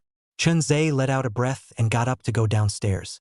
After all, the reason why Sun Long, in the first place, stayed to help him was also so that he could save his wife and children. He was guarding Poplar Village and doing his best. If he turned a blind eye to it, it was definitely unlikely. Solely drove the black car, sped all the way, took a few hours to finally arrive at Poplar Village. The red brick hut on the hill was burned to the ground, and the fire spread and burned a large part of the mountain forest. Even on the outskirts of Poplar Village, many traces of wheels can be seen, but unfortunately now, the people have long gone. The entire Poplar Village and returned to the old days, the appearance of no one. Chun Ze tried to use his cell phone to contact Sun Long. A few moments later, the phone was connected. Brother Chun, you finally answered my call. I'm in the vicinity of Poplar Village, under a signal tower. Where are you? Chun Ze was straightforward, asking Sun Long to come over to Poplar Village. After all, the danger had been lifted. Sun Long's movements were also very fast. After about half an hour, he was panting and entered Poplar Village. Right now, he looked a bit wretched. His body was black and purple. The cloak, too, was slightly stained with blood. Seeing Chun Ze in front of him, Sun Long inexplicably let out a sigh of relief, then clenched his teeth and clenched his fists. The one who burned down the red brick hut with a fire was someone from the Tang family. I overheard it when I left. As for my wife and children, my men captured a lotter working in the casino, and it was rumored that in the end, it was following a boss surnamed Yang. Since then, no one has seen my wife, children. Speaking of this matter, the hatred in Sun Long's eyes was almost able to overflow. His men also found out this boss surnamed Yang where he is currently located. As long as he was able to catch the person, the things behind would be solved. Unfortunately, the other party also has quite a few experts around him. It is said that there are a lot of friends on the road almost mixing together on weekdays. Even if Sun Long is a little bit of skill, in the end, it is difficult to beat four hands with two fists. Otherwise, it would not be so bad to call Chun Ze. He would have already found his own way there. You drive, just go over directly. What the hell is going on? If people are found, it will be clear. Chun Ze finished. Entering the co-pilot, he collapsed his head and leaned back on the chair, closing his eyes and resting his mind. Sun Long was also not ambiguous, got on the car, kicked the gas and rushed out. This back and forth wasted most of the day. After entering Shanghai City, it was already afternoon. They ate some more and waited for the report from Sun Long's men, close to 6 o'clock in the evening, the exact location, before sending it over. It was actually the eastern part of the city village, and it was also the current city village, the most chaotic area. It is said that there are a lot of outsiders are scrambling the control of the eastern part of the city center village. Obviously want to make the urban village also become a money-making huge industrial chain. If it really succeeds, then the village will become a piece of steamed bread. One didn't know how many people would have to think about the benefits of the urban village. Brother Chan, the eastern district is about half an hour away from here, so sit tight. Could be seen that Sun Long was really in a hurry. The gas pedal was also stepped on fiercely, accompanied by the roar of the car. Like a beast of steel, he rushed out. It was unknown how long had passed. Chun Ze, who had his eyes closed, opened his eyes. The black sedan also stopped. In front of them was a continuous stretch of buildings. Surrounding it were quite a number of young punks from the urban village, guarding the area. From amongst the clamor, it was clearly audible. The other party had occupied the eastern part of the village and started to celebrate. All the gangsters gathered here. The voices bright, laughing not to mention how happy, because they know that after occupying this piece of land, everyone's income would increase with each passing day. With the passage of time, as long as they were able to grow bigger and bigger, glory and wealth would not be spared for them. Only Sun Long and Chun Ze drove in this black sedan, which seemed particularly abrupt. The crowd frowned and all stood up from the banquet. It was thought that there was an enemy coming. Sun Long got down from the car. Sitting at the front, a middle-aged man in expensive clothes, before pulling on his collar and squinting his eyes. Sun Long also recognized this man. It was the guy who won the other party $500,000 in the casino when he first came to Shanghai City. Because at that time, the other party questioned him about cheating and asked for a body search on the spot. Sun Long refused to obey, and with absolute force, he cleaned up all the people present, including not far from the Yang Jingyun, was also beaten by him into the hospital, reportedly recuperated for more than 20 days, only to be considered a little recovery. After that, Sun Long did not put the matter of Yang Jingyun, put on the heart, did not ever think. In the end, it was this person who captured his wife and children. Yang Jingyun also recognized Sun Long. His eyes unconsciously narrowed, smashed his mouth and said, "So it's big brother Sun Long. In this recent period of time, you've made me search so hard." With a slightly icy voice, to the surrounding men he beckoned. If Sun Long dared to fool around with so many people present, with Sun Long's strength, I'm afraid it would be hard to fight. Furthermore, ever since he was in the casino and was hospitalized after being beaten by Sun Long, he knew the importance of an expert. In the road, spend a lot of money, invited several, strong strength of the ruthless. Even against Sun Long, he did not necessarily win. Sun Long gritted his teeth, walked up step by step and questioned, "My wife and children, did you capture them?" Of course Yang Jingyun wouldn't admit it, playing dumb and spreading his hands. "What wife and children? I don't know, your own family. You can't even look after yourself. Come over and ask me. Don't you think it's funny?" Obviously a look of emboldened. Even reached out his hand and beckoned to Sun Long. Chapter 115. have the guts to let me make a phone call. Of course, if you don't believe me, you can also call in and find out for yourself. Last time in the casino, I said you were cheating, you didn't obey, so you used your own 2 fists and injured the casino, all the guards. If you're so capable, just come over though. Today's time is different. In the past, he just came to Shanghai City. The mobilized manpower has not yet arrived. Thinking of getting away for a few days, in investigating and surveying the situation of Mountain and Sea City, who had thought, being taught a hard lesson, let him understand the importance of strong people.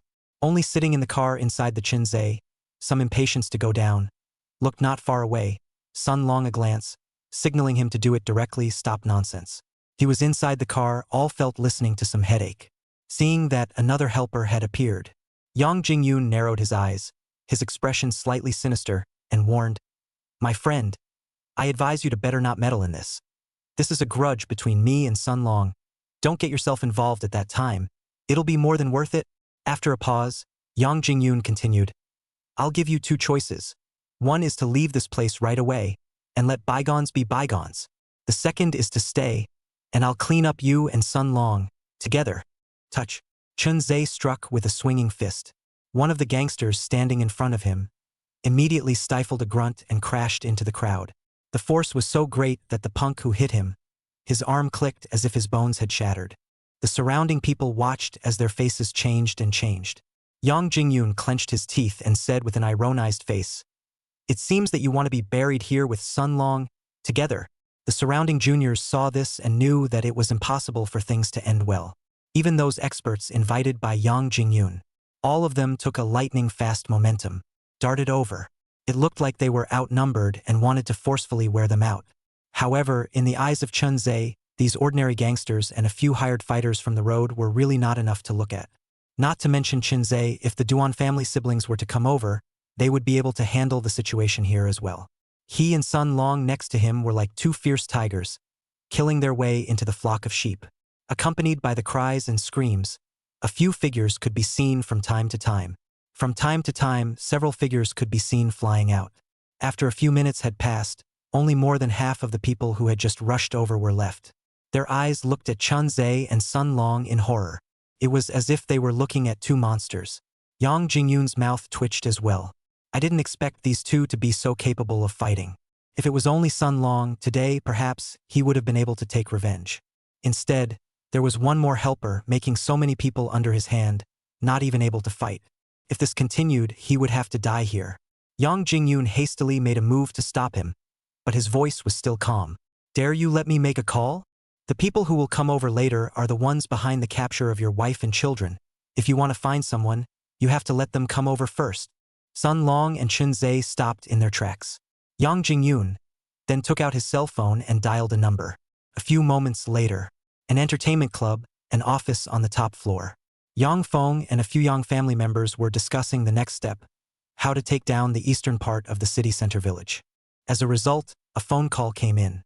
The person who answered the phone was none other than Yang Feng's eldest son, Yang Ping.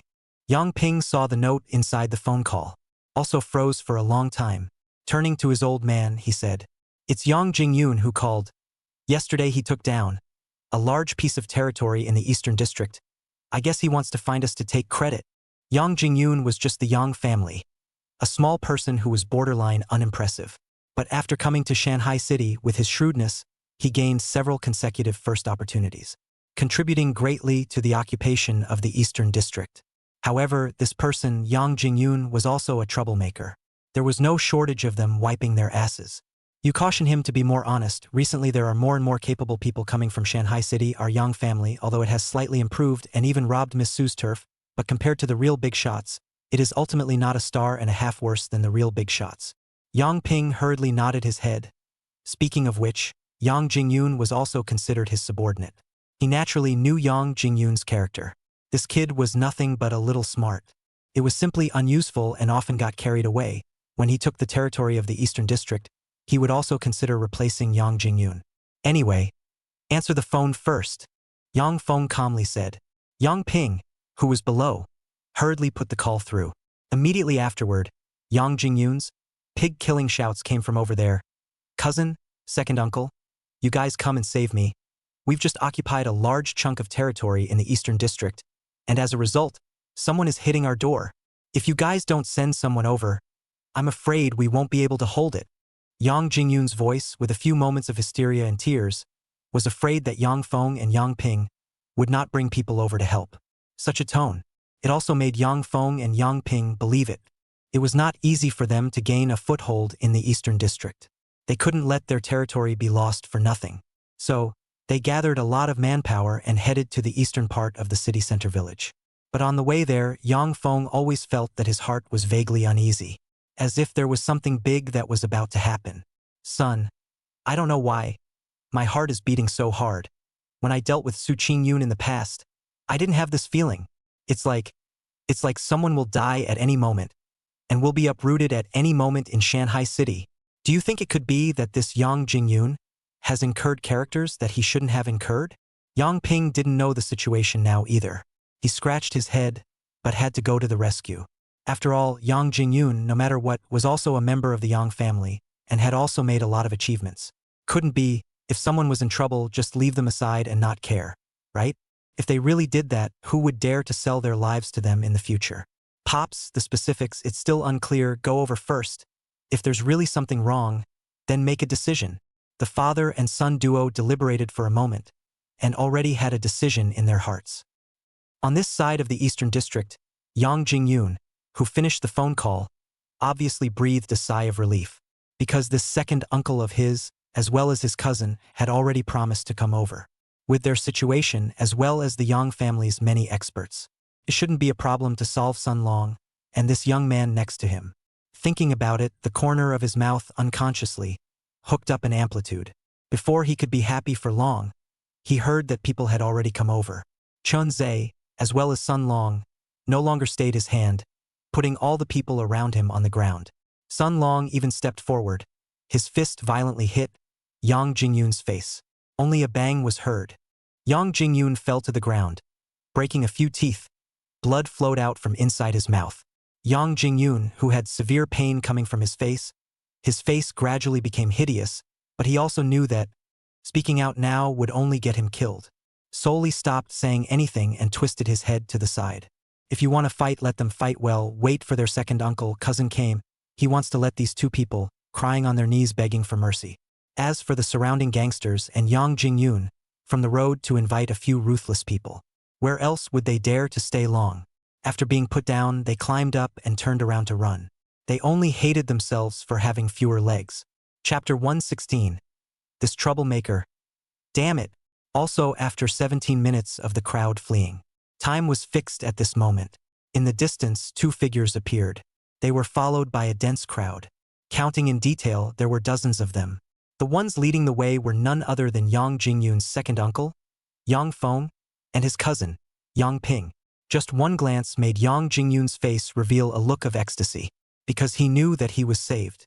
His second uncle and cousin were not even in the sights of Miss Su, who was so popular at the time. With his own strength, he flattened all of Miss Su's territory and took it for himself. The Yang family's foundation in Shanghai City has been laid. Now, the hand is even extended to the eastern part of the city village. I don't know how many people have been overshadowed by the wind. Such two characters, although not as good as Duan Yulong's existence, but in the entire Shanghai City it is a number of people. Yang Jingyun wanted to get up and rush towards his second uncle and cousin, but his head was stomped on by Sun Long. He who had not said a word earlier and wanted to save his life. At this moment he began to speak loudly. "Our Yang family members are already here. If you let go of me now, you can still plead with them later. As for your wife, she has long been played into a wreck by my old man and sold overseas. You'd better think about how to live by yourself." With such wild words, even Sun Long couldn't help but suck in a breath of cool air. His body couldn't stop trembling. But Yang Jingyun, however, couldn't stop laughing. Even though there was pain coming from his face, even though there was blood coming out of his mouth, he still could not hide the joy in his heart. Only Yang Feng, after taking a good look at Chun Ze's appearance and that white coat, the corners of his mouth couldn't help but twitch. "Nima, why is it this lunatic again? Earlier when they surrounded Miss Su, it was because of this lunatic that they lost their efforts. Recently, Miss Su made a comeback. Fighting with them back and forth, she even got a part of the territory, although compared to what they currently occupied it was nothing. Yet still it was a thorn in their side. Yang Ping, who was next to him, saw his nominal cousin being trampled underfoot. With wanton insults, his face gradually turned ugly. After all, no matter how unpleasant Yang Jingyun was, he was still a member of the Yang family, and humiliating Yang Jingyun was tantamount to trampling on the face of their Yang family. Then he waved to the people behind him. He wanted to surround Chun Ze and Sun Long, but no matter how he waved his hand, the people behind him did not move. Full of embarrassment, they had, before, followed Yang Feng and surrounded and intercepted Miss Su, so they naturally knew Chun Ze's identity. This young master of the Yang family, who had just come over not long ago, was not clear about the specific situation in Shanghai City. He only knew that there was a madman who had made a mess of Shanghai City, but he didn't know who this madman actually was. Wanting to take a shot at Chun Ze would seem unsurprising. Young master, you'd better wait a little longer. Everything is up to your father to decide. Next to him, a henchman who had followed Yang Feng for an unknown number of years, hurriedly reminded, fearing that this great young master would be impulsive. Yang Ping is also not a little cute. Turning his head to look at his old man's expression, he immediately realized the identity of these two people in front of him is definitely not simple. Yang Feng, on the other hand, smiled bitterly and just wanted to say something. When he heard, Yang Jingyun, who was stepped on the bottom of his foot, shouted with a great voice, "The people are already here. If you have the guts to let go of your old man, as long as you take out all the people here, all of them, you will be able to know the information of your wife's children." Sun Long cupped his fists and cackled, looking at the crowd in front of him. "If I remember correctly, you are called Yang Feng. The Yang family is also considered a prestigious family. I never thought that you would actually do something that would jeopardize other people's wives and daughters, just because I was at the casino and won $500,000 from your Yang family." Yang Feng, who was standing in the distance, felt his head filled with question marks. Of course he knew that Sun Long's wife and children had been captured. He had also gotten information about this. But so far, no one seemed to have found out who had captured Sun Long's wife and daughter. Again, it was because Sun Long's position in Shanghai City was not worthy of everyone's attention. But this pot, how did it get on his head? Yang Feng wanted to open his mouth to explain, but Chun Ze, Sun Long, had already turned around and walked towards them. Even Yang Jingyun, who had been stepped on the ground and lost his restraints, flew towards the Yang family's crowd. A great battle was imminent, and the atmosphere dropped to freezing point. Yang Feng gulped down a mouthful of saliva. It felt like things were, vaguely, getting a little out of control, knowing that if it wasn't resolved, something big would happen. No wonder when he came, he always felt uneasy. Yang Jingyun, this asshole is digging a hole for himself. Second uncle, quickly have someone arrest them. I have to torture them. Yang Jingyun, who was the fastest, had already arrived not far from Yang Feng, waving his hands, intending to let Chun Ze and Sun Long see how powerful their Yang family was. At that time, then Sun Long's wife, pulled in front of them, staged a living spring palace, ruthlessly humiliated, crushed Sun Long's mentality. However, just at the moment when both sides were close to each other, it was just a matter of time. Yang Feng violently made a staged jump. A flying kick hit Yang Jingyun's chest. Only a muffled thud was heard. Yang Jingyun, who had rushed over, froze and was sent flying by a kick, heavily smashed on the ground, dragging out several meters before stopping. The back was rubbed to the skin during the dragging process, wailing in pain. "Second uncle, what the hell are you up to? I'm your nephew." Yang Jingyun never dreamed that he had made a great contribution to the Yang family, and he was still related to Yang Feng, and the other party would lay such a cruel hand on him. Except for the last time in the casino, he was beaten by Sun Long and stayed in the hospital for almost a month. He had never suffered this kind of aggravation. "I don't have a nephew like you. When did I arrest Sun Long's wife and children?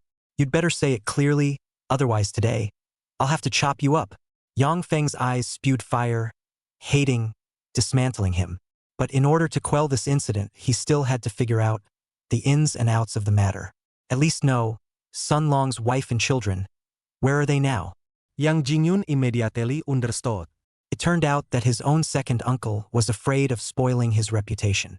He hurriedly explained, "Sun Long's wife and children were captured by me, and are now locked in the back basement. Everything is my doing, and will never ruin second uncle's reputation."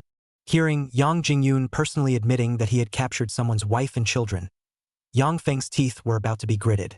However, he still beckoned for someone to go and bring out Sun Long's wife and children. Chun Ze, as well as Sun Long, also frowned. It seemed to realize that this matter had nothing to do with Yang Feng. And seeing Yang Feng's men, they brought out all of Sun Long's wives and children. A woman in a long black dress, around 30 years old, with a weak face, but with red eyes, pounced on Sun Long. As for the pair of children, perhaps because they had been starving for too long, they had already passed out. At this time, they were gently placed on the ground. It looked like they had suffered a lot, but at least the people were still alive and unharmed. Yang Feng, on the other hand, clenched his teeth and drew out a dagger, walking towards Yang Jingyun with a gloomy face. Yang Jingyun was confused. He didn't know what his second uncle was going to do, but from amongst his second uncle's eyes, he also vaguely detected some coolness. Alarmed, he shouted, "Second uncle, I'm your nephew, what are you doing? You cannot be impulsive or go back. How do you explain to my parents? Count?" Yang Feng sneered and walked over to Yang Jingyun, the dagger without hesitation. It directly stabbed into his heart, blood sprayed and got all over Yang Feng. Only then did he coldly say, "You'd better think about it. When the matter spreads back to the family, your parents, how to explain to the family?" Chapter 117 Yang Feng's Attitude. The matter had come to this. Yang Feng did not want to completely offend Chun Ze. Yang Ping also figured out what Chun Ze's identity really was. So after killing Yang Jingyun, Yang Feng arched his hand at Chun Ze and then looked at Sun Long next to him. "Regarding the matter of your wife and children being arrested, we are completely unaware of it. This Yang Jingyun, even though he is from our Yang family, but he does things on a regular basis, he is too unscrupulous. He originally wanted to replace him a long time ago, but I didn't think that he would have done such a thing. If it was someone else, it would have been done. But this person was Sun Long and Chun Ze. Even if Yang Feng wanted to help him, it was like a fool's dream. If the matter was spread back to the family, I'm sure no one would favor Yang Jingyun, and then again. Moreover, Yang Jingyun's parents don't only have one son. Now that he has caused such a big trouble, I'm afraid that Yang Jingyun's parents can only choose to make peace with the situation. They should even be glad that Yang Feng killed him. Otherwise, the old couple, as well as the children under their knees, I'm afraid they would have to be driven out of the Yang family." Sun Long also saw that the matter should have nothing to do with Yang Feng in front of him. Otherwise, the other party wouldn't have been dumbfounded throughout the entire process, even with a few moments of innocence. His wife and daughter were also found. The person who grabbed his wife and daughter was killed by Yang Feng himself, and he could not pursue anything after they did this. He said thank you, took his wife, turned his head and got into the car. Chun Ze sat in the co-pilot, looking at the Yang family outside. Yang Feng also just nodded, reported a smile, sent off Chun Ze and Sun Long, waiting for the people to leave. Yang Feng's face was also completely gloomy. Looking towards Yang Jingyun's corpse not far away, he said sullenly, "Recently, it's time to clean up those assholes within the Yang family who are acting as a bully. Otherwise, we'll have to do the grafting for others sooner or later after we've worked so hard to lay down our territory." Ms. Su's experience is still fresh in our minds. They couldn't afford to follow Ms. Su's old path. Yang Ping, next to him, solemnly arched his hand. He also had the idea of going back and making drastic reforms. At the same time, Shanghai City South, a certain villa by the sea.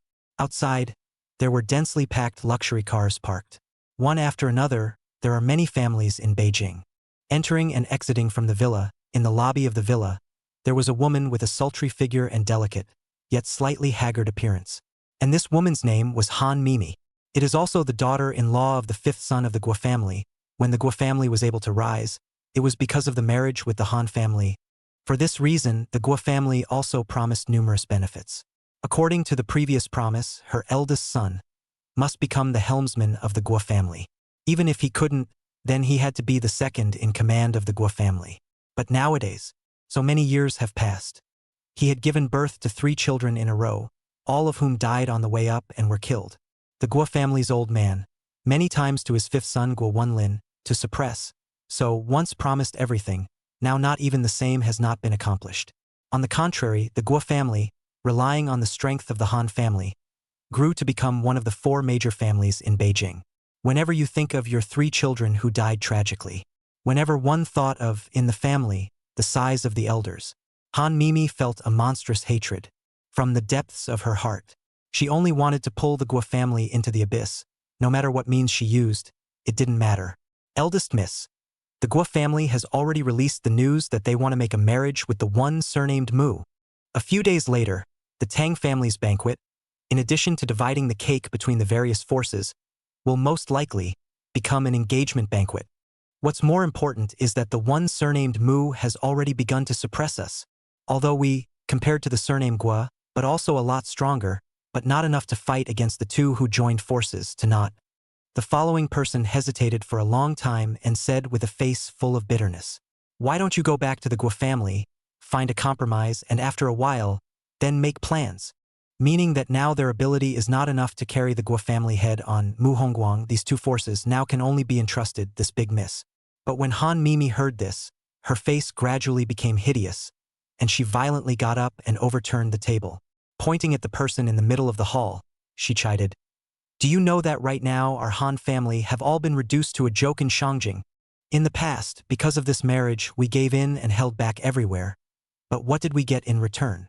In exchange for the Guo family and scrupulous plundering, greed, avoided this time, that the second, third, fourth, and how to avoid?" Then she glanced at, not far away, stood a man in black clothes, coldly said, "Those who shake the heart of our Han family's army, kill."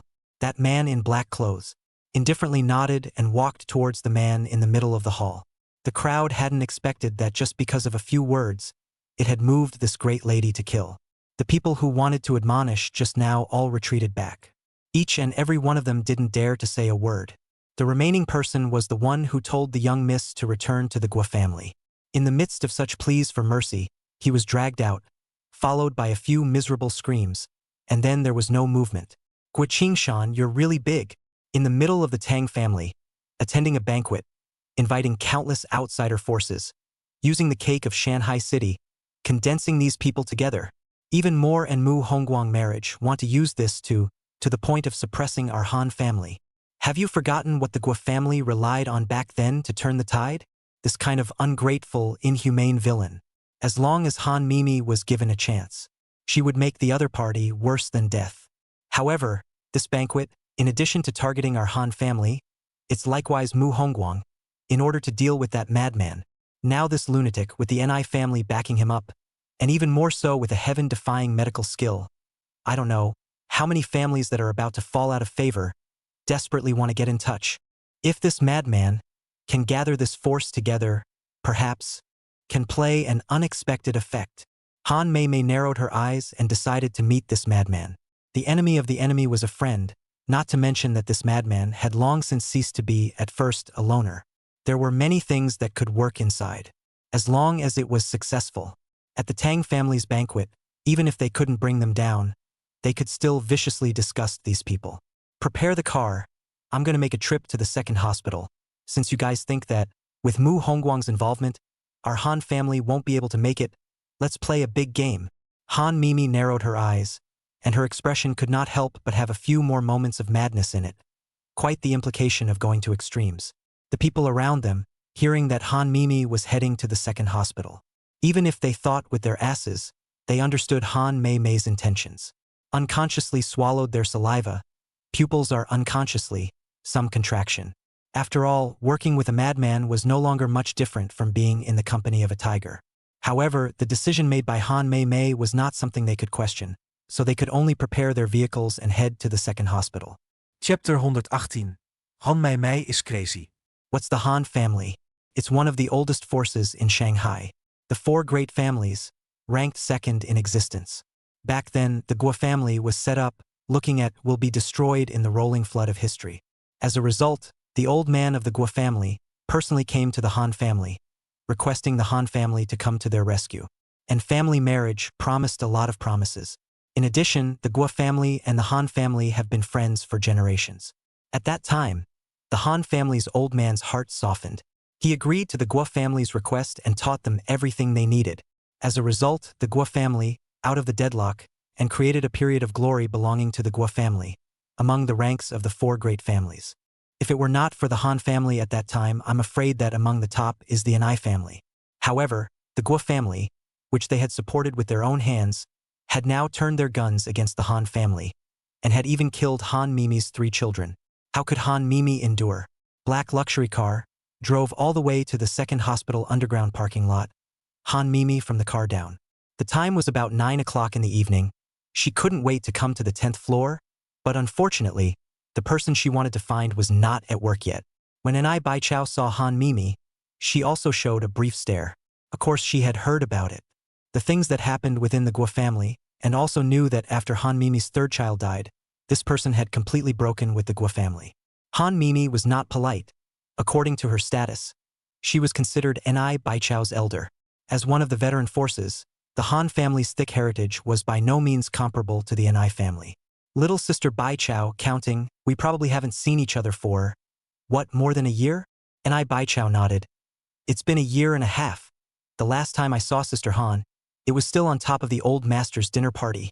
Indeed, today's little sister Baichao is already so dusty and stunning. No wonder she's known as one of the top 10 beauties in Shangjing. Anai Baichao hurriedly said modestly, it's just a random ranking by those people. It's not real. It's not a haphazard ranking. But this time I came over. I have something to look for Dr. Chun. I don't know if he's in. Chun Ze. He hasn't come to work for 2 days. Anai Baichao smiled bitterly. Originally yesterday she wanted to look for Chun Ze and go check on the old man. As a result, she didn't even find anyone. And by all accounts, Chun Ze should have been at work by 8 o'clock today. But until now, no one had been seen coming over. Hasn't been to work for 2 days? Then I'll wait here. If he comes, please inform me. Anai Baichao froze, then asked, can Sister Han tell me what you're looking for Dr. Chen for? Cluck, cluck, cluck. Han Mimi let out a silver bell-like laugh and looked Anai Baichao up and down a few times. She didn't avoid it and said bluntly, you should also be clear about what happened to me in the Guo family. Back then, the Guo family came to our Han family to ask for help, promising many promises. But in the end, after surviving the crisis, they turned their backs and killed my 3 children. Now it's even united with Mu Hongguang, suppressing our Han family. Ask, such a situation, on whose body can tolerate? This time, I've come to find Dr. Chun, because I want to set up a game, contact many families that are about to fall out of favor, and accompany the Guo family to play a big game of chess. That's all there is to say. Anai Baichao, however, felt her heart and mind shake, as if she had heard something unbelievable. Nowadays, regardless of whether it was the northern faction or the Beijing faction, there were in fact many. The old man in the family is about to die of illness of the big power, these forces, and the Anai family situation is similar. It was just that the Anai family was fortunate enough to have been saved by Chun Ze, while the other powers were not so lucky.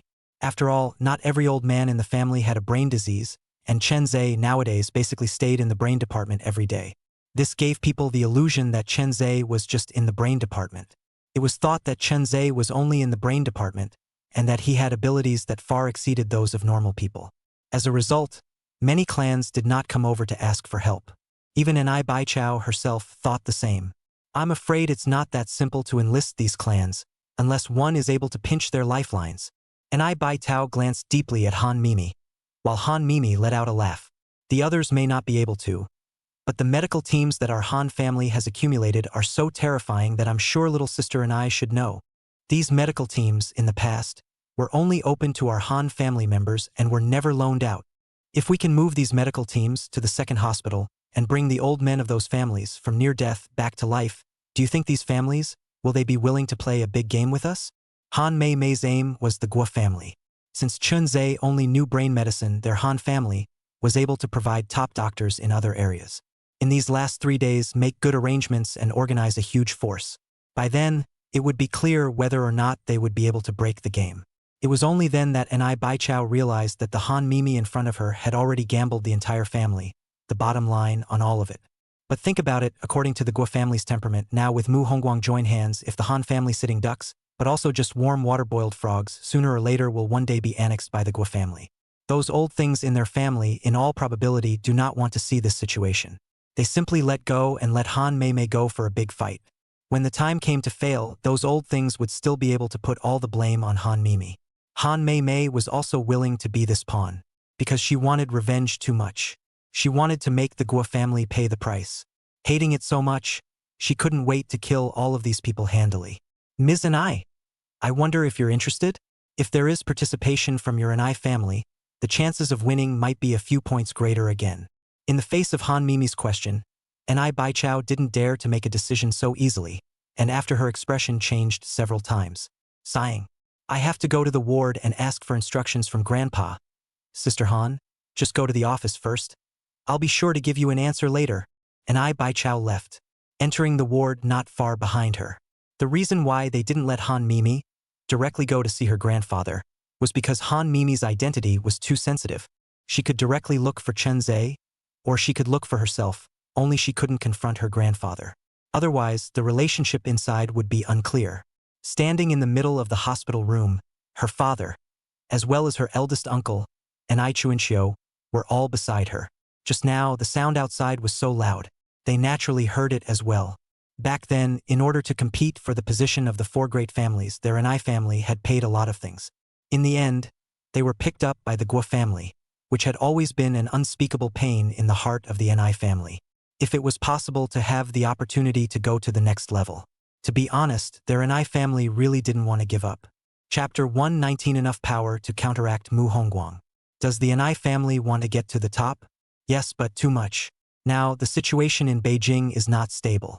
Once the old man died, then the Anai family, even if they stabilized the family business, would fall out of the top family ranks or even fall into the first class. It was not possible to say. So when they heard the conversation outside, in fact, no matter whether it was the old man or the next person in charge of Anai Chuanxiu, all of them were incomparably moved. Only Anai Yangon looked deeply at his daughter. Bai Tao, you should know that Han Mimi is dancing on the tip of a knife, and beneath her feet is an abyss of 10,000 feet. If she's not careful, she'll be in the middle of this mess, shattered to pieces. If you really want to participate, this fight will be the Anai family, pushed to the front of the stage, and Han Mei Mei as the same, used as a pawn along the way to kill. If you fail, you will also be abandoned without hesitation. Falling into the abyss? A life worse than death? Have you really decided? Anai Yangon did not want his daughter to go that far, but he also knew that this might be the last chance for the Anai family. The old man sighed leisurely, but he didn't interrupt Anai Yongon's inquiry, because their Anai family owed this granddaughter too much. They had sacrificed too much, and if Anai Baitao didn't want to, they wouldn't force it. Even if they were reduced to a first-class family, as long as they could keep the family business, enough for their children and grandchildren's descendants, they would be able to rest on their laurels. Anai Chuanxiu lowered his head. The room became silent. Anai Baitao was not a little cutie. She certainly saw the situation clearly. Equally understand that the old man was saved though. It also only increased by 1 or 2 years his lifespan. After 1 or 2 years, the unrivaled Guo family has defeated the Han family, so the next target will be the Anai family. Falling down, the first-class family still want to live peacefully, others will agree. After all, no one would mind, their power would be bigger and stronger. Guo Qingshan of the Guo family was the ambitious one, leaving them with few options. Grandpa, uncle, dad, I've thought it over. I've decided to participate in this operation. Hearing this, Anai Yangon took a deep breath. His throat choked a little, and silently turned his head to the side, 2 lines of clear tears unconsciously falling from the corners of his eyes. Anai Chuanxiu also felt a sinking feeling in his heart, but he was clear. As the helmsman of the Anai family, he could not be emotional. He also cared about this niece, but the growth of a family always comes with sacrifices. Therefore, at the same time Anai Baitao made his decision, the old master also spoke. Baichao, just let go and do it. Although I'm already old and don't have more than a few years of life left, don't worry. This old bone of mine still has some cards. At the critical moment, I won't let you sacrifice for nothing. Ni Baichao bowed deeply. Many thanks, Grandpa. Anai Chuanxiu also stood up. Our Anai family owes you too much, but in this matter, almost the entire future of the family has been gambled on, and as the helmsman of the Anai family, it's inconvenient for me to say anything more. However, I'm the same as the old master. As long as you are willing to do it and want to do it, our Anai family will fully support you. If anything really goes wrong, there are also a few of us to back you up. The only thing you need to worry about is this action. We are definitely not convenient to come out to help. Everything has to rely on you, understand? Niece understands. Elder uncle, don't worry. I will never let the Anai family be disgraced. Finished speaking, Anai Baichao revealed a touch of determination in her eyes. It walked out towards the outside. At the entrance of the elevator, Chun Ze and Sun Long, with his wife and children, came over to check. The two children, so far, were unconscious. The wife was a little better, just a little weaker and thinner. Recuperating for a while would be fine. However, these two children obviously been put under the sleeping drugs for fear of taking too much, resulting in serious sequelae. For the next checkup, there will be a specialized nurse to help lead the way. There was no need for Chun Ze and Sun Long to worry. However, the husband and wife were still hesitating outside, their faces full of worry. Chun Ze turned around and walked towards the office. Sun Long hurriedly followed up. When they walked into the office together, they saw inside waiting for a long time Han Mimi and I Bai Tao, two people. Seeing that there were two uninvited guests here, Chun Ze slightly frowned, walked to the desk and took out a stack of information. And I Bai Tao hurriedly opened her mouth and said, "Dr. Chan, this is Miss Han, one of the oldest forces in Shangjing, the family's power, ranked second. This time, I came over because I wanted to discuss something with you." Han Mimi got up and revealed a charming smile. "Dr. Chun, I've heard about you for a long time, and when I see you today, it's much stronger than what I imagined. I'm sure you've heard that the Tang family will be hosting a banquet 3 days from now. At that time, forces from all sides will gather, and there's even the Guo family involved, and outsiders under the division of the many interests in all likelihood will be oriented Taoa. RDS the Mu Hongguang and Guo families. Your ability alone is ultimately limited, and I have a deep grudge against the Guo family, so I may be able to help a lot." Sun Long, who was standing at the back, heard that the person in front of him was actually Han Mimi, the eldest miss of the Han family in Shangjing, and his face gradually became stagnant. He also looked at An I Bai Chao next to him, always feeling somewhat familiar, and then took a deep breath. The voice trembled and said, You wouldn't be An I Bai Tao, Miss An I, right?" Hearing the inquiry, An I Bai Tao revealed a stunningly beautiful smile and nodded her head as an acknowledgement. But it was An I Bai Chao's acknowledgement that made Sun Long feel his scalp tingle. Earlier he had been guarding Poplar Village and had no idea what Chun Ze was doing in Shanghai City today. His men, moreover, were preoccupied with finding the whereabouts of his wife and children. He thought that Chun Ze was still the same madman who went around looking for enemies and constantly killing. But now, even the Han family and I family have personally come to find Chun Ze. Now this Chun brother status has been so terrifying. On the contrary, Chun Ze, who was standing in front of him, fell into a long silence, neither refusing nor agreeing. But according to the understanding of this period of time, An I Bai Chao knew that Chun Ze did not drive people. It basically indicated consent. In her heart, she was also secretly relieved, and whispered a few words in Han Mimi's ear. Reading Chun Ze's meaning, Han Mimi also revealed a bright and beautiful smile. "Since Dr. Chun has already agreed, then in these 2 or 3 days, I will gather all the forces that I can organize, and at that time we will all have a meeting, and likewise, I will have to trouble Dr. Chun to help save some patients. As long as the subsequent plan is successful, even if we are facing Mu Hongguang and the Guo family, we don't necessarily have no chance of winning." Things had come to this point. Han Mimi had long since run out of room to turn back. Since she had decided to fight, she could only go one way. Either she, Han Mimi, will be treated as an outcast and die in another country. It is the destruction of the Guo family, their Han family to get back, originally belongs to their things. As for An I Bai Chao, decided to help uncle, grandfather, fight for the name of the 4 great families. The same went to the forefront, only need to fall after, life and death will not be by her. Chapter 120 Surgery for Sister. Han Mimi approached Chun Ze for an alliance, and An I Bai Chao also joined in. The following things, in fact, do not need Chun Ze too much worry. Others do not expect a crazy can recruit manpower. Chun Ze's main role, or that make the entire Shanghai city fearful of the name, as well as a horrifying force. That night, Chun Ze performed several more surgeries. Sun Long's pair of children, the exact situation was also checked out. It was only the excessive use of sleeping pills, coupled with malnutrition, that caused the current condition. Staying in the hospital, resting and recuperating for a month or 2. It will be almost the same. After this period of experience, Chun Ze also finally, there are more than 95% chance, can cure his sister, in order to be able to operate on his sister as soon as possible. At the same time, to ensure his mental state, he drank a bottle of glucose and also ate a lot of things, and slept in the hospital's restroom. The next evening, Chun Ze, who had already made all the preparations, went to his sister's hospital room. Inside, Dad and Mom this time, there are people over to send food and drink as well as wear. Even clothing, there are special people responsible for cleaning. The face is also a lot more rosy. Chun Ze did not dare to tell his parents. His sister's surgery would be done by his crazy brother. Instead, he specifically sought out An Bai Tao, explaining to his parents that a world-class brain expert had been invited, and that the chances of success were as high as 95% or more. There was almost no chance of failure. After hearing this, the parents were equally relieved. During this period of time, they were often able to see An Bai Tao, although the two sides were not on the same floor. But since they knew that Chun Ze's parents were here, she would come over to help out when she was free. Gradually, An Bai Tao and her parents became familiar with each other. What should be accounted for has been accounted for more or less. Chun Ze turned around and left the ward, returning to the 10th floor, changing into a white coat. He entered the operating room. Anesthesia and such work did not require Chun Ze to do it himself.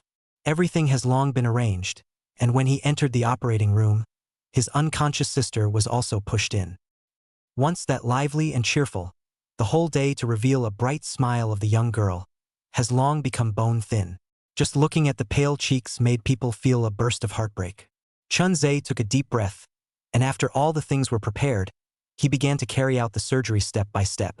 After such a long time of accumulation, Chun Ze for many tricky small problems. Chun Ze was not as reckless as he was at the beginning, but instead had a set of procedures that belonged to him. The nurses around him were also used to it.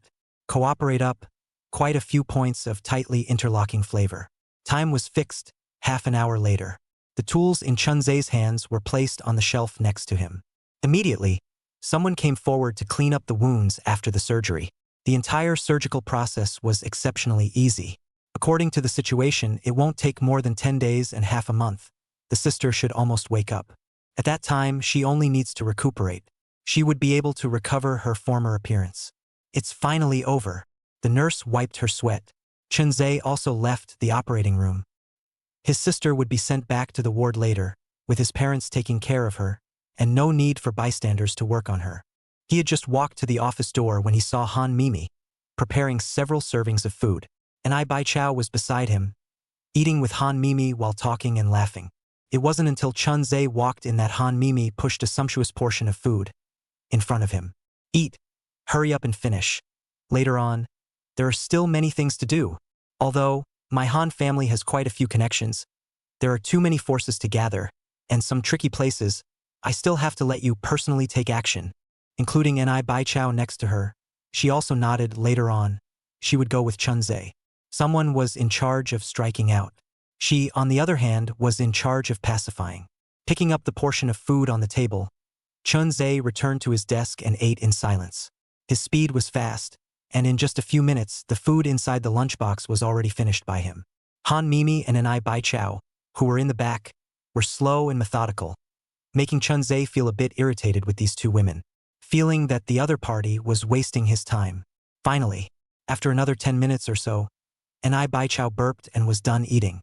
At the same time, he took out a piece of information and placed it on the table and said, "About the matter of Sister Han coming to the hospital to look for you, it already spread out yesterday. Whether it's the Guo family or Mu Hongguang, they're all making arrangements, and some of the forces that originally wanted to fall to us have become wavering. What we need to do now is to put pressure on them, and likewise, it's to make the Guo family and Mu Hongguang understand that if they hadn't stopped it, it wouldn't have happened." An Bai Tao pointed at the map and gently tapped, "This is the Wu family's address, although the power of these, compared to the top great families, is quite a bit worse. But if all of them are united, it's also a good force. Our first location today is the Wu family." An Bai Tao got up, and downstairs in the hospital, a large number of people had already gathered. Han Mei also turned around and entered the underground parking garage. She likewise had to go and deal with something vital, otherwise it would undoubtedly be a fool's errand to try and pull together a large number of people in a short period of time. Wu Family Hall. At this time already, there were several people from several clans that had converged here. Earlier, Mu Hongguang had sent out a message that he was going to hold a banquet at the Tang family and cede most of the benefits to the outsiders. It caused numerous local forces to be dissatisfied. It was just that, at that time, the crowd did not have the ability to stop it. And with the outsiders being so aggressive, They didn't dare to say anything. If these benefits were truly ceded, the income of the native forces would shrink by more than 2/3. At the same time, it would also put a large portion of the clans, due to the lack of income, into the abyss, and it would be difficult to climb back up again. This was the case for the Wu family, the Lin family, and the Zhang family.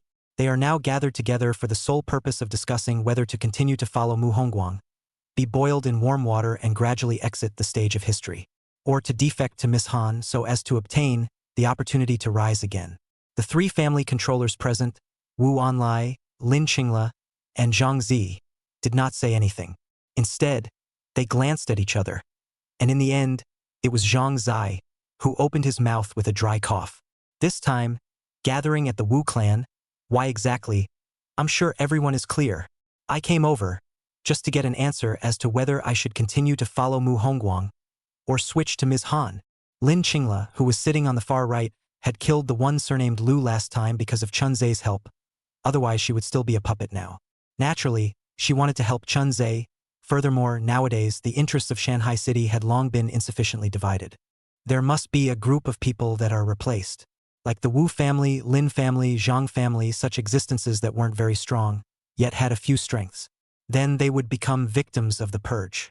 Chapter 121 Lin family's dog legs. Continuing to follow Mu Hongguang, the family would definitely not perish, but the days would get harder every day. They would become tiny rich men without power. They could only be slaughtered. They are used to living a high life on weekdays. To let them fall into the dust and roll around in the mud again was something no one could accept. So Lin Qingla took a stand and said, "Since Mu Hongguang doesn't give us a chance to live and has never considered us, there is no need to give Mu Hongguang face."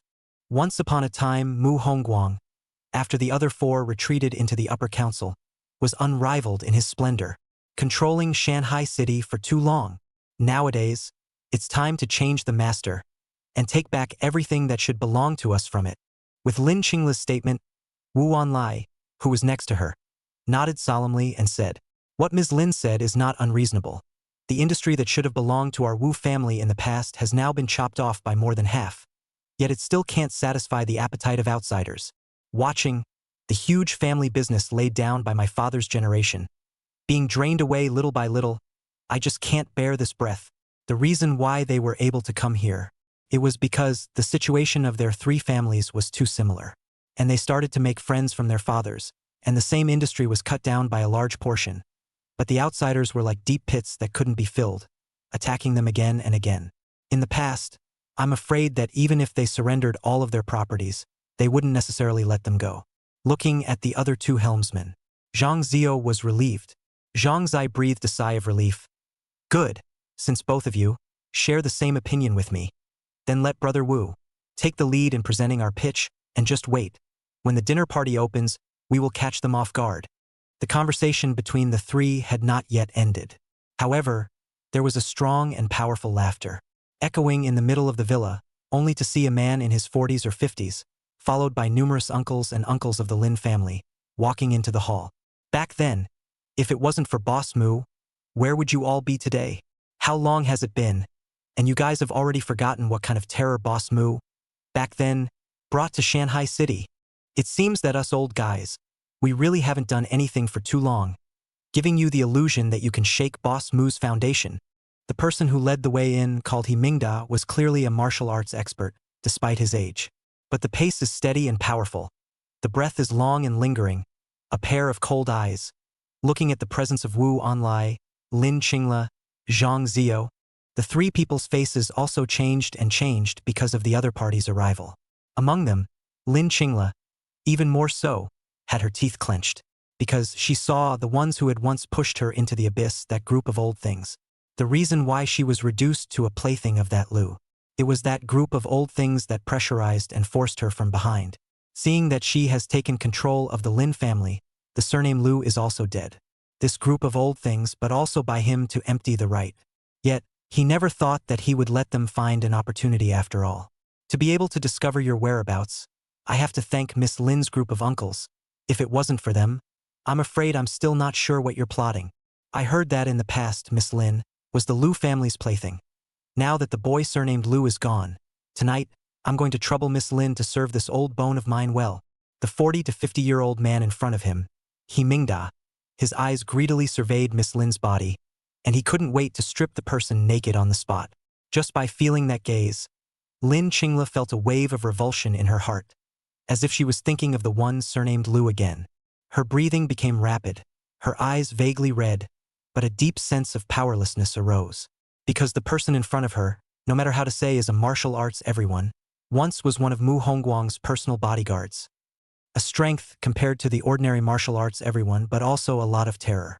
Such a person came to the Wu family villa, the desire why self-evident.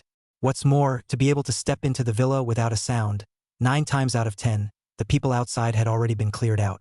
In that case, there were not many options left for them. Wu Wanlai, who was at the head of the table, saw that someone else had entered their Wu family's villa in an open and honorable manner, and got up violently. Just when he wanted to say something, He Mingda took a step forward, and his knee powered up, slamming into Wu Anlai's abdomen, only to hear a muffled grunt. Wu Anlai's eyes widened and he spat out a mouthful of blood, slowly falling softly to the ground. Zhang Zio took a look and violently sucked in a mouthful of cool air. With his mouth open, he couldn't come back to his senses for half a day. The reason He Mingda had come here was to warn these local forces. The consequences of betraying Boss Mu, nowadays the Wu family and the Zhang family, definitely couldn't be left behind. Killing a chicken to warn others. Boss Mu could only raise their hands if they wanted to get these people killed. As for Lin Qingla, the corners of He Mingda's mouth rose slightly, not caring about his gaze, sizing up this woman's figure. No wonder that surnamed Lu, so obsessed. Every time you go to the heavenly world, you must let Lin Qingla go to accompany. Such appearance, this figure simply absolute. The uncles and uncles of the Lin family came over to ventilate. Definitely can't drive the Lin family to extinction. As for Lin Qingla, he intends to play it well before making a decision. The people's expressions were all unpredictable. He Mingda was very satisfied and sat on top of the first place. His eyes looked around to the people below and saw that they all unconsciously lowered their heads before he laughed out loud in a rampant manner. Those uncles of the Lin family, licking their faces, ran up. Mr. He, since your purpose has been achieved, is the thing that was promised to us. A group of old things lowered their eyebrows. In the past, they had relied on flattering the surname Lu, arrogant and domineering, and now they were relying on betraying Lin Qingla to regain control of the family's power. Just thinking about this, Lin Qingla hated that she couldn't kill these people by 1,000 cuts. He Mingda tilted his head, contemptuously glanced at these old things. For them, in the heart of the eyes do not see. But after all, it is a bandwagon party, not to give some benefits other families see. Who is still willing to send them news? Now these old things not only want to regain power, but also better than everyone else. They are to take the Wu family, the Zhang family as a negative example. As for the Lin family and this group of old things, of course, to be held high. As for how to dispose of them after dividing up the benefits in the future, it wasn't a matter of Mu Hongguang's word. Don't worry. Not a single penny of what was promised to you will be missing. And it's more than you can imagine. He looked at an old man of the Lin family who was close by and reached out to pat the other's face. I still need you guys to set an example for the others. If you guys don't have a good life, what will others think of our boss Mu? Although the actions, the tone were full of insults. But this group of old things that had long ago lost their spine. Of course they didn't care, 1 by 1, 2 by 2, all red in the face. Excitedly bending over to thank. Full 10 dog-legged look. Chapter 122. Who's actually playing dumb? Don't worry, Mr. He. We'll do our best to do Boss Mu's bidding. And we'll be the first to fight for him. And we'll do it on a mountain of daggers and in a sea of flames, no matter what. Heh, He Mingda sneered, pressing their words, not taking them seriously. If they needed to rely on these people, Boss Mu wouldn't have become a legend in Shanghai City. Since things are here, tie up Wu Wanlai, Zhang Zio, all of them. As for the villa, just order it. The rest of Lin Qingla, you guys should know what to do, right? A group of old things hurriedly nodded their heads. No, Mr. He, don't worry. We will definitely let this girl serve you well. Lin Qingla's face turned white. Despair arose in her heart, and she finally smiled bitterly. Understanding, she still can't control her own destiny. Wu Anlai on the ground, wiped away the blood from the corner of his mouth, and allowed the people next to him to tie him up. Zhang Zio clenched his fists and let out a long sigh. Unexpectedly, in the end, they would be ruined by this group of old things from the Lin family. Just when the crowd made a move, However, they heard outside. The roar of a car was heard, followed by the large iron gate outside the villa, as if it had been slammed open by something. A tall black SUV rushed into the hall. The front end of the car crashed into the pillar at the entrance. Immediately after, a dozen more cars drove in, surrounding the entire villa. Chun Ze from the cab walked down, still the same white coat, still the upright figure. Silently blocked the entrance to the villa. And I Bai Chow, who came down from the co-pilot, felt a churning in her abdomen, and when she crashed in just now, she bumped her head, and now she still feels dizzy. She somewhat helplessly glanced at Chun Ze. Some regret. Let this guy drive. The people in the villa hall, looking at the two people who got off outside, were first briefly stunned. Immediately after, all of them recognized them. Wasn't this the crazy guy? There was also the woman next to him. The crowd only felt that there was some familiarity, but they couldn't remember for a moment. He Mingda, who was sitting on the first place. However, the corner of his mouth twitched and his voice said in a gloomy voice, "Shangjing and I family, Miss and I. It's rumored outside that you and Han Mimi colluded together against our boss Mu, and now it seems to be true." Hearing that this person was actually an I Bai Chow, the group of old men standing by the side also opened their mouths and stepped back. Just now, they said that they would help boss Mu and be born to die, but now they had already thrown it out of their minds. All they could think about was what to do, until he Mingda stood up and twisted his neck, planning to meet Chun Ze for a while to see this madman, whether it is as powerful as the legend. Such as Jiang Shang's stream, although he was called a great man, but in reality how he took the name down, a discerning person could see it. What's more, he himself was the best of the greats, defeating unknown martial arts greats. So he also wanted to test Chun Ze's depths. Then with his foot he hooked with force the stool next to him. With a fierce leg lift he threw it out. But it was in the face of such a stool that smashed over with great speed. Chun Ze did not move until the stool came in front of him. His body tilted to the left, and he dodged this sudden blow without expression. But it was this action that made he Mingda cough dryly, knowing that he had met a tough opponent. The stool that flew past just now was not much faster than the speed of his punch. Chun Ze, however, was able to wait for the stool to come close, and then sidestep to avoid. Since he was able to dodge the stool, he was able to easily dodge his own fist. According to this situation, if he went up and fought with Chun Ze in close combat, he would only die. As for the Ni family's group of men, they all rushed into the villa and knocked those old men to the ground one by one. There was even one who, after receiving a punch, spat out blood and crashed into the corner of the wall. Because of the excessive force, he died. The others were so scared that their scalps went numb, and they hurriedly asked for help from He Mingda next to them. "Mr. He, you quickly step in. This is hitting your face, you can't lose Boss Mu's face." However, hearing these people's pleas for help, He Mingda, however, raised his head and looked towards the ceiling. It was as if he didn't hear it. This kind of scene. It made this group of old things from the Lin family people were numb. You were the one who wanted to come over to find others in trouble. Now that people's rescuers have come, it is you who acted as if you didn't see them. Just now when arresting people, you He Mingda is not very crazy. Now you're just playing dumb? Even Wu Anlai and Zhang Zi can see it. This is He Mingda. Was Chun Ze scared? Do not dare to move. Or rather, even if he did, He Mingda couldn't beat him. Otherwise, with He Mingda, the moment he entered the arena, he had beaten Wu Anlai to the point of vomiting blood and temper, and he had already put Chun Ze down and went back to claim credit. Because he could not beat them, He Mingda did not dare to go on. This has resulted in a slightly awkward situation. As for sitting on the side, Lin Qingla, who had already despaired, after experiencing so many changes, long ago matured a lot of her, instantly figured out the situation, violently copied a stool, walking towards the leading old man of the Lin family. Without hesitation, she smashed the stool over. Only a bang was heard. The old man's head was smashed, and after a muffled grunt, he fell to the ground. Lin Qingla, however, did not stop his movements. Instead, he once again swung the stool and smashed it several times in a row, confirming that the old thing had broken off. He walked towards the others again, and the remaining Lin family old men, seeing such a scene, wailing in terror, begging for mercy. There was even someone who pulled He Mingda's pants leg. He Mingda pleaded with all his might to save him. But it was at this time that He Mingda violently let out a loud laugh. It's true that heroes come out of youths, however, I, He Mingda, am not without a backhand.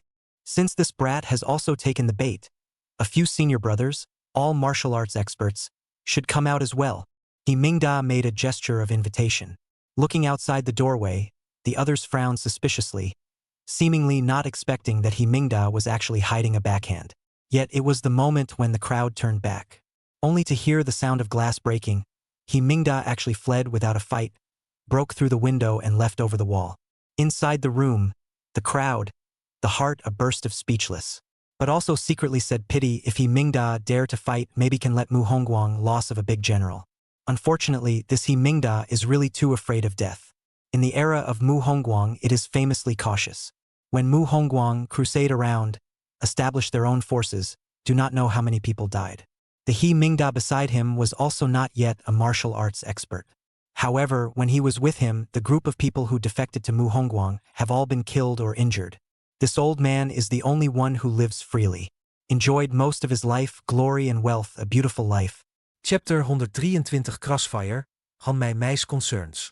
He Mingda who broke the window and climbed the wall to leave.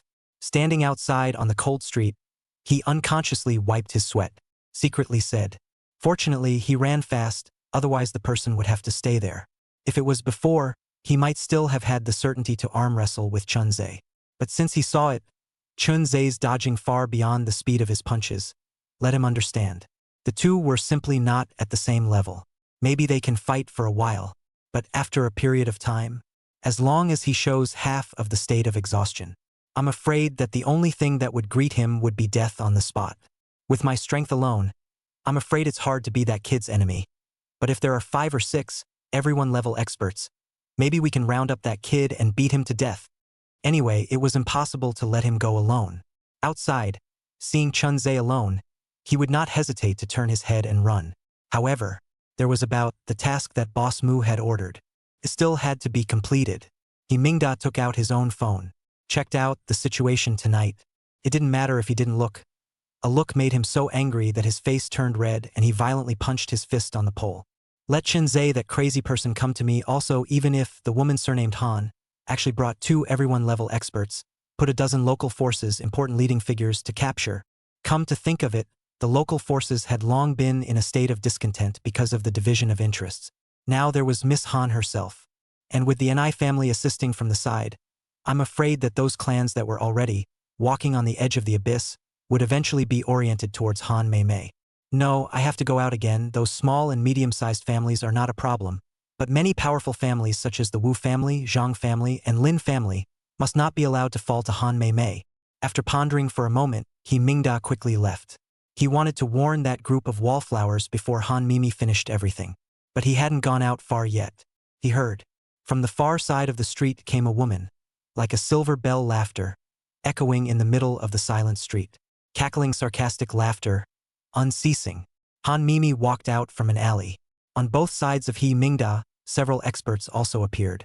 One of them was a martial arts expert. It left He Mingda deeply surrounded, and took a deep breath. Ms. Han had predicted that I would appear here? He Mingda clenched his fists. It felt like he was being counted by this woman. Han Mimi, however, just spread her hands. Actually, I didn't dare to be sure. I just got the news that Mr. He would be heading to the Wu family. Solely let Chun Ze and Ni Baichao past a trip. According to my expectations, Mr. He at least wanted with Chun Ze, entangled in the fight for about half an hour, who had thought that Mr. He without fighting and fled without half a hesitation. Now that he's neither injured nor expended much strength, things are a bit tricky instead. This was indeed in Han Mei Mei's calculations. Regardless of Chun Ze and He Mingda, whoever won in the end, she would send people into the villa and ambush them here, also to break He Mingda's back. I didn't expect that. He Mingda didn't even have the courage to fight with Chun Ze. The final pressure, however, fell on himself. I won't make things difficult for Mr. He. This is the martial arts expert I brought from the Han family. Although it's not as famous as Mr. He, it's still the best amongst everyone. As long as Mr. He is able to beat this expert from my Han family, then whether Mr. He leaves or stays, I, Han Mimi, will never interfere. This battle was unavoidable. If He Mingda agreed, it would be fine, but if he didn't, he would only end up under siege. Other than the martial arts expert beside Han Mimi, the other people's auras were not much weaker. In this way, He Mingda was even more helpless in turn.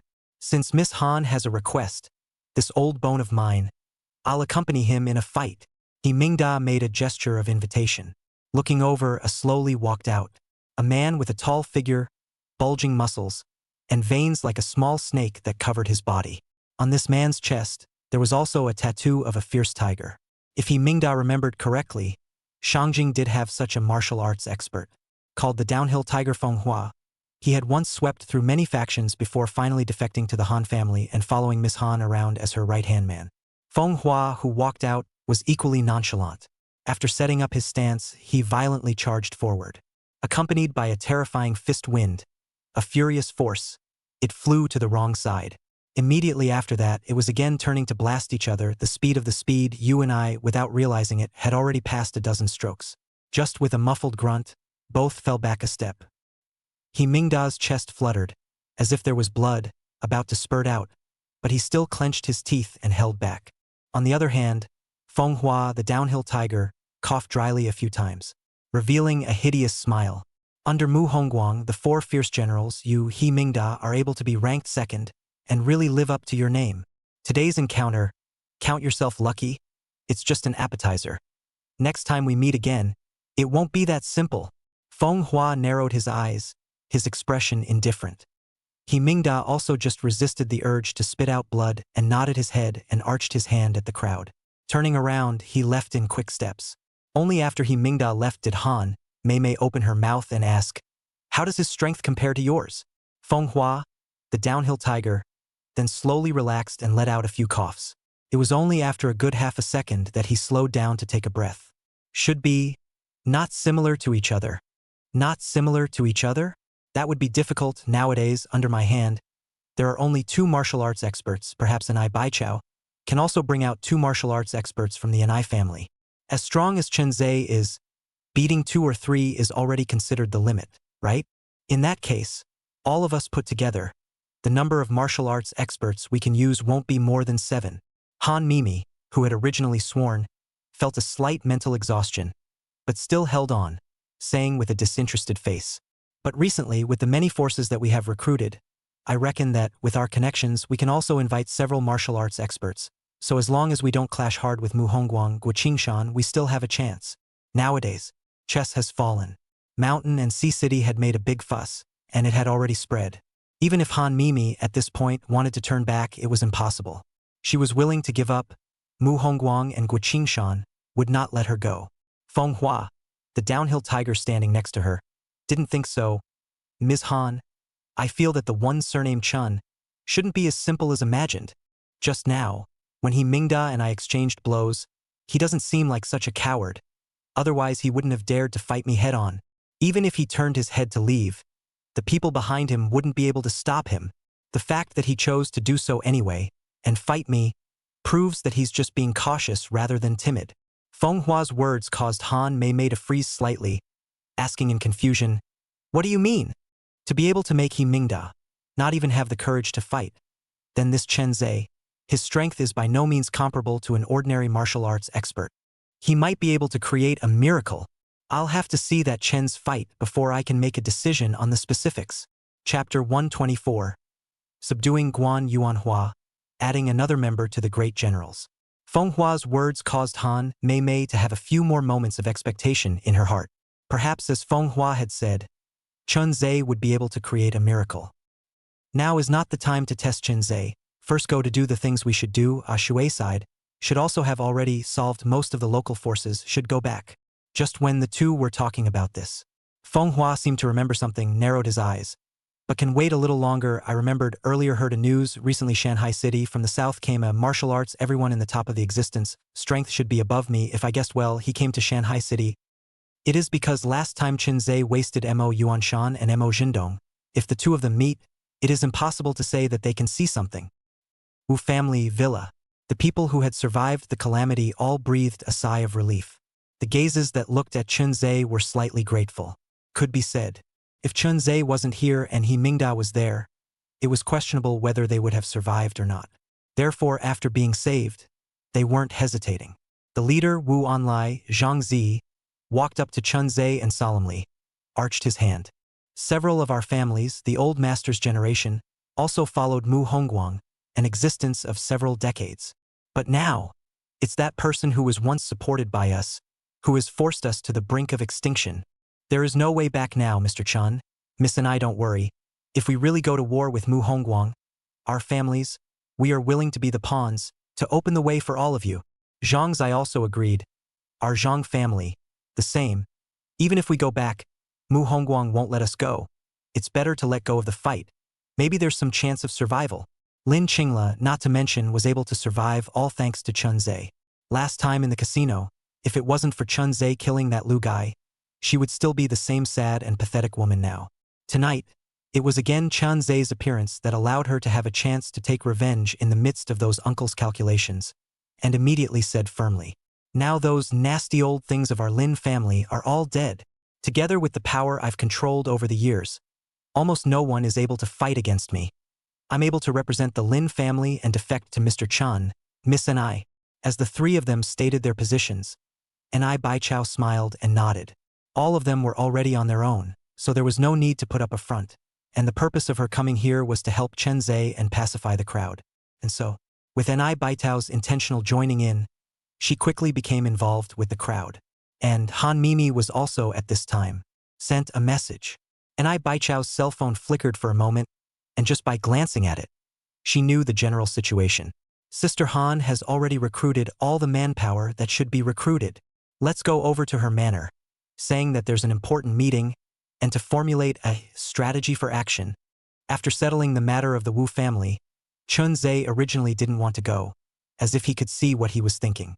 Baitao added, "Sister Han named you. She must have you go over. Although your mission has been completed, however, you are needed to sit in the town. After all, you have done so many things in Shanghai City. Your fierce reputation is deeply rooted in the people's hearts. You only need to sit there. You will be able to have the desired effect." They didn't need Chun Ze to do anything. Because of the extra things, there would be Han Mimi and Baichao to solve. What Chun Ze needed to do was to stabilize the military. After all, as long as he was there, the scene could not be chaotic.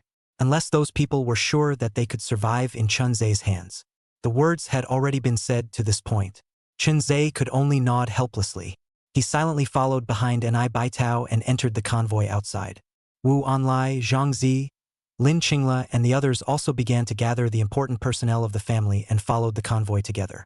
Unexpectedly, when they came to the halfway point, they were suddenly stopped by several cars.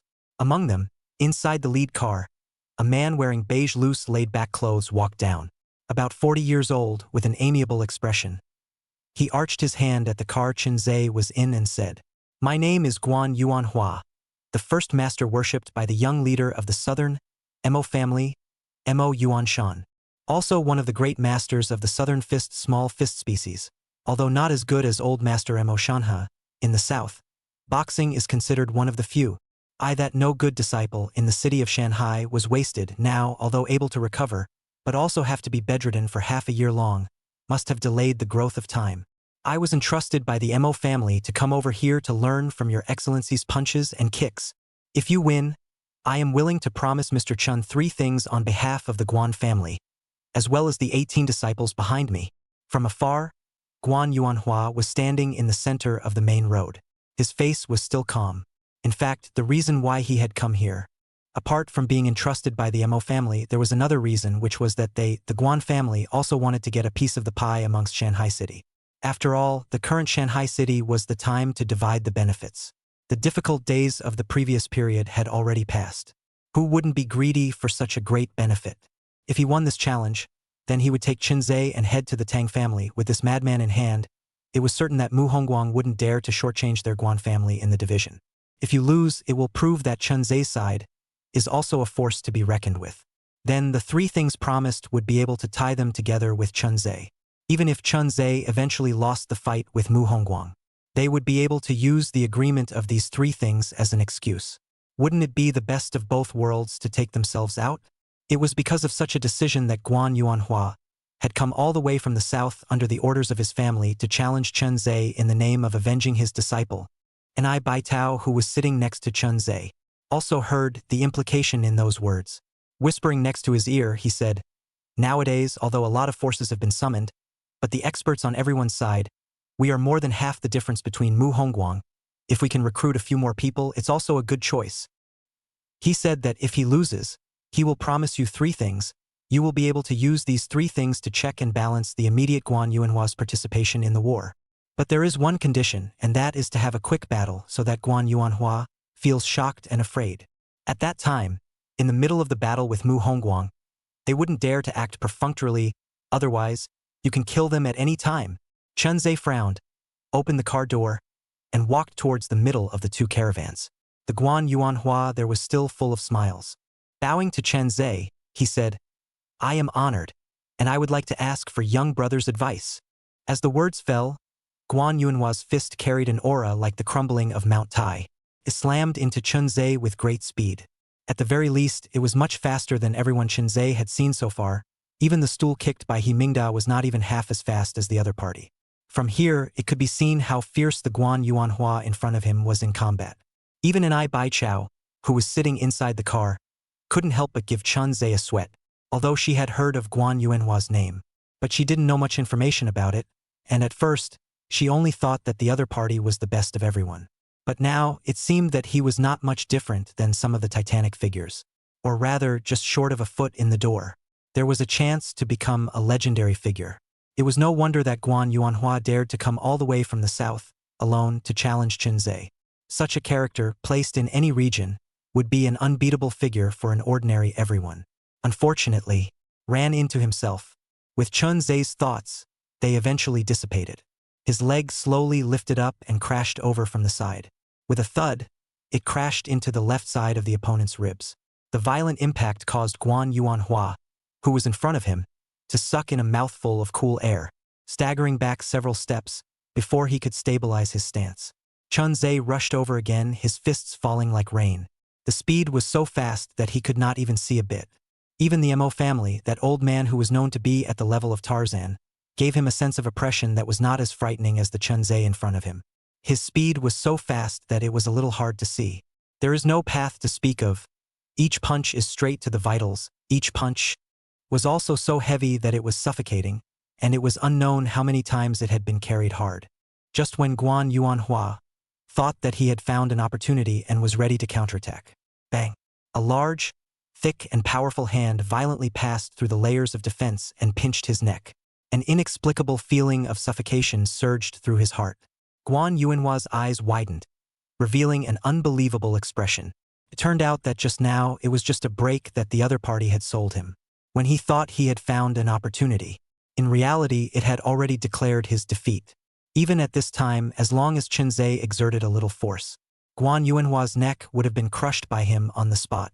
Chapter 125. Stirring up? What's meant to be is meant to be. So, there was no point in arguing for victory or defeat anymore. With his ability, he really wasn't enough to defeat Chun Ze in front of him, so he simply made a gesture of admitting defeat.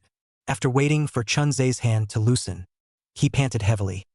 It seems that that disciple of mine, Mo Yuanshan, did not lose unjustly, unless that Taishan Beidou-level old man of the Mo family personally makes a move. Otherwise, the chances of trying to beat Mr. Chun are slim. Since I lost, the 3 things I promised Mr. Chun will never be reversed. Likewise, I have also prepared a great gift for Mr. Chun. If Mr. Chun trusts me, why don't you go to Miss Han's manor, wait for a moment, and I'll immediately rush back with someone. That was all there was to it. Guan Yuan Hua respectfully retreated, since he had lost. According to the agreement with the family, he would defect to Chun Ze, turning into a sharp blade in the other party's hands. In the midst of the next Tang clan banquet, a great show of strength was in store. Guan Yuan Hua left. Chun Ze also returned to the car. It was only the shock on Ni Baichao's face that could not be dispersed for a long time. Not expecting that this lunatic from the mental hospital had refreshed, time and time again, her perceptions.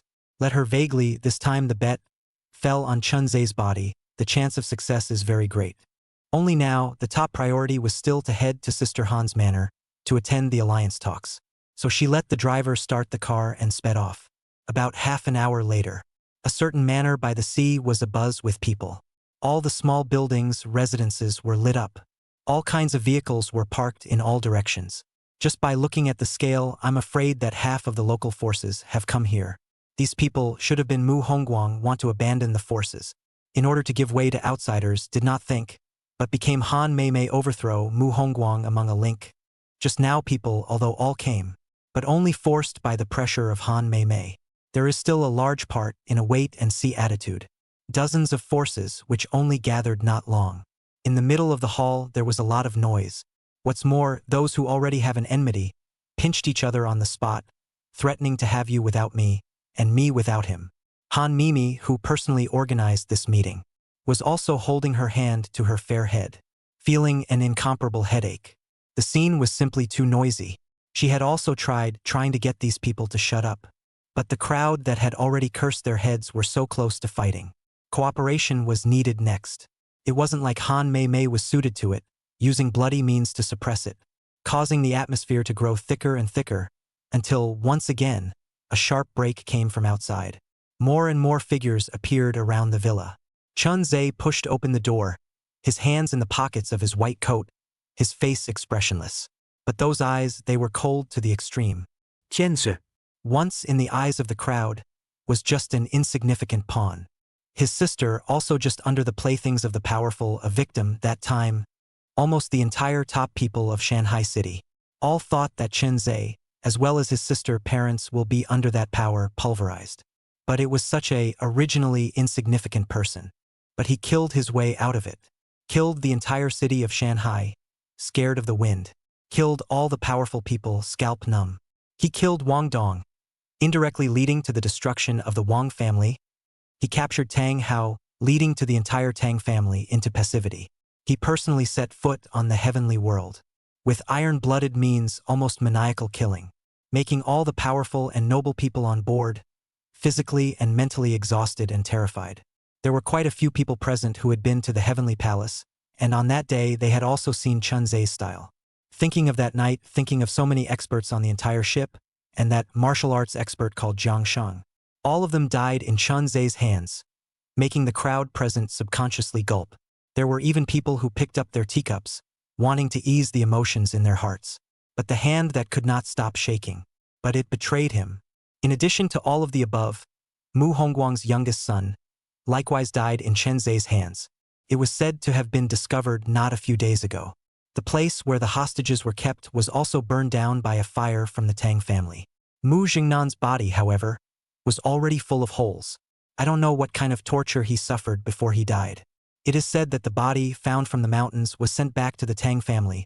Mu Hongguang, almost mad, fainted on the spot. If it is not accompanied by medical corps, I am afraid to be angry out of a good. But it is such a person now standing in front of them. Let originally incomparably noisy hall, in an instant, became silent. A pin drop can be heard. The scene quieted down. Han Mei breathed a sigh of relief and glanced at Chun Ze, who was standing at the door with a full aura. She was also secretly glad that she had luckily invited this madman over. Otherwise, there was no telling how many twists and turns would have to be encountered tonight. She had someone bring a stool and place it not far from her, almost level with her. Such an assigned position meant that Chun Ze nowadays was at the same height as her. And Bai Chao did the same, sitting beside Han Mimi and Chun Ze, looking at this group of leaders of Shanghai City's local forces from above. It was just that the crowd was quiet though. However, the flickering look in their eyes clearly told them that although this group of people had come, they were still wavering. Obviously, there was still a large portion that had not yet made up their minds. There were even some who had come over to cause trouble. The truth was just as they thought. There are indeed some people here who have been arranged to come and watch the show. At the same time, it was also for the purpose of stirring up this alliance. As expected, it hadn't been quiet for long. There was someone who came forward. Miss Han, although we've been suppressed by Mu Hongguang recently, at least we're peaceful and can still eat some leftovers. If we follow you guys, how can we be sure that we can divide the benefits we deserve without being used as a gun by you guys? 2 sentences, directly pointing out the situation of everyone present. It appeared to be a question for the crowd, but in reality, both inside and outside of the words, they were questioning everything that Miss Han had previously promised. After all, although their days are difficult, but not to the extent that they would end up having their entire family exterminated. But if they follow Ms. Han, once they fail, the consequences are unimaginable. The others who originally wanted to have a big fight with Miss Su, all of them lowered their heads, thinking that what the other party said was not unreasonable. With the first, there will be a second, third, The next questions were increasingly sharp. For example, if the fight was won, how would the benefits be divided? If the fight is lost, how should they be protected? Words like these, one after another. The alliance hadn't even started yet, and it was a mess. Lu Yuanhao, who was the first to speak, slowly narrowed his eyes. Originally, he had found He Mingda to inform on him, just like the Lin family's group of old men. As for the Lu family's controller, it wasn't originally him. Now, with He Mingda's maneuvering, the person in charge is dead. He got the power he had dreamed of. Similarly, he was also assigned the task of participating in this discussion and doing his best to stir up the alliance of the people. More importantly, he also knew a piece of news that others were not clear about. That is, a certain top figure among the great people in the south is about to come over to find trouble with Chun Ze. When the time came, there would be a two-pronged attack as well as He Mingda who would bring someone over to act as a stirrer. It would be strange for this meeting to succeed. Chapter 126 Guan Yuan Hua's Great Gift. Lu Yuanhao was only the leader of this incident. Besides him, Zhong Weikai and Yi Tian were also among those who had defected to He Mingda. With the three of them at the head, they controlled most of the family's power and had He Mingda helping behind the scenes. If they could no longer stir up this meeting, then there would be no point in their existence. Not only would Miss Han here not let them go, He Mingda would likewise not let them have a good time. Therefore, in less than a few minutes after Lu Yuanhao opened his mouth, Zhong Weikai also stood up. It seems that Miss Han hasn't figured out how the subsequent distribution should be done and how to protect our rights and interests. In that case, what is the purpose of this Grand Council? So many people were recruited in a short period of time. And at Miss Han's manor, talks were held. It didn't work out this time, and when these people slowed down, I'm afraid that it would be difficult to bring people over again. That's why Zhong Wei had the idea of letting the people go back and think it over before making a decision on their intentions. The people present were not little darlings. It was obvious whether they would defect to Ms. Han if they considered the stakes. Yi Tian similarly stood on the side of that Lu Yuanhao, Zhong Weikai, and dryly coughed. Yes, Miss Han, you with thunderous means forced us here even so.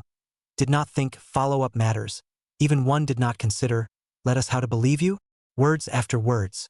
One after another stood up, like a huge wave on the surface of the sea. Miss Han was caught off guard, only to see her face grim, and realize that there was definitely something wrong with these people in front of her. But her purpose was to unite this crowd together. Otherwise, even if she killed the people in front of her, the many questions would still be hovering in everyone's minds. Nonetheless, it would not have any effect. Even more, it would cause the hearts of the crowd to become bitter. And Bao Tao wanted to stand up and say something. But now, about how the benefits would be distributed, and how to ensure the rights and interests of each family after defeating Mu Hongguang. Indeed, it hadn't been considered yet either. After all, according to past practice, these things were waiting until things were about to end, were about to be successful. Only then would the various families fight over them. And on the merits of the reward. It is too early to say that there is some haste. However, people were just deliberately making things difficult, causing the crowd within the villa to have their minds shaken. Other than Wu Anlai, Zhang Zi, and Lin Qingla, who had been saved by Chun Ze earlier, most of the leaders of the local forces had developed a wait-and-see attitude. It was as if things had come to a deadlock at the last minute. Han Mei also tried trying to calm the crowd, but as soon as she opened her mouth, Lu Yuanhao, Zhong Weikai, Yi Tian, and the others would be the first to come forward to refute her. The reasons for rebutting her were also very simple. They were all irrelevant matters, but it was all sorts of issues combined together. But it made Han Mimi's hands tied for a moment, as if she had already centrifuged herself from the leader of the local forces, and the atmosphere was exceptionally weird. Lu Yuanhao even raised his own hand, looked at the time. In his heart, he said, it should be almost time. The group of people from the south, in all probability, would come to this manor within 10 to 20 minutes. Their top boss, He Mingda. He Mingda, their top boss, would also bring a large number of experts and come over to surround them. At that time, all we need is for him to raise his hand. The leaders of the other local forces. The other leaders of the local forces will use their donkeys to stand on both sides of him. All sorts of plans, extraordinarily meticulous. As he expected, after 15 minutes, the door was suddenly pushed open, and Guan Yuan Hua walked in with his 18 disciples in tow. His eyes looked around the crowd present. It finally landed on Chun Ze's body. Lu Yuanhao saw the person in front of him, exactly the same as in the photo, and revealed an ecstatic expression. Knowing that it was the southern small fist seed everyone, Guan Yuan Hua, who had come to avenge Mo Yuanshan. As Mo Yuanshan's first master, he also had a great affinity with the old master of the Mo family. Guan Yuan Hua was also considered to be a prestigious presence in the south, among the many small fists. When I first met He Mingda, that Mu boss beside the right arm, once said, "Single fight, two of him were no match for Guan Yuan Hua." The 18 disciples under his hand. Those were all experts who were approaching the level of everyone. If they were given another 3 to 5 years to grow, 9 times out of 10, they would be able to cross into the ranks of everyone. But this is such a prestigious group of people. Now they stepped into Miss Han's manor. The unknown Miss Han saw Guan Yuan Hua, as well as her 18 disciples. She also violently tugged and tightened her white fists. Her gaze sank to Lu Yuanhao and the others. You all knew long ago that Guan Yuan Hua would come here? Or perhaps, it was you who secretly tipped them off? Miss Han was furious in her heart. Of course she knew that it was Mu Hongguang and the Guo family who were behind this. But in her heart, there was a million things she could not do. Knowing that things had come to this point, if Guan Yuan Hua and the others were not resolved, it would be impossible to complete the final alliance. Lu Yuanhao also stopped pretending and let out a rampant laugh. By Miss Han's side, it's estimated that there are 2 experts at the level of everyone. But if we take on Mr. Guan, the chances of winning are also very slim. If we, Mr. He, bring people to aid at this time, only need to drag that lunatic surname Chun. The crowd present, what is the fate? Already clear, right? So, are you all sure that you still want to follow this Miss Han and go all the way to the black? Now that Boss Mu and the Guo family have joined forces, which is stronger or weaker, could it be that you all don't even have that kind of discernment? One word at a time. All of the forces present at this meeting lowered their heads. All lowered their heads. No one dared to say anything anymore, leaving only Lu Yuanhao, Zhong Weikai, Yitian, stood amongst the crowd, rather imposing. This scene, he even wanted to have someone take a few pictures and send them to Boss Mu. At that time, maybe Boss Mu was happy. They will also be able to step forward, and with the Guo family, from the side of the assistants, he is not glory and wealth, enjoy endless? Zhong Weikai Yitian also do not want to weaken their own momentum. Dry cough walked to the side of Lu Yuanhao, formed a triangular opposing position, looking out at the high Miss Han, gazed slightly a few contempt. Even began to consider, when things were over, Miss Han and Ai Baichao, how should they be dealt with? Just as many local forces, little by little, approached Lu Yuanhao's trio, wanting to turn against them.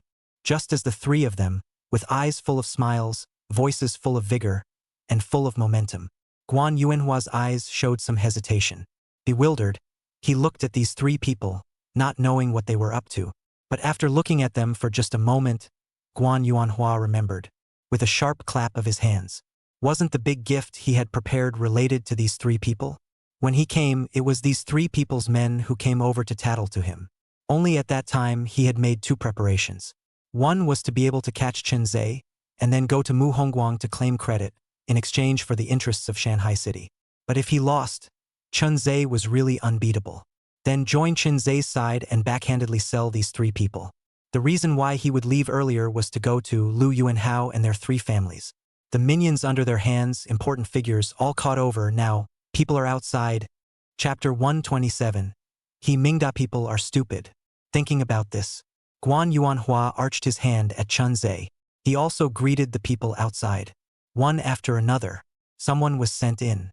Guan Yuan Hua walked up to Chun Ze. Respectfully arching his hand, he said, "Mr. Chun, I said that I would prepare a great gift for you.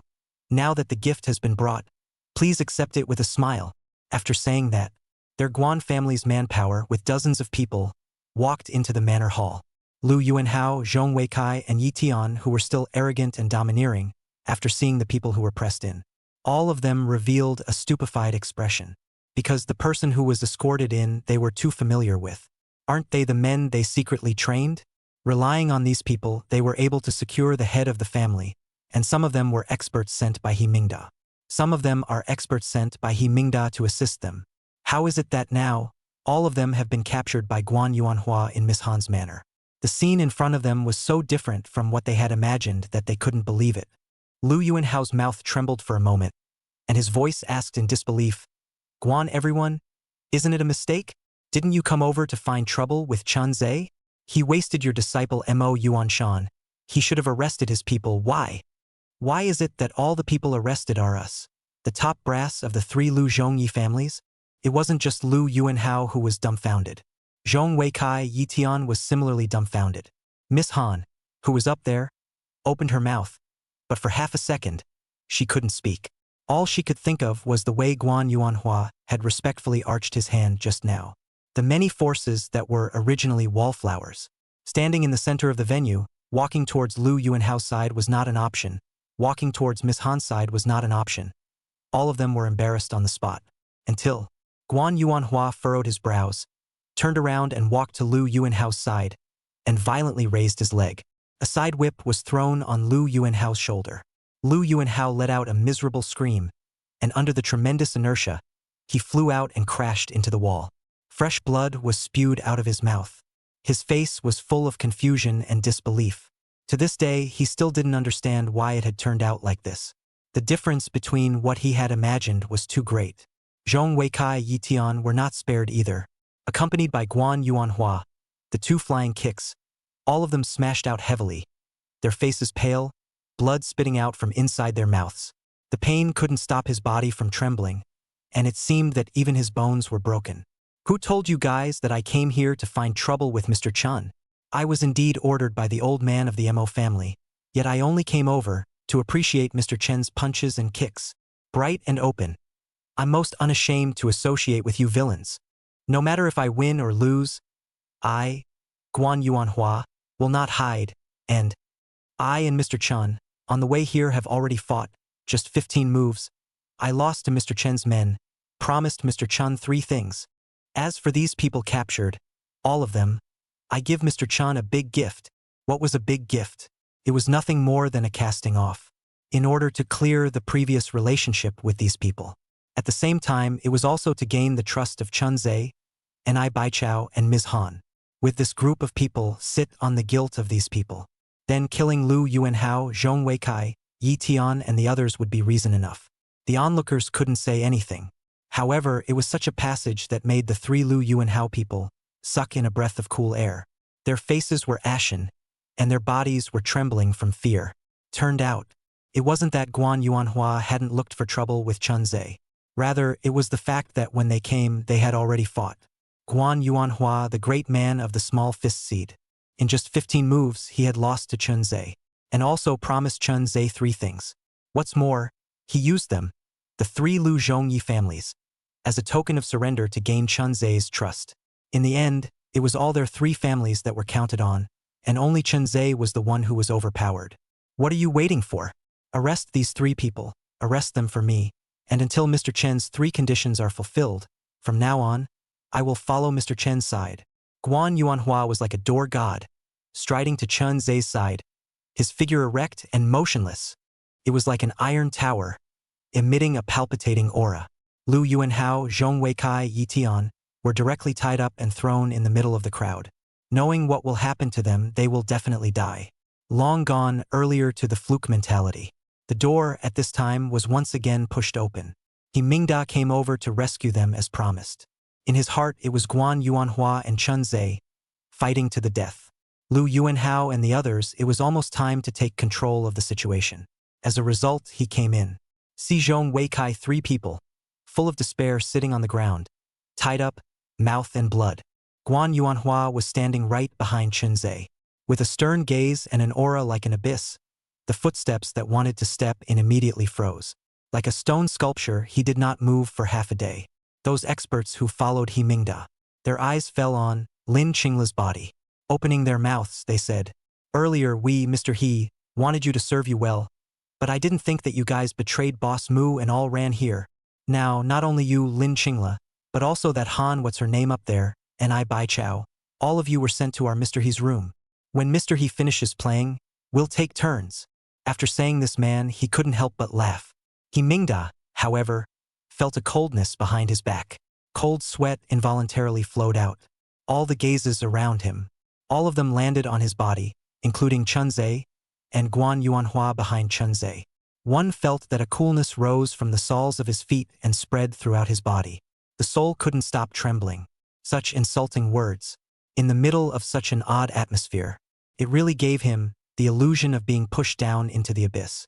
In order to dispel this fear, he violently raised his hand. At the person who had just spoken, he threw a slap over. There was a loud slap. The man was thrown out several meters away. A few teeth were spat out, and the bones seemed to have shifted. Slurring his words, his face was full of incredulity as he asked, "Mr. He, why are you hitting me? You hit them instead. Isn't that what we came over here to do?" The words were a bit leaky and not very clear to hear. But for now, He Mingda had no time to care about him. Instead, he coughed awkwardly. Raising his hand, he nodded and greeted the crowd in general. "Sorry, came to the wrong place. Next time I'll buy you all a drink. I'll pay for it. There's something else. I'll leave first. Sorry, I'm really sorry." After saying that, he tried to be careful and tried to close the door. But without realizing it, on the lawn behind them, Guan Yuan Hua's 18 disciples were already blocking the way. Guan Yuan Hua also walked out from behind Chun Ze. Cracking open his mouth, a terrifying aura enveloped He Mingda's body. He Mingda gurgled and swallowed a mouthful of saliva. Earlier, when he fought with the downhill tiger Feng Hua, he hadn't recovered from his injuries yet. Now against Guan Yuan Hua, not to mention 2 He Mingdas, with his injured body, even if it was 3 or 5, he wouldn't necessarily be able to beat them. Chapter 128 Surrender, the Grand Duke of Mu Group. Around them, those experts brought by He Mingda. It seemed that they were still not clear about today's situation. Seeing someone blocking the way, some roared in anger. Rushing over, they wanted to knock down the person blocking the way. But the 18 disciples of Guan Yuan Hua, those were existences that were just one step away from being ranked as great masters. Characters that were on par with the original Tang family martial sect, the old generation helmsman Jiang Lingyun. How could a group of little trash that could barely be considered first class be their opponents? In just a few breaths, the large group that had been brought in began to fall to the east. The 18 people were like tigers entering a flock of sheep, completely killing madly. Whether these 18 people were fierce or not, He Mingda could tell at a glance. His group of men, even if they were ordinary martial arts experts, it would take a lot of time to solve them. However, they were beaten by these 18 people, and they didn't even have the strength to fight. Before he could think too much, the group of men had already fallen to the ground. They were wailing in pain. He Mingda opened his mouth, knowing that the situation was over. Showing some bitterness, he glanced at the 18 disciples and then at Guan Yuan Hua. Eventually, his gaze landed on Chun Ze's body. Tidying up his hairstyle, meticulously, pulling on the loose garment again, patting away the dust on his sleeves, he took 2 steps forward, only to hear a fluttering sound. Kneeling down in front of Chun Ze, he heavily snapped his head 3 times. "I, He Mingda, am willing to abandon the darkness and follow Mr. Chan to seek revenge on Mu Hongguang. That old thing is just too hateful. When I used to follow him, he used to make me rush ahead. If it wasn't for my caution, I wouldn't know how many times I would have died. Later on, it was not easy for me to lead a life of fine clothes and food, but he forced me to do some unseemly nasty things. Every day, my stomach turns and I feel nauseous. This kind of unscrupulous villain, everyone has to be put to death. I, He Mingda, willing to give Mr. Chan as a pawn, to do justice to heaven." After saying this, He Mingda seemed to feel that it was not enough. Hastily handing over his own pitch. "I know, without taking out some sincerity, Mr. Chan will definitely not believe me. In Shanghai City, south of a sea island above, Mu Hongguang's eldest son, that is, the future crown prince of Mu Group, is above the manor on the sea island. I'm willing to go with Guan everyone together, to capture the person back at that time, even if I want to betray Mr. Chan. I'm afraid Mu Hongguang will not let me go. This pitch. Scary enough, right?" Mu Hongguang, carefully cultivated Mu Group prince, the old man said to Sel. Not the slightest to their own way back. He does not believe that the eyes of Miss Han, Miss and I, not heart. Now, no matter which side of the force, it is the time to lack of manpower. Furthermore, Mu Hongguang sighed, but gathered 15 martial arts everyone. Less him there are 14. Gua family at this time cannot yet out of it, really want to let people put all the power to use. Han Mimi and I Baitao Chun Ze, these people under the hand is really not enough to see. However, He Mingda's words did play a role. This cast, the power is too great. No less than a missile that destroyed the Mu Group's headquarters. That was Mu Hongguang's eldest son. He is also the future heir of the Mu Group. Compared to that punk Mu Jingnan, completely not a heavyweight. But no matter if it was Han Mimi or Anai Baichao, they all kept an eye out. Mr. He, there's no need to go, stay at the manor, and let Guan Dazhong with his 18 disciples make a trip to the island you mentioned. If you can really capture Mu Hongguang's eldest son back, in the future, the interests of Shanghai City, you have a share. Hearing that he couldn't go, He Mingda's heart thumped, knowing that the plan had failed. Originally, he wanted to personally travel to the island, looking for an opportunity to bolt midway with Mu Hongguang's eldest son to run away. And on the island, there was a specialized helicopter. What's more, the helicopter fails, there is an underground pass specializing in receiving the yacht, as well as the intricate underground facilities. These he did not say it. If the people did not bring back, and even Mu Hongguang's eldest son was not found, he is not bound to die? Hurriedly stood up, ran to Ms. Han's side, all the hidden passages on the island, the location of the helicopter. All clear, explained out, seeing the honest He Mingda now. Miss Han and I Baichao all looked at each other and smiled, knowing that, when these things were said, it would be impossible for He Mingda to turn back. Everyone Guan, you've heard what he said. This matter still needs to trouble you to make a trip. Guan Yuan Hua was already bent on defecting to Chun Ze, and was worried about not having anything to do. So he immediately clasped his fists and agreed. Don't worry, two young ladies. Give me 3 hours. If I can't bring the person back, what to do with him is up to you. For Guan Yuan Hua, this kind of terrifying battle power. Miss Su and Anai Baichao, of course, cannot be treated as He Mingda that way, just lightly laughed and said, Guan Big words can bring back the best. If you cannot bring back, Guan Big just need to ensure their own safety, it will be fine. Their words came from the heart. After all, following up, heading to the Tang clan's banquet, Guan Yuan Hua was still needed to show off his skills. Guan Yuan Hua didn't half drag his feet, and with his 18 disciples, as well as the many Guan family members, he disappeared outside. The remaining local forces, seeing that even He Mingda had sold Mu Hongguang's eldest son, he himself had even defected to Miss Han's side of the force. Now with Guan Dazhu, as well as his 18 disciples, it was undoubtedly expanding Miss Han's side's power to an extremely terrifying level. There would be nothing to hesitate about. Since we've come all the way here, we're only pawns to be discarded on Mu Hongguang's side. In that case, my Li family is willing to follow Miss Han, Miss Anai, and Mr. Chan and go through fire and water. My Zhao family shall do the same. And our Qian family, count our Wei family in. More and more people opened their mouths. All of them linked together and began to arch their hands, declaring their decision. Han Mimi and I Baichao saw this scene, and their mouths couldn't close with laughter. At the same time, the gazes of the two of them also looked towards Chun Ze, who was expressionless and even a bit indifferent next to them. Their hearts were filled with emotion. If it wasn't for Chun Ze this time, I'm afraid that it would be a question whether or not they could unite the crowd successfully. With just Miss Han and I Baichao, in all likelihood, they would have failed in the midst of Lu Yuanhao's, Zhong Weizai's, and Yi Tian's calculations. Not to mention He Mingda, who had rushed over from behind. The biggest possibility was that the alliance of people would fail. Even their plans would be disrupted by He Mingda and they would go into hiding. But it was because of Chun Ze's existence that not only avoided these things, but also organized an even more terrifying force. In this way, many things would become incredibly convenient.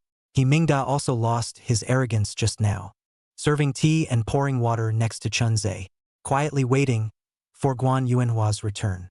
After all, his life or death was all tied up in Guan Yuan Hua's body, in case that Grand Duke wasn't brought back, and the people thought that he was telling lies. There was no need to say too much about what would happen. Chapter 129. They're the father and son. Everyone was in the manor hall, waiting for Guan Yuan Hua's return. As for the people inside the hall, they began to discuss their next plans. For example, when should they travel to the Tang Manor, and how to restrain the experts inside the Tang Manor. The conversation continued until the day dawned. Outside came the sound of disorganized footsteps. Immediately after, Guan Yuan Hua pushed the door in, bringing 18 disciples. Standing in the middle of the hall, and in Guan Yuan Hua's hands, he was dragging a youth that looked like a dead dog. The youth was just like Mu Jingnan from earlier. He was unusually handsome and even carried some unusual femininity. If such a person was a daughter, I'm afraid that compared to Anai Baichao beside Chun Ze, he would still be a few points more beautiful. But it is just such a person. but it was a man in his 20s. After being thrown in the middle of the hall, his gaze was extraordinarily gloomy. He looked up and glanced at the people present. It finally landed on He Mingda's body. Seemingly understanding something, he shook his head helplessly. Smiling bitterly, he said, "In the entire Shanghai city, those who know my hiding place can be counted on one hand. Even the security on top of the island is not clear that I am on the island. And yet you are the only one who is out on a mission. I should have guessed it long ago." After saying that, the Mu Zhengfeng in front of him waved his hand gleefully, as if he had already accepted his fate. Compared to his untalented younger brother, the Mu Zhengfeng in front of him was a lot more mature. It seemed to have long anticipated that such a day would come. Even if it wasn't the Chun Ze in front of him, it would probably be someone else. After all, the current Shanghai city was too chaotic. Even if it was his old man personally, there were still some hidden signs that it could not be suppressed. So Sex also did not say anything more, let the people around him tied him up, but also did not directly kill the person. Because the Mu Zhengfeng in front of him, there is a great use for him next. Maybe in this person's body. Do some articles. At least that's what Han Mimi and Ni Baitao thought. The eldest son of his own boss was captured by Guan Yuan Hua because He Mingda leaked his whereabouts. Now, He Mingda clearly had no way back. Equally full of bitterness, he knew that if this matter got out, Mu Hongguang would definitely not let him off. He also put down the last trace of luck in his heart. Silently stood aside. Han Mimi looked up and down, Mu Zhengfeng in front of her, face with unexpected joy, and even revealed a few points of pleasure. Because next, the one who was going to marry the Guo family was the Mu Zhengfeng in front of her. Putting aside Mu Hongguang, there is no illegitimate child. At the moment, Mu Hongguang's children on the surface, only Mu Zhengfeng, Mu Zhengnan. Of course, there is also a daughter, but now people are abroad, it is impossible to come back. Mu Zhengnan is dead. Mu Zhengfeng was captured by them. Unless Mu Hongguang finds his illegitimate son. Otherwise, 9 times out of 10, this marriage union would fail. Everyone Guan really is extraordinary, saying 3 hours is 3 hours. Take Mu Zhengfeng down first. It will still be of great use when the day the Tang family banquet begins. There wasn't much to discuss in the background. The general matters had all been settled during the time Guan Yuan Hua set out. After a few more words of explanation, the many family power holders on the field left the manor. Chun Ze also got up and walked out, and Guan Yuan Hua with his 18 disciples followed closely behind. He Mingda hesitated for a moment, but also followed. He was no match for Guan Yuan Hua, yet he had offended Mu Hongguang to death. If there was no one to shelter him, he would only be greeted with death. Nowadays, he still felt safer following Chun Ze. Big deal, on the day of the Tang family dinner, he would have to contribute more. Lest the Chun Ze in front of him fell, then he would really be in the middle of nowhere, Shanghai City, the island to the south. After encountering Guan Yuan Hua's attack. Before leaving, he also set a fire, and the buildings on the sea island were burned to the ground. But it was the sea island that was reduced to ruins at this time. But parked densely packed cruise ships, speedboats, the entire island, surrounded by water. The leader of the cruise ship walked down, a 50 or 60 years old man, wearing a black long shirt, in the support of the bystanders, slowly walked up to the sand. When he saw this devastated island, breathing also unconsciously became rapid. Fists were clenched violently, pair of pale and lifeless eyes. At this moment they became incomparably sharp. An inexplicable sense of oppression enveloped the surrounding people, making everyone unconsciously, their stature shortened by half an inch. No one knew better than them what this old man in front of them actually represented. He is the order of Shanghai City, as well as the god of Shanghai City, a supreme and terrifying existence. Back then, this old man, along with his 4 brothers, stepped into this chaotic city in the most terrifying manner. It was also the 5 of them, with absolute power and unrivaled legend, who created the splendor of this city.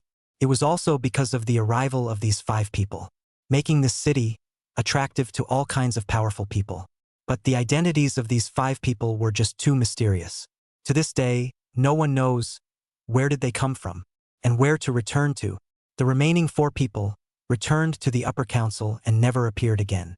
As for Mu Hongguang, he stayed in this city, controlling all the lifeblood of this place. In these decades of time, brilliant and unrivaled, but can be called a legendary character. at this time. However, he gave people a few lonely feelings. In the old man's eyes, there was an unspeakable melancholy. What should have come, came after all. Originally, I wanted to resolve the group of outsiders first, but I never thought that bad luck would come to this eldest son of mine. Could it really be because I haven't appeared for too long in Shanghai City, making those people think that I'm already old and can't do it anymore? So much so that they are getting more and more licentious. Once, when they were still around, what was the Guo family? What was the Ni family? But it's now that even cats and dogs dare to come to Shanghai City and make waves. What a Miss Ni, what a Han Mimi. The old man's breathing gradually became disorganized. The tone of his voice also grew colder and colder. There was even a person walking up next to him, nodding heavily to the old man, and this person wearing gold-rimmed glasses. His hair was combed meticulously, and he didn't look too old. Yet there was an inexplicable aura. It spread out from within him. This person is Mu Hongguang's righteous son, is also in recent years Mu Hongguang most valued person. Don't look at him wearing glasses, wearing a suit, his face always hangs a smile. But really take off the suit, glasses lost. Definitely an unscrupulous and ruthless person. Chapter 130 Sun Long says goodbye, going back. Boss Mu, do you want me to make a trip? Guan Yuan Hua, as early as 4 years ago, I fought with him once, and unluckily, narrowly won by one move. He said narrowly won a move, but there was contempt in his eyes. Whether it was a narrow victory or not, from that year to now, there was no accurate statement. Just when the rumor flowed into the city, but no one came out to dispel the rumor. Mu Hongguang of course no. Back then, their own this righteous son Zhang Yuanming is how to win the pass Yuan Hua. Just, now is not the time. In 2 more days, it will be the time for the banquet. Within these 2 days, you first send the manpower that you can call upon to the Tang family. Also, find someone to tell Guqingshan. Now that it's come to this, don't hide it. There are some things that should be taken out or have to be taken out. If I, Mu Hongguang, fall, they, the Guo family, don't want to be good either. Zhang Yuanming nodded, but didn't say anything more. On the surface he was the righteous son, but who knew clearly that he was Mu Hongguang's true son. As for the 2 guys on the stage, they were just 2 pawns. In order to cover up his identity, in order to allow him to live more safely, the same was to pave the way for him. Perhaps, Mu Hongguang could also anticipate all of this. Therefore, the moment Zhang Yuanming was born, he had already prepared all of this. Just waiting, Mu Hongguang had paved all the roads for him, and Zhang Yuanming would change back to the Mu surname. It's just that everything mentioned above, even Mu Zhengfeng, Mu Jingnan, those 2 fellows were not clear about it. Those who knew about this matter were only Mu Hongguang and Zhang Yuanming's father and son. Chun Ze brought Guan Yuan Hua and his 18 disciples, plus he Mingda. He returned to his new residence. Only when he came back, he didn't see the Duan family siblings. Only Ji Fumei, Ji Shilan was cooking in the kitchen. Seeing Chun Ze bring a large group of people back, Ji Yunmei hurriedly wiped the water on her hands, onto her apron, and said with a dry smile, "Mr. Chun, you're back? And brought so many friends. There are still quite a few things in the refrigerator. I'll make you guys breakfast." After saying that, he opened the refrigerator and took many things out and continued to busy himself in the middle of the kitchen. Chun Ze, however, at this moment, glanced at the kitchen and asked in a calm voice, "Where are the Duan family siblings?" Ji Yunmei froze, limping. Although she had been treated, the injury on her foot was not yet healed. "I don't know, alas. Since last time, after the house was burnt, they went out and haven't come back until now." Chun Ze frowned. "Since the last time the house was burned, they haven't come back?" "Yes, but everything in the West End is still running normally. Occasionally people will come over to deliver things." "Oh." Chun Ze nodded and did not ask any more questions. Soon, Ji Yunmei prepared breakfast. There were a total of 23 people present, plus Ji Yomei's mother and daughter, each serving a bowl. Sitting in various places in the hall, they all ate in silence. Everyone didn't say a word as they bore their heads and began to eat. Again, there were no picky eaters. Each and every one of them ate in an unusually satisfying manner. As martial artists, the things they normally ate, clear soup and water, had long since gotten used to it. Thus, in eating such a breakfast, they did not feel any problems. By the time the crowd had eaten almost everything, the door was knocked. He Mingda hurriedly walked over and acted as a little brother. "I'll open the door, you guys keep eating." Only a creak was heard. Outside walked in was Sun Long with his wife and children. who were now almost recovered. Although they still needed to recuperate, they did not need to stay in the hospital all the time. Brother Chun, I can finally wait for you. If not for asking Ms. and I wouldn't have known that you live here.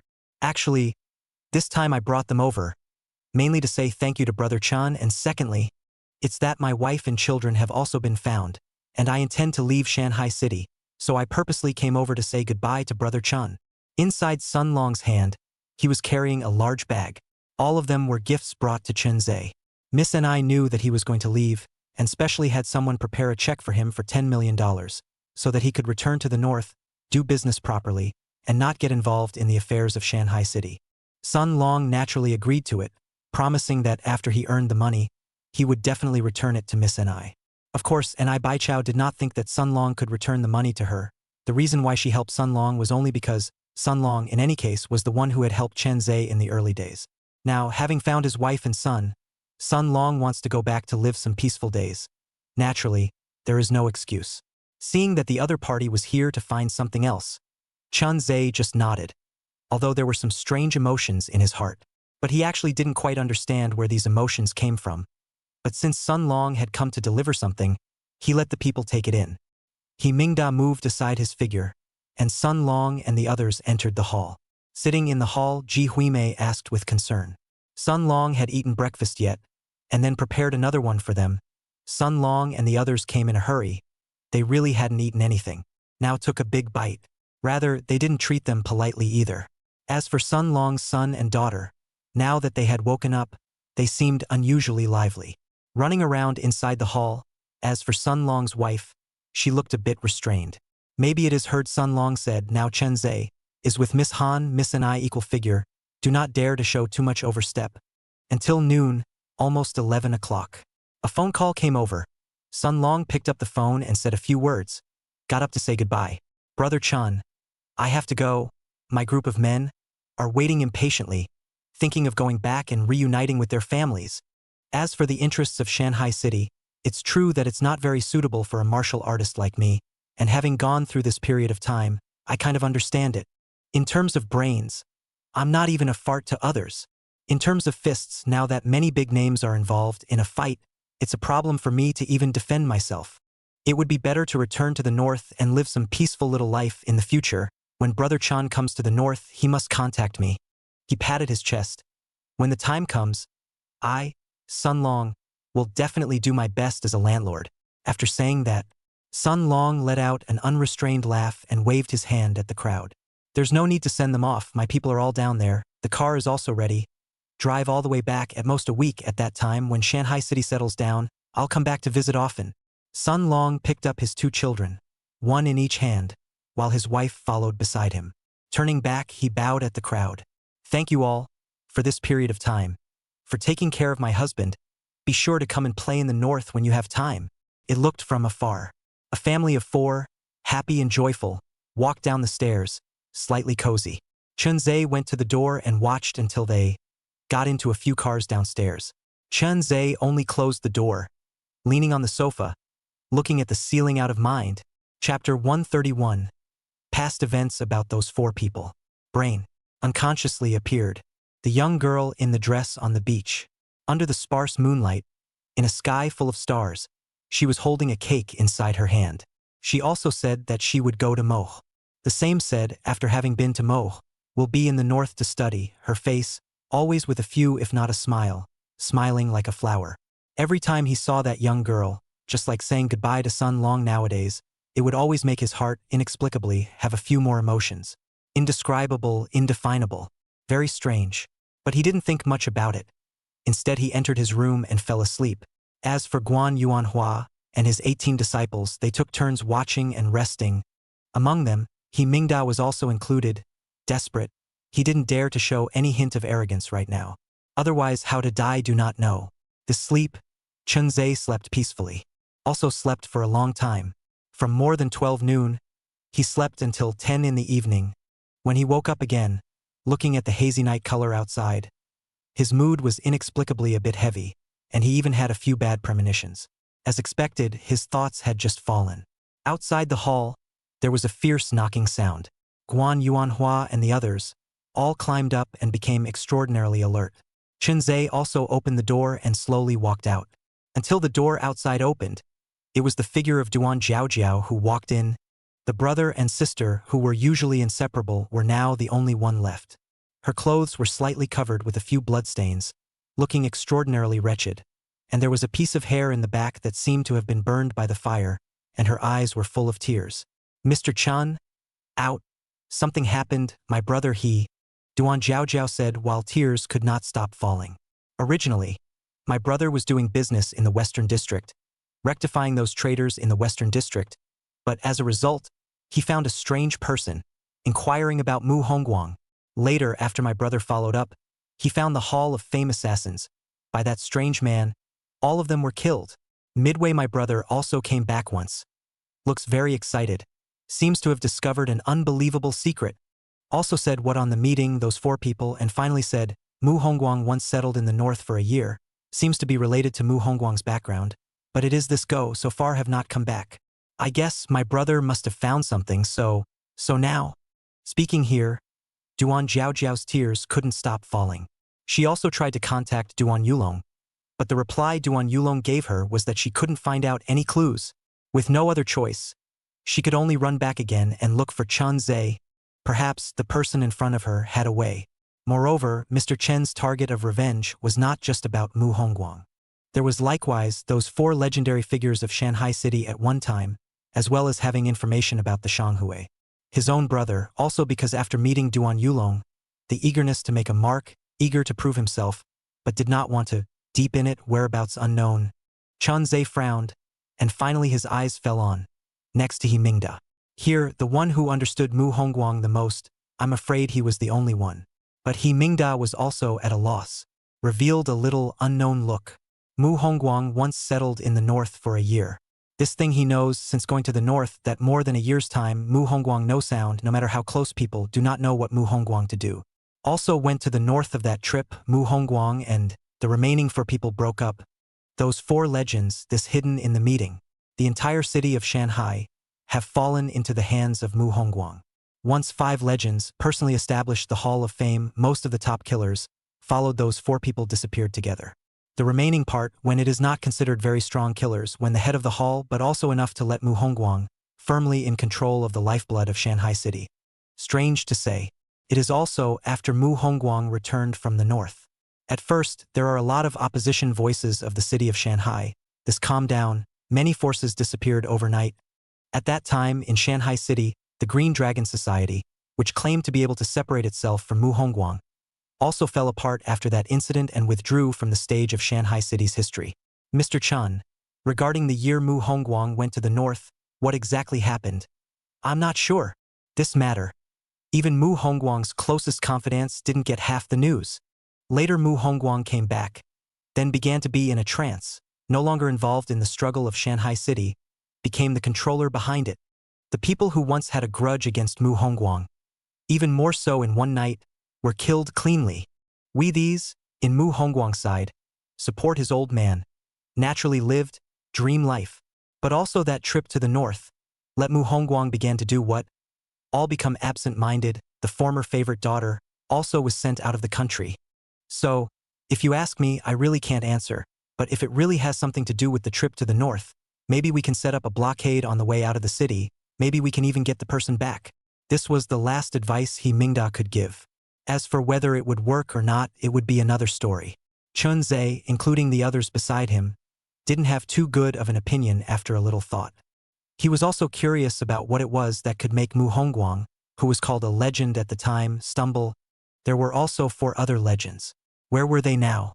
Whether it was out of the idea of saving Duan Jingyi, or to find clues to those 4 people. Chun Ze all felt that he should make a trip. And so it was. He brought along Duan Jiao, Guan Yuan Hua, Mingda, and the others, and without stopping, rushed to the road to the north that was necessary to get out of the city. On that long highway, it seemed exceptionally silent, surrounded by only the occasional 1 or 2 cars, speeding past. But soon they would be stopped by Guan Yuan Hua and the others, after being questioned and making sure that there was no problem. Only then can they leave. This kind of questioning, stopping, waiting, was undoubtedly long and torturous. Duan Zhaozhao next to him was like an ant on a hot pan.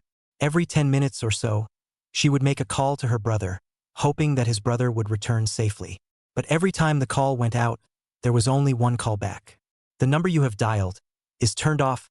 Please dial again later. This was repeated over and over again, and it was unknown how many times had passed. The person they wanted to wait for did not come. Instead, the phone number that was dialed connected. Duan Zhaozhao shouted with a face full of eagerness.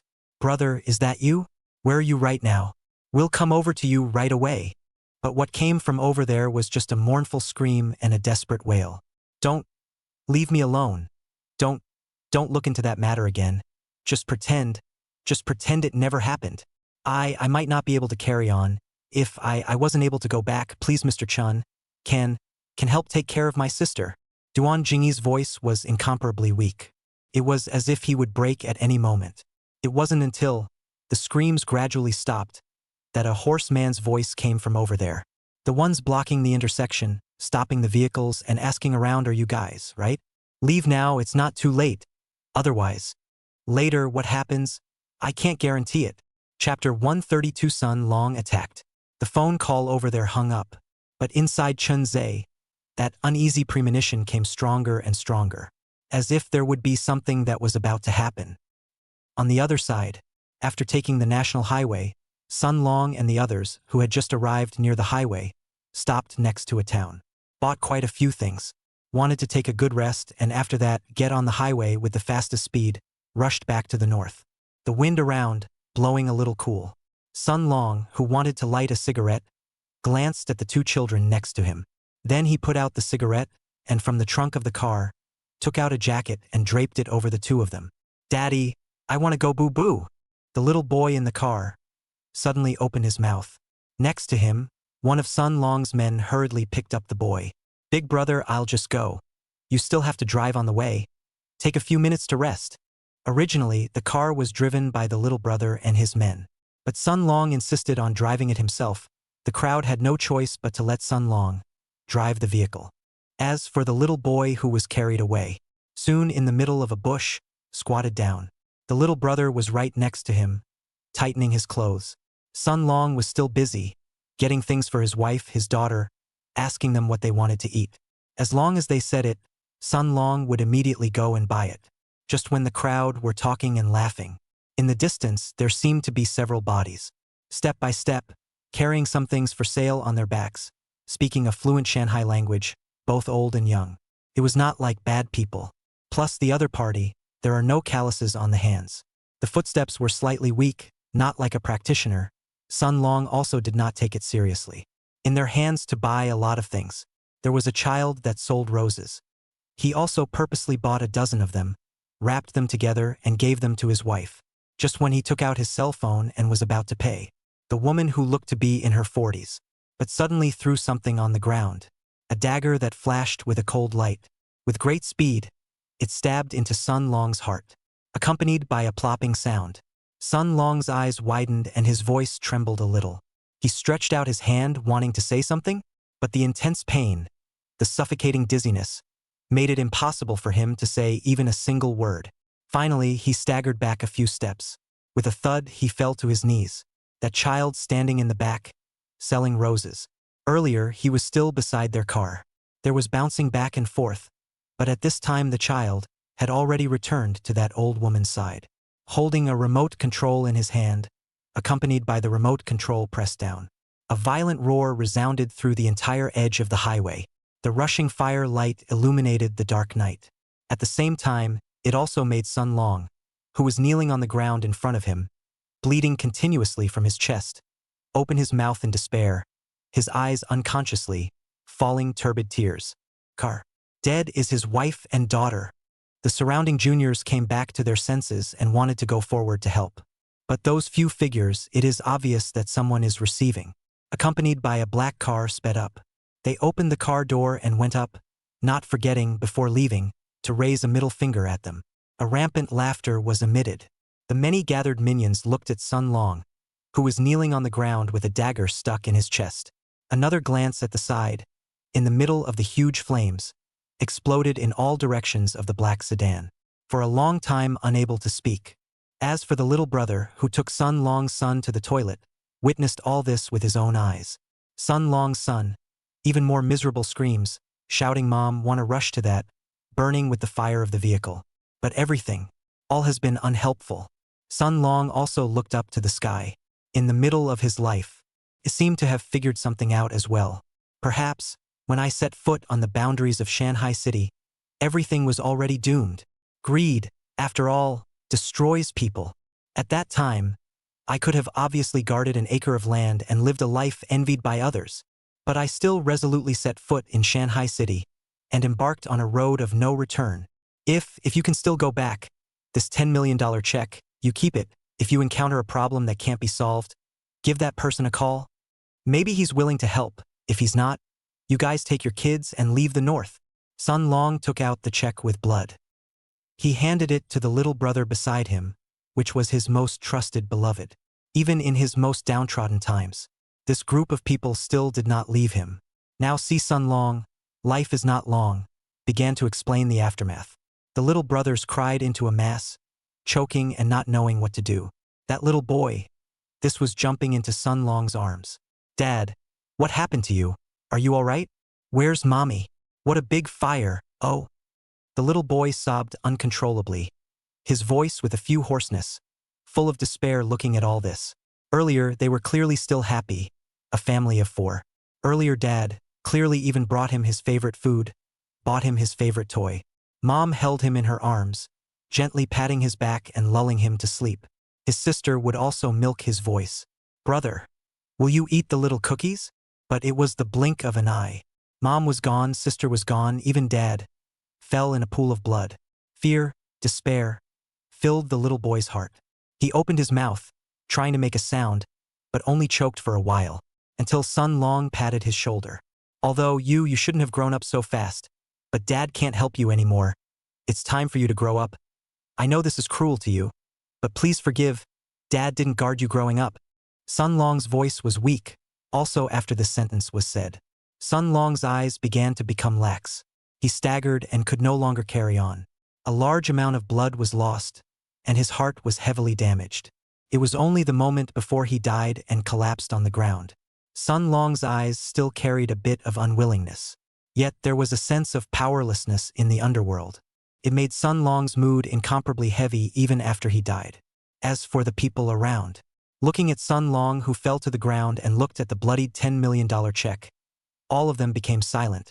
No one said a word, until a person took out his cell phone, silently dialed a phone number, and a moment later, a cold to the extreme voice came from there. Looking for who? Chun Ze. That madman in the eyes of the crowd, yet the only person they could contact nowadays, to tell Sun Long about his death. Old boss He on the way back was attacked. The car was also blown up. Sister-in-law and the little girl all died in the flames. The boss was stabbed through the heart with a dagger. Only the little young master was left, alive and unharmed.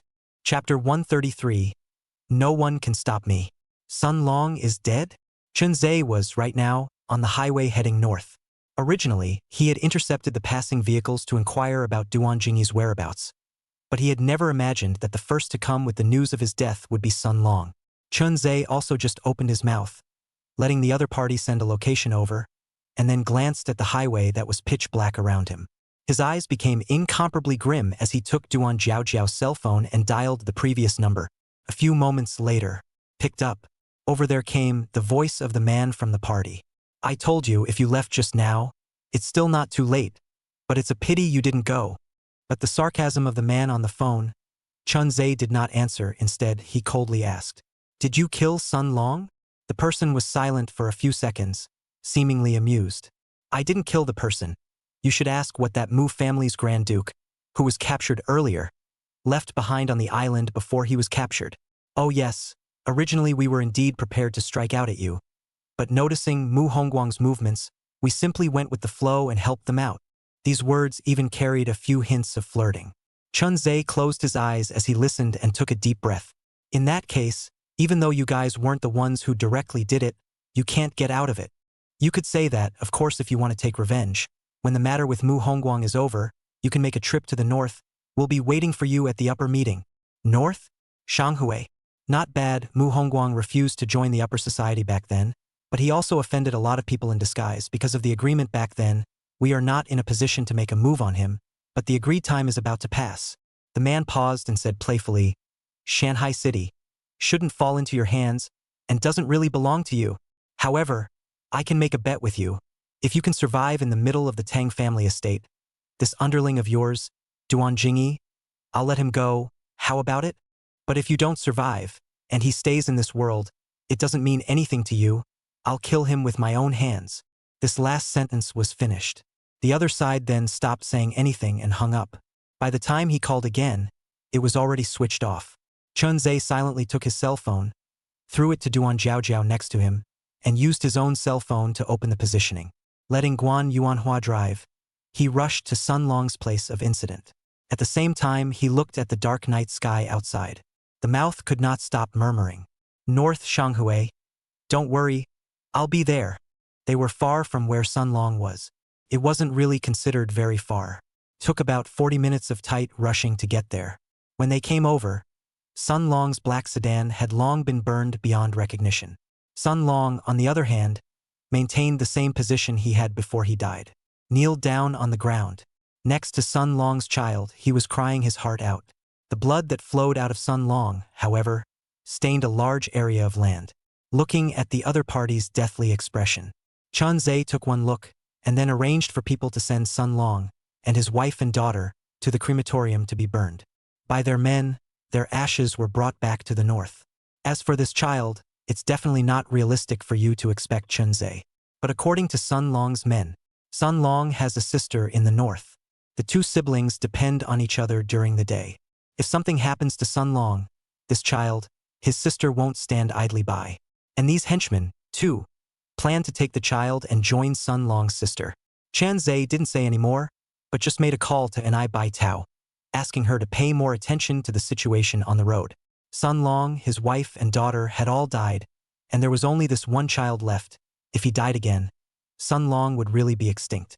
As for Chun Ze, he would definitely not leave Shanghai City in a short period of time, not to mention tomorrow night was the time for the Tang family banquet. Moreover, he had to return to Miss Han's manor again, to ask this Mu family's eldest son what exactly was left on the island. After settling the matter of Sun Long, Chun Ze took over the steering wheel and sped all the way. Rushing to Han Mimi's manor, more than an hour later, under the dark as ink night, Chun Ze brought Guan Yuan Hua and the others finally arrived this manor by the sea. Although it was already very late, within the manor, the lights were still on, perhaps because tomorrow night was the time for the Tang family banquet to begin. From a distance, one could see that many family leaders were coming in and out of the manor. Chun Ze did not say a word as he got down from the car. Hanging his head low, he walked in with a dull pace. Guan Yuan Hua, He Mingda and the two of them stood right behind Chun Ze, as if they were two door gods not moving an inch. Guan Yuan Hua's 18 disciples, as well as Duan Zhaojiao, accelerated their steps before they could keep up with them, pushing the door in. In the middle of the hall, Han Mimi and Anai Baichao were having a meeting with 5 or 6 people. Perhaps it was because they hadn't rested well in the past 2 days. Both Han Mimi and Anai Baitao looked slightly tired. As soon as he entered the door, he looked around a few times with an indifferent expression and gave a look to Guan Yuan Hua, He Mingda beside him. The two who had long since learned what Chun Ze had come back for, immediately brought their men. Beginning to look inside the manor, Han Mei frowned, somewhat uncertain. Only Anai Baichao seemed to have guessed something and snapped her eyes wide open, because she had also received a text message from Chun Ze, knowing the matter that Sun Long was dead. Chun Ze also asked her to arrange for more manpower, to escort Sun Long's son and return to the north. Now that Chun Ze had returned, it wasn't really hard to guess what he wanted to do.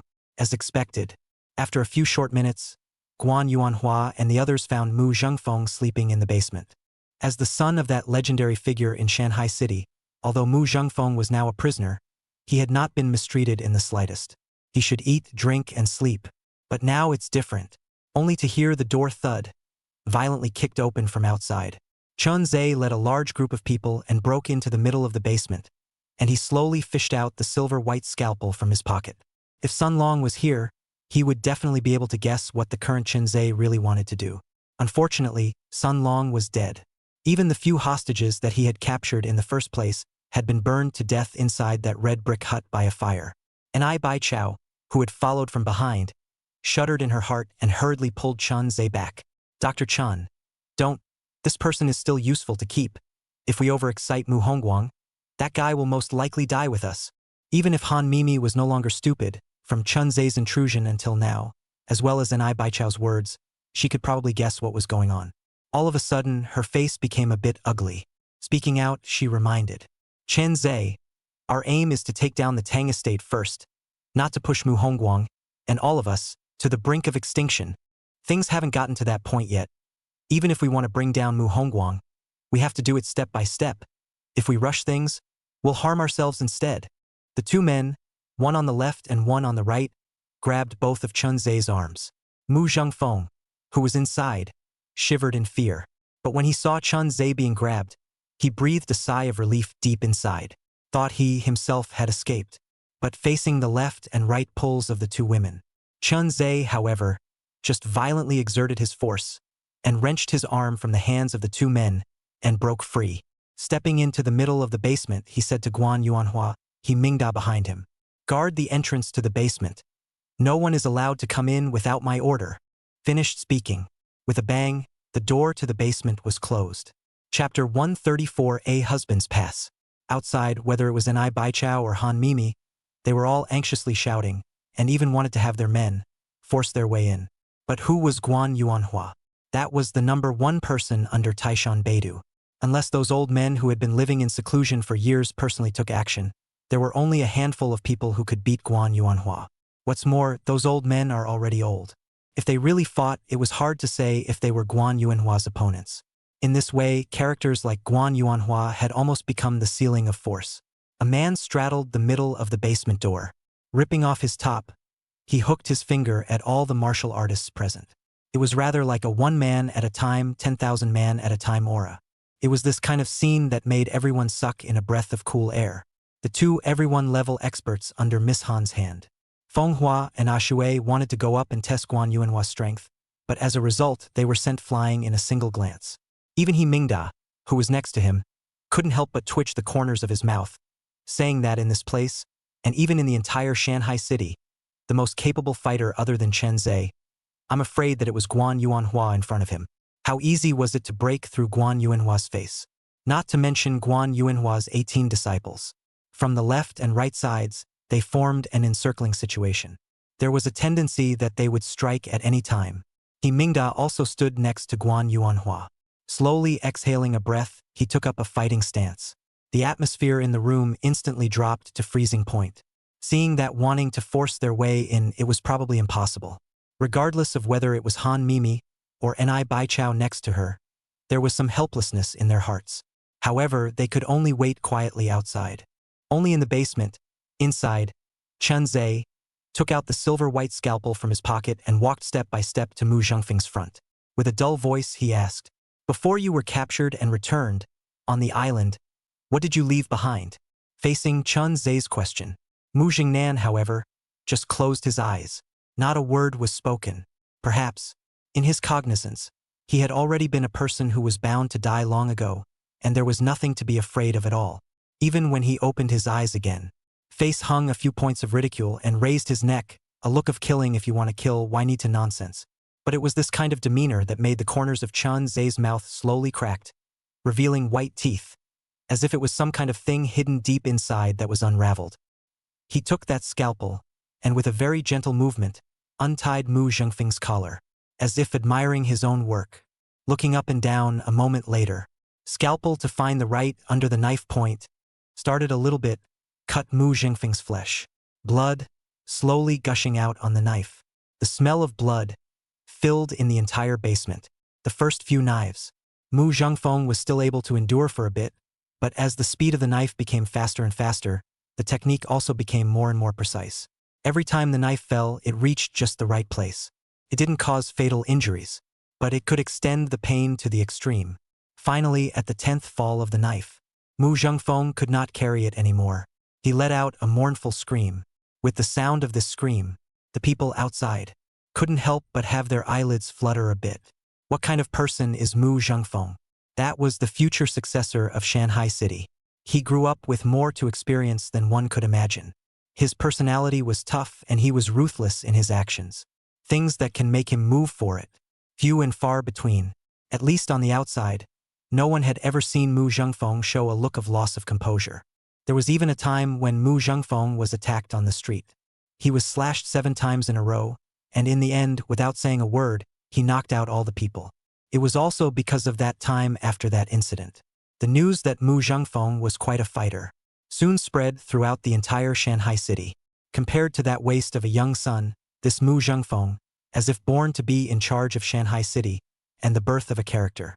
Yet it was such a person who had once carried 7 knives head on without uttering a word. Now the voice was hoarse.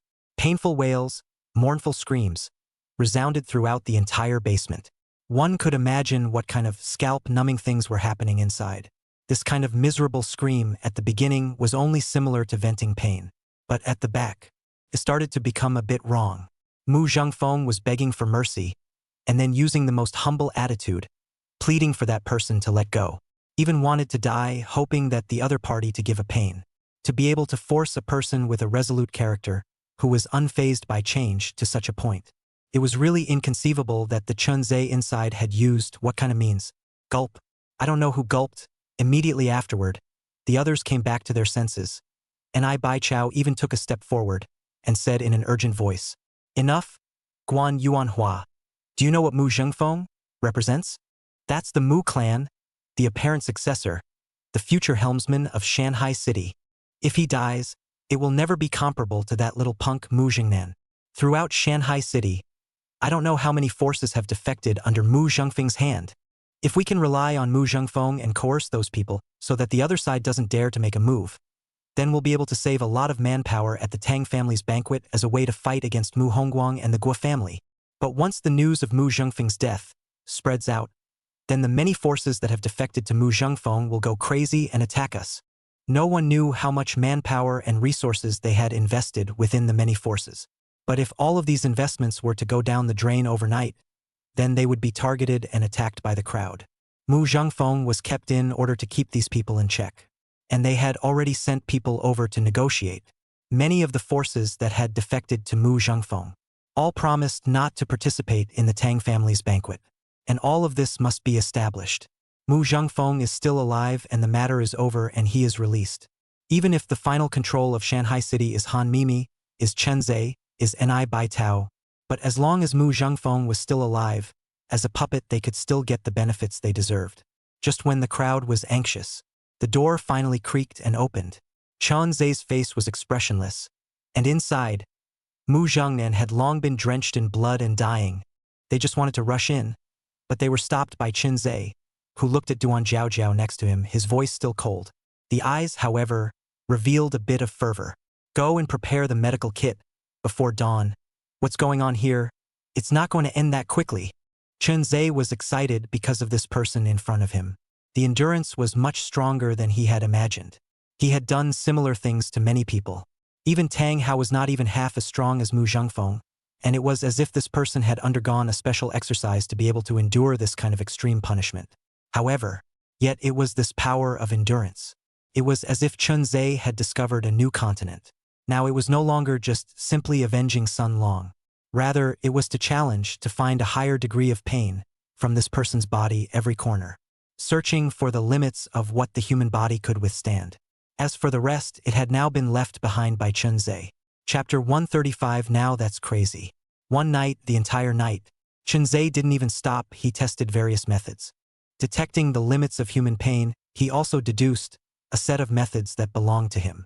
Similarly, Mu Zhengfeng in front of him endured the entire night. When it was all over, Mu Zhengfeng was already paralyzed on the ground, eyes lifelessly staring at the ceiling. The wounds on his body were stitched up and continued to go under the knife. Even he himself couldn't remember how many rounds of this torture had lasted. Just when it was over, Mu Zhengfeng's emotions had long since collapsed, just like a dull little cutie. His eyes were lifeless and expressionless. His mouth was open, snot and tears mixed together. Blood stained the floor as it rolled all over the floor during the pain, causing the entire basement to be covered in dark red stains. There was even a foul odor of feces and urine. During the entire process, Chun Ze knew everything he wanted to know. And that night, what Mu Zhengfeng left behind was just a simple code word. The general meaning was that he might not survive. But even if he died, he must not let the other party get the better of him. And no matter if it was the Tang family or Mu Hongguang, the Guo family was busy because of the banquet. Adding to that, the invited everyone-level experts hadn't come over yet. They couldn't target Han Mimi and Ni Baichao. After all, even He Mingda had dared to betray Mu Hongguang. Who knew what would happen if they continued to send everyone-level experts? Coincidentally, at that time, Sun Long was going to take his wife and children and leave Shanghai City, returning to the north. Solely, also, that anger was vented on Sun Long's body. To put it bluntly, it was highly likely that Sun Long had, in all likelihood, just endured that nameless fire. Originally, he didn't deserve to die. After all, people were already leaving. But Mu Hongguang didn't do something, but there was something that couldn't be said. Thus, Sun Long became the scapegoat.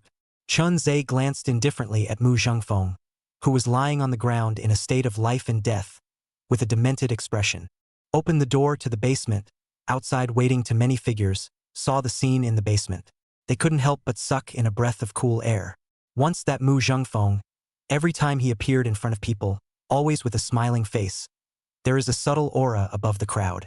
He always held great power, as if he was the future controller of Shanghai City, and he possessed everything that was unimaginable to the onlookers.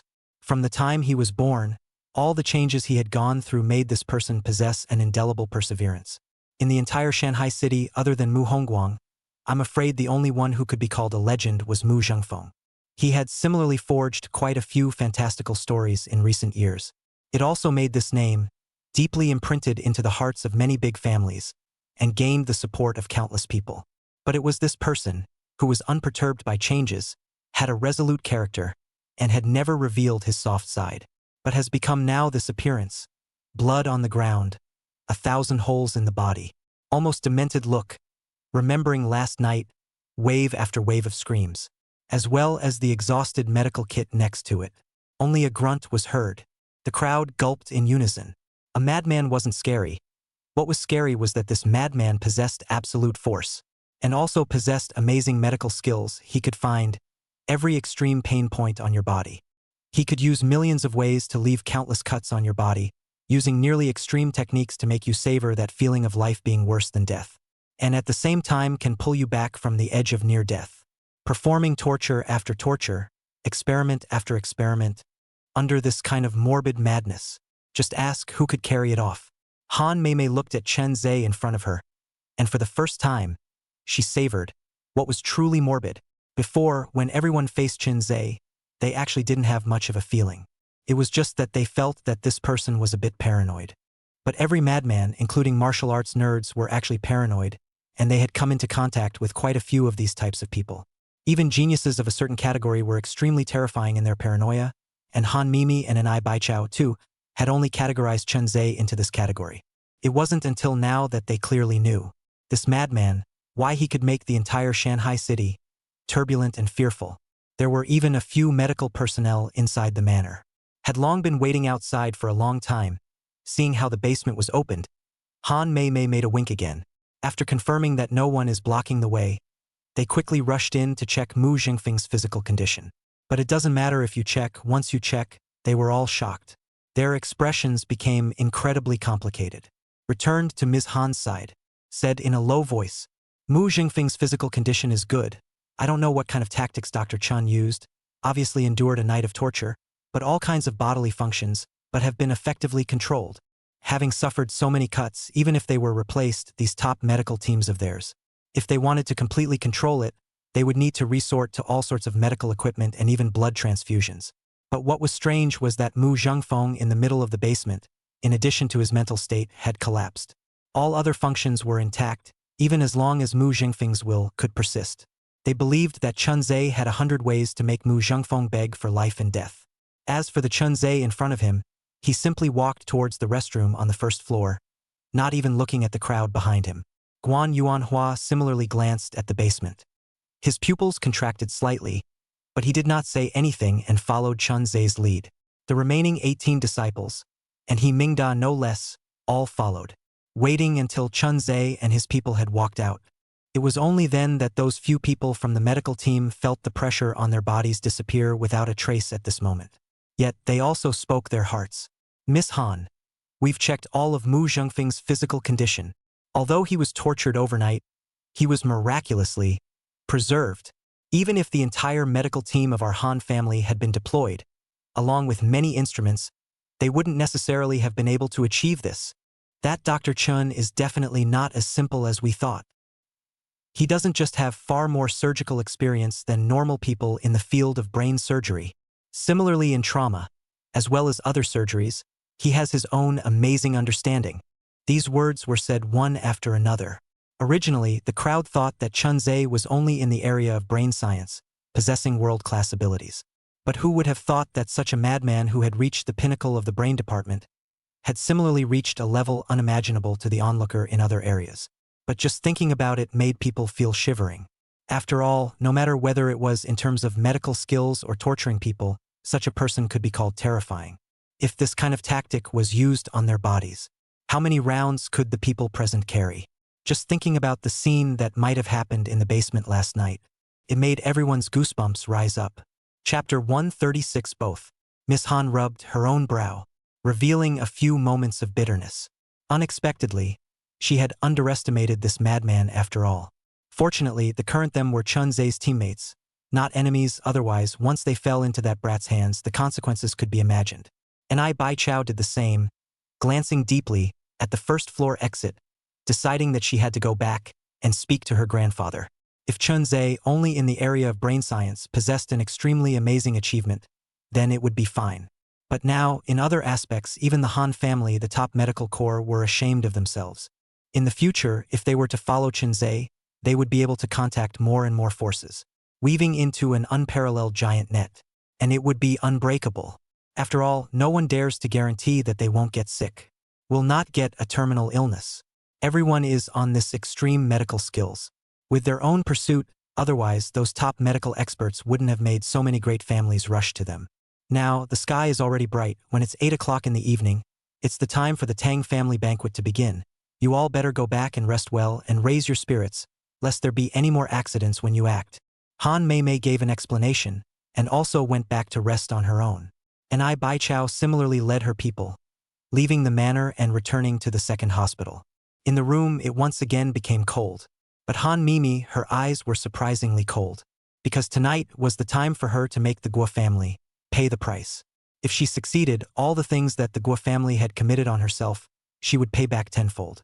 But if she failed, she would also become the Han family's outcast and die without a burial place. However, all of this didn't matter. When all 3 of her children had died, Han Mimi's heart had long since died. What she wanted to do most was to make the Guo family, all of them, die out. Even if it meant paying for her own life, it didn't matter. Everything is ready. All we need is the east wind. Han Mimi held the stairs and walked up step by step, her slightly lonely body, as if she already had the intention of seeking death. After Chun Ze returned, he immediately began to rest. Including Guan Yuan Hua, He Mingda, and his 18 disciples, all of them were rotating shifts, intending to be in their best condition for tonight's battle. Time passed quickly without realizing it. By 6 o'clock in the evening, Chun Ze was also woken up by Han Mei's phone call, and everyone began to gear up. Together, they went to Han Mei's manor. At this time, the entire manor gathered all kinds of people. In addition to the local forces that Han Mimi recruited last time, she had also invited quite a few experts from Shangjing. Everyone level existences alone were as high as 5 people, each standing behind Han Mei, their breath not weaker than He Mingda's in the slightest. The last one to rush over was Bai Chao, with the same 3 everyone level existences behind him.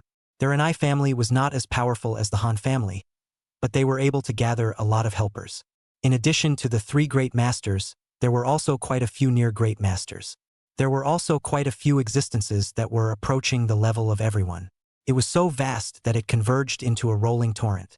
If one were to stand on the upper floors of the manor and look down, it would really be quite spectacular. In this way, just Han Mimi and Bai Chao, the martial artists summoned to the level of everyone, there were already 8 of them. As for Guan Yuan Hua, it shouldn't be a problem for him to fight 3 in a real fight. His 18 disciples would also be able to hold back 1 or 2. If you counted He Mingda, All of them, counting everyone's level of existence, were basically able to make up 13. Even more so with Chun Ze, the madman who didn't even put Guan Yuan Hua in his eyes. The chances of victory seemed to be very high already. This is already the limit of what we are able to gather, however, with Mu Hongguang as well as the Guo family. Breaking hands, it is not impossible. Miss Han looked at such a luxurious lineup. It was also a rare moment when she revealed a charming smile.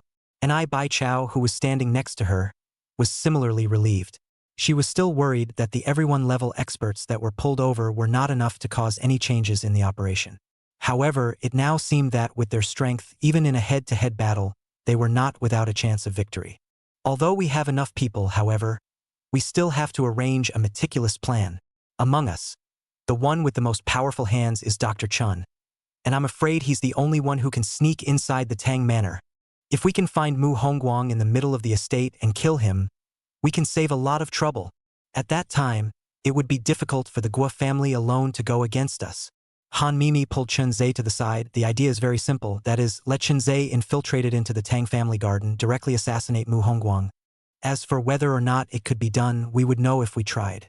I have 2 flares here. If you succeed, release the red one. If you fail, release this green one. The 2 flares weren't that big. It was about the same as a lipstick, but it was able to release an effect comparable to a firework blowing up. They were outside and saw the signal. Regardless of whether it was successful or not, they would be the first to bring people to rush into the Tang family garden. The only difference is successful. Then their chances of winning can almost reach more than 80%. If the assassination did not succeed with Mu Hongguang this pin in the sea, their winning rate at most in about 30 or 40. In the face of Han Mimi arrangements, Chun Ze did not have too many opinions. After all, with his ability, infiltrate the Tang family garden, really easy. Just want to find Mu Hongguang more difficult. But the good thing is, Chun Ze in the Tang family when there is also a chess piece.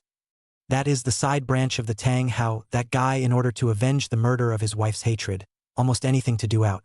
I think Chun Ze asked him to provide Mu Hongguang's position. Tang Hao will not refuse. Tang Hao, he also wanted to take advantage of the chaos and kill his enemy, Tang Yun. If there was no Han Mimi and the others, Chun Ze's original purpose was also to sneak directly into the Tang family's manor. Only with Han Mimi and Bai Chao's joining in, it gave his plan an additional batch of reinforcements. And the fighting strength, it was not inferior to Mu Hongguang and the Guo family. Regarding the matter of the assassination, because Han Mimi was in the corner, talking to Chun Ze, it was not clear to the onlookers, so the possibility of it getting out should not be high. At best, it would be the crowd, thinking that Chun Ze had ambushed them in another direction. Immediately after that, there was another series of tight arrangements, and seeing that it was almost time, with a wave of her hand, Han Mei led the crowd and left her manor in great numbers. Only Chun Ze and Bai Chao remained, glancing at each other. Bai Chao, on the other hand, came to him. Seemingly thinking of something, she suddenly stretched out her hands and hugged him, and used it as cover to whisper in his ear. My grandfather has arranged a back way for me. If things fail this time, you can come and find me at that time. Together we will go on a trip overseas, change our names and come back again. No one will recognize us. In all things, just try your best. Don't be too impulsive. After saying that, Bai Chao let go of Chun Ze and left with a calm expression. In fact, at the beginning, Bai Chao was more inclined to be able to bring Chun Ze back to the Anai family. At that time, she had said that even if she married Chun Ze, it didn't matter. When the time came, she would bring Chun Ze's parents and sister over. A life of honor and wealth would be at their fingertips. It was just that they ended up on the most dangerous path. Chapter 137, Tang Family Dinner. All things being equal, the crowd had already set off. Chun Ze silently arrived near the Tang family estate. This place had long been filled with all sorts of luxury cars. Many forces had arrived at the Tang family estate. Now was the critical moment to divide the cake of interests. As long as the forces that have been involved in the struggle of Shanghai City, all of them are eager to come over and get a piece of the pie. The large Tang manor was brightly lit and bustling, with countless receivers coming in and out, and security all over every corner. Chun Ze also found a lot of those security bodies breath-thick to martial arts everyone. However, if they only relied on this amount of manpower and wanted to defend against Chun Ze, they were a bit too naive. Chun Ze's gaze landed on the side, a car that was waiting for someone. A flip into the bottom of the car. As the car started, Soon the car drove to the Tang family park not far away. At the same time, a high building, the roof of the Emperor Suite in the middle, is tied two people, a man and a woman. The man is bruised, the woman is also the left side of the face is swollen high. But if someone who is familiar with the situation is here, must be able to recognize that the tied-up man is precisely Duan Jingyi. As for the woman, there were quite a few documents thrown on the ground next to her. In one of the air tickets, the word Mu was clearly written, called Mu Wanqing. The one who tied these two people over was a man with a red birthmark on his face by the window, holding binoculars and looking out over the Tang family estate. After just a few glances, the corner of the man's mouth rose slightly, seemingly noticing Chun Ze, who was drilled into the bottom of a car. Letting out a few soft laughs, he turned back to look at Duan Jingyi next to him, and then glanced at Mu Wanqing, who was not far away, and then said, "You guys, one of you came back at a bad time, and one of you eavesdropped on something you shouldn't have heard. But tonight, only one of you two can survive. If the one surnamed Chin wins, Miss Mu, I'm afraid you won't be able to see the sun tomorrow. If it's Mu Hongguang who has the upper hand, then this little brother surnamed Duan will have to be thrown inside the river to feed the fish."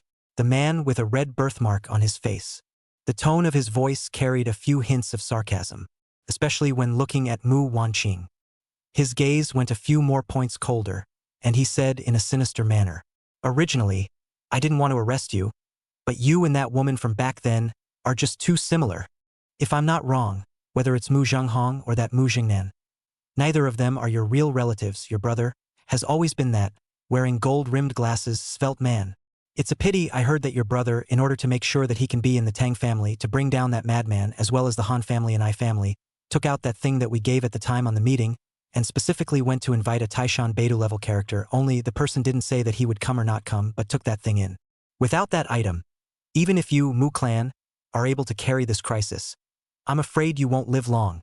Perhaps in the view of the man with the birthmark, there was actually no winner in this encounter between the two parties. The real winner would just be the upper council. Regardless, in the end it was Mu Hongguang who won. Whether it was Chun Ze, the Han family, or the Ni family, they would all be greatly injured, and when the forces of the upper council arrived, what would greet Shanghai City would be a round of horrific reshuffling. What's more, the point in time agreed upon back then has already arrived.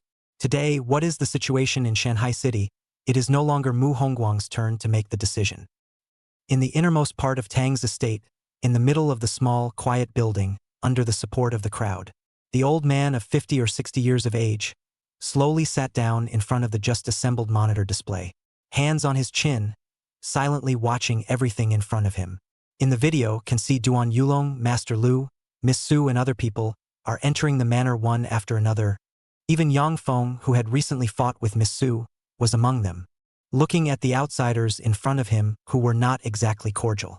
The old man in front of him knocked on the table, asked behind him, "People from the Guo family, have they come?"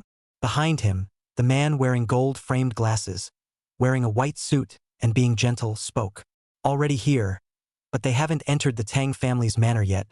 They seem to be laying out outside. We took that item as a trade condition that Taishan Beidou level character promised."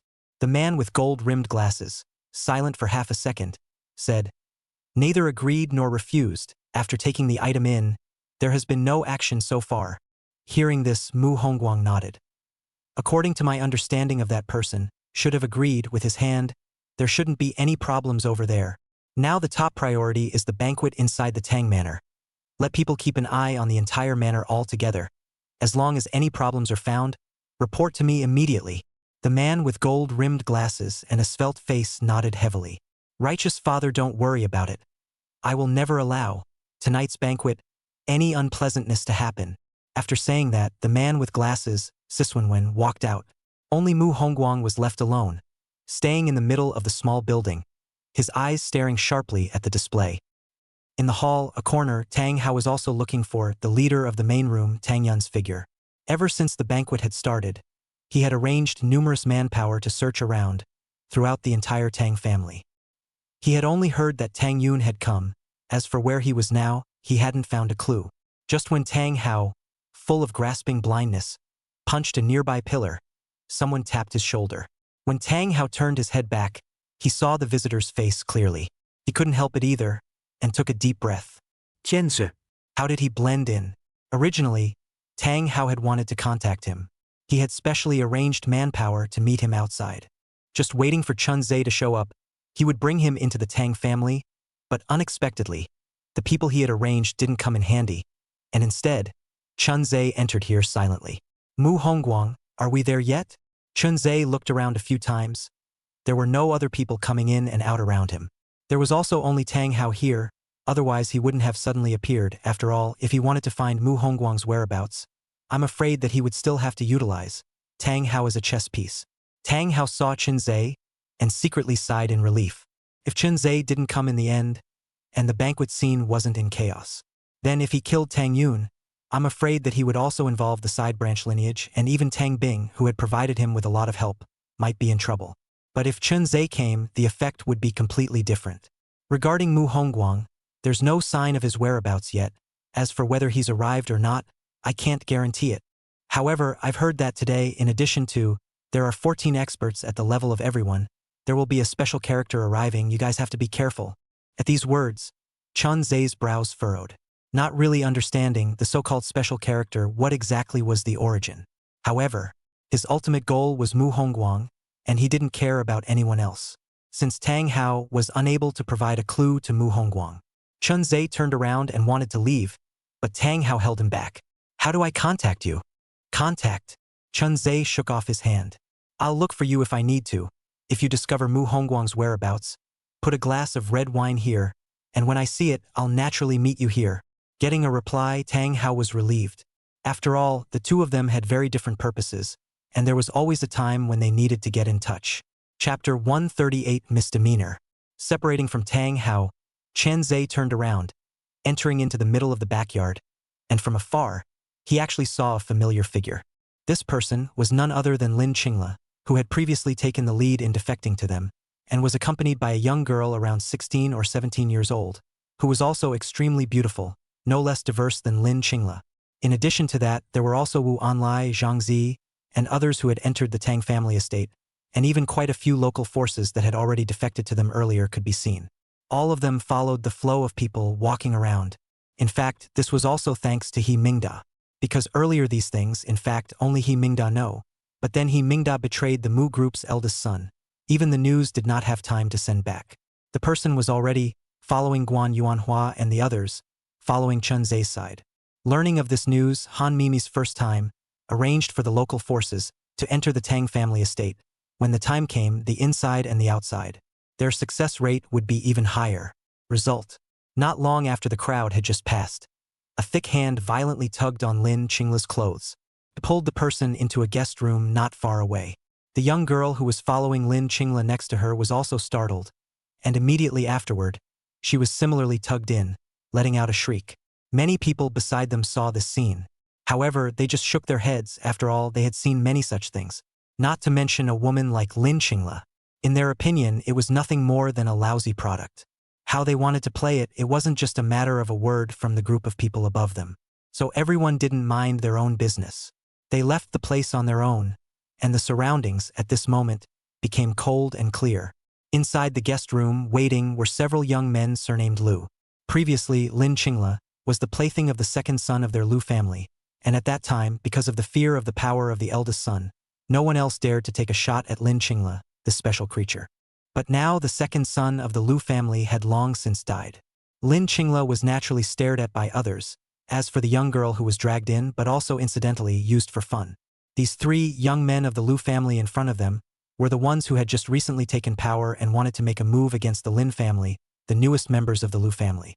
Ms. Lin, we haven't seen each other for a while? Ever since the last time second brother took you to a Lu family banquet, we haven't met. I didn't expect to run into you again at the Tang family's manor. As for the one next to me, it seems like I've never seen him before. Is he a relative of Ms. Lin?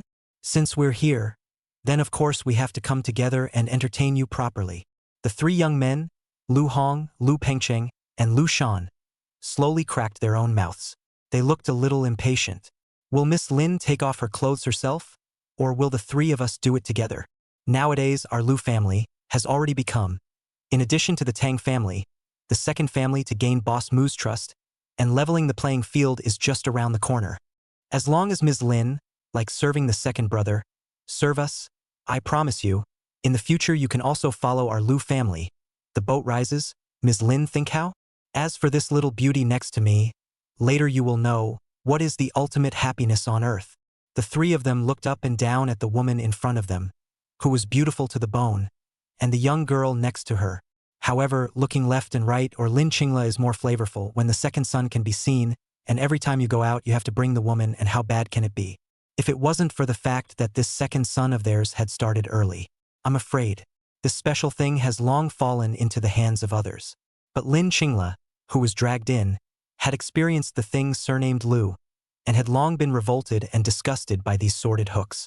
Every time they appeared in public, as long as the other party was more powerful than them, they would hit on Lin Qingla's body. It wasn't the first time that she had come across such a situation. Why did she defect to Chun Ze? Why was she willing to gamble on her entire family and even her own life? It wasn't because after following Chun Ze, she would be able to control her own destiny. She would be able to get rid of those nasty and dirty eyes. But the three people in front of them, as they said themselves, they were the people who were trusted by Mu Hongguang, except for the Tang family. In case she made a move in the Tang family and was discovered, the consequences would be unimaginable. Moreover, by her side, there was the daughter of her parents' late friend, who had been extremely close to her since childhood. The two people are like sisters, their own accident is not even, but in case she is involved. Lin Qingla's face was full of pain. Lu Hong, Lu Pengcheng, Lu Shan, three people, has tentatively come forward, pulling Lin Qingla's clothes, revealed the snow-white shoulders. Lin Qingla also instinctively stepped back. Beautiful eyes revealed a little fear. The young girl next to her was even more frightened and didn't know what to do. Lu Hong, who took the lead, slapped Lin Qingla's face. Nima, what's the point of pretending to be noble?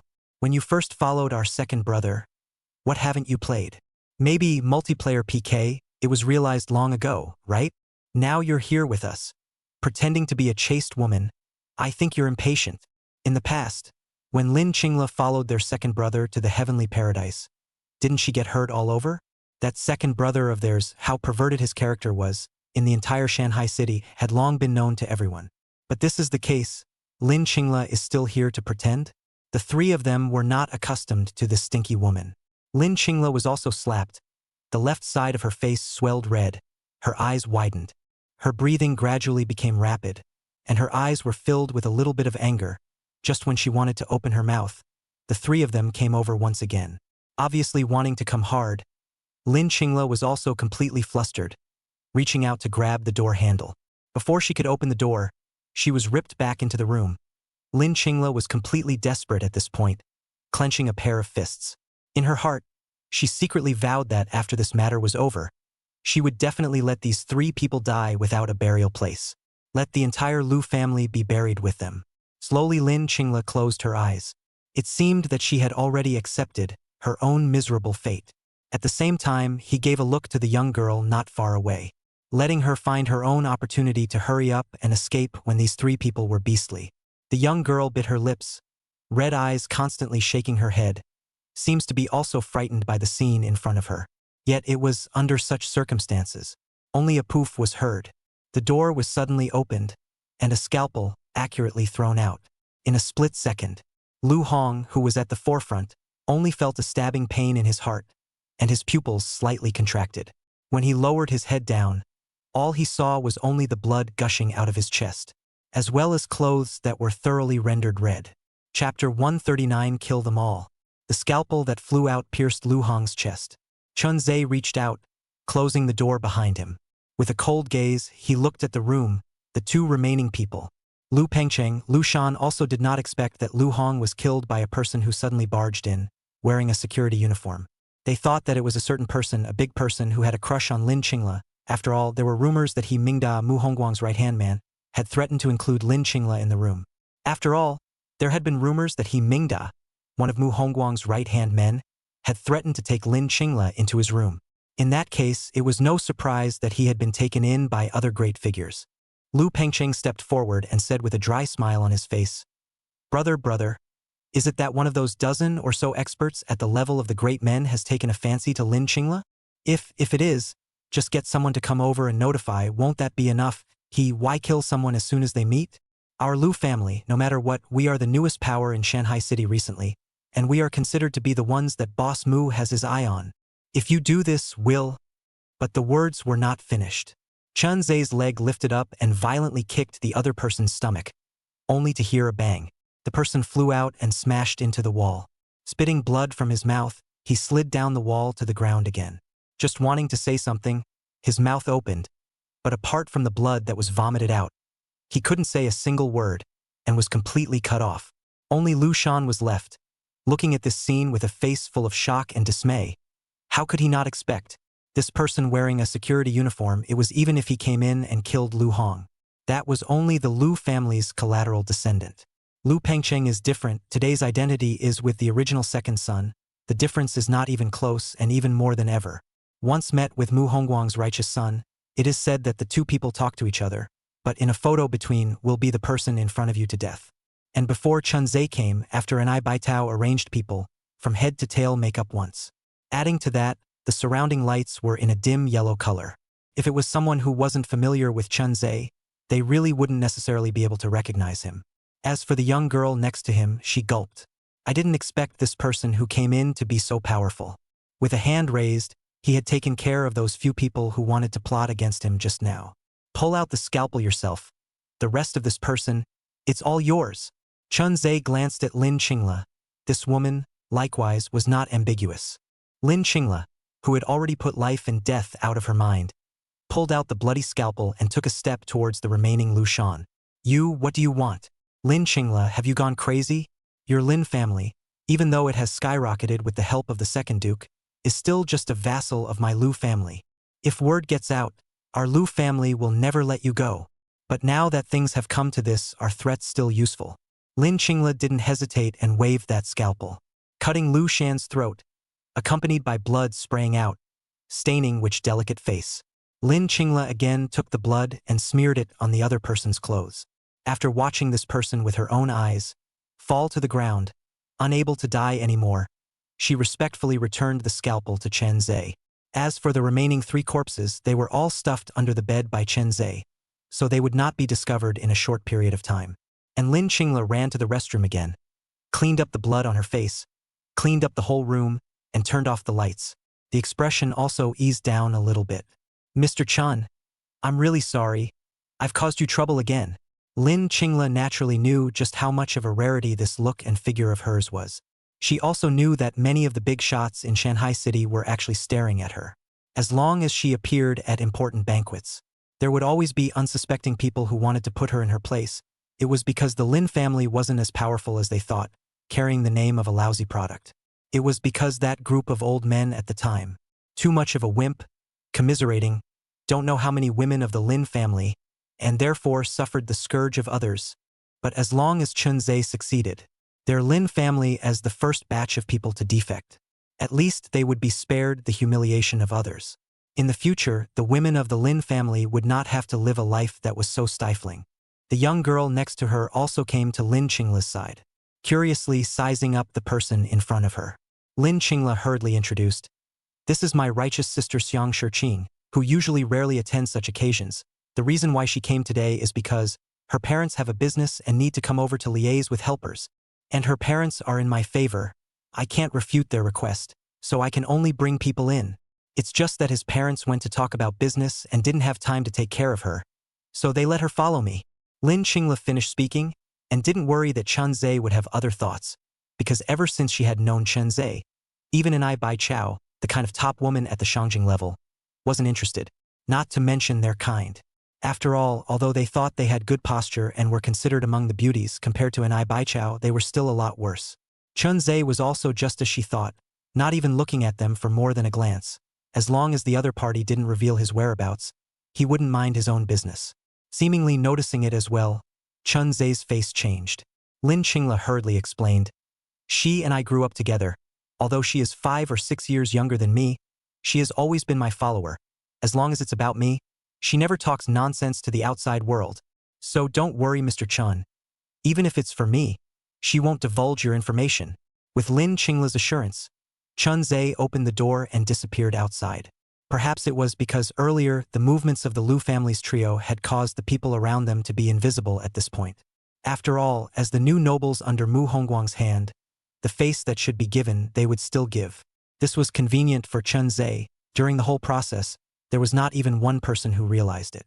It wasn't until Chun Ze left that Xiang Shiqing, who was next to him, blinked a pair of bright eyes and asked, "Sister Lin, who was that person just now? Do you guys know each other? I feel like his eyes are so cold. A person who saved me many times. If it wasn't for him, I would have died long ago." Lin Qingla paused and continued. "Although he's a bit cold in the future, he might be able to become the controller of the city. And at that time, I don't know how many people will lick their faces to flatter him. But with his character, he probably doesn't want to get involved in these things. And then he will have to suffer, those under his hand." Xiang Shiqing said incredulously, "Is he that powerful? But I don't think he's too old. He's probably just a few years older than me." "A few years older than you?" Lin Qingla smiled, an unusually nice smile. She had read Chun Ze's profile. According to the information, today's Chun Ze was only 15 years old, and his real age, compared to Xiang Shiqing, was still 2 years younger. But it was this 15-year-old teenager. The things that he had done had shaken the entire Shanghai city. It made countless powerful people who stood at the top feel chills in their hearts and numbness in their scalps. You just need to remember that everything that happened today, don't tell anyone else. That's it. If you tell anyone, not only Sister Lin, but also you, your parents, and everyone related to the Lin family's Xiang family, will be doomed to death. Hearing that the consequences were so horrific, Xiang Shiqing shivered and hurriedly assured that she would definitely not divulge half of it. Seems to have been hit, flu, more than 39 degrees, throat burning like fire, in the hospital on a drip, confused to write 2 chapters, can't top it, tomorrow better to see the situation to make up for today's. Chapter 140. You know too much. Meanwhile, Chun Ze, who had searched several times in a row, never found half a clue. Regarding Mu Hongguang, not even a single hair was found. Going on like this was not a solution. Thinking left and right, Chun Ze decided to look for the doors one by one, slowly. Anyway, the Tang family garden, so big, he did not believe, cannot find Mu Hongguang. Along with Chun Ze one by one door, to look for Mu Hongguang's figure, many nasty things gradually surfaced in front of the eyes. "UTMD, a security? Who let you open my door?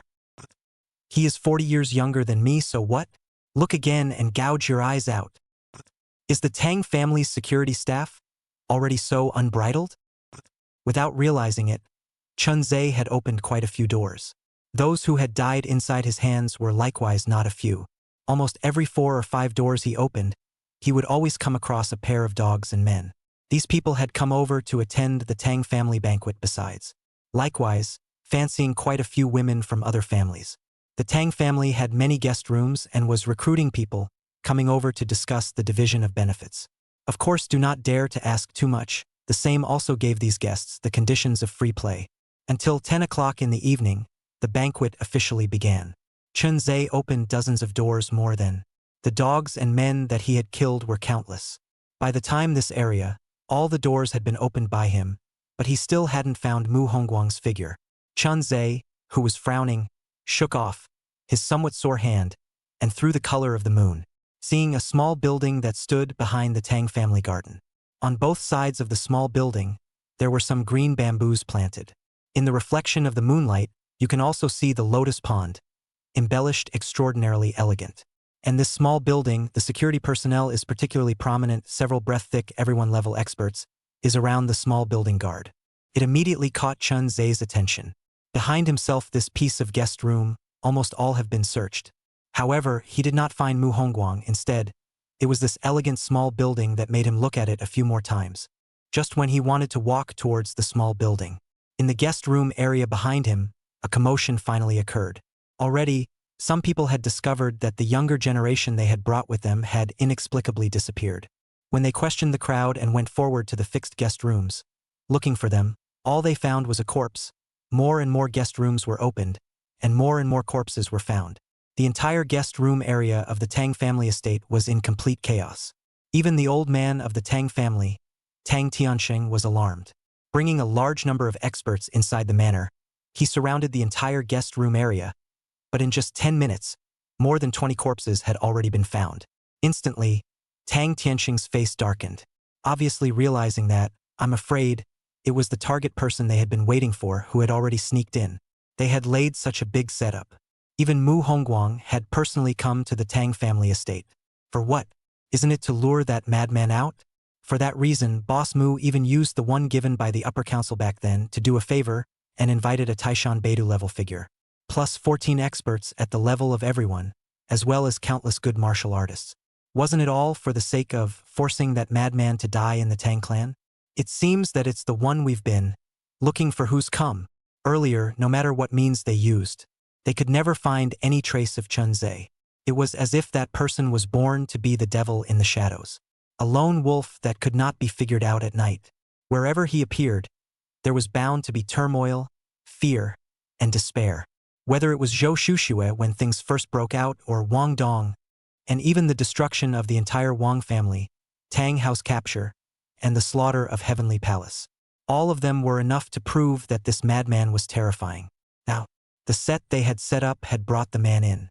It should have been a happy thing, but when Tang Tianxing saw the corpses placed at the entrance of the guest room area, he also couldn't help but have the corners of his mouth twitch. A feeling of uneasiness was vaguely born. Quite a few of the Tang family members beside him walked over with quick steps. Tang Hao was among them, and he glanced around a few times, but didn't find Chun Ze's figure. But he was also sure that this was definitely Chun Ze's doing. Other than that madman, no one could do this quietly to such an extent. Elder, we'll leave this place to us juniors. You still have to host the party. Wait until the corpses are disposed of. I'll report back to you on the specifics. Tang Tianxing nodded, feeling a bit distracted. However, he didn't want to continue to stay here, so he simply walked towards the Tang family hall behind him. This place was brightly lit and swarming with people. Under the bright lights, any figure was clearly visible. Every corner was dotted with their Tang clan's manpower, and if they found something wrong, they would immediately rise up and attack. As for Tang Hao's side, with him handling this matter, then covering Chun Ze's tracks for him became a lot more convenient. After all, Tang Yun didn't appear, so now the Tang family's big and small things will have to Tang Hao to handle, but it's just that now he is in Chowing's heart, and is not sincerely doing things for the Tang family at all. How did it all go? Did you find any clues for that crazy person who sneaked in? Tang Hao skimmed around a few times, and a few of the Tang family's more capable younger generations rushed forward to report. It was pretty much all said and done, but there were no useful clues. Tang Hao pretended to be helpless and shook his head, turning towards the back garden, only to just arrive at the garden. Right away, a person trotted over and opened his mouth, shouting, "Brother Tang, it's actually not that there aren't any clues. It's just that there were so many people just now that it's inconvenient for me to say it. I have some things here that I've investigated, so take a look at them, and when you report back to the old man, help me out with a few more kind words." The reason why he waited until now wasn't because of any crowds of people, but rather he wanted to put on a good show so that Tang Hao, as well as the old master, would know that he was quite a bit brighter than the rest of the younger generation. Hearing this, Tang Hao hurriedly stopped his steps and glanced back at the person who was walking over. A bright smile was revealed, taking over the item in the other party's hand. After carefully looking at it for a few moments, he realized that it was a video that was finally made by combining some cameras, as well as the traces of the scene. He nodded with satisfaction and went forward to put an arm around the other party's shoulders. "Not bad, well done. I will tell the old master about this matter, as is, and in the future, your position in the Tang family, you have to raise it up again, or else, I'm sorry for your skill in this body." The young man who had been nudged into the right direction was full of excitement. "Thank you, Brother Tang. If there's something you need to use your brother for in the future, just open your mouth, and my brother will definitely do his best to help." Tang Hao snorted and shook his head.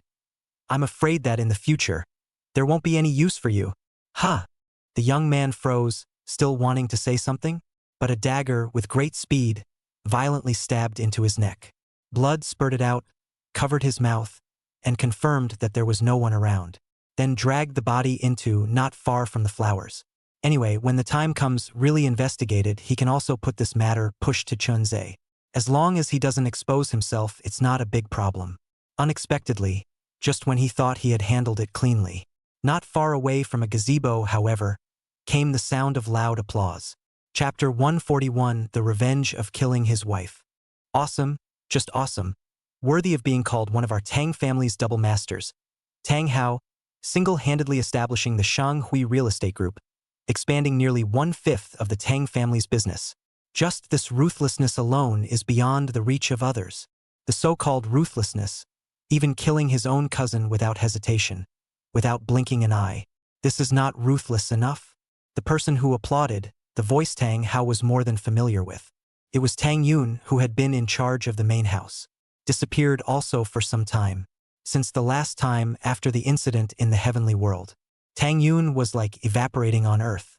No matter how many people Tang Hao sent out, he could never find any trace of Tang Yun. And even today at the Tang family banquet, Tang Yun was slow to show up. Unexpectedly, it appeared at this moment. If we're talking about ruthlessness, I can't compare to you. Tang Yun, I'll ask you one thing, did you kill Lin Yuezhu? Tang Hao's gaze was grim, staring deathly at Tang Yun, who was not far away and standing under the gazebo. Tang Yun was similarly sizing up the other party, only to stare at each other for a moment, but suddenly burst out laughing. Of course not, we're all family in any case.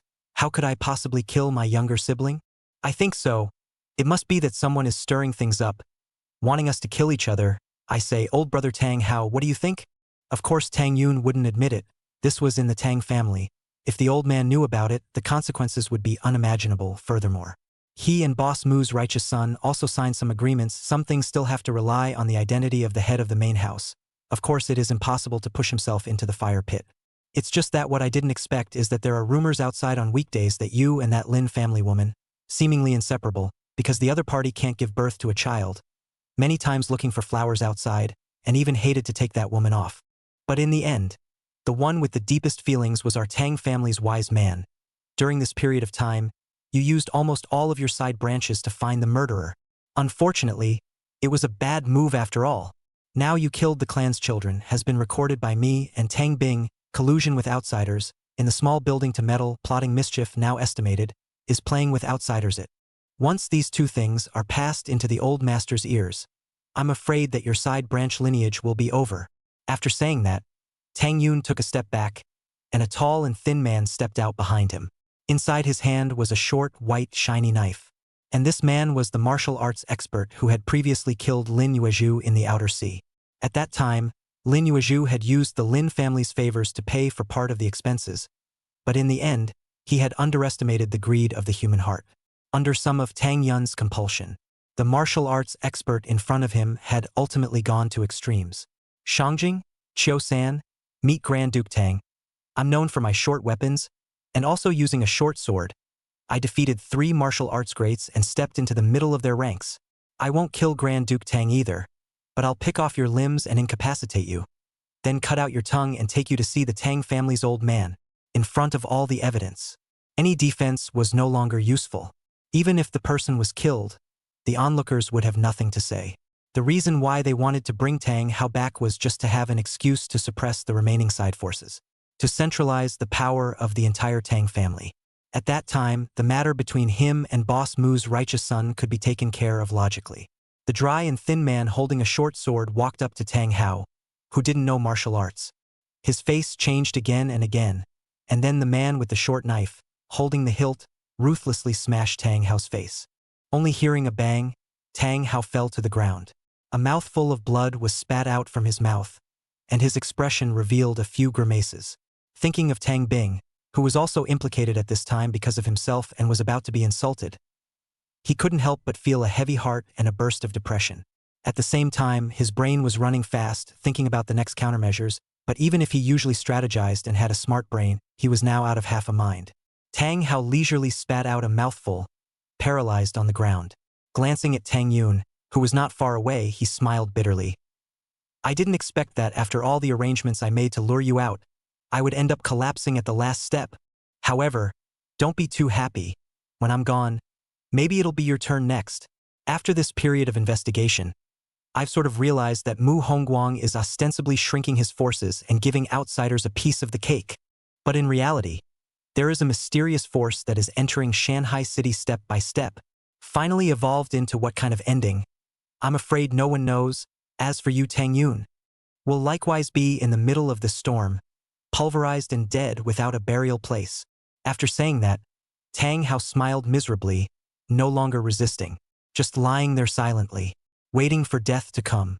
Tang Yun narrowed his eyes, just wanting the man holding a short sword next to him to waste Tang Hao's limbs. A crackling sound was heard. Immediately afterward, the small building not far away burst into flames, as well as a series of miserable screams, wailing. Such a scene also caused the Tang Yun in front of him. His face changed and changed. Then he clenched his fists, his teeth clenching, because that small building was likewise a part of his plan. Tang Bing was in it, taking a charming drug and about to have a relationship with a power that had a grudge against the Tang family. If the evidence was conclusive and he took out the images inside the room, he would be able to make Tang Bing lose her reputation. But unexpectedly, the small building suddenly caught fire. Things too changed at this moment. Let's waste this kid's limbs first, and let's go over to the small building to take a look. Tang Yun took a deep breath, his face extraordinarily ugly. The man holding the short sword nodded. Crouching in front of Tang Hao, the short, white, shiny blade aimed at Tang Hao's wrist. Just as it was about to press down, a black figure in a security uniform slammed into the man with the short blade. The man's face changed, sensing the horrible aura, and just wanted to retreat, but it was already too late. Touch. The short blade man was under that violent impact. He directly flew out, and his spine hit the flower bed next to the sharp corner that protruded out. Only a click was heard. The bone smashed. The short knife also fell to the ground. The man opened his mouth and glanced at the figure standing next to Tang Hao, wearing a black uniform. It seemed that he remembered something, that in the underworld, on the heavenly world's plywood, the madman who had killed Jiang Shang in a few seconds had some inexplicable overlap with the man in front of him. The man couldn't help but let out a bitter smile, and instantly understood. Knowing that he is no longer able to return to heaven, when he betrayed Lin Yuezhu, originally thought that he could make a big splash, who had thought that he would still die in the middle of this banquet of the Tang family. When Tang Hao saw Chun Ze's figure, he was obviously relieved. At the same time, Tang Hao saw a woman lying on the ground not far away. Wasn't it the Tang Bing that he had been longing for? This was saved by Chun Ze. However, he seemed to remember that Chun Ze didn't know Tang Bing, and according to his character, he shouldn't be able to save people. That woman says she knows the whereabouts of Mu Hongguang. You help me wake her up. Just leave the rest to me. Chun Ze explained a sentence, touched out a silver-white scalpel, looked not far to Tang Yun. Tang Yun also did not expect that everything he had carefully calculated was actually destroyed by a madman. Thinking about what he promised that righteous son of Boss Mu. If it couldn't be accomplished, there was only one way to die. Unable to help but clench his teeth, his eyes revealed a slight, resentful look. Viciously, he said, "Since you're here, then don't even leave. This is the Tang family, inside and out, all the experts we've invited. Just the everyone level existences are as high as 14 people, and do you think that with the NI family guarding the second hospital, you're resting on your laurels? To tell you the truth, our boss Mu's righteous son, Zhang Yuanming, has already taken that item from the last meeting and invited a Taishan Beidou level figure, and he's on his way to the second hospital right now. Not to mention your parents, even the entire NI family will be doomed." It seemed as if he already knew his fate and couldn't change it. Tang Yun couldn't help but laugh out loud, staring insidiously at Chun Ze, who was not far away. It seemed like he wanted to provoke this madman in front of him. But after saying so much, Chun Ze, who was not far away, didn't change his demeanor even half a bit. Instead, he walked towards Tang Yun step by step, and Tang Yun's face changed and changed, violently clenching his fists. Chun Ze raised his hand, the silver-white blade like a brilliant moonlight. With a graceful arc, it slashed through Tang Yun's throat. Tang Yun's outstretched hand stopped in the middle of midair. Turning his head to look at Tang Hao, his expression was inexplicably somewhat complicated. Finally, with a bang, he fell to the ground. Chapter 142. Leave the second hospital to me. Seeing Tang Yun dead, Tang Bing, who had been secretly helping himself, were all safe and sound. Tang Hao couldn't help but burst into hot tears, the thrill of a great revenge hitting his mind and soul. It made him unable to stop himself from lying on the ground and bawling. He didn't know how long it had been, but Tang Hao suddenly climbed up and spat out a breath. "If you trust me, let me make a trip to the hospital, and I promise your parents, your sister will be absolutely fine.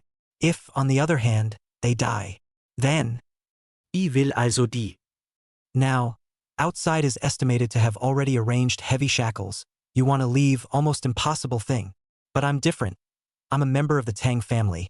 Before things are revealed, I can easily travel through the entire Shanghai city. As for Mu Hongguang and that righteous son of his, he's probably already at the back of the hall, waiting for the banquet to start.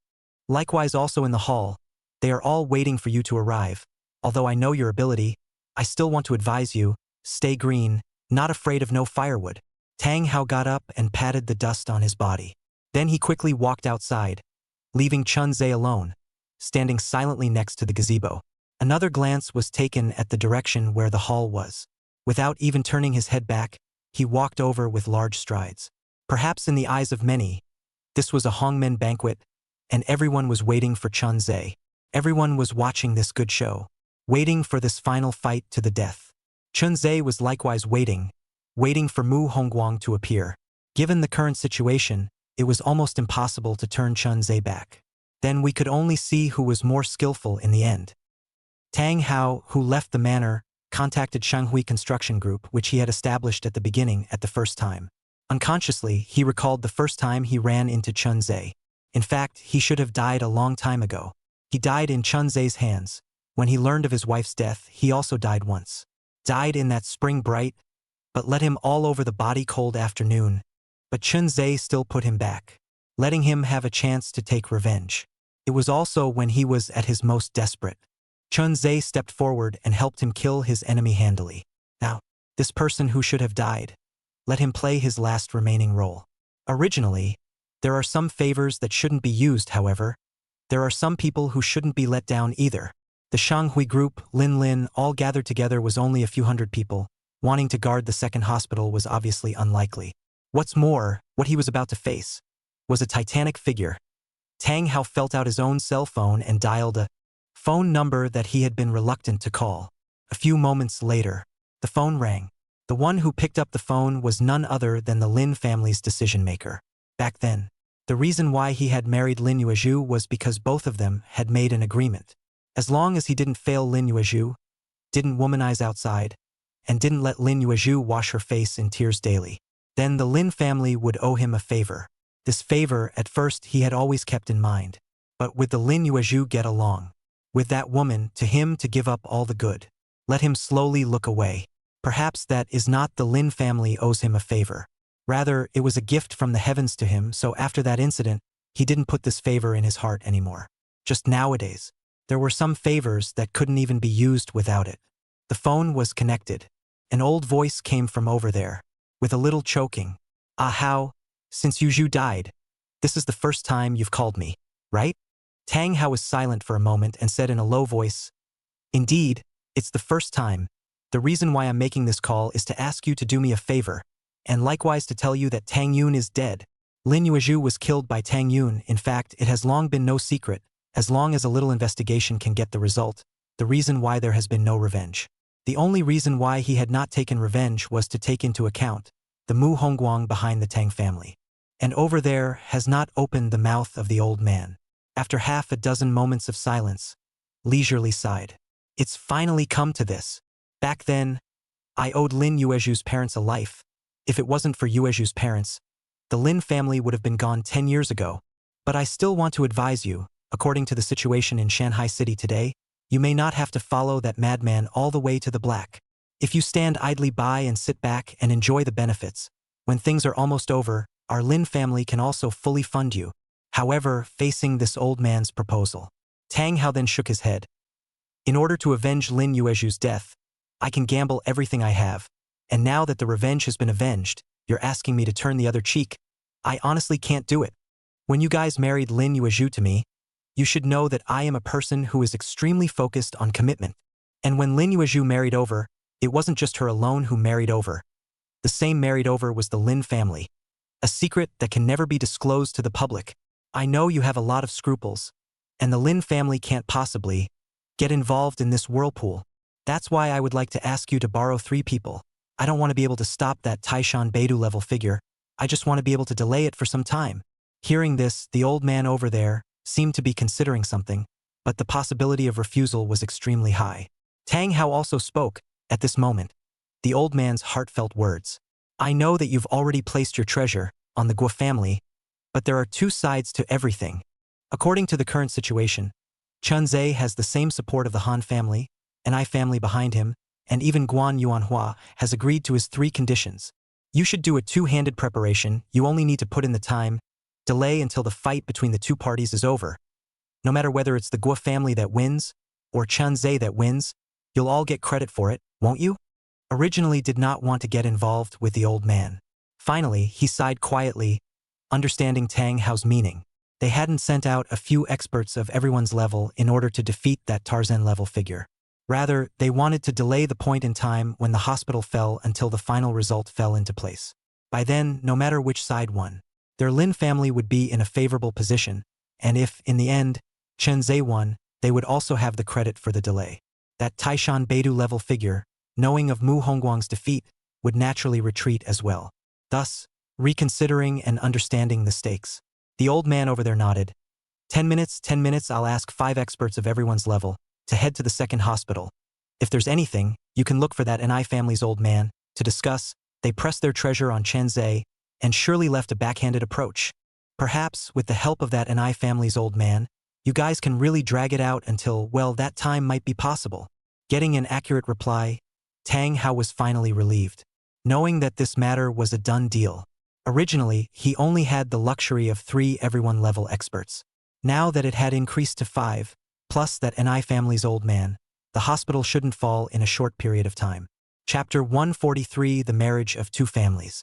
Everyone in the hall was ready. The lights illuminated and the luxurious room was decorated. All kinds of valuable paintings and calligraphy, all kinds of ancient porcelain. It was just a decoration in the middle of this hall.